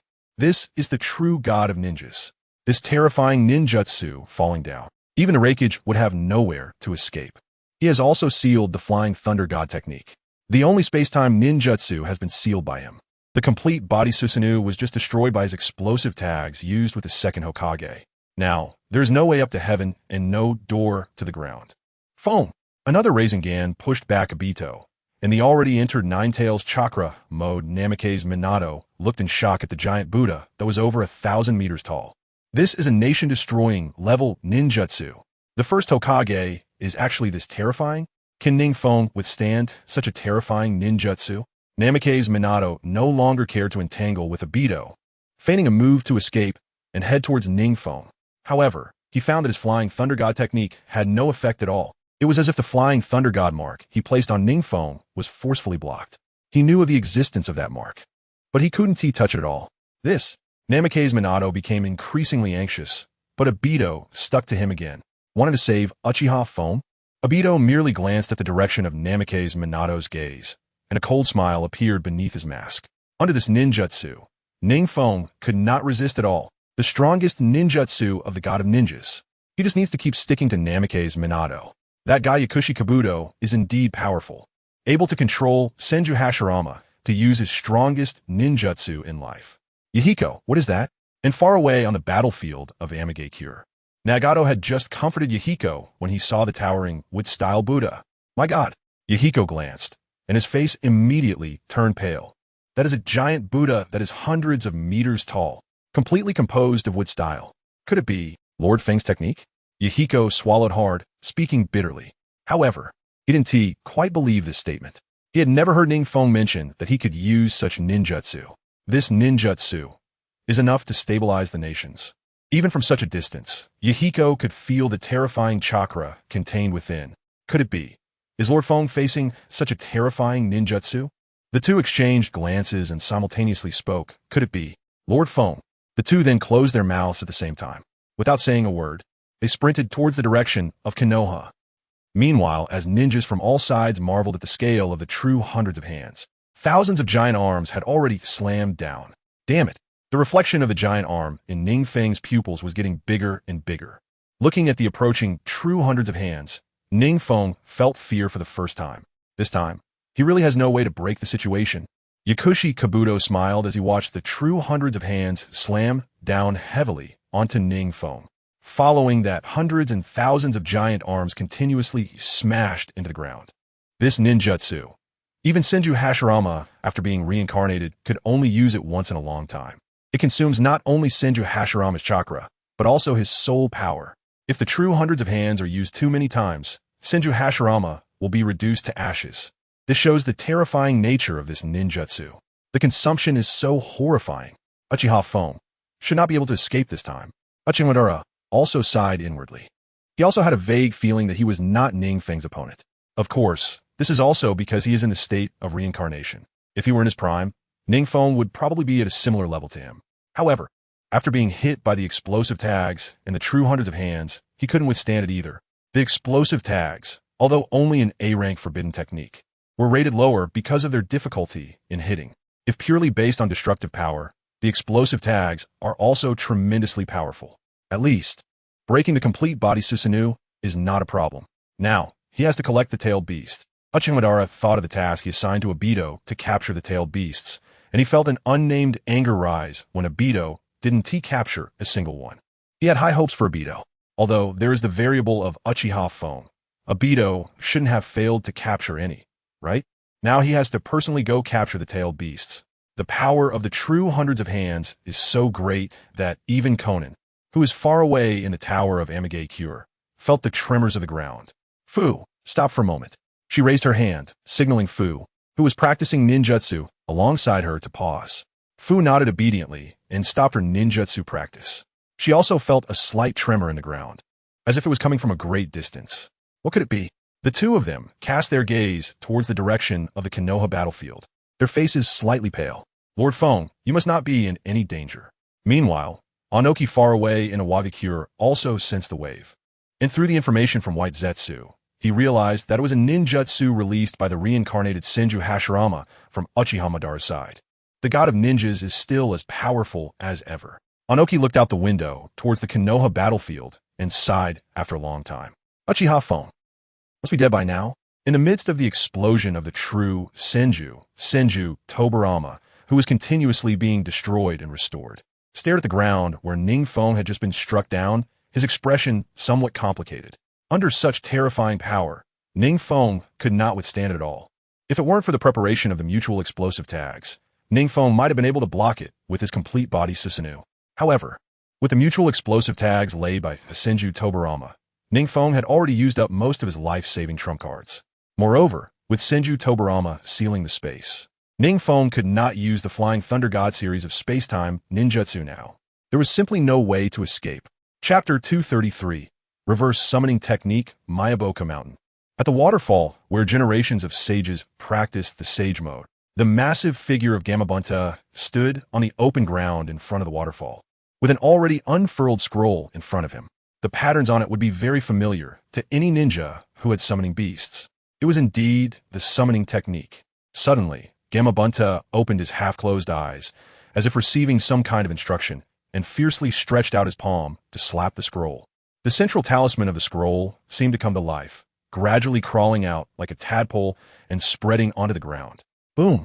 At the same time, the scroll in front of him emitted a sudden white mist. Phone, it must be hard for you.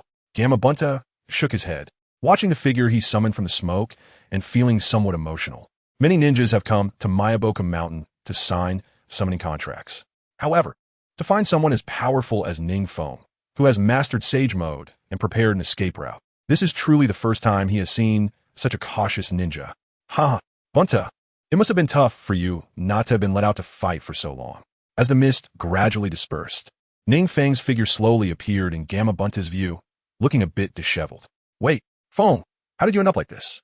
As Gamabunta picked up his pipe and took a deep puff, he extinguished his intention to tease upon seeing NingFeng's appearance. NingFeng's robe was already tattered, with numerous visible bloodstains. There were even some visible wounds. What has he been through? Gamabunta's hand holding the pipe trembled slightly, looking at NingFeng in surprise. This time, it seems I've miscalculated. NingFeng shrugged, explaining that in the last moment, he entered Sage Mode to enhance his physical strength and escape the battlefield using a trump card he had left behind. This trump card was the Reverse Summoning Technique. By using the Summoning Beast Summoning Technique, he summoned himself to the location of the Summoning Beast. This way, he neither used the Flying Thunder God series of space-time ninjutsu, nor did he successfully transfer. Miscalculated? Gamabunta leaned in curiously. What happened? Can you elaborate? It's hard to explain. Feng is here.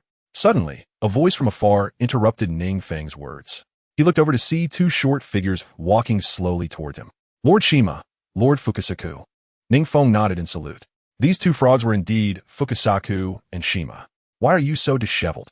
Shima stepped forward, looking puzzled as she stared at NingFeng's face after entering Sage Mode and his already disheveled robes. Fukasaku then took a close look at Gamabunta and the scroll beside him, smiling with some deeper meaning. It seems this kid is not only powerful, but also knows how to leave himself an escape route. As the giant of Mayaboka Mountain, he recognized the technique on the scroll at a glance. It was indeed the Reverse Summoning Technique. He had once advised Jiraiya and Minato to keep the contract for the Reverse Summoning Technique, but both found it troublesome and said they would do it next time. They had not established contact with the summoning beasts, which led to their current inability to reverse summon back. Encountering Senju Hashirama, they were made to look very disheveled. NingFeng shrugged and spread his hands. I was careless and couldn't defend myself. Senju Hashirama? True Senju? Fukasaku's calm expression flashed a hint of shock, while Shima exaggeratedly jumped onto NingFeng to examine his wounds. Senju Hashirama is still alive? No, under the true Senju. Why didn't you use the faster Flying Thunder God technique? Fukasaku was momentarily overwhelmed by the amount of information he received and couldn't recover. Senju Hashirama was reincarnated using the Impure World Reincarnation technique, and as for why he didn't use the Flying Thunder God technique, NingFeng smiled wryly and began to recount his battlefield encounter to Shima, Fukasaku, and Gamabunta. Not a trace left? A figure floating in the air muttered as he looked down. The Konoha battlefield is already a scene of devastation. The flames of war are still burning everywhere, and the ground is riddled with holes, showing signs of cracking after experiencing the true Senju. And on the ground, There are no traces of blood to be seen. Only the shattered earth and various trees that have turned to ash under Senju Hashirama's ninjutsu remain. It seems there are no bones left. Senju Hashirama slowly walked through the Konoha battlefield destroyed by his ninjutsu, slightly emotional as he spoke. He had just seen NingFeng fleeing in panic under his true Senju. But the coverage of the true Senju was truly exaggerated. NingFeng could not possibly escape, and under his true Senju, even Uchiha Madara's complete body Susanoo would struggle to withstand it. So it seems NingFeng has already perished. Truly the god of ninjas. Kabuto clicked his tongue. He had previously found Senju Hashirama's ninjutsu somewhat astonishing.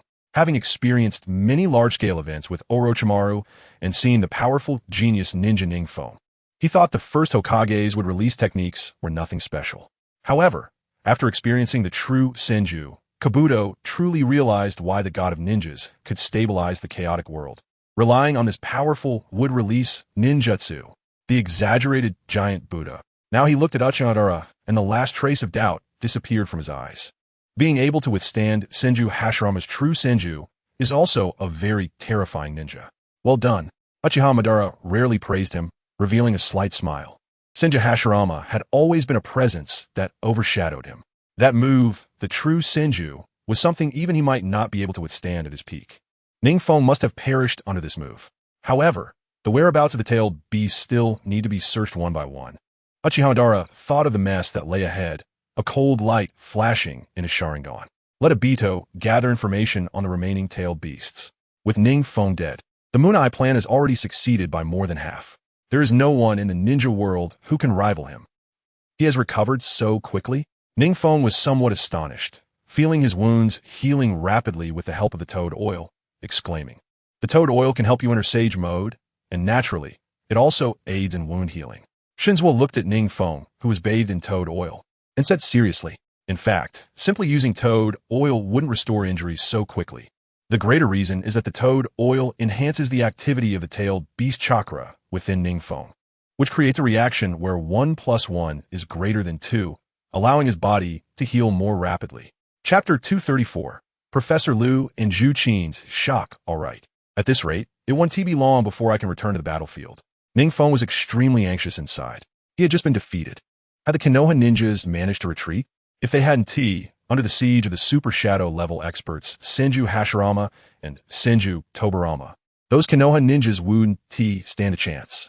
Stay put. Jima glared at NingFeng with a plate of already prepared insects, complaining, "Your current injuries are just due to your good luck and special physique. If it were an ordinary ninja, they would have been done for long ago. What the old lady said is right. Your body needs to rest for a while." Shinzua also looked at NingFeng's injuries with a serious expression.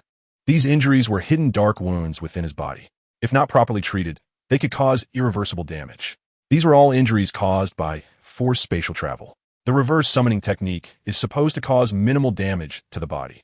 How many times did NingFeng use space-time ninjutsu to injure his body to this extent? Shinzua stroked his beard and sighed slightly. The ninja world is becoming increasingly chaotic. Lord Shinzua, I feel like I can go back soon. NingFeng felt the boundless vitality surging within his body and prepared to return. If you're in a hurry to return to the battlefield, that is fine, but remember to come back in 3 days. Shinzua and Jima frowned and said in a heavy tone, "This injury should not be underestimated. In the short term, your hidden injuries won't pose a problem, but over time, they will affect your body." Strange old lady. The last time I saw him, he didn't have so many hidden injuries. Could it be because of the frequent use during the war? Shinzua paced back and forth, feeling that something was off with NingFeng's body. "I'll go back first." NingFeng guessed it might be a side effect of overusing his Rinnegan. After all, it is the sage's eye, and he hasn't yet mastered the specifics of its use. He had almost kept his entire body in an alternate space. Such high-intensity use of the Rinnegan must have caused damage to his body. "I'll go back first." NingFeng didn't have time to say anything else and stepped forward to use Flying Thunder God to return to the battlefield in Konoha. He didn't believe that his teacher, Minato Namikaze, could withstand such a terrifying onslaught. He had already delayed for too long in Mayaboka Mount. Whoosh! Suddenly, just as one of his feet landed on the battlefield in Konoha, without having time to take in the surrounding environment, a system notification abruptly sounded in his ear. "There are only 5 minutes left for this game session. Please log off quickly." Seeing that there were only 5 minutes left to log in, NingFeng couldn't help but pout. He hurriedly scanned the battlefield. His teleportation location was the kunai left for Minato Namikaze's Flying Thunder God. However, that kunai was now stuck at an angle in the bare ruins. Minato Namikaze's S-trace had long since disappeared. Please don't be in trouble. Teacher, NingFeng spupis contracted. The scattered Flying Thunder God kunai on the ground indicated that Minato Namikaze was in a very urgent battle. Generally, after a battle, both Minato and NingFeng would retrieve their Flying Thunder God kunai. Because these specially made kunai are quite expensive, it would be a significant loss to leave them behind carelessly. You have successfully logged off. With the pleasant notification sound, the scene before NingFeng changed rapidly. Having adapted to the constant spatial jumps of Flying Thunder God, he now wouldn't even blink at such minor disturbances. Mr. NingFeng. As soon as he opened his eyes, he was greeted by the slightly surprised and stunningly beautiful face of Zhu Qin. Then came Professor Lu's somewhat astonished expression. They seemed to still be in the hotel. It made sense.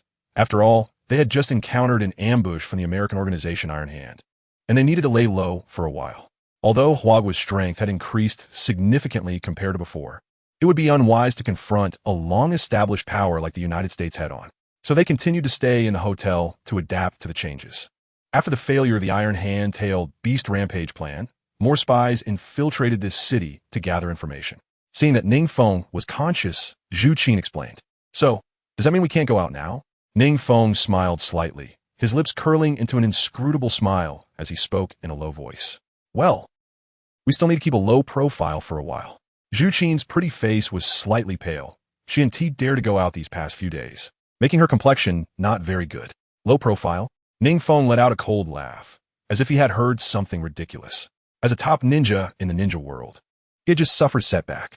He was about to return to vent his frustrations on Senju Hashirama and Senju Tobarama when the log-off time arrived. Now, he felt very frustrated. If this damn Iron Hand organization didn't provoke him, that would be fine. But if they did, he was now strong enough to uproot the Iron Hand. Mr. NingFeng, the current situation is extremely severe. Please keep your composure and wait for the higher-ups in Hyuga to handle it. Professor Lu was sweating profusely. After spending time together, he understood that NingFeng couldn't stand any slight grievances. Thinking of this, he cast a somewhat reproachful glance at Zhu Qin. This assistant is too direct with her words. Doesn't she know NingFeng's temperament? Saying it like that would definitely make him want to go out and fight those people. Don't blame the beautiful Zhu. If you hide this matter from me, it will be the greatest harm to me. NingFeng, whose ocular power had improved significantly, naturally noticed Professor Lu's small actions and said lightly, Now, my level has reached 75, and I've already unlocked the Sage's Eye. What? Professor Lu, who was about to step forward to persuade, halted, then looked at NingFeng in disbelief, his body slightly twitching as he stammered, 75? Sage's Eye? Zhu Qin beside him was also greatly shocked, looking at NingFeng with eyes full of admiration. The highest level of players had not yet reached 45, and NingFeng had already reached 75. What a huge gap! Moreover, he had also unlocked the Sage's Eye. Regarding the Sage's Eye, Professor Lu and the others had previously researched and speculated. Unlocking this, I would grant extremely powerful abilities. To leap directly to 75? Professor Lu was still struggling to recover from his shock. He now had a completely new understanding of NingFeng's various abilities. Chapter 235. Bloodhand, so now we can go out freely, right? NingFeng saw the shock on the two's faces and was no longer surprised. He casually picked up a paper cup nearby, took a sip of water, and chuckled lightly. This kind of strength, can it be proven? Professor Lu pushed up his glasses that had slipped down to the bridge of his nose, maintaining his composure as he spoke. NingFeng simply revealed a hint of his own chakra, and then his eyes quickly transformed into the Rinnegan in an instant. Professor Lu and Zhu Qin immediately turned pale and shook their heads in succession. This terrifying pressure, absolutely a high-level player, that is definitely the experimental material they've been dreaming of. The Rinnegan, is it enough? Professor Lu? Beautiful Zhu? It was only then that Professor Lu came back to his senses from his shock, looking at NingFeng as if he were a precious giant panda. This is not just pure luck. Their research has shown that opening the Rinnegan requires immense willpower, great opportunity, and extraordinary talent, all of which are indispensable. NingFeng must have opened the Sage's Eye after rigorous training, stepping ahead of all the players. It is known that leveling up from level 75 requires experience points that are not just dozens or hundreds of times more than that from level 45. With so much experience, one can only imagine how many NPCs and players NingFeng has slaughtered in the game. He must have walked out from a mountain of corpses and a sea of blood. Mr. NingFeng, if you don't mind, let's go to the laboratory first. Zhu Qin, standing beside him, blinked her beautiful eyes repeatedly, feeling a bit moved by this man who has repeatedly created miracles. If someone from the Iron Hand organization comes, we also hope Mr. NingFeng prioritizes his own safety. Professor Liu said unexpectedly seriously. With the ability to open the Rinnegan, NingFeng's research value has far surpassed his combat value. In Hyuga, there are strong individuals like him, but those who can open the Rinnegan. Now, there's only NingFeng. All right. NingFeng smiled slightly, his handsome face full of ease. He couldn't handle the dirty earth of Senju Hashirama and Senju Tobarama. But dealing with some small fry from the Iron Hand organization should be a piece of cake, right? If an elephant were careless one day and had its skin torn off by a tiger, that is possible. But could an ant tear off a piece of skin? Even pulling away a bit of dust would be quite difficult, right? With that thought, the three of them tidied up their outfits and, with the still in the ninja world Fu, quickly walked out of the hotel. Professor Liu and Zhu Qin initially wanted to disguise themselves a bit. After all, what happened that day was too significant, and their information might have been exposed. Fu's body wasn't very large, so putting her in a backpack wouldn't attract attention. However, NingFeng smiled and waved his hand, saying it wasn't necessary. Seeing NingFeng's confident expression, the two didn't say anything else. After all, he had already opened the Rinnegan and mastered multiple bloodline limits and tailed beasts. Not to mention the Iron Hand organization sending people over. Even if the strongest from the United States personally came, they might not be able to take down NingFeng. A level 75 strong individual is a rare existence, even in the world. Little Wolf is a mid-level member of the Iron Hand organization. Today, he was leading people to gather information about the failure of the Tailed Beast plan, as usual. Their organization lost a lot of treasures in the last Tailed Beast plan. If they didn't recover them now, it would be quite painful for the Iron Hand organization. However, after that incident occurred, several related individuals seemed to have evaporated from the world. Even if he dug 3 feet into the ground, he couldn't find any trace of those people. Not even Fu, a 3-year-old child, had heard a single rumor. After all, still being on Hyuga's territory, he didn't dare to let his subordinates search too recklessly. If they couldn't find anything in a few days, they would have to swallow this anger. Little Wolf thought of the scene where the boss of the Iron Hand organization pointed at his nose and scolded him, letting out a helpless sigh. The ones who suffered the most in the last operation and wanted to recover the most were none other than the Ten-Fist Sword and the Kusanagi Sword. These two artifacts hold significant meaning for the Iron Hand organization. Boss, we found the target's figure on East Street. Just as he was thinking about how to report to his superior, a little brother stumbled in, his face filled with excitement. What? Little Wolf immediately stood up, his face showing disbelief. You found them just like that? Are you sure it's those 3 people? With so many people on East Street, you saw through their disguises? Boss, they weren't disguised at all. The little brother scratched his head. They were all seriously gathering information. After knowing the news, they reported it immediately. But it seems like the boss's mood isn't very good. Not disguised. Little Wolf furrowed his brows and turned back to the table. After pondering for a moment, he picked up a pen and wrote something, then stuffed the letter into the little brother's hand. This is for Lord Bloodhand. Lord Bloodhand. The little brother was taken aback, weakly kneeling down. Boss, this. Just go, don't talk so much nonsense. Little Wolf spat, his expression somewhat uncertain. His strength wasn't particularly high. He only reached a mid-level leadership position because he was considered smart among Americans and accumulated some achievements. Now hearing that those 3 people appeared without disguise, he couldn't help but feel puzzled. Yes, the little brother unwillingly walked out, his shoulders slightly drooping, feeling a bit despondent. Bloodhand is the commander sent by the Iron Hand organization to carry out this plan's aftermath and recover the artifacts. His strength is among the top in the Iron Hand organization, even a powerful individual known by the name of his hand. Damn it, I actually have to look for Bloodhand, the little brother muttered as he walked away. He clearly wanted to report the discovery of the target and earn more credit. As a result, he ended up with such a thankless task. If he could go back to that moment, he definitely wouldn't have rushed to report this matter. In the dim underground base, corpses drained of blood were displayed everywhere, some animals, some humans. It looked chilling. The underground base, covering hundreds of square meters, was almost covered with a thin layer of blood.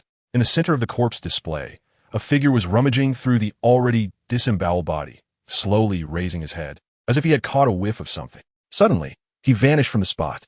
Bloodhand, Lord Bloodhand, outside the underground base. Even with an alloy metal door comparable to a national treasury sealing it, the delivering little brother could still smell the nauseating stench of blood inside. He knocked on the door and nervously spoke up. Chapter 236, Bloodhand Attacks. This is a letter from Lord Wolf. In the underground base, where blood pooled on the ground, the little brother anxiously looked at the figure shrouded in a black robe before him. In the already dim underground base, the only thing visible were the deep red, glowing eyes of this Lord Bloodhand. He nervously handed over the letter that little Wolf had given him not long ago. Oh, Bloodhand reached out to take it. When the little brother handed it over, he inadvertently touched the hand hidden under the black robe, feeling a wave of damp warmth.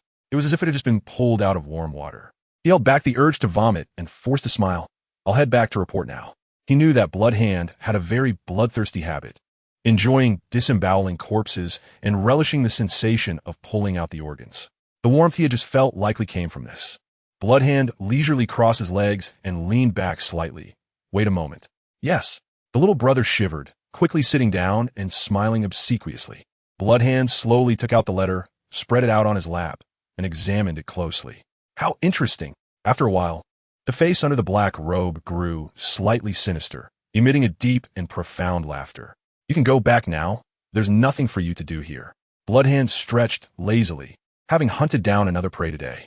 He was in a good mood, so this little brother didn't need to come to satisfy his desires. Yes.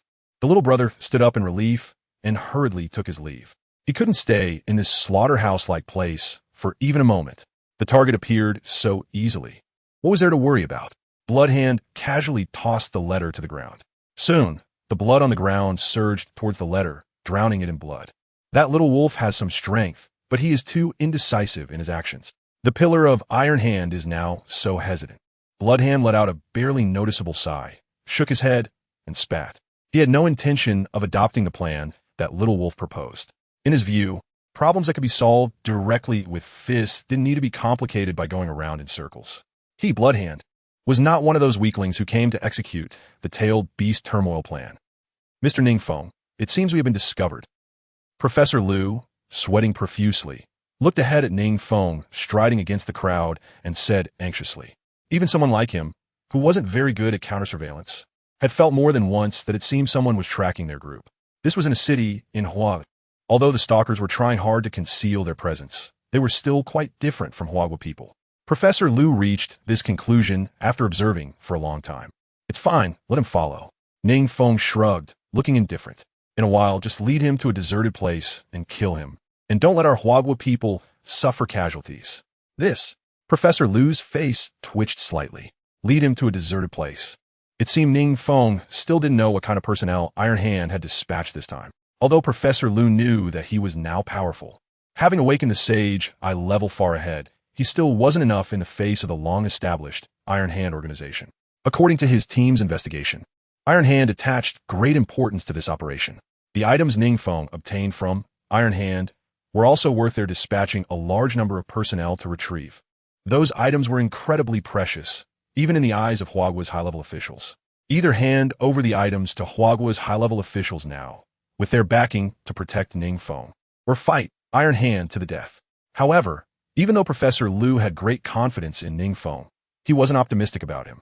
One could imagine how powerful an organization that could become famous in the strong nation of the United States was. Don't worry. NingFeng seemed to see Professor Liu's concerns and smiled confidently. Zhu Qin, seeing this, quickly said, Don't worry, Professor Liu, since Mr. NingFeng dares to say this. He must have his own plan. Professor Liu sighed, thinking about NingFeng's previous performance. He indeed wasn't that reckless of a person. Since he dared to do this, he must have the ability to wrestle with Iron Hand. NingFeng also sighed helplessly in his heart. No matter how much these people studied the Rinnegan, they were only researching based on assumptions and Nagato's abilities. The true power of the Rinnegan was terrifying. How could they possibly measure it? Moreover, his current strength was already at the pinnacle of the ninja world.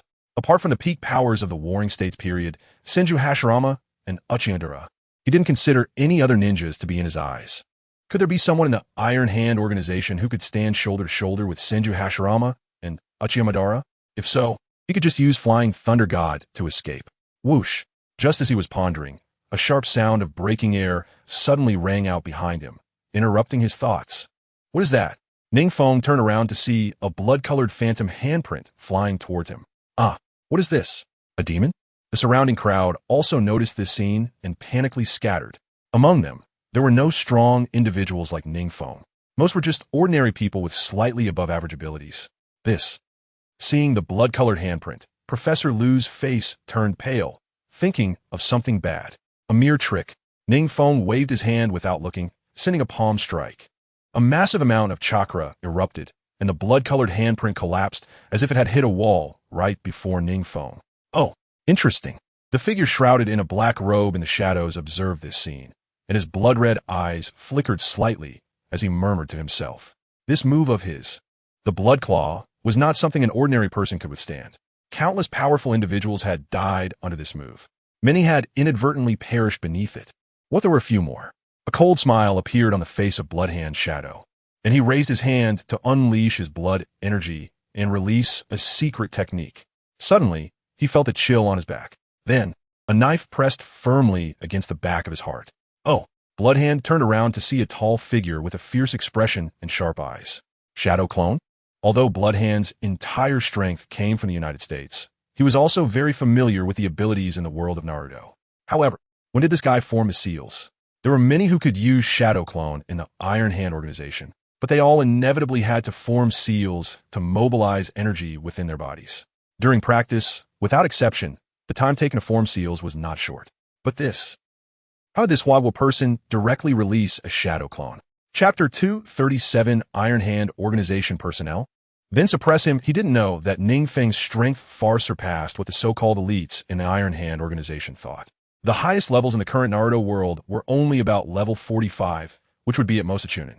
However, NingFeng's strength had already crossed the special Jonin, Umbu, and Kage levels, directly reaching the Super Kage level. The ninjutsu he used far exceeded the understanding of those Chunins. From the Iron Hand organization, the shadow clone behind him answered off topic, only coldly gazing at Bloodhand, who was pinned against his vital point. So what? Bloodhand provocatively looked at NingFeng. His head almost completely twisted backward. It looked like he had undergone some body modification. A normal person's body couldn't turn that much. NingFeng nodded, without saying a word, directly thrust the knife fiercely into his back. Puffed. The knife pierced through the body without the expected defense, going straight through. Is this all? Bloodhand had a provocative look on his face as he took a step back, pulling NingFeng's long knife out of his body. It seems your body is quite extraordinary. The shadow clone looked slightly surprised at the black robe of Bloodhand, where only a small amount of blood seeped out symbolically before it began to squirm. It seemed to be healing the wound. The knife just now had injected a significant amount of lightning-release chakra. How could he heal from that? Whoosh! Another rapid sound of breaking air came from behind, and Bloodhand saw NingFeng's main body approaching. The corner of his mouth curled up beneath his hood. Then he raised both hands, and the ground beneath NingFeng's main body surged with constantly churning blood-colored magma. This? Witchcraft? NingFeng looked at the continuously surging blood-colored liquid, calmly asking Bloodhand. Oh, Bloodhand was a bit surprised because just now NingFeng had spoken in the language of the Rice Country. This was not considered witchcraft. If one had to categorize it, it belonged to the blood secret arts and could also be seen as a type of ninjutsu. Bloodhand shrugged. In his eyes, NingFeng was already a dead man. Meanwhile, the shadow clone behind him had unknowingly been caught tightly by a blood-colored, almost materialized hand that had emerged from the ground. This hand was covered with mysterious, transparent patterns. At the same time, its nails were extremely sharp and large, resembling the hand of a demon that had walked out of hell. Interesting. NingFeng smiled slightly, dodging the surging blood-colored liquid, and drew his Kusanagi sword, fiercely slicing through the air with a sharp blade of energy. This was another secret technique learned from the Iron Country. After mastering swordsmanship to its peak, one could activate blade energy for medium to long-range attacks. This blade energy, Bloodhand, who had been smiling, suddenly changed his expression slightly and hurriedly avoided the blade energy. He could sense that if he were to take this blade energy head-on, it would take quite some effort for his blood demon body to recover. Oh, it seems your physique can't completely ignore attacks. NingFeng raised an eyebrow and, after dodging another blade attack formed from blood, spoke with a hint of mockery. This is enough to deal with you. Bloodhand retracted his contempt. That blade energy was something that even few in the Iron Hand organization could unleash. Only a few renowned masters of swordsmanship in the organization could produce such terrifying blade energy. Fire release. Grand technique. This time, it was a war erupting on the streets, meaning many people from the Hua country were watching this battle. If he were to expose skills like Susanoo, it would cause unnecessary trouble for him. With that thought, a gigantic, scorching fireball erupted from the chakra in NingFeng's throat and spewed out of his mouth. Such a large grand fireball, Blood Hand's eyes flickered. Even the leader of the Iron Hand couldn't produce such a terrifying grand fireball, right? It completely covered his area. What he didn't know was that NingFeng's grand fireball was not only large. Even its temperature and destructive power far exceeded that of an ordinary grand fireball. After activating the Rinnegan, the nature transformation of NingFeng's 5 elemental releases had reached its peak, coupled with the enhancement of the Uchiha bloodline in his body. Even the ninjutsu he casually used would receive exaggerated boosts. This attack cannot be taken. Just upon seeing this fireball, Blood Hand knew that this technique was not something he could easily withstand. While fleeing, he secretly cursed his overconfidence. If only he had listened to Little Wolf and made a plan. But this Hua country person is too fierce, right? There's no one in his organization who can unleash such a terrifying ninjutsu. Still trying to run? After seeing Blood Hand's movements, NingFeng's lips curled slightly. Then he opened his palm towards Blood Hand. Universal pull.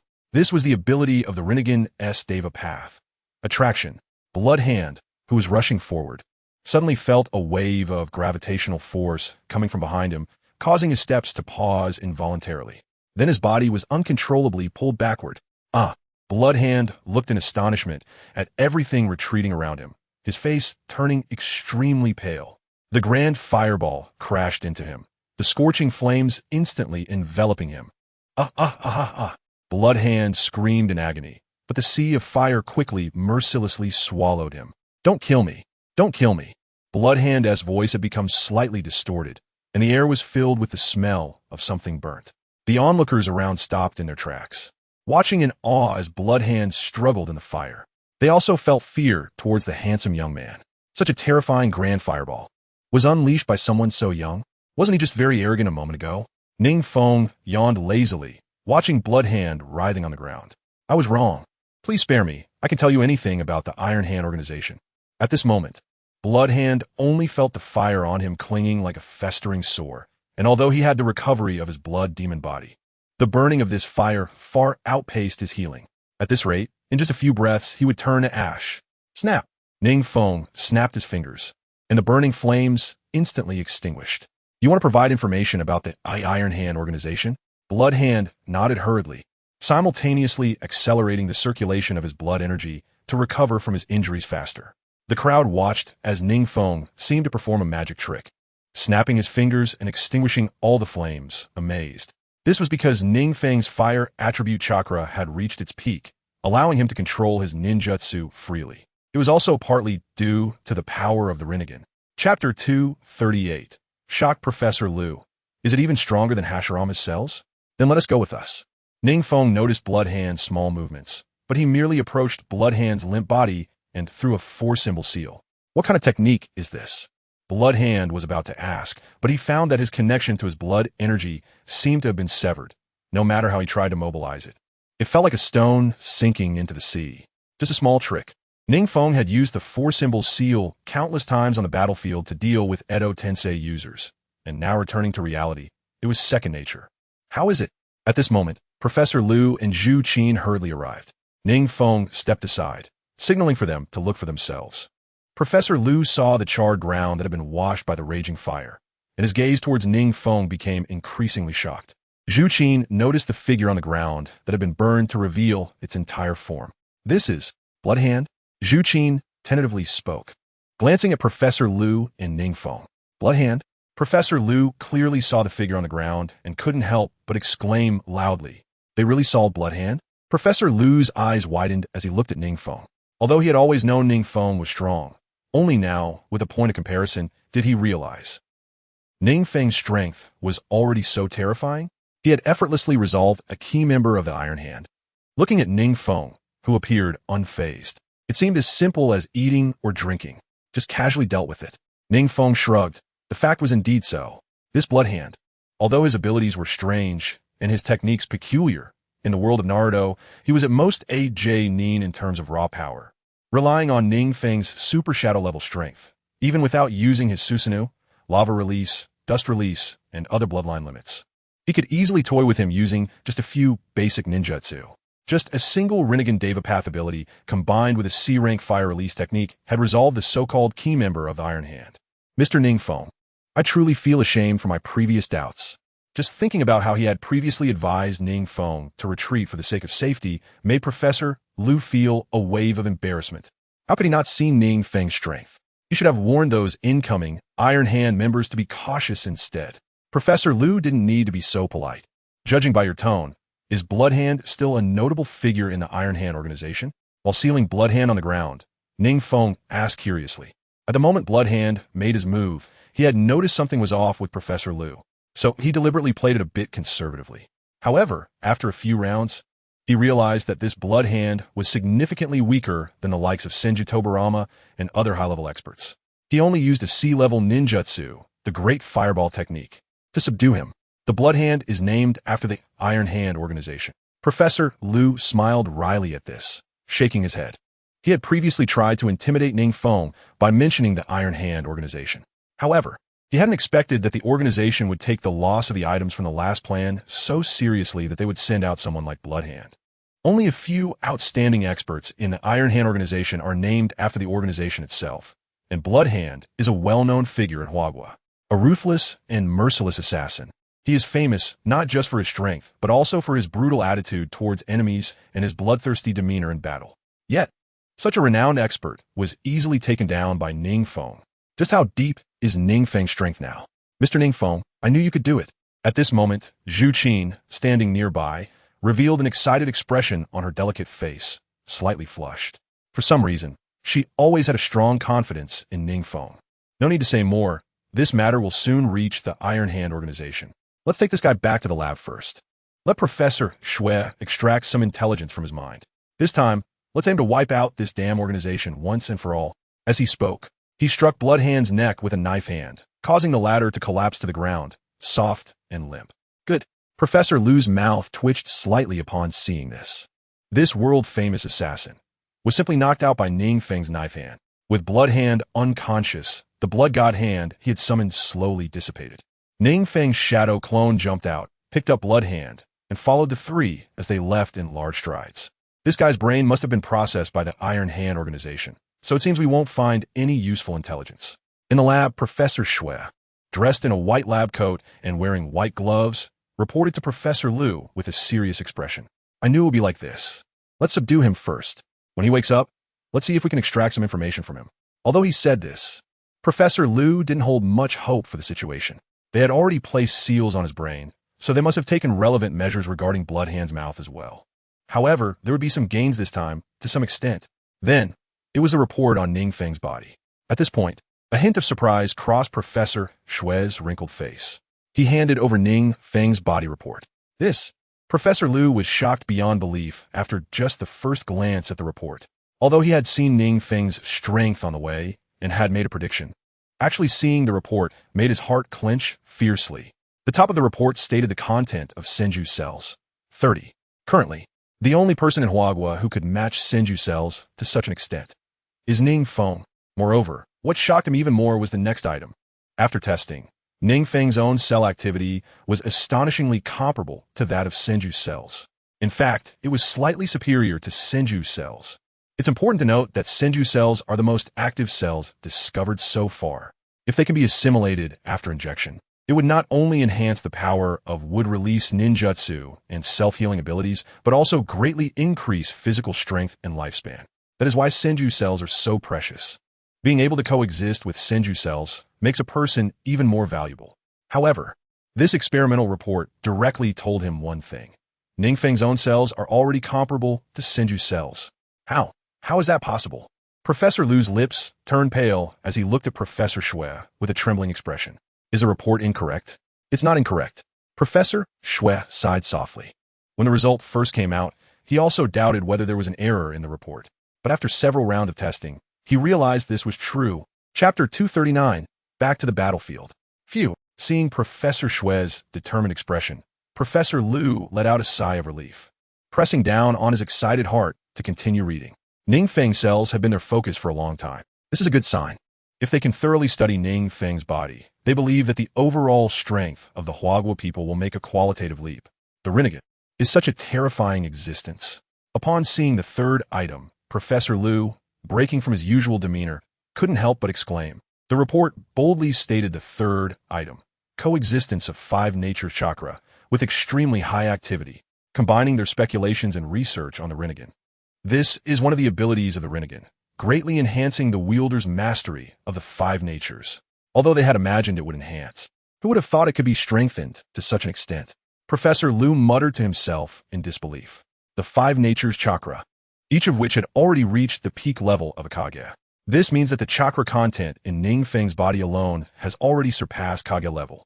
After that, further research could only wait until NingFeng returned. Seeing Professor Liu continuously flipping down the pages only to find them blank, Professor Shui smiled wryly. He has entered the Naruto world. Having returned to the Naruto world once again, this time NingFeng brought Fu's physical body with him. Last time, Fu only entered the Naruto world spiritually due to a lack of guidance, while her physical body remained in reality. With the growth of his strength and gradually approaching the 6 paths level, NingFeng increasingly felt that this world is a real one. Everyone is not just a cold, hard data point, but rather they should be living, breathing people. The system is merely a means of achieving time-space traversal. NingFeng had a premonition. When his strength reaches the 6 paths level, which is the highest level that this time-space can accommodate, he will be able to freely traverse between the 2 time-spaces. However, that is still a long way off for him. After reaching the Super Kage level, taking another step forward is as difficult as climbing to the sky. The current shortcut is merely becoming the 10 Tails Jinchuriki, which is the fastest way to gain 6 paths level power. Bang! NingFeng's body crashed heavily onto the battlefield of Konoha. It seems they have retreated. NingFeng returned to the ground where he had previously left a kunai for Minato Namikaze, and this time he had ample time to observe his surroundings. There weren't many bodies of Konoha ninjas around. They must have successfully retreated. As for his teacher, Minato Namikaze, although his strength was still only at the peak of Kage level, he definitely couldn't match Senju Tobirama and Senju Hashirama. But he can run. He plays the Flying Thunder God technique even better than I do. Who could possibly keep him from leaving? With this thought, NingFeng felt relieved. However, why was his kunai stuck in this ground again? Did his teacher accidentally throw out both his and his own kunai? That doesn't seem like something such a careful person would do. Shaking his head, NingFeng decided not to think too much about it, casually pulled out the kunai, and turned to leave. In the dim, damp cave below, Yakushi Kabuto was sweating profusely, desperately forming seals, while his chakra was constantly being mobilized. Damn it. The coldness in his eyes behind the glasses became increasingly apparent. He didn't expect that Senju Hashirama couldn't accept his order to kill Konoha ninjas and actually contested him for the control of the Edo Tensei operation. It took him so long to temporarily erase his consciousness. I've said it before. Ninjas of Mai and Hashirama's level cannot be controlled solely by your ninjutsu. After slowly summoning a coffin to put Senju Hashirama inside, Yakushi Kabuto finally breathed a sigh of relief, only for Uchiha Madara to seemingly casually say, "What a load of crap." If it weren't for considering Madara's methods, Yakushi Kabuto would have spat at him by now. What a bunch of nonsense. Always playing the hindsight card. Just because you're strong doesn't mean you've broken free from the constraints of Edo Tensei, right? Now that NingFeng, the threat, is eliminated, Konoha won't have to be pressured too much. Uchiha Madara naturally didn't care about the slightly resentful gaze of Yakushi Kabuto. Spreading out the map on the table, he said, "Now let Obito secretly search for the tailed beast whereabouts in the Rain Village, and let Black Zetsu go to the Cloud Village to ascertain the location of the 2 Tails Jinchuri. Have you collected the specimen of the 4th Reikage?" Suddenly, Uchiha Madara seemed to think of something and asked. Collected, Yakushi Kabuto, being a clever person, realized what he was planning as soon as he heard the question. However, ninjas who come out of Edo Tensei have some obvious characteristics. After hesitating for a moment, Yakushi Kabuto spoke up. Characteristics? If they dare to point it out, just kill them. Uchiha Madara was completely unconcerned. They were only one step away from success in their plan, and he didn't care whether those ants would discover anything. You bring out the 4th Reikage from Edo Tensei, and together with Black Zetsu, find the location of the Jinchuri. As a village leader, with the cooperation of the 4th Reikage, finding a Jinchuri would be easy. And that guy Nagato, since he dared to betray me. Thinking of his Rinnegan still in Nagato's hands, Orochimaru couldn't help but let out a chilling laugh. There were not many who dared to betray him, one by one. The grass on their graves was probably quite high. Yakushi Kabuto shrank back slightly, finding it hard to imagine how much blood and bones had nurtured Uchiha Madara's nearly tangible killing intent. He hurriedly summoned the fourth Reikage, passing the message to Senju, Tobarama, and Obito, along with Black Zetsu. So, they have already retreated? NingFeng looked at Minato Namikaze in confusion. After experiencing the battle with Obito, Minato looked somewhat disheveled. Through Minato's words, he learned that Senju Hashirama suddenly lost control during the pursuit and was quickly put back into the coffin by Yakushi Kabuto. When he fought Senju Hashirama, he could clearly sense that he still had his own consciousness. This means that Yakushi Kabuto had not erased Senju Hashirama's consciousness at all. Senju Hashirama was not some naive fool. Protecting Konoha ninjas was his bottom line. Yakushi Kabuto's actions touched Senju Hashirama's bottom line. Therefore, it was Senju Hashirama's desperate struggle that caused Yakushi Kabuto's plan to go awry. However, to think that you could come up with a way to evade using reverse summoning technique in such a short time. After hearing NingFeng's countermeasure at that moment, Minato couldn't help but praise him. In such a short time, the vast majority of ninjas would have just sat there waiting for death. He didn't expect NingFeng to come up with such a clever solution. Chapter 240. Uchiha Madara's shock. Is he immortal? It's just a backup plan left earlier. NingFeng didn't seem too concerned about it, just shrugging and smiling nonchalantly. He also didn't expect that so many of his life-saving skills would almost be used against him by Senju Hashirama and Senju Tobarama. Without Senju Hashirama, the upcoming battles should be much easier. NingFeng suddenly thought, since Yakushi Kabuto sealed Senju Hashirama, then the only strong Edo Tensei opponents on the Konoha battlefield would be Senju Tobarama and Obito. These two ninjas, while powerful, were still significantly weaker than Senju Hashirama, the super Kaga-level ninja. At least Minato could handle them. But with Uchiha Madara still causing trouble, the situation on the battlefield wasn't looking good. Minato looked serious. Although Senju Hashirama's absence had greatly alleviated their pressure, Senju Tobarama and Obito weren't exactly the easy opponents NingFeng imagined. There should still be more Konoha ninjas that hadn't been deployed, right? NingFeng glanced around Konoha's defenses and roughly guessed that not many Konoha ninjas had been mobilized. Indeed, many had not been deployed because Tsunagakure was also planning to take action against Konoha. Minato smiled wryly. He didn't know what Konoha and the Rain Village had done to provoke a joint attack from 3 of the 5 great nations in the ninja world. Konoha had a relatively high number of ninjas, and their quality was also high. However, under the 3-way siege, each battlefield's ninjas could barely match their opponents. Moreover, there was also the disturbance from the White Zetsu army. White Zetsu could mimic and absorb the appearance and abilities of ninjas. This ability had caused Konoha ninjas a lot of headaches. Thankfully, with NingFeng's reminder, Konoha had not suffered too many casualties. What about the medical ninjas? Where's Lady Tsunade? NingFeng sighed. He was also aware of the pressure these factions were putting on Konoha. However, he had emphasized in the intelligence that medical ninjas should go to the battlefield. This idea was once proposed by Lady Tsunade, one of Konoha's legendary Sannin, but unfortunately, it was voted down by the short-sighted 3rd Hokage.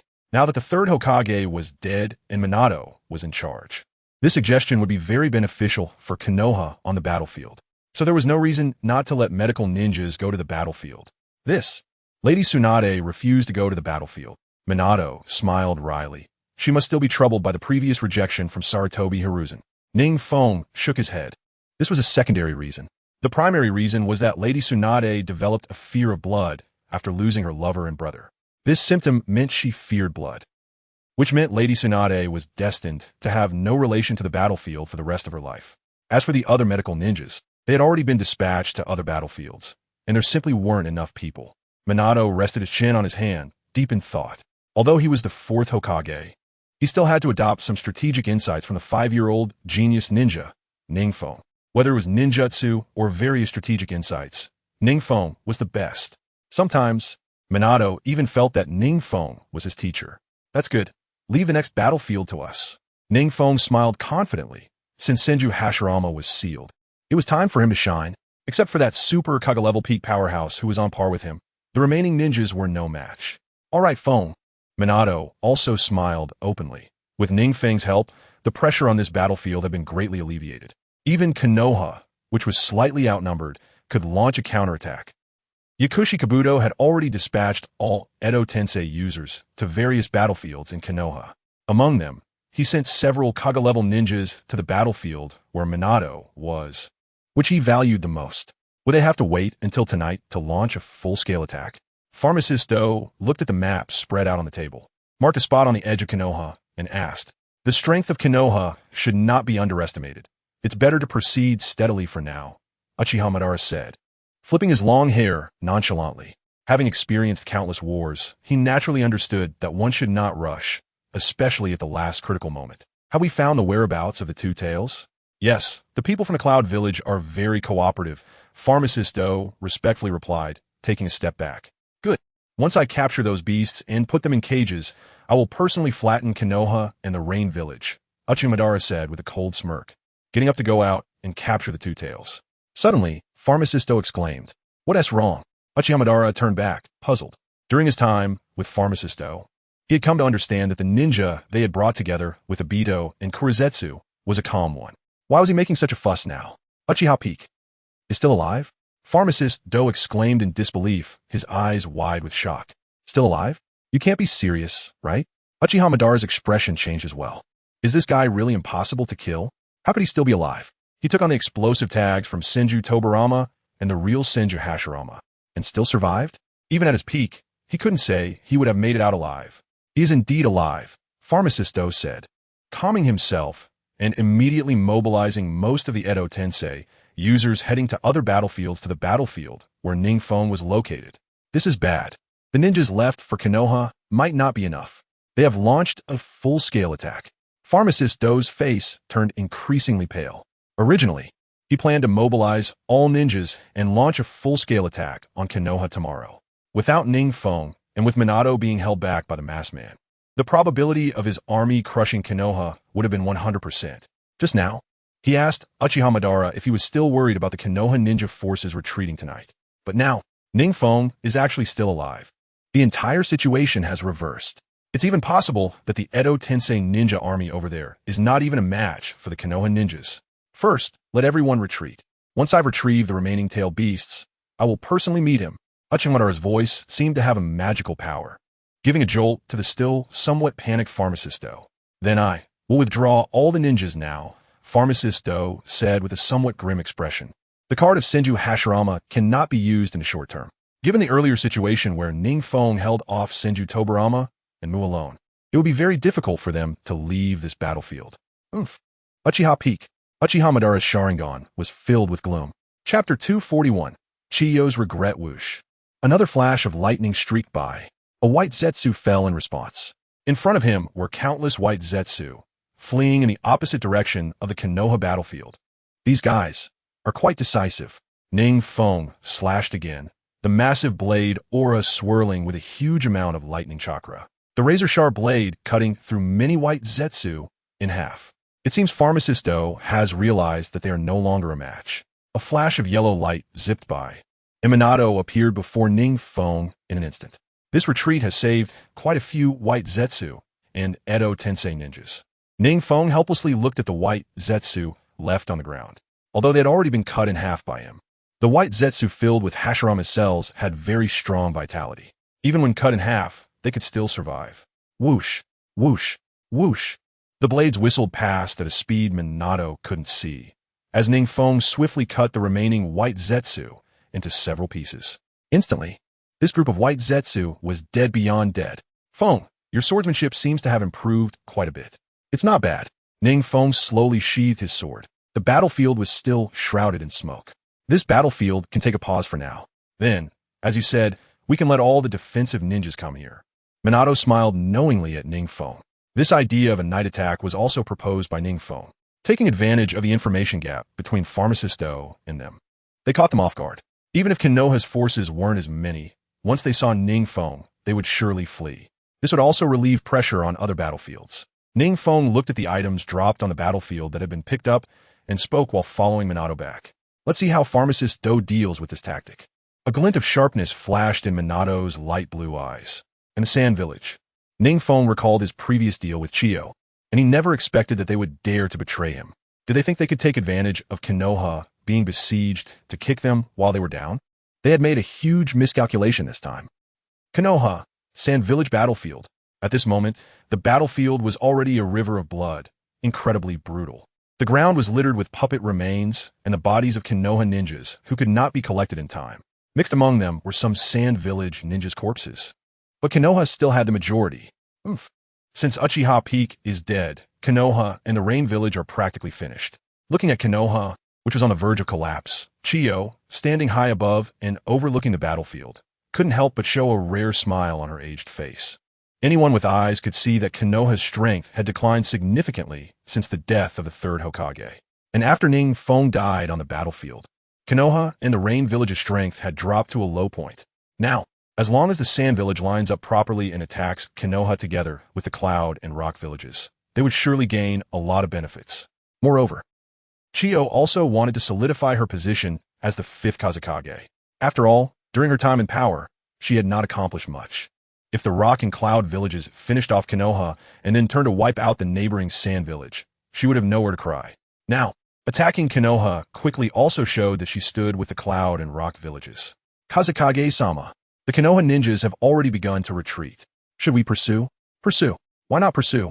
Without even looking at the Umbu reporting behind her, Chiyo watched with a smile at the Konoha ninjas fleeing in panic. Would it be a once-in-a-lifetime opportunity to not capture Konoha in one fell swoop?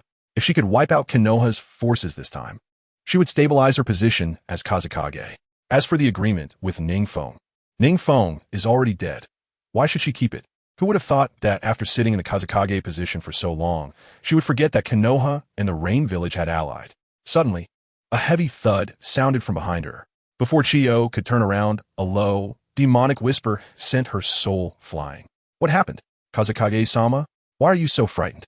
Chiyo turned around trembling, only to see the Umbu who had just reported information lying in a pool of blood, unaware if he was alive or dead. Beside him stood a tall figure holding a blade, slowly raising his head, his blood-red eyes fixed on her. A trace of a mocking smile appeared on his lips. Feng! Lord Feng!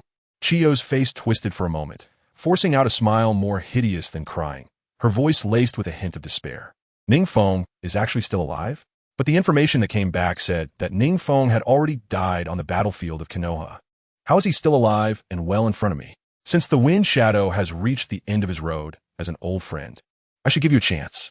NingFeng grinned, flicking the blood off his Kusanagi sword and staring at Chiyo's increasingly pale face. Chiyo was so frightened by NingFeng's fierce and merciless gaze that she stumbled back a few steps and hurriedly said, Lord Feng, please give me another chance.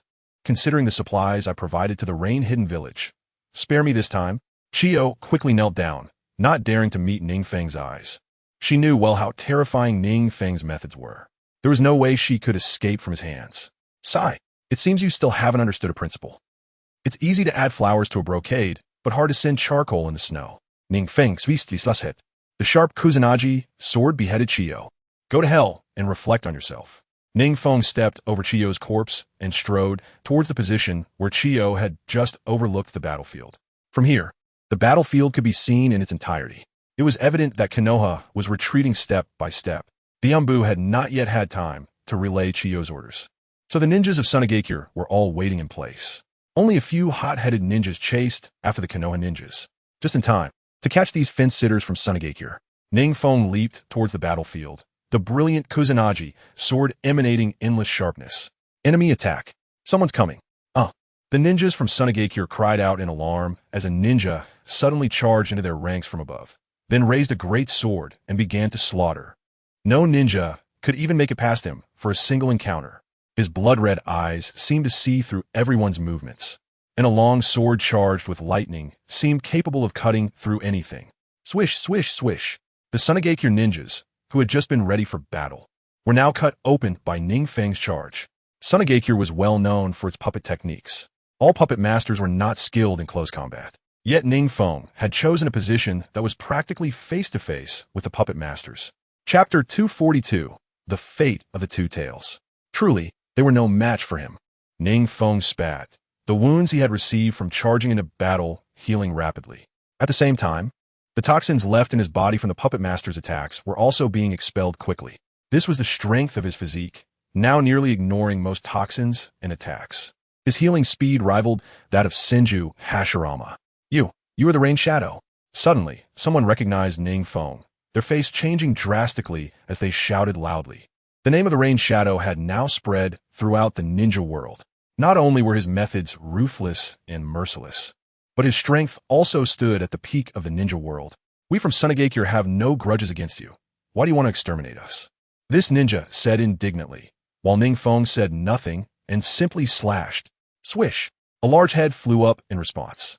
For such minor characters who could not see the situation clearly, NingFeng did not bother to say a word. That's enough. NingFeng looked at the retreating Sunagakure ninjas, a faint smile forming on his lips before using the Flying Thunder God to leave the battlefield. At the same time, the Konoha ninjas who saw the situation here unexpectedly counterattacked the Sunagakure ninjas. So this is the Two Tails Jinchuriki in the Cloud Hidden Village, at the Cloud Thunder Gorge. Originally a place meant to imprison the Eight Tails Jinchuriki Killer Bee, it was now in complete disarray. The ground was littered with traces of ninjutsu bombardments. Even the mountains here had been flattened. Orochimaru was sitting atop the outer path golem, calmly watching as the golem extracted chakra from a fainted female ninja. This was the Two Tails Jinchuriki, Yujito ni. Orochimaru subdued her with almost no effort. Next were the One Tail and Six Tails. Orochimaru murmured, gazing at the distant cloud-hidden village where wind and thunder flashed, his eyes flickering as he pondered. Because he had opened his Rinnegan and summoned the outer path golem, he was absorbing the tailed beasts at an extremely fast rate with the sealing technique. In just a moment, one of the golem's closed eyes had slowly opened. Why hasn't there been any news from Black Zetsu? Seeing that the outer path golem had finished absorbing, he stepped over Yujito Ni's corpse and walked towards a distance. NingFeng now held the 1 tail, 4 tails, 5 tails, 7 tails, 8 tails, and 9 tails, and he had just obtained the 2 tails. Did he also know something about the Sage of Six Paths? Orochimaru suspected whether NingFeng was aware of the Sage of Six Paths and the 10 tails. Otherwise, why would he be so eager to collect tailed beasts? However, since he had not signed a contract with the outer path golem, he could not summon it. Moreover, it seemed he did not know how to seal the tailed beasts. How then did he absorb those tailed beasts? For an ordinary human to absorb a tailed beast and become a Jinchuriki was already the limit. From the looks of it, he was closer to the position of the Sage of Six Paths than Madara himself. Although he did not know how NingFeng dealt with the tailed beasts he had obtained. If allowed to continue, he would definitely not become the second Sage of Six Paths to execute the Eye of the Moon plan. Let's go check out the Mist Hidden Village. Orochimaru was clear that the other Six Tails Jinchuriki should be near the Mist Hidden Village. If he could get to the remaining tailed beasts before NingFeng, then he could absorb the tailed beasts from NingFeng after defeating him. That way, he could directly become the second Sage of Six Paths. You've already brought back the Six Tails Jinchuriki on the tower of the Rain Hidden Village. NingFeng looked surprised at the handsome young man in a blue haori with flowing long hair and a calm expression before him. This ninja was the Six Tails Jinchuriki, Fu. Although his expression was very calm, NingFeng could still see a hint of panic in his eyes under the gaze of his Sharingan. Sir, thanks to your foresight, I borrowed quite a few ninjas from the Hyuga clan in Konoha to go to the Mist Hidden Village to search. Yahiko stepped forward with a smile. From the very beginning, NingFeng had instructed him to bring in the sensing ninjas from the Rain Hidden Village and the ninjas from the Hyuga clan in Konoha.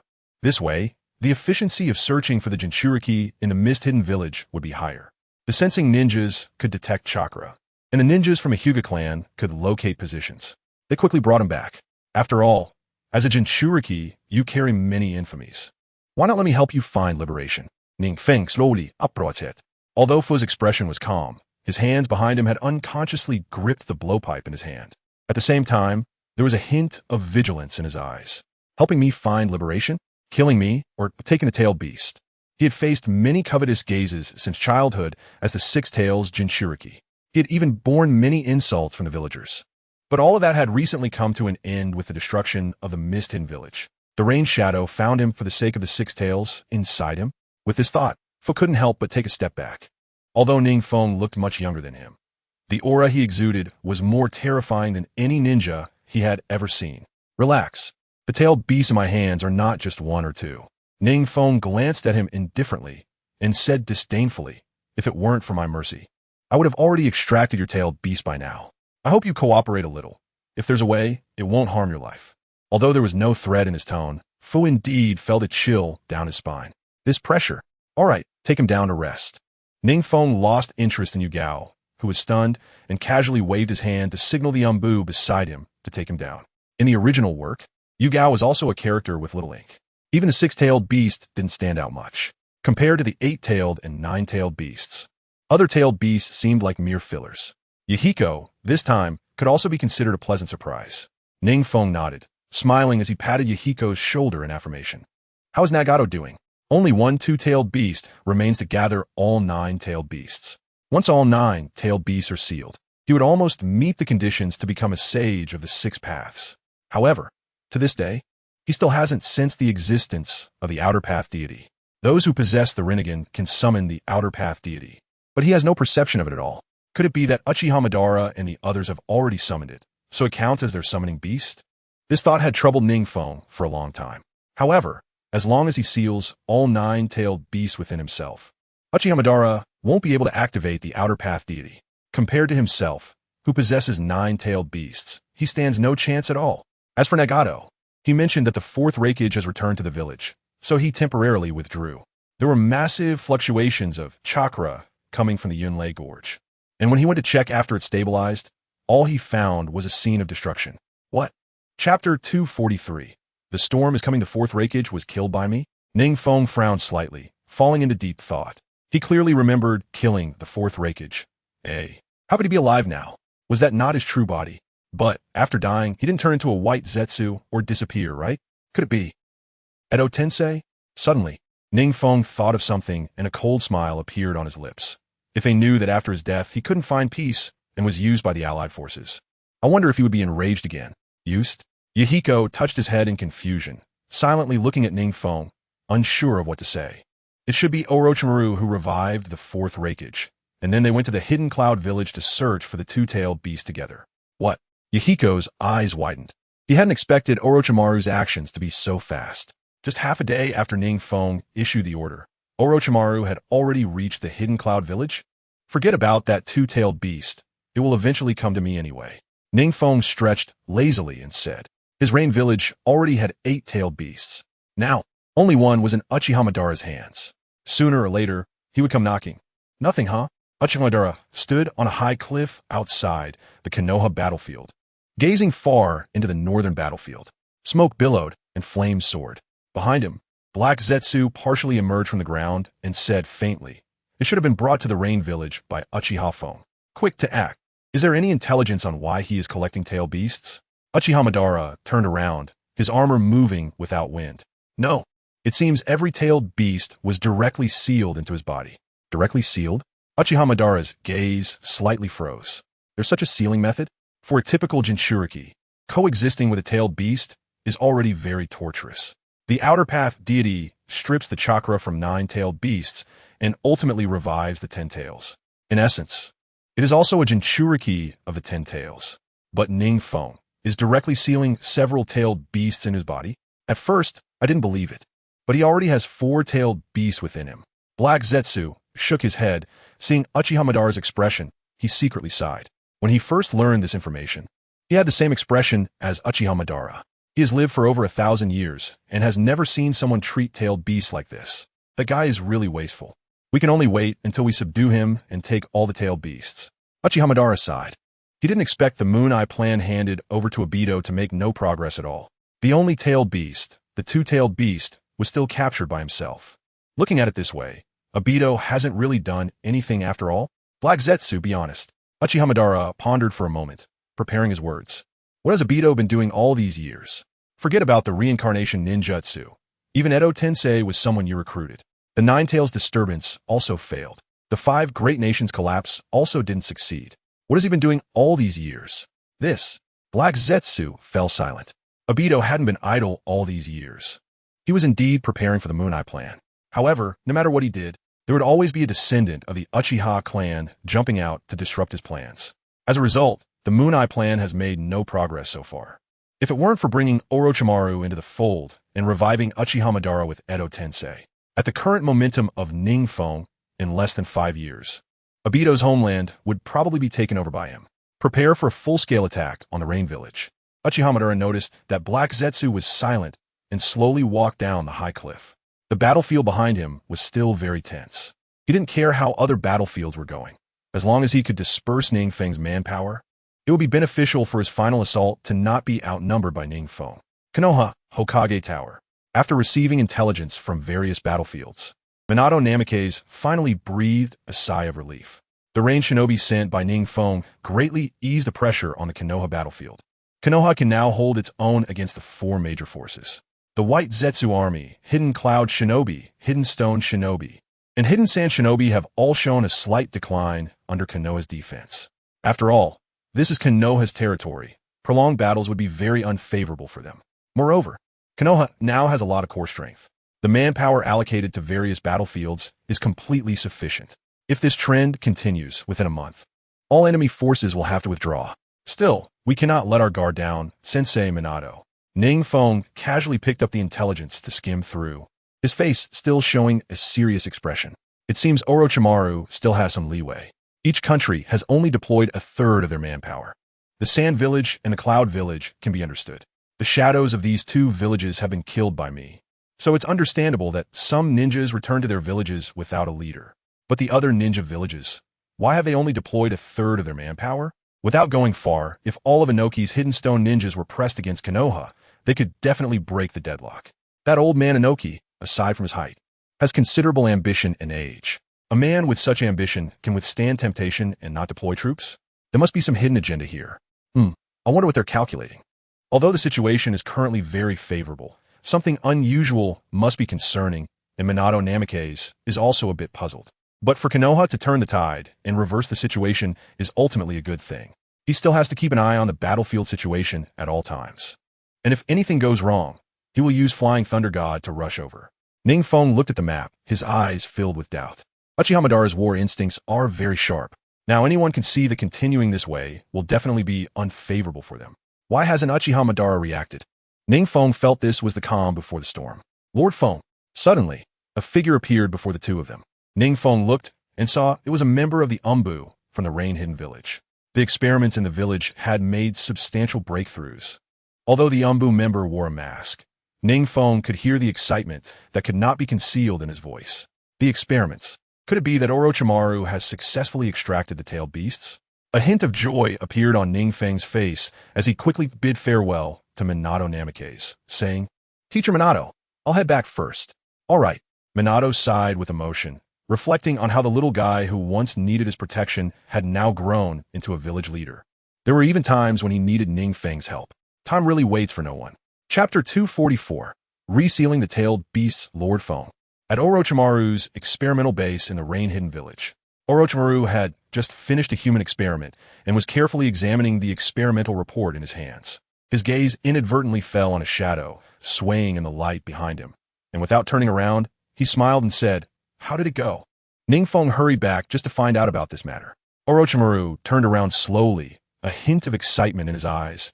It went very smoothly. The tailed beast inside Kahaku's body can now be easily extracted. A flash of excitement crossed NingFeng's eyes. Orochimaru's ability to develop a method to extract the tailed beasts without harming the Jinchuriki in such a short time was actually aided by the advanced experimental equipment currently available in the Rain-Hidden Village. NingFeng had fully supplied Orochimaru with everything he needed: living specimens, corpses, materials, and even his own cells, to ensure progress in extracting the tailed beasts. NingFeng had provided Orochimaru with everything the village could offer. That's great. Let's extract the 3 tails and 7 tails later. NingFeng saw the confirming look from Orochimaru and smiled slightly. This way, Fu won't have to suffer from the tailed beast anymore, including the 1 tail that was still imprisoned. NingFeng now had a total of 8 tailed beasts. "Lord Feng, this way please." Saying this, Orochimaru turned to NingFeng with a smile, leading him while mentioning some precautions. For example, although there would be no life-threatening danger after extracting the tailed beast, they couldn't use chakra for a week, and their own strength would drop to an extreme low after the extraction. "Orochimaru, I never expected you to secretly build such a large underground base." Orochimaru finally led him to the end of the underground, pushed open a stone door, and what came into view was another world. An underground base comparable in size to the Rain-Hidden Village's tower appeared before NingFeng. After all, this was about extracting tailed beasts. Being too conspicuous elsewhere would have a negative impact on Lord Feng. Orochimaru shrugged indifferently. He didn't obtain NingFeng's permission for this matter, but he was confident that NingFeng wouldn't mind. During their time together, Orochimaru had gradually come to understand that NingFeng was someone who could be reasoned with as long as the job was done well. Moreover, regardless of whether his requests were morally questionable, NingFeng would do his best to accommodate them. For instance, previously in Konoha, Orochimaru wouldn't even dare to let the third Hokage know that he was conducting human experiments. Let's get started. NingFeng raised an eyebrow as the vast underground base was illuminated only by flickering ghostly lights, with a central area featuring a petri dish and various experimental instruments. It looked like a base specifically built for the extraction of the tailed beasts, as requested by NingFeng. Yes, Lord Feng. Orochimaru chuckled softly and walked over to the petri dish. The dish was still filled with a green, murky liquid, which was a nutrient solution used to maintain the life signs of Kahaku inside the dish. Now I will extract the tailed beast, Lord Feng. Orochimaru walked to the instruments and glanced back at NingFeng. Hurry up. NingFeng smiled coldly, eager for the three tails to appear. It's out, Lord Feng. Just as NingFeng was watching Orochimaru operate the instruments, Orochimaru suddenly shouted. Then, a turtle covered in spikes and sporting three tails appeared abruptly in the underground base. The once spacious underground base suddenly became crowded. Roar! The three tails, Isabu, flashed a hint of panic in its enormous eyes. It naturally sensed what was happening outside, while inside Kahaku's body. It was also aware of how strong NingFeng truly was. In front of him, it absolutely had no ability to resist. Whoosh! NingFeng sidestepped the descending stone pillar and quickly pulled Orochimaru away from Isabu, creating distance. He could feel the reactions of the tailed beasts within him. The three tails roared, its massive body twisting like a mountain.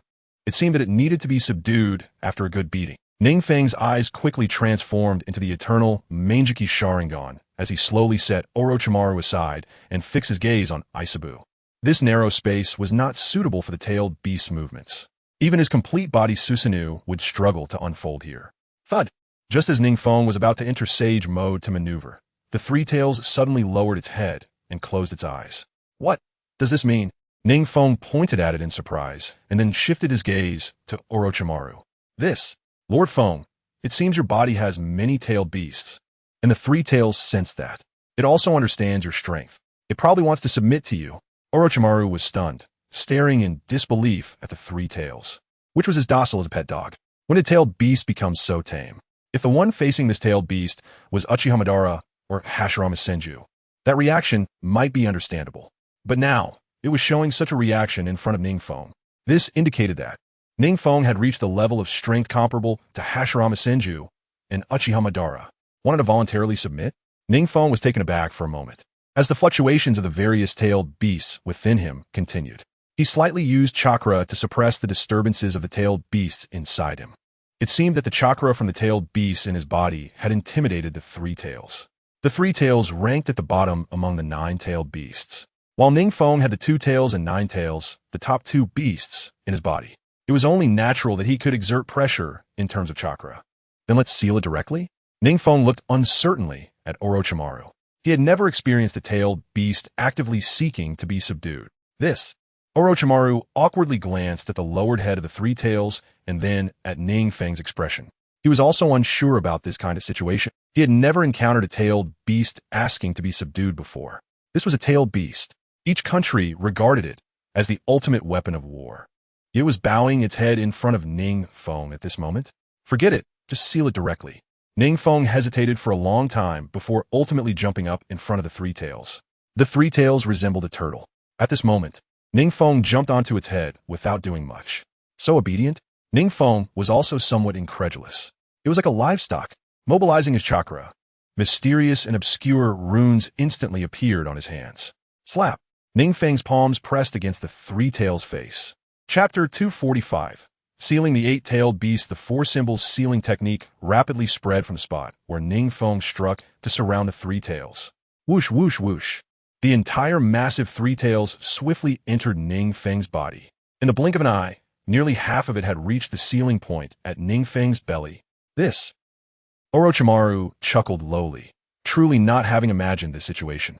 It was so easy, even faster than when he signed a summoning contract with the Dragon Cave to seal the three tails. Just a mere three tails. NingFeng opened his eyes, carefully sensing the five-tailed beasts within him. After sealing the three tails, he did not experience the chakra interference that other Jinchuriki typically faced. Instead, his chakra amount had increased further. He could even feel that his physical strength and self-healing ability had improved significantly, by nearly 20%. His body had been honed to the extreme, and his chakra was now immensely powerful. It was already very difficult to make any progress. He hadn't expected that sealing the two tails would lead to such an increase. Lord Feng, are you feeling any discomfort? Orochimaru looked at NingFeng's relaxed expression with some surprise, as if he were assessing something novel. This had added another tailed beast to NingFeng's body. How could NingFeng's face remain unchanged? It's all right. I feel like my strength has increased quite a bit. NingFeng shook his hand and casually sensed the power surging within him. If previously his body could only stand shoulder to shoulder with Hashirama, now his body had completely surpassed Senju Hashirama. The chakra of the tailed beast not only healed his wounds at any time, but also continuously eliminated the old cells in his body, replacing them with more vibrant new cells. Moreover, the chakra of the tailed beast constantly refined NingFeng's body, allowing his physical strength to grow at a decent pace. NingFeng speculated that if he could seal the remaining tailed beasts, his strength would surely take a leap. If all 9 tailed beasts were sealed, there might even be some miraculous changes. Orochimaru, you've worked hard during this time. Please take good care of Kinemon for a while. I'll bring the Jinchuriki over shortly, so prepare the instruments to continue the extraction. At this moment, NingFeng could no longer contain his ecstatic feelings and was ready to head out to find the 1 tails, 6 tails, and 7 tails in the village. He now had the 3 tails, 4 tails, 5 tails, 8 tails, and 9 tails, 5-tailed beasts in total, combined with the remaining 3-tailed beasts in the Rain Village. He was now just 1 step away from the Sage of 6 Paths. However, how was he going to deal with the Outer Path Golem?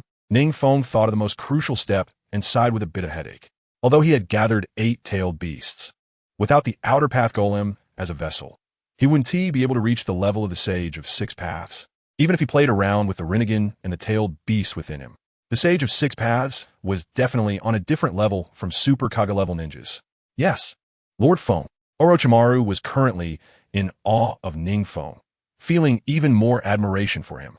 He was actually going to continue sealing tailed beasts. It seemed that sealing these few tailed beasts was well within NingFeng's capabilities, to manipulate the tailed beasts as he wished. Aside from those 2 from the Warring States period, NingFeng was indeed the first ninja of this era. I'm leaving. Before NingFeng finished speaking, his figure had already vanished from the underground base. What? The Jinchuriki has been brought into the high tower of the Rain Village? Outside the Rain Village, Uchiha stood atop the battlefield, furrowing his brow as he faced the torrential rain. What does that kid want to do? Even without the Outer Path Golem, he intends to forcibly seal all the tailed beasts into his body? But can his body handle sealing so many at once? Even I have to use the Outer Path Golem as a medium to absorb tailed beasts. Controlling tailed beasts is easy for him. However, sealing tailed beasts is not as simple as just controlling them. After sealing them, one must constantly endure the torment of the tailed beasts within. If his strength is insufficient and there are too many strong tailed beasts within, he could even explode. Well, I'm not sure either. Black Zetsu behind him looked equally puzzled. That Uchiha Jr. has done many outrageous things. Although each time was not very conspicuous, they had all caused him great shock. This time, he couldn't afford to be careless. If something went wrong, he would consult Uchiha Madara immediately. Forget it. Let us launch a full-scale attack now. Uchiha Madara glanced at the burning battlefield in the distance, a slight smirk on his lips. His body hadn't fought in a long time. How he missed the feeling of battle. Black Zetsu, keep an eye on the Rain Village and inform me of any developments with that kid. That guy, Kabuto Yakushi, is not someone to be trusted. Black Zetsu's eyes moved slightly, although he recognized that Kabuto's Edo Tensei could greatly assist on the battlefield. The thoughts in Black Zetsu's mind, which had lived for over 1,000 years, were crystal clear. It doesn't matter, just an ant.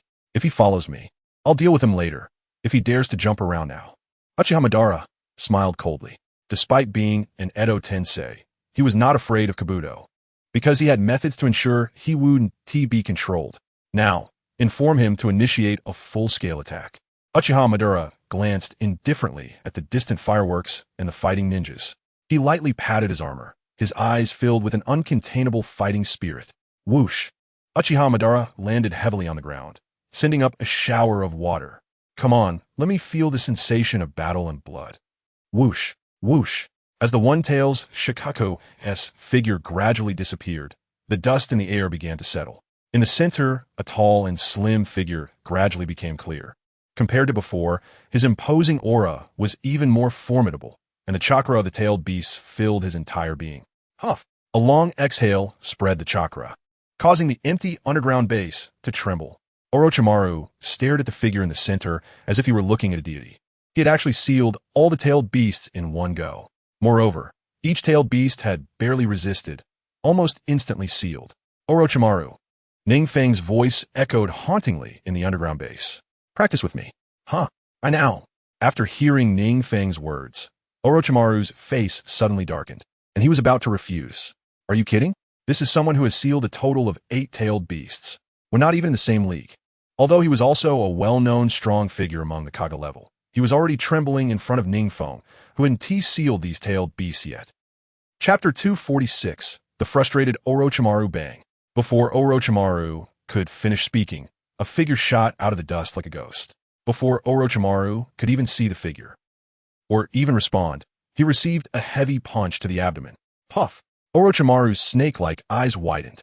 Even though he had undergone soft body modification and was nearly immune to all physical attacks, this punch still caused his body to be forcefully interrupted from the middle.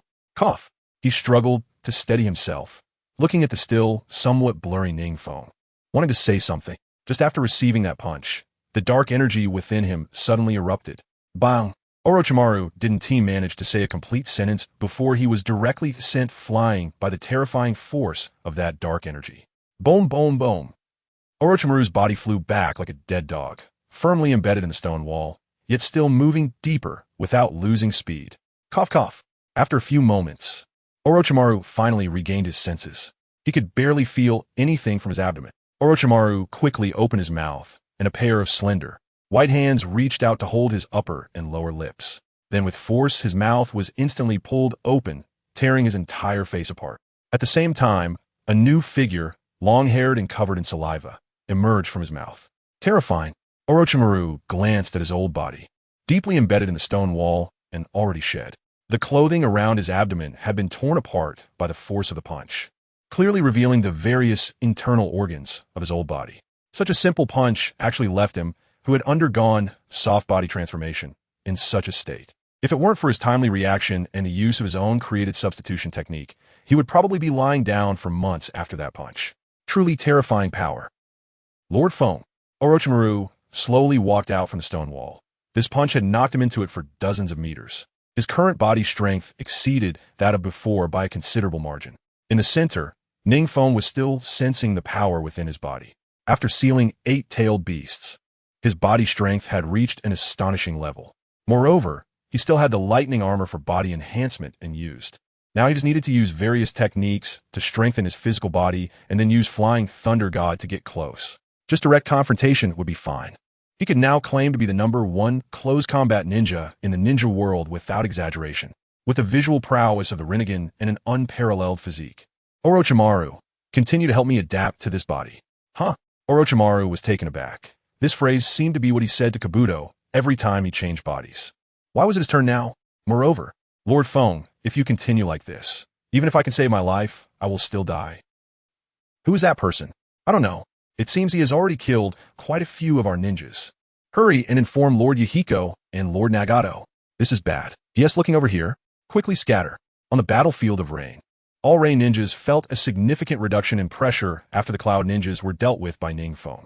So, every day's war was quite easy, and there was hardly any life-threatening danger. But now, a ninja dressed in red armor from the Warring States period, with long hair, actually managed to scatter their formation single-handedly. Are the current ninjas of such poor quality? Meanwhile, Uchiha Madara, who was dancing amidst the encirclement of Rain ninjas, felt a bit bored. You must understand, during their Warring States period, if you weren't strong enough, you would die. He and Senju Hashirama emerged as top-tier powerhouses through constant slaughter. As for those weak ninjas, they had long been buried in the dust of history. Although now, in a peaceful era, Uchiha Madara had assessed the strength of the current ninjas, but he didn't expect. They were even weaker than he had anticipated. Almost no ninja could last even a single move against him. These were supposed to be the ninjas of the Rain Village, which was on the verge of becoming the #1 nation in the ninja world, yet they were just this weak. Uchiha Madara didn't even need to activate his Sharingan, as he could evade attacks from all directions one by one with his years of battlefield experience. Although he was already a reincarnated body, recovering from any attack, the habits formed during the Warring States period made Uchiha Madara still unwilling to let any attack land on his body. The quality of the Rain Village ninjas, compared to before, was unknown how much stronger it had become. But in the eyes of Uchiha Madara, the top-tier powerhouse honed from a sea of corpses and rivers of blood during the Warring States period, they were just mediocre. Whoosh! Another slash sent nearby Rain ninjas flying. Whoosh! Uchiha jumped high, quickly forming hand seals, and a massive amount of chakra surged into his mouth. Fire style. Great fire destruction. Accompanied by a low, hoarse sound from his throat, a gigantic fireball that surrounded thousands of ninjas below erupted from his mouth. He had long stood at the pinnacle of the ninja world, and his fire-style ninjutsu was already at an extraordinary level. This B-rank fire-style ninjutsu, due to his overwhelming chakra, created a situation where one faced many. Such ninjutsu. Most Rain ninjas had experienced the baptism of the battlefield, and although they were seen as weak in Uchiha Madara's eyes, they reacted quickly to form hand seals. Water style. Water barrier. Due to the constant rain in the land of rain, the entire nation was filled with water sources. The enhancement for water style was also evident. Streams of water surged from nearby streams and rivers on the battlefield, erecting walls of water. Good reaction. Uchiha Madara rarely praised, his tone filled with admiration. Although these ninjas' overall quality was weak, their ability was lacking. Their reaction to ninjutsu barely matched that of the ninjas from the Warring States period. Whoosh whoosh. The blazing flames enveloped miles of land, the obscuring fireball, terrifying like a god of fire, descending. 1,000 water-style ninjas' defensive ninjutsu also arrived on cue. Towering waves quickly coalesced into water walls, blocking the space between the crowd and Uchiha Madara. However, this level was not enough.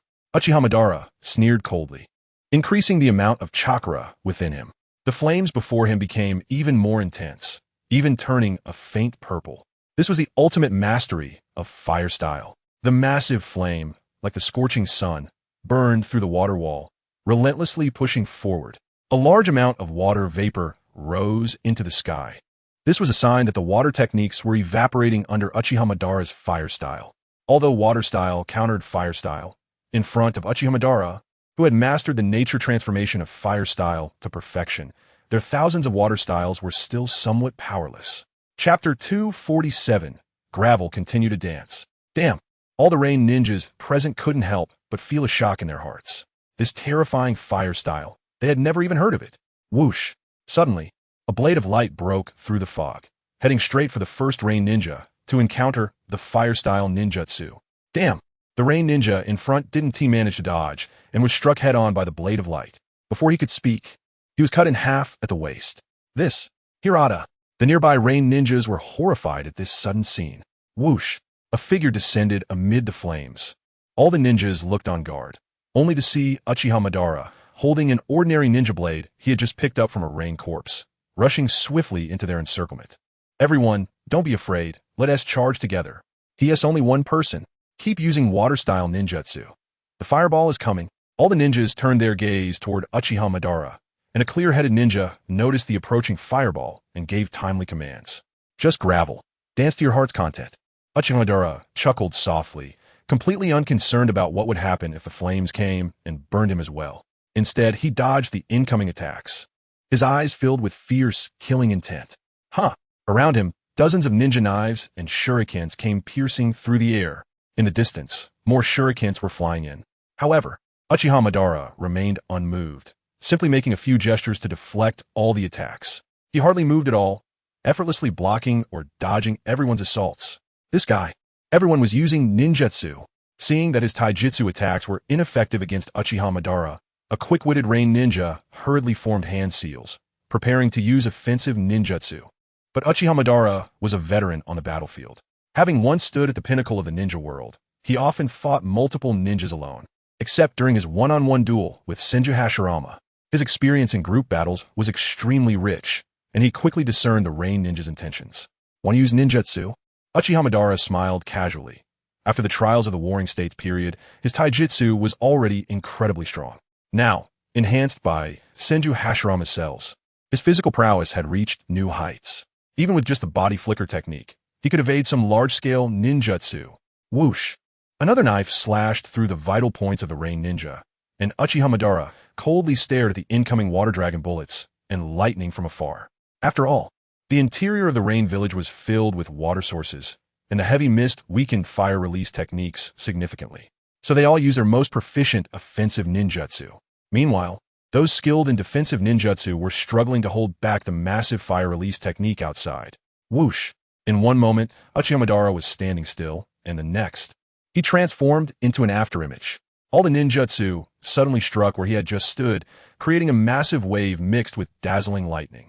The power was decent. Uchiha Madara, now standing on a nearby peak after using the body flicker technique, nodded in appreciation at the power of the ninjutsu. I can't hold on. At the same time, the Rain Ninja who was sustaining Uchiha Madara's recently released fire release technique could no longer withstand the flames he had unleashed. The layer of water curtain ultimately broke apart, turning into a shower of water droplets. This is bad, everyone exclaimed as a large gap opened in the water curtain, allowing the flames to surge in like a hungry tiger. We're gonna die. The frontmost Rain Ninja had already sensed the terrifying temperature of the flame through the water curtain. Now, facing the flames directly, he felt that this ninjutsu was extraordinary. Water release. Water barrier. Just as he closed his eyes, preparing to accept his fate, a familiar voice that made him tremble echoed in his ears. At the same time, the water droplets that had scattered into the air began to gather, forming a thick water wall along with the light rain falling from the sky. Lord Nagato, the surviving Rain Ninja, exclaimed in surprise upon seeing the figure beside him. What terrifying fire release. However, Nagato's expression was even more serious than usual, and his chakra was surging within him. Even with the surrounding environment, the water release ninjutsu could not counter the flames. The ninja who used such a fire release technique. Who on earth were they? Nagato prided himself on being among the best in water release, but under this flame, he was significantly inferior in both range and power. That kid. On the peak, Uchiha Madara looked down and, with his excellent eyesight, immediately noticed the differences in the ninja who was desperately resisting the flames. That guy looked quite familiar. Red hair, a gaunt face, and those familiar purple eyes. Nagato was actually on this battlefield. Uchiha Madara brushed off some dust from his armor. He hadn't expected that his probing attack would inadvertently hit Nagato. It seemed that his pair of Rinnegan was indeed on him. He had long ago planned for Nagato, implanting his Rinnegan into Nagato's body, and then using Uchiha Obito's hand to control him, leveraging the power he left for Nagato to capture the tailed beasts. Ultimately, he intended for Nagato, who possessed the Rinnegan and was adept in the outer path, Samsara technique, to serve his final purpose of reviving him. But now, many things had gone wrong. Nagato, who should have been on his side, was now on the opposing side. But that's fine. It's more reassuring to execute the plan myself. Whoosh! Just as Nagato was struggling to hold on, a figure suddenly flashed beside him and kicked him hard. Who? Before Nagato could turn around, he was violently kicked away. Poof! Nagato spat out a mouthful of blood, feeling the intense pain radiating from his back, incredulously looking at the spot he had just been. A black-haired ninja, wearing red armor, stood there with arms crossed, watching him as he flew back. His physique, nourished by the Rinnegan and supplemented by the Uzumaki clan's exceptionally resilient body, was already considered very strong in defense. Yet, with that one kick, he had almost lost consciousness. Even now, as he was being sent flying, he could still feel the burning pain in his back. His physique was unmatched even by some of the ninjas in the Rain Village who focused on body training. But now he'd been kicked away by that ninja so easily. Chapter 248, Nagato and Madara not bad. It seems the peaceful era hasn't made him complacent. Uchiha Madara coldly stared at the flying Nagato, thinking to himself. The kick he had just delivered used nearly 30% of his strength. It was enough to kill a ninja focused solely on taijutsu in a single blow. But Nagato seemed to have only suffered some superficial injuries, spitting out a bit of blood. After all, he was a child who had experienced war, and in times of peace, he would work even harder to train, to prevent tragedy from striking again. However, regardless, the Rinnegan on Nagato was not awakened by him. He lacked the Uchiha bloodline. So while the Rinnegan granted him the ability to master various ninjutsu and the capacity to excel in the six paths, it also posed a significant burden on his body. Thus, his mobility was still limited compared to his other abilities. Whoosh! Uchiha Madara's figure disappeared again, heading straight for Nagato, and the flames surged in after Madara left. The Rain Ninjas, seeing the flames break through their defenses, panicked and began to flee. Bang! Before Nagato could say anything to organize everyone, another heavy punch came at him. Cough! Nagato quickly crossed his arms to block the attack. However, Uchimadara's power was too overwhelming, driving Nagato deeply into the stone wall behind him. His strength was still too weak. Uchiha Madara quietly lamented. After saying that, a strange red light flashed in his eyes. He activated his eternal Mangeki Sharingan. After all, Nagato's eyes belonged to him, and he had left some backup plans here. What are you going to do? Only now did Nagato awaken from the recent punch, looking warily at Uchiha Madara, who was so close as he silently thrust his hand, crackling with lightning, directly at him. How foolish! Uchiha Madara gazed at Nagato's face, not even glancing at the approaching lightning, lightly twisting his body to evade the hand, and then firmly pressing down on Nagato's wrist, preventing him from advancing even an inch. Nagato's expression changed in shock, and then he attempted to use his other hand to release a jutsu. To stay quiet here, Uchiha Madara sighed lowly and pressed down hard on Nagato's other restless hand. Damn it! Nagato was about to spit at Uchiha Madara fiercely, wanting to use Shinra Tensei to push him away, but unexpectedly found that he couldn't use Shinra Tensei at all. Kurizetsu, are you still waiting? At this moment, Uchiha Madara suddenly stopped staring at Nagato and shouted towards the empty space behind him. Suddenly, a black humanoid creature appeared on the ground in Nagato's astonished gaze. It looked like a darker version of Zetsu. It leaped into Nagato's body. Ugh! Nagato felt his body suddenly become uncontrollable. He wanted to resist, but Uchiha Madara's hands were pressing him down firmly, making it impossible for him to fight back. Even the vast chakra within him stopped moving like a docile little sheep under Uchiha Madara's control. What is this thing? Nagato stared fiercely at Uchiha Madara, his Rinnegan filled with anger. He could feel that half of his body seemed to be possessed by something and was no longer under his control. If he turned his head now, he would see that Kurizetsu had merged into his body, and half of his surface now bore the shadow of Kurizetsu. Let's get started quickly, Uchiha Madara urged, using his pressure to suppress Nagato. Yes. Suddenly, Nagato responded. He was greatly shocked. He had no intention of answering at all, but his body moved involuntarily. Lord Madara, I need some chakra. Suddenly, Nagato's lips opened and closed again. Okay. Uchiha Madara slightly relaxed his pressure, and Nagato clearly sensed that he could now use some simple jutsu. This guy, does he have some incredible sealing technique? Although he could use jutsu now, Nagato did not believe he could escape using these simple techniques. The ninja before him gave him a mysterious and unfathomable feeling. He had only felt this before in NingFeng. So, this ninja should be on the same level as NingFeng. Although he didn't know what they were going to do, they probably wouldn't kill him in the short term. Heh. Nagato's mouth once again let out a cold laugh uncontrollably. He recalled Kurizetsu merging with him, and suddenly thought of something. He struggled desperately against Uchiha Madara's pressure, lowering his head to look sideways. Half of his body had already manifested a black, writhing substance, just like Kurizetsu from before, looking extremely eerie. What is this? Before he could finish, he suddenly formed hand seals uncontrollably. This jutsu, Nagato felt his chakra operating in a special way, his face turning pale as he thought of something terrible. The seventh ability of the Rinnegan, Outer Path, Samsara. It can be used to bring back to life those who haven't been dead for too long. Although the conditions for activation are harsh, it is still a very powerful ninjutsu. The technique to revive the dead simply by consuming chakra is also a terrifying forbidden technique. But now, along with the familiar chakra flow of the Samsara technique, there was not just chakra, but also a large amount of his own life energy. His red hair was also gradually fading from the tips to the roots. Damn it, Nagato's body was also gradually becoming weaker. The Uzumaki clan's ninjas are mostly long-lived individuals with strong life energy and robust physiques. Therefore, their chakra and lifespan greatly exceed that of ordinary people. But now, the technique he was using was almost draining his life energy. What on earth is going on? Nagato coughed softly, stammering as he spoke. Meanwhile, the luster on his face continued to fade, and his skin gradually became wrinkled, time rapidly passing over him. At the same time, the dirt on Uchiha Madara's body was constantly dispersing, and the cracks on his face were gradually healing. Some of the cracks on his body were also gradually fusing together, and waves of astonishing chakra were continuously emanating from him. What is this? Nagato looked at Uchiha Madara, who was undergoing a transformation, with a face full of age and lifeless eyes. Chapter 249, The Revived Hero. This is... Uchiha Madara lowered his head, his eyes filled with excitement as he looked at his hands, feeling the surging power within his body, different from that of the Edo Tensei. At the same time, he released his grip. Nagato's weakened state no longer required him to suppress.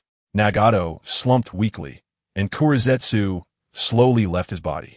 He felt a wave of emptiness within him, different from the usual chakra exhaustion, but more like life reaching its end. What is happening?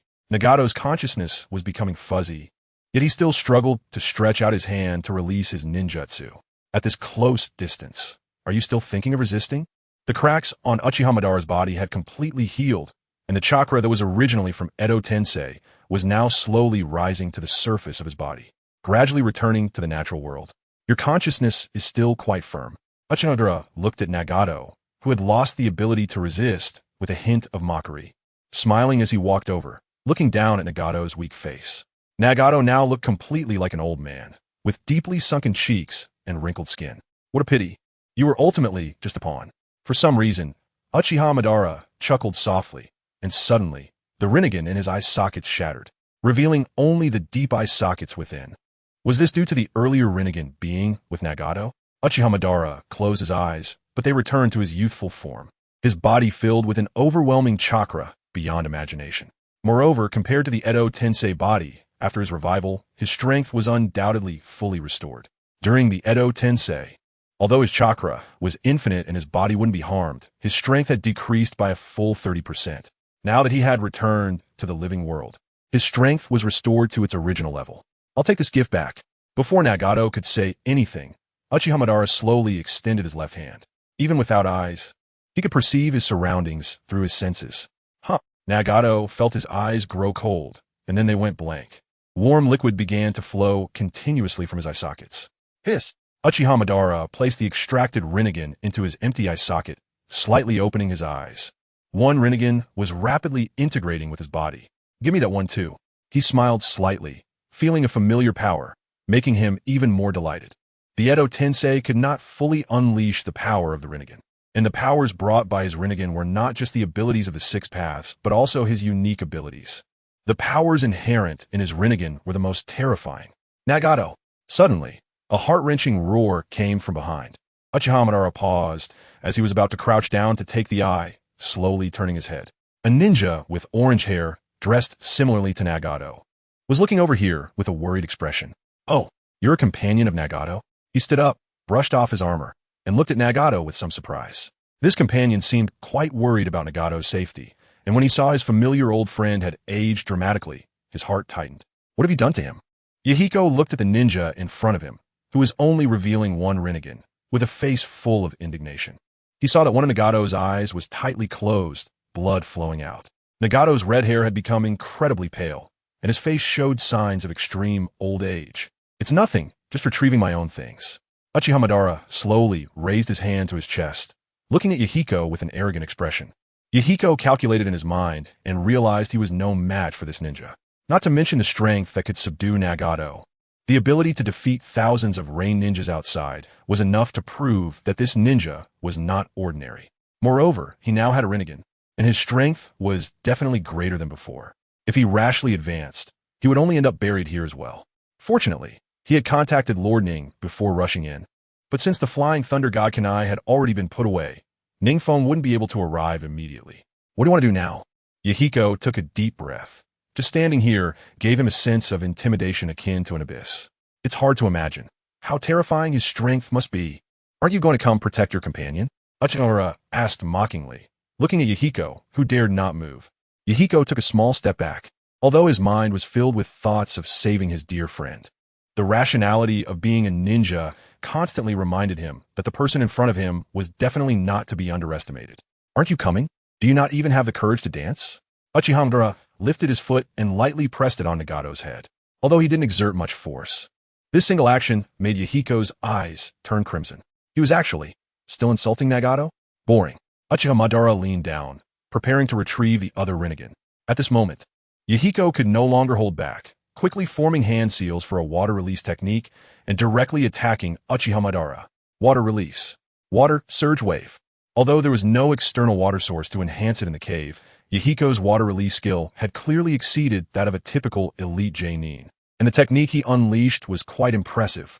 Interesting. Uchiha Madara raised the corner of his mouth slightly upon seeing Yahiko's ninjutsu. Now that his strength had returned to its peak, his sense of mockery was even stronger. With few rivals in the ninja world, he felt the unpredictability of life. Whoosh. Suddenly, the fierce wave of water reached Uchiha Madara, only to vanish as if it had encountered an invisible black hole. What happened? Yahiko was stunned. His ninjutsu had just disappeared without a sound. This was the first time he had seen such a situation with another ninja. Nagato did have this ability, but you can already use the Rinnegan's powers? Yahiko thought of a possibility and suddenly turned pale as he asked. Uchiha Madara looked at Yahiko with a surprised expression and slowly reached for Nagato's other eye. Didn't I just say, I'm here to retrieve my own things? And is it surprising that I'm familiar with my own things? Whoosh. Suddenly, a kunai wrapped in flickering lightning shot toward Uchiha Madara's vital point. Chapter 250. The first clash with Six Paths Madara. Uchiha Madara's Rinnegan was fixed on the kunai that was almost thrown from a blind spot, and the corner of his mouth curled up in amusement. This kunai throwing technique is quite superb. Not only was the chakra attached to the kunai impressive, but if he dodged this kunai, it would also destroy the Rinnegan on Nagato's body behind him. The kunai pierced into his body, and blood gushed from Uchiha Madara's hand. Lord Ning. The sudden change made Yahiko overjoyed as he looked at the familiar figure walking slowly from the cave entrance, exclaiming in surprise, I didn't expect. You actually got the Rinnegan. The person walking over was NingFeng, who was now looking warily at Uchiha Madara, who was ignoring his wounds and retrieving the other Rinnegan. Truly a strong warrior from the Warring States period, he made a decision in an instant. A wounded body can be healed, but there is only that one pair of Rinnegan. If that kunai hit the Rinnegan on Nagato, he would only have one eye left. The power that one Rinnegan and two Rinnegan could unleash differed greatly. Uchiha Madara was now pressing the second Rinnegan into his eye socket, looking up at the young ninja in front of him who gave him an infinite sense of familiarity. He wore a simple black god robe with clean, neat black long hair. He carried two top blades on his back and a familiar fan. His ethereal aura, handsome appearance, and upon closer inspection, one would not think he was a peak ninja in today's ninja world. They would only see him as a down-and-out, wandering warrior. I didn't expect our first meeting to be in this way. NingFeng shrugged, extending his right hand to draw the Kusanagi sword from his back. Uchiha Madara. No need for unnecessary words. Come at me. Yahiko, step back. NingFeng gestured for Yahiko, who was watching from the side, to retreat. Even though Yahiko was already an elite J-nin level ninja, the aftermath of a battle between two super shadow level opponents was enough to kill him. Yahiko nodded in understanding and hurriedly retreated. As for Nagato's safety, he knew NingFeng must have it under control. The two remaining individuals faced each other, sizing each other up. One was the strongest Uchiha from the Warring States period. The other was the strongest Uchiha of the current peaceful era. Their auras were completely different, yet they could sense the same meaning in each other's eyes. That is a battle for supremacy. Fire release. Great fireball technique. Nagato's light cough suddenly echoed in the narrow cave, and seeing Uchiha Madara's expression falter slightly, NingFeng clapped his hands and launched a sharp offensive first. Interesting. Uchiha Madara was just about to open the defense of the Hungry Ghost Path when he noticed the kunai he had just blocked was subtly emitting spatial fluctuations. He reacted quickly and jumped out of the confined space. Sure enough, the moment he leapt out of the cave, the kunai that had just pierced his body and was pulled out flashed with NingFeng's figure wielding a blade. NingFeng grabbed Nagato, and the great fireball behind him was already upon them in an instant. He opened the protection of the Hungry Ghost Path, absorbing the great fireball behind him. Yahiko, take Nagato and get out of here quickly. NingFeng's figure flashed to Yahiko's side, handing the already weakened Nagato to him, and spoke with a serious tone. All right. Yahiko took over Nagato, and NingFeng continued. Quickly get all the rain ninjas away from the battlefield. The further away, the better. Bang! Before he could continue, Uchiha Madara's offensive arrived as expected. Fire release. Dragon Flame Song Technique. As Uchiha leaped into the air, his chakra surged wildly within him, and he opened his mouth to unleash 5 extremely terrifying fire dragons that charged towards NingFeng from different directions. Wheel of Judgment. At the same time, Uchiha Madara's unique ability, the Wheel of Judgment, was activated. 5 figures that only NingFeng could see quickly dispersed from Madara's side and rushed towards him. Dragon Flame Song Technique. NingFeng's lips curled slightly. In fact, their battle was not life-threatening at this moment. Both of them possessed the Rinnegan, and with the Hungry Ghost Path, they could absorb all ninjutsu. Thus, the ninjutsu attacks they unleashed were merely feints, with the real attacks coming from other techniques. Moreover, with the Rinnegan, he could also see Madara's 5 figures within the Wheel of Judgment. This ability of Uchiha Madara was terrifying for ninjas without the Rinnegan, who couldn't see his 5 clones. Just imagine, when facing Uchiha Madara, there are always 5 nearly shadow-level ninjas attacking you that you can't see. How terrifying is that? Shinra Tensei.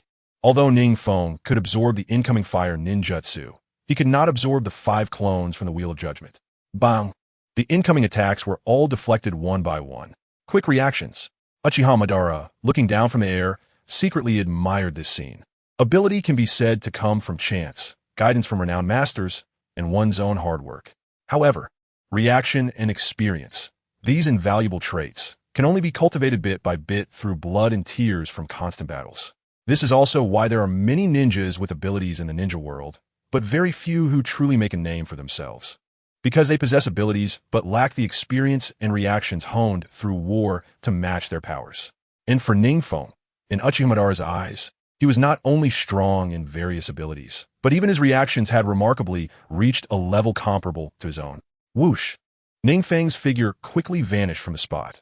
Continuing the feigned attacks would yield no results. To quickly determine the outcome, he had to engage in close combat. Dare to close in? A smirk appeared on Uchiha Madara's lips. His body, enhanced by Hashirama's cells, had become extremely terrifying. He had already reached the peak of physical techniques in the ninja world, and with the enhancement from Hashirama's cells, his physical prowess had undoubtedly reached new heights. However, did NingFeng not have confidence in his own physical techniques? With the Rinnegan, a body surpassing Hashirama's cells, and reflexes honed through the Flying Thunder God technique, NingFeng's close combat skills had also reached the pinnacle of the ninja world. Chidori Blade. The Kusanagi sword in NingFeng's hand emitted a soft bird-like cry, and the flickering lightning illuminated Uchiha Madara's gaunt face. Chapter 251. Clash of Susanoo. Interesting. Uchiha Madara observed the long sword in NingFeng's hand, which became sharper under the amplification of lightning chakra, and he chuckled softly. The injuries from the kunai that NingFeng had thrown were gradually healing. Wheel of Judgment. The 4 shadows that had just entered his body suddenly flickered again. As a fellow Rinnegan user, NingFeng naturally sensed Uchiha Madara's Wheel of Judgment ability. However, Uchiha Madara knew nothing about NingFeng's Rinnegan abilities. The greatest reliance in ninja battles is intelligence. NingFeng was well aware of Uchiha Madara's past, even his childhood. He understood various abilities thoroughly. However, Uchiha Madara's understanding of NingFeng was only based on snippets from Kagaya and Uchiha Bido. His grasp of NingFeng's abilities was merely a rough guess. As for how powerful he truly was, he could only find out through continued probing. Your Sharingan is a Rinnegan. Uchiha Madara, while continuously evading NingFeng's storm-like attacks, marveled. Clearly the Rinnegan enhances ninjutsu power, yet your movements are so agile. It seems you've undergone considerable training. You don't need to judge that relic of the old era. NingFeng replied with a sarcastic smile, feeling that Madara had already been suppressed to this extent, yet still spoke to him in a critical tone. Arrogant Junior. Uchiha Madara's gaze sharpened. It had been a long time since he had encountered such a reckless youth. Swish! Another strike slashed through, leaving a shallow wound on Uchiha Madara's body. In this peaceful era, a monster like you actually emerges. Uchiha Madara, despite the knife wound, spoke in a tone of admiration. NingFeng's strength exceeded his imagination. It seemed there were reasons why Uchiha Bido could not advance his plans. A guy like this, even the Warring States period, would be one of a kind. Only he and Hashirama could contend with him, right? Susanoo. Although Uchiha Madara's recovery ability was enhanced through the transplantation of Hashirama's cells, it was not like Edo Tensei, which could completely ignore attacks. He also needed time to recover. Furthermore, NingFeng's physical techniques now made him somewhat wary. He currently had no suitable weapon at hand. Fighting barehanded was truly not a match for NingFeng. Therefore, he had to use his most proficient Susanoo. In the history of the Uchiha clan, Uchiha Madara was one of the earliest ninjas to activate Susanoo. He had researched this technique thoroughly. Since his opponent was NingFeng, who put considerable pressure on him, Uchiha Madara immediately unleashed the complete form of Susanoo. A terrifying pressure instantly enveloped NingFeng, towering over 100 meters high. The nearly corporeal blue warrior wielded a sharp blade, his expression solemn. Uchiha Madara's chakra was extremely vast, and the complete Susanoo, which had materialized, was also quite terrifying. The giant warrior, over 100 meters tall, seemed poised to pierce through the heavens and earth, with Uchiha Madara looking down from the warrior's head at NingFeng. He had the capital to be proud, as he was the first to activate complete Susanoo. He was also the first to refine Susanoo to such terrifying levels. Now, with the Rinnegan activated and Hashiruma's cells transplanted, the chakra within him was even more formidable. The power of Susanoo, once solidified, became even more astonishing. Susanoo? Interesting. NingFeng, upon seeing this, was not flustered. He was merely surprised that Uchiha Madara had activated Susanoo so easily. Upon reflection, it was indeed the case that two Rinnegan-wielding ninjas could only rely on such large-scale ninjutsu to determine the outcome. Regardless of ninjutsu, jinjutsu, or taijutsu, it was difficult for them to distinguish superiority in a short time at their level. At the level, their abilities were closely matched. NingFeng also gave up on the idea of continuing to duel with Uchiha Madara in taijutsu and ninjutsu. His eyes widened slightly. At the same time, his chakra rapidly transformed into ocular power, and a massive golden aura surged and rolled. Just as Uchiha Madara, controlling Susanoo, raised the giant blade, he saw a giant, even taller than his Susanoo, radiating a dazzling golden aura. With its left hand holding a gourd and its right hand holding an intangible mirror, suddenly rise. This is the sacred treasure's Kusanagi sword and Yata mirror? Uchiha Madara's eyes widened slightly, looking at the golden warrior in front of him with surprise. Without discussing why this Susanoo is taller than his own, just these two spiritual weapons are enough to shock him. These two spiritual weapons are famous for their capabilities: the Ten-Fist Sword, which is said to seal everything, and the Eight-Span Mirror, which can reflect all attacks. However, Uchiha Madara also knows that these rumors are exaggerated. Just based on the slow speed of the Ten-Fist Sword, any ninja specialized in speed at the shadow level would avoid it. As for the Eight-Span Mirror, although its defensive power is indeed as astonishing as the legends say, the range of the Eight-Span Mirror is not large. It only covers about 1/3 of NingFeng's Susanoo. Whoosh! NingFeng, inside his Susanoo, manipulated the Ten-Fist Sword and fiercely thrust it towards Uchiha Madara. Susanoo, twin sword dance of flames. Uchiha Madara narrowed his eyes, and the blue samurai immediately drew two long swords from his waist to meet the attack. As the blades clashed, the ground beneath them erupted with tremendous noise. The terrifying force shattered the earth. The aftermath stirred up countless dust, enveloping the two who were locked in a standoff. Eight-Span Jewel. At the same time, two hands suddenly extended from behind Uchiha Madara's blue giant, slightly opening and continuously launching large, light blue triple jewels towards the golden Susanoo. NingFeng quickly took out the Eight-Span Mirror to defend against them one by one. Simultaneously, the wings on the back of his golden Susanoo spread wide. Flying into the air, an aerial battle, Uchiha Madara looked with interest at NingFeng, who was flying into the air and spread his wings to follow suit. It had been a long time since he encountered such an evenly matched opponent. After a fierce exchange, the long-dormant fighting spirit within him was awakened once again. Swish! Just as Uchiha Madara's Susanoo flew into the air, he was met with a downward slash. The terrifying blade aura carried enough force to slice through ordinary ninjas. Uchiha Madara crossed his swords to block. The force was so great that it drove his blue samurai's feet deep into the ground by several meters. Half of his foot was already deeply embedded in the earth. Chapter 252, Outer Path Demon Statue. This guy. Uchiha Madara's mouth slightly curved upwards. He did not expect NingFeng to utilize the advantage of being above to maximize the power of this slash. He had not managed to defend against this blow in time. Interesting. Truly interesting. After Hashirama, someone like you has appeared. A manic smile appeared on Uchiha Madara's face, and the slashing of his Susanoo became even more reckless. His fighting style disregarded the damage he was taking. Susanoo has incredible defensive power, but after being damaged. It requires a lot of ocular power to repair. This way of fighting is completely not worth the cost. This guy, NingFeng, certainly did not intend to clash head-on with Uchiha Madara. He just wanted to test Uchiha Madara's strength and had no plans for a life-and-death struggle. At this level, they had both unlocked their complete Susanoo. Killing each other was impossible without several days of effort. Fire style. Great fireball technique. Suddenly, NingFeng's golden samurai formed hand seals, and a massive wave of flames capable of scorching the heavens erupted from the mouth of the Susanoo, which was over 100 meters tall. A complete Susanoo can cast techniques corresponding to the hand seals of the user. This great fireball, enhanced by the Susanoo and the Rinnegan bloodline, far exceeded an ordinary S-rank forbidden technique. Fire style. Great fireball technique. In the rush, Uchiha Madara had little time to react and could only form seals to release the same ninjutsu as NingFeng. The two waves of flames collided directly inside the Susanoo. Their hungry ghost realm shields could not extend outside the Susanoo. Therefore, the clash of ninjutsu completely depended on their ninjutsu mastery.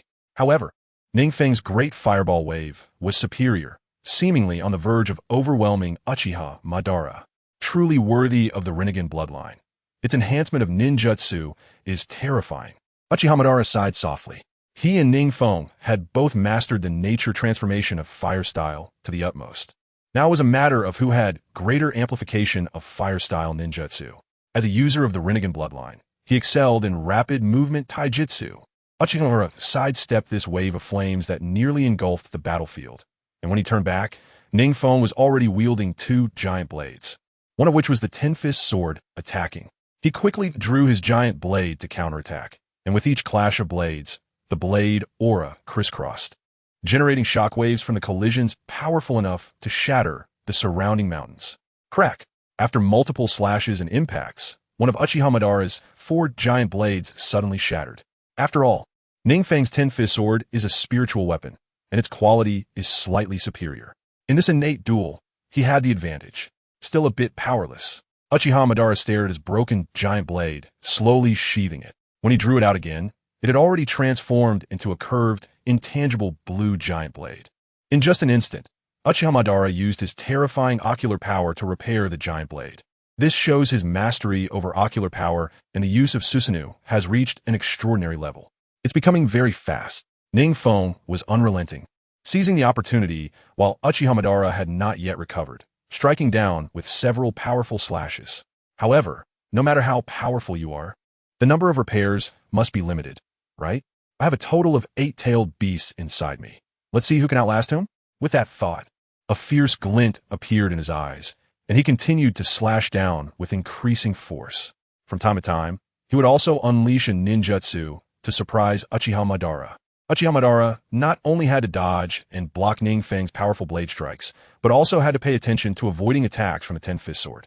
Although he was skeptical about whether the Ten-Fist sword could seal Susanoo, he did not dare to take that risk. If Susanoo were really sealed, he would not be able to generate so much ocular power out of thin air in a short time. What's wrong? Why don't you look as impressive as before? Come on, keep dancing. Let me see the power of the former Uchiha's #1. While fighting, NingFeng's verbal attacks continued. Pressing Uchiha Madara was not enough. He aimed to strike a strong blow to both Uchiha Madara's body and spirit. Uchiha Madara is a person with a very strong sense of pride. Hearing NingFeng's words coming from his Susanoo, his expression slightly darkened. However, the current situation was that he had been completely suppressed. He couldn't win in taijutsu, couldn't win in Susanoo, and couldn't win in ninjutsu. This junior in front of him seemed to be an all-round existence, excelling in every aspect. Damn it. If it weren't for the fact that he hadn't sealed the remaining tailed beasts, why should he be caught in such a bitter battle? He suddenly thought of his outer path demon statue, which still had 8-tailed beasts unsealed, and couldn't help but curse inwardly. Sumanin technique. Uchiha Madara thought of this, and suddenly formed hand seals, and a strange creature with 10 tails and a single eye abruptly appeared on the battlefield. This creature was as towering as Susanoo. Roar. This creature is the outer path demon statue. It let out a series of roars, and several branches on its shoulders emitted lightning. Then, lightning suddenly descended from the sky. Outer path demon statue. NingFeng was slightly surprised to see the creature summoned by Uchiha Madara. After all, having only sealed one two-tails beast, it would undoubtedly be a pipe dream to unleash any significant power. Even the Susanoo of NingFeng would not suffer any loss. Boom! The outer path golem lay on the ground, continuously letting out roars. The number of lightning bolts around NingFeng was also increasing, and dark clouds in the sky were continuously gathering towards him. He could actually manipulate the lightning in nature. NingFeng looked at the actions of the outer path golem with some surprise and manipulated his Susanoo to rise and interrupt it. Although these lightning strikes had minimal impact on him, the sheer number would still hinder his movements. This should make things easier, right? Orochimaru thought to himself, thrusting the long knife in his hand straight towards NingFeng. Meanwhile, the roars of the outer path golem continued to echo across the battlefield, just like the lightning above, resonating throughout this vast and desolate battleground. Wait, this weather. NingFeng was being held by Orochimaru and constantly disturbed by the lightning power of the outer path golem, feeling quite annoyed. Suddenly, he thought of a jutsu that was quite suitable for this weather. As long as he released this technique in the form of Susanoo, the resulting effect would definitely be catastrophic.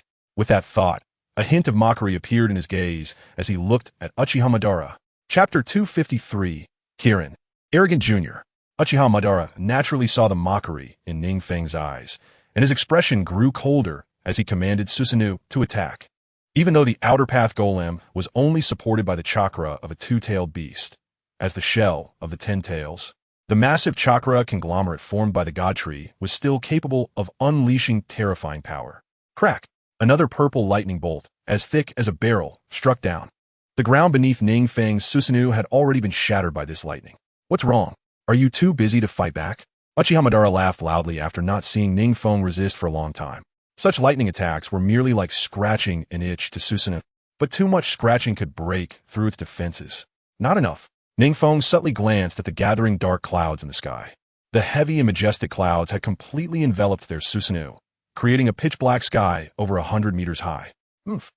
Uchiha Madara sneered inwardly as he saw NingFeng remain calm and continue to defend.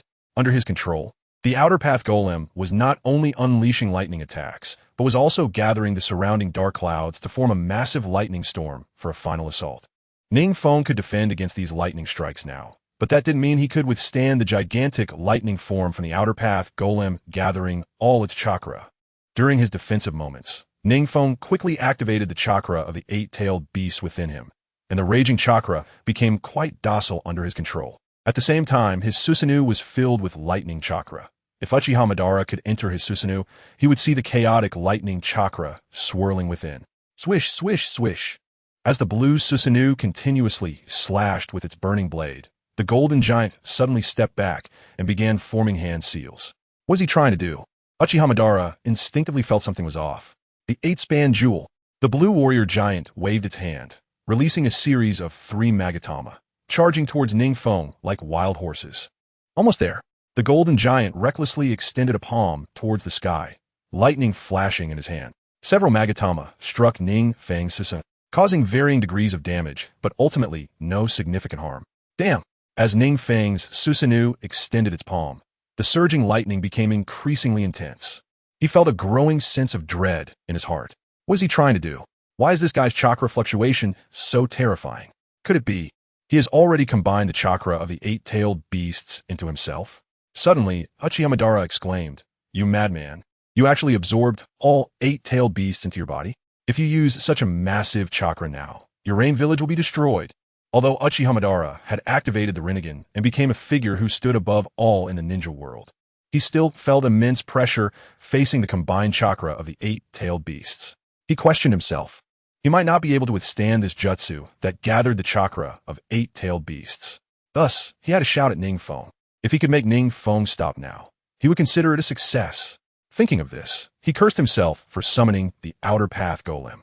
If it weren't for this golem, NingFeng wouldn't have been pushed to his limits. The rain village? It can be rebuilt if destroyed. Compared to you, what's the loss of a mere ninja village?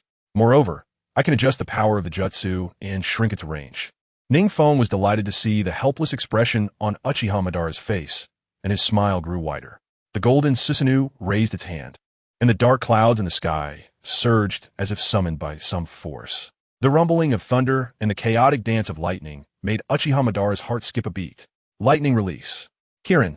The lightning glimmering from the golden Susanoo's hand pulled at the lightning in the sky, gradually forming a beast-like shape made of purple lightning in the air.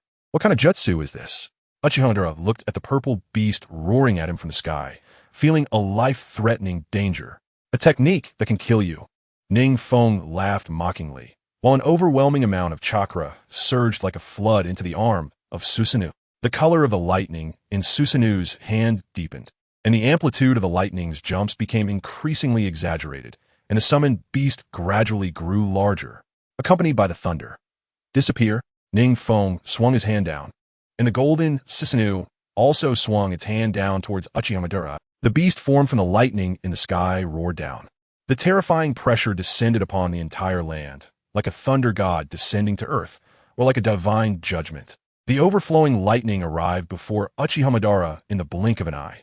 Boom! The sky full of lightning instantly enveloped Uchiha Madara's Susanoo. Even the outer path golem nearby stopped its actions, staring blankly at this shocking scene. What happened over there?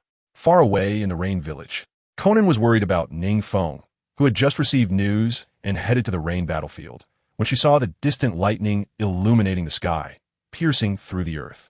That should be in the direction of the Rain battlefield. Suddenly, she thought of something, her face turning pale. Lord Feng, please be safe. Don't worry, Sister Conan. At that moment, a small figure beside her tugged at her clothing and said in a sweet voice, Brother Feng will definitely be fine. That's true. Lord Feng always manages to amaze us. Remembering NingFeng's various performances in the past, her long-suspended heart finally relaxed.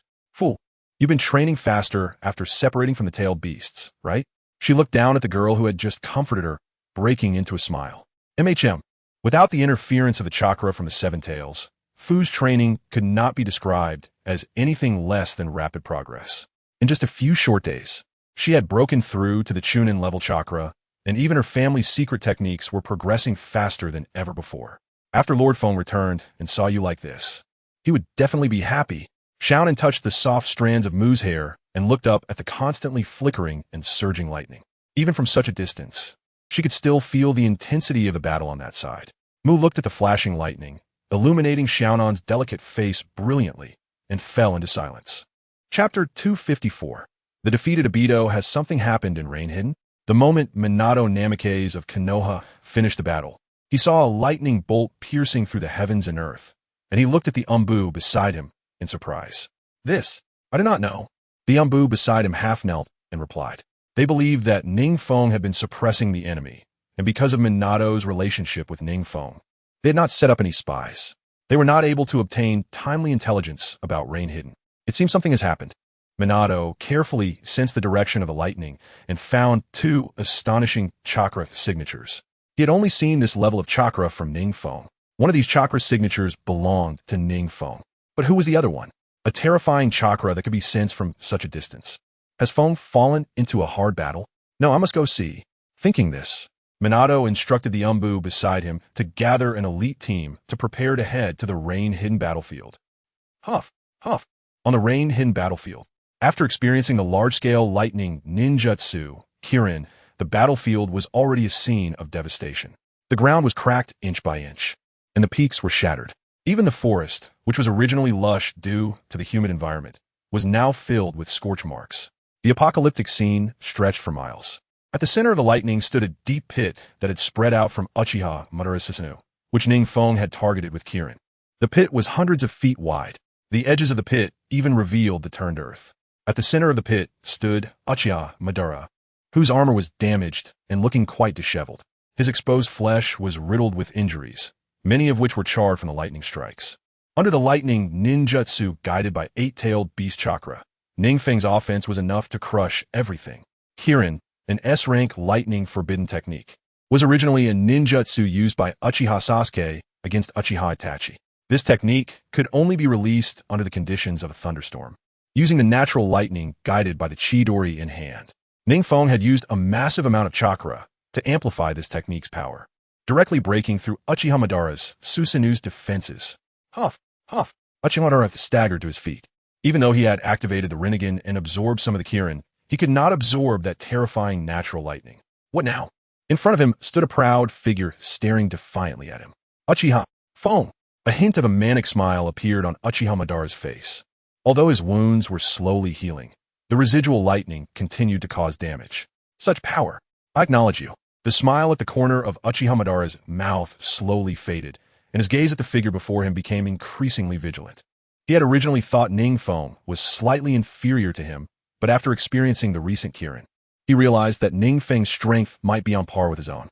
A ninja with such power could make him take notice? Oh, still putting on a brave front? The figure in the dust sneered, slowly stepping out of the mist, his pair of Sharingan coldly observing Uchiha Madara. Whether in the original work or now, Uchiha Madara had always been one to talk tough.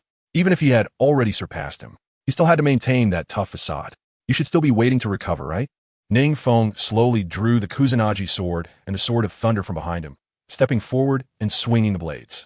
The two swords flashed with dazzling lightning, clearly infused with a large amount of lightning chakra. These two ninja tools, which were already divine weapons, became even sharper with the infusion of lightning chakra.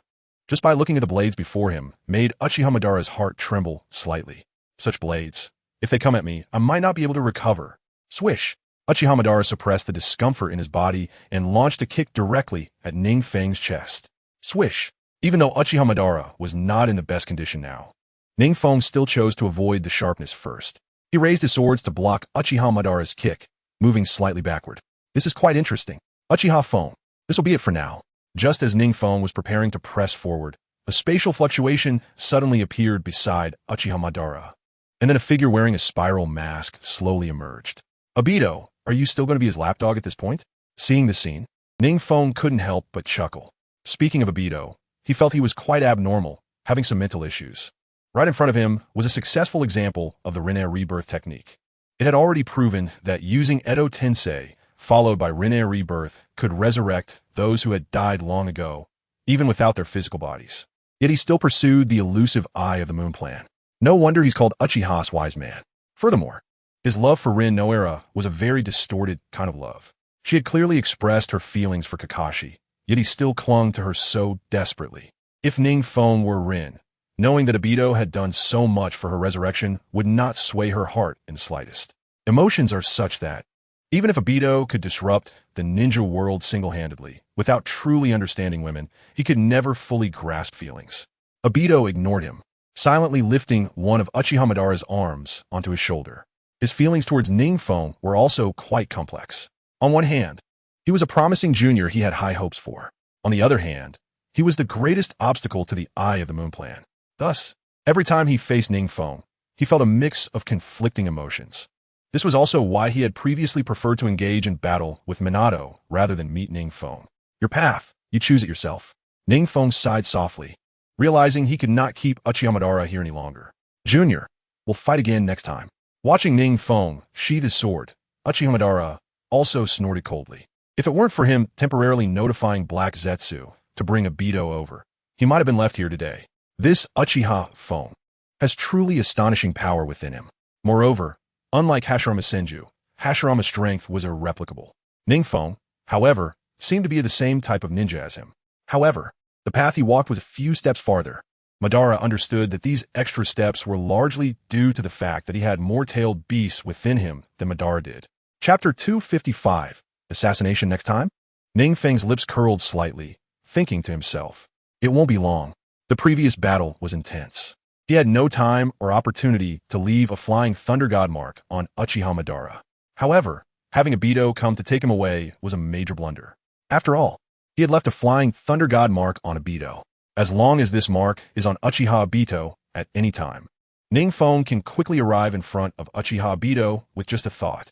After about 2 breaths, NingFeng prepared to sense the flying thunder god mark on Obito's body. Whoosh! NingFeng's figure instantly disappeared from the battlefield.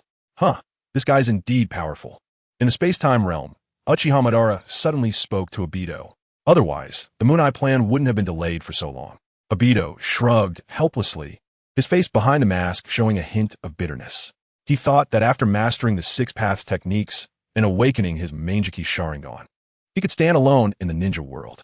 However, he unexpectedly encountered a freak like NingFeng, who was clearly not on the same level as him as a ninja. Moreover, their ideologies were in conflict. This led Uchiha Obito to encounter obstacles everywhere with NingFeng. The two quickly arrived at a cave on the outskirts of Amigakure, which served as a temporary base they had established earlier. Huh.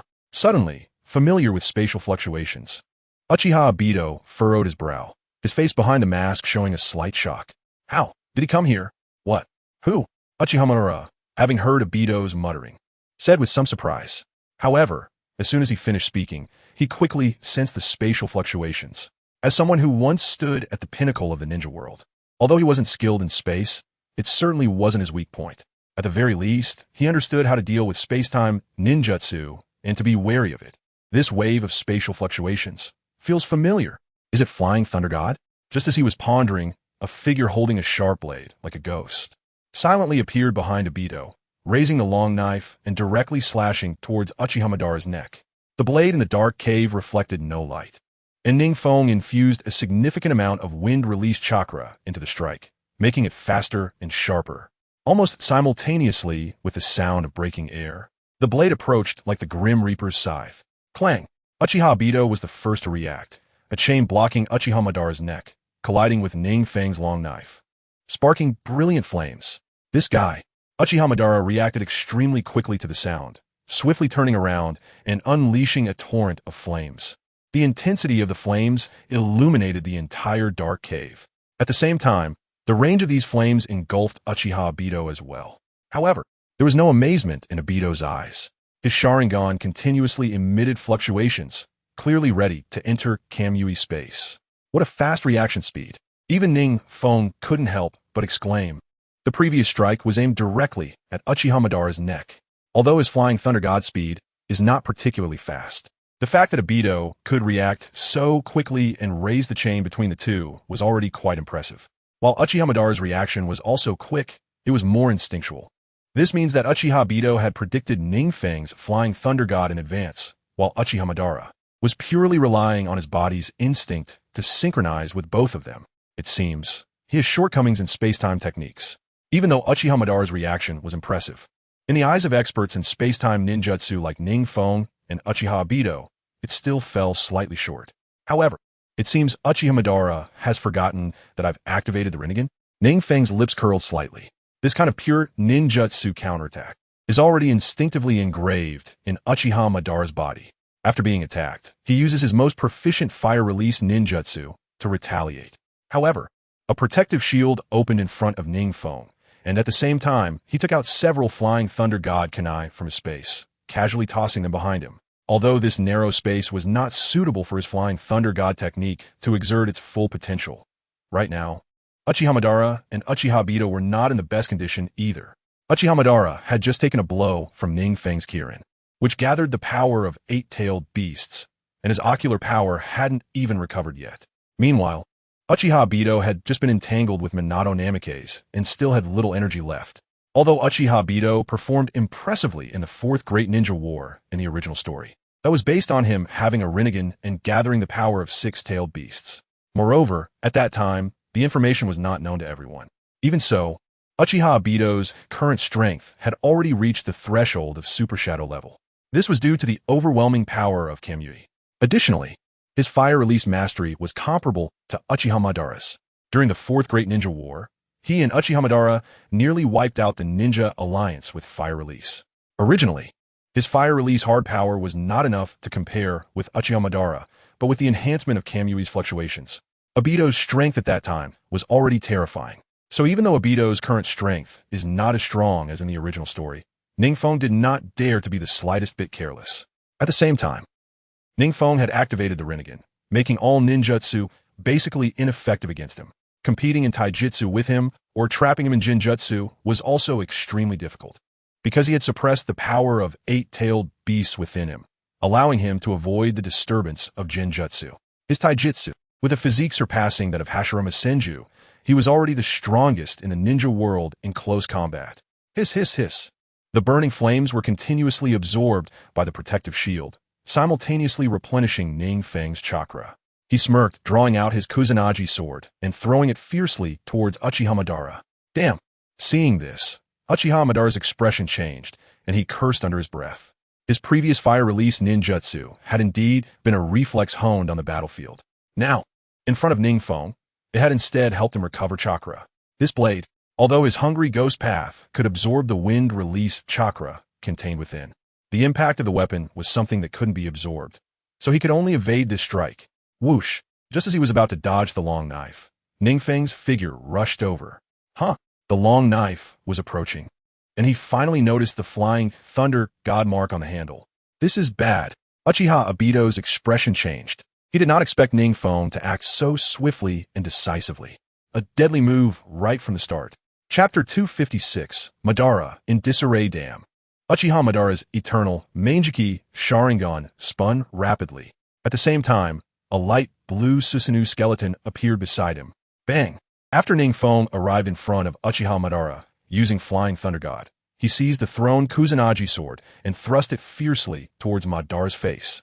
Although Uchiha Madara's ocular power was insufficient to support the complete form of Susanoo, he was entirely capable of using the most basic Susanoo skeleton for defense. Foolish. NingFeng's slightly closed eyes finally opened. Uchiha Madara looked in amazement at the vertical lines rising in NingFeng's eyes. This is Sage Mode? How could this kid enter Sage Mode instantly like Senju Hashirama? What he didn't know was that NingFeng had cultivated Sage Chakra through shadow clones. This method allowed NingFeng to enter Sage Mode in an instant.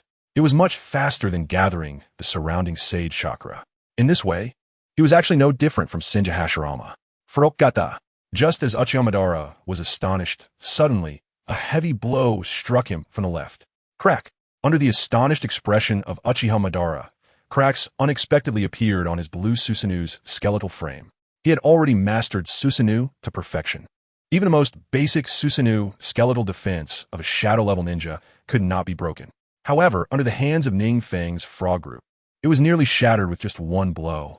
This kid can actually enter Sage Mode in an instant, and he cannot recklessly absorb Sage Chakra.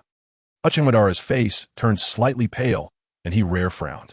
He knew that if he absorbed NingFeng's Sage Chakra, he would not be able to control it. Unlike Hashirama Senju's Sage Chakra, he could sense that the Sage Chakra within NingFeng was extremely violent. If he absorbed it, he would definitely not be able to handle it. In a worst-case scenario, there might even be some adverse changes. Fire Style. Exploding Wind Dance.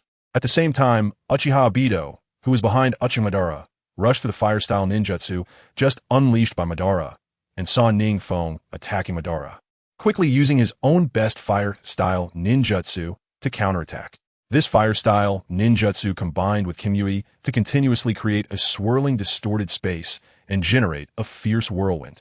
The massive vortex-like hurricane combined with flames formed a terrifying offensive, even more astonishing in this narrow cave. Obito seems to have hidden quite a bit too. NingFeng calmly stood up. In Sage Mode, his perception of danger had greatly increased. Even though the space was so narrow, he had already set up Flying Thunder God Kanai, allowing him to move swiftly within the cave. This Fire Style. Uchiha Madara's expression was not very good. This Fire Style enhanced by the Sharingan could not be absorbed by the Hungry Ghost Path. In other words, Obito's technique had wrapped both NingFeng and himself within it. Boom! The terrifying flames, accompanied by the hurricane, roared in, exploding in the cave. Three figures emerged from the dust. Sage Art. Great Fire Destruction. Fire Style. Dragon Flame. Song Technique.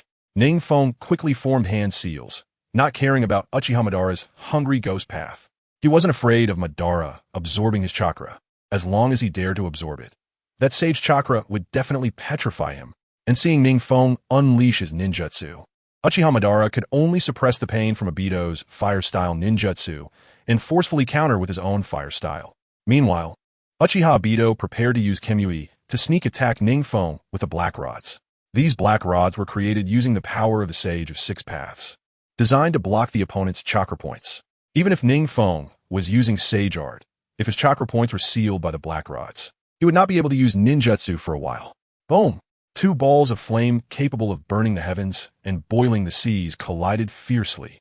To Obito's surprise, the Uchiha Madara, who was supposed to be the strongest in the ninja world and looked down on all existence, was actually at a disadvantage in the Fire Style clash. Was it true that what Madara said about being strong was a lie? But he was also a teacher who had taught him a lot. He must still have strength. What he did not know was that it was not that Uchiha Madara was too weak. Rather, NingFeng had become too strong, gathering the powers of eight-tailed beasts. He had cultivated various forbidden techniques and high-level ninjutsu, mastering multiple bloodline limits and blood inheritance. Not only did he have many means and be proficient in various techniques, but each one alone could dominate the ninja world. Such multifaceted integration had created the current NingFeng. Damn it, Uchiha Madara couldn't help but curse inwardly. NingFeng's flames were several times stronger than the ninjutsu he had released before. It was this few times that became the last straw that broke the balance between him and NingFeng. Whoosh, whoosh, whoosh. The raging flames came crashing down. Uchiha Madara's armor kept fluttering backward, and the flames in front kept advancing toward him, like the hellfire urging for his life. There was no time left. Seeing that Uchiha Madara was about to be unable to hold on, Uchiha Obito's heart tightened. If he didn't take action soon, Uchiha Madara might really be burned alive by this fire style. The black rods flew out, heading straight for several of NingFeng's major chakra points. Shinra Tensei. NingFeng was currently unleashing fire style and had no time to pay attention to the approaching black rods. An invisible repulsive force suddenly appeared beside NingFeng, and the black rods were deflected before they could get close. Is it the ability of the Rinnegan? A cold glint flashed in Obito's Sharingan, filled with malice. Damn it! Uchiha Madara could no longer hold on and leaped into the air to dodge NingFeng's fire style. Even with such a quick reaction, he was still burned by the fire style on several parts of his body. Where do you think you're going? NingFeng threw the Thunder God sword upward, and with a slight flicker in his eyes, the Flying Thunder God technique quickly activated, without a suitable weapon in hand. Originally, Uchiha Madara was most adept at using his family's artifact, the Flame Fan, but it had already been given to NingFeng by Obito. The spiritual artifacts and divine tools that NingFeng possessed now were countless. Ten Fist Sword, Eight-Span Mirror, Kusanagi Sword, Thunder God Sword, Flame Fan. Each one was a rare and precious artifact, and NingFeng actually possessed them all. Chapter 257. Retreat again after seeing NingFeng coming over, unarmed and with his chakra insufficient to unleash Susanoo. Uchiha Madara's face darkened as he created a black rod with his left hand to engage in hand-to-hand combat with NingFeng. Bang! After NingFeng flew over, he swung his sword to deflect Uchiha Madara's black rod, then punched him hard in the face. Uchiha Madara was sent flying. At the same time, his face felt a searing pain. Since his battle with Hashirama Senju at the Valley of the End, when had he ever felt such pain? Before he could think more, a mysterious rune gradually appeared on his face. It was the formula of the Flying Thunder God technique. Not good. At the moment he sensed the chakra fluctuation on his face, he felt that something was wrong. NingFeng suddenly flickered in front of him, who was still flying backward, and slammed down with a heavy punch. Bang! Uchiha Madara quickly crossed his arms to block the punch. To his surprise, the force of this punch was so great that it sent him crashing toward the ground. Such terrifying strength? Uchiha Madara felt as if his arm bones were about to shatter, looking incredulously at the figure in the air. He had already transplanted Hashirama cells, and his body had been strengthened. NingFeng's punch nearly pierced through both of his arms.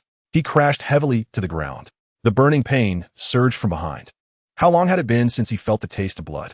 How long had it been since he felt the sensation of pain? And this guy in front of him had repeatedly made him feel defeated. Damn it! Uchiha Madara went mad. Losing to the ninja god of the same era, Hashirama Senju, he did not feel humiliated. After all, he acknowledged him as a rival. Back then, even now, the strongest in the ninja world, he would not feel humiliated. But losing to a junior of the Uchiha clan, someone from his own clan, filled him with endless humiliation. To be pressed down and beaten by a junior like this? Kabuto, summon all remaining Edo Tensei that can still fight. Uchiha Obito sensed that the situation was not right and quickly communicated with Yakushi Kabuto in the base of Amage Cure. How many ninjas have been summoned? Only those above the Hokage level. All those below the Hokage level should not come and create chaos. Meanwhile, in their underground base, Yakushi Kabuto was manipulating the Edo Tensei and smiled slightly at Obito's words. Good. He then adjusted his glasses and looked at the map. Unlike before, the current map had many markings. These were all about the strong individuals Yakushi Kabuto had sent to various battlefields. Among them, the ninjas from the Amage Cure battlefield were undoubtedly the least. That guy Uchiha Madara sure knows how to lift the Edo Tensei. Yakushi Kabuto chuckled softly, feeling the moment when Uchiha Madara lifted the Edo Tensei. Everything was within his expectations. The final truth was very close. Yakushi Kabuto laughed maniacally, his mouth curling into a grin. Slowly turning his body under the flickering candlelight, his face could be vaguely seen in the shadows of his hood. It was already somewhat pale, with a face that had snake-like cracks. Yakushi Kabuto had injected quite a bit of Orochimaru's white phosphorus snake material into his body. Bang, bang, bang. The muffled sounds reverberated through the earth as Uchiha Obito watched NingFeng throw heavy punches at Uchiha Madara like a storm. Most of them were blocked by Uchiha Madara, but quite a few landed on him. In Sage mode, NingFeng's taijutsu was greatly enhanced. Now, each of his punches was comparable to Might Guy opening the 8 gates during the 4th Great Ninja War. Cough. After receiving another punch, Uchiha Madara finally couldn't hold back and spat out a mouthful of blood. After wiping the corner of his mouth, he suppressed the pain and advanced toward NingFeng with his fists and blades. Boom! Suddenly, several coffins rose from the ground not far away. NingFeng sensed a lot of chakra responses and looked at Uchiha Madara with a hint of mockery, saying, "Are you calling for help now that you can't win?" Uchiha Madara kicked out with a sweeping leg, which NingFeng dodged again and countered with a slash. He did not intend to respond to NingFeng's words. It was clear that if he didn't call for reinforcements, he would not be a match for NingFeng, who had already mastered the 8-tailed beasts. If he had a few helpers, or if he had collected the 8-tailed beasts himself, he could definitely crush NingFeng. How could he absorb the tailed beasts within NingFeng? Uchiha Madara was also quite troubled, and at the same time, the coffins opened, and a figure stepped through the waves, wearing a Konoha forehead protector and dressed in blue layered armor. It was Senju Hashirama. In the sky, a ninja wrapped in bandages raised his hands toward NingFeng, seemingly gathering power for a powerful ninjutsu. On the nearby peak of Amigakure, a ninja wearing a Mizuki's hat and dressed in Warring States period clothing raised his hands toward NingFeng. Next to Uchiha Obito, a familiar figure wearing a Hokage hat split into 5 shadow clones and began forming hand seals, clearly preparing to use a large combined ninjutsu. So many ninjas? NingFeng saw so many ninjas and felt joy instead of anger. If it had been before he absorbed the remaining tailed beasts in Amigakure, facing so many Super Kage and Kage-level ninjas, he would have definitely turned to leave. However, now, after absorbing the remaining tailed beasts in Amigakure, not only had his chakra increased, but his physical body had also become much stronger. The strength of his physical body was closely related to the amount of chakra and recovery speed. Now, NingFeng's physical form was already one of the best in the ninja world. First Hokage, second Hokage, second Tsuchikichi. After slowly looking around, NingFeng's gaze fell on the ninja next to Uchiha Obito, who wore a Hokage hat. This ninja was none other than the 3rd Hokage, whom he had orchestrated the death of. Although the 3rd Hokage died in a very embarrassing manner, he was an undeniable ninjutsu professor. As a traditional ninja, he had no significant weaknesses. His overall strength could be considered at the peak of Kage level, and the problem of insufficient chakra due to his old age was resolved by Edo Tensei. However, these few people were all good at individual ninjutsu. Did Yakushi Kabuto forget his own Rinnegan abilities? While NingFeng pondered, several ninjutsu rushed toward him. NingFeng stood firm and motionless, as several ninjutsu struck him directly. A cloud of dust and mist erupted. Chapter 258. Yakushi Kabuto's escape. Yakushi Kabuto, do you still not understand the power of the Rinnegan? Amidst the dust and mist, NingFeng walked out unscathed, a sneer on his lips. However, the only ninjas left in front of him were Uchiha Obito, 2nd Tsuchikichi, 3rd Hokage, and 1st Mizukichi. Uchiha Madara and 2nd Hokage had long since disappeared. Damn it, he got away. NingFeng cursed silently upon seeing this. Uchiha Madara knew that Obito had his Flying Thunder God mark, so he didn't escape with Obito. Instead, he fled with the 2nd Hokage, who was also proficient in space-time ninjutsu. This meant he could no longer locate his position. That guy Yakushi Kabuto. Obito sighed in relief. As long as Uchiha Madara didn't fall, their Moon Eye plan still had a chance to continue. Even if Uchiha Fang's strength far exceeded their expectations. What? Now that he has left, you still want to buy time? Just as NingFeng was about to turn and leave, Obito's figure and the empty-eyed 3rd Hokage approached him. Uchiha Obito snorted lightly, his face slightly ugly beneath his mask. As for the 3rd Hokage, Yakushi Kabuto was controlling his mind, so he had no reaction to this statement. Yakushi Kabuto naturally knew the abilities of the Rinnegan. The previous ninjutsu was merely to obscure NingFeng's line of sight for a moment.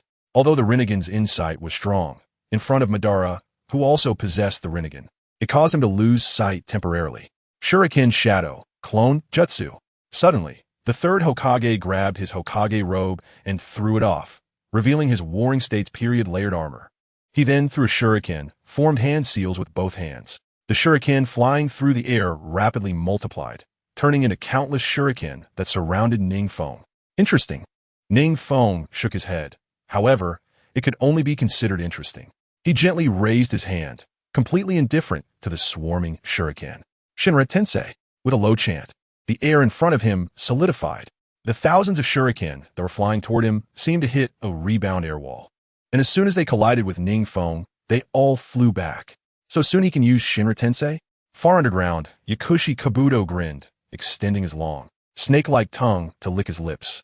Thankfully, he had understood the abilities of the Rinnegan under Uchiha Madara's explanation, allowing him to formulate strategies accordingly. Otherwise, testing the Rinnegan abilities on NingFeng would have taken him a long time and might have cost him many Edo Tensei pieces. Whoosh! Before Yakushi Kabuto could think too much, a figure flashed past the third Hokage like a shooting star on the battlefield. Then, with a downward slash, before Yakushi Kabuto could react, the third Hokage was cut in half. Master Feng, is your speed even faster now? Yao Shidu was taken aback, just about to control the third Hokage to counterattack, when he saw NingFeng quickly retreating while forming a hand seal with one hand. A hint of mockery flashing in his eyes. Explode. Then, the air around the third Hokage seemed to receive some kind of command and began to explode continuously. The third Hokage looked around in confusion as the explosions lifted the dirt from his body. For symbol seal, without even looking, NingFeng directly threw a sealing technique. Before the third Hokage could recover, he was sealed by NingFeng's technique. Uchiha Feng, it's you. Just as the final sealing technique was about to cover the head of the third Hokage, Sarutobi Hiruzen finally regained consciousness. His gaze towards NingFeng was extremely venomous. At this moment, he wished he could devour his flesh and drink his blood. Goodbye. NingFeng smiled coldly, and with a flick of his fingers, the third Hokage's body was gradually surrounded by the sealing technique. Where did Yao Shidu get this old man's grave? NingFeng shook his head and turned to look at Uchiha Obito and the other reanimated shinobi who dared not move. Do we continue? Obito and the other reanimated shinobi quickly shook their heads. Having witnessed NingFeng's strength, they understood that having more ninjas of their level would only serve as an addition to NingFeng's meal. Yao Shidu lightly tapped the table. Although his ninjas could easily deal with ordinary Kage-level ninjas, they were absolutely no match for NingFeng. If NingFeng wanted to keep all these ninjas, it would be just a matter of a ninjutsu plus a sealing technique. Whoosh! NingFeng's figure instantly disappeared from the battlefield, and a few people breathed a sigh of relief. As long as this rain shadow was present, even if he did nothing, it would put immense pressure on them. At this moment, Uchiha Madara should also have gone to another place under the flying thunder god of the second Hokage, Senju Tobarama. Phone! In the Hokage office, Minato Namikaze had just assembled the elite forces when he saw a figure appear in an instant. Minato looked at NingFeng in surprise. It was apparent that NingFeng looked somewhat disheveled. Remembering the thunderstorm that had swept through the rain-hidden battlefield earlier, Minato asked with some unease, "What happened?" NingFeng waved his hand, ignoring everyone's gaze, and sat down to rest and recover his chakra. He had chased after Uchiha Madara when his chakra was nearly depleted, relying on the little he had just regained to pursue. He was confident that Uchiha Madara's condition was worse than his, which is why he was so ostentatious. However, seeing that Yao Shidu had summoned several reanimated ninjas so quickly, he was uncertain whether he could take them all down. After weighing the pros and cons, he decided to quickly resolve one situation and return. Otherwise, if he got entangled with Yao Shidu's ninjas, Uchiha Madara might see his poor condition and leave him there along with the reanimated ninjas. Phone! Uchiha Shursui and Kakashi Hitaki were also among the ninja forces appointed by Minato, and seeing NingFeng in such a disheveled state surprised them greatly. In their minds, NingFeng was already an invincible existence. They couldn't imagine anything that could harm him. I encountered Uchiha Madara. NingFeng shrugged. Uchiha Madara had already been resurrected and regained his Rinnegan. What? Uchiha Madara? Isn't he that masked man? Rinnegan? His own? Everyone looked at NingFeng in astonishment. As each piece of news he shared left them feeling bewildered, NingFeng smiled bitterly. Compared to what these people knew, their intelligence was insignificant. He gestured for everyone to sit down, preparing to unveil the greatest secret of the ninja world to them all. Chapter 259. The secret of the Sage of Six Paths. Everyone is familiar with the progenitor of ninjas, the Sage of Six Paths, right? NingFeng planned to start from the origin of the story. Seeing this, Minato Namikaze dismissed most of the ninjas in the room, leaving only a few from the Hokage faction and NingFeng's relatives.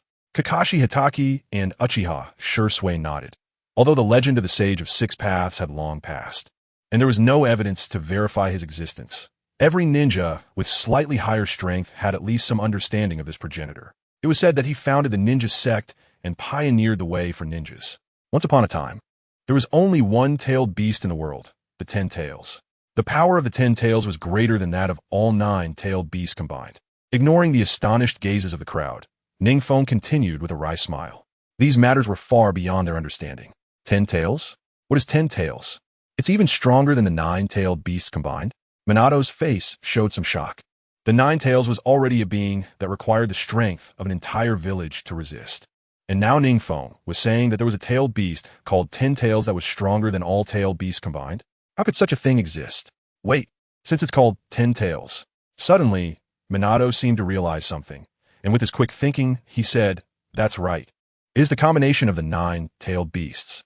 The Sage of Six Paths first sealed the 10 Tails within himself, becoming the Jinchuriki of the 10 Tails. NingFeng cleared his throat, and then Uchiha Shursui and Kakashi exchanged glances, asking in confusion, "Jinchuriki of the 10 Tails? The Sage of Six Paths, was that powerful?" That's equivalent to the combination of 9-tailed beasts. Could it be that the Sage of Six Paths strength? NingFeng saw their expressions and shrugged helplessly, saying, "The Sage of Six Paths was extremely powerful, capable of easily sealing the 10 Tails. One day, he sensed that his lifespan was coming to an end. So he divided the 10 Tails into 9-tailed beasts." Divided into 9-tailed beasts? The faces of the crowd changed drastically. He could actually separate the 10 Tails into 9? The various means of the Sage of Six Paths were astonishing, far beyond everyone's imagination. NingFeng turned around and slowly pulled out a piece of information from Minato's desk. This was a piece of information that NingFeng had given to Minato. The others focused their eyes on it. It detailed Uchiha Madara's abilities. Among them, the Rinnegan is indeed the Eye of the Sage, as the Sage of Six Paths also awakened the Rinnegan. NingFeng spoke, his words seemingly imbued with an alluring magic. The others held their breath, and they all had a premonition. They were about to touch upon the greatest secret of the ninja world. And the condition for awakening the Rinnegan is to obtain the power of the eternal Mangekyou Sharingan from the Uchiha and the power of Senju Hashirama cells. What? The faces of the group changed again in shock. This is actually the condition for awakening the Rinnegan? It sounds, indeed, very difficult. Not to mention whether Hashirama cells can be compatible with one's own body. The mere fact of awakening the eternal Mangekyou Sharingan has already filtered out all Uchiha clan members, except for NingFeng and Uchiha Madara. The conditions for awakening the eternal Mangekyou Sharingan are not that simple. NingFeng also dared not reveal the conditions for awakening the eternal Mangekyou Sharingan. After all, if this information were to leak, the Uchiha clan would undoubtedly face a civil war. Moreover, among the clan, there were not many who had awakened the Mangekyou Sharingan. For now, there was no need for him to provide the conditions for awakening the eternal Mangekyou Sharingan. After that, the two sons of Sage of Six Paths inherited the two abilities of their father, the Eye of Sage and the Body of Sage. The Eye of Sage is the Rinnegan, which is a combination of the powers of the Uchiha and Senju clans. Kakashi Hatake quickly analyzed this, his face full of shock under the mask. Could it be that the Uchiha clan and Senju clan have some connection to the Sage of Six Paths? That's right, the two sons of the Sage of Six Paths, Ashura and Indra, were constantly in conflict, forming different ideologies. Ashura believed that love is necessary for peace, while Indra believed that strength is required to achieve peace. Before dying, the Sage of Six Paths passed his power to Ashura, who, although weaker, understood the importance of love. As a result, Indra felt jealousy towards his brother and started a conflict. Even though their bloodlines were diluted, their descendants continued an endless struggle. So, are Indra's descendants the Uchiha clan?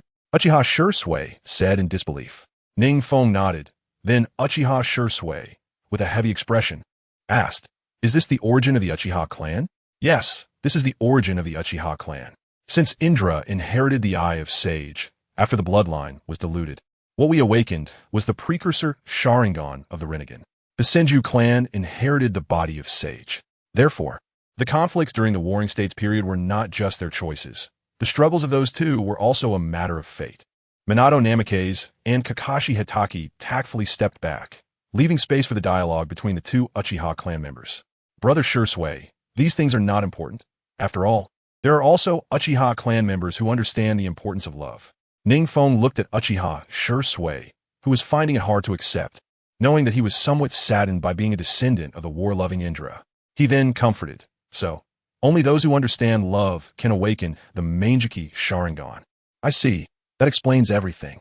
Shursui took a deep breath and stepped back to Minato and Kakashi's side, signaling NingFeng to continue.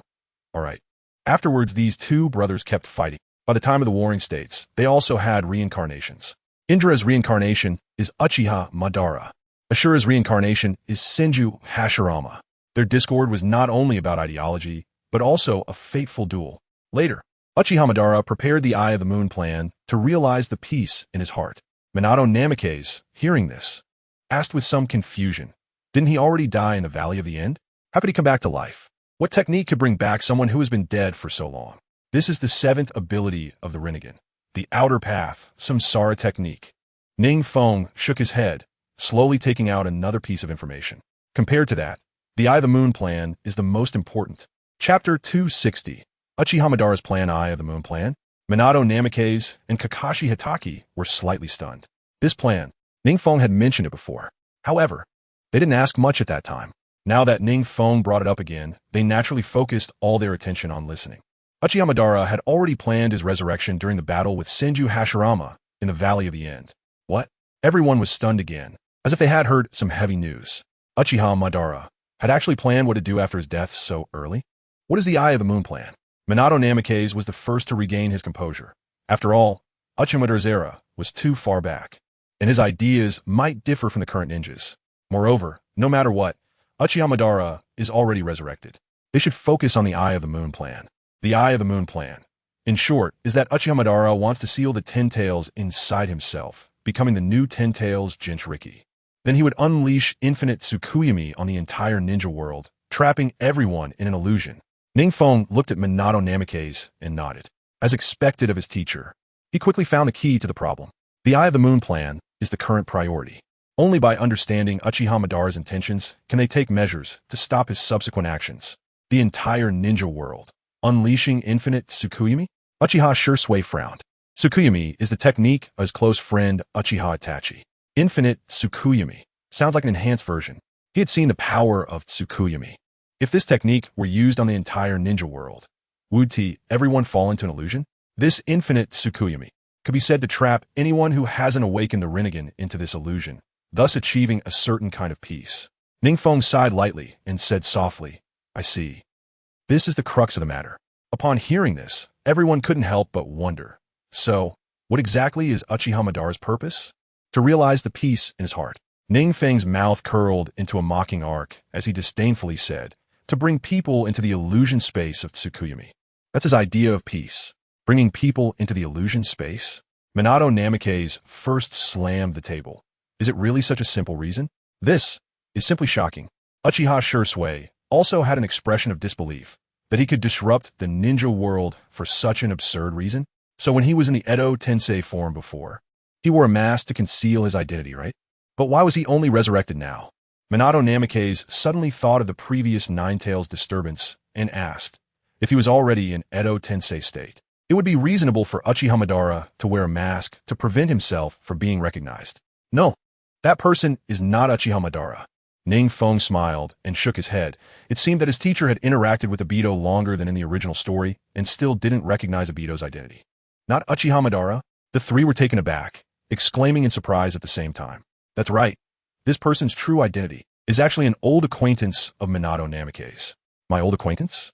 Minato Namikaze pointed to himself, his brows furrowing. Most of his enemies are already dead, right?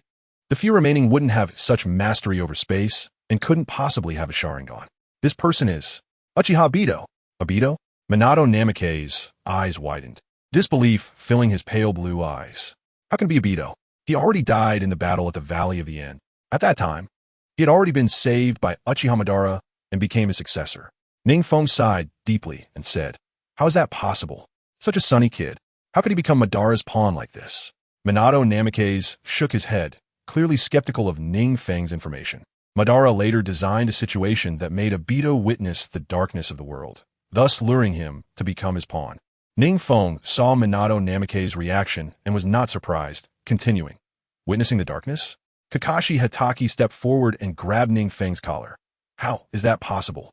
Obito was such a sunny person. He was also an outstanding ninja. He always worked hard for peace. Kakashi Hatake's eyes were filled with disbelief. His other Sharingan was still a gift from a friend. Even at the lowest point of his life, he had Obito's companionship. In the end, it was still Obito who entrusted everything to him. This is the truth. NingFeng gently removed Kakashi's trembling hand without startling him. Uchiha Obito had been manipulated by Uchiha Madara and had been used by him ever since, becoming his successor and acting in the ninja world under his identity. Because Uchiha Madara wanted to become the Jinchuriki of the Ten Tails, he needed to collect the nine-tailed beasts. This is the Moon Eye plan, and also Uchiha Madara's plan. Not caring about the gazes of the three present, NingFeng laid everything bare. Kakashi's body trembled uncontrollably. So, that masked man was his friend? The friend he had always felt guilty towards? Then why did he create the Nine Tails disturbance? Minato Namikaze asked sharply. Of course, it was for the Nine Tails. NingFeng sighed at the looks Kakashi and Minato directed at him. Among those present, only Minato and Kakashi had once been the same team as Obito. Therefore, their bond was the deepest, and their acceptance of this matter was the lowest. As for Uchiha Shursui, he silently accepted this reality. Obito had previously been regarded as a lowly talented member of the Uchiha clan, hardly receiving any attention. However, the two who caused chaos in the ninja world were both from the Uchiha clan. He felt a bit embarrassed. Thinking of this, he admired NingFeng's calmness at this moment. NingFeng was the son of the clan leader, yet he showed no reaction to these two Uchiha clan members who caused turmoil in the ninja world. His younger brother truly had deep cultivation. Could it be that for the sake of the Nine Tails, he could disregard the previous master-disciple bond and the bond of comrades? Kakashi said through clenched teeth, his hand slamming hard on the table. The face under the mask had turned slightly red, and even the Sharingan under his forehead protector emitted a dangerous red light. Chapter 261, The Return of Uchiha Madara and Senju Hashirama. Master-disciple bond? Comrade bond? NingFeng smiled. Perhaps the previous Obito would still care about these things. But after being caught in Uchiha Madara's meticulously designed trap, he had already disregarded everything for Rin.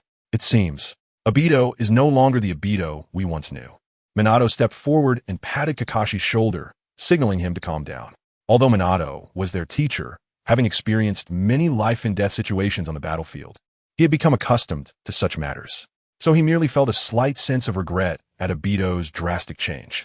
If we stop him now, suddenly, Kakashi clapped his hands, his eyes shining. After we stop him, we can ask him what he went through to become like this.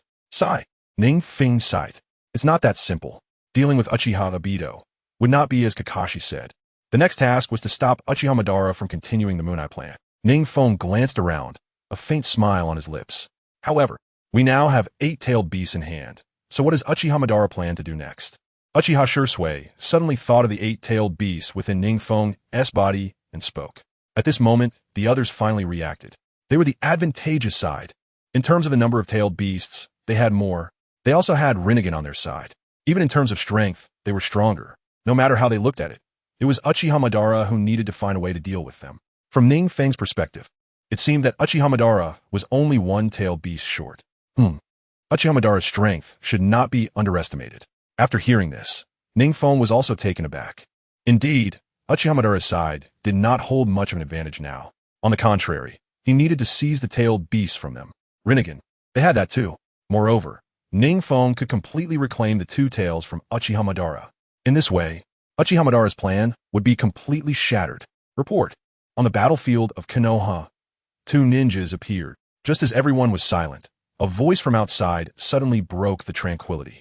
Two ninjas? Minato frowned and said, "Come in." Creak. The door was pushed open, and a ninja wearing a Konoha Umbu animal mask knelt halfway and reported, "Lord First Hokage." And a long-haired ninja, resembling the Uchiha clan, are on the battlefield. Now, no one could stop them. What? The four exclaimed in surprise. NingFeng was shocked that Uchiha Madara had adjusted so quickly, and that Kabuto had managed to control the First Hokage again. Meanwhile, Minato and the others were surprised that they had only 2 people who had suppressed all the ninjas on the Konoha battlefield. Let's go take a look, Feng. Minato knew that the situation was urgent. NingFeng nodded, then used Flying Thunder God to head to the battlefield first, leaving behind 2 light words. Teacher Minato, you select the personnel first. I'll go take a look. On the Konoha battlefield, still in the Edo Tensei state, but with the cracks on his face now gone, Senju Hashirama controlled a gigantic wooden figure that rivaled the complete Susanoo, rampaging freely. On the other side, Uchiha, standing on the highest point with the Outer Path Golem, was also sweeping away all the Konoha ninjas blocking his way. In the past, with both of them at their peak, even shadow-level ninjas would find a luxury to approach them, and whenever they used ninjutsu, it would inexplicably disappear when getting close to the oddly shaped golem. Although it would cause damage when hitting the first Hokage, it would quickly recover. Moreover, their ninjutsu was far too insignificant compared to the hundreds of meters of range from the wooden figure and the golem. Is this Konoha now? Uchiha stood atop the head of the Outer Path Golem, looking down at the Konoha ninjas lying sprawled on the battlefield, who had lost their ability to resist. Truly pathetic Hashirama. He turned his gaze to the still manipulating wooden figure, Senju Hashirama, a hint of mockery on his lips. He had consumed little chakra and could occasionally absorb ninjutsu from the Konoha ninjas. As a result, his chakra remained in a relatively full state. Although the performance of the Konoha ninjas was not poor, it paled in comparison to the Warring States period. If Hashirama could see this scene, I wonder how he would feel. Uchiha sighed. Peace indeed causes the strength of ninjas to decline. After a brief period of peace, war would follow, and war would filter out the weaker ninjas. This is the endless cycle. It breeds hatred, and then in the process of eliminating hatred, new hatred will arise. Obito, wait for the opportunity to bring Uchiha Feng into the space. Suddenly, he spoke to the figure in a black robe not far in front of him, who wore a white 3-tomo mask. All right, Obito nodded, and the Sharingan revealed within the tomo frame flashed with a hint of cruel red light. For Rin. Everything he does now is worth it. I never expected. That guy Yakushi Kabuto has actually controlled Senju Hashirama? NingFeng, who rushed to the battlefield, was the first to see the huge and conspicuous Outer Path Golem and the giant wooden figure, his expression slightly peculiar. Without a bloodline limit, without any kind of golden finger to reach this point, Yakushi Kabuto has truly maximized his role as a traitor, to be able to control Senju Hashirama. His current strength can be said to have leaped to the level of a shadow-level expert because of the Edo Tensei technique. He is even just a step away from surpassing that level. Orochimaru's ninjutsu is really causing trouble. NingFeng sighed softly, stood up, and charged directly towards Uchiha Madara and Senju Hashirama. Uchiha Madara, far in the center of the battlefield, suddenly seemed to sense something and looked towards the edge of the battlefield, a cold smile curving at the corners of his mouth. Last time, I lost to you. This time, with Hashirama's power combined, could I still lose to you? Just as this thought flashed through his mind, a figure rushed toward the Outer Path Golem and the wooden figure at an incredible speed. The Konoha ninjas now knew that these 2 gigantic beings were not something they could withstand, so they were all fleeing in panic. A figure moving against the crowd stood out remarkably. Chapter 262, The Three-Way Suppression Uchiha Feng. Did you come alone? Seeing the tiny figure beneath the Outer Path Golem, like an ant, Uchiha Madara couldn't help but feel a bit of admiration. No matter what, knowing that Senju Hashirama was joining forces with him and still coming alone. This courage is worthy of Uchiha Madara's respect. He asked himself if he could do the same. Buzz! A golden chakra suddenly soared into the sky. Then it rapidly solidified, forming a towering golden samurai standing before the 2. Good! A glint of excitement flashed in Uchiha Madara's eyes as he jumped straight down from the head of the Outer Path Golem. In the air, his chakra surged continuously, transforming into astonishing blue flames. A massive amount of chakra morphed into soaring blue flames, continuously solidifying to outline a light blue samurai wielding dual blades and dressed in layered armor. Thus, Senju Hashirama atop the wooden figure, Uchiha Obito atop the Outer Path Golem, Uchiha Madara within his complete Susanoo, NingFeng within his complete Susanoo. For power stood in a stalemate. On this vast battlefield, these 4 gigantic beings occupied the center. The wooden figure controlled by Senju Hashirama was the first to raise its fist and smash down towards NingFeng's Susanoo. At the same time, having learned from Uchiha Madara's previous experience, Uchiha Obito did not dare to control the outer path golem for a lightning attack, and could only swing his fist toward him as well. Uchiha Madara's complete Susanoo even drew out the still-burning katana, fiercely striking down towards NingFeng's Susanoo. NingFeng's pupils contracted slightly, even though he was very confident in his strength now. He did not dare to underestimate the simultaneous attacks from the three sides, and used his Susanoo to take out the Yada mirror for defense. Instantly, smoke billowed in the center of the battlefield. Terrifying force generated waves of airflow in the air. They scattered continuously. Some Konoha ninjas fleeing from the center were even directly blown away by this airflow. Susanoo, dual sword dance of flames. Suddenly, Uchiha Madara attached burning blue flames to the two long swords on his Susanoo and slashed directly at NingFeng. At the same time, Senju Hashirama entered Sage Mode, clasping his hands together, and his face rapidly transformed into that of a sage. This is, sensing the familiar chakra fluctuations, NingFeng turned his gaze towards Senju Hashirama, entering Sage Mode. Meanwhile, his Yada mirror was also ready to defend against Uchiha Madara's dual sword dance of flames. However, Uchiha Madara's Susanoo was unexpectedly a bit more agile than NingFeng's Susanoo. The two katana danced in his hands with a fierce wind. Just relying on one Yada mirror was simply insufficient for defense. It seems that last time, I found the opportunity, not giving Uchiha Madara any room to maneuver. NingFeng couldn't help but curse inwardly. Coming alone to face three people, it really is a bit strenuous. But in the current battle, even if Minato Namikaze came, he wouldn't be able to intervene. Sage Art would release True Thousand Hands. At the same time, a familiar massive Buddha suddenly appeared beneath the wooden figure, and thousands of giant arms emerged behind the Buddha. The Buddha was so large that even NingFeng and Uchiha Madara's Susanoo appeared as mere pets that could be easily grabbed. That guy Yakushi Kabuto can actually control Hashirama to use this ninjutsu? Uchiha Madara looked in shock at Senju Hashirama, who suddenly rose from the ground. I never expected that the Senju Hashirama controlled by Yakushi Kabuto could use his strongest ninjutsu from his lifetime, and from the looks of it, it seemed to be hardly diminished. Damn! Suddenly, Uchiha Madara's expression changed.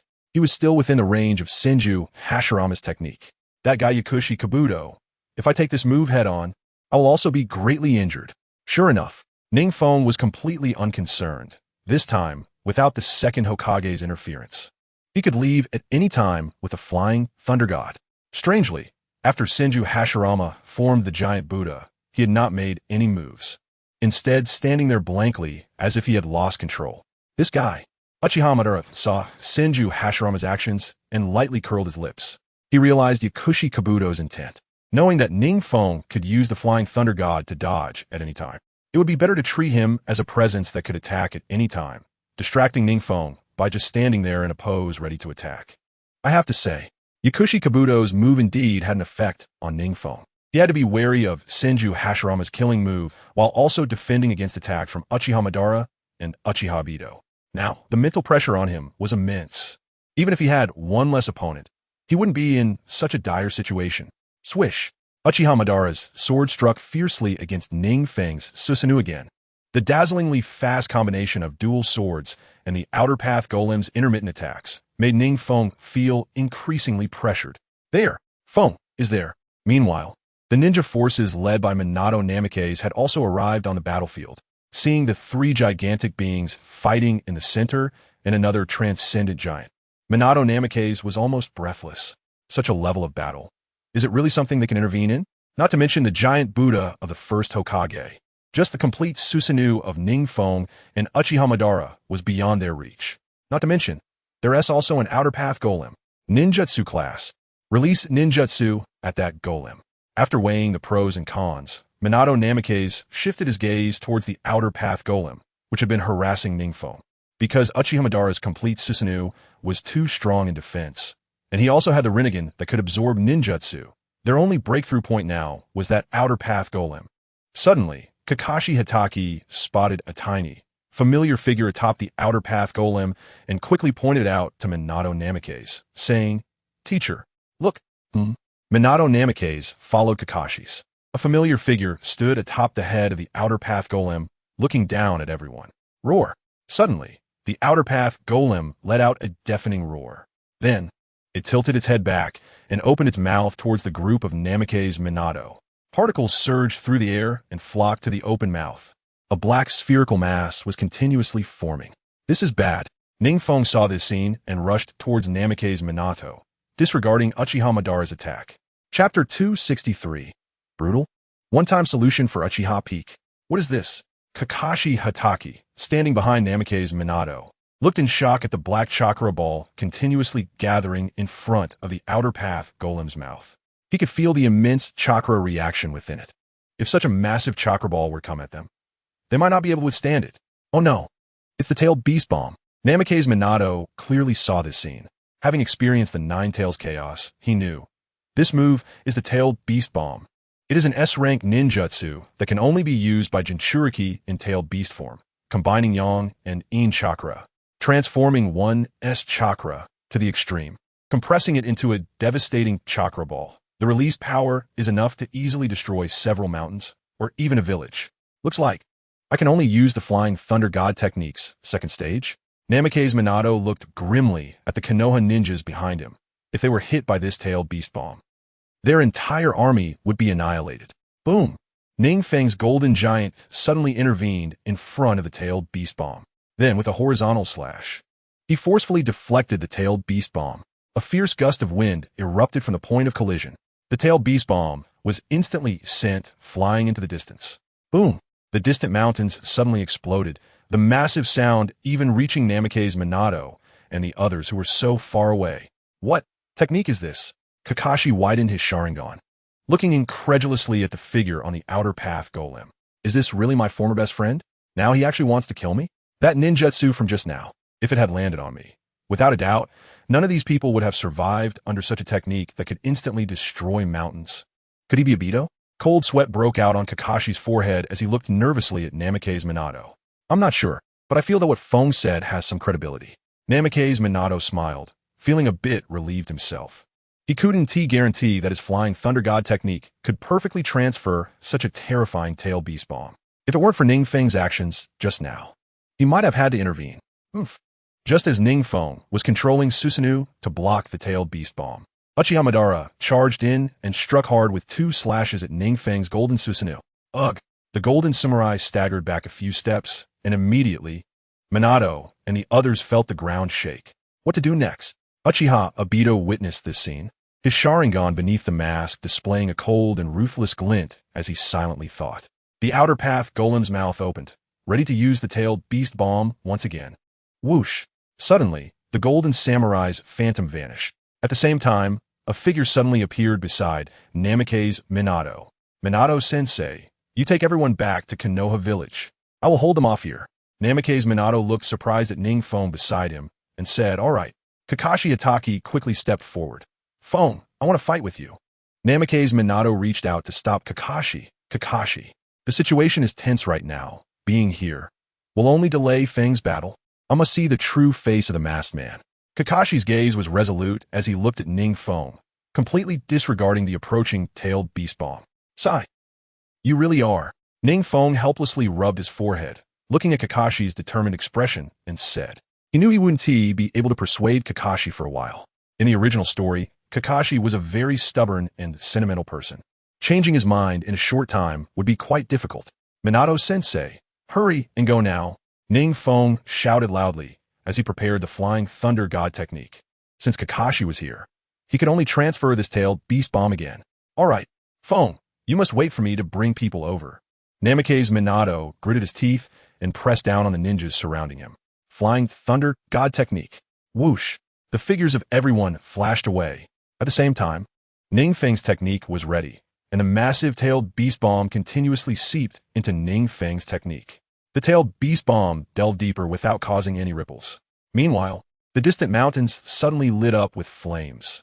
Susanoo, 2 swords of flame, would release. Insertion technique. Seeing NingFeng release Susanoo, Hashirama Senju and Uchiha Madara quickly used their attack ninjutsu to directly launch an assault on NingFeng. Damn it! NingFeng looked at Kakashi Hatake beside him. The short distance left him with extremely limited time to react. There was definitely not enough time to activate Susanoo now. Flying Thunder God technique. Suddenly, NingFeng and Kakashi Hatake's figures vanished once again. They reappeared on the other side of the battlefield. That Tobirama guy has created quite a few novel ninjutsu.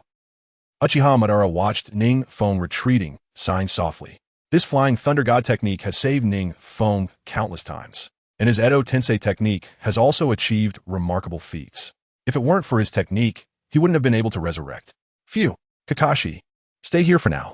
NingFeng set Kakashi Hitaki down and then looked at the distant blue samurai and wooden figure, his expression serious as he said, "Next, I will do my best to fight, so you can see the true face of the masked man." This was just a way to comfort Kakashi, an excuse to keep him safely here.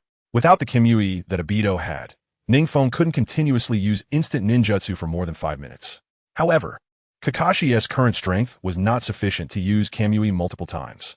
Even though Kakashi was already much stronger than in the original story, he was still a ninja with limited chakra. Alright, Kakashi Hitaki picked up the flying thunder god kunai that was slanted into the ground. If I can break through later, I hope you can take me over to confront him personally. Definitely. NingFeng grasped Kakashi's hand, his face solemn. When I go over, you take care of yourself. Whoosh.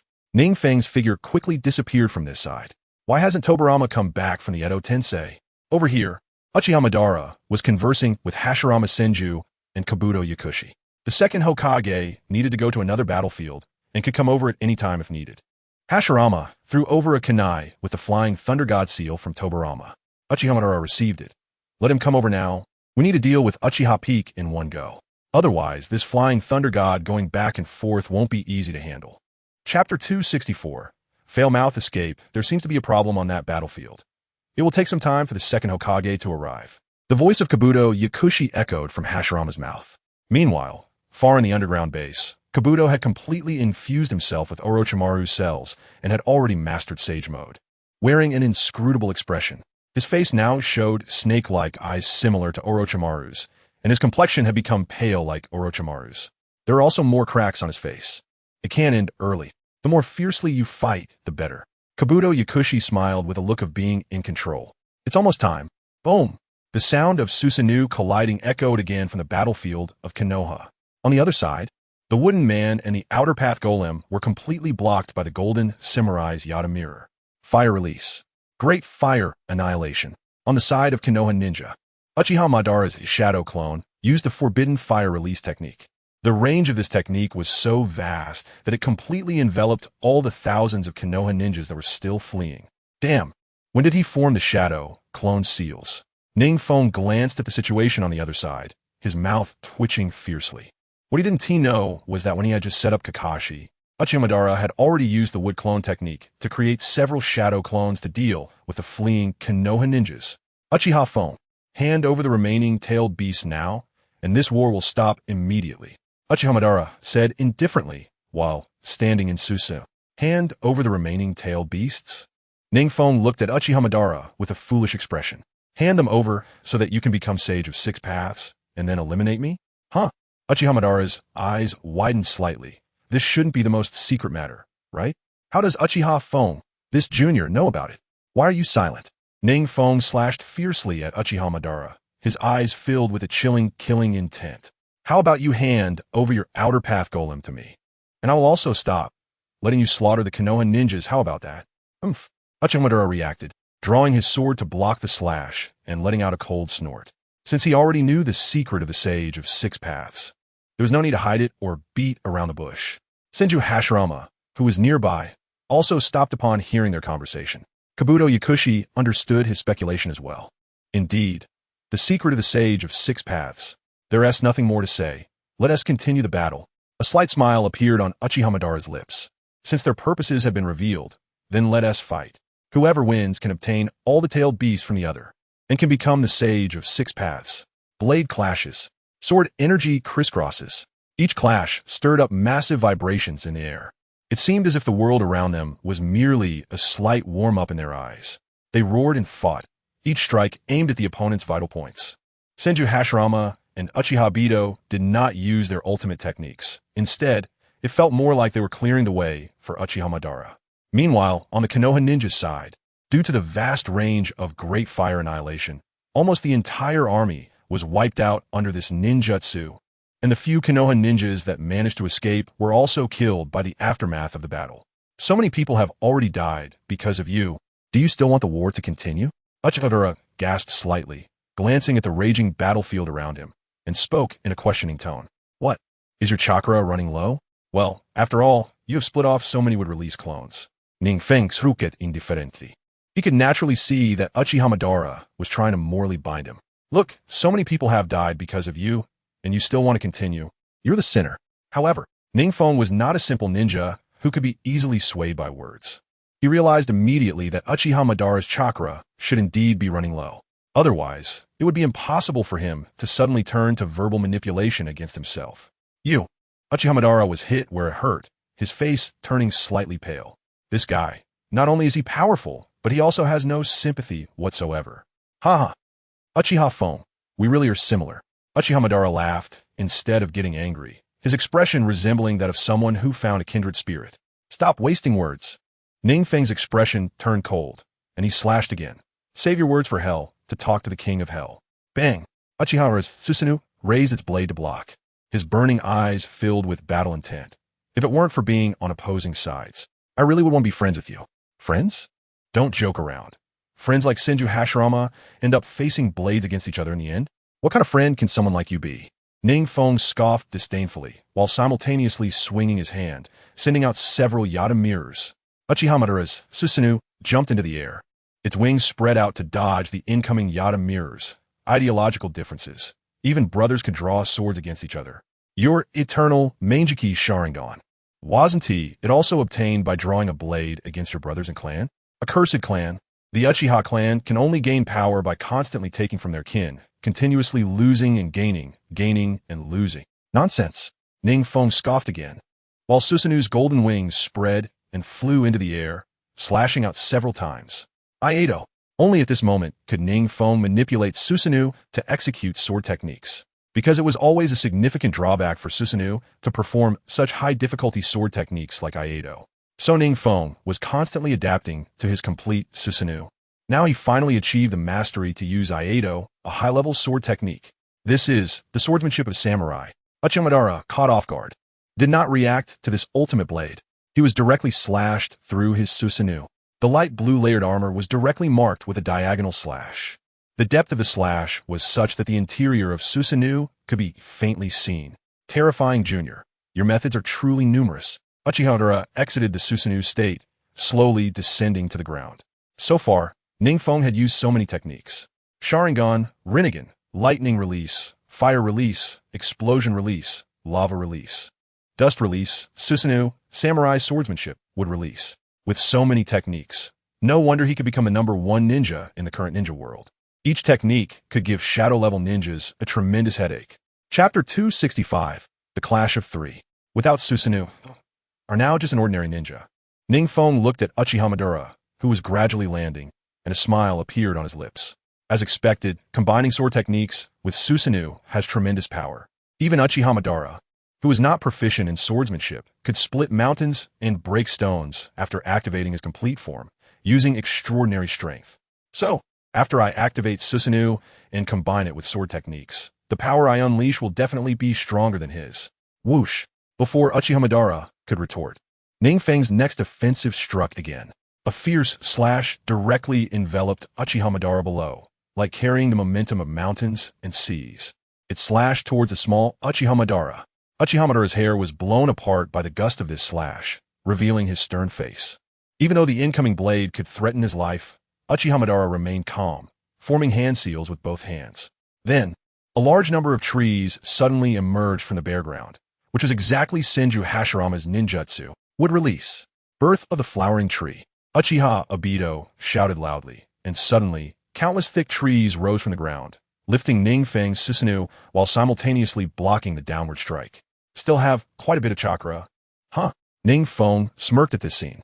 Using the wood release, Birth of the World can enhance the power of wood release techniques and create an environment suitable for them. However, NingFeng also knows wood release techniques, so under the effect of the Birth of the World, he can also gain a boost to his own techniques. Wood release. Insertion technique. Without waiting for Uchiha Obito and Senju Hashirama to use their jutsu, he directly unleashed the powerful insertion technique from the wood release. Suddenly, the surrounding trees violently attacked the three of them. The thick trees had sharp tips at their tops. looking as if they could pierce through Uchiha Obito's body in an instant. Oomph. Uchiha Obito smirked slightly, then leaped onto Hashirama's wooden avatar, evading NingFeng's assault. This was only possible because of his Sharingan's dynamic prediction, allowing him to dodge the incoming insertion technique one by one. Would release. One-word pillar. Seeing NingFeng's attack slow down, Uchiha Obito quickly formed hand seals and unleashed another powerful wood release technique. Countless trees suddenly erupted from beneath NingFeng's feet, some even threatening to pierce through his Susanoo. Would release. One-word pillar. At the same time, seeing this situation, Kabuto had no choice but to control Hashirama to follow Uchiha Obito in using wood release techniques. If they didn't continue, he could feel that Uchiha Obito would be engaged in a long battle with NingFeng.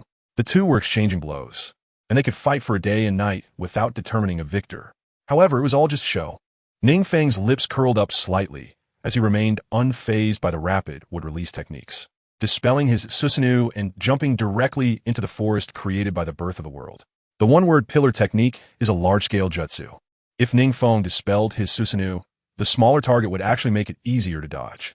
Would release. Insertion technique. After skillfully dodging through the gaps in the rising wooden pillars, NingFeng clapped his hands, and suddenly, a multitude of wooden spikes emerged around Uchiha Obito and Hashirama, directly stabbing towards them. Uchiha Obito scoffed disdainfully, and before he could act, Hashirama, under Kabuto's control, put his hands together. A wooden wall rose from the ground, blocking all the wooden spikes. Fire release. Great fire extinguishing. Uchiha Obito waited for the insertion technique to end, leaped out of the wooden prison, and formed hand seals to unleash his signature large-scale fire release technique. NingFeng's eyes twitched slightly. Uchiha Obito wasn't targeting him. If he had targeted him, using the Hungry Ghost Path would have restored some of his chakra. However, Uchiha Obito set the forest ablaze. This way, NingFeng would be unable to absorb the flames that were ignited. Uchiha Obito was indeed a battle-hardened warrior. NingFeng leaped up, and behind him, a pair of wings suddenly appeared. As soon as these wings emerged, Uchiha Obito's pupils contracted. These are the wings of the Seven Tails, May. How can NingFeng partially beastify himself? Has he become a perfect Jinchuriki? Water release. Water Dragon, Bite Explosion. NingFeng formed hand seals rapidly. This technique was the water release forbidden jutsu of the second Hokage. When the second Hokage used it, he had observed the chakra flow and hand seals with his Sharingan, perfectly copying it. At the same time, the massive chakra within him was sufficient to support such a large-scale technique. Nearby water bodies seemed to be attracted, rushing to him as torrents. A water vortex formed on the ground, perfectly covering the burning forest. Simultaneously, the rising water streams sliced through the burning flames like sharp blades. Is this the technique of Tobirama? Uchiha Obito crossed his arms, watching the surging water flow around him with an indifferent gaze. In the air, a water dragon silhouette was gradually taking shape. The water dragon roared, releasing its pressure towards Uchiha Obito and Hashirama without concealment. The water release technique NingFeng used was even stronger than the original creator, Senju Tobirama's, truly worthy of being a descendant of the Uchiha clan. Kabuto stared at the gathering water dragon in the sky, murmuring in shock. He had once controlled Hashirama using this technique, but the might back then was even less than half of what NingFeng was using now. Not to mention that the size of this water dragon was several times larger than back then. The ferocity of the water flow alone was enough to injure shadow-level ninjas. So, how powerful could the water dragon gathering in the sky be? A cold sweat suddenly appeared on Kabuto's back, and he immediately summoned Hashirama's chakra to form one wooden avatar after another to block him and Uchiha Obito. No need. I can directly absorb any jutsu he uses. Uchiha Obito reached out to stop Hashirama from covering him with more wooden avatars, staring directly at NingFeng in the sky with a low chuckle. Can you block it? NingFeng's lips curled up slightly. This technique wasn't simply a water release technique. Upon closer inspection, the unique vertical markings of Sage Mode had already appeared in his pupils. He had entered Sage Mode. Chapter 266, Uchiha Obito's plan. Meanwhile, Uchiha Obito could only keep watching the battlefield situation, occasionally releasing a few giant shurikens for harassment. However, NingFeng was not solely focused on battling Uchiha Obito and Hashirama. He had part of his mind here as well. Thus, the impact caused by Uchiha Obito was still quite small. NingFeng's lips curled up slightly. He knew that Obito was already at odds with Uchiha Obito. Their relationship had long become superficial. However, compared to the original work, Uchiha Obito had not retrieved the Rinnegan from Nagato. In the original story, Uchiha Obito reclaimed the Rinnegan from Nagato and then installed one for himself to control the Outer Path Golem. However, during the Fourth Great Ninja War, Obito kept hiding his strength and information. Why was he still continuing now? At the same time, one of NingFeng's shadow clones suddenly appeared beside Uchiha Obito, softly speaking. As you can see, I've placed Kakashi Hitaki at the edge of the battlefield, and I've even told you the location. If you go now, you can definitely retrieve your Sharingan. NingFeng's enticing voice echoed in Uchiha Obito's ear. This was all part of NingFeng's plan. He had long suspected that Kakashi would not leave, providing him with a perfect reason to place him at the edge of the battlefield, making it convenient for Uchiha Obito to reclaim the other eye. Uchiha Obito remained silent, the Rinnegan under his mask slightly dimmed.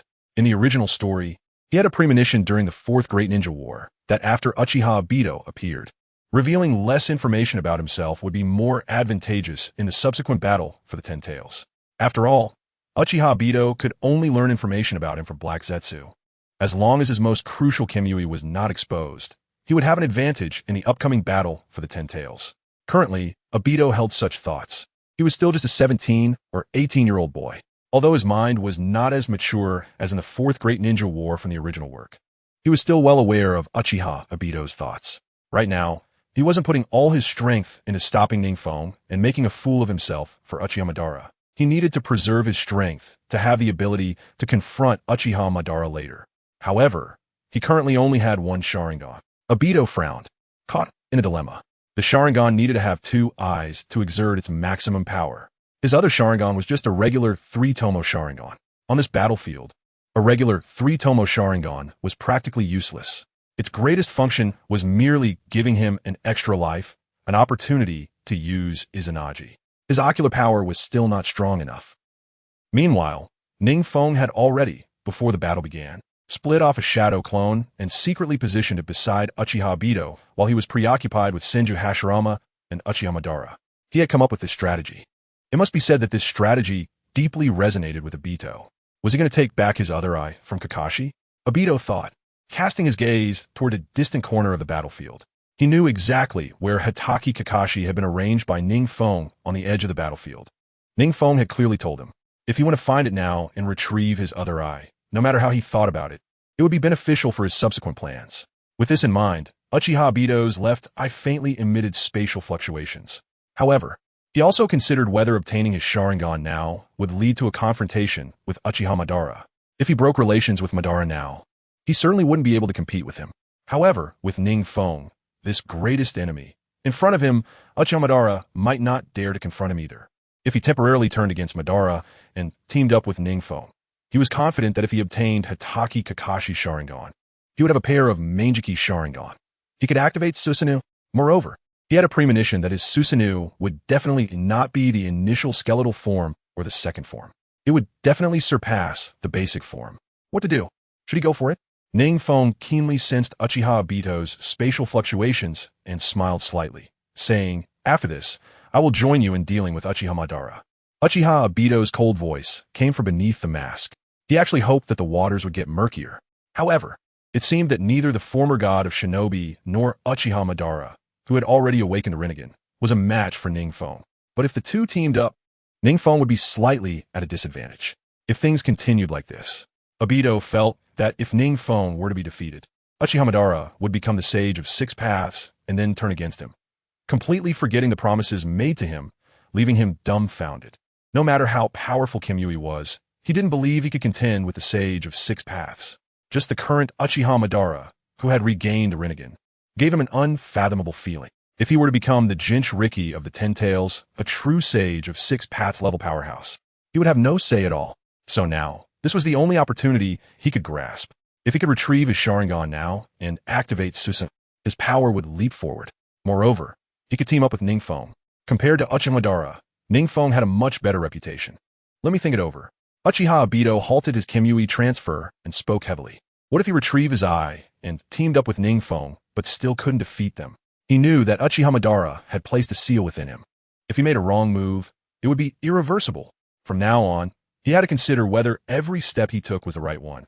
Meanwhile, on the other side of the battlefield, NingFeng's water dragon had finally gathered and charged towards Uchiha Madara and Senju Hashirama below. Uchiha Madara, full of confidence, stood behind multiple wooden clones. Not to mention the ability of his Rinnegan. Just Senju Hashirama's wooden defenses were already an absolute defense unparalleled in the ninja world. Senju Hashirama was not only the founder of Wood Release, but also a master who had perfected it. Even Uchiha Madara wouldn't dare to claim he could match Hashirama's Wood Release prowess. With such double insurance, how could NingFeng possibly break through? Chapter 267 Kakashi Sharingan Bone. Since Uchiha Obito was still hesitant to easily retrieve his Sharingan, NingFeng had no choice but to lower the chakra used to explode the water dragon. This way, he could create the illusion that he seemed to be at a disadvantage against the two. Otherwise, if he directly competed in ninjutsu with them and gained the upper hand, Uchiha Obito would definitely be unwilling to retrieve his Sharingan and confront Uchiha Madara. So, he had to act as if he was at a disadvantage. The water dragon crashed heavily into the sturdy body of the wooden clone. It stirred up countless splashes of water. However, it did not penetrate Senju Hashirama's defenses at all. Uchiha Madara looked at NingFeng, who had partially transformed into a tailed beast in the air, with a mocking expression and sneered, "Is your chakra running low now? Uchiha Feng, let me show you something that will bring you despair." With that, Uchiha Madara grabbed Senju Hashirama by the neck, and at the same time, natural energy continuously surged into Hashirama. A lifeless expression appeared on Senju Hashirama's face, suddenly transforming into a sage mode. However, soon, that visage disappeared again. This indicated that his sage chakra had also vanished. As for where it went, NingFeng directed his gaze to Uchiha Madara. He saw a face resembling Senju Hashirama gradually emerging on Uchiha Madara's chest. Soon, the sage visage that had just appeared on Hashirama's face materialized. Evidently, he had completely absorbed Hashirama's sage chakra, because he had injected Hashirama's cells, and his body had long been adapted to it. He could perfectly assimilate Hashirama's sage chakra without worrying about losing control and turning to stone. Moreover, as a reincarnated body, Senju Hashirama could gather a large amount of sage chakra after a period. This meant that Uchiha Madara was currently in an infinite perpetual motion mode. He didn't need to worry about chakra consumption at all. Furthermore, under the enhancement of sage chakra, his ninjutsu power would also increase. However, the only downside was that he wasn't sure if NingFeng had previously transplanted Hashirama cells. If he had, would NingFeng, who also possessed the Azura Path, be able to absorb Hashirama's sage chakra as well? With this thought, Uchiha Madara felt somewhat uncertain. However, he maintained a very calm demeanor on the surface. He couldn't let NingFeng catch on. Moreover, with the enhancement of sage chakra, the efficiency of his ocular power transformation would increase. The power of his Susanoo would also rise. Oh, seeing Uchiha Madara's mockery and the scene of him absorbing sage chakra, NingFeng was not the least bit flustered. He had just used less than 50% of his power to release the water dragon to show weakness. If he unleashed his full power, Uchiha Madara below might not be able to withstand it. After all, he had a full 8-tailed beast within him. Moreover, these 8-tailed beasts are continuously producing chakra. Even his shadow clone far away in Mayaboka Mountain is constantly generating Senjutsu chakra. In terms of endurance, he is much stronger than Senju Hashirama. So, Uchiha Obito's recent move did not evoke any unusual emotions in him. Instead, Uchiha Obito, who was watching from the side, looked increasingly pale beneath his mask upon witnessing this scene. Uchiha Madara actually has this method. This means that NingFeng will definitely not be able to outlast Uchiha Madara. In Obito's subconscious, he believes that Uchiha Madara, who has opened the Rinnegan and transplanted Hashirama cells, is already a terrifying existence once he recovers to his peak. Now, he can even leverage Hashirama's power to utilize an endless supply of Senjutsu chakra. NingFeng on this side will surely not last long. If he were to join NingFeng, he might soon be crushed by Uchiha Madara. It would be better to stay put with Uchiha Madara and not act recklessly. At least, after Uchiha Madara becomes the Sage of Six Paths, he might fulfill his promise and create a world with Rin. If you're worried about Uchiha Madara's move, there's no need to be. Meanwhile, NingFeng's shadow clone calmly said, "I just want you to find your way back. After all, you only want to revive one person, and your intentions are good. Compared to Uchiha Madara, who is obsessed and madly tries to change the rules with his own power, you're still a normal person, which which is why I extended an olive branch to you. If you don't catch it properly. As soon as he finished speaking, Uchiha Obito turned to NingFeng beside him. NingFeng looked profoundly at the distance, where the three people were engaged in battle again. However, to Obito's surprise, the Uchiha Madara, who should have had infinite endurance and was stronger, alongside Senju Hashirama, should have been suppressing NingFeng. Instead, it turned into a balanced three-way fight, with exchanges on all sides. Damn it. Obito's expression darkened as he activated his Sharingan, and the spatial fluctuations around him grew more intense. At this moment, regardless of NingFeng's intentions, he needed to retrieve his Sharingan. At least then he would qualify to participate in this battle and talk with Uchiha Madara. Buzzing. Amidst the spatial distortion, Kemui activated, and Obito's figure quickly vanished above the outer path golem. This guy. NingFeng's shadow clone looked at the spot where Obito had just stood and sighed with complex emotions. It's really hard to persuade him. Kakashi Itachi first saw two Susanoo clashing, with a wooden figure and the outer path golem moving around the battlefield. Then he saw the blue Susanoo of Uchiha Madara being cut open, followed by three people using ninjutsu against each other. Finally, it led to the current Susanoo clash, with the wooden figure moving around. Even from this distance, Kakashi could still feel just how astonishing the chakra of the enormous golden samurai and the pale blue samurai truly was. Such massive chakra could actually take shape. As expected, the Uchiha clan's ninjas are not to be underestimated. Furthermore, the first Hokages would release techniques are also quite remarkable. Uchiha Madara actually mastered such exquisite wood release. While he was analyzing this, he suddenly leaped up, seemingly sensing something unusual, and quickly pulled out several shuriken and kunai from his ninja tool pouch.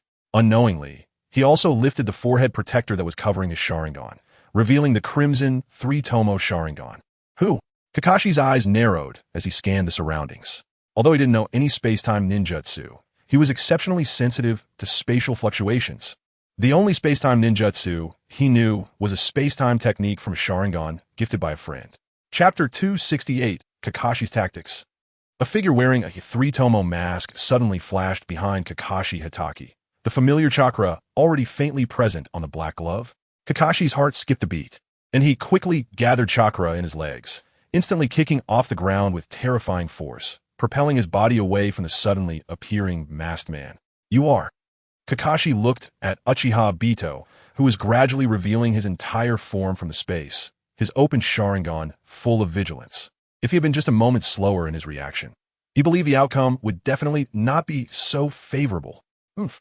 Uchiha Obito snorted coldly, harboring only hatred and nostalgia for Kakashi Itachi. Since that's the case, they can only fight.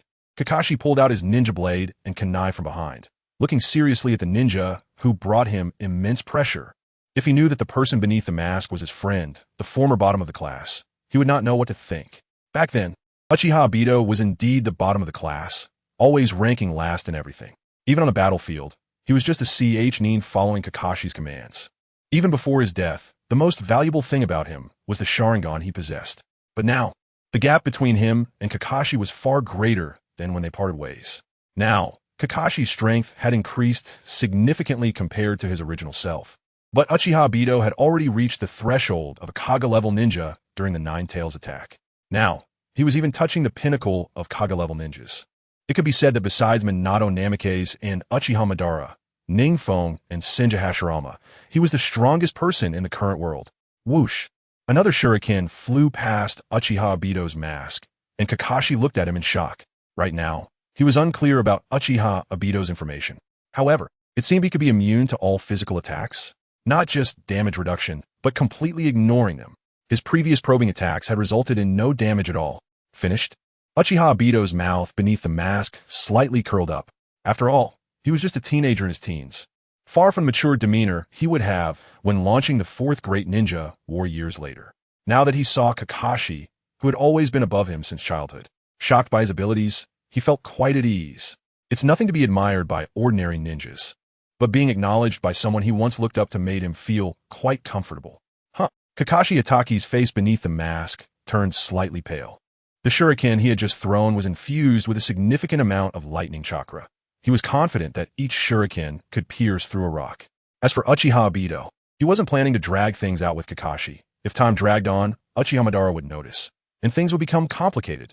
Seizing this opportunity, he needed to retrieve his Sharingan immediately, not wasting a second. You're not using your full strength yet, are you? Suddenly, Kakashi, who was regulating his chakra, said. Obito was slightly taken aback, but said nothing more. After all, he was already a well-known copy ninja of Konoha, and he had a different analytical ability compared to ordinary ninjas. However, this evasion technique of yours is definitely not invincible. Every technique must have its flaws.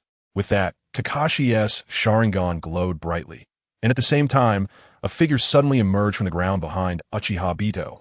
Obito turned around to see another Kakashi Hitaki. He actually formed a shadow clone while probing.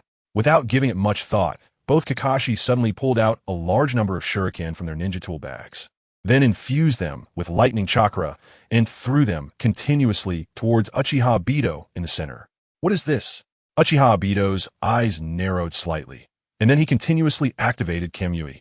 His body was constantly pierced by one lightning shuriken after another. Although the attacks were so dense, there was no sign of panic on the face behind the mask. With such a density of attacks, Kakashi's chakra wouldn't last long at all, and his Kamui could hold out for a full 5 minutes. With Kakashi's method of releasing this ninjutsu, even a Jinchuriki would be exhausted of chakra in 5 minutes. Whoosh, whoosh, whoosh. The dual shuriken pierced through Uchiha Obito, continuously colliding in the center and sparking thousands of sparks.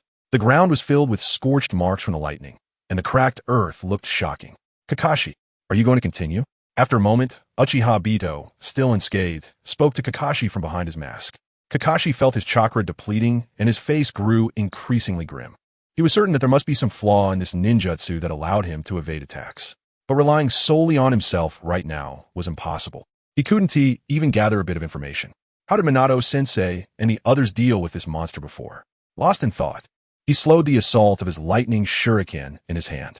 Even some gaps appeared in the previously impenetrable offensive. Uchiha Obito, with rich experience, seized the opportunity and broke through Kakashi's encirclement in one move. At the same time, he formed hand seals and a great fireball shot towards Kakashi, who was behind him. Emerging from the ground, Kakashi was skilled at stealth, and the years of training in the Umbu had made his character even more stable. So, Obito first suspected that the later appearing figure, which resembled a shadow clone, was the real body. However, contrary to his expectations, after the fireball engulfed that Kakashi, it only left behind a trace of lightning. Lightning clone technique? Uchiha Obito mockingly looked at the other Kakashi, who was already panting heavily. In this state, he could capture him in the Kamui space even with his eyes closed. Kakashi looked at the mask-wearing man who was gradually approaching him, a bitter smile appearing at the corner of his mouth. Then, before Obito's hand could reach him, Kakashi transformed into a streak of lightning once again. Uchiha Obito reacted quickly, moving his hand into the Kamui space. Then, this streak of lightning passed directly through his body. That was close. Uchiha Obito's face was filled with fear. It turned out that this was also a lightning clone. If he had truly been hit by this lightning clone's paralysis, and then Kakashi attacked his vital points, he wouldn't escape without serious injuries. Chapter 269, The Struggle for the Sharingan. No wonder he's the copy ninja of Konoha. Truly battle-hardened and experienced. A hint of approval appeared on the face behind the mask. At least Kakashi had combined the ninjutsu to a relatively perfect degree, compared to this traditional method, which did not rely on other bloodline limits. Kakashi, as a traditional ninja, had pushed his ninjutsu to the limit. The effects of the combined ninjutsu also left Uchiha Obito feeling a sense of awe. It seems that no matter how much time has passed, he is still that confident and calm Kakashi Hitaki. Not here, then it can only be on the ground. Uchiha Obito drew out the chains behind him, his eyes flashing with the unique red light of the Sharingan. After all, retrieving the Sharingan is the top priority, so capturing Kakashi alive is the most reliable approach. A mysterious and sinister smile appeared at the corner of his mouth as he reached out and slapped the ground, using the technique of decapitation in his mind. Kakashi, who was hiding underground, was startled. Countless branches suddenly burst out from the ground. He could no longer afford to continue hiding, so he had to leap out. This dance would release ninjutsu attack. Even if he had the intention to defend, he would not be able to completely block it. Thus, he could only risk exposing himself to evade this technique. However, Uchiha Obito was not at all surprised by this scene. Thanks to Black Zetsu, He had already made a preliminary estimate of Kakashi's strength and combat style over the past few years. Even now, Kakashi's combat style remained as steady as ever. He would not be eager to attack just because Obito's abilities had been initially analyzed. Instead, he would gradually gather information about his opponent through a roundabout combat style and target it. This style is also the usual combat method of the steady Kakashi Hitaki. Damn it. Kakashi stared at the mask-wearing man in front of him, feeling the sparse chakra in his body, and for a moment, he felt very confused. He knew that if he continued to face other ninjas, not only would he fail to gather information about the masked man today, but he might even leave his life here. Well done, Uchiha Obito said flatly under his mask. Whoosh. Kakashi did not sit and wait for death, but continued to throw shuriken. Unlike before, this time his shuriken was not infused with any lightning chakra. Uchiha Obito waved his hands, and the chains between his hands knocked down the shuriken that were flying at high speed one by one. TSK. Kakashi's face under the mask looked a bit grim as he threw shuriken while continuously retreating. Now his chakra simply wasn't enough to support the upcoming battle. He could only wait for NingFeng or Minato to come to his aid. Buzzing. Suddenly, the Sharingan under Uchiha Obito's mask opened, and spatial fluctuations continuously appeared before him. Kimui activated, and his figure gradually disappeared. At the same time, Kakashi seemed to sense something, his face turning extremely vigilant as he lunged forward. Behind him, a hand reached out from the other space, but grasped nothing. This terrifying ability. The masked man's power made Kakashi's heart race. This level of space-time ninjutsu was already comparable to that of his teacher, Minato Namake's. Even more so, the stealth of the space ninjutsu he used was much stronger than that of his teacher. Even though he was quite sensitive to space, he still found it very difficult to keep up with the masked man's spatial movements. This guy is definitely not an ordinary ninja. Kakashi instantly classified this ninja as a top-level enemy. Before, NingFeng was able to suppress him and his group. How strong could NingFeng be? Suddenly recalling how NingFeng had suppressed the masked man during the Nine-Tails disturbance, Kakashi was shocked. He had previously thought that the masked man was nothing special, and that he could at least hold his ground against him for a while. But now it seemed, not to mention suppressing the masked man. Even holding out against him was a luxury. Moreover, this was under the premise that he had learned about the masked man's phasing ability from NingFeng.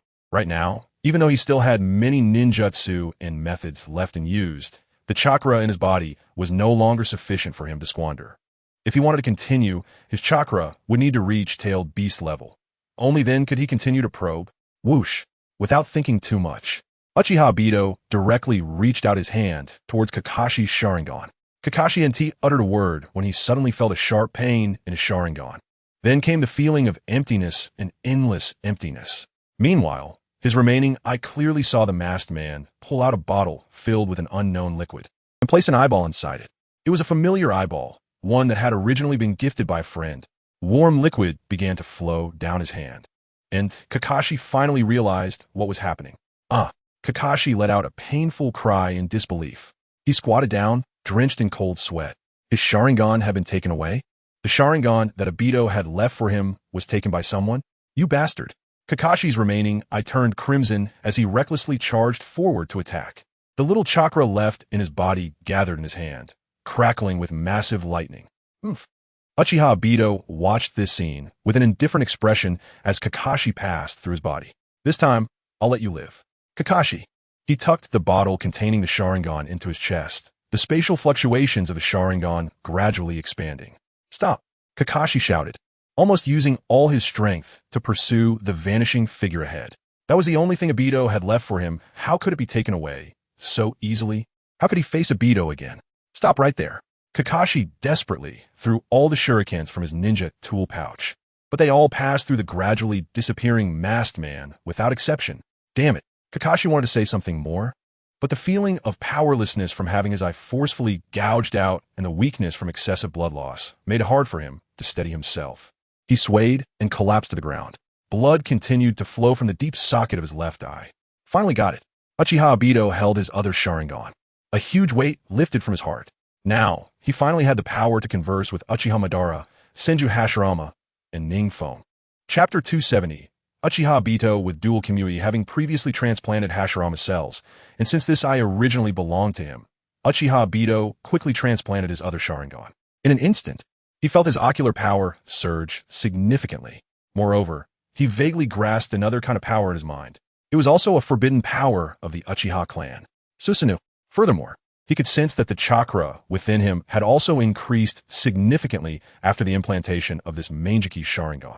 The Mangekyo Sharingan unleashed its maximum power only when one possessed a pair.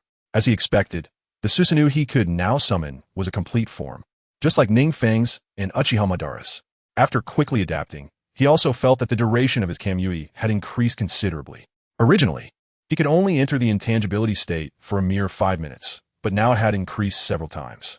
Additionally, Kamui no longer required close contact to activate. He now had long-range offensive capabilities. This was the complete power of Kamui, with defensive intangibility and long-range spatial transfer attacks. A perfect blend of offense and defense, making it the most powerful Mangekyo Sharingan. That guy Uchiha Obito. Meanwhile, NingFeng, far in the center of the Konoha battlefield, smirked slightly after dodging Uchiha Madara's slash. He sensed a sharp rise in Uchiha Obito's chakra response. Aside from retrieving his other eye, he couldn't think of any way to instantly elevate a shadow-level ninja to the peak of shadow level, or even someone who had touched the threshold of super shadow level.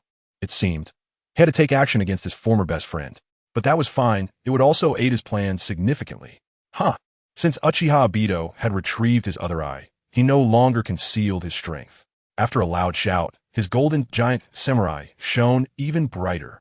It looked as if he was about to unleash all his power. What is this guy doing? Uchiha Madara looked bewildered at NingFeng, whose chakra had suddenly surged several times. Is he really going all out now? This is too sudden.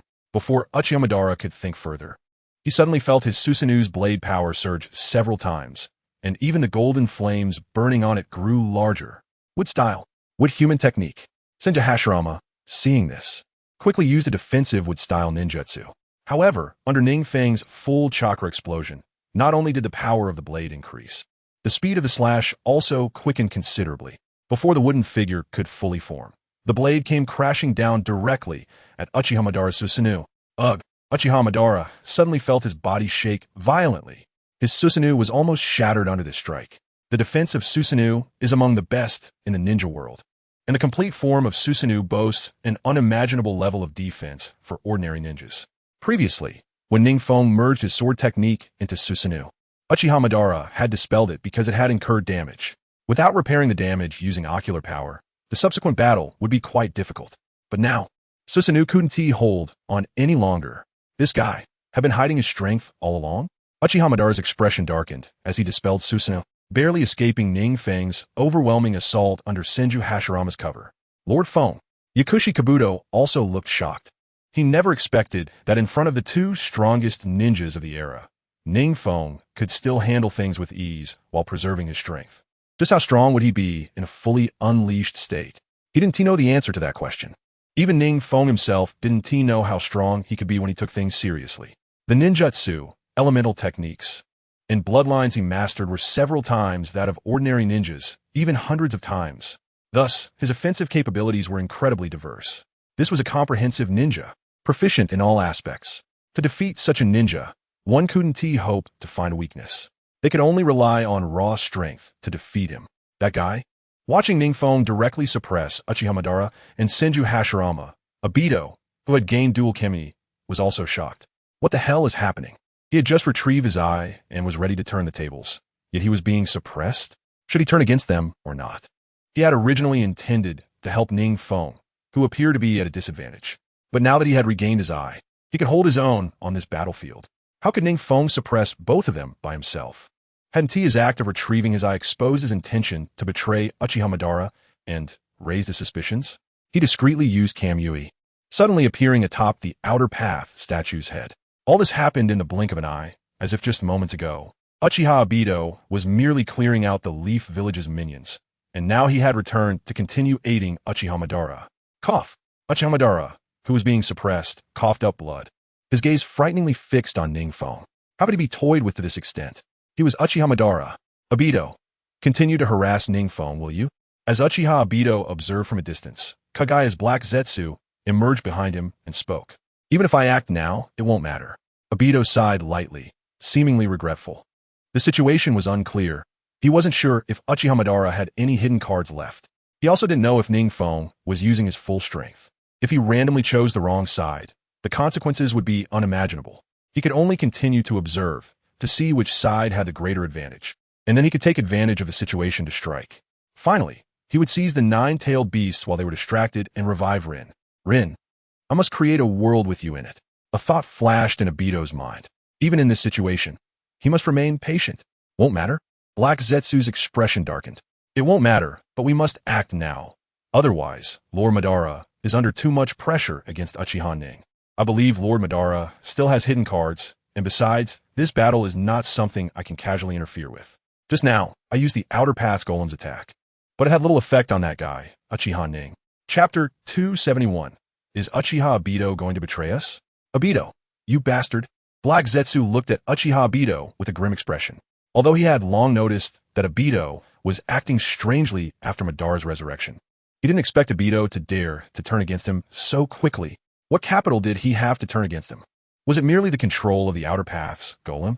Black Zetsu silently sank into the body of the Outer Path's Golem. Obito snorted coldly. He had obtained a pair of NingFeng's Sharingan and could now activate Susanoo, which had elevated him to a Kage-level ninja. He still looked down on a mere Black Zetsu. Moreover, he had always found Black Zetsu quite irritating. On one hand, because Black Zetsu claimed to be Madara's consciousness, and on the other, he was always giving Obito orders. Black Zetsu's battlefield awareness was actually quite weak. Compared to Obito's 1,000 years of experience, his combat awareness was not even a tenth as good. Obito decided to observe for a while. He actually didn't know which side he should support now. But one thing was certain. As long as he could become the Sage of Six Paths, he would possess extraordinary power. At that time, not only could he revive Rin, but he could also suppress everyone present. To become the Sage of Six Paths, he first needed to become the Jinchuriki of the Ten Tails. And to be the Ten Tails Jinchuriki, he still needed to seal all nine-tailed beasts within the Outer Path's Golem at his feet. Moreover, his biggest problem now was that he didn't have the Rinnegan. Even though his NingFeng's Sharingan's consumption was negligible due to the Senju cells in his body. One of the conditions to become the Sage of Six Paths was to possess the Rinnegan. Without the Rinnegan, certain techniques couldn't unleash their full power. Uchiha Madara had taught him the Six Paths forbidden techniques and Yin-Yang release. Without the Rinnegan, using these powerful forbidden techniques would definitely be less effective than Madara's.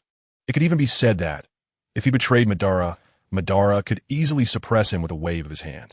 All of his skills were taught by Madara. It was likely that Madara had means to counter him. Huff!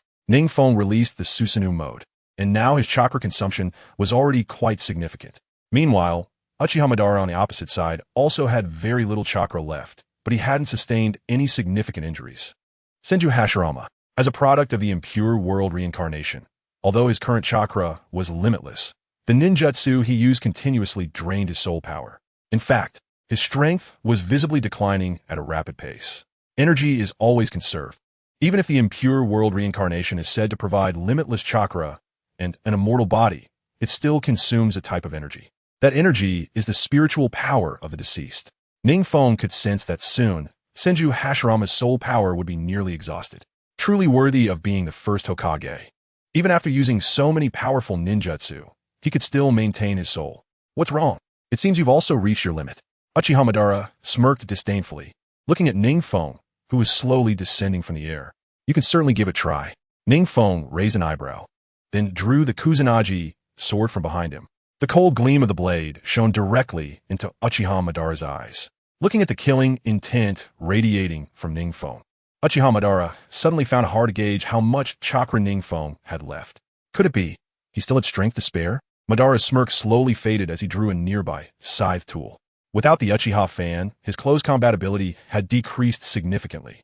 Obito, you really have caused me a lot of trouble. Uchiha Madara sighed helplessly. Then, he took the initiative to charge forward. At this stage, sorting out the victory in taijutsu was key.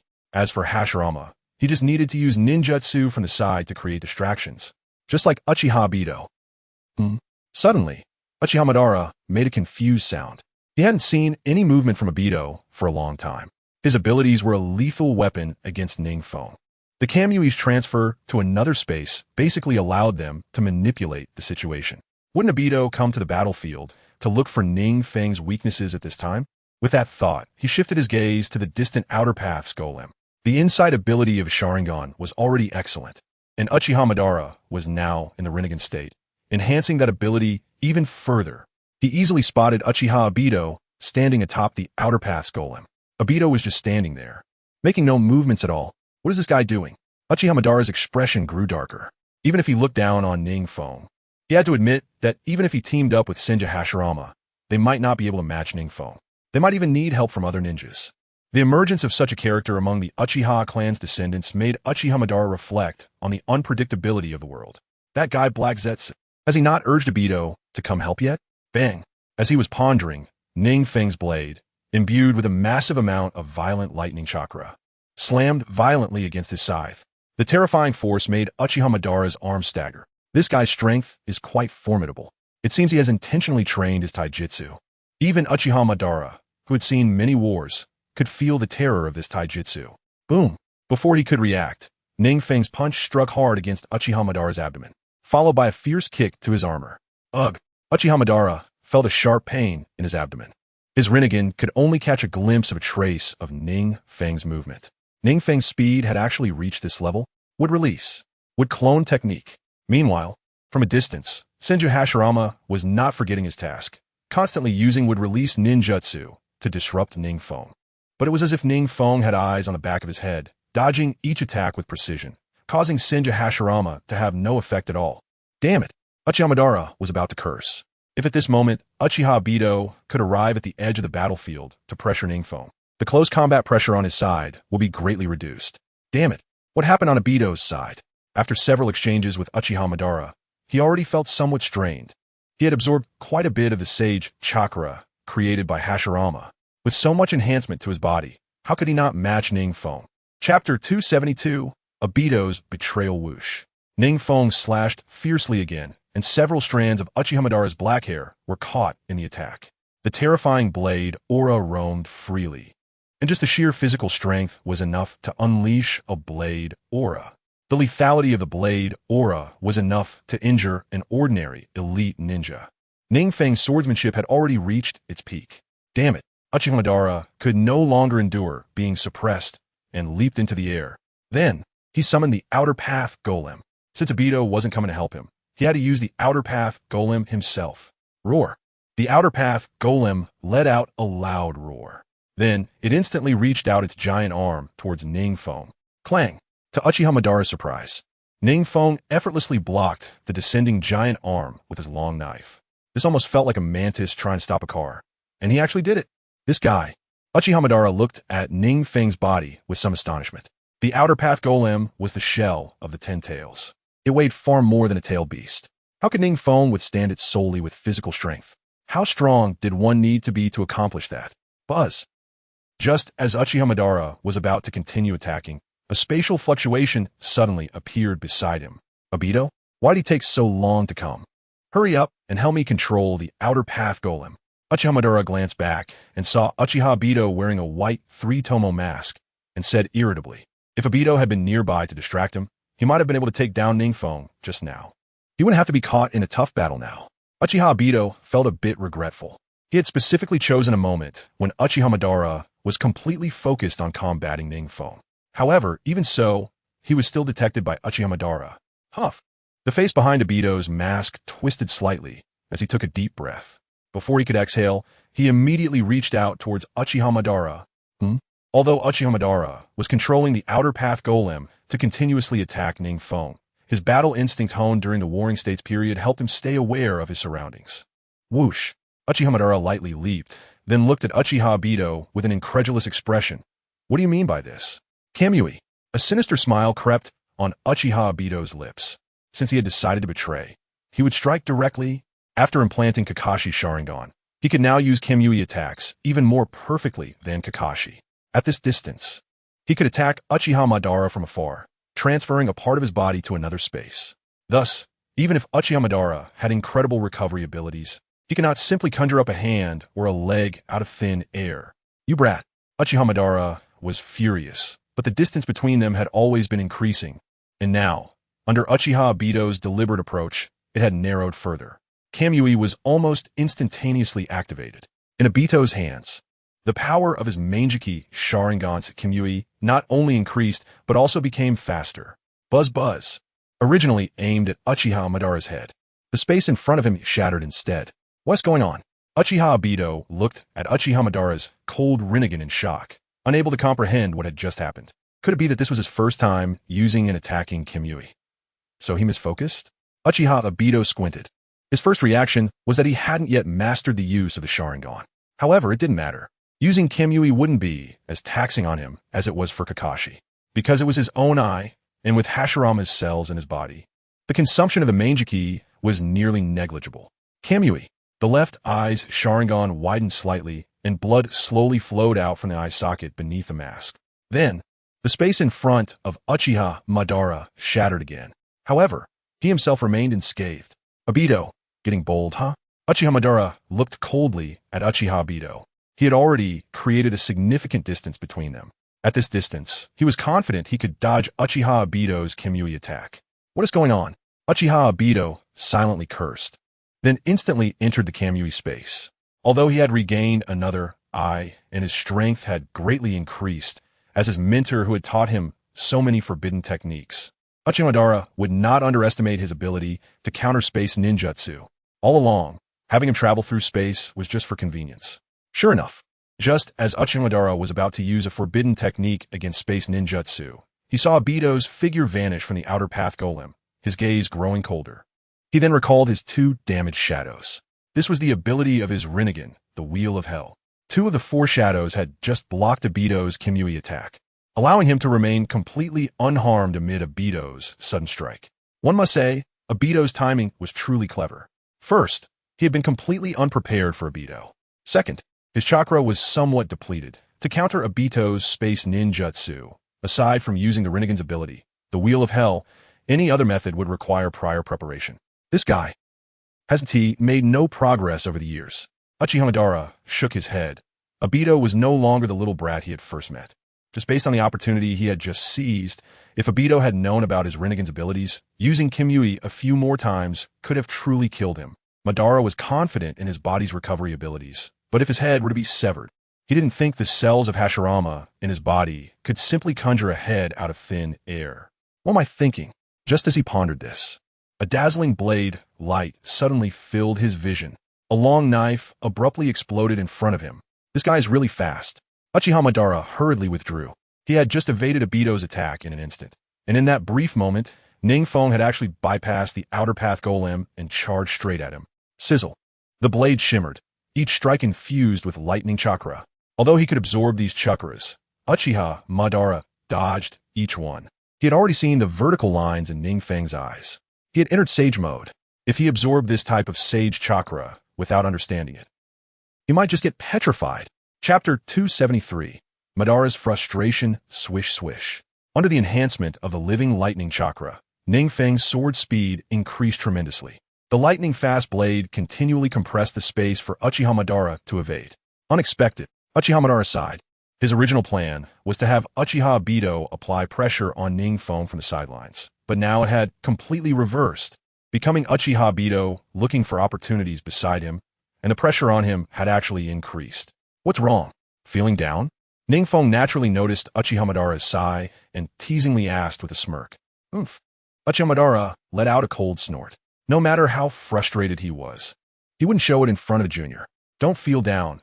After all, you started with a numbers advantage. NingFeng shrugged, speaking casually while mercilessly slashing with his knife. And strictly speaking, you're still bullying the weak. I'm just curious about one thing. How did you pull Obito over? Uchiha Madara didn't respond to NingFeng's words, but looked at him with a puzzled expression and asked, Him? I just analyzed the pros and cons for him, and he made the choice himself. NingFeng smirked, delivering another fierce slash across Uchiha Madara's armor. If it were the Obito from the original story, who had already obtained one Sharingan and the Rinnegan, he probably wouldn't have agreed so easily. But now, I first analyzed the pros and cons, then showed weakness, and finally used Uchiha Madara's ambitious character to ring the alarm for Uchiha Obito. A 17-year-old delusional boy wouldn't be easily fooled, right? Obito now doesn't have much analytical ability. However, what I said isn't wrong. In the original story, Uchiha Obito, who had grown quite a bit and had over a decade of experience, ultimately became the one to resurrect Uchiha Madara after becoming the Sage of Six Paths, making Uchiha Madara a mere pawn. One can only say that age brings wisdom. Uchiha Madara had long calculated Uchiha Obito's value, aiming to extract everything from him. What is most frightening about Uchiha Madara is not his strength, but his plotting ability. Hashirama, who is stronger than him, was ultimately brought back through Edo Tensei during the Fourth Great Ninja War, but did not return to life. Yet Uchiha Madara, whose strength is not as great as Hashirama's, had already found a successor before his death and planned for his resurrection decades later, incorporating the power of the Sage of Six Paths into his plans. Without Black Zetsu's betrayal, Uchiha Madara's life would have been a complete success. Analyzing the pros and cons, Uchiha Madara let out a cold laugh. Although he had anticipated that Obito was a traitor, he did not expect him to be so easily swayed. That guy, Black Zetsu, had been keeping an eye on Obito all along. How could he give him a chance to change his mind? Buzz, just as he was dodging NingFeng's blade, a familiar spatial fluctuation suddenly appeared in front of him. Damn! Uchiha Madara intended to resist the space-time ninjutsu, but NingFeng's blade was too swift, leaving him no time to prepare. He could only summon another shadow of himself. Limbo, the shadow of Uchiha Madara, appeared in front of NingFeng and him. And then the space distorted, but Uchiha Madara showed no signs of injury. What on earth? Uchiha Obito, hidden in the shadows, felt a bit puzzled. After several consecutive failures, he could rule out that it was due to his inexperience with the Sharingan. So what was the remaining reason? Could this be Uchiha Madara's trump card against space ninjutsu? Did this guy anticipate him from the very beginning? Uchiha Obito hadn't activated his Rinnegan, so he naturally couldn't see Uchiha Madara's limbo, border jail shadows. Therefore, he thought it was a method left by Uchiha Madara in anticipation of his Kamui.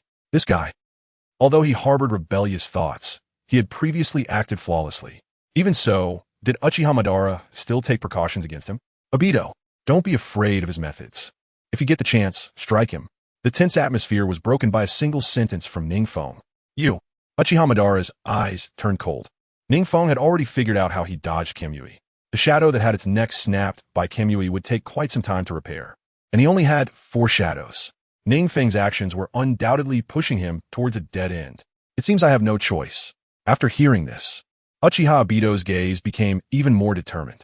He had already decided to turn against Madara and could no longer be indecisive. He should wait for Uchiha Madara to show a flaw before activating Kamui. As for Limbo, border jail, he still couldn't reveal it to Uchiha Obito. NingFeng let out a light breath. He wasn't planning to disclose Uchiha Madara's abilities to Uchiha Obito.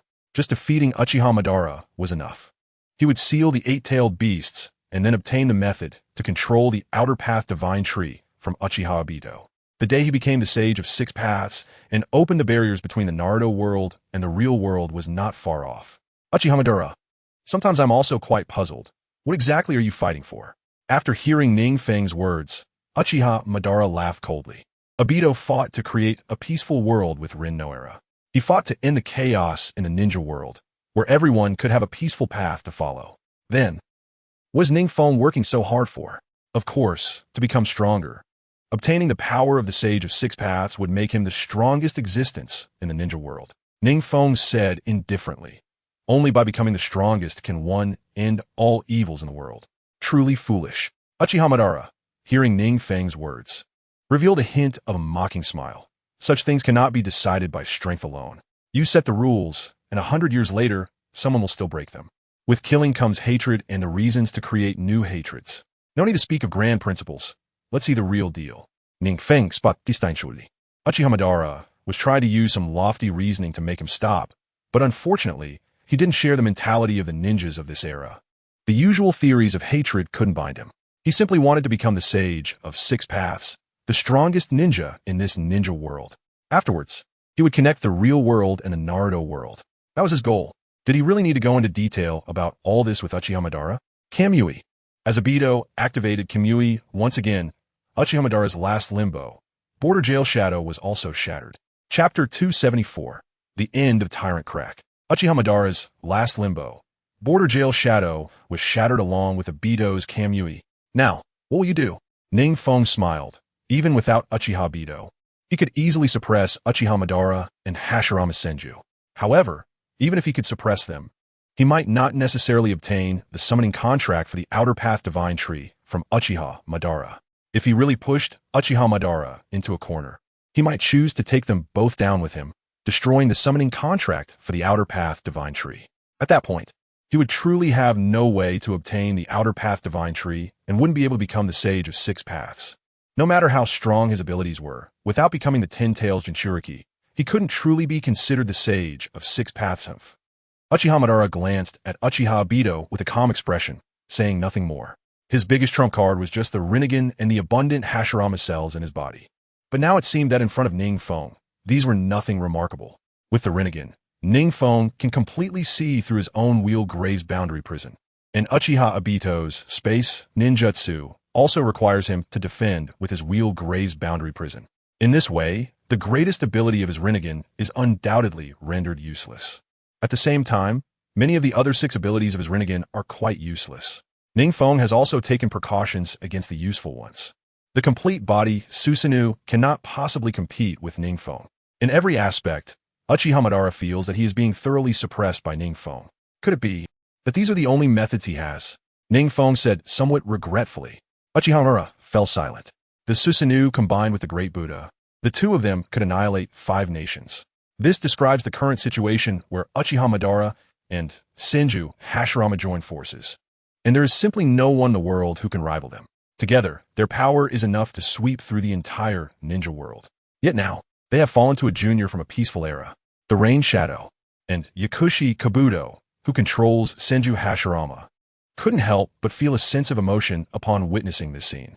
After visiting the Dragon Cave and developing Sage Mode, his control over the Super Shadow level ninja, Senju Hashirama, has greatly increased. His strength has not decreased much. Apart from being unable to use some specific ninjutsu, he can use most of the wood release techniques. Moreover, combined with the immortality of the impure world reincarnation and infinite chakra, he is not far behind the living Senju Hashirama. However, even so, the two of them are still ruthlessly suppressed by the Rain Shadow. NingFeng has become this strong? Yakushi Kabuto sighed softly. Before he joined a Rain Village, he had seen quite a bit alongside Orochimaru. Orochimaru is also one of the few shadow-level experts in the ninja world, mastering countless forbidden techniques and escape techniques. It was only by being around such a strong person that Yakushi Kabuto was able to understand the higher levels of the ninja world. According to their research, the pinnacle of a ninja world is Senju Hashirama and Uchiha Madara. As for the third Hokage, Sarutobi Hiruzen, claiming to be the strongest Hokage, is nothing but a joke. And now, the two strongest ninjas in the world joining forces are still no match for the Rain Shadow NingFeng. Could it be that their assumptions were wrong? Yakushi Kabuto's face began to show some snake-like scale cracks, and the area around his eyes transformed into snake-like pupils similar to Orochimaru's. His inverted, triangle-shaped eyes flickered with cold light, and the hidden eyes beneath his glasses were already revealing sharpness. He finally transformed from human to snake, and from snake to dragon, without any bloodline limits, without any external golden fingers. Relying solely on his own strength, he mastered Sage Mode and infused Orochimaru's genes, mastering many of Orochimaru's techniques and holding a large number of impure world reincarnation ninjas. His current strength is already not far from Super Shadow level. Am I really going to be unable to hold on? A thought flashed through Uchiha Madara's mind. He did not expect that after being resurrected and regaining his Rinnegan, he would still have an opponent he could not subdue. This guy is being more powerful than Hashirama. Unfortunately, it is too late to start reflecting on what he did wrong now. NingFeng let out a cold laugh, as if seeing through what Uchiha Madara was thinking, and said mockingly, "Your plan was good, but there are always accidents. Even without me, there would be others to stop your plan. It's not a matter of differing ideologies. It's simply that you are wrong." NingFeng's words struck deep into Uchiha Madara's heart. Wrong? The indifference on Uchiha Madara's face gradually faded. How could it be wrong? The only way to eliminate war and hatred is through the infinite Tsukuyomi. Think whatever you want. In any case, when you reach the underworld, you'll have plenty of time to think. NingFeng shrugged indifferently. Although he was not as strong as himself, Uchiha Madara, who had already activated his Rinnegan, was still quite formidable. If possible, he still hoped to utilize Uchiha Madara. However, Uchiha Madara seemed very stubborn. How could such a person be used by others? With this thought, NingFeng sighed and let go. Let him personally bury this fallen hero. No matter how domineering or imposing Uchiha Madara was, his ideology was simply wrong. and his starting point was also incorrect. Moreover, since he is very stubborn and stands on the opposing side, NingFeng can only eliminate him. Whoosh! NingFeng's figure suddenly disappeared and suddenly approached Uchiha Madara, stabbing fiercely with a knife. This knife startled Uchiha Obito as well. He could sense that NingFeng did not use the Flying Thunder God technique. But the speed of this knife was so fast that it already vaguely touched the first phase of space-time ninjutsu. This means that NingFeng's knife speed can be regarded as a form of space ninjutsu. The knife he casually swung has already broken through the limits of space. TSK. Uchiha Madara's face became increasingly grim. This kind of pure physical technique cannot be absorbed by the hungry ghost path. But if he were to face NingFeng, this monster, in a physical confrontation, even if Uchiha Madara had confidence in himself, after several rounds of physical clashes, he had gained a clear understanding of NingFeng's physical skills. NingFeng's physical skills not only exceed Hashirama's in terms of physical strength, even various reactions, battle experience, reflexes. Uchiha Madara could no longer see through NingFeng's close combat level. Even Hashirama had never made him feel such helplessness. Could it be that he is really going to be buried here today? Chapter 275. Close combat with Senju Hashirama. NingFeng seemed to be able to see what Uchiha Madara was thinking. Letting out a cold snort, he not only disagreed with Uchiha Madara's ideology, but also found it extremely foolish. Being fooled by Kagaya and firmly following the peaceful method of the stone tablet. Uchiha Madara is actually a pitiful person. With no other tricks, he can only go down. NingFeng raised the Kusanagi sword, sliding towards Uchiha Madara's neck like the Grim Reaper claiming a life. Clang! A giant sword suddenly appeared at Uchiha Madara's neck, blocking NingFeng's lethal strike. The blade was several times wider than the Kusanagi sword. Huh? Yakushi Kabuto, don't rush. After Uchiha Madara, it's your turn. NingFeng coldly looked at the dull Senju Hashirama, who had summoned the giant sword to block this blow, and said frostily. He knew that Senju Hashirama had already been controlled by Yakushi Kabuto. What he said, Yakushi Kabuto would certainly be able to hear. Is it my turn next? Far away in the underground base, Yakushi Kabuto shook his head, adjusted his glasses, his snake-like pupils filled with danger. He is no longer the powerless servant who could only watch Orochimaru conduct experiments. Now, he has transformed into a true dragon. Uchiha Madara, Senju Hashirama, ninjas like NingFeng, are merely toys in his hands, and the tailed beasts on NingFeng, along with the outer path golem in Uchiha Madara and Uchiha Obito's hands, will all belong to him. If the deadlock between them is broken next, it would not be good for continuing to plan. Yakushi Kabuto sighed softly. He knew that even though he had transcended the realm of mortals, when it came to actual strength, NingFeng could crush 10 of him. As the third rain shadow, NingFeng's own strength is simply too formidable. He could easily overpower Uchiha Madara and Senju Hashirama. Although he could control Senju Hashirama's actions, he did not dare to say he could defeat Senju Hashirama. After all, he is the god of the ninja world, a highly valuable ninja. If the deadlock is broken by NingFeng, then the next step is that Yakushi Kabuto has no tools to balance NingFeng's ascension to the status of a sage of 6 paths. However, sending out other reanimated ninjas of this level would just be sending them to their doom. Yakushi Kabuto pondered as he set down the chess piece in his hand. The table in front of him no longer displayed a map. Instead, it was replaced by a simple chessboard. The chessboard depicted the current battlefield. At its center were the pieces representing NingFeng, Uchiha Madara, Senju Hashirama, and others. On the edges of the board were numerous reanimated ninjas. Just now, Yakushi Kabuto had moved 2 pieces towards the center of the battlefield. Uchiha Madara had been set aside by NingFeng for the moment. He was currently engaged in a physical fight with Senju Hashirama, who had suddenly summoned a giant sword. Senju Hashirama truly deserves the title of the god of ninjas. Even in the weakened, reanimated state, his physical prowess was still formidable. Each punch and kick was infused with a massive amount of chakra and tremendous strength. Such strikes were comparable to an average B-rank ninjutsu. This is the monstrous strength of Senju Hashirama. During the Warring States period, all ninjas were intimidated by Senju Hashirama's wood-release techniques. His wood-release was capable of subduing the 9 tails. What is the 9 tails? It is the strongest tailed beast of that era. Thus, Senju Hashirama undoubtedly rose to the pinnacle of the ninja world through his mastery of wood-release techniques. However, people often overlooked another fact. To unleash such an enormous amount of chakra for wood release, one must possess an incredibly powerful physique. And Senju Hashirama's close combat skills are what truly make him terrifying. Uchiha Madara had awakened the eternal Mangekyou Sharingan and, like Senju Hashirama, had gone through the turmoil of the Warring States period, possessing rich combat experience. Yet even so, he was still defeated by Senju Hashirama in their battle at the Valley of the End. This illustrates just how powerful Senju Hashirama's physique is. The wonders of the sage body are largely rooted in this. Now, NingFeng also understood how effectively Senju Hashirama utilized his sage body. With the enhancement from the tailed beast chakra and the infusion of Senju Hashirama's cells, NingFeng had already gained significant boosts. His physical strength now surpassed that of Senju Hashirama. However, he had not possessed such a physique for long, and he was still unable to fully utilize his physical advantages. He relied on the enhanced chakra to make his ninjutsu stronger, along with some passive boosts in strength and speed. But Senju Hashirama was different. He also had a sage body, with a physique that was exceptionally powerful and not like that of ordinary people. Furthermore, due to the frequent wars during the Warring States period, Senju Hashirama had fully exploited the advantages of his sage body.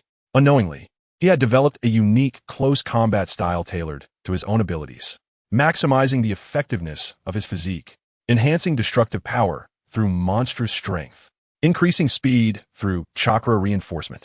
All of this was refined through repeated practical combat, culminating in the formation of his own fighting techniques suited for his sage body. And NingFeng, although his physique was now stronger than Senju Hashirama's, relied heavily on sword techniques, and he had not created a set of combat techniques that complemented his sage body. This led to a situation where Senju Hashirama's close combat was actually giving NingFeng a tough fight. Because it was a reanimated body, Obito's Kamui had no effect on Senju Hashirama at all. NingFeng found himself in a bitter struggle. Truly, he is the god of ninjas. Yakushi Kabuto, controlling Senju Hashirama's body, couldn't help but sigh. At first, he controlled Senju Hashirama's thoughts, so the battle primarily relied on Senju Hashirama's instinctual wood-release techniques. However, as the fight progressed, it seemed that Senju Hashirama's body had developed a consciousness of its own, gradually able to act independently. Moreover, the actions taken appeared very methodical, and the destruction caused by his monstrous strength was astonishing. The god of ninjas, even when his consciousness was manipulated, the battle experience embedded in his body and soul would not easily be discarded. These experiences were imprinted deep within his being. This is the god of ninjas. NingFeng now felt an overwhelming pressure approaching him. He hadn't expected the fully unleashed Senju Hashirama to be so overwhelming. Chapter 276, Uchiha Madara in a Dead End. Whoosh! As Senju Hashirama's monstrous strength sent a punch through the air, the resulting gust of wind swept up NingFeng's black hair. Simultaneously, the force traveled through the air and struck far away. Like a tiger descending the mountain and like a carp leaping, the swift energy slammed into the mountain behind NingFeng. Boom! The mountain shattered under the casual might of Senju Hashirama's punch. The sky was filled with debris, sweeping across the battlefield. This was just the power of the wind generated by a casually thrown punch from Senju Hashirama. NingFeng took a deep breath. This level of physical technique was comparable to Might Guy, who opened the 8th gate during the 4th Great Ninja War in the original story. Might Guy was an elite jonin of Konoha solely based on his physical techniques. He had trained in the 8 gates for decades, and after opening the 6th gate, his physical prowess received an unimaginable boost. However, the casual punch thrown by Senju Hashirama had the power of Might Guy's physical techniques after opening the 6th gate, and this level of destruction far exceeded the visual impact of wood release. Now he understood why everyone said that Senju Hashirama's wood release was so legendary, while hardly mentioning his terrifying physical techniques. Because no ninja could get close to Senju Hashirama, most would be subdued by his wood release as soon as they saw him. And if a truly powerful ninja somehow managed to approach Senju Hashirama, they would also be easily eliminated by his monstrous strength. Thus, his physical capabilities were not widely known. NingFeng couldn't help but smile wryly. He initially thought that Uchiha Madara was the one he should pay the most attention to. Unexpectedly, Senju Hashirama's strength was so formidable. For a moment, he truly found it difficult to gain the upper hand in close combat against Senju Hashirama. Obito, you need to think carefully. If you still want to cooperate with me, it's not too late.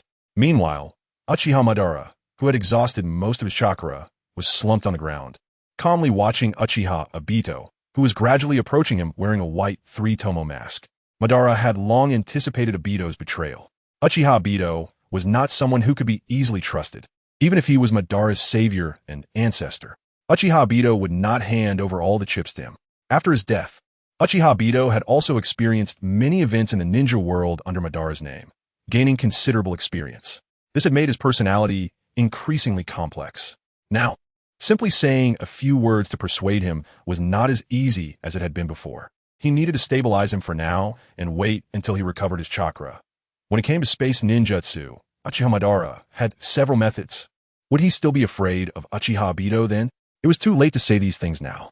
Uchiha Obito didn't even open his eyes. The dark, deep hole of his mask was directed straight at Uchiha Madara, and a muffled voice came from beneath the mask. You are no longer a match for the current Yuei, which means you no longer have the qualifications to continue executing the Eye of the Moon plan. No qualifications to continue the Eye of the Moon plan? Uchiha Madara was taken aback, but upon reflection, he indeed lacked the qualifications to continue. Not to mention that he couldn't defeat NingFeng now. Even his own safety was difficult to assure. However, Uchiha Madara still had great confidence in himself. He believed he could complete the Eye of the Moon plan. Obito, you know my methods? If you can't kill me now, you won't be able to withstand my revenge later. Obito's figure was getting closer, but Uchiha Madara's face showed no signs of panic. He merely said, if you want to kill me, go ahead, as long as you can bear the consequences afterwards. While saying this, Uchiha Madara seemed to casually scrutinize Uchiha Obito's figure. However, to his disappointment, Uchiha Obito showed no reaction at all, as if what Uchiha Madara said had nothing to do with him. And you know my methods as well? After all, you were trained by me. If you really had a way to deal with Kim Yui, you wouldn't be rambling so much. Uchiha Obito slowly walked up to Uchiha Madara, and the corner of his mouth under the mask slightly lifted. Isn't this your style? Upon hearing this, a dangerous glint flashed in Uchiha Madara's eyes. Obito, I didn't expect. In the end, even you would betray me? As he spoke, a black chakra rod suddenly shot out from Uchiha Madara's sleeve, aiming to stab into Uchiha Obito's body. The mockery on Uchiha Obito's face remained unchanged. His Kamui could ignore all external damage. Did Uchiha Madara think he could subdue him with just a chakra rod? Thinking this, the chakra rod flew toward him. Uchiha Obito stood still without dodging, and at that moment, a coffin suddenly rose from the ground behind him. What is this? Before Obito could wonder, the black rod pierced into the coffin. The coffin lid was quickly shattered by several gusts of wind emanating from within, revealing the face of a ninja inside. The second, Hokage? Uchiha Obito's expression changed slightly upon seeing the ninja in the coffin. A ninja clad in layered armor and with short white hair was standing inside. It was indeed the second Hokage, Senju Tobirama. Although Kabuto Yakushi had initially partnered with Uchiha Obito, he ultimately sat down with Uchiha Madara to strategize the battle. This led to the subsequent negotiations being conducted by Uchiha Madara and Kabuto Yakushi together. The cooperation afterwards was merely a partnership between Uchiha Madara and Kabuto Yakushi. Now, was Kabuto Yakushi here to help his ally? Thinking this, Uchiha Obito shook his robes and spoke. Kabuto, you bastard. Lord Madara, this guy's become much stronger than before. Kabuto Yakushi's voice came through Senju Tobirama's body. Indeed much stronger, but you don't need to defeat him. Uchiha Madara casually shrugged. He could sense that Uchiha Obito's ocular power and chakra had improved significantly. However, for him, it was just a slightly more troublesome problem to solve. Let Kabuto Yakushi buy some time, and after he recovered his chakra, Uchiha Obito was still within his control. This guy, it seems he has reached a cooperative relationship with Madara. Seeing how Kabuto Yakushi was cooperating with Uchiha Madara's plan, Uchiha Obito couldn't help but sigh. The second Hokage's techniques are endless. He was genuinely worried he wouldn't be able to handle it carelessly. Chapter 277, Senju Tobirama's Water Style. No matter what, this guy's intangibility lasts 5 minutes, right? Kabuto Yakushi confirmed quietly with Uchiha Madara beside him, manipulating Senju Tobirama. That's right, but you only need to buy 5 minutes. Leave the rest to me. Uchiha Madara slightly raised an eyebrow, although he found it very difficult to deal with NingFeng. He believed that as long as he gathered chakra for 5 minutes, he could easily resolve the issue with his former successor. 5 minutes? All right. Senju Tobirama nodded blankly, then drew several Flying Thunder God kunai from his ninja tool pouch. Since the main focus was on delaying, Kabuto Yakushi decided to use the Flying Thunder God as the main offensive method. After all, Uchiha Obito was very adept at space-time ninjutsu, and trying to kill him unexpectedly during Kimyui was nearly a dream. However, if he followed Uchiha Madara's instructions, just delaying for 5 minutes was something Kabuto Yakushi was confident about. Senju Tobarama was also a powerful ninja. It's just that his brilliance was overshadowed by his brother Senju Hashirama at that time. As the creator of so many forbidden jutsu and the leader who quickly stabilized the situation in Konoha, his strength and battle intelligence were top-notch. Water style. Great waterfall technique. Senju Tobarama quickly formed hand seals, and at the same time, a massive wave of water suddenly surged from below the barren peaks behind him. Almost in the blink of an eye, the towering waves rushed in like wild horses. Senju Tobarama leaped vigorously, using the momentum to stand on the waves he created. Such a high-level water-style ninjutsu. The previously confident Uchiha Obito was somewhat surprised to see such towering waves. When the second Hokage, Senju Tobarama, fought against NingFeng, he had only been stalling Minato and hadn't paid much attention to Senju Tobarama's ninjutsu. However, being able to create such a terrifying momentum with just a wave of his hand, the second Hokage's reputation for the strongest water style was indeed well-deserved. The range was also extensive. Feeling the trembling earth and the surging waves approaching him, Uchiha Obito sensed the overwhelming force that resembled a mountain flood, even causing the space to subtly distort. Was it because they were within the land of rain, where water style had the geographical advantage? They were still on the battlefield in the land of rain. The land of rain was characterized by its continuous rain, which naturally provided ample moisture in the surroundings. This gave a significant boost to water-style ninjas. However, even with such an enhancement, the second Hokage's strength was still formidable and not to be underestimated. Kamui. Uchiha Obito's Sharingan flickered slightly, since the waterfall he casually created was of such large scale that he found it difficult to evade. He could only retreat into the Kamui space for now. Uchiha Obito's figure was engulfed by the rushing waterfall. This guy hid away. Senju Tobarama stood in the large water prison he had formed, which was created from the waves of the great waterfall and fixed in place to restrict the movement of those inside. However, for Uchiha Obito, this water prison was almost meaningless, because he could freely traverse here. Next, Senju Tobarama's blank expression slightly corrected, and a hint of ferocity flashed in his otherwise empty eyes.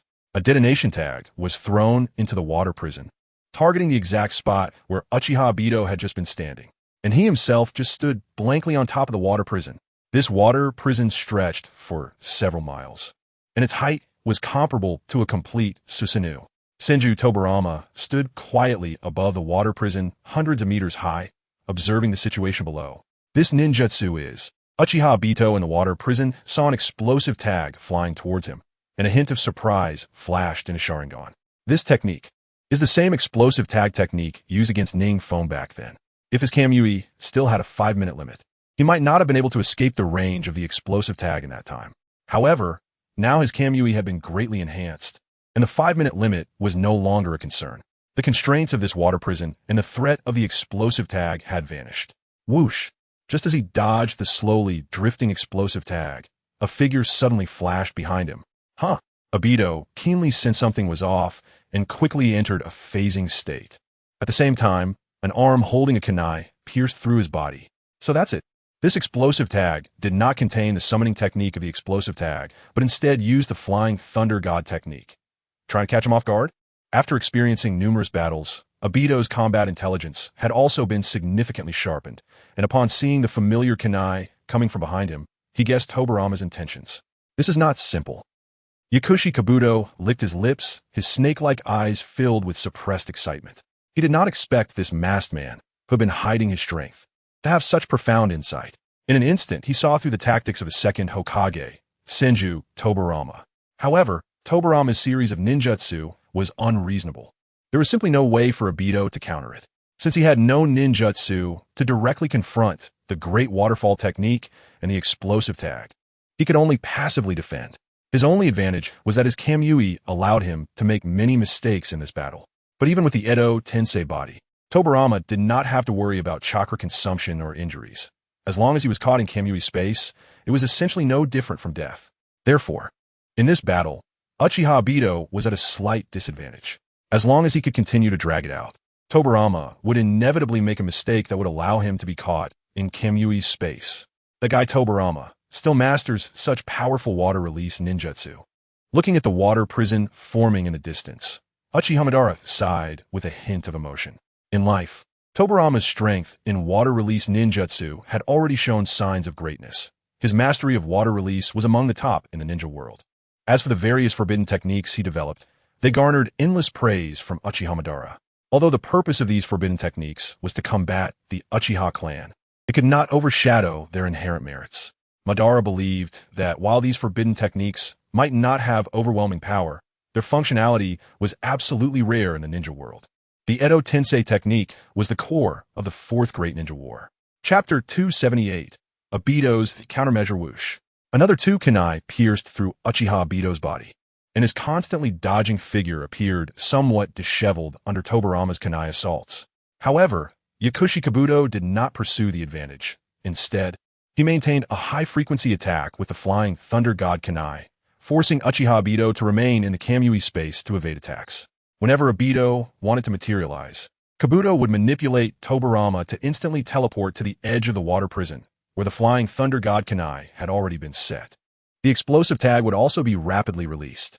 Such high-intensity pinpoint explosions would directly engulf Uchiha Obito's figure.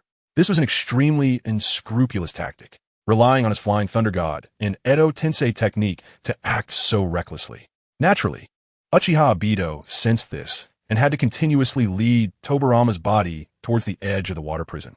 He was completely being led by the nose inside the water prison. If he did not think of another way, he would likely soon face a pincer attack from both Uchiha Madara and Senju Tobirama. At present, he had not experienced many battles. He had a decent body and eyes, but lacked the combat experience to adapt to his abilities. This resulted in his taijutsu level not keeping up with his physique. It seemed he was determined to drag out time with me. Uchiha Obito's gaze turned slightly cold as he looked at Uchiha Madara outside the water prison, who was still adjusting his chakra, then shifted his attention to the distance where NingFeng and Senju Hashirama were. To his surprise, the battle between NingFeng and Hashirama had gradually shifted from being suppressed by Hashirama to a state of equal footing. This indicated NingFeng's taijutsu level had improved again. This guy, is he even human? Obito's face, hidden beneath his mask, showed a hint of astonishment. The one fighting NingFeng was Senju Hashirama. Other ninjas were unfamiliar with Hashirama's taijutsu level, but his mentor, Uchiha Madara, often spoke highly of Hashirama's profound skills. Could it be that someone could truly match Hashirama's taijutsu? Is he distracted? Yakushi Kabuto keenly noticed that Uchiha Obito appeared to be momentarily dazed while transferring his body with Kamui. Following his gaze and discovering that NingFeng had somehow begun to exchange blows with Hashirama. What is going on? Kabuto's face was filled with disbelief. Previously, when he manipulated Hashirama to fight NingFeng in close combat, Hashirama's combat awareness had gradually revived. By the end, after overpowering NingFeng, Kabuto had focused most of his attention on Tobirama. But he did not expect that just recently, Hashirama, who had been suppressing NingFeng, would so quickly reach a stalemate with him. At this rate, wouldn't he soon be overpowered by NingFeng? He is treating the first Hokage as his sparring partner. Suddenly, both Uchiha Obito and Yakushi Kabuto had the same thought in their minds. Observing their exchanges, it was almost always Hashirama who struck first, with NingFeng responding to neutralize the attacks. Each time he countered, it was evident that he was embodying Hashirama's style. This also indicated that NingFeng was learning Hashirama's combat style. Truly terrifying. Uchiha Obito let out a deep breath. He did not expect NingFeng to so quickly reverse the suppression on Hashirama. Moreover, he had swiftly compensated for his greatest shortcoming, close combat.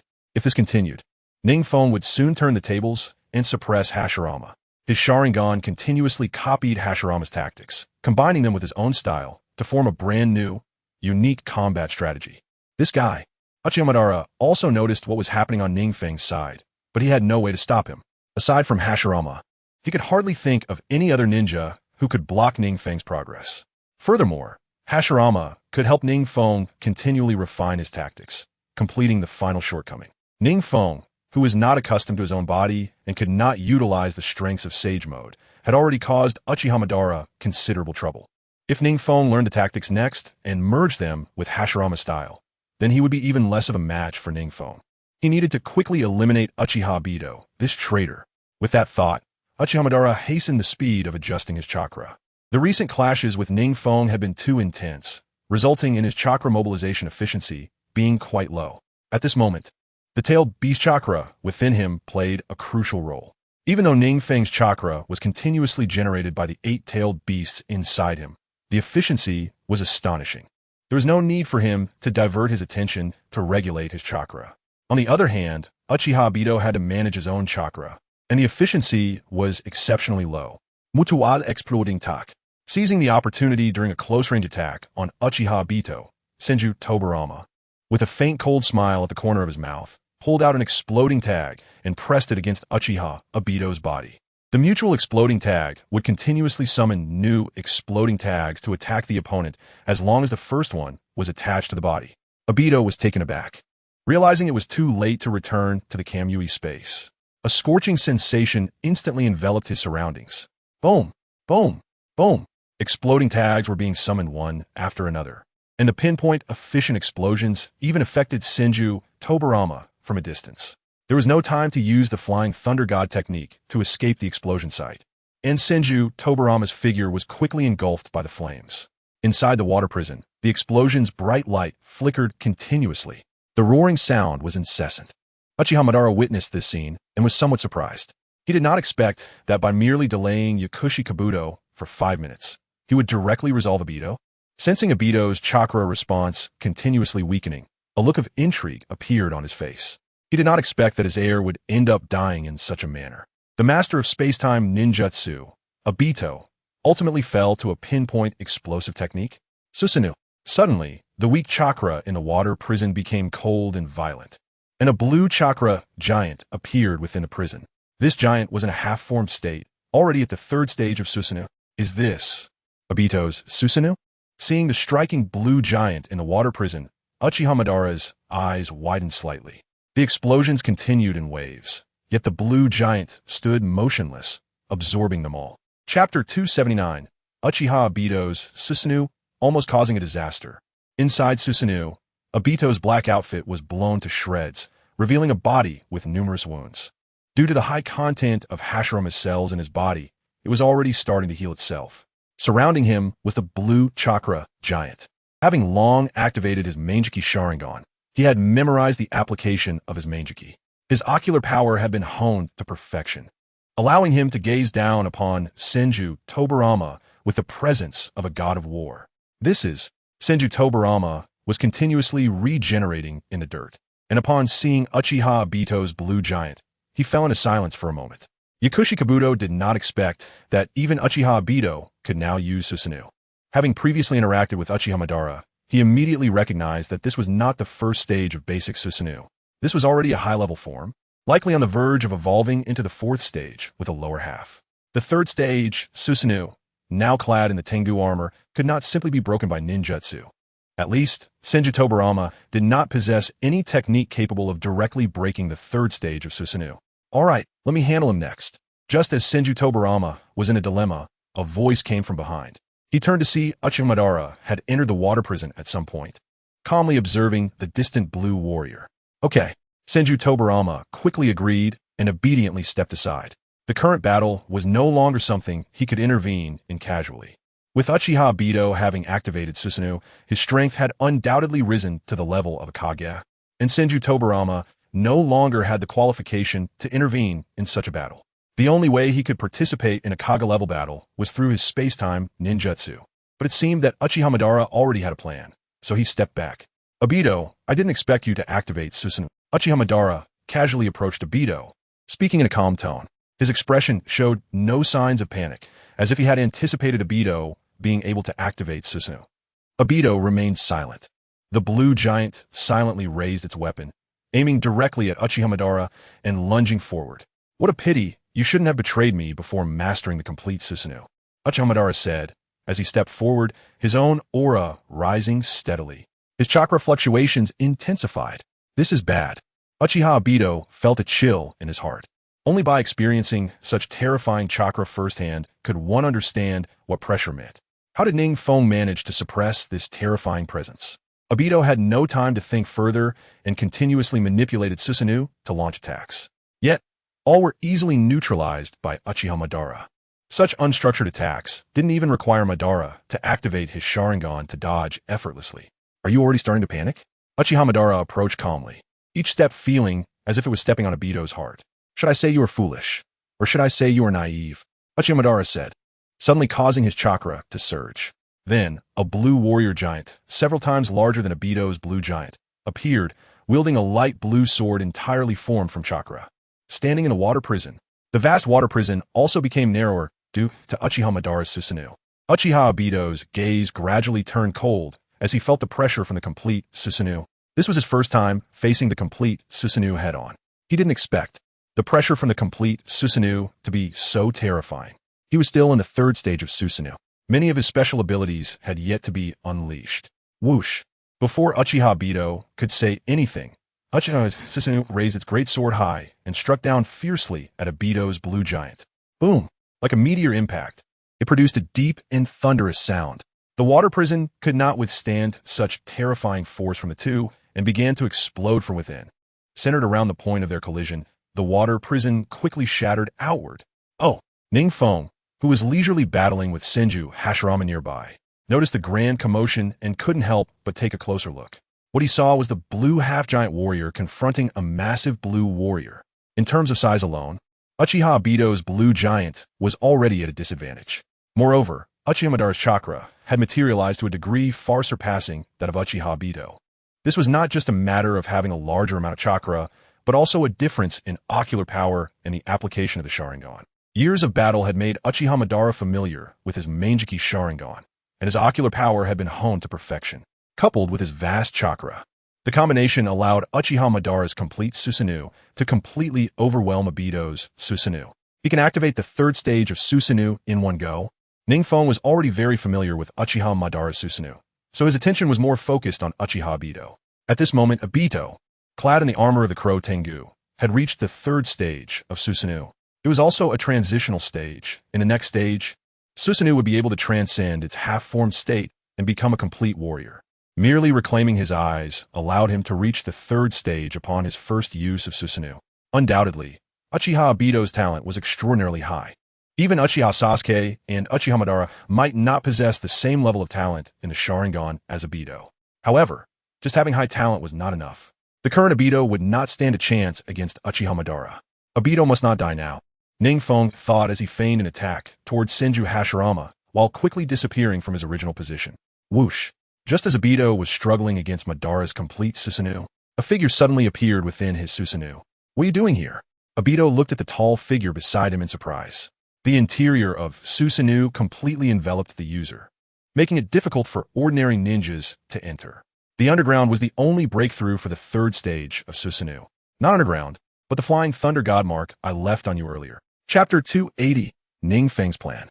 NingFeng noticed Obito's gaze glance down, as if he had figured out what was on his mind, and explained. He pointed at Obito, and Obito suddenly realized. Never mind. What do we do now? Obito recalled how he had been at a disadvantage against NingFeng during the Nine-Tails incident and felt a surge of anger. But thinking of their greatest common enemy, Uchiha Madara, outside, he suppressed his anger and asked, what should we do? NingFeng looked at Obito's 3-tomo white mask with some surprise. The 2-tomo directly represented Obito's eyes, and the current Manjiki Sharingan's luster was no longer as bright as it had just been. It seemed that without obtaining the eternal Manjiki Sharingan, even with Senju Hashirama's cells, he couldn't completely disregard the burden brought by Susanoo. Susanoo was the third power of the Manjiki Sharingan. The price of possessing absolute offense and absolute defense was a strong burden inflicted. Obito naturally felt the pressure brought by Susanoo now, a pressure he had never felt when using Kamui. He could even sense that many cells within him were gradually breaking down under Susanoo's immense burden. Just Uchiha Madara, who was not in his best state of chakra and stamina, still needed to think about what to do. NingFeng Sruket. I could suppress him just by using 2 wood clones to fight him. Uchiha Obito covered his eyes in speechlessness. The pain from the Manjiki Sharingan was becoming increasingly unbearable. Was this the burden his body had to endure after activating Susanoo? His eyes were now different from before. He could actually feel the sensation of his ocular power being depleted. With Senju Hashirama's cells in his body, the consumption of the Manjiki Sharingan would decrease significantly. However, Susanoo surprisingly could not be offset by the recovery ability of Senju Hashirama's cells. Uchihamadara, above the complete Susanoo, Uchihamadara sensed an extremely vast chakra appear within Obito's blue warrior, and his heart trembled. Wasn't that guy fighting Hashirama? How'd he suddenly end up here? With this thought, he quickly retreated to create distance. His current state was not very good. Just moments ago, even in peak condition, he was not a match for NingFeng. Now, trying to confront him with 5 minutes worth of gathered chakra would undoubtedly be seeking his own death. At the same time, he directed his gaze towards Senju Hashirama. He saw Hashirama's armor had shattered layer by layer, and his body was covered in wounds as he was continuously being repaired in the dirt. Just a moment ago, when he looked over, Hashirama was still suppressing NingFeng, leaving him no time to pay attention to this side.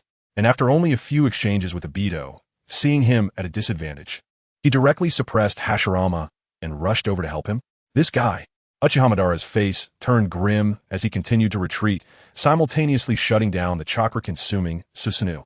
If he couldn't even suppress NingFeng at close range, he truly didn't know who in the ninja world could. Senju Hashirama was universally recognized as the god of ninjas. Unlike other ninjas' perceptions of Hashirama, Uchihamadara knew very well how terrifying his old friend's close combat skills were. If even he could be suppressed by NingFeng like this, he certainly wouldn't stand a chance against him. Whoosh!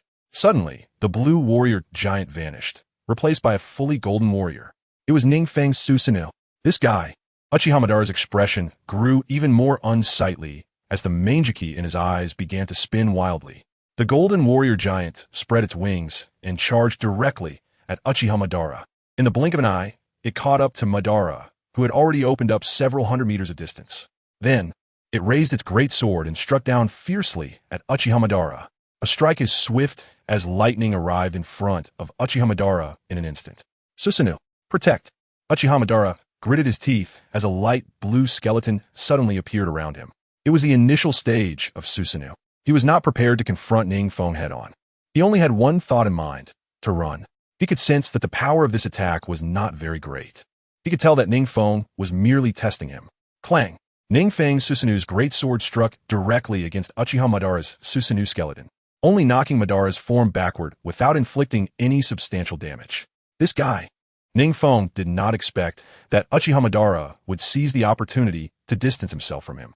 Seeing that Uchihamadara was so intent on escaping, NingFeng did not place any flying thunder god marks on him and had to stop in his tracks. Not going to chase. Obito looked at NingFeng in surprise. In his impression, NingFeng was someone who showed no mercy. As long as the enemy could still breathe, he would not feel at ease. This time I can't catch up. NingFeng pouted and snorted coldly.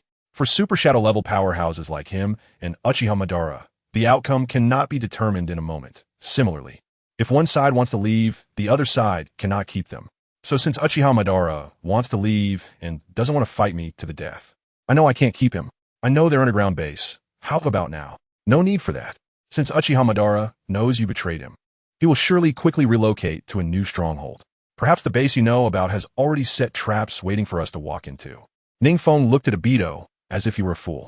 He had thought that Obito's intelligence was not very high, but he didn't expect him to make such assumptions.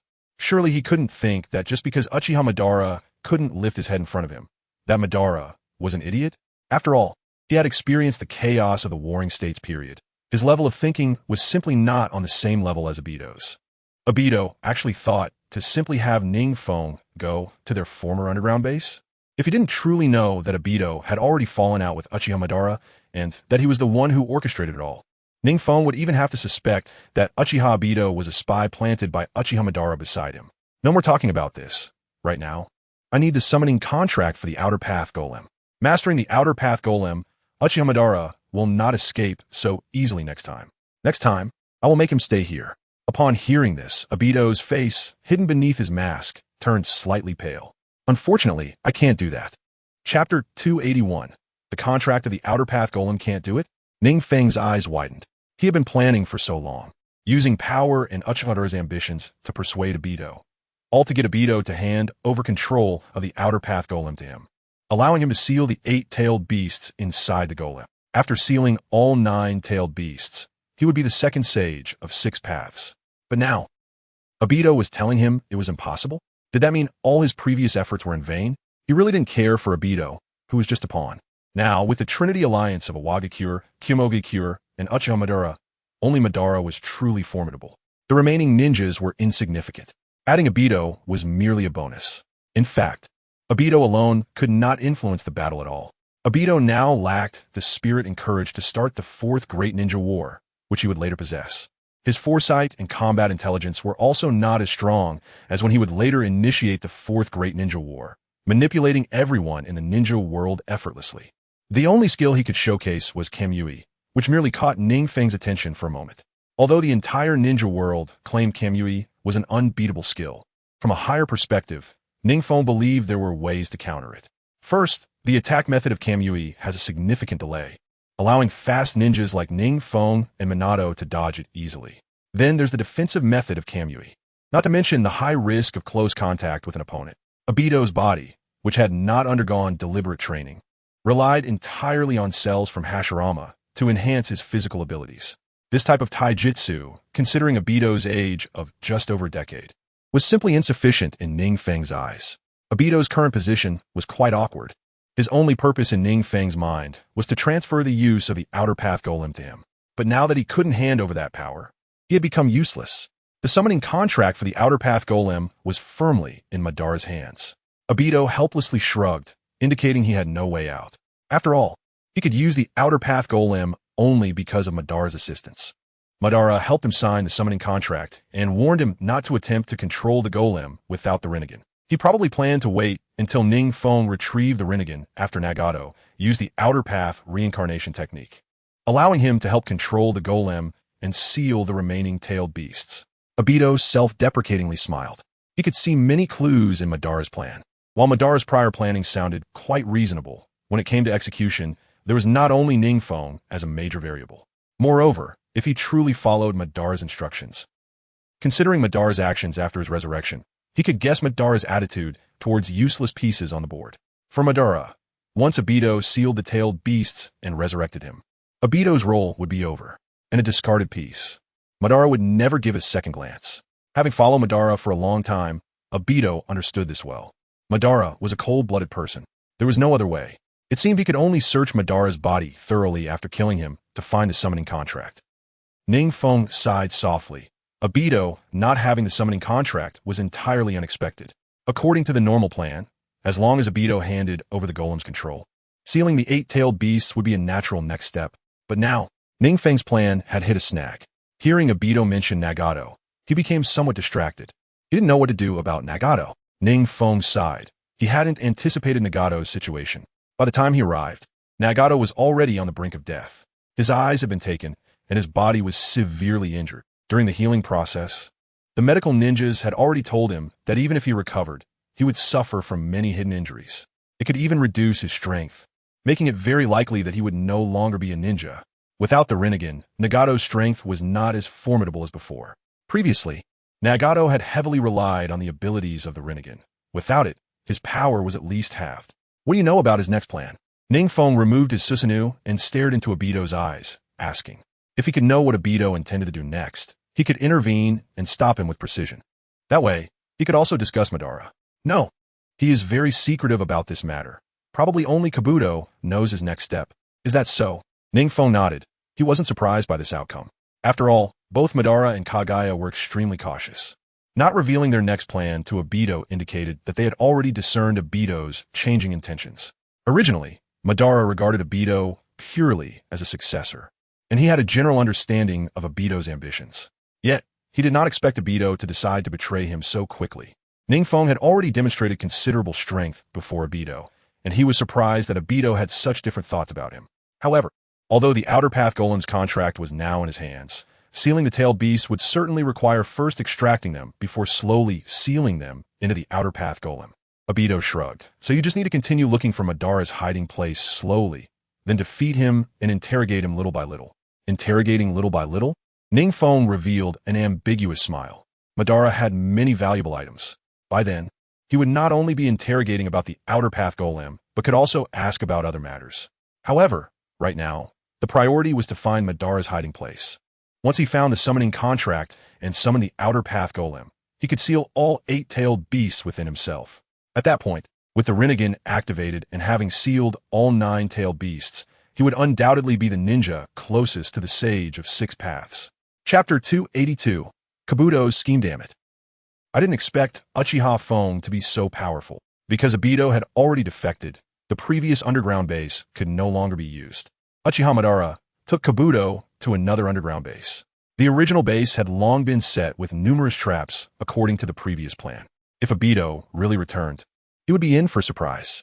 The strength of the Rain Shadow was indeed not to be underestimated. Behind Uchiha Madara, Kabuto, dressed in a black cloak, adjusted his glasses, looking at the battlefield map with a slight smirk. Uchiha Madara is now in the lowest point of his life, first defeated by his own junior, and then betrayed by his successor. The power he held in his hands is almost negligible. Even the white Zetsu on the battlefield have suffered numerous casualties.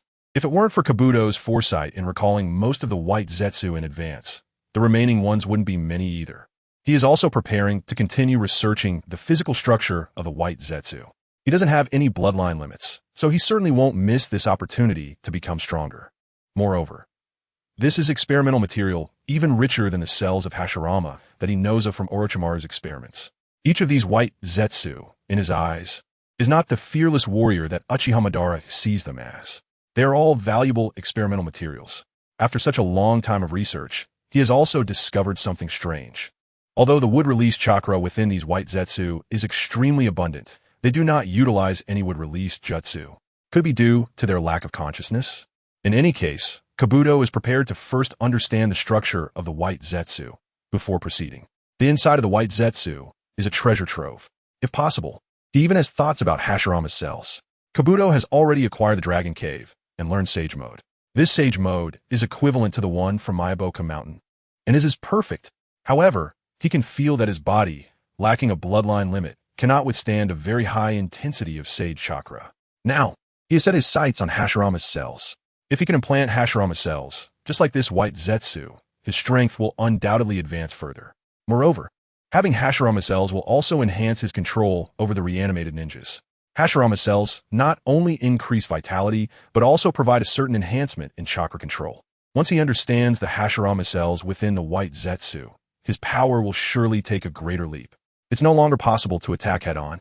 Uchiha Madara pondered for a moment and spoke. He has now truly experienced NingFeng's strength, and he does not believe his power can compete with NingFeng. Indeed, the reanimation of Senju Hashirama won't last much longer. Kabuto thought of the Senju Hashirama he operated today and smiled helplessly. Not much longer. Uchiha Madara looked at Kabuto in surprise. What does this mean? The consciousness of Senju Hashirama is constantly fighting for control of the body. One must say that he truly deserves the title of the god of ninjas, to even resist reanimation and break free from the constraints with his will. Kabuto adjusted his glasses, surprised at how strong Senju Hashirama's mental power is. Senju Hashirama's physical body has reached the peak of the ninja world, and he did not expect his mental power to be equally formidable. According to the relevant information Uchiha Madara provided him, Senju Hashirama should have a connection with the Sage of Six Paths. However, he should have inherited the Sage body. The Sage body is supposed to blossom during the cultivation of the physical body. He did not expect it to also greatly enhance mental power. It seems that Hashirama cells are indeed superior. The cells of the Uchiha clan, even if they have an enhancement, are quite limited. To improve his Sage Mode, he can only start from Hashirama cells. As long as he can comprehend the structure of the white Zetsu, he can uncover the secrets of Hashirama cells.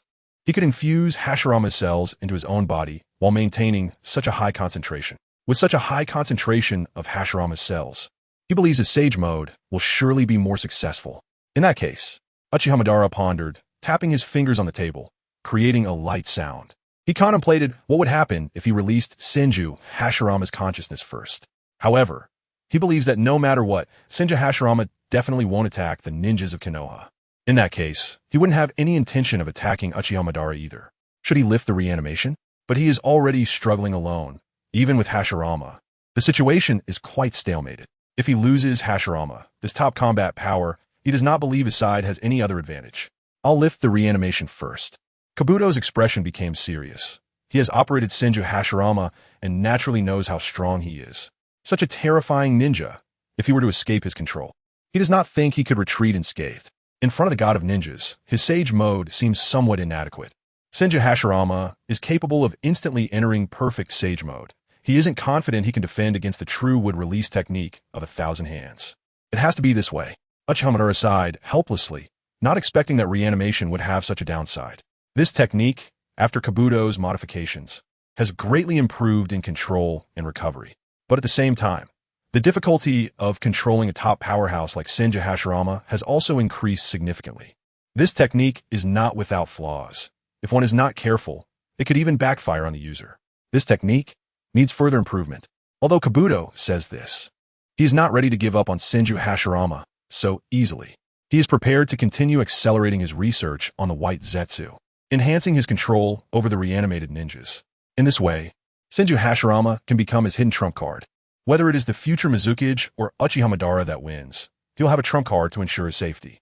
By the way, Madara, I will soon have a breakthrough with the White Zetsu. I still need about 200 of them. Suddenly, Kabuto spoke to Uchiha Madara. He did not intend to carry out human experiments with the White Zetsu without Uchiha Madara's knowledge. Having seen that Black Zetsu, he knows Uchiha Madara must be watching his every move. Whenever he needs experimental materials, he directly brings it up with Uchiha Madara. After all, a few hundred White Zetsu is merely a drop in the bucket for Uchiha Madara, who holds thousands of them. Chapter 283. Two individuals with hidden agendas use freely.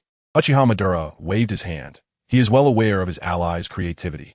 The hundreds of White Zetsu previously invested in Kabuto have successfully increased the concentration of Hashirama's cells within him once again.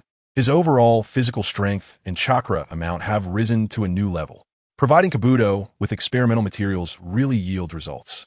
Uchiha Madara wishes he could hand over all the White Zetsu to Kabuto for research, as long as it allows his physical strength and chakra amount to continue to increase. However, if he lifts the reanimation, he will no longer be able to obtain Sage Chakra afterward. Previously, Uchiha Madara thought of having Senju Hashirama gather Sage Chakra, then seizing the same source Sage Chakra to seek infinite Sage Chakra. But now, with Kabuto saying he wants to lift Senju Hashirama's reanimation, he will no longer be able to obtain Sage Chakra afterward. What he loses is not just one combat power in Senju Hashirama. His own strength has also suffered a significant blow. Even so, he could not defeat NingFeng, now that he has lost so much combat power. He is even less capable of contending with NingFeng. Should he find more strong, reanimated ninjas? Kabuto seemed to sense Uchiha Madara's distress and tentatively spoke. He now hopes that Uchiha Madara and NingFeng's battle will last as long as possible, preferably until he thoroughly studies the sources of power of both NingFeng and Uchiha Madara, so he can crush them afterward and become the second sage of the Six Paths. As for now, although Yakushi Kabuto is very confident in his own strength, when facing unparalleled powerhouses like NingFeng and Uchiha Madara, he has a rough idea of the outcome in his heart. Defeat is inevitable. When controlling Senju Hashirama to fight NingFeng, Yakushi Kabuto could instinctively feel that NingFeng, Uchiha Madara, and Senju Hashirama, their strengths are no longer on the same level as the entire ninja world. Even if he reached the pinnacle of the ninja world, he would still not be a match for these three other strong ninjas? Uchiha Madara scoffed disdainfully. Besides Senju Hashirama, are there really ninjas who could be called strong? Unlike Yakushi Kabuto's perception, Uchiha Madara is well aware that other ninjas simply cannot intervene in the battle between him and NingFeng.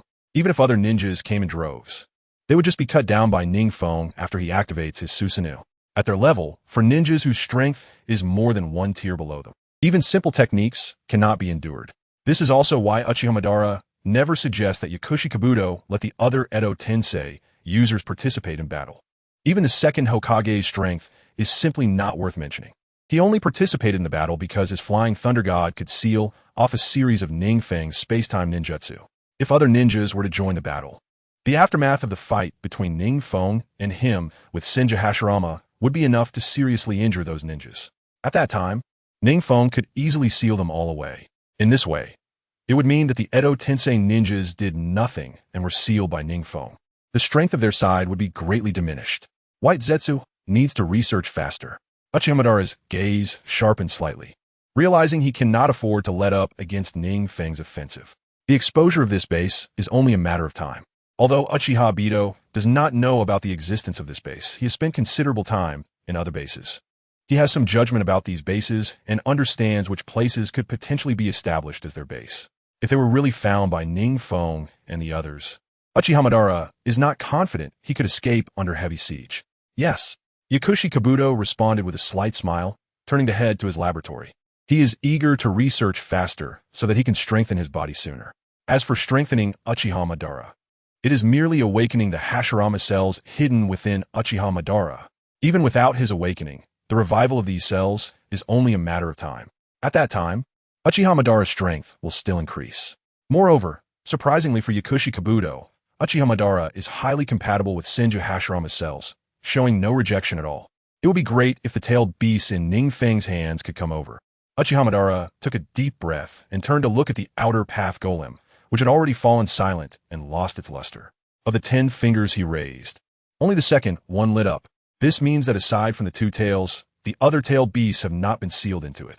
This has led to the outer path golem he controls being very weak, even less than 1% of the original strength of the 10 tails.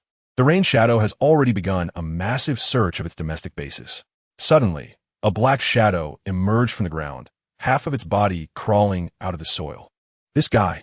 Uchiha Madara's expression twitched. This is truly ruthless. The war has just ended, and they're already searching for their domestic bases. They're determined to eliminate him quickly. If he really wanted to hide in the darkness and conceal himself in a base in the Land of Rain, he would probably be fleeing in a very embarrassing manner right now. That guy Yakushi Kabuto has also been a bit restless lately, Black Zetsu said, with a hint of suspicion on his face. Let him be. He's just a small fry, not a threat. Uchiha Madara shrugged casually, not caring about the matter. He knows that Yakushi Kabuto has no Kekkei Genkai. Even if he learned the perfect Sage Mode in the Dragon Cave, it would only turn him from an ant into a slightly larger ant. The only value he has that attracts Uchiha Madara is that his Edo Tensei can clear the battlefield for him, preventing some miscellaneous fish from delaying his battle. Moreover, the white Zetsu cells he has been researching recently surprisingly have an effect on him as well. Now, for Uchiha Madara, discarding such a useful piece is truly unwise.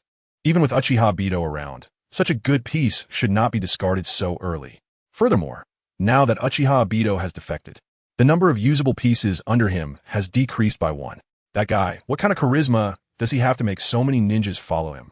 Uchiha Madara sighed and pressed his forehead, understanding the ninjas in NingFeng's hands.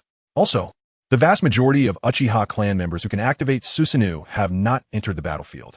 These people have a good relationship with NingFeng. Once Yakushi Kabuto's usefulness is exhausted, it would be best to find an opportunity to deal with him. Such an ambitious person cannot be left in the rear to become a disaster. Chapter 284. The Method to Revive Nagato. Meanwhile, in a tower far away in the Hidden Rain village, NingFeng was staring solemnly at the well-preserved corpse in front of him. The owner of this corpse is Nagato, dressed in the clothing of the Hidden Rain, but his eyes have already turned into a deep darkness. Nagato. He died without closing his eyes. Looking at the broken body of his former friend, Yahiko was also heartbroken. If only he had discovered it earlier, or if he had been more decisive in stopping Uchiha Madara. Perhaps Nagato would not have had to die. The past is already gone. There's no use in saying these things now. NingFeng stepped forward, sighed slightly, and said, "This time, I also bear some responsibility. I failed to protect my subordinate, which is also my oversight." He did not expect that Uchiha Madara would be so desperate, directly using Nagato to resurrect himself, and then taking away his Rinnegan. Such a swift action left NingFeng with nothing but Nagato's cold corpse when he finally realized what had happened. "Lord Feng, you must have some way, right?" Xiao Nan, who had been quietly looking at Nagato's corpse, inadvertently caught sight of NingFeng's calm expression and quickly said with a trembling voice, "A way? There's indeed one. But now, it's not the right time to use it." NingFeng looked at a ninjutsu prompt from his system, smiling with some frustration. As 3 people who once supported each other in the Land of Rain, the bond between Yahiko, Nagato, and Xiao Nen had long surpassed that of mere friends. Even though Xiao Nen secretly harbors feelings for NingFeng now, it does not hinder her concern for her best companion, Nagato. The sight of Nagato's death also fills her with immense anger. "What? Lord Feng, you have a way?" Suddenly, upon hearing NingFeng's words, Yahiko knelt before NingFeng, crying uncontrollably, "Lord Feng, please save Nagato. Even if the price is my life, I am willing to exchange it." Last time facing Uchiha Madara, he had shrunk back, although Uchiha Madara's displayed strength later rang alarm bells for him. In front of Uchiha Madara, his strength was simply not enough. At that time, choosing to delay and wait for NingFeng to handle things was the right decision. It was precisely because of his hesitation that Uchiha Madara was able to kill his closest companion, Nagato. If time could be turned back, no matter how powerful Uchiha Madara was, he would decisively draw his blade against him, regardless of how strong the enemy was, for the sake of his dear friend. He would cut them down one by one. Some things must be followed rationally, while others must be followed by one's heart. For Yahiko, his heart was that he would spare no effort to protect these two people. This technique would indeed cost a life. Unmoved by Yahiko's kneeling in front of him, NingFeng slowly turned his face away and said. In front of him was the system's prompt, Chiyo's secret technique, Life to Rebirth. Do you want to learn it? Life to Rebirth was the technique that Chiyo used in the original story to save Gaara, who was supposed to die after the one-tailed Shikaku was extracted, for the future of Sunigakure. It is a well-known fact that the Jinchuriki dies after the tailed beast is extracted. If it weren't for NingFeng deliberately having Orochimaru research this aspect, who knows how many more years it would take to develop a method to separate the tailed beast without harming the Jinchuriki. Even a robust Uzumaki clan member Kushina, after the Nine Tails was extracted, did not live much longer. This shows that forcibly separating the tailed beast from the Jinchuriki has a tremendous impact on them. Death seems to have become a norm. Yet, Life to Rebirth can bring back Gaara, who is on the brink of death. It stands to reason that a ninja like Nagato, who had just died, should be able to be affected by this technique. Therefore, NingFeng was prepared to use this technique to resurrect Nagato and let the others be mentally prepared. However, if he learned it himself and used it on Nagato, he would not be able to resurrect himself. So NingFeng planned to learn this ninjutsu himself and then teach it to other ninjas so they could resurrect Nagato. As for who to teach, this is an S-rank forbidden technique that uses one's life as a medium to transcend life and death. This extremely high threshold first excludes ordinary jounin. The remaining requirements are also quite harsh. Among the few people from the Land of Rain, only NingFeng, Uchiha Itachi, and Yahiko are qualified to learn this ninjutsu. Moreover, Uchiha Itachi and NingFeng are related by blood, and his eyes can play a greater role on the battlefield.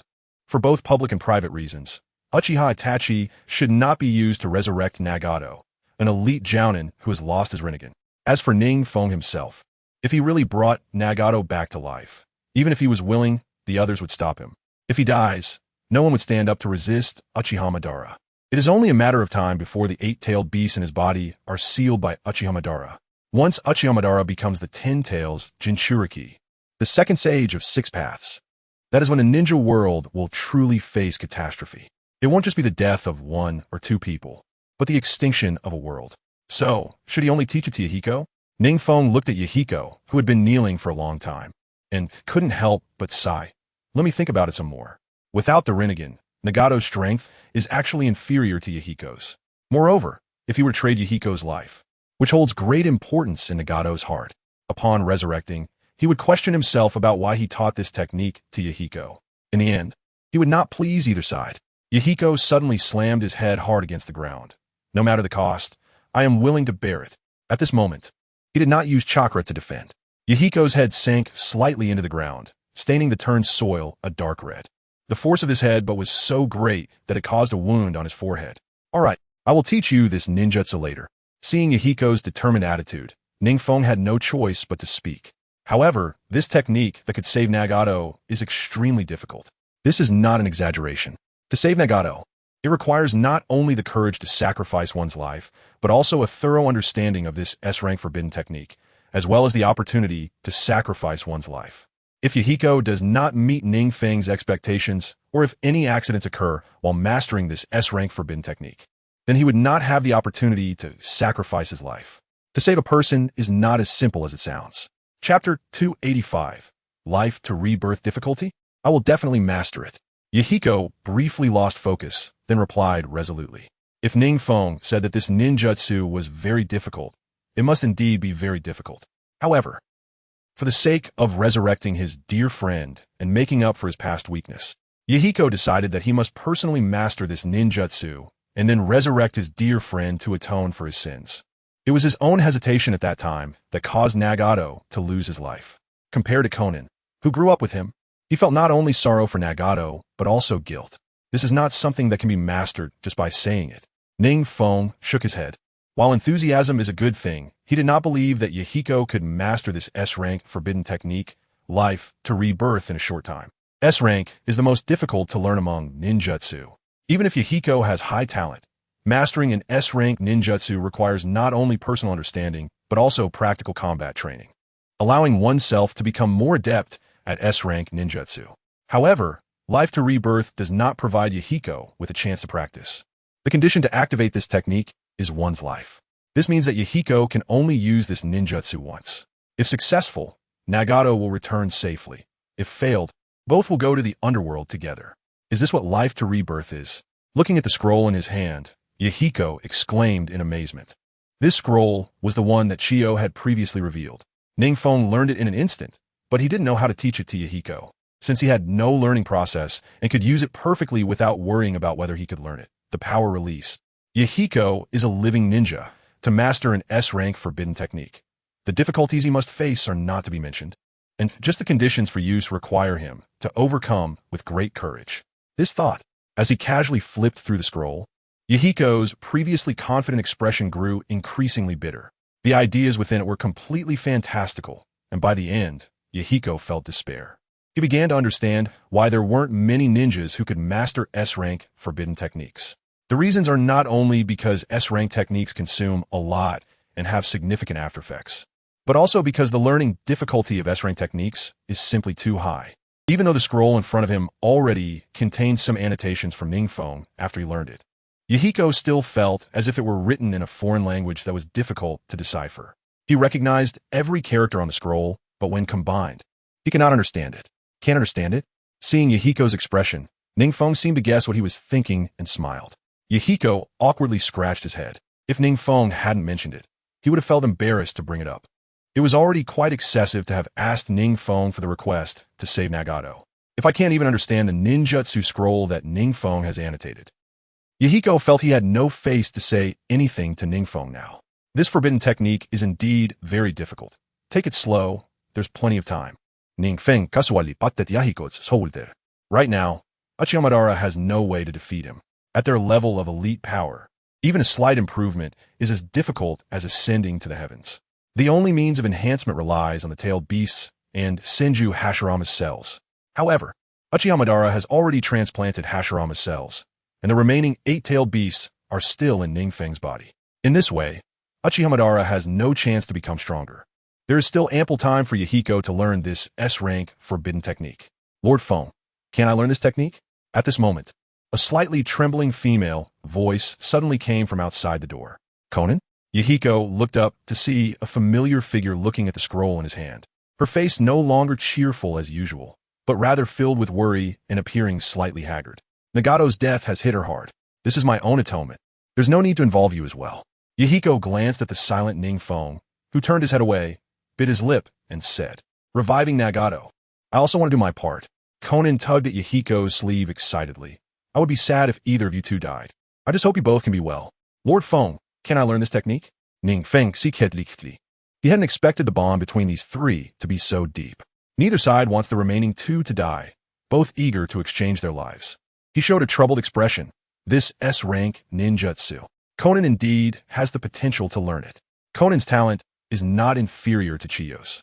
Since Chiyo can master the technique of life and rebirth, Conan has no reason not to learn it. Conan, do you think you're the only one who hopes the other two can live well? Seeing NingFeng about to relent, Yahiko almost yelled, I also hope you and Nagato can live well. I understand. Seeing NingFeng's troubled expression, the perceptive Conan immediately understood what was going on. She also sensed NingFeng's feelings for her, whether out of selfishness, not wanting her to face death, or believing her current role is more significant than Yahiko's. NingFeng does not want Conan to replace Yahiko in using the technique of life and rebirth. I will learn this technique with you. Whoever learns it first will be the one to revive Nagato. Conan said in a tone that left no room for refusal. Turning to Yahiko. This, Lord Feng. Yahiko knew Conan's persistence and had to turn his gaze to NingFeng. NingFeng saw Yahiko's look and shrugged, indicating he couldn't stop Conan. At most, when teaching Conan, he would be less attentive and teach her a little less. Yahiko's talent is not inferior to Conan's. As long as NingFeng's attitude towards both of their teaching is different, Yahiko will definitely learn faster. Lord Feng, please agree. Conan suddenly knelt down before NingFeng. looking as if she would immediately bow her head if he did not agree. These, who taught all of you? NingFeng waved his hand, helplessly nodding. If you can't learn it, then forget it. Forget it? Lord Feng, there's clearly a better way. Suddenly, a tall figure leaned against the door, looking at NingFeng and the others with a pale face and a smile that was not quite a smile. Orochimaru, what brings you out of the lab? NingFeng looked at the figure at the door, his lips curling slightly as he asked in an unfriendly tone. It's one thing for Conan to eavesdrop, but this guy is also listening outside. I have a better solution. Orochimaru's lips curled slightly, revealing a mysterious smile. A better solution? Are you suggesting using Edo Tensei to revive Nagato again? NingFeng shot a glare at Orochimaru, feeling displeased. As far as he knew, Orochimaru did not have any technique that could truly bring the dead back to life. Edo Tensei merely desecrates the souls of the dead. No, how could that be? Conan and Yahiko looked at him with increasingly unfriendly eyes, while Orochimaru licked his lips and continued without further ado.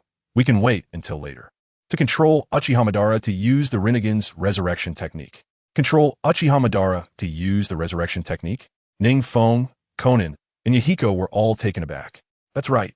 Since Uchiha Madara was able to control Nagato to use the Rinnegan's resurrection technique to revive himself, they could also control Uchiha Madara to revive Nagato. The Rinnegan's innate techniques indeed have no restrictions, as long as they can control Uchiha Madara. NingFeng nodded slightly, indicating his approval of Orochimaru's suggestion. This, can it really be done? Yahiko's face was filled with joy. If this could really be done, then all three of them could keep their lives. Conan also sighed in relief, feeling that everyone being safe was the best outcome she hoped to see. Orochimaru, I didn't expect you to even have knowledge of the techniques required to activate the Rinnegan. NingFeng looked at Orochimaru with some surprise. He had not asked about the Rinnegan because he knew Orochimaru had not researched it thoroughly. If he didn't mention it, how did Orochimaru know that the Rinnegan could use the outer path of Rinne reincarnation? It was merely a guess. Orochimaru chuckled hoarsely. He had speculated about the Rinnegan long ago. However, Nagato's death allowed him to glean a bit from Uchiha Madara's methods.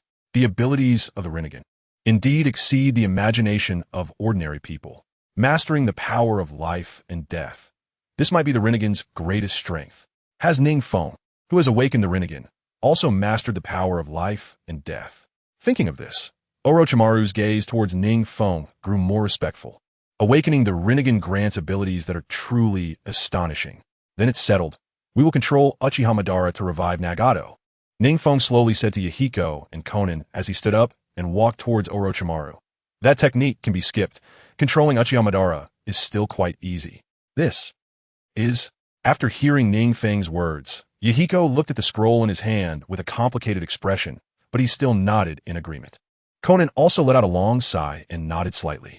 Orochimaru, what brings you here? After leading Orochimaru away, NingFeng finally spoke. Based on his understanding of Orochimaru, he knew he wasn't here specifically for the lives of Nagato, Yahiko, and Conan. This was merely a suggestion he brought up after overhearing them outside. As expected of Lord Feng, you immediately saw through my intentions. Orochimaru grinned, extending his long, snake-like tongue to slowly lick around his lips, his snake-like eyes glinting with interest in the shadows. The Ryuchi Cave. I've heard that Kabuto has already been there and has mastered Sage Mode. Ryuchi Cave? Sage Mode? NingFeng looked at Orochimaru with some surprise. Ryuchi Cave is the inheritance of the White Snake Sage, and Kabuto actually obtained the inheritance of Ryuchi Cave years ahead of the original timeline. Ryuchi Cave, Myaboka Mountain, and the Wet Bone Forest are known as the three great sacred places, all possessing Sage Mode. Orochimaru's tone carried a hint of nostalgia. I also went to Ryuchi Cave back in the day and had thoughts about Sage Mode. The Sage Mode of the Dragon Cave is not inferior to that of Myaboka Mountain, and that Kid D has made relevant improvements based on my previous research on Cursed Seals. Orochimaru's words carried a hint of approval for D. In a sense, D's ability to create techniques was something he had cultivated himself. Successfully improving Sage Mode is the greatest acknowledgement of his previous research. Improved? NingFeng raised an eyebrow, thinking it must be similar to the original work, combining the Sage Mode of the Dragon Cave with Chongwu's Curse Seal to develop a Sage Mode with continuous stamina.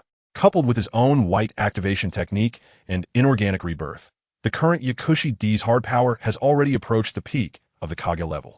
He has even surpassed Orochimaru with Sage Mode.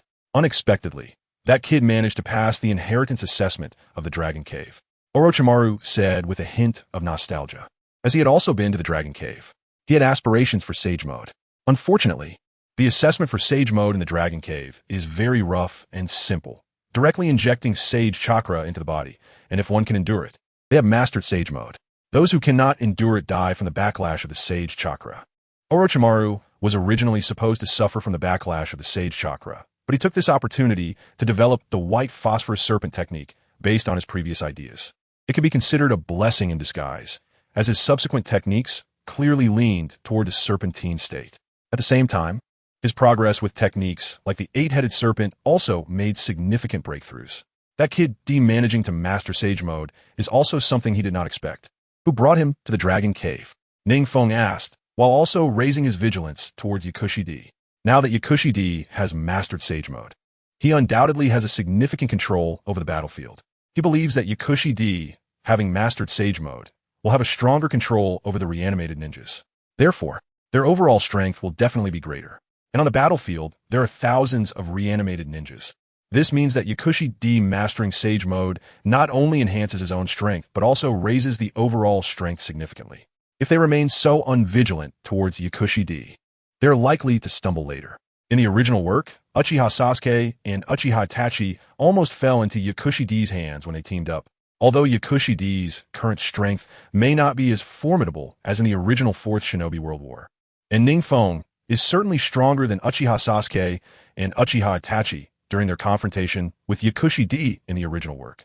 However, he now has no way to find Yakushi-D's hiding place. It is completely the enemy in the dark and us in the light. Even though he is clearly stronger than Uchiha Madara, he can only remain in a stalemate because he cannot find them.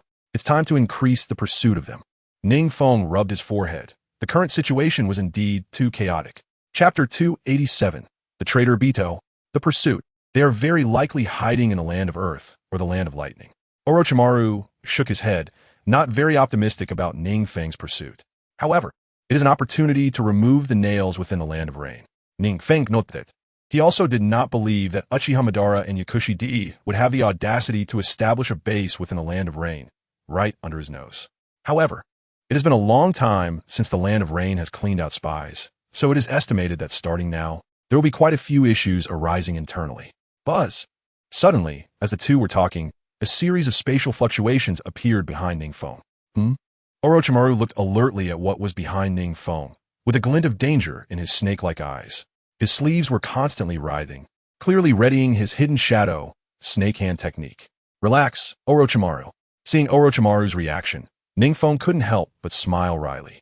It's Uchiha, Obito? Orochimaru's vigilance faded quietly. A member of the Uchiha clan? Was that just a space-time ninjutsu? Yes. NingFeng nodded, noticing that Orochimaru was intrigued by Uchiha Obito.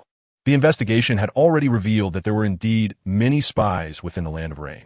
After Uchiha Obito approached, he looked at NingFeng and said he was the leader of the chase and the cleanup of spies.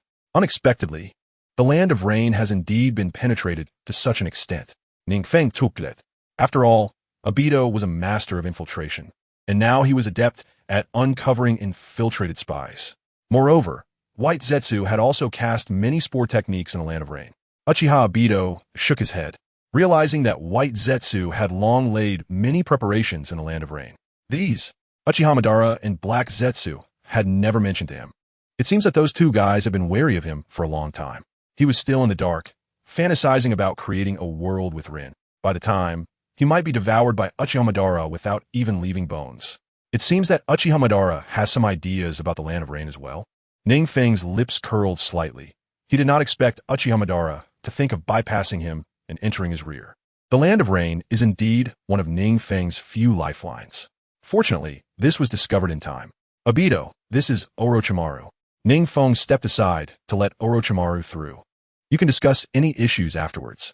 Obito naturally knew about this famous S-rank rogue ninja from Konoha and nodded at Orochimaru. Previously, he had considered including Orochimaru in his plans, but before implementing it, Orochimaru had vanished from the ninja world. It now appeared that he had sought refuge with NingFeng. One must say, Orochimaru's decision was very wise. A place where he could conduct experiments discreetly with a constant supply of experimental materials, and a leader like NingFeng who had high tolerance for him. The Land of Rain is undoubtedly a paradise for Orochimaru. NingFeng held no outdated thoughts about not being able to kill captives.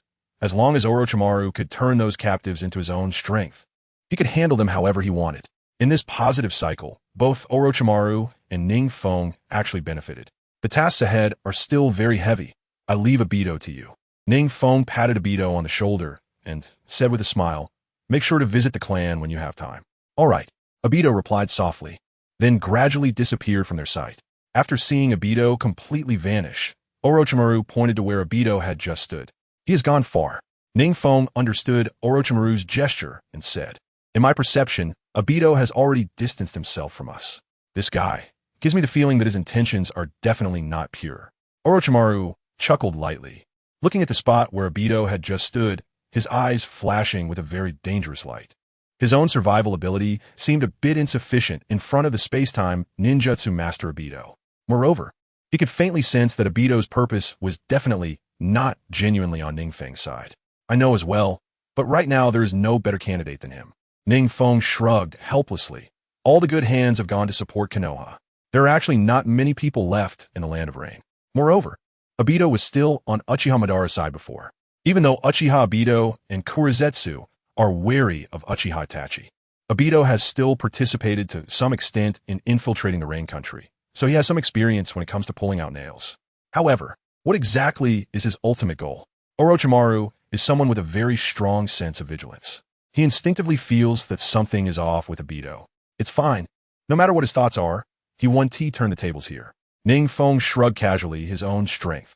Obito has seen it before. If he still has some thoughts after witnessing his strength, then he definitely can't reveal them in a short time. His strength is not something Obito can surpass in just a day or two. As long as you have a clear understanding of this matter, Lord Feng. Orochimaru nodded and then said, "Then I will continue to research the Cursed Seal. If the research on this cursed seal can succeed, then most of the ninjas in the Rain Country will see a significant increase in strength." "Go ahead." NingFeng waved his hand. However, he is not optimistic about Orochimaru's research on the Cursed Seal. In the original work, although Orochimaru's Cursed Seal is very powerful, being marked by it means being under Orochimaru's control. Moreover, it is unstable, and the survival rate under the Cursed Seal is terrifyingly low. Therefore, NingFeng is not very optimistic about Orochimaru's upcoming research on the Cursed Seal. Obito also needs to be dealt with. Although NingFeng superficially says not to worry about Obito, he is still very cautious about him. This kind of guy is stubborn enough to overturn the ninja world for a single person. He is not prepared to use this double agent for the long term. In the original work, Obito's actions are thought-provoking. First belonging to the Konoha camp, then after seeing the girl he liked in his youth killed by his best friend. He fell into darkness without asking for the details and allied with Uchiha Madara. Afterward, working for Uchiha Madara, he was persuaded by Naruto Uzumaki during the Fourth Great Ninja War and switched back to Konoha. Such unpredictability and lack of normal values. How could NingFeng possibly reuse him? Chapter 288, Ghost Lantern City. Lord Feng, there is intelligence saying that a relic of the Sage of Six Paths has recently appeared in the Land of Grass. A few days later, NingFeng stood on top of tower, gazing into the distance while waiting for the results of the pursuit when a member of the Umbu suddenly appeared behind him, half kneeling and speaking in a low voice. "The Land of Grass?" NingFeng looked at the Umbu behind him and slowly spoke. "A relic left by the Sage of Six Paths?" "Yes, the intelligence indicates this." The Umbu immediately lowered his head and replied, "I understand, you can leave now." NingFeng casually waved his hand, signaling the Umbu to withdraw. A relic of the Sage of Six Paths? A possibility suddenly occurred to NingFeng. Speaking of which, the Land of Grass is also a coincidence. After Obito removed the spies in the Rain Country, he also turned his attention to the surrounding countries. After all, Uchiha Madara is a bold and reckless character. He might even be watching NingFeng closely. Unexpectedly, upon investigation, it was discovered that there is actually a relic left by the Sage of Six Paths in the Land of Grass. Since it is still wartime, infiltrating the Land of Grass is quite difficult, and it must have taken Obito a lot of effort to obtain this information. The Sage of Six Paths ninja tools from the Land of Grass. The first thing that comes to NingFeng's mind is the Box of Bliss. That box containing the monster Wukong. In the movie Blood Prison, Wukong is quite a tricky character. He can read people's hearts and understand all attack intentions. However, now it seems to NingFeng, this monster is just a bit troublesome. He can be easily dealt with by Sage Mo Naruto, and what he can bring out is just the ability to read minds. However, the monster that comes out of this box is indeed related to the Sage of Six Paths.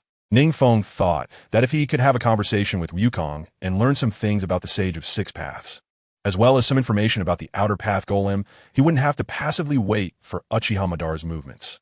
He could completely take control of the Outer Path Golem himself and become the second Sage of Six Paths.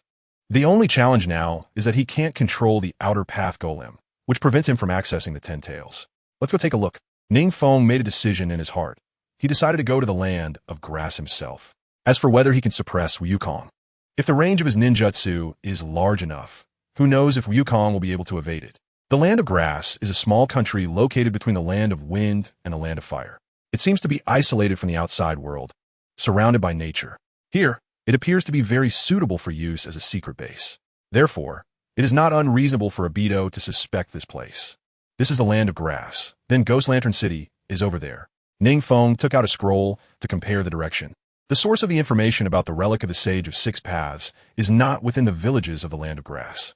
Instead, it is on a small island not far from the land of grass, a prison established by the land of grass on behalf of various countries. It is surrounded by the sea on all sides and is quite a large prison called Ghost Lantern City.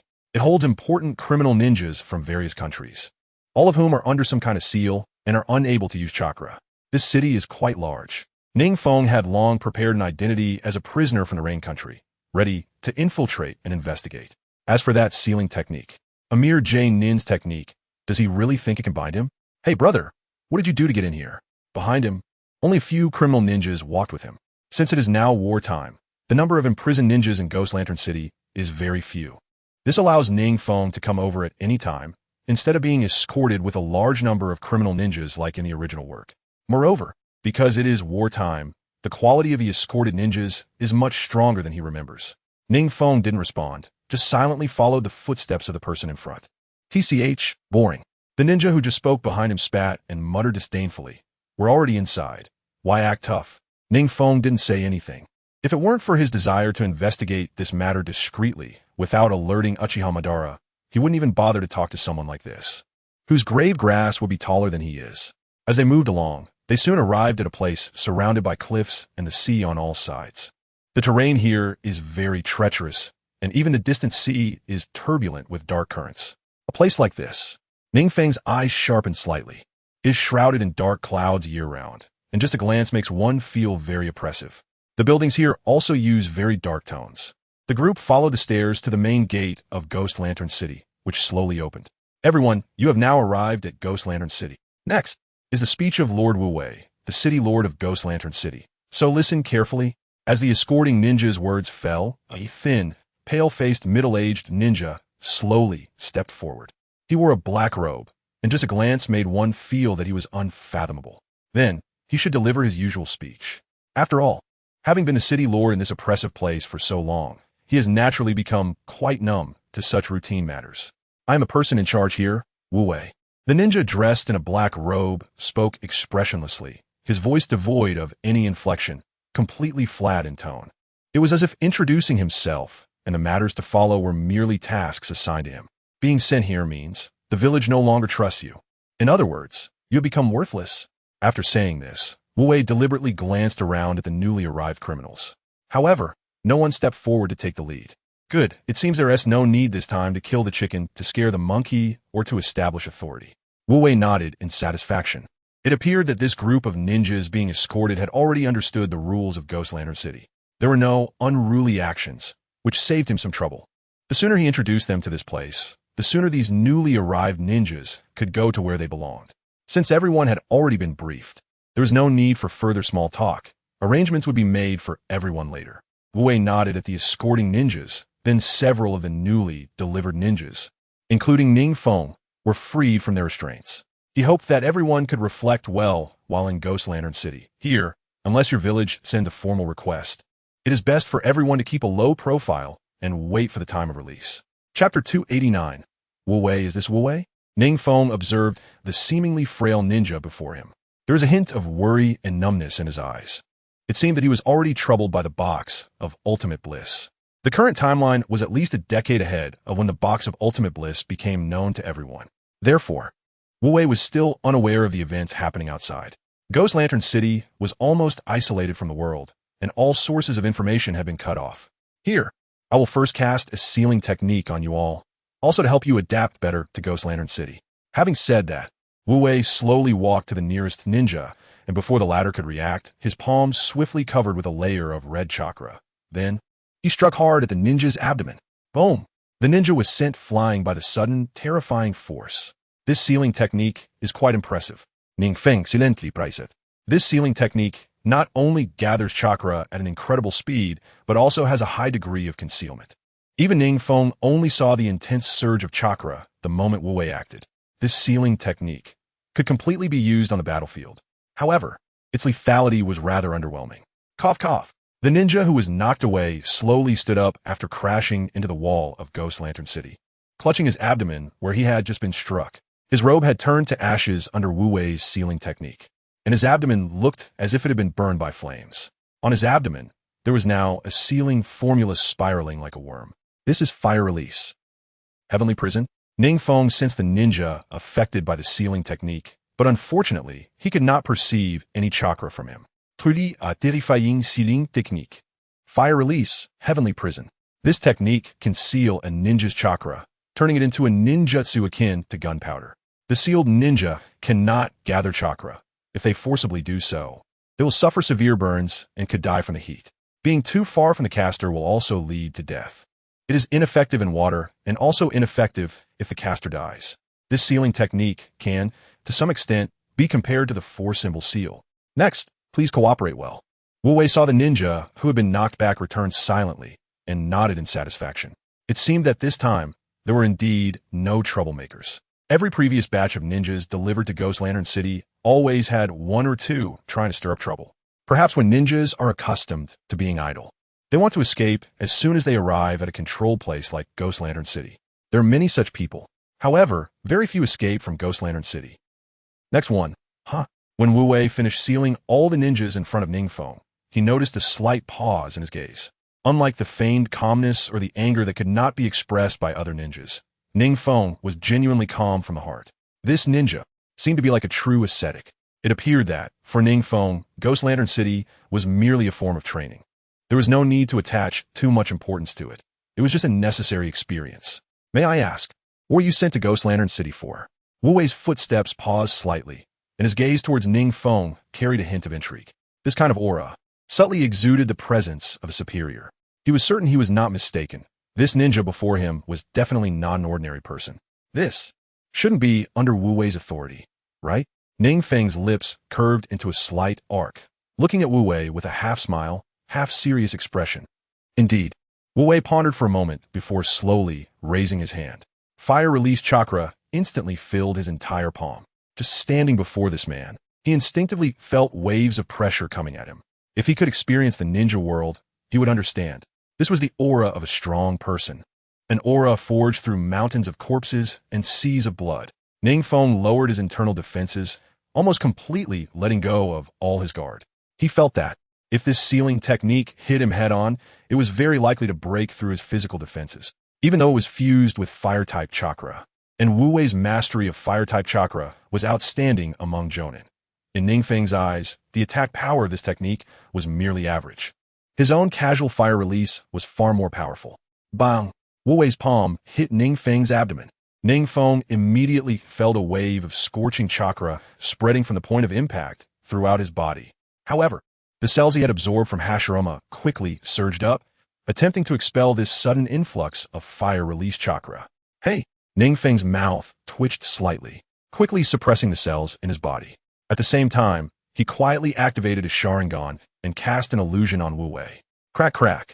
In Wu Wei's eyes, it seemed that the ninja before him was completely unaffected by his sealing technique. The others who had been hit by this sealing technique, at the very least, were sent flying dozens of meters, their clothing burned by the fire release chakra of the heavenly prison. Yet this ninja before him remained utterly unmoved. It was as if his earlier strike had merely struck a stone. What was going on with this guy? Just as Wu Wei was puzzled, he suddenly noticed a slight change in the calm expression of the ninja before him. Then, his clothing was suddenly burned open, revealing the sealing formula wrapped around his abdomen. It seemed he had overthought it. Wu Wei smiled self-deprecatingly. He thought he had found someone who could withstand the heavenly prison head-on. If the heavenly prison had no effect on this ninja, he would have resorted to the advanced version of the heavenly prison, the Great Fire Heavenly Prison.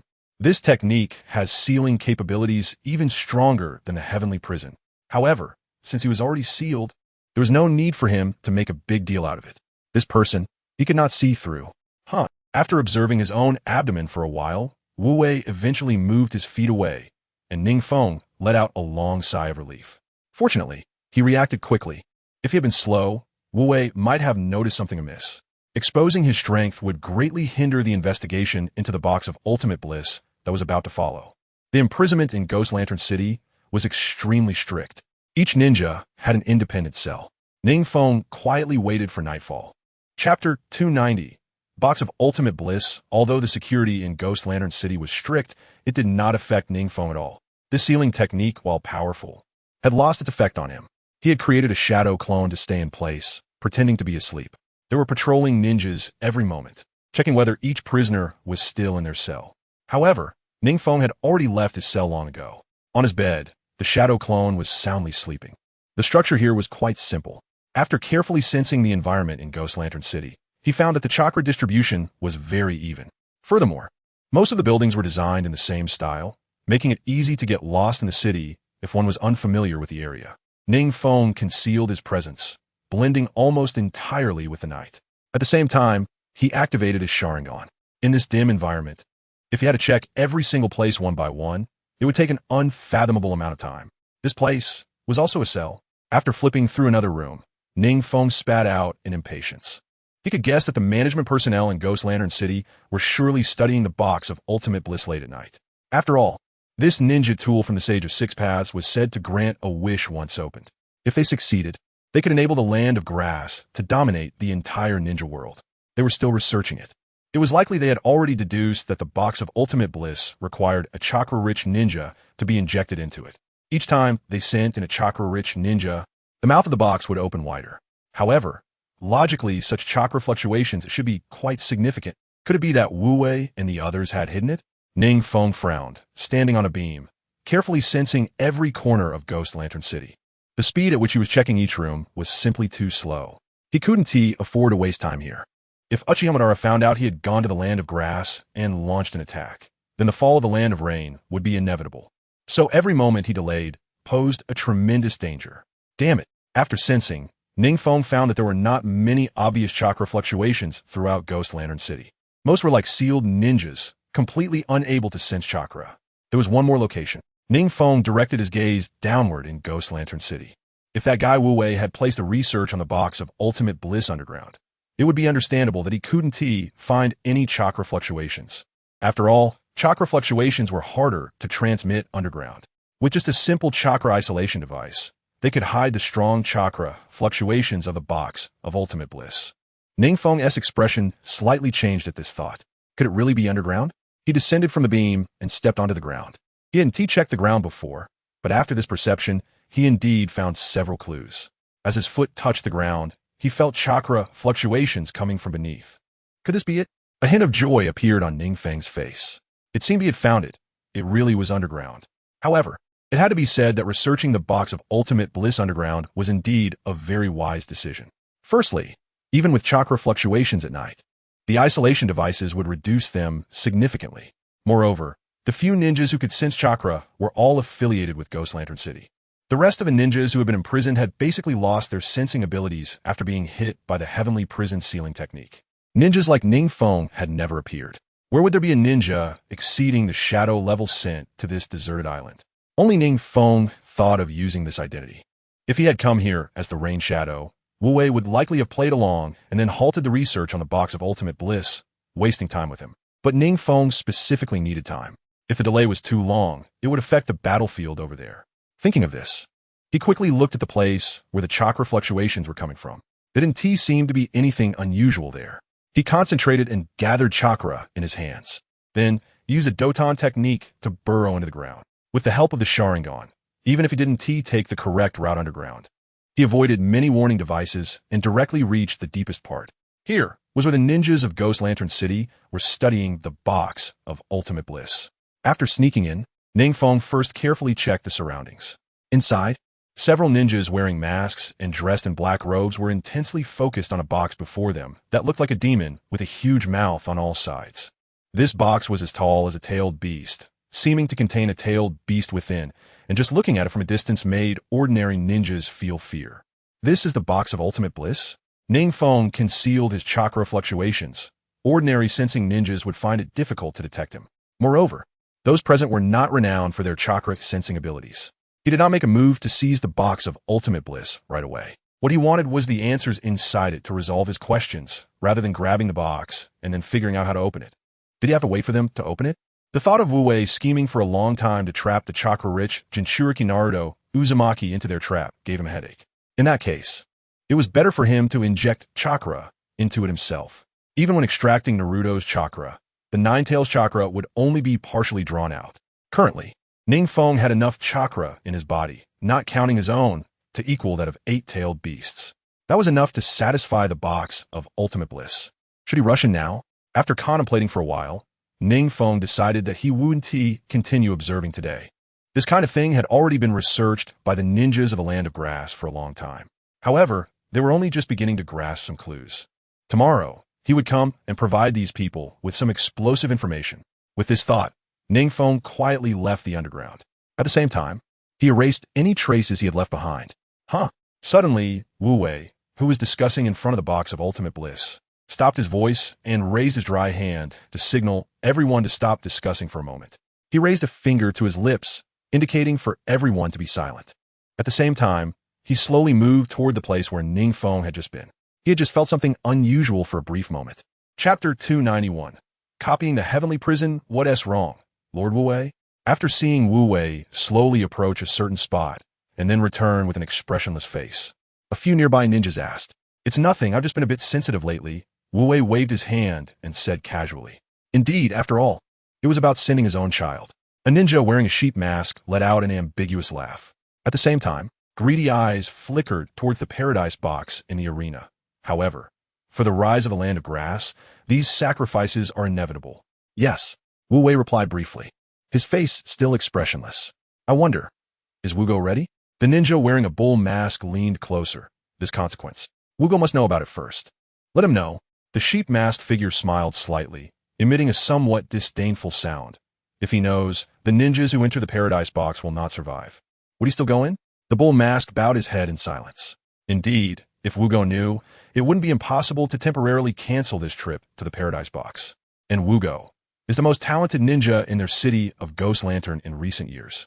If he enters the paradise box, it is highly likely that he will meet the box's requirements. At that time, the land of grass will once again dominate the entire ninja world. Don't worry, elders. Wugo will definitely throw himself into the paradise box. Wu Wei said coldly from aside, as if the one facing death soon was not his son, but a completely unrelated stranger. Lord Wu Wei's awareness is truly high.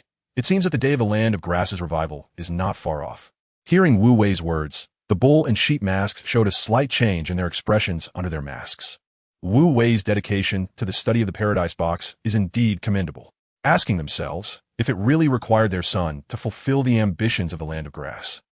They could never be as carefree as Wu Wei. Everything is for the glory of the land of grass. Wu Wei lowered his head toward the paradise box, his deep eyes unknown what they were thinking. "Hey, is this all we have to eat today? Having something to eat is fine. You're still being picky? Bastard."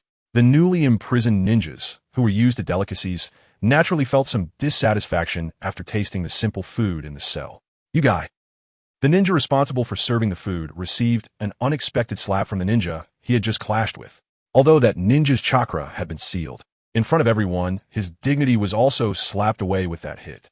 "You bastard." The ninja responsible for providing food rolled up his sleeves, ready to teach that arrogant guy a lesson when a cold voice came. "What's going on?" "Lord Wu Wei." The ninja who was just about to start a fight straightened up and respectfully bowed to the one who spoke.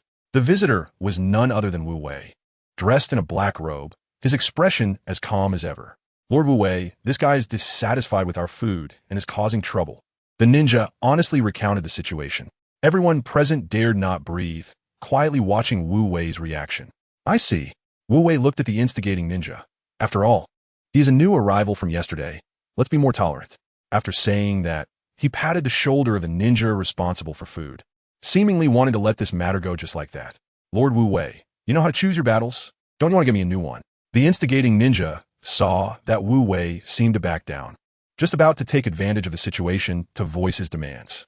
The next second, he felt a burning sensation in his abdomen. What's going on? Didn't you say? He looked around in terror, trying to find the ninja who had promised to take him away if he caused trouble. The guy had just demonstrated that his chakra was still intact. He had confidently said that if trouble arose, he would ensure his safety.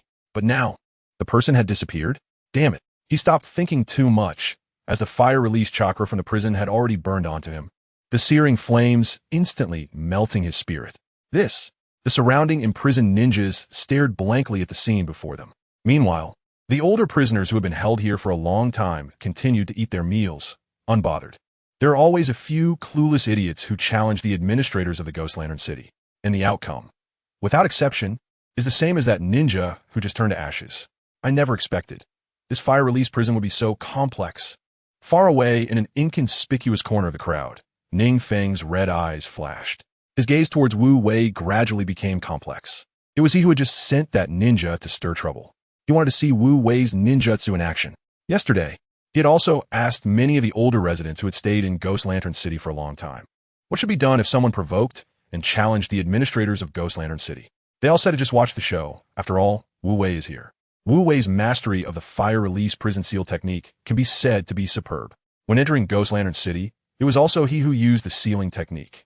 So whenever someone comes to cause trouble, Wu Wei usually handles it personally. With just a flick of his finger, he can silence the troublemaker. Thus, after hearing this information, NingFeng speculated that if someone came to provoke, Wu Wei would likely intervene personally, using the prison to subdue them. And he just happened to be very interested in this sealing technique. This technique is extremely useful for dealing with captives who want to extract information. So he used the remaining information from his chakra to lead the previous ninja to stir trouble, then let Wu Wei take action. As usual, everything went smoothly, and he secretly used his Sharingan to copy Wu Wei's ninjutsu. This fire-release prison technique is indeed quite challenging. Compared to ordinary sealing techniques, the difficulty of the prison is certainly higher. Although NingFeng saw through the principle of this ninjutsu at a glance, he still needed some time to master it, and he has already reached the peak level of shadow in all 5 chakra natures. Ordinary ninjutsu can be learned as soon as it is introduced. Yet this prison technique even made him feel somewhat tricky, indicating its difficulty. Chapter 292, about to enter the Paradise Box. Wugo, are you really going? Inside the hidden grass village, a girl with long white hair and a delicate face looked at the frail boy in front of her with deep concern. Longja. This time my father also told me that as long as I enter, the Paradise Box will open. Then the hidden grass village can return to glory. This boy bore a slight resemblance to Wu Wei, but compared to him, his face showed more youthfulness and frailty. Longja's face grew even paler. Countless people have died in there. If your father disregards your life, how can he? Longja. This boy is none other than Wugo. Here is their secret base. There are ghost lanterns everywhere, and behind them stands an ancient tree full of vitality. Wugo, hearing Longja speak ill of his father, felt his face flush slightly and interrupted. I believe in my father. Besides, I heard from those friends that there's a war going on outside, and I don't know when it will affect the Hidden Grass Village. As a part of the Hidden Grass Village, I also want to contribute my share. You guy. Longja gritted her teeth, knowing very well how stubborn this seemingly weak boy in front of her could be. Once he made up his mind about something, he wouldn't easily change it. In the past, Longja would have certainly gone along with her childhood friend. But now this matter was a life-and-death situation. If Wugo continued to act recklessly, it was very likely that he would end up losing his life. Wugo, don't you understand the seriousness of the Paradise Box? No matter how the war spreads, it won't reach the village of Kusa. Longja frowned, biting her lip as she looked at Wugo and said, Trust me this time. The Paradise Box will take your life. All right. Then you can watch over my safety from the shadows, and if I am in danger, you can step in to protect me. Wugo looked at his best friend's determined expression and could only helplessly rub his forehead. It seemed that if he didn't relent, Longja would continue to stand in his way. Well, that's fine. Longja thought for a moment and then slowly nodded. In fact, if it weren't for some friends of hers who had gone to the Paradise Box and never returned, she wouldn't believe that Wu Wei would send his own child to die for no reason. However, since there was a precedent with her friend, She would do everything she could to ensure Wugo's safety. You are just too overly worried. Father would never harm me. Wugo looked at Longja's serious expression and, not knowing what he thought of, smiled as he placed his hand on Longja's head. You guy, you must come back alive. Longja still wore a worried expression. Wugo smiled gently, then withdrew his hand and slowly walked behind Longja, gazing at the swirling fireflies in the sky. Longja, my wish is just to live a peaceful life, Wugo said as he reached out to catch a falling firefly, gazing intently at the small object that had landed in his hand. Here, with Dad and Longja stared intently at Wugo, but the sound of the wind just now had overshadowed the words that followed. What? Wugo? This time, he might become the hero of the village, but he might not come back. Wugo gently exhaled, looking at the sky full of fireflies and the swaying leaves, the corners of his mouth slightly relaxing. Father has told me about this, but I still choose to believe him and believe in myself. Promise me, Wugo, you must return safely. Longja looked at Wugo's somewhat dazed face and said heavily, Promise me. Seeing that Wugo had not responded for a long time, Longja emphasized her tone again. I understand. Wugo emerged from his daze and helplessly smiled, saying, I promise you. Who is this little brat? However, the next day, as NingFeng was continuing his infiltration and observation, he was about to snatch the paradise box from these reckless ninjas when he suddenly saw a delicate-looking, weak young ninja slowly walking toward the paradise box. This ninja has impressive chakra within. At least at this age, NingFeng had not seen many ninjas with chakra like his. Could it be that these guys want to put this ninja into the paradise box? NingFeng's eyes widened, filled with confusion. These ninjas, should he call them naive, or should he say they are innocent? Without the chakra of a tailed beast, no matter how much chakra one has, it would still be just a drizzle. Trying to use this young ninja's amount to stack up, even if he gathered all the ninjas from the village of Kusa, it wouldn't be enough to open the paradise box. Huh, there's also a little brat. Just as the young ninja stood up to walk toward the box, NingFeng suddenly sensed a deliberately suppressed chakra fluctuation approaching this way. Did they discover me? NingFeng's eyes sharpened. He was very confident in his infiltration skills. However, this chakra fluctuation was headed straight for him. Could it be that someone was trying to lower their chakra response to assassinate him? Even Uchiha Madara wouldn't dare say he could assassinate NingFeng. The ninjas from the village of Kusa really are confident in themselves. Did they really discover me? NingFeng frowned slightly. This chakra fluctuation was definitely not a coincidence. It was completely directed toward him. Whoosh! Longja, worried about Wugo's safety, was preparing to quietly infiltrate the location Wugo had told her about. However, just as one of her feet stepped into the underground tunnel, a long knife was suddenly held against her delicate neck. Discovered? Longja's heart jolted. She did not expect that someone could approach her so silently. The speed at which this knife was drawn was so fast that it was already at her neck before she could react. She had seen many ninjas skilled with long knives in the village of Kusa, but she had never seen one draw a knife so quickly. Was the path Wugo provided not as concealed as he said? Regardless, it was fortunate that she still wore the headband of the village of Kusa. It shouldn't lead to her immediate death. The ninja who drew the knife must have seen her headband and refrained from attacking, right? Longja thought, slowly raising her head, her hand reaching in her ninja tool pouch. Don't make a move. I am from the village of Kusa. As she spoke, she pointed her headband. You see. Chapter 293. Wugo's death. This guy seems to not be deliberately suppressing chakra.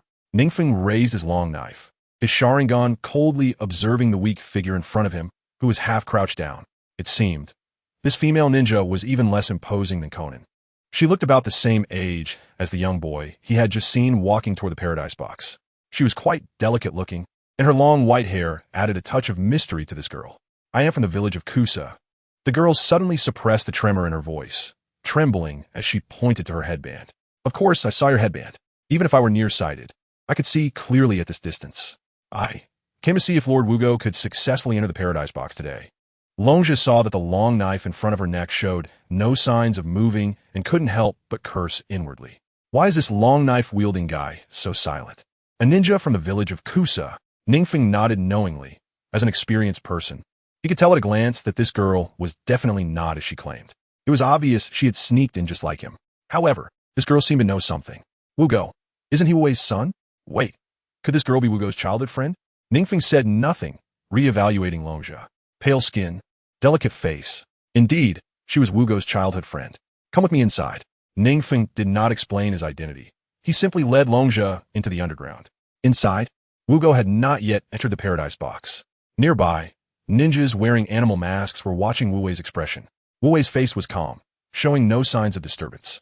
He quietly nodded at Wugo, signaling that he could enter. Wugo took a deep breath, but there was still a hint of fear in his eyes. After all, he was just a teenager and had never experienced such a scene. He was still very fearful of what was about to happen. This paradise box. Many ninjas had died inside it. If he also died in there, this guy, wouldn't he take me directly to meet Wu Wei Wugu? As NingFeng twisted and turned in his steps, Longzhi closely followed him, feeling quite anxious inside. After all, he was an uninvited guest. It was fine to fool the guard at the entrance, but if the cunning old fox Wu Wei saw him, he would probably be exposed. Whoosh! Just as Longzhi was about to sneak away, a figure in front suddenly leaped up and crouched down in the shadows to observe ahead. Longzhi instinctively felt something was off, and she stopped her retreating body. Imitating NingFeng, she lightly jumped to his side, crouched down, and looked over there. In the arena, there were several ninjas wearing animal masks. The most eye-catching were the father and son duo of Wu Wei Wugu, who were the only ones not wearing masks. Wugu. Seeing Wugu, Longzhi's eyes slightly narrowed. Hey, you aren't a ninja here, are you? Suddenly recalling the guy beside her, Longzhi squinted her eyes and said in a somewhat displeased tone, "Shoo, be quiet." NingFeng raised his index finger to his lips, signaling Longzhi not to speak. "I am indeed not a ninja here. If I had to say, our identities are the same, but I arrived a bit earlier than you." "You." Longzhi's forehead faintly showed veins. She thought this guy was a guard ninja, and she was begging for mercy, only to find out he was a fellow traveler. "Don't talk, it's the most critical moment now." NingFeng pressed down on Longzhi's fidgeting body, and his gaze towards the scene became increasingly mocking. "What most critical moment?" Longzhi looked in surprise at the center of the scene, only to find Wugu slowly walking towards the paradise box. "Who are you really? Don't change the subject." While watching Wugu, Longzhi quietly drew a kunai and pointed it at NingFeng. "I'm just a passing ninja. Let's quietly watch. I don't want to expose myself yet." NingFeng sruket. In the original story, Wu's original body was indeed Wugu, who entered the box. If I stop Wugu from entering the box, then I'm not sure if what comes out will be Wu. There might even be some other variables. So Wugu must enter the box first before he can continue to implement his plan. Wugu. Longzhi noticed that NingFeng was not making any moves and sensed no obvious malice, so she focused all her attention back on Wugu. For some reason, she instinctively felt a wave of heart palpitations. This was not the time to discern the identity of this strange guy beside her. Wugu's safety was the most important thing in her heart right now. With all the ninjas watching below, Wugu gradually stepped into the paradise box. In front of the open mouth of the paradise box, Wugu looked pitiful and helpless like an insect flying in. Behind him, there was no one. Just carrying everyone's gaze, Wugu stepped into it step by step. Buzzing. The gaping mouths of the paradise box emitted a series of ghostly lights. Then, Wugu entered inside. There was not the slightest ripple. It was as if a stone was thrown into the ocean, disappearing without a trace, without causing a single wave. The animal masks, opened all around, began to emit a red sheen. Then, Wugu's clothes suddenly began to tear apart, drifting leisurely out from within the box. What is happening? It must have failed. It seems this ninja wasn't enough to awaken the paradise box. Really? Looks like I need to continue searching. Several masked ninjas whispered to each other, but no one looked at the box or Wu Wei's face. Wu Wei looked at the paradise box, his face showing no joy, anger, sorrow, or happiness. However, the spark in his eyes, which had already been few, dimmed even further. Wugu. Longzhi also widened her eyes, looking incredulously at the paradise box in the center. "This is dead." Seeing this, NingFeng realized that Wugu was likely as in the original story. He should have become a part of the paradise box. For various reasons, he would later transform into the monster Wu. Dead? He just died like that? Longzhi's face was numb, and suddenly, she reached out and grabbed NingFeng fiercely. "How do you know he's dead? He hasn't died at all. Just wait and see." Poor guy. NingFeng sighed softly, pressing down on Longzhi's fidgeting body. "Now, we need to stay here without making any noise." Chapter 294. Seizing the paradise box, staying here? Longzhi struggled repeatedly, trying to break free from NingFeng's grip. However, under NingFeng's immense strength, how could she move even a bit? What a hassle. NingFeng shook his head, realizing that it was very difficult to get an emotionally unstable woman to listen to him. He closed his eyes slightly, and when he opened them again, they had transformed into the three-tomo Sharingan. Longzhi saw NingFeng's eyes, and before she could say anything, She stood there dazed. Really uncooperative. Why create such a commotion now? NingFeng drew his katana from behind, confirming that the girl had fallen deeply into his illusion. His illusion technique, enhanced by the Sharingan, made it quite easy to control a girl within the time he desired. Next, let's seize it. NingFeng looked at the paradise box in the arena, a slight smile appearing at the corner of his mouth. His figure quickly disappeared from the spot. Master Wu Wei, it seems this time was also a failure. It seems we can only continue to wait. Wu Wei showed no joy, anger, sorrow, or happiness on his face, merely nodding slightly. It was as if the one who died was not his son at all. It was as if a complete stranger had just died in front of him. Among the next batch of Kusanagi ninjas, there should be someone similar to Wu Gu. A ninja wearing a cow mask stepped forward and patted Wu Wei's shoulder, speaking with a hint of consolation in his tone. Yes, Wu Wei replied, lowering his head. Then suddenly, as if he discovered something, he raised his head to look up. A figure as swift as a ghost suddenly appeared above everyone. It wasn't until this figure drew out its white blade that Wu Wei noticed. Enemy attack. Following Wu Wei's gaze, the cow-masked ninja also reacted, quickly shouting in alarm. What? The few ninjas about to leave in the distance turned their eyes towards this side upon hearing the sound. That figure had unexpectedly closed the distance to Wu Wei in the blink of an eye. Whoosh! The white ninja blade slashed down fiercely, carrying immense power, almost like thunder, with flashes of lightning flickering above it. A blade that reached its peak speed. Wu Wei had no time to say anything. Under this blade, all his evasion space was sealed. NingFeng coldly looked at Wu Wei under the blade, under the strike. Even the all-powerful Hashirama would have to avoid the edge of his long-prepared Chidori. A mere Wu Wei could not withstand it head-on. Plus, he had already locked onto all his evasion directions with the Sharingan. This strike, Wu Wei could only take it head-on. Zing! At the same time, the cow-masked ninja beside him suddenly drew out a scythe, trying to block NingFeng's blade. Fire release. Great fire prison. Wu Wei instinctively sensed the life and death crisis under this slash, and without thinking too much, he used his strongest fire release ninjutsu under the assault of both sides. Even an ordinary shadow-level ninja would meet their end here. However, NingFeng's blade did not lose momentum and continued to chop down fiercely on the two attacks. In an instant, flames erupted. It was as if thousands of thunderbolts spread along NingFeng's blade. The fire release ninjutsu that Wu Wei used with all his strength was split apart like a cicada's wing by the lightning-covered long knife. Then, before Wu Wei could say anything, his body was quickly slashed by this long knife. The bull-masked ninja next to him looked as if he had seen a ghost. Just as he stepped back to regroup with the ninjas behind him, NingFeng opened his hand, palm facing the ninja. Chidori sharp spear. A long spear made of lightning instantly appeared from NingFeng's palm. The crackling lightning spear immediately pierced through the body of the bull-masked ninja. This guy, outside the arena, all the ninjas stopped in their tracks. They all knew the level of Wu Wei and the bull-masked ninja. The ninjas present also understood that even if they teamed up, they might not be able to deal with the situation so easily in just one encounter. Who exactly is this sword-wielding guy? Your Excellency, do you have any instructions? A ninja wearing a sheep mask broke the dead silence. NingFeng remained silent, wiping the blade. I have no instructions. You all can leave. Several ninjas revealed difficult expressions behind their masks. This one is so absolute right from the start. You can't just do things to the end like this. However, they also had no confidence in facing this sword-wielding ninja for a few exchanges. Let's retreat.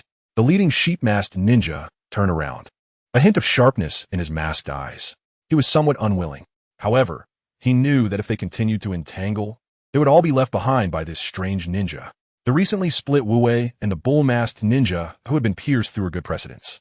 But some ninjas outside looked toward the paradise box. This was the only precious item on the field. Could it be that guy? Also came for the paradise box? Did he see everything just now? A few of them were about to leave with different thoughts. However, just as they turned around, NingFeng's figure suddenly moved. Swish, swish, swish. In just a moment, NingFeng slowly retracted the drawn katana. Looking again, the ninjas who were about to leave now lay limply on the ground as if they had lost their support. Such naive ninjas really exist? NingFeng looked in surprise at the few ninjas who were already corpses on the ground. They really just left when told to? Not caring at all about whether what he said was sincere? The ninjas of the grass-hidden village. It seems they have been isolated from the world for too long and have forgotten the deceitfulness of ninjas. The paradise box. NingFeng walked into the paradise box. Upon entering, he felt even more how terrifying the animal heads on it were. The gaping mouths looked like bottomless hells, waiting for the next chakra-offering ninja. However, it was not very convenient to fight here. NingFeng glanced at the narrow underground space. It was more than enough for experiments. However, fighting against a large monster like Wu here seemed a bit cramped. Let's take this thing up first. NingFeng placed his hand on the front of the box. The system's prompt almost instantly echoed in his ear. Paradise box detected. Chakra injection required. 390-500-999-9999. Do you want to inject chakra? Note, strange things will happen when chakra is full. Chapter 295, Wu Goodness. So many nines? NingFeng gontet kareshuli. Realizing that it required dozens of shadow-level chakras. Such a large amount of chakra was needed to fill the paradise box. This means that if the ninjas of the grass-hidden village hadn't finally injected the chakra of the Nine-Tails Jinchuriki into the paradise box, they would have had to wait for the chakra of dozens more shadow-level ninjas to awaken the contents inside the paradise box. Fortunately, after merging with 8-tailed beasts, his chakra amount had reached an astonishing number. Judging by the system's prompt, he probably didn't even need to enter to inject chakra. NingFeng extended his left hand to lift the paradise box, but to his surprise, the paradise box didn't budge at all. The weight of the paradise box astonished him. Even though his body had undergone multiple enhancements, he still struggled to move the paradise box even slightly with all his strength. So heavy? NingFeng was somewhat surprised. He could lift massive tailed beasts like the 8-tails and 9-tails with his physical strength. Yet now, lifting a paradise box was so laborious? This box indeed held many mysteries. It seemed not only Wu, but perhaps this box was also a good piece of armor. NingFeng lifted the paradise box, preparing to go to the surface. His gaze inadvertently swept across the ground and suddenly spotted fragments of broken, untainted clothing. Right, that guy. Suddenly, NingFeng thought of the delicate girl who had entered with him and quickly turned back to search for Longjia. This guy, her illusion mastery was truly lacking. Seeing Longjia still immersed in the illusion, showing no signs of waking, NingFeng sighed helplessly. Bang! A shadow clone suddenly walked out behind him and slowly lifted the girl's body. Who knows what kind of battle this monster that reads hearts will bring him? When Longjia woke up, she found herself in a strangely familiar place. It looked very spacious, and she could vaguely hear the sound of waves crashing against rocks. Longjia furrowed her delicate brows, a bit confused as she patted her head. She remembered that she had infiltrated the place Wu Wei mentioned, saw a strange ninja wielding a katana threatening her. Then she fainted? Right, where's Wu Wei? Wu Wei. She suddenly got up and looked around. It seemed like some coastline, and it was very open. Below, she could hear the sound of huge waves crashing against the shore, and it appeared she was currently in some coastal canyon. Just woke up? A voice suddenly came from behind her. Longjia turned around sharply, looking warily behind her. A huge box was the first thing to catch her eye. This is the paradise box? Longjia stared in awe at the paradise box, which was only a few dozen meters away from her. The gaping mouth of the animal looked very eerie. Below the box, a ninja with a long knife slung at his waist was pressing his hand on the box, looking at Longjia with a smile that wasn't quite a smile. It's you. Longjia recognized at first glance that this person was the same ninja who had infiltrated with her earlier. But what happened while she was unconscious? How did she end up here? How did the paradise box appear here? Wait a moment. Soon you'll know everything. NingFeng twisted his neck and continued to increase the chakra input. Chakra flowed into the box at an exaggerated speed from within him. He now housed 8-tailed beasts, so he felt no pressure from this absorption speed. What are you doing? Longjia looked in astonishment as the chakra from his body continuously surged into the paradise box. It was hard to imagine. The ninja in front of him had such incredible chakra. Even the genius of the grass-hidden village, known for his chakra quantity, was nothing compared to this seemingly young ninja. Buzz! Suddenly, red light emitted from the mouths of the animals at the four corners of the paradise box. Then, a tremendous pressure swept across the entire coastline, as if a demon had descended. Looks like that's enough. NingFeng nodded, then activated the body flicker technique and grabbed the still-dazed Longjia. Clack, clack. A frail figure stepped out from the mouths of the animals in the paradise box. Muku. Longjia's frown vanished, replaced by joy as she prepared to rush forward. It turned out Muku was fine. Great. Muku had indeed returned safely. Looking for death? NingFeng disdainfully coldly snorted, not even glancing at Longjia as he held her back. What are you doing? Longjia glared angrily at the strange ninja in front of her. If it weren't for him letting Muku out, she would have already used ninjutsu on him. Wait until you see how Muku is before you claim her. NingFeng smirked cruelly as he looked at the figure slowly approaching not far away. Wu, are you going to stay any longer? NingFeng shouted loudly at the seemingly soulless Muku. Wu, Wu. Muku's blank face suddenly reacted to some stimulus, and then her expression twisted in pain as she clutched her head tightly. Muku. Long's face was filled with worry. She didn't understand why Muku suddenly looked so pained. Could it be that this ninja beside her was up to no good? She shot a furious look at NingFeng. Don't look at me. It has nothing to do with me. NingFeng seemed to understand the meaning behind Long's gaze, shrugging nonchalantly. He just wanted to draw out Wu quickly. Why did this guy look so tormented? Ugh. Muku, who had emerged from the box, was already in a twisted state, her body painfully curled up on the ground. Ugh. Ugh. Suddenly, Muku stood up and opened her mouth, continuously spewing out black, undulating matter. In an instant, this black matter engulfed Muku. What the hell? Muku. Long's face changed drastically upon seeing this scene. After the black substances wrapped around Muku, they rapidly spread out. Then, they continuously grew what appeared to be black feathers, expanding outward. Finally out, NingFeng murmured, simultaneously drawing his dagger. The chakra response from this thing was also not weak. After all, it was a product that emerged after he infused the chakra of dozens of shadow-level ninjas. Chapter 296. Longzhu in shock. Wu, what on earth is this? Longzhu's beautiful eyes widened in disbelief as she looked at the monster whose form was gradually swelling. This monster was entirely black, with no eyes. Its exterior revealed two fangs that wrapped around its entire face. There was no neck or torso, just a slender waist and arms. Behind it were demonic-like black wings spread wide. It seemed to possess considerable strength. NingFeng slightly nodded. This chakra fluctuation could rival that of a tailed beast, coupled with Wu's special ability. Even ordinary shadow-level ninjas would find it very troublesome to deal with such power. Wu. The gigantic black monster stood still, staring blankly at the two who had distanced themselves. It was now night, and under the cover of darkness, its enormous size didn't appear out of place. When we fight this guy later, I won't have time to look after you, so be smart and stay far away. Don't hold me back. NingFeng, eyeing the black monster in the distance. Wait, is he Muku? Longzhu tugged at NingFeng's sleeve, asking hesitantly. I'm not sure, but it looks like this guy has no good intentions toward me. NingFeng shrugged. He naturally knew this was Muku. However, if he said that, Longzhu would definitely cling to him and insist he not fight Wu. The current Longzhu was not the same as the one from the movie that started years later, after years of internal struggle. She had developed a killing intent toward the monster Muku had become. Right now, she wouldn't have the heart to harm Muku, even if she had transformed into a monster. Longzhu wanted to say something, but NingFeng's body had already charged out. You are. Wu saw NingFeng rushing straight toward him and spoke up. His enormous body was comparable to an ordinary tailed beast. I know you're a product of the Sage of the Six Paths Treasures. I have some questions for you, but it seems you won't be telling me now. NingFeng drew his Kusanagi sword with a smile. The Sage of the Six Paths? Wu smiled emotionlessly, then extended his sharp hand, and lunged fiercely at NingFeng. Oh! NingFeng was slightly surprised as he looked at Wu, not expecting this guy to attack first. Wu had the ability to sense malicious attacks, so he usually dodged and counterattacked after the enemy struck. But with him, he chose to take the initiative.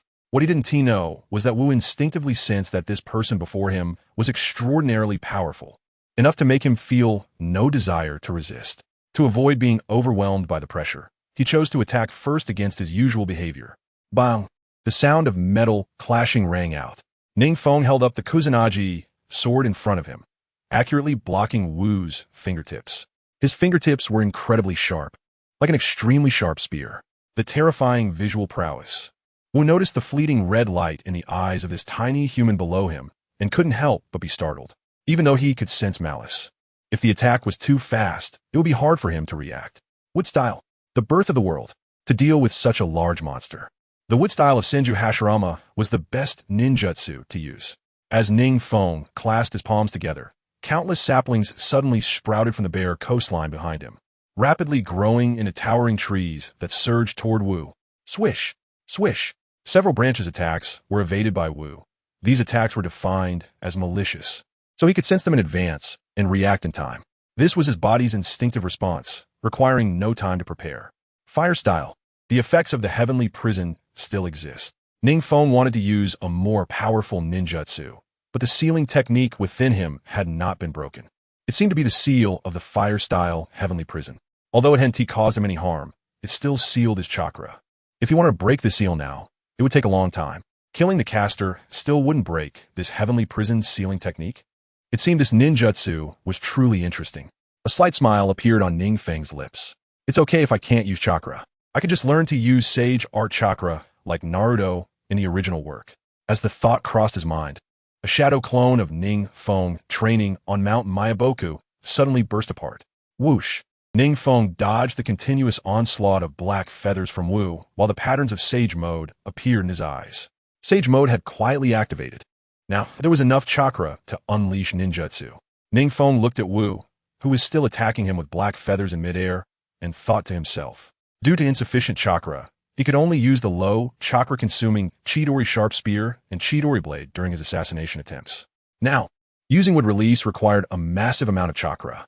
Without extracting Sage Art Chakra, the Seal Chakra alone was not enough to unleash would release ninjutsu. What's going on? In that instant, Wu also sensed that NingFeng had become somewhat different. Would release. Planting technique. NingFeng clasped his hands together and stood at the top of the dense forest below, unleashing the highly lethal planting technique towards Wu. Because of the technique's birth in the forest of trees, all would release ninjutsu would be enhanced to some extent. So this planting technique was even more formidable than usual. Countless branches and twigs almost instantly wrapped around Wu's body. This time, although he sensed that an attack was coming from below, he couldn't react in time before his body was already entangled. Whoosh! The wood on both sides of his body suddenly stood upright, appearing as if it had hardened. Wu wanted to struggle free, but the binding of the surrounding trees exceeded his imagination. Whoosh, whoosh, whoosh. His wings suddenly blocked in front of him, and then black feathers shot out from his wings in an attempt to stop the advancing branches. That guy, is this would release ninjutsu? Although Longzhou was not harmed under the birth of the forest of trees, she was indeed shocked by NingFeng. He can actually use would release ninjutsu? Who exactly is this guy? However, NingFeng couldn't hear her thoughts. He just kept increasing the input of chakra while tightening the binding of would release. The enhancement of Sage Art Chakra to would release was also evident. If he were using regular would release, Wu might have escaped by now. Chapter 297, Submission Wu was finally restrained and could no longer move, and then the branches of the planting technique began to probe into his body. Roar! Wu let out a series of wails. His ability to sense malicious attacks had kept him from suffering any harm until now. Naturally, he had not felt any pain. But now, under NingFeng's planting technique, he felt an internal pain that made him seem on the verge of collapse. How is this possible? Wu panicked. For the first time, he, who had always felt no emotion, sensed the taste of fear. Is it too much to bully him like this? NingFeng looked at the slightly trembling Wu and couldn't help but reflect on himself. To make an emotionless monster feel fear. Did he go too far? After all, Wu was just a not-so-weak summoning beast without special abilities. Probably on the same level as the Big Toad. Under his forest of trees, even the peak Uchihamadara would have to retreat. Bullying a summoning beast without shadow-level strength indeed felt like using strength against the weak. Are you willing to submit? The branches stopped in front of Wu, and NingFeng leisurely looked at him, asking nonchalantly. Wu didn't speak. He only slightly moved his wings. Stubborn. NingFeng's Sharingan had incredibly keen insight. Wu's slight wing movement allowed him to see through his next action. This guy actually suppressed such a terrifying monster. How powerful is would release ninjutsu? Longzhou, hiding behind the surrounding trees, was secretly shocked at the sight of Wu being dominated by NingFeng. Although she was considered a genius ninja on par with Muku in the grass-hidden village, she had rarely seen such a scene. Even the wood release was something she had only seen in the text from the grass-hidden village.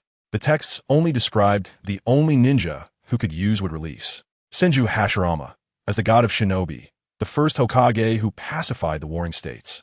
She had doubted whether one would release could suppress the entire ninja world. A single person suppressing the chaos of the entire ninja world? Now that she saw a glimpse of NingFeng's would release, she finally believed. The records in the texts might all be true. Would release is indeed terrifying. Whoosh! Wu opened his mouth wide, and at the same time, his wings shot towards NingFeng. Then, countless black feathers shot out from his mouth and wings. The impact was so strong that it seemed to threaten to tear through the night sky. NingFeng raised a hand and gently snapped his fingers. Then, a massive wooden wall stood up in front of him. This wall was enhanced by Sage Art Chakra, so its defensive power increased significantly. Bang, bang, bang. Countless feathers embedded themselves in the wooden wall, and not a single one penetrated the wall to harm NingFeng. Wu's hands unconsciously clenched tight. Does this guy also have the ability to see through malicious attacks like himself? He had just acted swiftly and stealthily. Even if NingFeng had reacted, it was impossible for him to calmly raise such a solid wooden wall. Are you confused? NingFeng stepped out from behind the wooden wall filled with feathers, looking down at the tightly bound Wu as he spoke. Are you wondering why I perceive faster and more accurately than you? NingFeng, holding the Kusanagi sword, smiled at the restrained Wu. You're not an ordinary person after all. Wu's deep voice reached NingFeng's ears through the dense forest. I told you. I just wanted to confirm some things about the Sage of Six Paths. There's no need for such hostility. As NingFeng spoke, the three-tomo pattern in his eyes continuously rotated and changed, eventually settling into a ripple-like light purple eye. This is the Rinnegan? Wu's voice trembled slightly, as if he had seen something incredible. How do you have a Rinnegan? Who exactly are you? The Rinnegan? Long Zhe, hiding in the back, heard Wu's voice and turned her gaze to NingFeng's eyes. She saw that NingFeng's eyes were no longer as before. Instead, they were similar to her own. They had a ripple pattern and glowed with a light purple sheen. Strange. How had his eyes changed like this? Long Zhe was puzzled, but still restrained her movements. Are you willing to tell me now? NingFeng's Rinnegan coldly gazed at Wu, his expression subtly taking on a sinister look. If Wu continues to resist and does not submit, he was prepared to kill Wu directly. After all, this kind of monster, once born, would surely cause chaos in the ninja world. If he didn't deal with it, it would lead to more suffering. After all, such monsters with the ability to sense others' malicious attacks were something ordinary ninja villages truly couldn't handle. All right, ask me whatever you want to know. Wu was very sensitive to human emotional changes and naturally sensed NingFeng's killing intent. If he continued to resist, this guy would really kill him. So, he chose to tell NingFeng what he wanted to know. Now, it's too late. Now you either submit or die. A sinister smile curled at the corner of NingFeng's mouth as he pointed the Kusanagi sword directly at Wu and said, I already gave you a chance before, but unfortunately, you didn't cherish it. Now that you can't win, you remember? What were you doing before? You guy. Wu clenched his teeth slightly. I won't. Snap. NingFeng snapped his fingers again, and countless threatening branches seemed to surround him. The tips of the branches were aimed directly at Wu. I am willing to submit. Seeing so many branches pointing at him, Wu said with a hint of fear in his tone. He didn't need to sense it. He could tell. These branches were all malicious towards him. Even if he could sense it, what use would it be? He was already bound and couldn't evade. All right, then let's sign the contract. NingFeng took out the contract drafted by the system and placed it beside Wu's hand. However, the branches entwined around him still showed no sign of loosening. This was the contract he had signed with the Four Tails previously. Good. Wu saw NingFeng's attitude was so resolute and realized that if he didn't sign this contract, he would probably not be able to escape the bondage of wood release today. So he obediently signed the contract. Congratulations. Wu successfully signed a lower-tier summoning contract with you.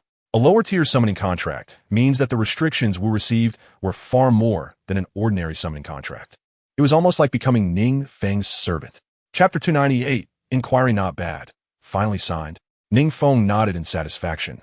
This would put his mind at ease. After all, Wu was a product of the Sage of Six Paths treasure, and his strength and abilities were not to be underestimated. As his own, he could alleviate pressure on the battlefield and could also serve as a combat force for the Rain-Hidden Village. After all, Wu's terrifying abilities could be a great weapon anywhere.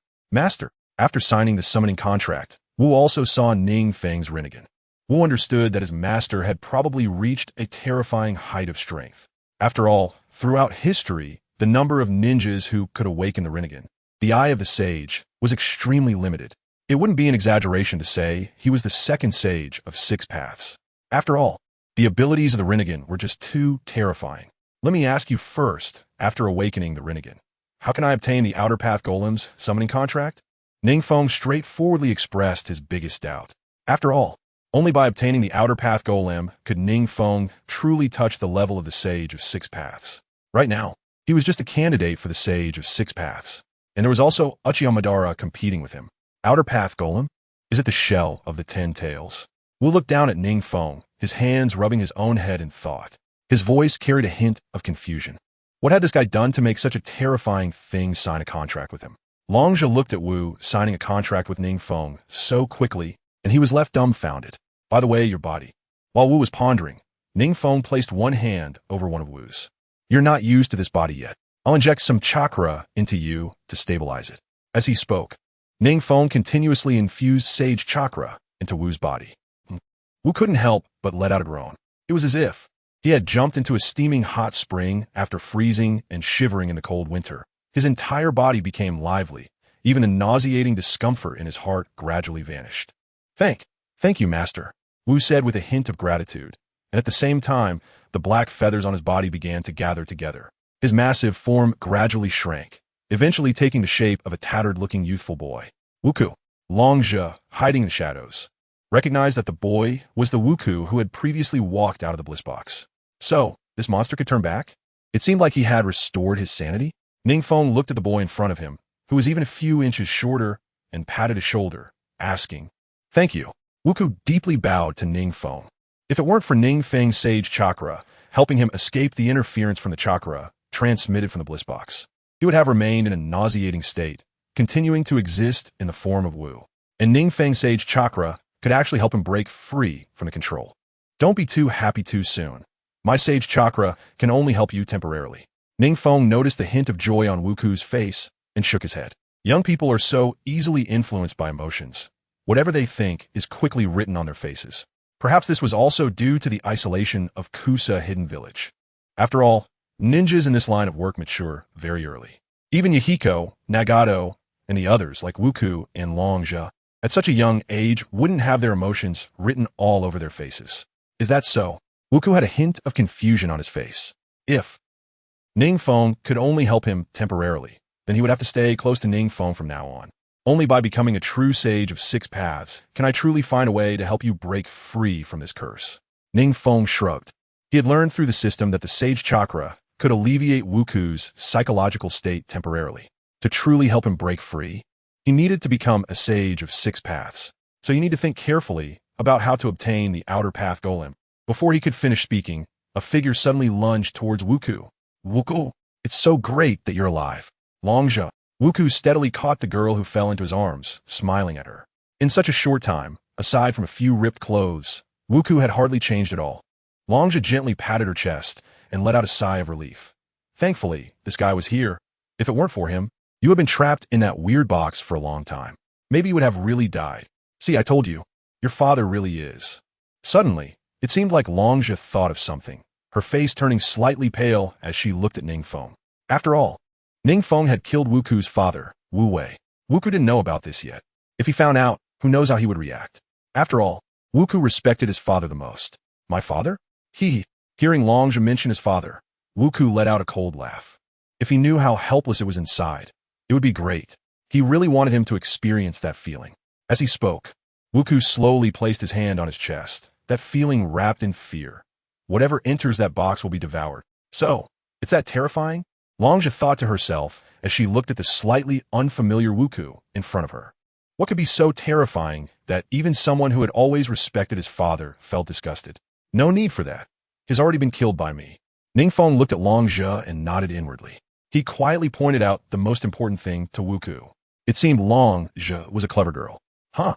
Longzhe noticed NingFeng's approving gaze and felt a bit confused. Did I do something? Let's pack up and leave. There's no need to stay in this village. NingFeng said to Longzhe and Wugu. You want us to defect? Longzhe looked at NingFeng in disbelief, her mouth slightly agape. In a village that casually uses the lives of its ninjas for experiments. Do you still want to stay? NingFeng shook his head and sighed. This little girl looks quite clever. How can she not understand right from wrong? This. Longzhe was stunned. The treatment they received from Chaoyin village was indeed excessive. This time it was Wugu. Next time it might be herself. If it weren't for NingFeng coming to take the paradise box, perhaps she would soon face the same fate as Wugu. Wugu, what about you? Chapter 299. Departure, I will go with him. Wugu looked at NingFeng with a firm expression and said decisively. Her father was already dead, and she had seen the current state of Chaoyin village. Moreover, she had signed a contract with NingFeng. In terms of feelings and reason, she had to leave with NingFeng. You really? Sigh. Longzhe raised a finger, pointing at the hopeless Wugu, her mouth twitching slightly.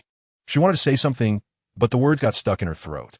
Since stepping out of that box, Wugu's personality had become more assertive.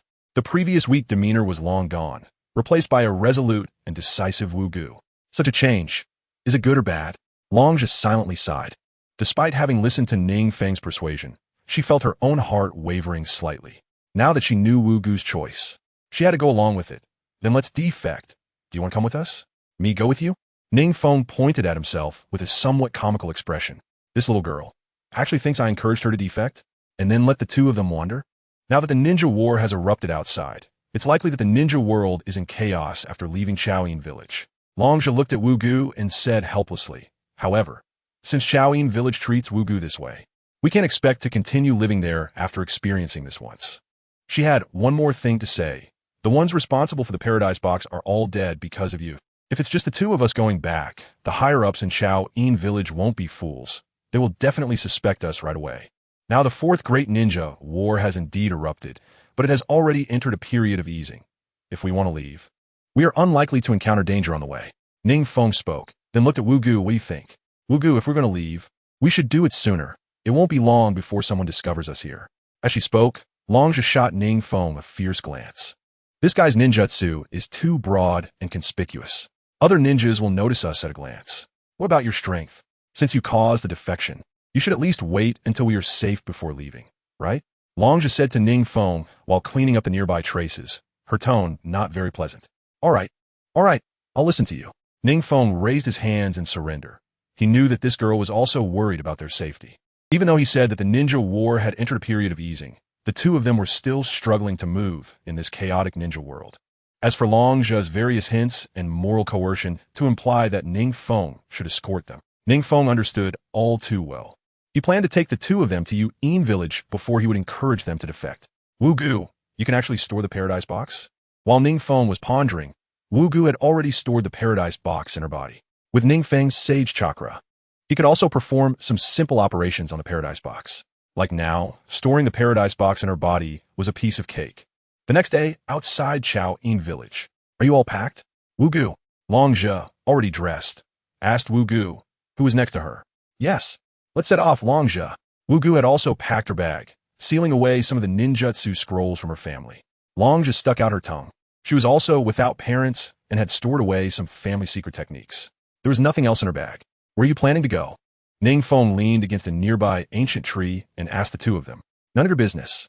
Just follow us. Longzhi replied somewhat impatiently. This guy, he was essential for the journey. Although she didn't know his strength, he could easily slay a series of Chaoyin village's dark members, including Wu Wei. So he must be a capable person. It would be a waste not to take advantage of such a person. If they're south, no good place to go. How about we go to Yu'in village? NingFeng saw that the time was right and quickly seized the opportunity. He didn't want these two to be buried in their talents. Not to mention that Wugu could become Wu and manipulate the Paradise Box. Longzhi would also become a strong ninja in the future. Her family secret technique could reincarnate someone. Moreover, in the movie version, Longzhi's fire release skills were also quite strong after several years. Under the influence of the fire release heavenly prison, she could still unleash impressive fire release ninjutsu. Her proficiency in fire release ninjutsu was evident. Yu'in village? Longzhi repeated with confusion. It seems that there have been significant changes in Yu'in village in recent years. Even the isolated Chaoyin village, there were whispers of tremendous changes happening there. The current situation is even more unclear, but a place that has undergone such significant changes is bound to be chaotic in the short term. Perhaps the ninjas from Chaoyin village who are pursuing defectors won't think to look for them in Yu'in village? Well, let's go to Yu'in village first. Wugu, what do you think? Sure. Wugu met NingFeng's gaze and naturally nodded in agreement. All right, then let's head to Yu'in village. But you urging us to go to Yu'in village? You don't have any ulterior motives, do you? After Wugu agreed, Longzhi nodded, but then looked at NingFeng with some suspicion, recalling his unusual remarks. NingFeng cursed inwardly for being so perceptive and waved his hands repeatedly. It's not that I see you without a place to stay. I've been to Yu'in village a few times before, and it's just right for hiding for a long time. Long-term hiding, huh? Longzhi nodded. What they needed most now was to hide for a long time until the ninja pursuers from Chaoyin village moved their names to the back and the storm passed. Many big events happen in the ninja world every day. Soon, the two inconspicuous defectors from Chaoyin village would be forgotten. Then, let's go to Yu'in village. Longzhi took out a map to identify the direction, then looked at NingFeng, her face showing suspicion as she said, Is there really no problem? You can rest assured. If I wanted to harm you, would I still wait until now? Would I need to go through all this trouble? Longzhi nodded. With NingFeng's strength, there was indeed no need to do so. To harm the lives of two nameless defectors from Chao Yin village, he could easily do it with a wave of his hand. They weren't even a match for Wu Gu's father, Wu Wei. How could they compare to NingFeng, who could cut Wu Wei in half with one strike? Following this path, it should take about 3 days to reach Yin village. Let's set off now. Chapter 300. Longzhi. You are actually the Rain Shadow? The current Ninja World War has also been temporarily paused due to the disappearance of Uchiha Madara. At the same time, the offensives against Konohagakure and Amegakure have gradually slowed down. Without their greatest support, Iwagakure and Kimogakure naturally find it very difficult to counterattack Amegakure. After all, the White Zetsu army provided by Uchiha Madara and his own combat power helped ease much of the pressure on the battlefield. However, with Uchiha Madara's retreat, both sides naturally lost their greatest advantage. Relying on their own ninjas, it is undoubtedly a dream to think they can compete with Konoha and Amegakure now. Unexpectedly, our journey has been quite smooth. Rizetsu looked at the distant Amegakure, drizzling with rain, and turned to Mukai and said, "Yes." Mukai nodded in agreement. They hadn't encountered any difficulties in the past 2 days. The journey has surprisingly been calm and peaceful. It seems that the Ninja World War has also extinguished the ambitions of many wandering ninjas. At the same time, some countries they pass through have also slowed down their checks, allowing them to reach Amegakure so quickly. "You guy, haven't done anything along the way," Rizetsu said, glancing at NingFeng with a smirk. Originally planning to have this guy deal with some troubles along the way. Who would have thought that during wartime, there would be so few troubles? Maybe it's just good luck. NingFeng didn't explain after spending these 2 days together. He also initially understood that Rizetsu was a very simple-minded ninja. Growing up isolated from the world, they naturally aren't as mature as the ninjas in ordinary villages. Their understanding of some things hasn't been tainted by the identity of a ninja. As compensation, once we get to Amegakure, you must treat us to a big meal. Rizetsu walked over and said to NingFeng with a displeased expression. For some reason, she felt particularly stifled throughout the journey. It might be because she hadn't seen NingFeng make a move, or perhaps it was the sadness of leaving home. All right, you all decide. NingFeng smiled and pushed the two towards Amegakure. What if Amegakure finds out about our rogue ninja identities? Suddenly, Rizetsu thought of this question. It won't happen, don't worry. It's not the most intense phase of the war, and the internal checks in the village won't be that strict, NingFeng said, while looking at Mukai's wild appearance. Although they hadn't experienced any troubles in the past few days, Mukai's outfit was indeed very eye-catching. This was due to the experiences in the Paradise Box that left him in such rags. They were in a hurry to reach Amegakure and had no time to tidy up Mukai's attire. Mukai endured the whole way without saying anything. "Mukai, why didn't you change into nice clothes at home?" Rizetsu looked at Mukai speechlessly, the corners of her mouth twitching slightly. "Hey, did you bring any clothes with you?" Rizetsu looked up at NingFeng and asked. With Mukai looking like this, entering Amegakure would definitely attract a lot of attention. They might even be recognized. If Kusa and no Kuni sends ninjas to chase, I didn't bring any. Then let's go in first and get some clothes for Mukai. NingFeng shrugged. What ninja carries clothes with them? It's all shuriken and various ninja tools in the scrolls, or ninjutsu. Then I'll go in with this guy. First, Mukai. You wait for us outside the village. Rizetsu casually tore off a strip of her clothing and wrapped it around her forehead, styling her hair differently than before. You should disguise yourself a bit too, otherwise you might get recognized. Just as Rizetsu finished and was about to leave, she saw NingFeng still standing still and couldn't help but say helplessly, "This guy can't be just all strength and no basic qualities, right? Is this what Kusa no Kuni taught you?" NingFeng looked at Rizetsu's peculiar appearance and asked. There is no way to disguise at such a high level now. A simple change will do. Rizetsu was slightly worried. After all, this level of disguise could only be considered barely changing appearance. However, if looked at closely, it could still be noticed that her face hadn't changed much. "I'm not a rogue ninja from Kusa no Kuni. I don't need to worry." NingFeng shrugged and was the first to walk into Amegakure's entrance. "Wait for me, you guy." Rizetsu quickly caught up with NingFeng's pace. "Mukai, just follow us directly later."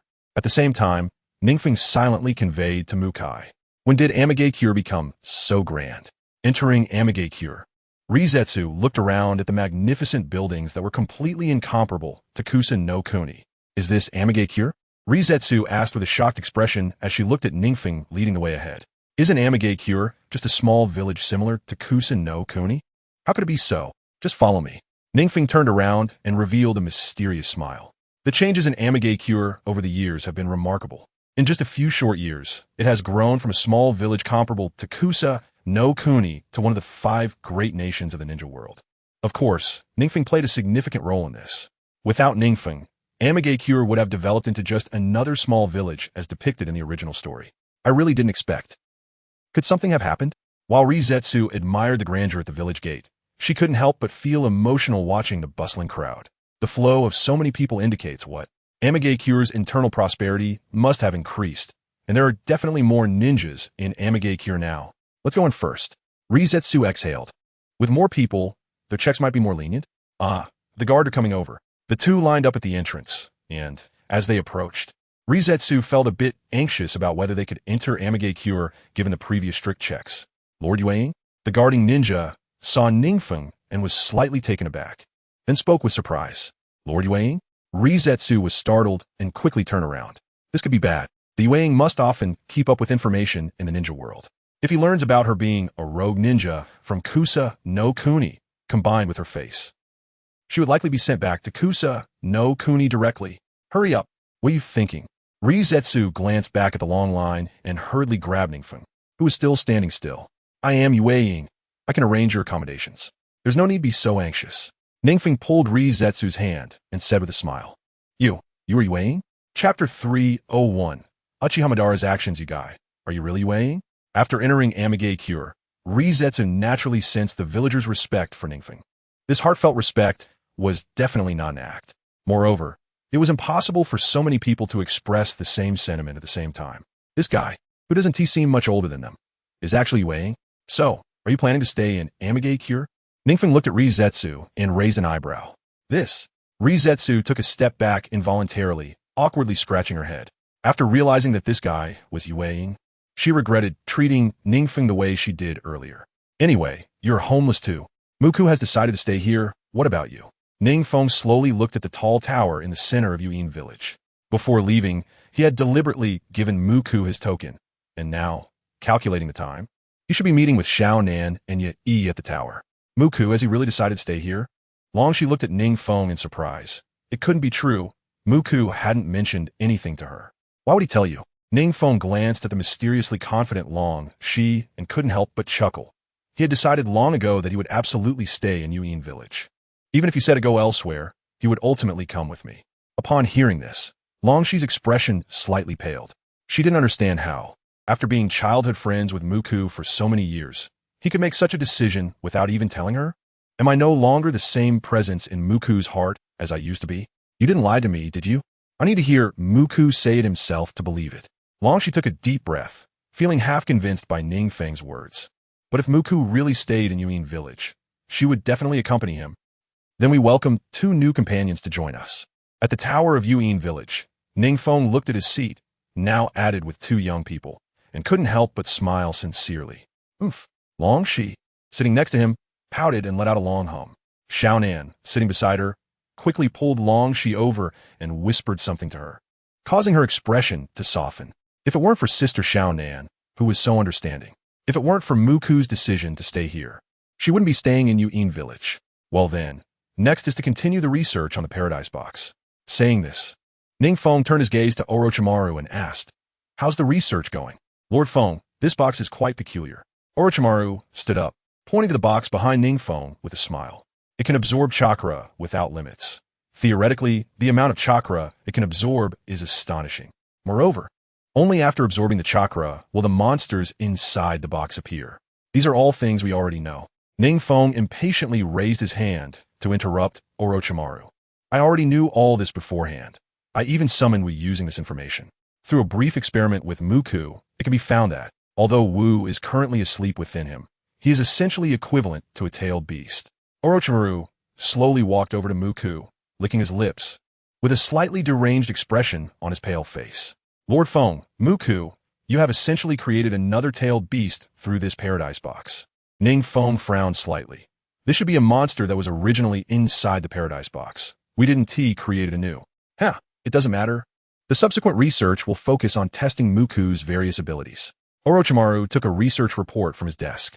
Muku's physical strength is currently very high. equivalent to that of an average Kage-level ninja. In a normal state, although his ability to sense malice has weakened, he can still be used as a weapon. So that means Muku has also become stronger because of Wu's power? NingFeng looked at Muku with great interest, not expecting that after stabilizing with the input of his Sage Chakra, Muku would actually receive some of Wu's abilities. Should I say, the treasures of the Sage of Six Paths are truly formidable? Yes, Lord Feng. Orochimaru smiled slightly at this moment. Through this research, he not only found a direction for the development of his future curse seals, but also, through the coexistence of Sage Chakra and Wu's Chakra within Muku, came up with new development ideas. If he could continue researching along this line, the development of curse seals would not be far off. Good.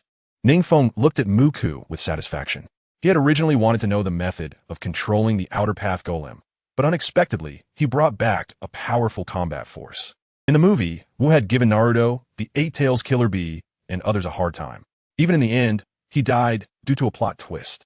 Wu's own strength isn't very strong, but with his special abilities, even Uchiha Madara would suffer a setback if he was unaware of the information.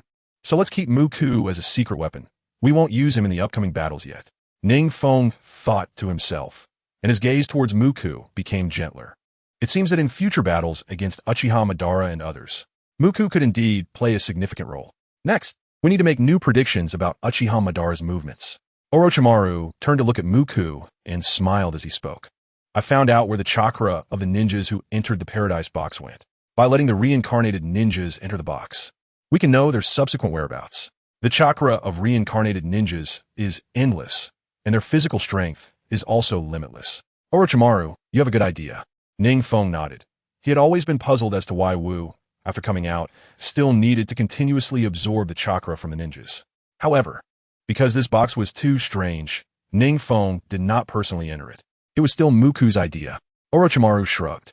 Allowing the reincarnated ninjas to enter the Paradise Box for exploration did help him solve many of his doubts. During the exploration by the reincarnated ninjas, I ultimately discovered the secret of the Paradise Box. As Orochimaru said this, a mysterious smile appeared at the corner of his mouth. What secret? NingFeng posed, slightly puzzled, as he realized Orochimaru had reached a critical point.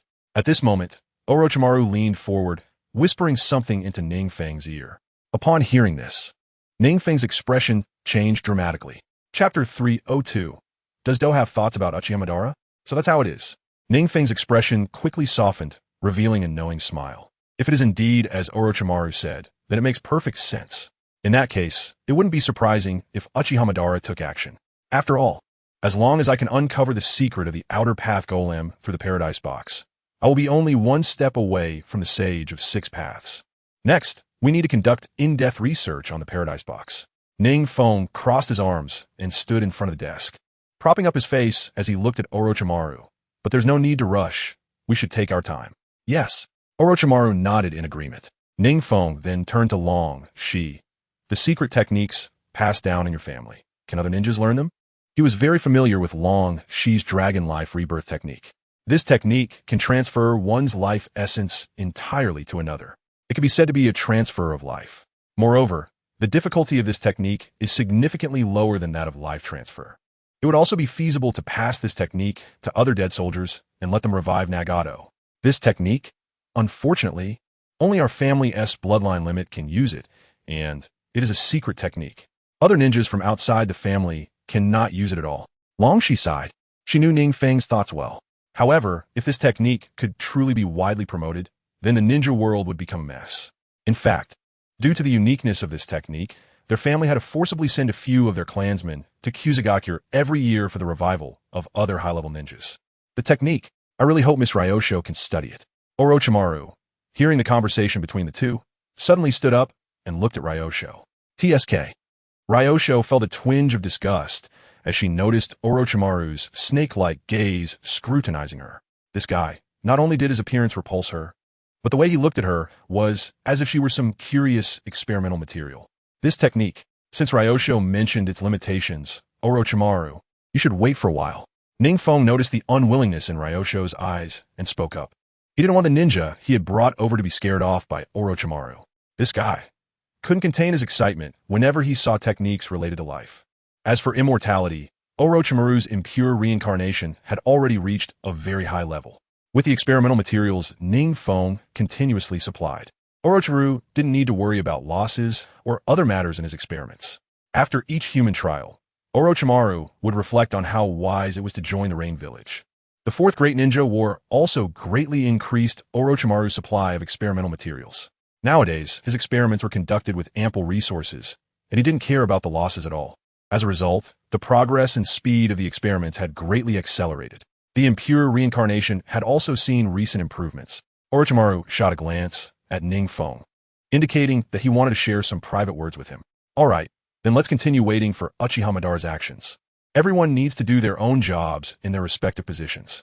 NingFeng scanned the room and said flatly, "Understood." Everyone replied, and then left the room one after another. Lord Feng, after seeing everyone leave, Orochimaru approached NingFeng. "Speak, what else is there?" NingFeng waved his hand, signaling Orochimaru to find a spot to sit. Lord Feng, I suspect that Kabuto also has intentions of becoming a sage of 6 paths. Orochimaru licked his lips, a hint of malice flashing in his snake-like eyes. Becoming a sage of 6 paths? NingFeng turned his body around, looking at Orochimaru in surprise and asking, does he know the prerequisites for becoming a sage of 6 paths? Becoming a sage of 6 paths is not as simple as sealing the Ten Tails and becoming its Jinchuriki. At the very least, one needs to have a sage body to bear the burden brought by the Ten Tails. Moreover, one must possess the sage's eyes to fully utilize the abilities of the sage of 6 paths. He has already mastered the sage mode. I've learned through my interactions with snakes that he has improved the sage mode. Kabuto can now maintain the sage mode for an extended period. It wouldn't be an exaggeration to say he has a sage body. So what? NingFeng chuckled. Kabuto is indeed at the pinnacle of ninja prowess without bloodline limits. But compared to Uchiha Madara and NingFeng, his chances of seizing the Ten Tails are incredibly low. It seems he is secretly preparing to undermine Uchiha Madara. Orochimaru's lips curled into a sinister Kabuto is someone he brought out. Such behavior is expected. Undermining Uchiha Madara? Don't worry, that old man is very cunning. NingFeng waved his hand nonchalantly. If Kabuto underestimates Madara's cunning, he might end up in a big mess. After all, Kabuto has also learned Sage Mode and is overflowing with confidence. It's only natural for him to try to scheme against that old fox, Uchiha Madara. However, NingFeng wasn't very optimistic about it. If these two were to have any conflict, he could sit back and reap the benefits. NingFeng thought to himself. He was also worried that Uchiha Madara might really trip over himself. After all, in the original story, Uchiha Madara became the sage of 6 paths, the strongest in the world, only to be betrayed by Kaguya. This is also a very contradictory point about Uchiha Madara. On one hand, he meticulously plotted his resurrection decades after his death and collected the tailed beasts, showing great foresight. On the other hand, in the end, he allowed someone to exploit a gap, tarnishing his lifelong reputation. I wonder if Uchiha Madara will make any moves in the coming days. There was previously intelligence indicating he was spotted at the border of the land of Earth and the land of Lightning. Orochimaru shook his head and turned to take a piece of information, whispering to NingFeng, I suspect Uchiha Madara is also looking for something against you, Lord Feng. Even if he finds us, there's nothing we can do to stop him. We still lack information on his hiding place. NingFeng sighed. The ninja world is so vast. There must be something that can help him reach the next level of power as a sage of 6 paths. However, NingFeng now possesses 8-tailed beasts, which is not something that can be easily surpassed. So he was quite confident in himself. NingFeng looked at Orochimaru. Since Kabuto has intentions towards Uchiha Madara, I wonder if you have any intentions towards me? Orochimaru is also similar to Kabuto. He is willing to go to any lengths for power and immortality, regardless of reputation. Perhaps he is also preparing to scheme against me from behind? Chapter 303. Uchiha Shirsue's Thoughts Now. Lord Feng, how could I possibly betray you? Orochimaru noticed the slight warning in NingFeng's gaze and quickly realized. NingFeng was using Kabuto to remind him. After all, he had now become half a trusted aide to NingFeng, and if he were to betray him later, the loss to NingFeng would not be trivial. Really not. NingFeng's lips curled slightly, making it hard for Orochimaru to discern his thoughts at that moment. Absolutely not. Orochimaru wiped a cold sweat from his brow. Initially, he indeed harbored thoughts similar to Kabuto's. After all, although NingFeng provided him with a lot of experimental materials, he also contributed his years of improved forbidden techniques. No matter how many experimental materials there were, the ultimate goal was to improve and develop ninjutsu. so Orochimaru always felt he was at a disadvantage. However, after seeing NingFeng suppress the tailed beasts and even seal 8 tailed beasts within himself, Orochimaru extinguished that little thought in his heart. What a joke. A person who can suppress tailed beasts with one hand and make them obedient. Even if Orochimaru was arrogant, he wouldn't dare to go against NingFeng. Furthermore, he had erased any hidden thoughts without a trace. If one day NingFeng truly noticed his little thoughts, no matter how strong his self-preservation abilities were, he would still die at NingFeng's hands. Despite appearing to have many means of self-preservation now, when faced with a peak powerhouse like NingFeng, he had no power to resist. Continue your experiments.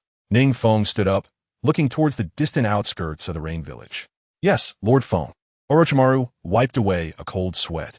Just now, NingFeng's chakra had poured into him without reservation, making him feel like he was sitting on pins and needles. Under such terrifying intimidation, even standing required immense effort. Now that NingFeng had withdrawn his chakra, he felt a wave of relief. Uchiha Madara. NingFeng looked towards the direction of the land of earth and the land of lightning, a hint of ruthlessness flashing in his eyes. What? Brother Feng has already repelled Uchiha Madara?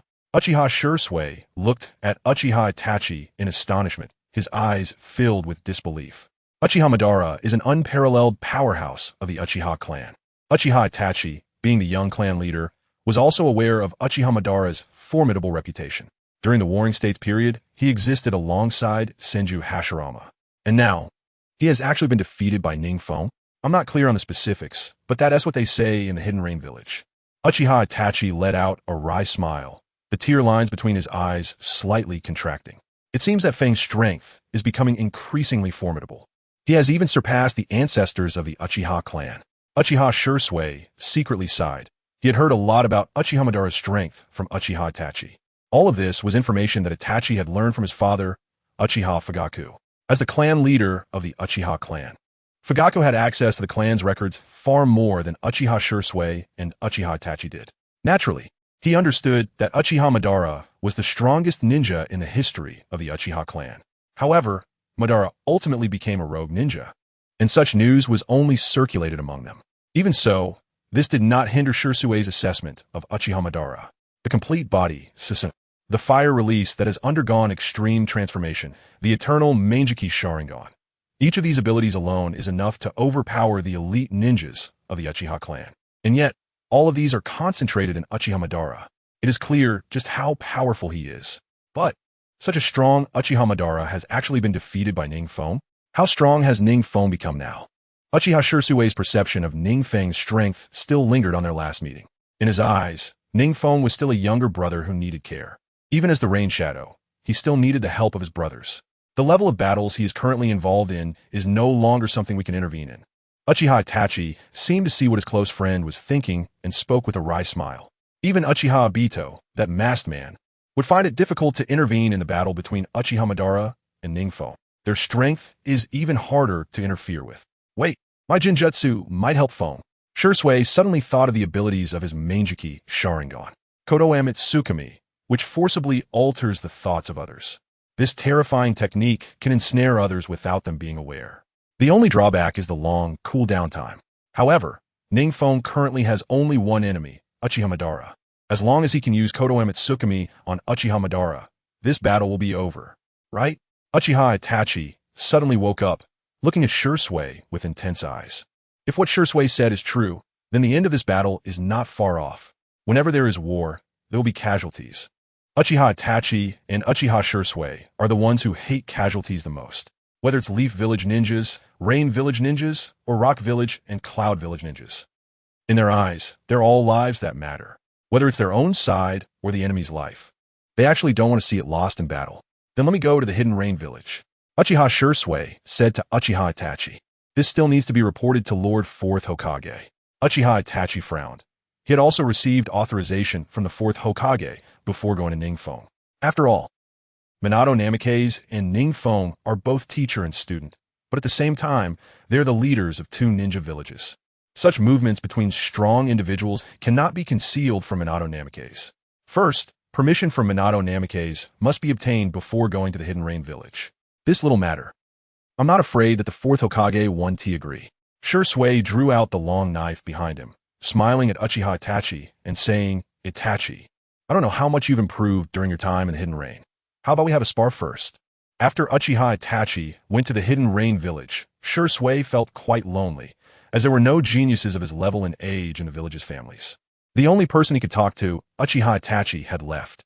Minato Namikaze, also Wu Ti, let him go to the battlefield because of NingFeng's status.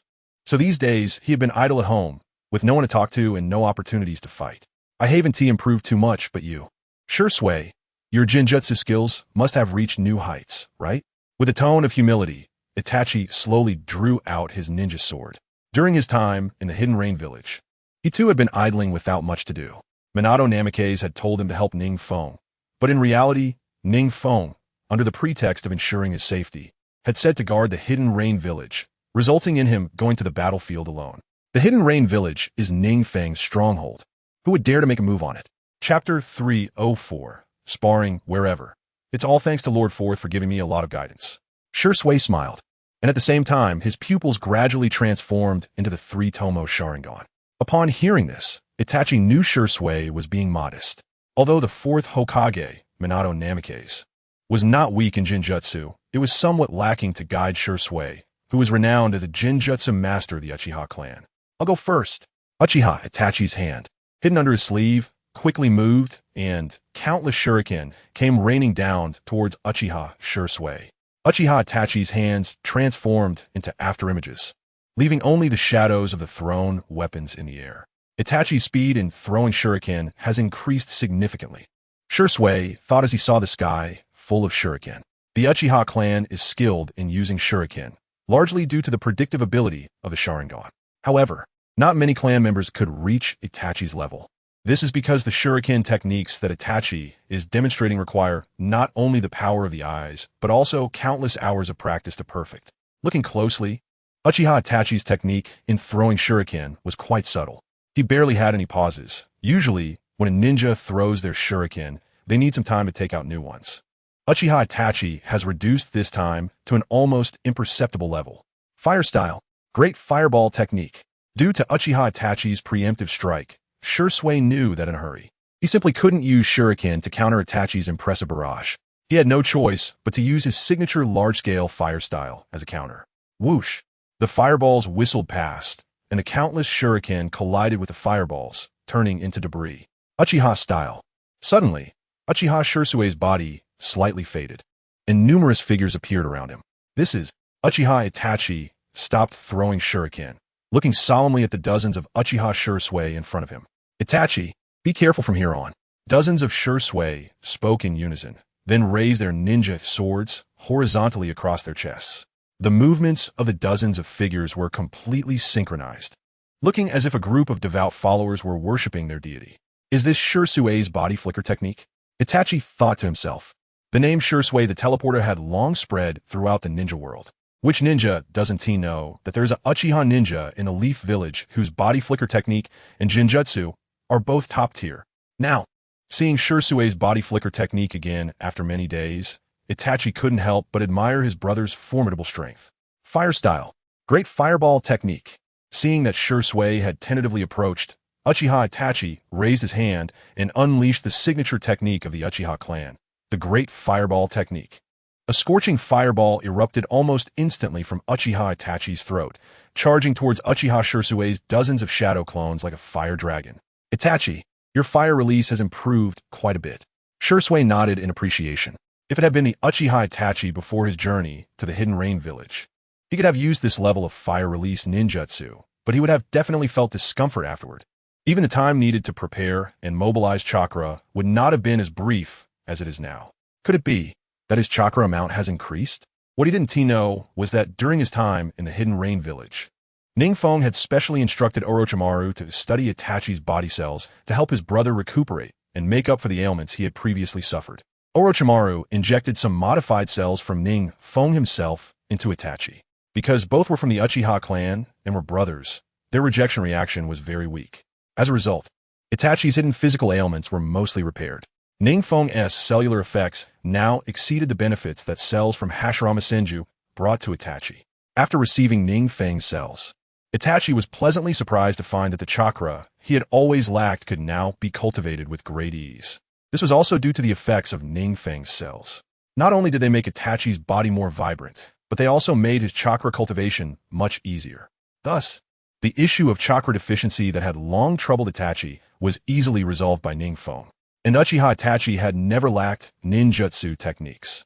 In fact, now that he had sufficient chakra, he could use powerful ninjutsu that he had previously been hesitant to waste chakra on. While he couldn't use chakra as recklessly as NingFeng, who was like a walking tailed beast, he was still much better off than before when he had to calculate how much chakra he needed for a great fireball technique. This allowed him to directly attack Shui, who previously required a gradual approach to crack Itachi's body flicker technique with a great fireball technique.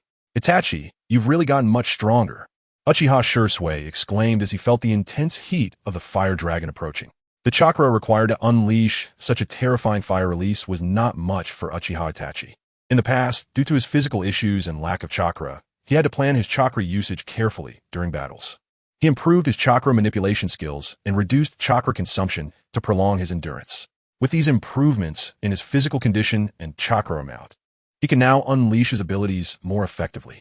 He can now use large-scale ninjutsu without wasting a single bit of chakra. His chakra control was perfect. Body flicker technique. Shui smirked slightly and activated his body flicker technique. Among these shadow clones, he began to move at high speed, dodging the incoming great fireball. However, it cost him nearly half of his shadow clones.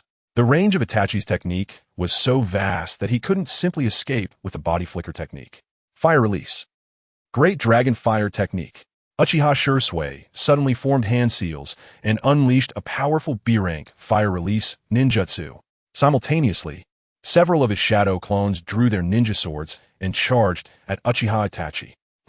Under both assaults, Itachi knew he couldn't take it head-on, so he simply pulled back to evade the incoming attack. Uchiha style. Gale sword. Suddenly, a sound of slicing air came from behind Itachi, and before he could turn around, he felt a strong chakra fluctuation locking onto him. Chapter 305. Kotomatsukamiya. As the cawing of crows echoed, Uchiha Itachi's body, struck by the sword energy, transformed into countless crows scattering across the sky. This is the crow clone technique? Shui looked at the sky, full of crows, surprised that Itachi had used the crow clone technique without him noticing. So where is he now? Abruptly, Shui jumped from his spot. Almost at the same moment, a massive fireball exploded behind him. Itachi had intentionally controlled the power of this fire release, fearing he might harm Shui. Unexpectedly, Shui reacted in time. "Itachi, your hand seal speed has also improved quite a bit." Shui marveled at Itachi, knowing that Itachi's hand seal speed was already impressive before. He didn't expect that, after a trip to the Hidden Rain Village, Itachi's hand seal speed would reach a new level. Now his hand seal speed could even evade Shui's 3-Tomo Sharingan. At their level, any further improvement in strength required a long time of training. However, Itachi had made such rapid progress in just a few months, which surprised Shui. What he didn't realize was that Itachi's biggest weakness had been repaired by NingFeng, leading to such explosive growth and power. It was like a wooden barrel. Aside from the physical aspect, all other aspects of Itachi had already reached a high level. But because of the physical aspect's shortcomings, Itachi's overall strength was significantly affected. Even so, Itachi had reached the peak of a Kaga-level ninja through his proficiency in ninjutsu and jinjutsu. Such talent was incredibly powerful. All right, let's call it a day here. Shui shook his head in frustration, knowing that if they continued to exchange blows, it would go on indefinitely. Itachi's combat experience was not inferior to his, and now his strength had greatly improved. If they didn't use Susanoo, they could really fight for a long time, although there was some gap in their jinjutsu levels. Even if Shui had the upper hand in jinjutsu, Itachi was not someone who could easily fall victim to it, so he had to call a stop. I really need to have a good talk with Lord Fourth. Shui thought to himself as he looked at Itachi, who had put away his Sharingan, smiling wryly. What? Shui is coming here too? NingFeng looked at Itachi's face, slightly surprised. Yes, after all, Kodo Amitsukami would also be effective against Uchiha Madara. Kodo Amitsukami? NingFeng smacked his forehead. Right? How'd he forget about this powerful tool? This technique could change a person's thoughts. In theory, it could completely alter Uchiha Madara's mindset, turning him into Shui's puppet. At that time, As long as Uchiha Madara summoned the outer path Getomazo, he could seal the tailed beast within himself, then seal the 10 tails again, achieving the purpose of this war. Right? NingFeng didn't know what to say. He clearly had the best solution, but only realized it now. His only problem now was that he couldn't keep Uchiha Madara around. He also had no way of obtaining information about the outer path Getomazo.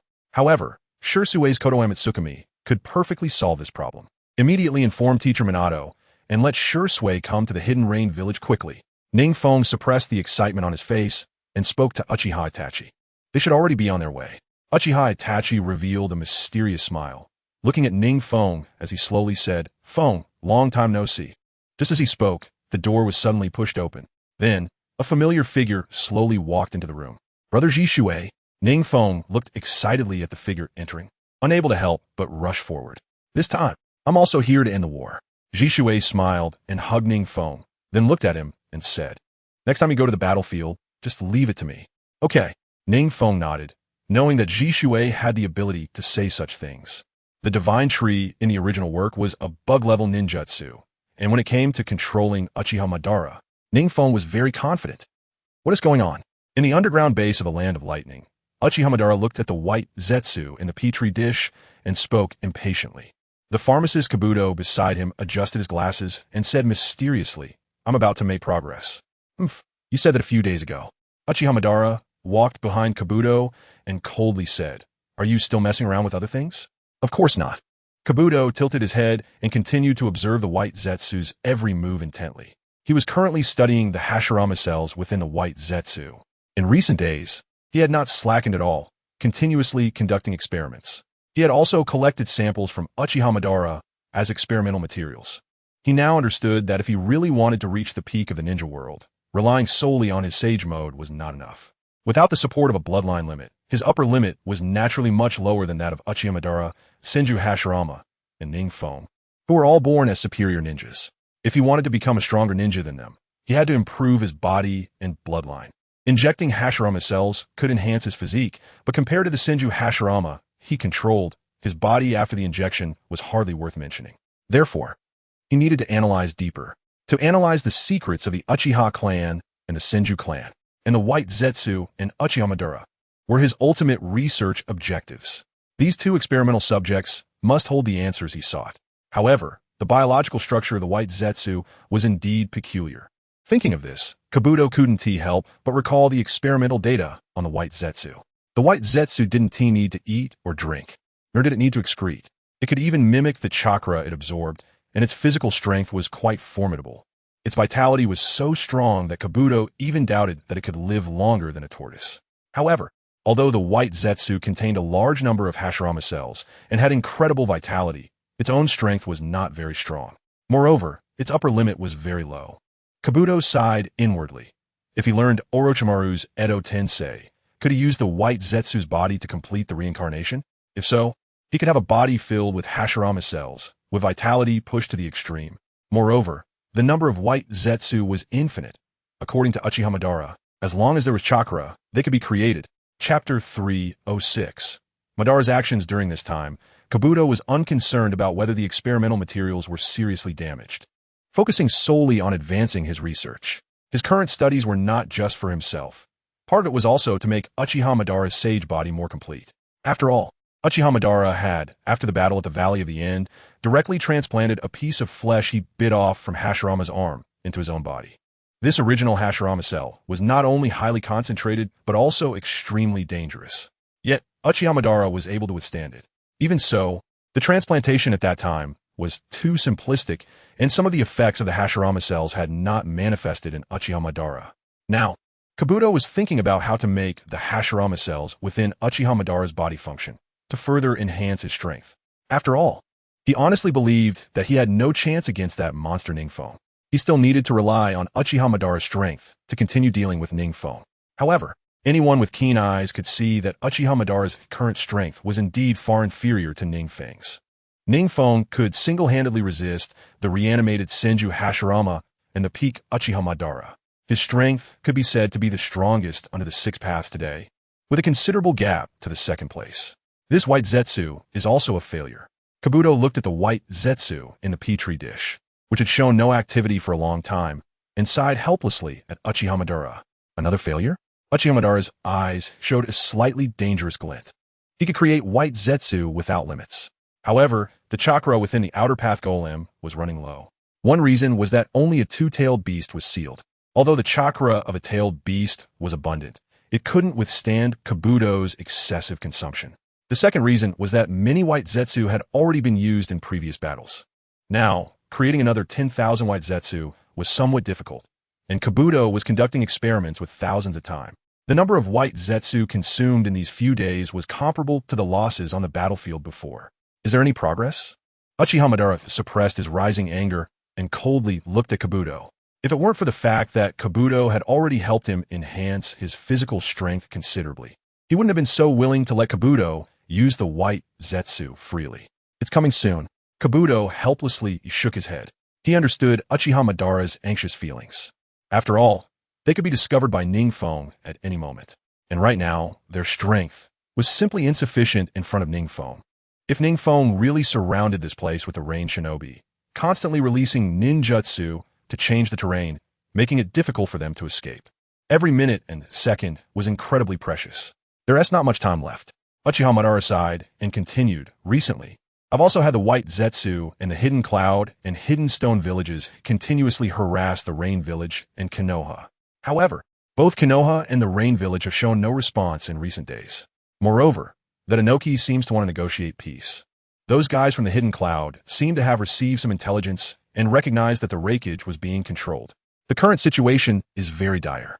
After hearing this, Kabuto rubbed his forehead. That old man Inoki, having lived a long time, naturally wanted to ensure the stable development of the Hidden Stone Village. His current plan was to avoid mistakes and prepare to hand over to the next generation of Tsuchikage for major actions. Now that he saw the war situation was unfavorable, he would naturally be the first to back down. Surrendering now, as the first to surrender, would certainly require the least cost, and it would be easier to be accepted by the Rain Village and Konoha.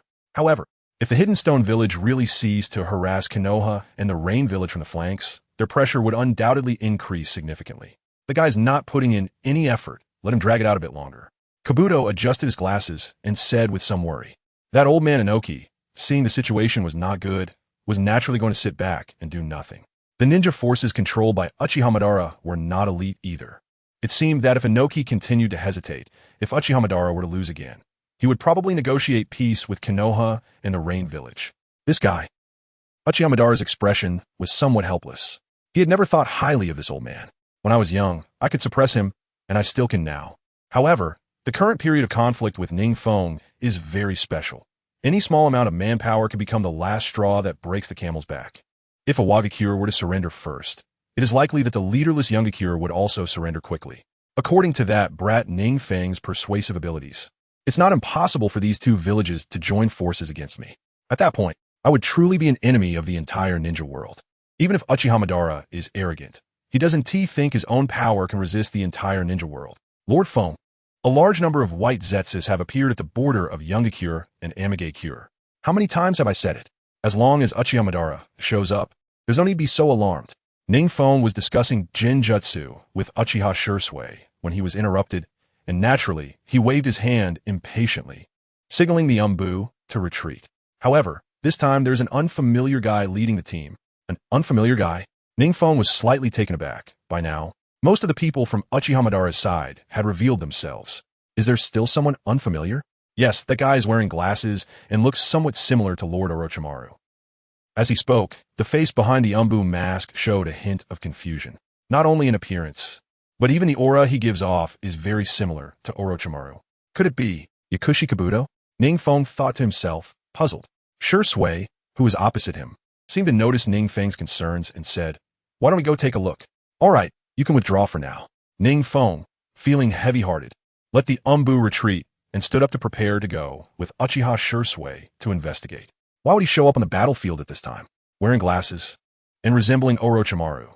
This person is most likely Yakushi Kabuto, but that guy is as cunning as a demon. How could he expose himself on the battlefield?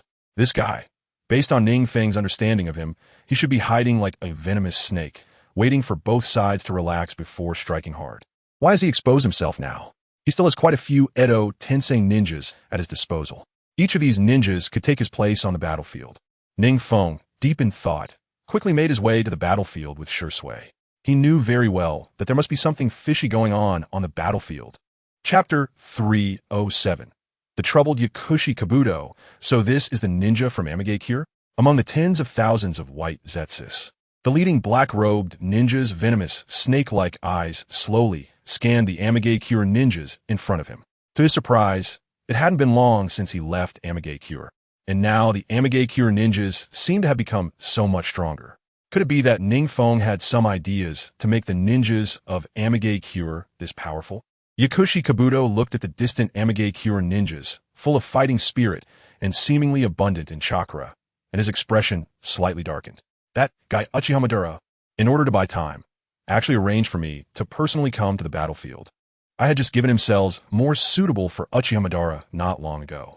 As soon as Onoki transmitted the information about the retreat, Orochimaru made me take Onoki's place to buy time. However, I wonder what level of power he will reach after merging with the cells I provided. A cold smile appeared at the corner of Yakushi Kabuto's mouth. He believed that once Orochimaru successfully merged with the cells he provided, it would definitely give NingFeng a big surprise. Kabuto, the Amigakure ninjas are already not far from us. Should we attack directly?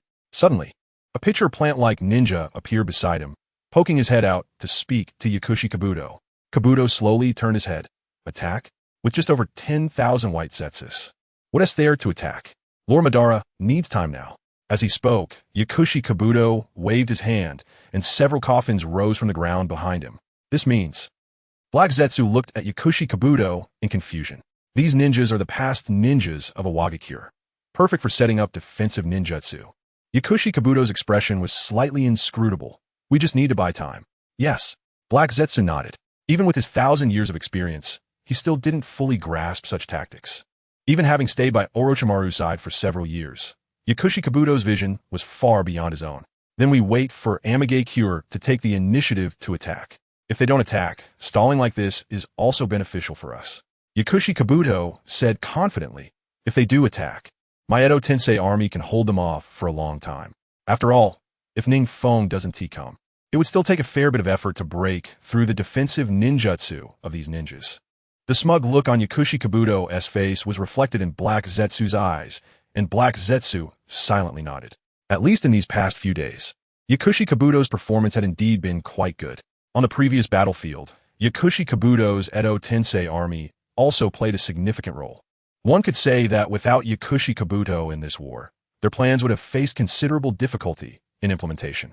Now, with Yakushi Kabuto, who could assist them from the rear and help lead the charge at the front, both he and Orochimaru had much less pressure. I wonder how long Lord Madara will need to merge the cells. Yakushi Kabuto sighed inwardly, estimating that if those cells were to perfectly merge with Orochimaru, it would take at least several days. During such a long time, he feared that NingFeng would learn of his presence on this battlefield and come personally. The quality of my Edo Tensei ninjas is not enough to resist NingFeng. Now I can only hope that NingFeng finds out about the situation on this battlefield later, or doesn't take it seriously. That way I can prolong things. Kabuto, you traitor. Just as he was thinking, a figure suddenly appeared unexpectedly in front of the white Zetsus. Seeing this familiar figure, even Yakushi Kabuto, who had a strong mental fortitude, nearly lost his balance. The person he feared the most had actually arrived so quickly. Blocking the tens of thousands of white Zetsus in front of him was none other than NingFeng. At this moment, he had two swords slung across his back, wearing a robe similar to that of the Hokage. His already activated Sharingan flickered with a cold light, making him stand out among the vast army of white Zetsus. This is bad. Yakushi Kabuto felt a tightening in his heart. The worst thing he feared had indeed happened. NingFeng had learned of the changes here and rushed over immediately. It would be fine if he could hold NingFeng back. The key is that he currently had no ability to hold NingFeng back. Kabuto, what should we do now? Black Zetsu, rarely showing difficulty, looked at Yakushi Kabuto and asked. He knew NingFeng's strength. Even the Edo Tensei created Hashirama Senju and the peak Orochimaru were no match for him. The tens of thousands of white Zetsus they had sounded impressive, but in front of NingFeng, the strongest of the six paths, it was merely a ninjutsu matter. As for their own strength, while they could hold their own against super Kiga-level ninjas for a while, they certainly didn't believe their current strength could withstand someone as ruthless as NingFeng. This is great. NingFeng saw clearly that the people on the other side were Yakushi Kabuto and Black Zetsu, and his smile grew even wider. Just a few days ago, he had sensed that the situation on the battlefield of Amage Cure was somewhat declining. He could feel that Inoki must have seen that Uchiha Madara couldn't defeat him and had backed down. Putting on an act, he was the first to surrender. Despite Inoki's disdain for NingFeng and the Hidden Rain, if he couldn't win, this cunning old man would definitely be the first to give up. So it was expected that after Inoki retreated, Kabuto would come forward. But where was Uchiha Madara? After NingFeng activated his Sharingan, he boldly scanned the white Zetsu army. However, there was no fluctuation of chakra from Uchiha Madara among them. It seemed Uchiha Madara still had not appeared on this battlefield. Even if he showed up on another battlefield, NingFeng wasn't worried. He had already set up flying Thunder God Seals with the commanders on various battlefields. As long as Uchiha Madara's figure appeared anywhere, he could rush over at any moment. Defend. Seeing NingFeng remain motionless for a long time, Kabuto anxiously ordered all the reanimated ninjas to use their best defensive techniques. Kabuto didn't expect these techniques to stop NingFeng. He just wanted to create some distance. Doton, Earth Style, Mountain Earth Technique. Doton, Earth Flow Wall. Doton, Doton, Earth Return. In an instant, one after another, earth walls and prisons stood tall in front of the white Zetsu army and NingFeng. Earth walls and prisons, large enough to rival tailed beasts, continuously piled up, dramatically altering the terrain of the Hidden Rain battlefield. Because the ninjas reanimated by Kabuto did not care about chakra consumption, the Doton techniques were never interrupted. Chapter 308. Shock Kabuto, was he planning to adopt a turtle in its shell strategy? NingFeng looked at the walls of earth rising before him, calmly drawing his Kusanagi sword from behind. SCZ. In an instant, extremely violent lightning chakra enveloped his blade. His lightning chakra had reached perfection in front of him. If it weren't for ninjas of the same level using techniques to defend, no amount of Doton techniques stacked up would be more than paper. The more layers there were. Cutting a single sheet of paper was easy. Would cutting through a stack of paper require more effort? With a flash of the blade, a sword aura accompanied by thunder erupted fiercely from NingFeng's sword. The multitude of earth walls dimmed in the face of this strike. This slash seemed to split everything before him in two. The razor-sharp sword aura deeply engraved itself into the earth wall in front of NingFeng. However, even after receiving this strike, the earth wall still wasn't cut through.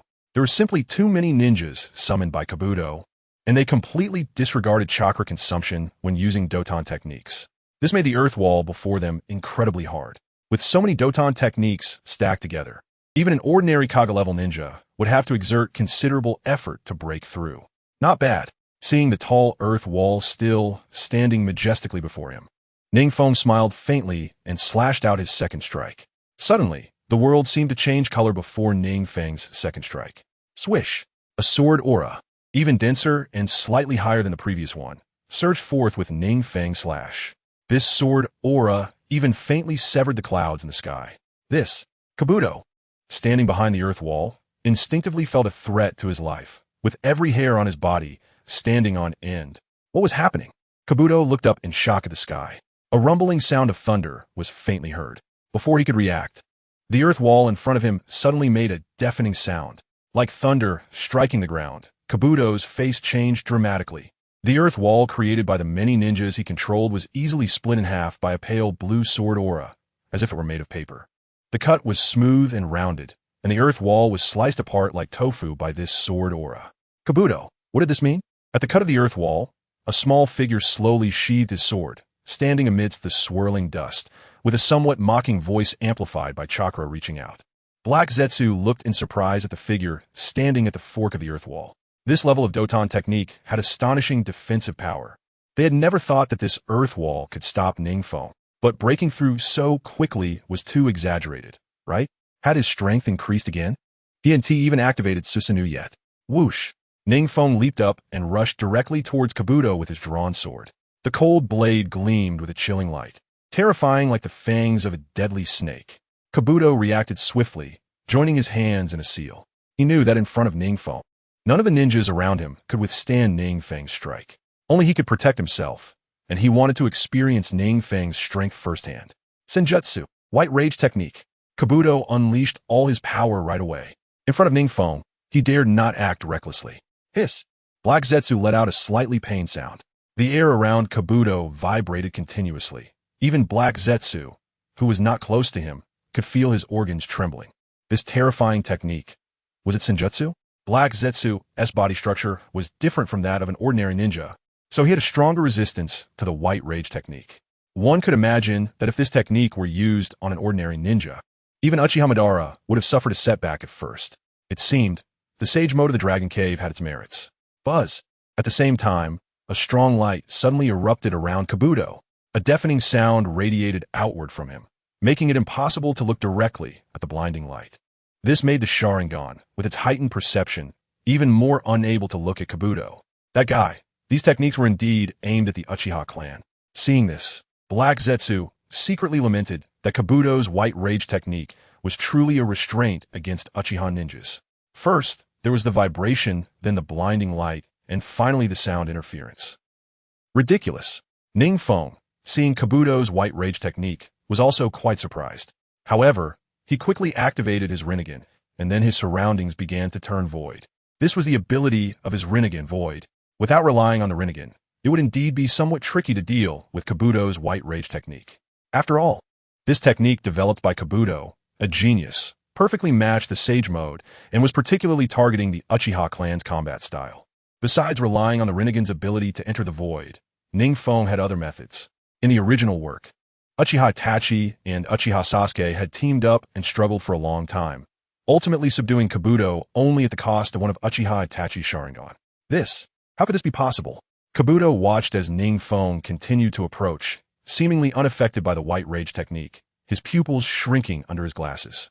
How could it have no effect at all? The ninjutsu he painstakingly created, the Sage Mode he had worked so hard to learn, and yet, it couldn't even touch a hair on NingFeng. What he didn't know was that NingFeng's Rinnegan ability perfectly avoided his White Rage technique. As long as NingFeng remained in a void state, Kabuto's White Rage technique would have no effect on him. Damn it! Senjutsu, inorganic reincarnation. Seeing NingFeng getting closer, Kabuto suddenly clapped his hands. As if the ground beneath Yakushi Kabuto's feet had come to life, long spears shot out, aiming to stab at NingFeng. These techniques are quite troublesome. NingFeng couldn't help but comment upon seeing this. If he didn't use the power of the Rinnegan, these techniques would indeed be a bit tricky. Yakushi Kabuto is truly a talent, managing to reach this point by relying on his own strength. He can even exchange a few moves with me without being at a disadvantage. This level of power has already reached the limit without any bloodline advantage. NingFeng believes that even the other 4 village leaders would not necessarily be a match for Yakushi Kabuto. There's no other reason. The continuous use of these sage techniques is simply too bizarre. Moreover, each one is extremely lethal. However, in NingFeng's eyes, these techniques seem a bit lacking. After all, these techniques have not broken through the dimensional level. Naturally, they can't harm NingFeng in his void state. Chapter 309. Uchiha Madara appears. He strolled over, the Kusanagi sword in his hand glinting coldly. Damn it, why isn't it working? Yakushi Kabuto looked at NingFeng, who was walking towards him, ignoring all attacks, and a hint of panic appeared on his otherwise calm face. These techniques were all prepared for Uchiha Madara. This was also his bargaining chip after the final battle between Uchiha Madara and NingFeng to seize the 10 tails. But now, these techniques seem to have no effect at all in front of NingFeng. Is this the strength of the rain shadow? A rare bead of cold sweat appeared on Yakushi Kabuto's forehead. He felt that things were a bit beyond his control now. Damn it!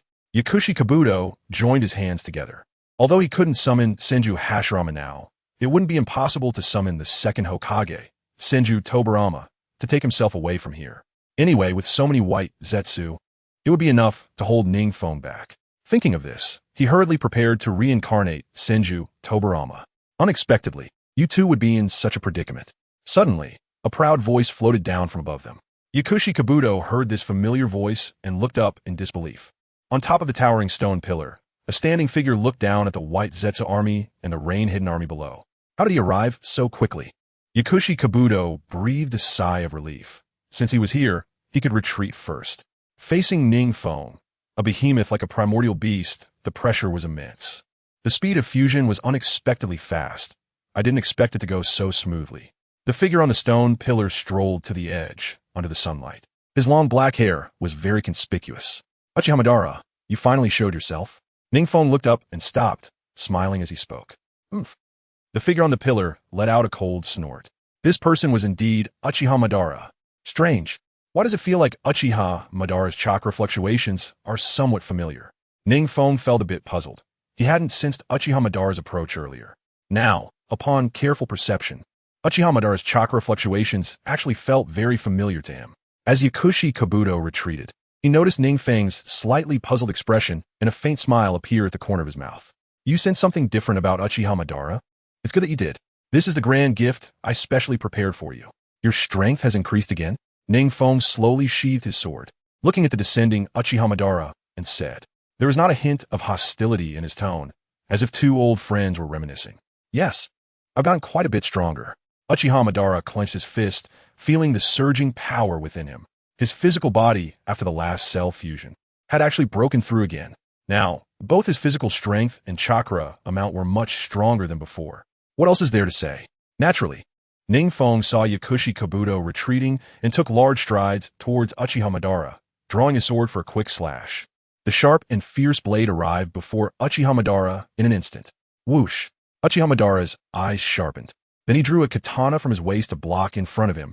Although this katana looked unremarkable, NingFeng knew it was definitely not an ordinary ninja tool. Being able to clash head-on with the Kusanagi sword, it was probably quite a good divine tool. Clang! NingFeng took the opportunity to pursue, delivering several consecutive slashes. But without exception, they were all blocked by Uchiha Madara. Originally, Uchiha Madara's arm strength would not have been enough to stop NingFeng's blade, but now, Uchiha Madara could actually contend evenly with NingFeng. What is going on? How did his physical body become so powerful? NingFeng was increasingly puzzled. He expected Uchiha Madara to be able to engage him in close combat. Indeed, Uchiha Madara nodded secretly. It seems that Yakushi Kabuto's talent is still quite useful. His plan is very good. Uchiha Madara had fused a large number of NingFeng's cells. Because NingFeng and he are from the same clan, and both are the sons of the clan leaders, their bloodlines are somewhat related. This led to the smooth fusion of NingFeng's cells. Furthermore, Yakushi Kabuto injected a large number of NingFeng cells into Uchiha Madara's body without diluting them after collection. Compared to Hashirama's cells, NingFeng cells provided a much greater boost. Moreover, the rejection reaction was weaker. This was also the reason why Uchiha Madara had arrived so quickly. His strength was now infinitely close to NingFeng. He had fused a large number of NingFeng cells. Any bit of those cells, which had already surpassed the sage body, was like a tonic. Clang! After a few exchanges, NingFeng, who had been on the offensive, was actually trading blows with Uchiha Madara. Moreover, the Uchiha Madara, who had initially been suppressed, could now counterattack. NingFeng's expression became slightly serious. He expected that this guy had progressed so rapidly in his physical body in just a few days. His own body had clearly surpassed the sage body. Yet Uchiha Madara could contend with him. Did he do some experiments during this time? Besides having Yakushi Kabuto help him, NingFeng couldn't think of any other way for a super shadow level ninja to enhance his physical body so much in a short period. Now, Uchiha Madara also possessed the sage eye and sage body. However, because Uchiha Madara had just fused, he was still not fully adapted to the sudden increase in strength, so he still seemed somewhat at a disadvantage. NingFeng was already feeling considerable pressure. If he relied solely on his own strength, it was becoming difficult to contend with Uchiha Madara. Since Madara has successfully fused, it's hard to say who will win this battle. Kurizetsu watched the two figures dancing like butterflies in the arena, and the air was filled with the sound of clashing blades as he thought to himself. The gap in strength between Uchiha Madara and NingFeng was no longer that great. Uchiha Madara had perfectly fused NingFeng cells, strictly speaking. Their physical strengths were now the same. Moreover, Uchiha Madara had much more combat experience than this 5-year-old brat. Kurizetsu still had a favorable view of Uchiha Madara achieving final victory. Fire release. Great fire annihilation. Just as Kurizetsu saw the two engaged in intense taijutsu combat, Uchiha Madara suddenly retreated and quickly formed hand seals in midair. Then a vast sea of flames spread towards NingFeng. NingFeng instinctively wanted to activate the Rinnegan to use the Hungry Ghost Path to absorb this chakra. Is Uchiha Madara trying to replenish his chakra? Both of them possess the Rinnegan, and relying on ninjutsu to compete with each other cannot determine a victor. In fact, when it comes to ninjutsu, NingFeng has a significant advantage because he has mastered Sage Mode. Chapter 310, The Final Battle. Wait, this fire style. NingFeng suddenly felt something was off. This fire style. he was absorbing Uchiha Madara's great fire destruction at a very slow speed. The Rinnegan's absorption of ninjutsu is not without its limitations. When facing a stronger opponent or one with comparable strength, the absorption rate of ninjutsu will be significantly slower, especially against fire-style techniques. Previously, he could absorb Uchiha Madara's ninjutsu easily, but now it was surprisingly strenuous. Could it be Uchiha Madara's strength has already reached his level, or even surpassed him? What has Uchiha Madara done? NingFeng was increasingly puzzled, but he definitely couldn't forcibly absorb this fire style with a hungry ghost path. Uchiha Madara's fire style ninjutsu is also quite powerful. Without activating Susanoo, he could only rely on the hungry ghost path to absorb it. But now even the hungry ghost path was difficult to use, so he had no choice but to retreat. Sure enough, Uchiha Madara saw a NingFeng leap, and the coldness at the corner of his mouth intensified. It seems his strength has indeed increased significantly. The fire-style ninjutsu that had been continuously absorbed by NingFeng before can now pose a threat to him. Moreover, the chakra consumption was acceptable. Uchiha Madara felt the chakra in his body almost instantly recover, slightly surprised. Is this the power of NingFeng's cells? In just a brief moment, he restored enough chakra for a great fire destruction. No wonder in their battles, despite their chakra amounts not being vastly different, NingFeng always managed to win in prolonged fights. This terrifying chakra recovery speed could even outpace Hashirama from back in the day, right? No wonder he could support so many large-scale ninjutsu without showing signs of chakra depletion. If he had this chakra recovery speed, he wouldn't have needed to fake his death to obtain Hashirama's flesh during the Valley of the End battle. He could have just crushed Hashirama and taken it from his corpse. Clang! While dodging the flames in midair, NingFeng suddenly sensed a blade slicing through the air above him and quickly raised the Kusanagi sword to block. This, a burning ninja blade, was slashing towards NingFeng. The blade was actually infused with fire attribute chakra. NingFeng was incredulous. It was well known that fire attribute chakra isn't as easily attached to ninja tools as lightning or wind attribute chakra. The nature of fire attribute chakra is too powerful, and a slight mistake could damage the ninja tool. Yet Uchiha Madara could actually attach fire attribute chakra to it. Clang, clang, clang. The Kusanagi sword infused with lightning attribute chakra clashed with Uchiha Madara's fire sword, creating countless sparks in the air, like shooting stars, as if a natural disaster was approaching. The shockwaves from their sword clashes even knocked some nearby white Zetsu away. Unexpectedly, NingFeng's cells were so useful. Kabuto watched the ongoing standoff between NingFeng and Uchiha Madara in the sky, feeling emotional. He had anticipated that Uchiha Madara, having transplanted NingFeng's cells, would become much stronger. However, he never expected. He created a monster that could attach fire attribute chakra to ninja tools. Boom! After another clash of blades, NingFeng retreated with a somewhat grim expression. His Kusanagi sword was already covered in burn marks. Although the blade itself wasn't significantly damaged, he could feel that he was becoming somewhat powerless. Not to mention suppressing Uchiha Madara like before. The current Uchiha Madara could definitely match him in strength. Kabuto, where's Hashirama? At this moment, Black Zetsu, who was watching the battle, noticed that NingFeng and Uchiha Madara were evenly matched and asked Kabuto beside him. Hashirama was taken away by Lord Madara to be used as a vessel to counteract the impact of NingFeng's cells. Kabuto gave a wry smile. He was now a complete tool. He didn't even know where the tools in his hands had ended up thanks to Uchiha Madara. Lord Madara didn't bring him along. It seems he has his own plans? Kabuto spoke uncertainly.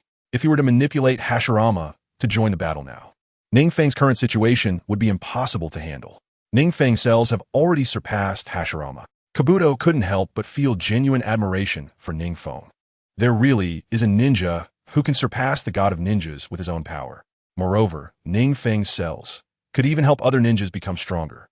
Kabuto licked his lips. It seems that researching NingFeng's cells is more meaningful than studying Hashirama's cells. Perhaps the key to becoming stronger lies in NingFeng's cells. Swish! Uchiha Madara, taking advantage of his momentum, unleashed a blade of swirling flames. The blade intent seemed to split the heavens and earth, rushing toward NingFeng's vital points with unstoppable force. NingFeng reacted quickly and also unleashed a blade intent. The two forces collided and the blade intent shattered. Terrifying chakra fluctuations spread from their point of contact. Lord Madara's strength this time is much greater than before. Black Zetsu couldn't help but nod. his gaze towards Kabuto losing some of its skepticism. The previous Uchiha Madara could not unleash such a magnificent blade intent. It seems Kabuto is indeed doing his best to assist Uchiha Madara.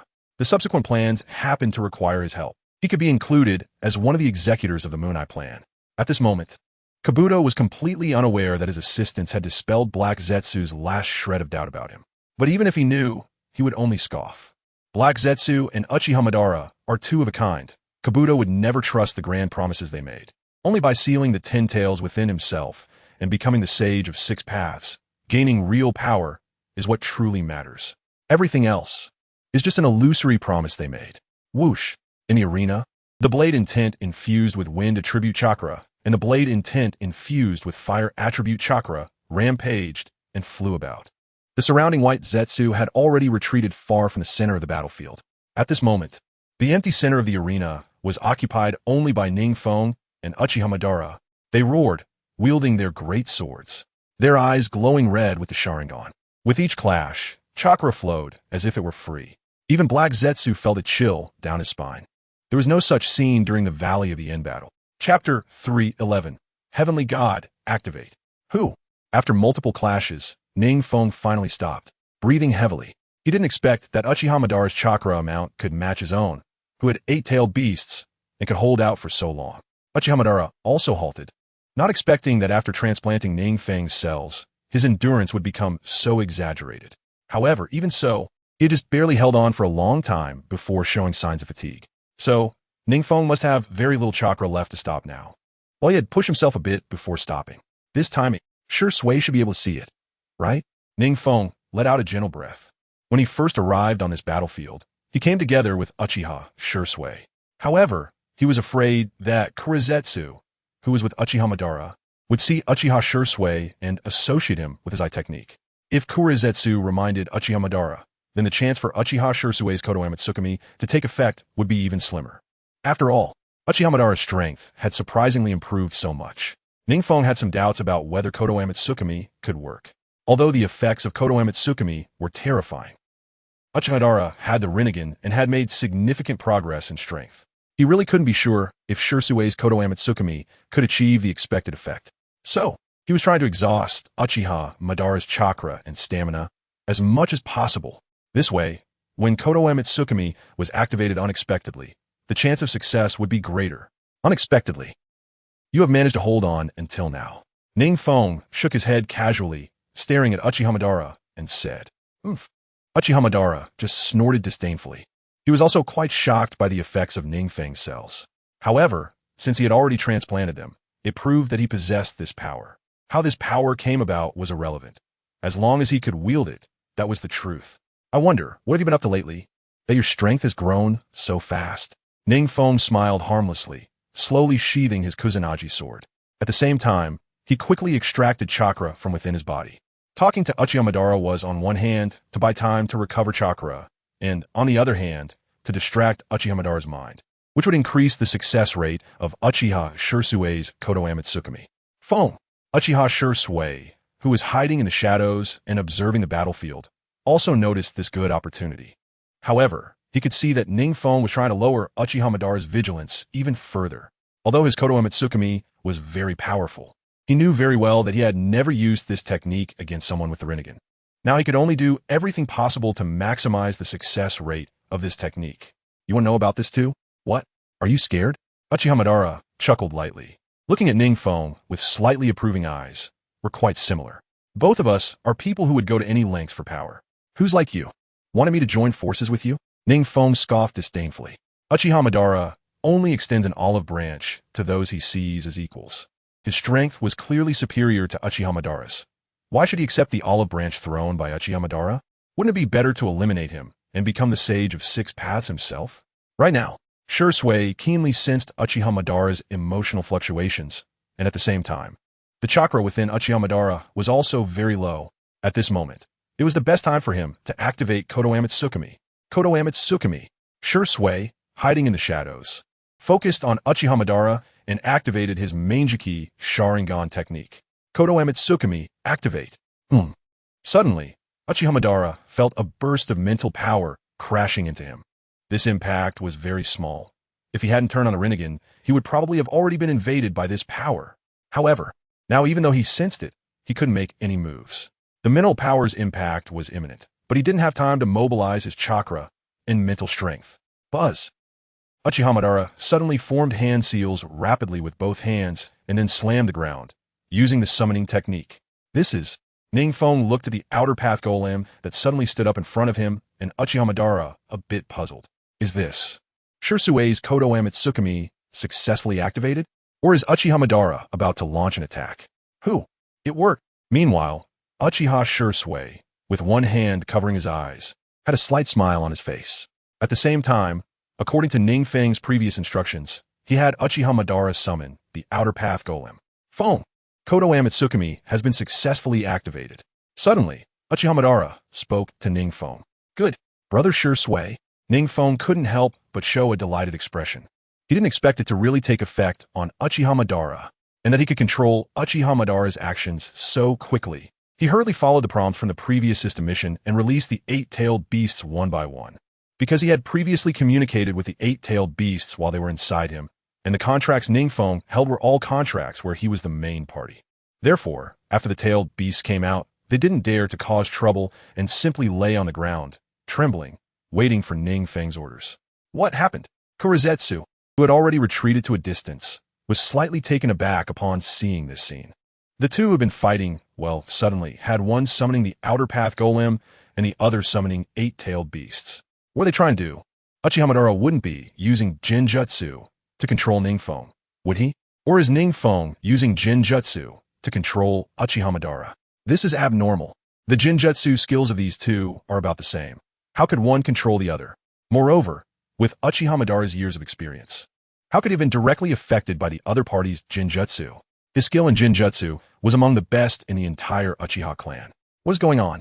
Kabuto was sitting on a white Zetsu, watching the battle with great interest, ready to intervene at any moment. Suddenly this scene occurred, and he was also a bit dumbfounded. What is going on? He was currently in Sage mode, having learned it from the Dragon Cave, and was naturally very sensitive to changes in chakra. There was no unusual fluctuation in Uchiha Madara's chakra. How could it suddenly become so abnormal? And that NingFeng was also an experienced fighter. Seeing Uchiha Madara summoning the outer path golem, he wouldn't be so flustered as to release all the tailed beasts, would he? Or did they make some kind of deal? Kabuto thought with a somewhat ugly expression. If the two of them reached an agreement to let someone become the sage of 6 paths, with their current physical condition, I wouldn't get any benefits from it. Chapter 312 finally becomes the sage of 6 paths. If NingFeng knew what these people were thinking, he would probably just laugh it off. He quickly sealed several tailed beasts into the outer path golem. Because his current strength had far exceeded the super shadow level, his sealing speed was extremely fast. Almost in the blink of an eye, one tailed beast was sealed into the outer path golem.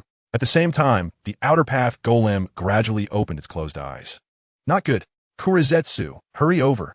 Watching Uchiha Madara, who was motionless from a distance, Kurizetsu's face suddenly changed as he shouted at Kabuto. This. Kabuto forced a smile. He also wanted to hurry over. But during the time Kurizetsu was speaking, NingFeng had already sealed 3 more tailed beasts. It was unexpectedly fast and also unexpectedly smooth.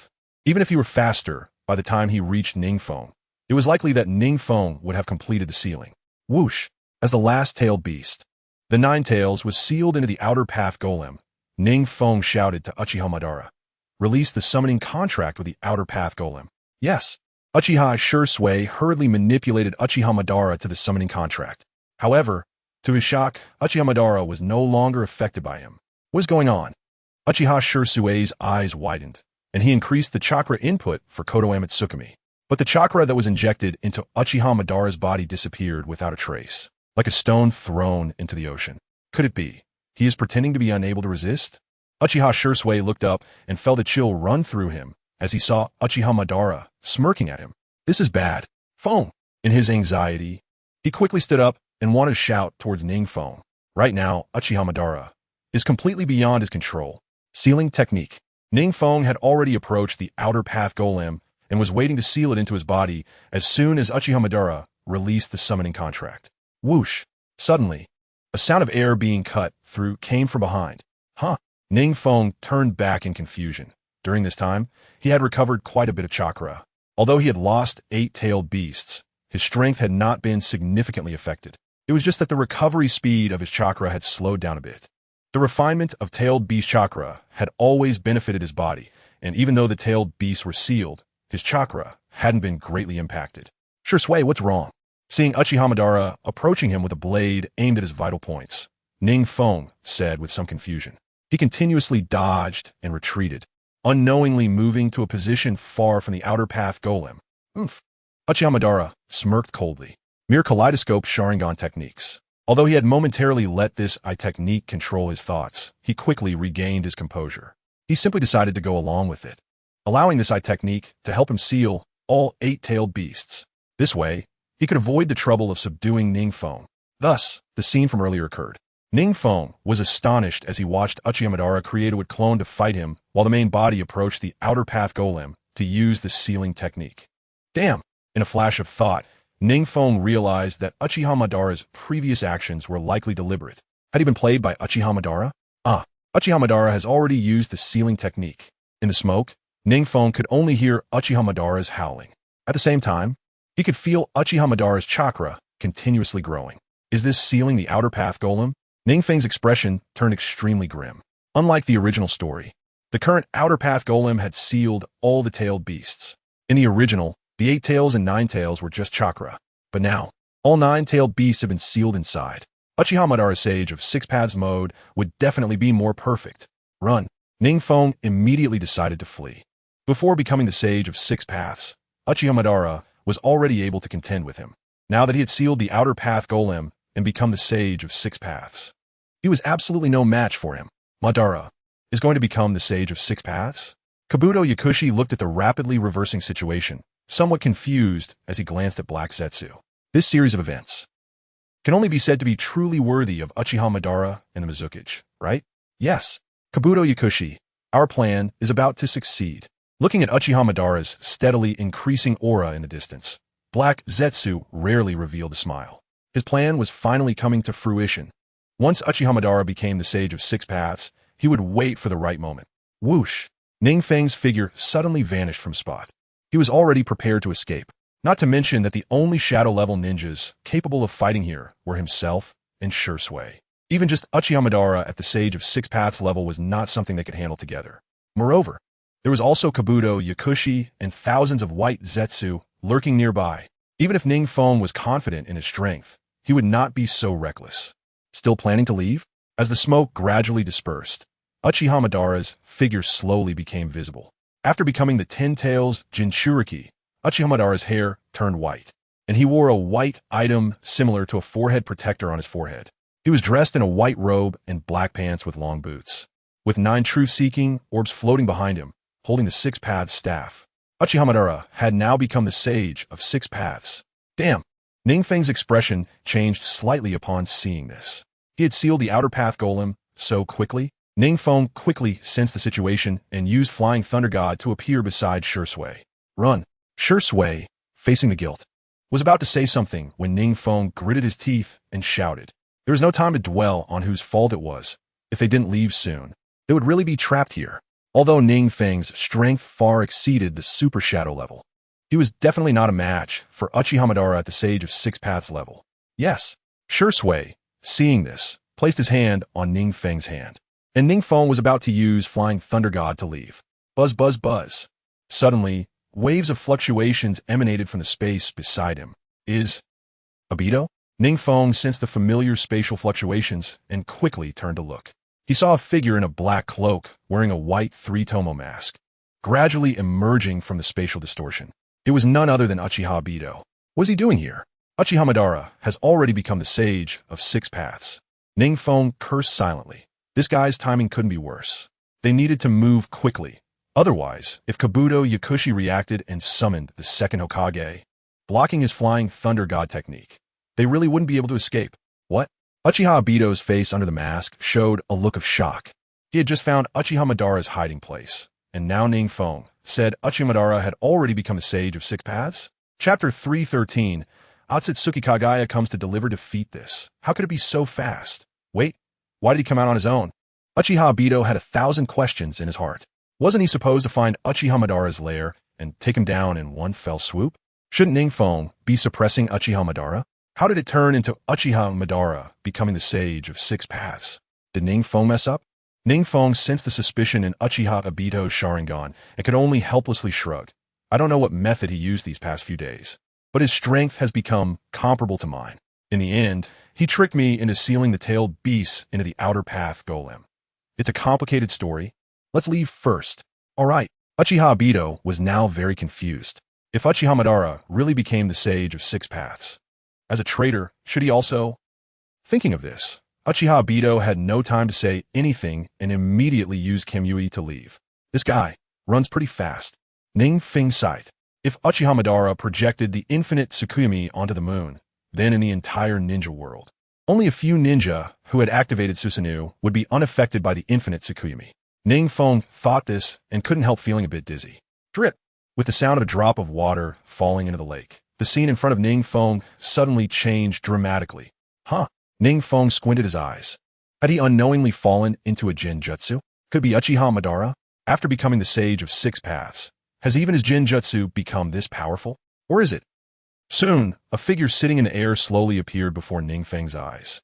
A figure dressed similarly to Uchiha Madara in a white robe, with 9 tomo patterns arranged in a row on his back, slowly turned around.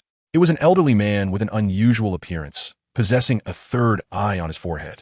All 3 of his eyes were in the shape of Rinnegan. He quietly floated on the lake's surface, his stern face fixed on NingFeng. Below his feet were 9 neatly arranged black orbs, the truth-seeking balls. Upon seeing the 9 black orbs beneath the old man's feet, NingFeng's pupils constricted. You are. A hint of brilliance flickered in NingFeng's eyes. Although his tone carried a questioning note, he already knew who this unassuming old man was. This appearance, the same attire as Uchiha Madara, and the 9 truth-seeking balls floating beneath him.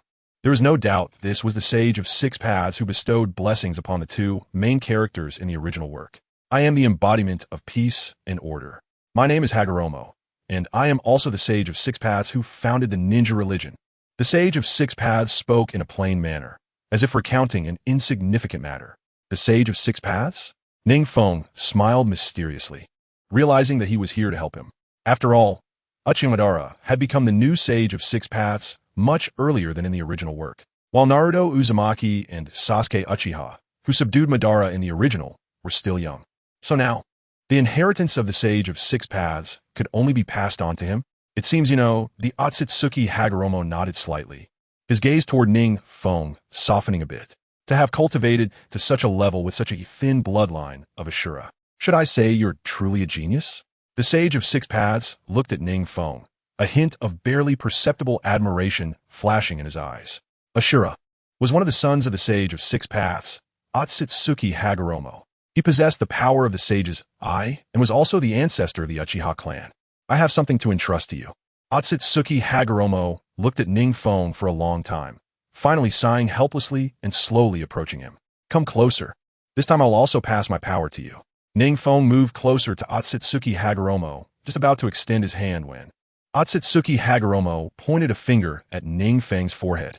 This is, as the chakra of the Sage of Six Paths surged in, NingFeng felt an energy unlike any chakra he had experienced before. The energy of Senjutsu chakra suddenly rushed toward him. This power was like a mountain flood. Even though NingFeng's chakra had already been tempered to be incredibly thick in the face of this strange power, he felt as weak as a newborn child. The energy transmitted from Otsutsuki Hagoromo was rapidly cleansing NingFeng's body and continuously infusing it with life force. This was far beyond the power of Senju Hashirama's cells and his own cells. This was the unique power of the Sage of Six Paths. At the same time, a cool sensation covered NingFeng's eyes again. The Rinnegan in his eyes was also continuously rotating. If there were a mirror at this moment, NingFeng would clearly see that the pupil in the center of his Rinnegan had an additional pattern of 3 overlapping tomo. It was the 9 tomo Rinnegan. Meanwhile, NingFeng felt that his 2 jutsu, In Release and Yang Release, which had not progressed, were rapidly improving. He even had an inexplicable confidence. Despite Uchiha Madara having studied In Release for decades, he had a deeper understanding than Madara. Once he truly mastered In Release, he could also create truth-seeking balls. Behind him, several truth-seeking balls gradually materialized. Unlike the original, where Naruto, Uzumaki, and Sasuke Uchiha received the Sage of Six Paths Yang and Yin powers respectively, unlocking the ultimate forms of Sage Body and Sage Eye. Both Uchiha Madara and NingFeng had mastered both Yin and Yang release, meaning they had truly grasped the power of Yin and Yang. Their truth-seeking balls could be created again using chakra. NingFeng had directly received the complete inheritance of the Sage of Six Paths. This was a more complete and powerful inheritance than that of Uchiha Madara. Now, he could be considered the third legitimate Sage of Six Paths. You're quick on your feet. Outside, Uchiha Madara, dressed in a white robe of the Sage of Six Paths and holding the Six Paths staff, furrowed his brow slightly as he looked at the spot where NingFeng had just stood. He hadn't expected that, even after becoming the Sage of Six Paths, he had arrived at NingFeng's side only to let him escape. It doesn't matter. After all, my infinite Tsukuyami covers the entire ninja world. NingFeng can run for a moment, but he cannot escape forever. Let's let the divine tree bloom again in this ninja world. Uchiha Madara formed a one-handed seal and slowly opened his Rinnegan, murmuring, "First, let the divine tree bloom, then use the Rinnegan to project it onto the moon, to activate infinite Tsukuyami. In that case, the Moon Eye plan will be complete. Finally, the plan can proceed." Meanwhile, in the distance, Kagaya Otsutsuki observed Uchiha Madara slowly levitating, dressed in familiar attire, and a smile crept across his face. Chapter 314, Suppression. Uchiha Madara. Do you really think you are invincible now? Just as Uchiha Madara was mobilizing the chakra within him, a familiar cold voice suddenly rang out from behind him. What? Uchiha Madara turned back in shock. Having become the second Sage of Six Paths, his sensing ability was more acute than ever. He could say that almost no ninja could hide from his perception now. However, he didn't even know when the owner of that voice had approached him. You don't actually think you're the only one who can reach the level of the Six Paths, do you? Uchiha Madara quickly turned back, only to see a familiar figure also dressed in the same attire as him. Uchiha Madara's eyes widened in disbelief as he looked at NingFeng. How could he also be dressed like him, and the aura around him? How had it changed so much? I don't have time to waste with you. A cold smile crept across NingFeng's lips. What he had obtained was the direct inheritance of the Sage of Six Paths, while Uchiha Madara had awakened his Rinnegan and absorbed the Ten Tails Jinchuriki. Normally speaking, their strengths should be on par. However, NingFeng had reached the level of the Sage of Six Paths. Congratulations, player Uchiha Feng, for becoming the first ninja to reach the Six Paths level. Your level cap has been raised to level 90. You are also awarded one lottery opportunity. Congratulations, player Uchiha Feng. Congratulations, player Uchiha Feng. Almost as soon as NingFeng regained consciousness, the system's notifications immediately came through. This was one of NingFeng's advantages in confronting Uchiha Madara. He didn't even look at the lottery wheel and directly chose to draw. Since he was guaranteed an S-rank reward from the system, he didn't have to worry about drawing something undesirable, and the reward was indeed beyond his expectations. Passive skill, Hard Eye, utilizes reflexive movements of various body parts to maximize movement speed and reaction ability. It can see through attacks within its range and automatically evade and counterattack. This passive skill, isn't it just a free and unfettered technique? NingFeng's lips curled slightly. Judging by this skill alone, it seemed less flashy than ninjutsu like Susanoo or Amaterasu. However, only experienced ninjas like NingFeng and Uchiha Madara understood how terrifying automatic evasion and counterattacks could be. Since this lottery was only available after NingFeng reached the Six Paths level, this reward could definitely be applied to battles at that level. In other words, NingFeng's current combat ability allows him to entrust his battle consciousness to his passive skills, separating his body and brain. It's like having two NingFengs fighting against Uchiha Madara, and when it comes to the level of Six Paths, don't mention two NingFengs. Even half of NingFeng would make Uchiha Madara flee in panic. It seems you're a bit different now. Uchiha Madara still hasn't realized the seriousness of the situation and raised his staff, coldly sneering at NingFeng. You don't think that just because you've somehow obtained the power of Six Paths, you can compete with me, the true Sage of Six Paths, right? NingFeng remained silent and quickly approached Uchiha Madara. This guy. Uchiha Madara felt a sinking feeling as he watched NingFeng fly over without saying a word. Since NingFeng can already fly, combined with his attire, it seems he has also become a Sage of Six Paths, but there is only one Ten Tails, and it has already been sealed by himself. Where did he get the power of Six Paths? Moreover, This power of six paths is completely on par with his own. Bang! NingFeng casually pulled out a uniquely shaped, massive weapon with two black curves wrapped around it from space and smashed it fiercely at Uchiha Madara. Uchiha Madara hurriedly used his six-path staff to block it. The weapon that NingFeng pulled out is the Sword of Wishes, which can embody a strong longing for one's desire. It was through this sword that the past sage of six paths created the world. This is a weapon that only a sage of six paths can wield. Indeed, this guy NingFeng has also become a sage of six paths. Although Uchiha Madara doesn't know how NingFeng became a sage of six paths, he is confident that he is not weaker than NingFeng. First, he became a sage of six paths only after sealing the 10 tails properly. Second, he has immersed himself in yin-yang techniques for decades. How could a brat who just debuted a few years ago compare? However, when it came to the fight, Uchiha Madara regretted it immensely. This Uchiha Feng, his body seems to be fighting like two people.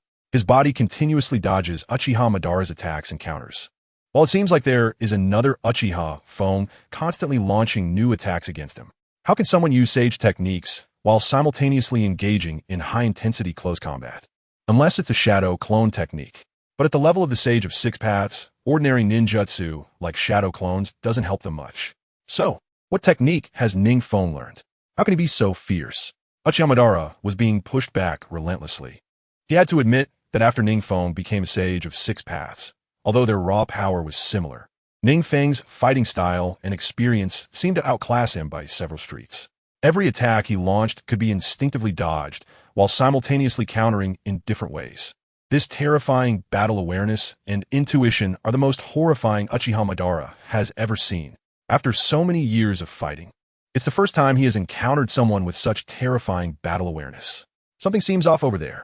At this moment, the distant black Zetsu about to set off saw another figure engaging in battle with Uchiha Madara and stopped in his tracks. The aura of that figure was very familiar and quite similar to Uchiha Madara's. Is another sage of six paths? The nearby Kabuto Yakushi also widened his eyes. There is only one 10 tails, which is an acknowledged fact.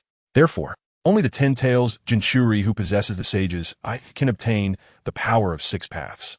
So, there should only be one sage of six paths. Why are there now two sages of six paths appearing? That's Uchiha Feng. Suddenly, Black Zetsu's face changed drastically as he shouted. He couldn't comprehend how NingFeng had also become a sage of six paths. Moreover, it looks like the original sage of six paths, Uchiha Madara, seems to be suppressed by NingFeng. Could it be that NingFeng saw through Uchiha Madara's previous plan, then turned the tables and outsmarted him? It shouldn't be. Black Zetsu understood the aura of the sage of six paths. Both of these people in front of him are undoubtedly six paths powerhouses. Bang! Just as he was pondering, a figure was violently blasted out from the dust. Chapter 315, separating the 10 tails, resealing it. Cough! The figure flying out from the smoke gradually became clearer. It was none other than the disheveled Uchiha Madara. The rain shadow has become this powerful? Kabuto Yakushi couldn't help but exclaim, but although he praised with his mouth, he had no intention of taking action. The battle at the level of six paths is no longer something he can participate in. Even battles at the super shadow level are a bit beyond him. So now he just needs to quietly watch the battle and wait for the final result. Don't mention that he has tens of thousands of white Zetsu. Even 100,000 white Zetsu would be nothing but a trifle in front of six paths level powerhouses. This is the power of six paths level strongmen. Damn it! Uchiha Madara struggled to get up.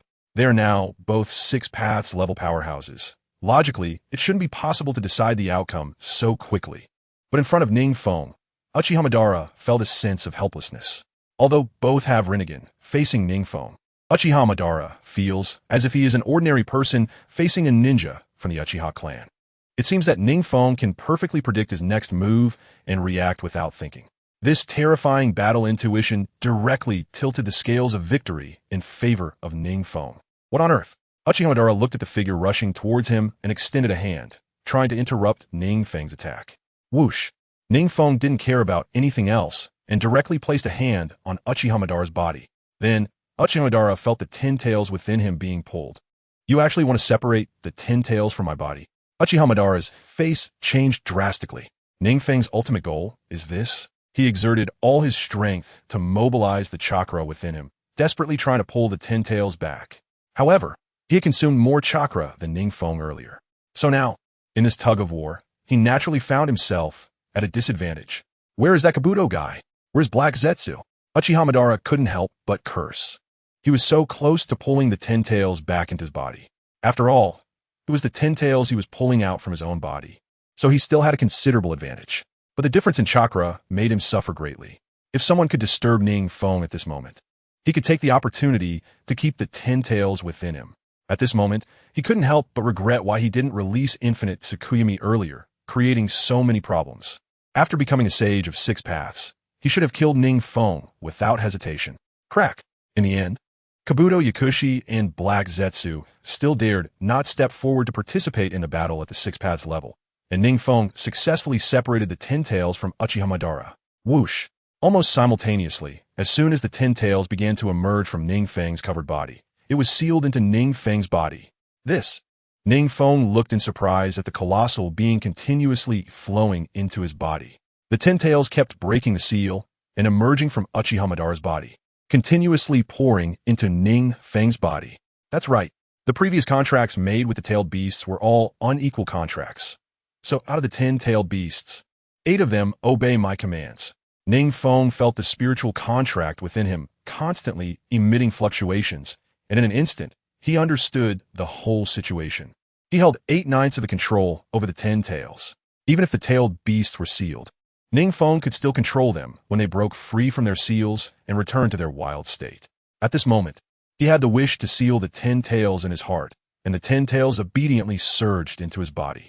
Almost as soon as the 10 tails entered his body, he felt a powerful resentment crashing against his nerves. Who is NingFeng? His mental power is rare in the world. Even at just 5 years old, his mental power could rival that of Uchiha Madara. At the same time, he could use the sword of the heavenly abyss, which harbored his will, with great ease, showcasing his mental power. This was also a test for the 10 tails Jinchuriki. Only with strong enough will and resilient enough body, and after opening the Rinnegan, could one seal the 10 tails. Becoming the 10 tails Jinchuriki also meant becoming the sage of 6 paths. As the dust of the 10 tails settled, Uchiha also exited the sage of 6 paths mode. His robes were nowhere to be seen now, but his hair was still the white color from the 6 paths mode. However, his chakra fluctuations had weakened significantly compared to when he was in the sage of 6 paths mode. In fact, he was even weaker than he was before becoming the sage of 6 paths, because while NingFeng was extracting the 10 tails from his body, he also noticed that there were his own cells within Madara. He also extracted his chakra and cells along with it. As a result, Uchiha Madara's strength fell back to what it was before he transplanted NingFeng's cells. Uchiha Madara was truly terrified at this moment. This junior had actually managed to separate the 10 tails from his body. It seemed that he absorbed the 10 tails effortlessly. Madara. NingFeng looked at Uchiha Madara with a hint of teasing, and the 3 truth-seeking orbs behind him instantly appeared in front of Madara. These 3 truth-seeking orbs completely sealed off Uchiha Madara's escape route. Uchiha Madara was caught off guard, and the 3 truth-seeking orbs pierced through him one by one. Crack! Crack!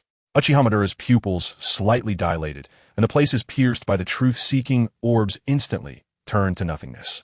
At this moment, his vital points had already been penetrated by NingFeng's truth-seeking orbs. Thud! The remaining half of his body fell weakly to the ground. The once great hero, Uchiha Madara, had fallen. Is this the complete power of the 6 paths? NingFeng stood up and slowly floated into the air. Yakushi Kabuto, oh no! At this moment, the distant Kurzit noticed NingFeng looking over here and quickly pulled over Yakushi Kabuto, who was still in shock from how easily Uchiha Madara had fallen, shouting, "Quick, let's go while we can. Uchiha Feng will not execute the Moon Eye plan as long as you all what?" Suddenly, a devilish voice appeared behind Kurizetsu. Uchiha Feng, I advise you not to act rashly now, or stronger ninjas will come later. Kurizetsu's expression changed, but he quickly reacted and threatened NingFeng, saying, "You should know that this power of the 6 paths does not belong to this world originally. Enough with the nonsense." NingFeng waved his hand casually, and several truth-seeking orbs surrounded Kurizetsu. Whoosh!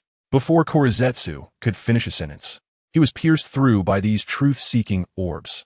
Chapter 316, Surpassing the 6 Paths. Unifying the Ninja World, Finale. The power of the 6 Paths originally came from the Otsutsuki clan. However, after sealing the 10 tails Jinchuriki and receiving the inheritance of the Sage of 6 Paths, NingFeng was confident that his strength had far surpassed that of the Sage of Six Paths, beginning with the Sage of Six Paths and transcending him. He was now the supreme existence in the ninja world. Feng, Lord Feng. Kurizetsu recognized Yakushi Kabuto as a rare person with top-notch survival skills. Yet, he ended up dead at NingFeng's hands. Not to mention the gap between his strength and that of NingFeng before he became the Sage of Six Paths. Just standing in front of NingFeng now gave him an overwhelming sense of dread. Yakushi Kabuto had learned the Sage mode of the Re-CH cave, and snakes are very sensitive to danger. After entering Sage mode, his perception of danger was even greater. If the original NingFeng felt like an unfathomable ocean to him, the current NingFeng felt like facing an expansive and boundless sky. NingFeng waved his hand casually, and Yakushi Kabuto was shocked to feel the Sage chakra within him suddenly dissipate. At the same time, his appearance gradually transformed back into that of a once handsome young ninja. His power was instantly erased by NingFeng. He would return to the Rain Village to face punishment. Leaving behind a casual remark, NingFeng gradually ascended into the air. His current abilities had transcended the Six Paths. His various methods could be said to have surpassed that of Otsutsuki Kagaya at that time. Moreover, he could now sense the existence of the external reality. He was ready to see what was going on. Whoosh! Suddenly, NingFeng, who had risen into the air, vanished without a trace. Meanwhile, in the real world, Professor Shui was examining NingFeng's various data. Professor Shui. NingFeng's body suddenly disappeared. What? Professor Shui's face suddenly changed. A living person just vanished? What a joke. He pushed aside his assistant and hurried to check the place where NingFeng had logged into Naruto before. Suddenly, there was a wave in space. Then, NingFeng, dressed in the Six Paths attire, slowly walked out from the rift in space. Professor Shui, I have become the Sage of Six Paths. NingFeng looked at the astonished Professor Shui, a smile curling at the corner of his mouth. This reaction was expected, since we can bring skill from the game back to the real world. Naturally, if I possess the ability to shift space, I can also connect the real world with the Naruto world. Professor Shui slowly regained his composure and recognized that the white-haired figure in front of him, dressed in Six Paths attire, was indeed NingFeng. So, does that mean all of us can enter the Naruto world? Not necessarily. With my current space-time level, I can only bring a few people at most. NingFeng frowned and then saw Zhu Qin, who was also in shock, come over and hug him, smiling at Professor Shui. In the Naruto world, I'm already the unrivaled existence in the ninja world, so everyone won't have to worry about being attacked by monsters anymore. This time, I want to bring everyone along. 2 years later, since NingFeng sealed the 10 Tails and became the 10 Tails Jinchuriki, his strength had surpassed the Six Paths. It was only natural that he would incorporate the insubordinate Sunagakure, Iwagakure, and Kumogakure. In the end, even Minato Namikaze had to yield to Konoha. After all, his disciple was the #1 person in the ninja world today. Thus, in less than half a month, the ninja world was unified. The newly established ninja nation was naturally led by the Rain Country, and after passing the new Rain Shadow to Minato Namikaze, NingFeng retreated with Zhu Qin, Konan, and Rizetsu. During these 2 years, members of the Otsutsuki clan came to the ninja world. However, having long surpassed the Sage of Six Paths, NingFeng's strength only advanced during this time, and he easily eliminated them. Did Feng go to train? Outside the village of Rain Hidden Village, a man wearing a rain shadow hat knocked on the door. Looking at the purple-haired woman who had matured into a beauty with a sense of intelligence and grace. Time flies, seeing Xiaonan's face still soft and beautiful. But with a bit less childishness, Feng Shuimin couldn't help but feel emotional. What's wrong? Did something happen? The woman dressed like a young mother was indeed Xiaonan. Now, she and NingFeng had already expressed their feelings for each other, and 6 months ago, she had given birth to NingFeng's child. Xiaonan peeked her head out and saw Uchiha Itachi and Uchiha Shursui behind Feng Shuimin, as well as a little boy tugging at Uchiha Itachi's clothes. I haven't seen Feng for a long time. I want to have a few drinks with him. Feng Shuimin smiled. As the leader of the ninja world, his daily schedule was packed. This was also Uchiha Sasuke's 4th birthday, and Uchiha Shursui and Uchiha Itachi wanted to meet NingFeng. Since NingFeng handed over power to Feng Shuimin 2 years ago, he hadn't seen NingFeng for a long time. It was a good opportunity to see this most proud disciple of his. I don't know either, Zhu Qin. Do you know? Xiaonan showed a troubled expression and asked the woman inside who was playing with a boy and a girl. I'm not sure either. Zhu Qin raised her head and saw the group at the door. offering an apologetic smile. NingFeng had also explained things to Zhu Qin, and there was no hierarchy among them. That guy, he's probably researching time and space again? At that moment, a lazy female voice came from inside. Then, a silver-haired woman named Longzhe walked out with an unhappy expression. This morning, NingFeng just said he wanted me to work harder. The two had been battling all morning. As for NingFeng's mention of effort, Longzhe glanced at the boy and girl running toward her, and her expression softened slightly. Oh, still researching time and space, huh? Uchiha Itachi and Uchiha Shursui both smiled bitterly. Nowadays, in the ninja world, NingFeng's mastery of time and space was unmatched. Ha ha! I told you this kid has never been lazy. He even revived you and me. Big brother, can you please say less? Just then, two strong voices suddenly came from behind Bo Feng Shuiman. Three figures appeared before everyone. What are you doing here? Bo Feng Shuiman heard the familiar voice and quickly scrutinized them. It was NingFeng, now dressed in ordinary civilian clothes, and behind him were the first Hokage and the second Hokage. Feng, what is this? I went to research the revival of my two old friends. I had a lot of battles with these two on the battlefield. The specimens I got from Orochimaru and Kabuto weren't enough to revive them. But I finally gathered enough after such a long time. NingFeng shrugged, then waved his hand lightly, causing the scene before everyone to change, finally settling in an open field. Come on, it's still early. Let's drink and talk slowly. NingFeng smiled at his wife and children, then turned back to look at his teacher and elder brother. Then, with a big hand, he grasped an empty cup filled with liquor. Introduction. After waking up, the traveler NingFeng was shocked to find that the people in the world he had crossed and could enter the second world Naruto, practice ninjutsu, become ninjas, and fend off monsters. But due to a cultural gap, the people in this world knew nothing about Naruto. The Sharingan is the weakest bloodline limit. The Hyuga clan is the strongest. Orochimaru is the final boss.